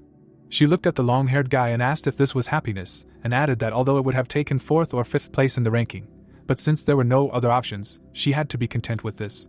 She glanced around the room and asked if this was all, then added that a wish that she wanted to fulfill, a belief that she wanted to protect, an opponent that she wanted to break, or something that she wanted to get at any cost. She frowned and asked that he simply threw everything away to drink coffee in a small establishment. Liam looked up and noted that she forgot something important. He looked out the window and noted that it was raining. Eileen looked confused. She sighed heavily and replied that compatibility was something you don't know until you try. The guy lowered his head to his phone and reminded her that he had already told her that in the end she would have to sip kimchi brine. She looked around the room and said that she thought that people were different somehow, but it turned out that they were not. She opened her mouth with desire and noted that if this guy were another person or a monster, she would have lost her appetite and would not want to eat, but his ability was charming in its own way. The room shook. The window cracked with a roar. The laptop on the table jumped. Eileen turned into a monster and said that she would eat everything without leaving a trace and take care of the shell. Liam took a sip from his glass. The meal was over. Purple smoke came out of the pipe. It was soaked in magic and Liam inhaled it without any problems. His face darkened. This smoke stole the source of happiness hidden deep in his soul. Eileen smiled. She felt that she had eaten her fill. Her monster trembled all over. The ugliness inherent in people who had their joy stolen did not manifest itself in Liam. The giant turtle looked down. For some reason Eileen felt afraid. A satisfied expression appeared on her face. She ordered the monster to break. He nodded obediently. He tensed his muscles and squeezed Liam with force. An explosion thundered in his hands. Shards flew in different directions. Eileen opened her mouth in delight. But only the ice around Liam exploded. His gloomy face looked down.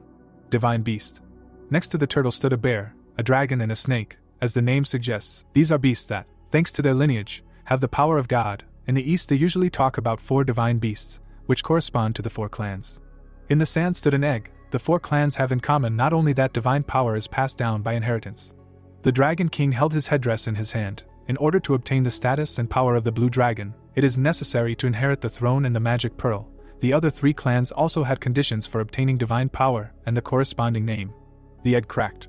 The turtle crawled on the sand. In the case of the black turtle, such a condition is the ritual of taming the snake, since at birth it is a simple turtle yokai. A huge turtle stood on a yin-yang figure. When it takes control of the snake essence obtained through training in energy, the turtle becomes a divine beast. Young Liam was reading. He turned around. A voice behind him said that this was a rare sight. Jack stood with a stick. He noted that this young yokai was reading a book, and even in the Valley of Ethereal Spirits, which everyone fears. The boy bowed his head and introduced himself as Liam of the Black Tortoise clan and greeted Jack. He asked the old man what brought him there. The old man replied that he was returning from a meeting with his grandfather. Liam's eyes widened when the old man told him that he had been appointed as the clan's representative for the festival. Jack grabbed his beard and noticed that the boy had a look on his face as if he had not expected this, and asked if he was glad that he had been chosen. Liam hung his head down. He replied that it was just strange that such high expectations were placed on him. The grandfather scratched his beard. He asked about high expectations. The old man placed his hand on his stick and replied that it was not possible to expect too much from a genius who had achieved great power and awakened the snake before he was 20, adding that he had chosen the Valley of the Ethereal Spirits as a place to read, which was clear evidence of his abilities. The boy clutched the book in his hand. Jack continued that he had heard that the owner of such a talent had a weak character. The turtle and the snake looked at each other. The old man continued that for the past 100 years, instead of suppressing the snake, the boy carried it with him. His face darkened. Jack said that if it were not for this, then by now, Liam would have already surpassed the level of his parents' generation, and added that his grandfather grumbled that, compared to the expectations placed on him, the progress, unfortunately, is too low. The boy looked down sadly and replied that he was ashamed, but it was the truth. He clenched his hands into fists and said that he was just lucky to start earlier than others. But judging by the present, in the future, all members of the clan will be far ahead of him. The old man only replied that it seemed that everyone in the clan, except for his grandfather, held the same opinion. Jack raised his hand. Liam opened his eyes wide in surprise. An unimaginable blade was flying at him. The boy turned around. He clenched his fist. He parried the attack with a wave of his hand. The old man looked at him without a drop of admiration. He noted that the ice blade of the Black Moon was an amazing technique, and that in the next 100 years, and maybe even sooner, the boy would be able to catch up with his grandfather. Liam looked at him. Jack added that the boy was a snake from those rumors. He frowned and angrily asked if it was not the official's duty to determine what is true and what is false and maintain order. The boy straightened his shoulders and began to shout that there was no law that allowed him to swing a sword at a yokai younger than him for no reason. The old man grabbed his beard and replied that depending on the opponent, this could be a serious threat, but not in his case. The turtle grabbed the snake. Jack added that the turtle gained control over the body, so it should be the one with stronger skills. The boy frowned at the old man's question about why the snake responded to his lust for murder. The old man scratched his beard and asked if he had just encountered a turtle named Liam. Sweat appeared on the boy's forehead. The grandfather closed his eyes and asked how that was possible. Liam fought off the attack. The grandfather said that he realized this state of affairs when he saw his magic just now, and noted that the guy's talent was not just a youthful spurt, but it was real. The boy was reading a book. Jack continued that if his soft and docile side was a snake, then the one he was seeing now could not help but defeat it, and wondered why he had been holding back his growth for decades, to which he received the answer that he could not do it.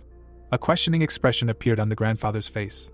Liam looked at him and told him that it was not that he was not able to do it, he just could not, and added that the turtle and the snake were just two sides of the same person.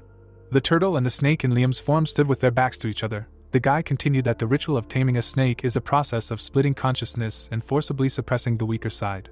There were two lights burning in the mannequin's chest. The boy continued that the part that became a snake would never have a body, and the being that knew the world through the senses would forever remain only an echo of the inner self. Liam was glowing with purple flames. He noted that this was just another part of him, and asked if it was possible to suppress an old friend or brother. The grandfather scratched his beard and answered that this was why the boy had fooled everyone with the appearance of a snake and not revealed his true self, because revealing this side would show the whole world that you are not a snake at all. Liam's hands were covered in blue flames. He replied that he had managed to hide it until now, but because of some crazy old man he was in a dangerous position. He pointed his hands towards Jack and said that he had raised his sword first, so whoever he was, this was the perfect moment to start a fight. The old man frowned and asked if Liam wanted to kill him and shut him up. Liam frowned excitedly and asked if there were any other options. The old man thoughtfully scratched his beard and promised that he would keep this secret, and if the guy spared him, he would give a couple of useful tips, and added that he was thinking about going out into the human world and offered the guy to work under his wing. Liam's hand began to drop down from the unexpectedness of the offer. The old man continued that this way, at least until the festival, peace would be ensured. The guy's face twisted from misunderstanding. Night hung over the building. There was a waiting sign on the door. The room was empty. Liam entered the room. He wiped the table with his hand. The guy looked at the table. At that moment he was asked if he was sleepy and whether he decided to read. Liam turned around. Through the glass, someone mockingly asked him what he was doing there if he had already left. His turtle self looked at him playfully, and told him that he would soon get bored of this place. Liam Snake hung his head down and said that he couldn't believe that this day had actually come. Liam Turtle hung his head after him and asked why, since he had originally planned to open a cafe. Liam pours milk into his coffee. His turtle self continued that in the last year, the guy was more active than in the past 100 years, so it was not an incredible miracle, but the result of his efforts. Liam stood in front of the cafe. He told his other self that all this was possible thanks to the life that he lent him. Liam Turtle frowned. Liam Snake hung his head even lower and said that if it were him, it would be much easier, but he still gave him a chance and added that even if it was only time, he managed to work on something. The room quickly flew upward. Liam Snake fell. Liam Turtle rubbed the bruise and said that there is a limit to violence. The guy walked around the room and replied that he forgot about it for 100 years, but Liam Turtle is still the same. His turtle essence moved a chair and said that he gave him consciousness, but Liam Snake has some kind of memory problems and called him a goldfish. Liam Snake sat down in the chair and replied that if it were his other essence, everything would be different. The other essence replied that he also never thought or dreamed of a luxurious life, and asked why Liam Snake was talking nonsense that if Liam Turtle were in his place, he would do better. They both approached the glass. Liam Turtle said that the only thing he was better at than the snake was changing the leading role and a little bit in magic, and that even if he somehow managed to get into the human world, it would be difficult to adapt with his character. He raised his head and told the snake to straighten his shoulders and be more confident, and added that no matter what others said, the snake was much better than him, and finished that you shouldn't blame him for being incompetent and not being able to do anything until you've given it your all. The turtle smiled that if his other self left, it would be difficult, but if from tomorrow he started making coffee until he sweated profusely, it would be better for him, and added that he had big plans for the future. Liam Snake looked at him and said nothing. His other side said that there was no need to think too much, just do what you did before, and suggested living the life they wanted, and finish that at least until the festival. The turtle entity took a step and said that they would live like this for now, until he heard words of indignation addressed to him. Fat Ray ran along the path. The turtle said that there was such a fool who was following the will of the Goblin King right now, and added that in any case, let the snake take care of him in the future as well as now. They bumped fists through the glass. The turtle smiled and said that the two of them should try their best, as they had done so far. The snake, guiltily lowering its eyebrows, agreed with him. The monster flew away from Liam. There was admiration on Eileen's face. The monster opened its mouth. It wanted to sink its teeth into the guy. He clenched his jaw with all his might. The monster flew forward. It flew face first at its opponent. A shadow hung over Liam. Liam's body was burning with purple flames. Eileen opened her mouth mockingly. A huge glacier hung over her opponent's head. Liam was glowing with purple flames. Eileen looked at him and stated that there were two of them in one body. Liam pointed his hand forward. The girl said that it meant that he had fought with her friend, and judging by his power, he was real. Liam the snake, covered in purple-blue flames, said that the turtle was not a fake. On the contrary, he was a fake. The snake and the turtle bumped their fists and said not to lose heart, to straighten their shoulders in front of others to show self-confidence, and no matter what anyone said, they were both black turtles. A tear rolled down Liam's cheek. Eileen's mouth opened in surprise. The guy pressed his hand to his cheek. He decided to explain that his name was Liam. He wiped away a tear and added that he was a direct descendant of the turtle race from the Korean peninsula and a black turtle of the current generation. Eileen waved her pipe and said that she didn't know what happened, but it definitely turned her on, and added that she was scared to even try. She exhaled smoke and continued that if it weren't for this little girl, she might have already escaped. Smoke enveloped the space. Liam looked up. There was talking smoke. Eileen said that it seemed that the little girl remembered the image of her former master, although her power filled it. Smoke with the face of a lion stood behind the girl. She said that according to Christopher, this lion was an incredibly cool yokai, but she didn't really know. Liam slightly lowered his gaze and said that this was a great yokai that he could not compare to. But even if the sage were here in person, Liam was not going to suffer defeat now. Eileen opened her mouth. The lion tore off a hair from himself and blew it off his hand. Liam sent a blow of divine wind at him. Their blows collided with each other. The explosion knocked the tiles off the roof.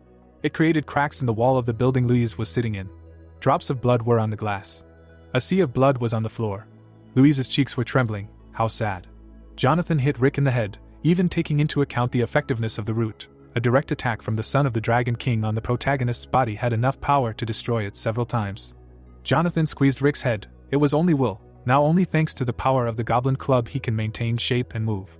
The glass of water burst. Also, although the club prevented it from collapsing, now it was free. Louise was kneeling in front of her comrade's body. What was now in front of her was more like remains than a living being. Tears were coming out of her eyes. She was asking what to do. A green flame flared up in front of her. Rick's eyes were looking forward. He turned his head to the sides and wondered where he was. He turned around and wondered if he had returned to his original form. The Dragon King looked at him, and said that it was not that bad, but it would have been better to know about it in advance. Rick opened his eyes wide and guessed who was in front of him. The Dragon King confirmed that it was indeed him and asked if he looked younger than Rick expected. The king laughed and said that they should get down to business, and said that in the chubby guy's body there are scales that the king placed there. Fat Rick stood in front of the Dragon King. The guy raised an eyebrow questioningly and wanted to ask a question. He turned around and asked if this was reality. The king opened his mouth in surprise and said that the guy adapted faster than expected and asked if this was his first time inside the mind. Rick poked his cheeks and replied that he had already been there. Kate looked straight into his eyes. The guy said that now this place looked more real and there were more details. Rick pointed his hands towards the building. His eyes were black. Sebastian looked at him and noted that it was done by someone quite skilled, and added that he was not particularly strong in this type of magic, and now it was just a thought. He turned around and said that it was still somehow strange to talk in the middle of an endless wasteland. He snapped his fingers and 2 chairs and a table appeared out of nowhere. There was a drink on the table. The king sat down in one of the chairs and said that it was better than he thought, and that he would be happy if his throne was even half as good. He turned his gaze to the side and continued that humans are so talented and that when it comes to comfort, humans are several heads above the yokai. Rick stood in a stupor. The monarch asked if he would like to sit down. Sebastian shook his head and said that this was the most comfortable chair and the most delicious drink that he pulled out of his memories and asked if there were any problems, to which Rick answered negatively. Rick moved the chair and began to sit down in it hesitantly. Disgust appeared on the king's face. He said that the drink was just bitter water. Rick darkened. Sweat was pouring down his face. The king said that the guy killed his son. Sebastian poked at his straw and said that if the protagonist had harmed him unilaterally, then he did not know, but it was an equal battle of 2 yokai, which had circumstances, and added that if someone had injured his friend, he would also want to kill that person. The king put the glass on the table and said that, other than being the king of the Dragon Palace, he was grateful that Rick had punished the leader of the rebellion. Sebastian laughed and said that as a father he had no excuse. The boy looked down. The king closed his eyes and said that that was exactly what he would think, so when Rick met the real him, he should not act like a sinner. Sebastian looked at Rick with interest and asked if he remembered the fight yesterday, and explained that he had fought Mirabelle yesterday, and then lost his mind and attacked him. Rick swung at the king. The monarch bowed his head over the boy's body and explained that at that moment he was in a rather serious condition, and if he had simply left him, he wondered when he would have regained his original appearance. The scale was pulled to Rick's lips. The king continued that, whatever the case, he and his daughter were to blame for the boy's condition, so he took his scale and fed it to him, adding that the him he saw now was a kind of double sealed in that scale. Rick's mouth dropped open in surprise and he asked about the scale. The king smiled with interest and said that he had received 2 or 3 of them in his life, adding that it did not matter and that he thought that with it he had passed on part of his lifespan to the boy. The king leaned his foot on the leg of the chair and explained that the scale was originally given only to successors or very valuable benefactors after careful consideration, then added that his service was dictated by a simple whim. Rick made a wistful face, to which the king declared that there was no need for it. Sebastian sighed languidly and said that in any case, Rick's body would soon be restored, because the scales are also called the elixir of life. The monarch looked into the eyes of the dark-haired guy and said that despite everything he said, he still wanted Rick to repay him for the scale. He looked at his savior and replied that Sebastian saved his life, so he would do everything in his power. The king crossed his fingers and asked to finish off his son. The protagonist opened his mouth in surprise. He raised his finger in the air and asked if he had another son. The king did not understand what he was thinking about. The king folded his palms and replied that such a misunderstanding was natural, because his son was dead, but if Rick had finished what he started, there would be no problems. There was a gaping hole in the wall of the building. A dark silhouette stood in the room. The king finished that Rick did not finish what he started. Green tongues of flame flared up in the room. A fire was burning in front of Louise. There were tears in her eyes. She extended her hand forward. The girl extended her finger. She thought that it looked like fire, but she did not feel the energy of the soul at all, and that such dense energy was different from the energy of the yokai. Rick's silhouette was visible through the fire. Louise realized that her friend's yokai energy was slowly recovering, but she could not understand whose it was. She touched the fire, and immediately removed her hand. She jumped back. The tongues of flame flared up more and more. Louise burned her fingers. This heat is produced by suddenly heightened instincts. She put one palm in the other, although not completely, but Louise understood the situation. The column of fire rose higher. Until Rick recovers, he will not be able to move. The girl turned away. A rock was visible through the hole in the wall. Louise pursed her lower lip. Rick's power as a yokai is not comparable to the power of the soul. She could be blamed for this. Divine energy, chi soul energy, yokai energy, beast energy, with the original level of chi energy, ordinary yokai are unable to reach the realm of the strong. Against the background of the colors of their abilities from top to bottom stood Liam, Kate and Rick, everything depends on the origin and talents, the intuition and ability to use personal magic, as well as the desire to have power, which allows you to throw yourself at the embrasure. Only when all the conditions come together, a 100-year-old yokai can reach the level of soul energy. Louise spread her arms. She looked down at the substance. The girl knew well that unless some miracle happened, she was too weak to resist what was gathering below. She fell to her knees. So she ran, and flew out through the hole in the wall into the street. Her feathers fell down. She moved away from the room where Rick lay. Not courage, but suffering, made her flap her wings. Rick looked at Kate in surprise. Louise wondered what it would be like if she had the ability to give him some strength.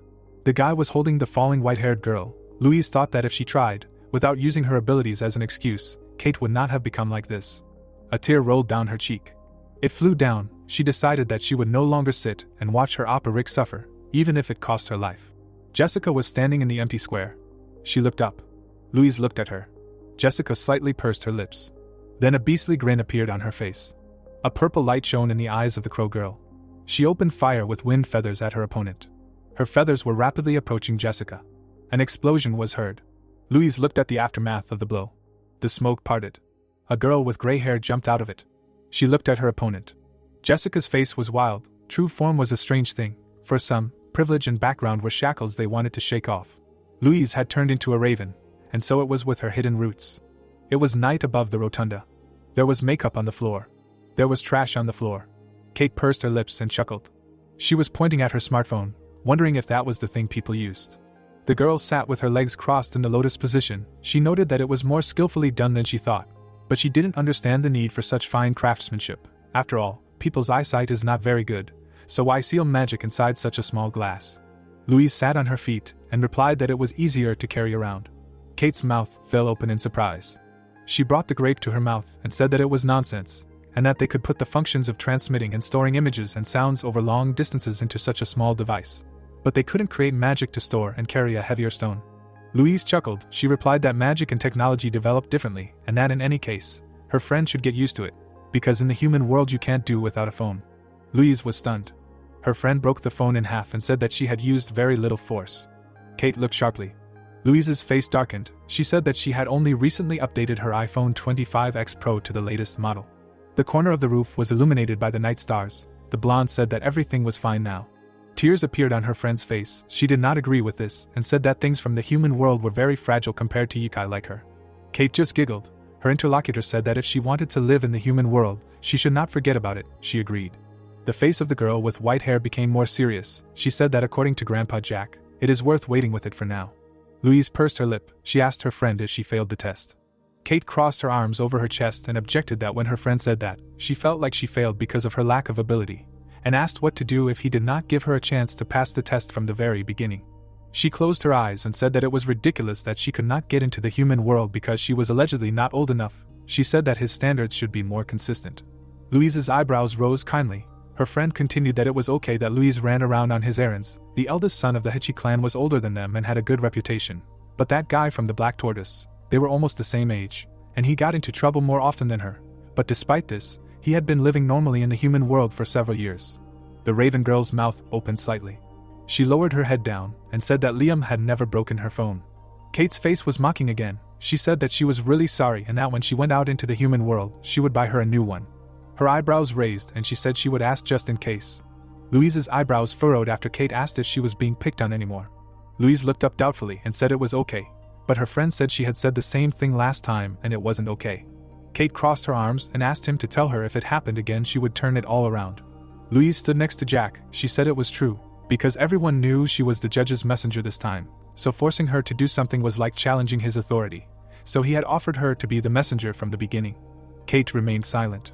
Louise nodded her head, even though she had told her so, but her father was a yokai whose authority exceeded that of the judge. The three-legged crow flapped its wings. Little is known about its origin, but on the Korean peninsula, it is considered one of the oldest clans of yokai, to which even the divine beasts are inferior in terms of history. On the parchment, there are images of a dragon, a bear, a crow, and a turtle with a snake. The white crow and the black crow formed yin and yang. Only two are the continuers of this lineage, the child and the parent. In other words, in a generation there can only be one three-legged crow and one successor. The one who inherited the blood of the three-legged crow is called the Golden King of Birds. The huge palace was surrounded by trees. It is the Golden King of Birds that dominates the world of the yokai of the Korean peninsula. Louise's father stands in the shadows. It is he who is the current Golden King of Birds. His eyes glowed purple. Even if Louise called him father, there was no place for the love of a parent and child. In fact, she had never really seen her father. One woman stood out among the others. It was her mother. She was not the king's concubine, but just a servant who caught his attention for one night, and that was how Louise was born. The women scolded her mother. That was why she was kicked out of the palace. A normal magpie yokai without a normal bloodline dared to take the blood of a king. Little Louise sat on her mother's lap. Before leaving, she said that her father would be happy to see her, but the crow girl did not think so. Behind her stands the dark silhouette of her father. Her father does not know about her existence, not because someone is hiding it from him, but because he does not care. Her mother held her stomach. If that yokai was capable of feeling love, it would not have allowed Louise's mother to be driven out, even if they had only had a one-night stand. Father and daughter were separated like torn paper. Louise the crow girl never thought that the day would come when she would be acknowledged and become part of the clan, until she learned that she had inherited the ability of the three-legged crow. Her feathers lit up with golden light. Jessica was rapidly approaching the crow. Louise put her claws forward. A golden beam lit up in front of her. It blinded Jessica. A magpie was flying through the sky. Louise inherited the magic of wind feathers from her magpie mother. The girl flew along with a flock of magpies. This ability consists of accumulating wind energy, which allows you to store the wind and air currents in your feathers and push off with them during flight. The purple beam flew.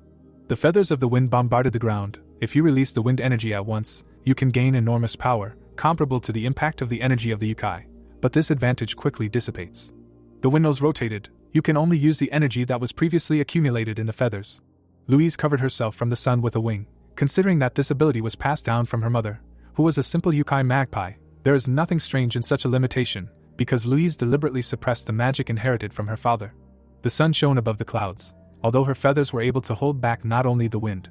Louise shot a golden beam, using personal magic, the wings of light of a golden bird. Jessica flew down. If the divine beast symbolized the east, west, south and north, then the three-legged crow represents the sun.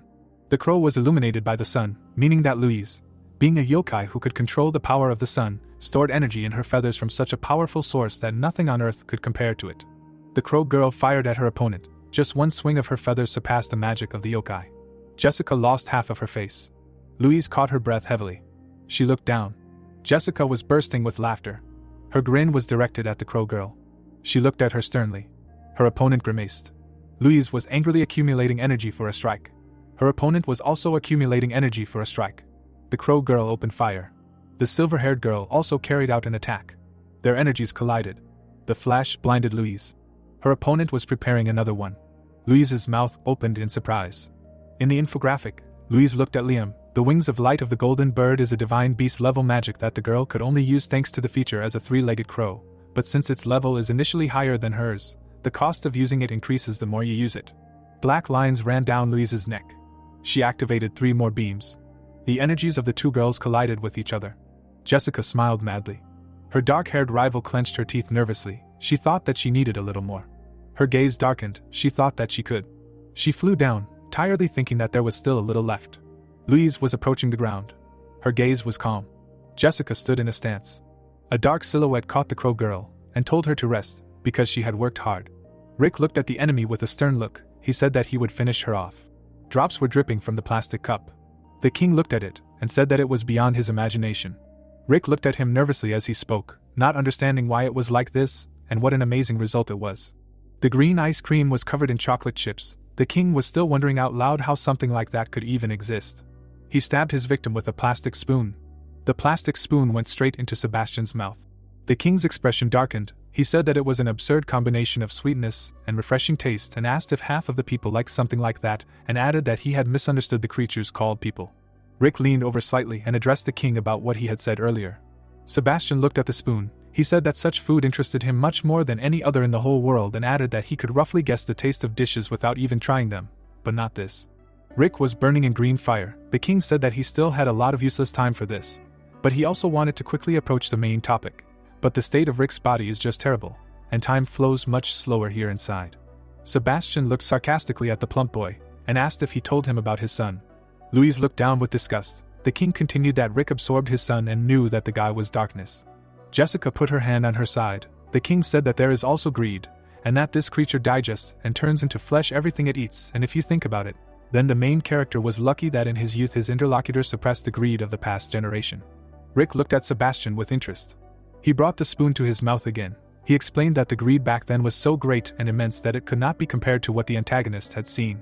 Greed appeared in the form of a vile-eyed substance. It had absorbed tens of thousands of yokai and shamans, so that not just someone alone, but even all the yokai of the country united, could not pacify it. If fate had not turned to face them, things would have been bad. Rick's eyes widened with interest. He asked, since they were lucky, to tell about its weaknesses and strategy. Sebastian reached for another portion of ice cream. He replied that there would be no details. It was not an accident, but an inevitability. He slammed the spoon on the table and declared that in the end it was the path of self-destruction. The yokai was burning with purple flames. The king continued that the benefit that a yokai gets from hunting monsters and humans is to strengthen its body and energy. But absorbing a spiritual level yokai does not mean that it gains that power. Sebastian raised his index finger and asked that when he eats a cow or tuna, he does not gain the abilities of those creatures. Rick raised his eyebrows and gasped. The king placed his hand on his knees and said that it is possible for greed. The black substance bared its tongue. The monarch continued that greed absorbs everything it eats without leaving any traces or losses, and that a monster goes against providence not only with its appetite but also with its stomach, and then he stated who greed is. The dark-haired guy tilted his head to the right and said that it sounds like a strong point and asked what self-destruction is here. Then, with full awareness, he opened his eyes. The king lowered his head and answered affirmatively. He frowned and explained that greed devours not only energy and flesh, but also the enemy's memories, and it's not about memory as information.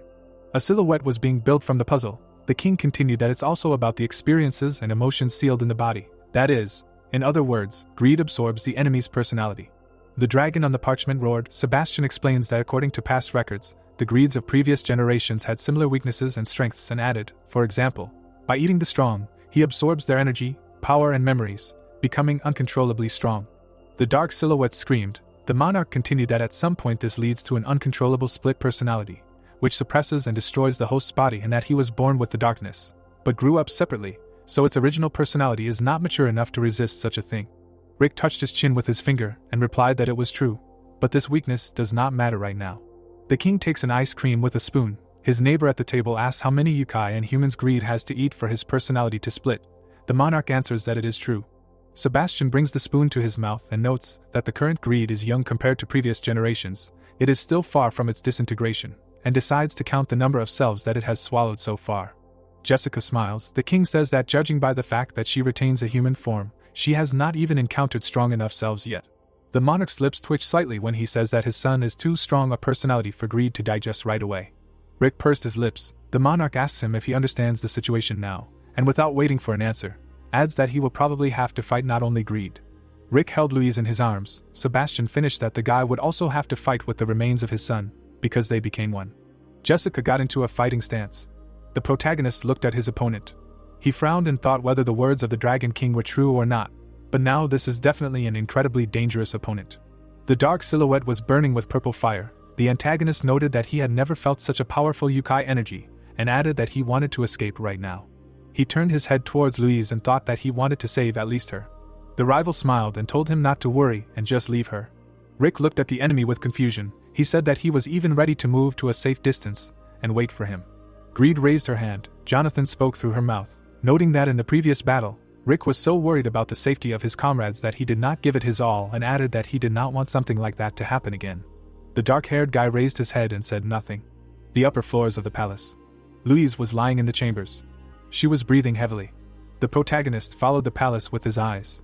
He turned to Jonathan in Jessica's body. He noticed the doubt in the antagonist's eyes and said that he could give him more time. Rick took a fighting stance and replied that it was enough, because no matter how far he carried his girlfriend, it was pointless if he could not defeat him. Greed smiled and replied that this was right, because she planned to eat everyone, including the dark-haired guy, and only hoped that the process would be as pleasant as possible. Rick frowned in confusion and asked why he needed to eat everyone if he had raised a rebellion in order to rule this place. Greed chuckled. Jonathan inside her asked if their opponent was aware of what had happened to them, and that it was no wonder that yokai knew about the greed of generations. Rick looked at them. Jonathan continued that it was true and he had a duty to rule this place, and that his body was still determined to do his duty, and noted that nothing had changed. Rick raised an eyebrow in question. Jonathan said that now that he thought about it, he felt that his approach had been too selfish. Greed smiled, and Jonathan explained that no matter how righteous his intentions were, It was wrong to simply tell everyone to follow him, adding that he believed that a true king should encourage everyone to act on their own in accordance with his will. The antagonist's face showed shock at Jonathan's words that they were capable of such a thing. Jessica began to drool and declared that she would eat everyone and they would become one in body and mind, adding that she would start with those in the Dragon Palace and then move on to the people on land. Her drool covered the globe. She said that this way she would unite the entire world in her stomach. Rick swung. He realized that greed was just spitting out words and it was impossible to talk to them. She looked up. The protagonist's fist was moving towards the target. Greed kept her hand ready. A stream of energy of a crushing blow flew out of the protagonist's hand. The dark-haired guy was handed a box, a treasure that he received from Old Man Jack along with the weapon. The box contained coins and scrolls. The protagonist swung. The treasure allows the bearer to release energy to attack from a distance. Jumping up, he directed the energy stream at the enemy. The king finished his ice cream, noted that it was unusual and turned to Rick, that he, as a goblin, specializes in close combat, and said that in the case of greed, close combat is comparable to suicide. The monarch looked seriously at his interlocutor and said that as soon as greed's mouth touches him, everything will be over, and added that her attacks are not just physical, they are a phenomenon that cannot be resisted. The monster bit off Jonathan's hand. Sebastian said that greed's mouth can freely transform, taking any shape and size, so an ordinary yokai cannot do anything against it. The king put his hands on the armrests and said that perhaps his advice was slightly irresponsible, but suggested that Rick take as his first rule, attack from the maximum possible distance. The guy directed his fist forward. A stream of pink energy flew. He approached Jessica. She was able to repel the attack. Raising her hand in front of her, the girl said that this was very disappointing and noted that the distance was correct, but the power was not. Her pupils narrowed. She said that she would have preferred it. Rick assumed a fighting stance. Greed bit her lip and said that it was just a swing. Rick's face darkened after the enemy noted that his preparedness pose was absurdly determined, but there was no energy at all. The black hand began to move. Greed began to prepare to strike. Before he could think what was going on, the monster lost his composure. She fired the same purple beam at Rick. The crushing blow function allows for long-range attacks, and if you take into account the energy consumption, then in terms of effectiveness, it is inferior to other techniques of the antagonist. Rick's side burned with purple flames. The scale was floating in space. Now it is in Rick's body and it is better than any elixir. A stream of pink energy flew towards Rick. Jessica looked at it with admiration. Rick swung. The energy of the yokai contained and absorbed by his body at this point went beyond the goblin category. The family of the king of the Dragon Palace appeared in full force. It was a dragon, so only the clan that rules the sea can feel its strength and power from the first blow. Rick jumped up and swung. All that was left was to put all his strength into the blow. Admiration did not leave Greed's face. The burst pink energy created a huge ball. A bright glow appeared around the sphere. Smoke rushed forward. Purple mist flew through the air. A view of the cliffs opened up. Fish swam underwater. The ruins of a building appeared. The stone flew to the side. The man took a step forward. The hero gritted his teeth. He raised his head up. A hole in the floor appeared. Looking down, the protagonist thought that this was firepower far superior to the power that he was originally able to manifest. A light appeared around the ball. It was said that when Rick's initially almost exhausted bead was filled with energy again. The hero's hand trembled. A thought appeared that the burden of the attack was placed on the body. The protagonist looked at his hand and thought that the load on the body was more than expected, about 10 times more than from an improved strike. Suddenly, he opened his eyes in amazement. A man was standing in front of him. The girl stretched out her hand forward. Rick raised his head up. The girl smiled, looking straight ahead. She raised her hand up. The girl snapped her finger. A glow appeared around the hero. Sitting on a chair, the man said that he should remember that there is a chance that his son acquired a dragon scale. He himself would never allow this, so most likely it has not yet been fully digested. The hero looked in amazement when he heard that, because if that happened, he would never defeat him. The problem is that the scales are now in the stomach of Greed along with his son. The scales lay on the tongue. It was heard that since he had the power to digest anything and make it his own, by this point he had probably already digested it completely. The girl grinned. It was said that so what his son could do, having absorbed the scales, Greed could do too. Crossing his arms, the king said that, but in that case it turns out that there is no way out. How to stop the guy, close combat with whom is impossible. Raising his hand, he added that if he thinks so, he better run. Grinning, the man said that it was just his request. There is no need to risk his life, but he thinks everything is possible. The protagonist silently looked at him. Frowning, Rick answered approvingly. Frowning, the king said that he knows he would not have run away from Greed and without his request, because at first glance it is clear that this creature cannot be released into the world. Sitting in front of the hero, the man said that until he was the last bastion, there was no need to risk his life, to which the hero asked what the last bastion was. The king began to cast a spell. The protagonist opened his eyes in amazement. He clenched his teeth tightly. The man frowned. Gritting his teeth, Rick thought that at all costs, he had to deal with him. Looking at him, the girl said that if you think about it, she might be suitable. Frowning, the hero thought that the previous blow would not work, both in terms of the load on the body and in terms of power. It was ineffective, and the enemy could absorb it. Gears appeared. The thought arose that if he fought solely relying on power, he would not be able to inflict significant damage on him, and the body would reach its peak. The man clenched his fist. It was said that although he had gained enormous power, the body and magic were not suitable for its release. The girl looked at him in surprise, and thought that Rick hadn't come up with anything better. A glow appeared around the hero's hand. The demon smiled, and thought of how to use his opponent's magic. Suddenly, the protagonist struck. The guy's eyes lit up, and thought that Dragon Jade, the Dragon Clan, concentrates all its energy in one point, and then discharges it into the enemy. The girl grinned, and it was said that this was only possible due to the peculiarities of their innate yokai energy. A sphere appeared, and it was said that it was impossible to have the same energy as dragons, but it was possible to endow a goblin's club with similar qualities. A bright glow appeared. The beam rushed towards the enemy, and thought that this was also the reason for Rick's second improved blow. A loud explosion thundered. Grinning, the monster said that the answer was correct. Stretching her hand to the side, she said that it was impossible to resist her. Bella suddenly looked in surprise. Smoke flew in the air. The monster raised her head up. A bright glow appeared in the middle of the sea. The hero's eyes lit up. Bella smiled widely. Suddenly, the protagonist struck. The girl jumped to the side. She dodged the blow. Bella's eyes widened in amazement. A bright pink beam appeared. The hero frowned angrily. Bella looked at the beam. Suddenly, a blow flew at her. The protagonist rushed forward sharply. He swung his fist. The girl looked to the side. A beam appeared in front of her. The thought arose that he used a goblin club, relying on the base of Dragon Jade. She opened her eyes wide. It was said that but this was not enough, because it is nothing more than a copy, so Rick's goal was not to imitate the enemy, but to surpass him. The beam bounced off the wall. The thought arose that using his own unique techniques, unavailable to the Dragon Clan. The monster grinned and exclaimed. Beams flew in front of her. Rick stretched his hand forward. The thought appeared that the basis was Dragon Jade. It is comparable to how a spring is compressed and decompressed. Spheres appeared. It was said that but Rick compressed the second and even the third inside the bullet. The girl looked at the glow. The thought appeared that if compressed energy bullets were detonated with a small difference in time, the technique could demonstrate other paths of movement and power. The beam bounced off the wall. Bella raised her head up. She grinned. The thought appeared that probably this pompous movement was just a trick, because filigree control and control of the attack is impossible without X-ray vision.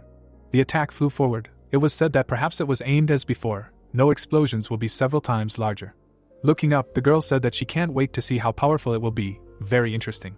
Gritting his teeth, the hero said that he was too. The girl turned around sharply. The protagonist swung his fist. A glow appeared in front of Rick. The hero delivered a crushing blow.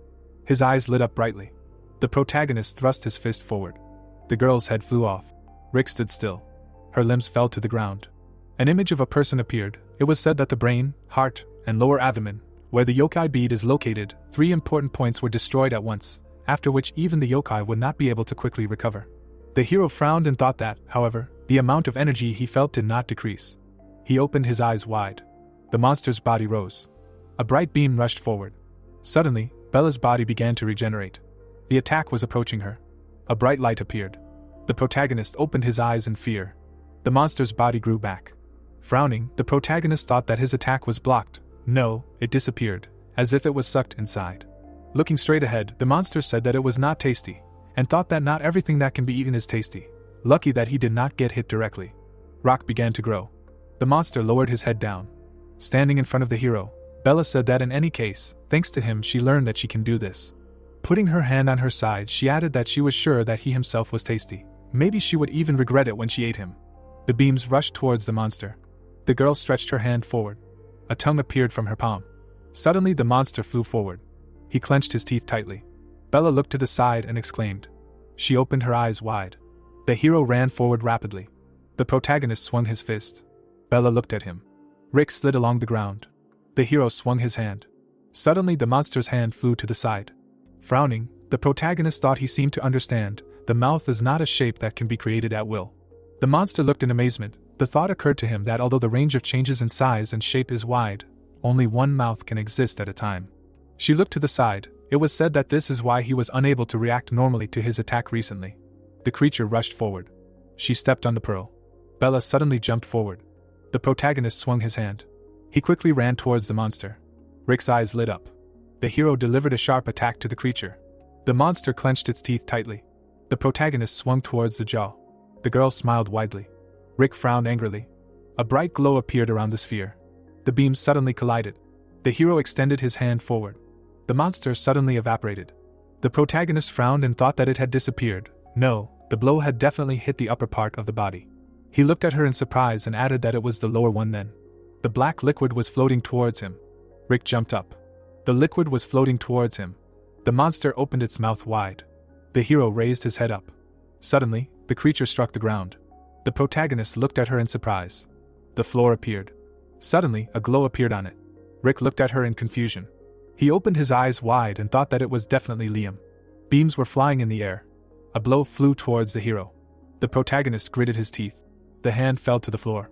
Taking a step forward, the girl said that yes, she liked it, there was something to eat. Rick frowned. Bella extended her hand forward and said that she did not have as good control as he did. Spheres appeared above her hand and she added that she realized that she could shoot quickly by squeezing several spheres. The hero's hand began to regenerate. A glow appeared near his feet. The monster extended her hand forward. The hero jumped up. Looking to the side, he wheezed. His hand was lying on the ground. A thought occurred to him that without a crushing blow he would certainly lose. He needed to return it back. The spheres flew up. The protagonist frowned. Stretching her arms out to the sides, Bella said that she also did not quite understand their trajectory. Rick jumped to the side. The girl smirked slightly. The beams rushed towards him. The monster abruptly rushed forward. Rick stood in front of her. Suddenly, the monster's mouth opened wide. The creature clenched its jaw. The hero opened his eyes wide. He clenched his teeth and said that what a disappointment. The girl looked to the side, hearing that it meant that the friend died before he woke up and showed how to fight properly. It was embarrassing. The protagonist smirked and said that the souls scattered between heaven and earth had gathered together. His body was filled with unusual power, so that even a demon who could withstand the heavens could not hide from him. The guy stepped forward and said that the protagonist had arrived, so it was time for the damn villain to disappear. Bella extended her hand forward. The hero raised his head up. The protagonist's eyes widened. He looked at the monster in bewilderment. The girl smiled widely. Rick looked at her in fear. His gaze froze in place. He smirked and exclaimed. Ruins appeared. A hole in the ceiling appeared. Looking straight ahead, the hero mumbled. He opened his eyes wide and said that he. Smirking, Michael replied that he should not look at him like that. Looking away, he added that if anyone looked, they would think that the dead man had come back to life, although it was not so. Stretching the weapon in front of him, the guy said that it was okay. The girl ducked. It seemed that he felt the energy from afar, but it seemed that the idiot had already been eaten. Smiling, Michael said that he looked good. He pretended to be the strongest and most knowledgeable, and in the end this one ate the darkness, just a few hours after escaping from prison. Holding the weapon in his hands, he added that now they will come to their senses and take control of the situation, and together, in any case, they had no choice left in the campaign. The hero frowned, hearing that he heard from the Dragon King that if they do not stop him, to which he replied that yes, he knows. Gritting his teeth, the protagonist said that he heard too, and he is Princess Mirabelle. Michael froze in bewilderment. Turning his head, he said yes, but whether it exists or not. The monster raised her head, hearing that they would finish here first, so as not to let him get to the ground. Bella frowned and said that it was amazing. No matter how strong he was, no man had recovered from such a wound. A broken cage appeared. It was heard that it was impossible. The man was lying on the floor. Sebastian looked straight ahead. It was said that his father really had enough strength to rip out the third scale. Smiling, Bella said that but this was tantamount to giving up most of his lifespan. I knew he was crazy about people. Drooling on his clothes, it was heard that this was too good. Bella's eyes widened. She said that in one day you can eat 3 Dragon King scales, and with different side dishes, just wonderful. Michael held the weapon in his hands. Frowning, the hero said that he could freely change the shape and size of his body to create a mouth, and also, apparently, he could use the magic of the Crown Prince of the Dragon Palace and the Black Turtle Liam. Looking straight ahead, the guy said that well, they knew about the abilities of greed well. He thought there were at least 5, no 10 types of magic that he could use. The girl smiled widely. The protagonist looked at her. Suddenly, Bella rushed forward. Looking to the side, Michael thought that in the current situation it was difficult to even explain each other's condition. Rick frowned. The thought arose that there was nothing to talk about discussing tactics. They ran to the sides, it was said that, but both young men instantly began to move as if it was not a problem. The monster slid along the ground. The guys rushed in different directions. Bella opened her eyes wide. The hero quickly ran forward. The monster looked to the side in fear. Michael rushed forward. Looking straight ahead, he said that the punishment of the 9 heavens. Holding the weapon in his hands, the guy added that the lightning strike of a celestial. Suddenly, a beam flew out in front of him. The attack flew towards the girl. Stretching her hand forward, Bella asked that the power was impressive. It was because of the influence of her father's scales that he absorbed. Such power would easily suppress any mid-level magic. The monster stuck out his tongue and said that, but that was all. The beam flew towards the creature. The girl stretched her hand forward and thought that it was an obvious trick. While Michael was distracting her attention, the other decided to collect parts of the armor. The hand was lying on the ground. Looking to the side, Bella thought that he was definitely moving towards the armor, but he did not see him here. The girl raised her head up. The hero swung his hand. He clenched his teeth tightly. Smiling, the guy exclaimed. Suddenly, a devastating explosion thundered. Bella covered her face with her hand. The protagonist quickly ran towards her. The monster stretched out her hand forward. The thought occurred that she was doing this knowing that close combat with her was suicide. Maybe there was something she couldn't see. The guy stood behind the monster. The girl opened her eyes wide. Rick raised his hand up. His eyes lit up. It was said that in front and behind, out of nowhere, a fake appeared. Bella rolled her eyes. The thought occurred that but the monster had already encountered something like this, so he was not surprised. The warriors rushed forward. The thought occurred that as the crown prince of the Dragon Palace, he remembered the battle with Michael. The monster stood still. The thought occurred that but since Michael and Rick did not have time to discuss everything beforehand. The sphere appeared in front of the hand. It was said that it was obvious who was real. The hero clenched his teeth tightly. The monster opened its mouth wide. The thought occurred that behind was the one who was attacking from a longer and safer distance. A beam flew at the monster. It was said that it was more of a psychological attack, so no fool would approach it, risking their own lives. Bella smirked slightly. Frowning, she said that it was true. The monster tightly clenched its jaws. Half of the clone's body appeared. The protagonist swung his hand and thought that his train of thought was correct. He quickly ran towards the monster. A thought arose that at the moment Rick rushed into a frontal attack, his chances of survival were less than 50%. The monster opened its eyes in amazement. A thought arose that there was a chance that greed would sense the approach of the double from afar. The cards flew up. A thought arose that a reckless game in which one's own life was at stake. Rick raised his hands up.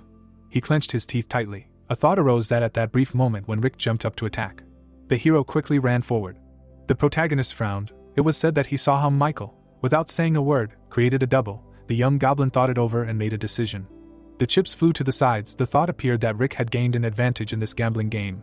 Grinning, the girl said that it was delicious, and the hero thought that since the enemy, with whom it was initially impossible to come to terms in close combat, he could now hit as he wanted. The protagonist's eyes lit up. An explosion flared in front of him. Rick began to strike. The monster turned its head. Looking straight ahead, the hero thought that before the mouth disappeared, it was necessary to minimize the damage. Suddenly, he looked in amazement. A glow appeared around the protagonist's hand. Bella threw her head back. Rick stretched his hand out in front of him. The monster stood behind the girl. Suddenly the creature extended its tongue. It began to strangle the hero. Bella smiled widely. The hero turned his head to the side. The guy was running fast towards the monster's back. The girl turned around abruptly. Bright beams appeared around her. The tongue was cut in half. The protagonist kicked. The guy swung his sword. The monster opened its mouth wide. Suddenly it bit off Michael's head. The young man ran forward fast. Frowning, he thought that even if it was obvious, then damn it. Beams were flying around the monster. The thought appeared that the brain, the heart, but the yokai bead was missing.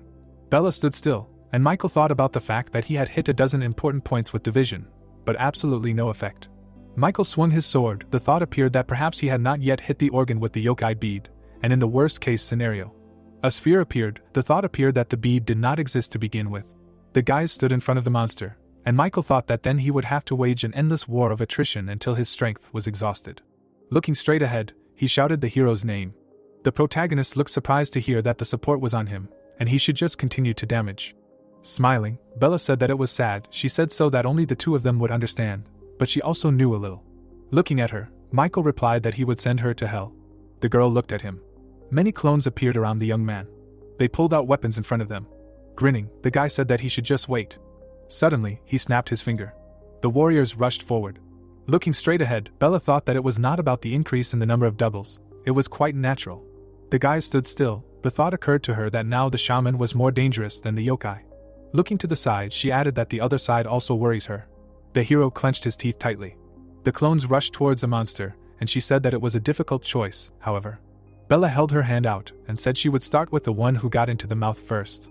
The beam shot towards the clones.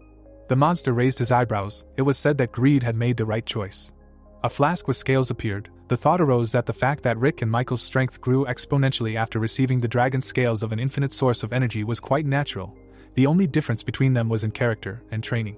The man meditated. The thought arose that shamans, with the help of endless training, are trying to overcome the human limit. A glow appeared around the monster. It was said that yokai, like wild animals, are already born with strength that just needs to be brought to a new level. Grinning, the guy said that he said the same. The thought arose that so when someone gets an advantage in the form of an excess amount of strength. Rushing forward, he added that this time everything is really different. It was said that it is easy to guess which of the two will be able to use this power more diversely and brightly. The clones ran towards the monster. Blue rays flew at him.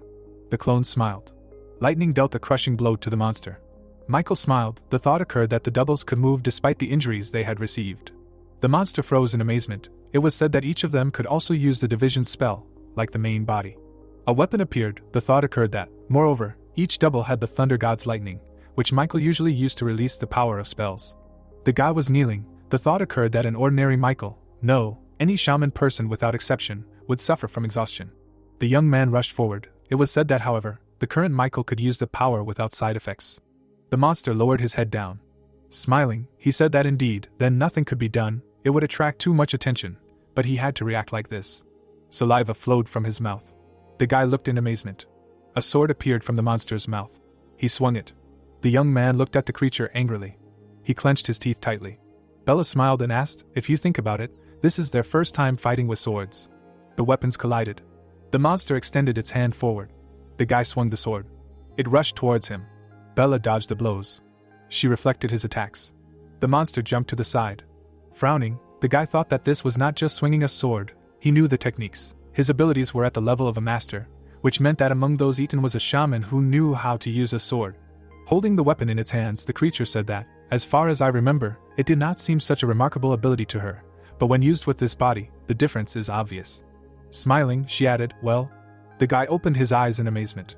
Raising the weapon up, Bella said that they would try once. The thought arose that Michael was struck by an all too distinct, and therefore absurd premonition of death. The young man froze in surprise. It was said that after realizing how unusual the monster he was dealing with was. The creature's eyes lit up. A thought appeared that memories from the past began to flash before Michael's eyes like a kaleidoscope.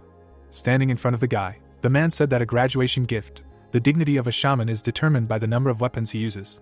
A glow appeared around the weapon. It was heard that the sword of 4 tigers that he uses is good in itself, but it will be strange if he uses 1 blade and a couple of wooden throwing blades. Lowering his head, the guy said that thank you, but isn't this a treasure? Does it matter that she gives it to him? Gritting his teeth, the man said that this is not a random choice. The difference between an ordinary weapon and a treasure is as great as between a celestial and an ordinary shaman. With a weapon of the current level, he will simply be eaten. The guy swallowed nervously, hearing that, but the man smirked and said that only with such excitement can heroic tricks be used, so let him enjoy it to his heart's content. Holding the fan in his hands, he added that for someone like him, this treasure is not that complicated. Michael held the weapon in his hands. The room appeared, about 10 minutes before the start of the Dragon Palace tournament. The hero lowered his head. Frowning, he thought that well, not 100%, he is sure that he can use this in a real fight, but not bad, the improved strike is definitely a worthwhile technique. Clenching his fist, the protagonist thought that it would be better if he could comprehend it. Well, no need to talk nonsense. This is not an idea that can be realized with a little more time. Suddenly, Rick looked surprised. Looking to the side, he asked what is ready. It seems it is time to go. Jessica smirked when she heard the mistress say that there was no need to rush, but she thought it would be better to quickly go out and find out about the situation, besides making her wait outside the door. Looking at the fan, Michael said that he knew. Standing next to him, the hero said that what a strange fan, I have never seen it, he always had it, to which the guy replied that no, he received this treasure as a gift from the mentor who trained him for the past year.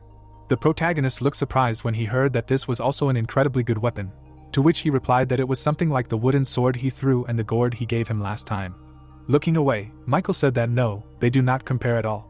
Holding the fan in his hands, he added that this is a treasure, a weapon that Celestials use. No, a treasure that is valued even by Celestials. Artifacts appeared. It was heard that the rest of the weapons had various forms and capabilities, but according to rumors, any treasure, if used correctly, could destroy an entire country. Looking straight ahead, the young man said that so if he could, there would be no problems not only with the tournament, but also with the darkness. Opening his eyes wide, the hero said that what an incredible thing. It was hard to believe, but is it acceptable to use something like this in a tournament? Looking straight ahead, Michael said that if we are talking about this.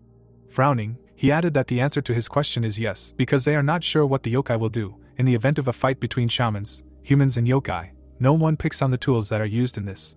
Rick closed his eyes, hearing that, and what does he think about this? He smiled broadly and replied that yes, they say that the correct use of items is also an ability. Besides, he talked about the correct use, so it is possible. Standing in front of him, Michael replied that no.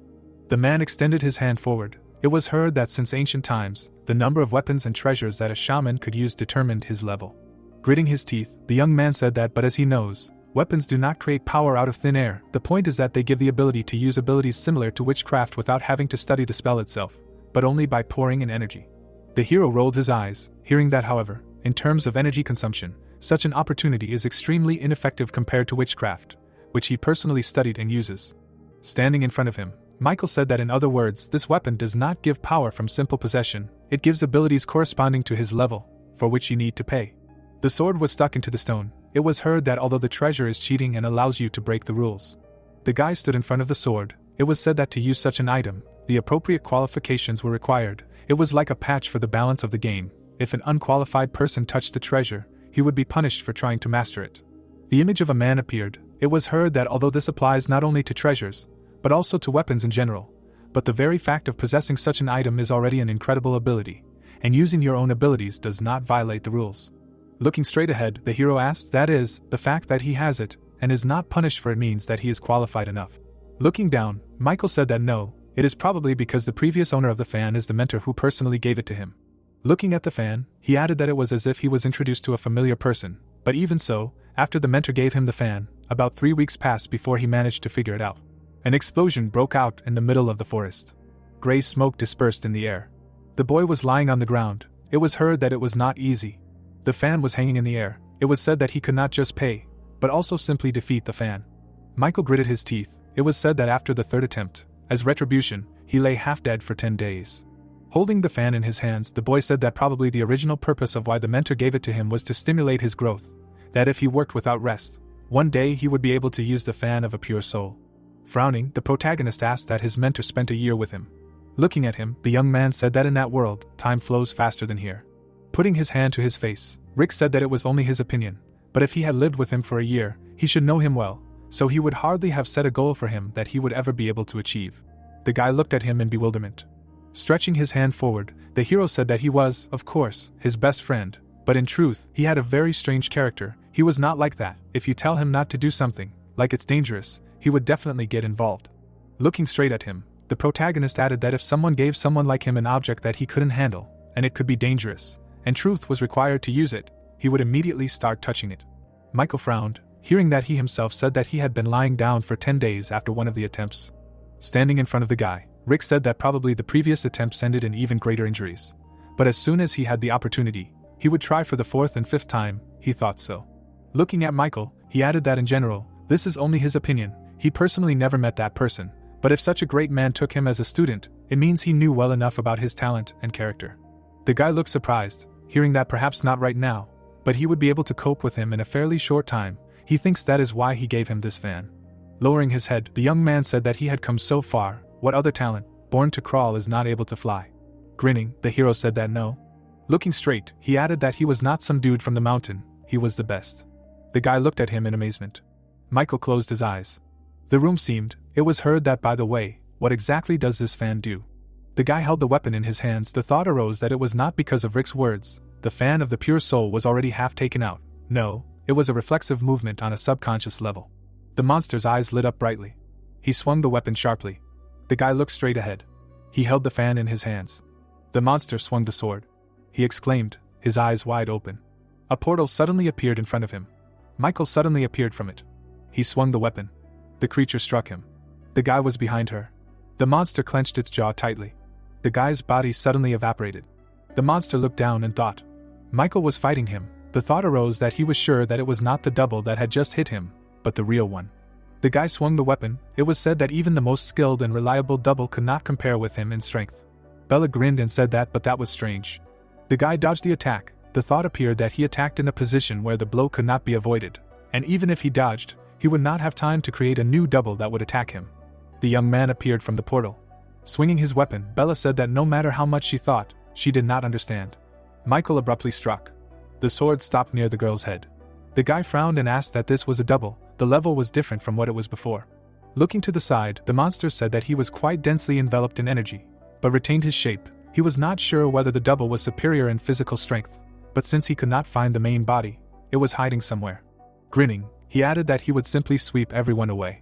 Michael opened his eyes in amazement. A bright glow appeared. The thought arose that this was an emission of extremely compressed energy of the yokai with a radius of a couple of dozen meters. The creature stood still. It was said that such an action required the application of forces beyond the limits, but the effect was guaranteed. The monster smiled. The thought appeared that even if this magic was close to the level of the divine, this attack of hers would certainly dispel it. The smoke dispersed in the air. It was said that he was even more vulnerable to such attacks, since Michael's magic hit him. The guy swung at the monster. Bella looked in amazement. The boy's eyes lit up.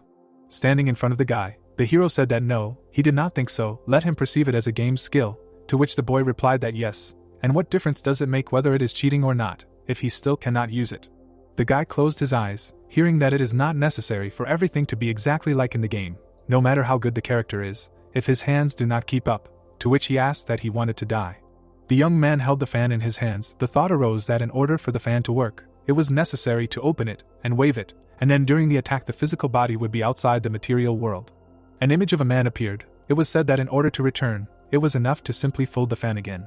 The guy's eyes lit up. The thought arose that it was at that moment that the genius's intuition worked for the first time, and he used the treasure's abilities to perfection for the first time. The guy abruptly struck the monster. A view of the blue sky opened up. The bowl trembled. The guy held it on his head.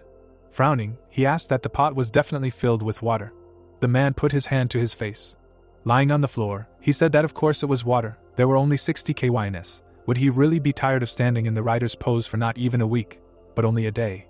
The bowl appeared. It was heard that that is why he used simple weighting magic to increase the weight tenfold. After all, this is a punishment. The young man gritted his teeth when he was told to stand up straight, or he would strain his back, to which he asked why he was being punished at all. Looking away, Michael said that he had simply made a mistake in a couple of trivial questions. If the goal was training, he would have told him honestly. Looking at him, the man asked what trivial questions. What a brat. Raising himself, he added that he certainly did not expect him to address him as a student to a teacher, but he had generally abandoned all respect in less than a month, so he thought he needed a thrashing from the black-haired beast to come to his senses. Looking down, the guy said that he had not thought about it, to which he was told that he was a fool. Grinning, the young man added that he simply did not think that what he was talking about was that important. Stretching his arms forward, he said that theory has nothing to do with practice, to which the man replied that it was because he was still a greenhorn. Looking away, Michael asked again. Frowning, the teacher said that he agreed that practice was more important than theory, but only in the case when he had already gone far ahead in theoretical knowledge. The people looked at him in amazement. It was heard that usually a theory that cannot be put into practice only gets in the way, but not in his case. Sitting on the floor, the man said that he was a talent who was able to put theory into practice immediately after learning it, because in fact, right now it was his head that was not keeping up with the training of his body. Chris gritted his teeth and added that there was no point in making excuses that he was not the eldest son in the Temple of the Star, so he could not study, otherwise why would only his head be empty? The guy grinned when he heard that it was obvious, because he was sure that even without cramming he would do better than those who put in the effort, so he only studied what was needed at his level, and that was it. Books appeared. He heard that the scripture of the Jade Axis, the union of the Triad, the scripture of Tai. If he were untalented, studying these 3 books would be enough for the rest of his life, but for him it was a sin to remain at this level. Looking to the side, the man said that this was the technique of the blue crane. It was quite difficult, and there was no time to study it step by step, so he should consider it a reward and just accept it. Looking at the guy, Chris asked that today was half of his. Even if he did not understand, let him cram it, he could do it. The guy looked down, hearing the question. What was it? Looking to the side, Michael asked again. Taking a step forward, the man said that he did not say that he could remove the jug. Let him learn like this, perceive it as exercise. Closing his eyes, he added that he would sleep. By the time he would cook dinner, he should have memorized everything. The guy looked away, hearing that it was natural. He would check if he had memorized everything, so that it would bounce off his teeth. He opened his eyes wide, hearing that if he tried to remove the jug in the noise, its weight would increase tenfold again. The man ran forward. The thought arose that the world consists of 2 layers. The spiritual world separated from the material. It was said that the material world, where creatures live, which can be seen, heard and felt with the 5 senses, and the spiritual, in which the souls of living beings exist. A glow appeared. The thought arose that these two worlds exist simultaneously. Therefore they are closely connected. Although separated, the living cannot feel the dead, and the dead cannot touch the living. The man held the book in his hands. The thought arose that however the barrier between the two worlds is not so strong, so the dead can contact the living and even harm them, and the living can learn magic. The guy was lying on the bed. It was said that by using chi, both spheres can influence each other. While reading the book, the young man said that he thought there was something cool here, and such obvious things were written. The thought arose that those who had reached a certain level could freely influence objects in both the material and spiritual worlds. Michael looked in amazement. It was said that even they often do not suspect the existence of the third sphere. The worlds were divided. The thought arose that the third sphere existed above the material and spiritual worlds. A black sheet appeared. It was said that as far as is known, it has neither material beings nor spiritual ones, but strangely enough. The guy stood up. The thought arose that the inhabitants of neither the first nor the second sphere could simply overcome the barrier and get into the world of primordial emptiness. 3 worlds appeared. It was said that even famous sages from ancient times could not reveal the secret of the world of primordial emptiness. The guy held a fan in his hands. The thought arose that in all history only a handful of magicians and treasures managed to cross the barrier and get into this emptiness. The boy used the soul echo skill. He frowned. Bella's eyes widened. It seemed that at that moment, Greed was confused by 2 things. First, the boy's body was covered with a denser protective energy than before. Michael rushed forward. It seemed that the separation that he used against him last time was blocked by the Yukai energy covering him, so it did not hurt the body. The man looked straight ahead. It was said that this time, Greed decided to use the same method. A glow appeared around the monster. It seemed that, however, Michael's sword passed through his body so smoothly that the energy layer covering it remained intact. The boy held the weapon in his hands. It was said that second, the sword that passed through him did not cause damage. The monster extended his hand forward. He opened his eyes wide. Suddenly, the creature froze. A beam appeared behind him. The monster bowed to the ground. He extended his hand forward. The boy waved the weapon. Michael frowned, thinking that there were no wounds. The subsequent attacks of the sword also did not affect the body. The creature froze. A thought appeared, but then why did he feel such indescribable, unbearable pain? The monster clenched his teeth tightly. The guy swung the weapon. The creature's eyes lit up. A thought arose that this was a violation of the rules, which he did not use to enjoy the food. The man stood in the smoke. It was said that the human body is not able to withstand extreme cold. Grinning, Michael asked what is true. A blow flew at the monster. The guy pulled the weapon in front of him. A thought arose that protecting the owners from external threats. This was only one of the points describing the abilities of the fan of the pure soul. The young man held the fan in his hands. A thought arose that, to be more precise, the fan of the pure soul is a treasure that can pass between the 3 worlds. Cards appeared in front of the fan. It was said that one wave of the fan and the owner's body will be in the spiritual world. The man waved his fan. The thought arose that by swinging the fan back and forth, one could move to the world of primordial emptiness. The guy hid the fan. The thought arose that by folding the fan, the body would be transferred to the material world again. The monster waved his weapon. It was said that the reason why Michael was able to dodge the sword's energy was precisely because the shaman had moved his body to the world of primordial emptiness, where neither magic nor energy could penetrate. The guy flew out of the portal. Michael frowned. The thought arose that at the same time, he was not carrying out his attacks in the void, but in another layer. The clones rushed forward. 3 worlds appeared. It was said that by moving to the spiritual world, where only the soul could exist, Michael was cutting not the monster's body, but its soul itself. Blood dripped down. The thought arose that with a blow of the sword, Michael would later call the echo of the soul. Blood was pouring out of the monster's mouth. The thought appeared that he had torn the soul of a monster, since whose birth not even a year had passed. The guy was breathing heavily. The creature opened its eyes wide. The young man stood still. The thought appeared that the spiritual world is different from the world of primordial emptiness. While it remains in the spiritual sphere, where energy lives, even if not as much as in the material, but still magic has an effect on objects. The fan fell to the ground. Michael lowered his head down. It was heard that yes, he does not know what kind of object it is, but it is clearly a treasure level. Smiling, the monster said that it gives the ability to travel between 3 worlds. Even if he turned the palace upside down, it would be difficult to find something of this level. Raising his head, the guy said that if she is not finished off, someone will suffer again. The monster opened his eyes wide. Grinning, the hero thought that no matter what he did, he could not defeat her. The monster turned around abruptly. The thought appeared that there was only one way left. Michael grinned slightly. He swung his weapon sharply. A glow appeared around the man. It was said to stall for time until someone appeared who could turn the tide. The man took a step forward. His eyes lit up brightly. The monster smiled widely. Michael grinned, looking straight ahead. The hero held the weapon in his hands. He looked straight ahead. Frowning, the guy said in general. The protagonist walked forward. It was heard that he was going to take all the cream. The creature looked at him in bewilderment. Smiling, the monster said that it was quite impressive. She did not expect that while Michael was rushing at her so recklessly. Rick walked forward. It was heard that this is how they planned to catch her. Bella turned around abruptly. The guy looked in amazement. The monster attacked him. The monster clenched its jaw. Looking to the side, Bella said that he runs away much better than he wields a sword. Oh well. The jaw opened. It was heard that in his condition even standing must be difficult. The hero frowned, hearing that well, it would be good if it was tasty. Crouching down, the monster said that it was embarrassing to admit, but she could hardly contain her appetite. Because of what happened earlier, she was very hungry. The protagonist held the weapon in his hands. The creature looked at him. Drool flew through the air. They stood in front of each other. The monster swung the weapon. He jumped to the side. Bella smiled widely. The sword broke in half. The hero held the weapon in front of him. The monster rushed towards him. A glow flew around her. The monster's jaw opened. Looking straight ahead, Bella exclaimed. The protagonist clenched his fist tightly. He abruptly struck the monster. The monster opened its mouth. It was said that the ability to absorb greed is absolute, the ability of the mouth to absorb everything indiscriminately.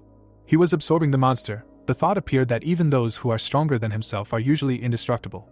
The monster clenched his teeth. The thought appeared that but this obvious rule did not work this time. The protagonist frowned. It was said that a few seconds ago the boy was holding back. Michael was holding back the monster's blow. Bella swung her weapon. The young man clenched his teeth tightly. The guy swung his sword. The thought appeared that because of his friend, who was defending himself and was actually on the edge. The monster smiled. It was said that he wanted to hit the enemy in the back so many times that she seemed defenseless. Michael looked at her angrily. The thought appeared that but still did not do it, because he risked his life fighting her. The hero bent down. The thought appeared that because he wanted to do it himself, but this is not enough. Sebastian looked straight ahead. It was said that thanks to the scales from the Dragon King, they both received powers that were incomparable to ordinary people, but they lacked the dexterity to use this power. The protagonist lowered his head down.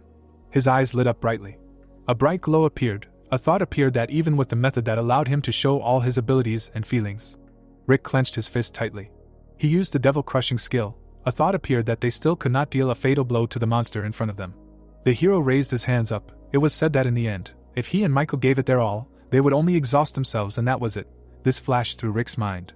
Gritting his teeth, the protagonist thought that even if it was Michael, there was no other solution. Looking straight ahead, the boy said, regarding the destructive power, the yokai have more power than the shamans, so when it comes to brute force, he will have to figure it out himself. Frowning, Rick thought that this is why he was wasting time on a frontal attack that is so unsuitable for him. He should do this. The hero sat up. A thought arose that he had no knowledge of witchcraft or magic. All he had was memory and experience.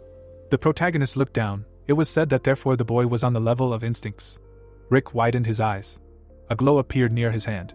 The hero smirked and thought that he felt that in order to kill the monster, he must maximize his desire to kill. The protagonist looked straight ahead. Bright rays appeared. It was said that this is not something that is usually done for the sake of peace and people.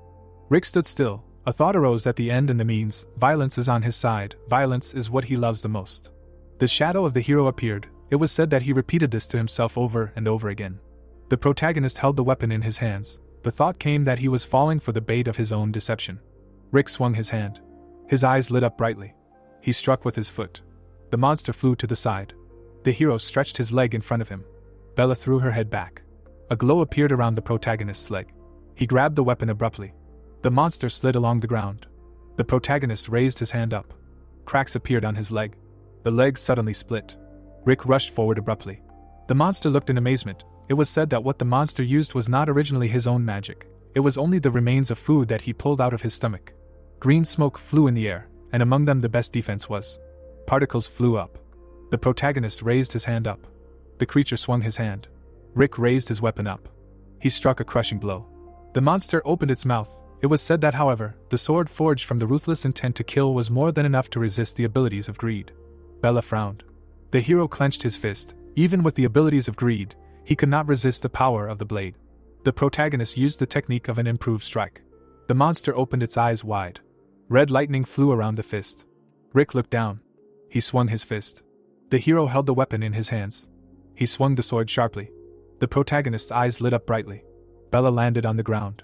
The protagonist glared at her. Many blue rays flew in the air. Rick turned his head. The sword hit the ground. Rocks flew up. The hero opened his eyes in surprise. Black liquid spilled on the floor. The monster stood among them. Spikes began to emerge from the liquid. The protagonist jumped up sharply. The monster clenched its mouth. He raised his head up. Rick looked down. He landed on the ground. The hero lowered his head. The monster was standing in a black liquid. Bella looked ahead in bewilderment. Her eyes widened. Looking at her hand, the monster thought that it was not the appearance that confused her, but the feeling. A tower of boards appeared, and the thought arose that the ability to regenerate, which had worked without problem since birth, suddenly stopped responding. Cuts appeared on Bella's face. The hero bent down. The monster looked in amazement, and the thought arose that when he understood the reason for this, for the first time in his life he felt fear. The protagonist opened his eyes wide. Red lightning appeared around his leg. Rick ran forward quickly and thought that no living creature could remain calm. A skeleton appeared, and he added that before the fear of death. The guy crossed his arms, and the thought arose that even though he was now part of the monster, he was far from the concept of death. Bella's eyes widened. It was said that along with fear, the monster felt shame and uncontrollable anger. Bella stood still. The monster suddenly rushed forward. The hero ran towards it. He swung his sword. The protagonist's eyes widened. He held the weapon in his hands. The monster looked straight ahead. Rick swung his weapon sharply. The monster flew to the side. The hero looked down. He held the sword in his hands. A black spot appeared. A thought arose that he should be wary of a second mouth rising from the floor. The protagonist swung his weapon. His eyes lit up brightly. Rick frowned. The weapon stuck in the floor. A sphere appeared in front of the monster. The beam flew towards the hero. Bella clenched her fist tightly. The protagonist's hand was cut off. Rick looked in amazement. A devastating explosion thundered. The hero stood in the smoke. His eyes widened. The man stood in the smoke. The protagonist looked to the side. The monster flew towards him. The monster ran forward at a rapid pace. Rick struck the creature. The monster suddenly froze. The hero looked to the side. He struck the monster several times. The creature stuck out its tongue. The protagonist looked at his hand. Suddenly, the monster cut off his hand. Rick stood in front of him. The creature raised its head up. The hero ran forward at a rapid pace. He struck the monster. Their hands collided. The monster stuck out its tongue. The hero stretched out his leg forward. The monster grabbed his leg. The creature bit off his leg. The hero's eyes lit up brightly. The protagonist jumped up sharply. Suddenly, his arms grew back. The demon lay on the ground. Rick swung his weapon. The monster was approaching him.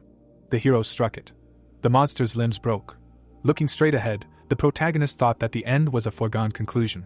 Rick jumped to the side, and he added that this was the result of constant use of the improved strike, which maximized the strength by many times. The hero hit the ground. He dealt many blows to the monster. The thought arose that due to the almost unlimited supply of energy of the yokai there were no problems with regeneration. The protagonist's hands regenerated. It was said that however the body, which in a short time was destroyed and restored many times, could no longer function normally. Rick suddenly rushed forward. Blood splashed on the floor. The monster raised his hand up. He lifted the hero up. Black liquid flowed from his head. The monster squeezed the hero in his arms. Looking straight ahead, Bella laughed. The protagonist looked at him in fear. With wide eyes, she added that finally. The monster stuck out its tongue. It turned its head to the side. The weapon was stuck into the monster. Bella looked to the side, hearing that finally. Grinning, Michael said that he should try. Looking straight ahead, he added that he would enjoy the food. The guy swung the weapon sharply. The creature was torn in half. The boy raised his weapon up. The boy's eyes lit up brightly. Bright beams appeared in the air. The sword stuck into the ground. The boy lowered his head down. Michael was on one knee. Raising his head, he said that he was dead, for real, and then asked how he was. The monster was lying on the ground. Getting up, the boy thought that he was just unconscious. Well, judging by what he felt, it had even more energy left in him. He looked in surprise. The boy took a step forward. Michael looked to the side. Cuts appeared on his hand. Looking to the side, the boy thought that he had only held it for a few seconds, and the effects were worse than most curses. Looking down, he added that of course, the price was justified. Parts of the monster lay on the ground, and the boy thought that the weapon was capable of killing the monster by cutting it, which Michael could not find an explanation for. The boy widened his eyes and thought that, however, the price the boy was worried about was not at all the wounds he received. The weapon was stuck in the ground. The young man raised the sword up, thinking that the weapon that had no equal among those he had seen so far. The hero looked at it. The thought arose that it probably had a bad influence on the one who created it. The guy opened his eyes in fear. The protagonist's eyes lit up. Michael struck with his foot. The protagonist raised his head up. Lightning appeared around the guy. Beams flew at the hero. The guy rushed forward. Rick lowered his head down. A glow appeared around his hand. Michael looked in fear. The hero abruptly struck him. The guy's head was cut off. The young man flew to the side. The protagonist opened his eyes wide. Gritting his teeth, the guy said that it was clear, everything was going too well. Looking straight ahead, he thought that less than 1 second to start moving after sudden death. Even if Rick has cheating regeneration abilities, he cannot recover even faster than when he was in human form. Rick stood still. A thought occurred to him that perhaps due to the improved strike, he could probably control his movements, thanks to the Goblin club that was built into his body. Grinning, the guy asked what he was going to do. It turns out he used a force that should not be used, and eventually went crazy. The hero opened his eyes wide. It was heard that wow, now if everything goes according to plan, he will beat him almost to death until he comes to his senses. Michael held the weapon in his hands. Frowning, the guy said that of course, he was not going to answer this challenge. The protagonist stood still, listening to the fact that but they have known each other for 4 years. It's time to mash each other's sides. They say that for bones to become stronger, it is worth breaking them a couple of times. Smiling, Michael said that this is their chance to fight properly. It will help strengthen their friendship and get rid of everything that has been bothering them until now. Rick looked at him. 2 clones appeared behind the young man. The hero bent his knees. Suddenly he rushed forward. The guy held the weapon in his hands. The protagonist ran forward rapidly. The clones were cut in half. Rick looked straight ahead. The young man used the secret technique of heavenly deception. Looking down, he thought that the fan of the pure soul, in fact, he thinks, it is practically useless.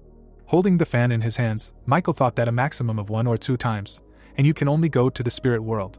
Frowning, he added that he does not respond to words. He will be lucky if he just does not hear.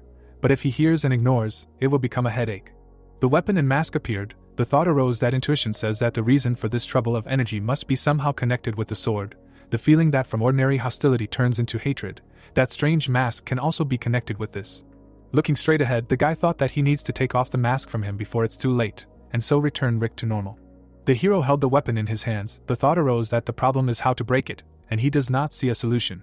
The protagonist looked straight ahead. The thought arose that even if he can get closer, another problem arises. The guy frowned and thought that even before he breaks the mask, he will probably use an improved strike. Rick looked away. Michael looked in amazement and asked again. The hero was standing in front of him. Gritting his teeth, the young man thought that he perfectly hid his energy with the help of fading emptiness. He cannot feel its presence by taste or smell, and then said, well, what the hell? Looking straight ahead, the boy said he didn't know. Suddenly he opened his fan. Standing in front of him, the protagonist heard that but if he was getting close, he should get close already. The boy's eyes widened in surprise and he said how far he would go to kick his ass. He did everything that was needed, everything he asked. The hero rushed forward, and Michael thought that a protracted fight, no. Frowning, he thought that even if he lasted a few rounds, he would inevitably lose. If he created a double to stall for time, he would destroy it before he could make a new one. Holding the weapon in his hands, the young man thought that he had only one chance, the only chance to end it all. The protagonist was running towards him. They rushed towards each other. Michael frowned. Rick swung the weapon. He opened his eyes wide. The boy was running towards him. The hero looked at him in surprise. Michael looked at him angrily. Swinging his weapon, the boy thought that it was the perfect attack. Red beams appeared, and the thought arose that just that. The protagonist struck, and the boy thought that the improved strike was an insurmountable obstacle. Rick opened his eyes wide. The boy held a fan in his hands. Grinning, he said that he believed in it, and then thought that in this state he could not attack physically, but he himself was unavailable. The young man frowned. He swung his weapon and thought that although Rick's sword could probably rip apart a soul. Grinning, the young man turned. He struck the protagonist.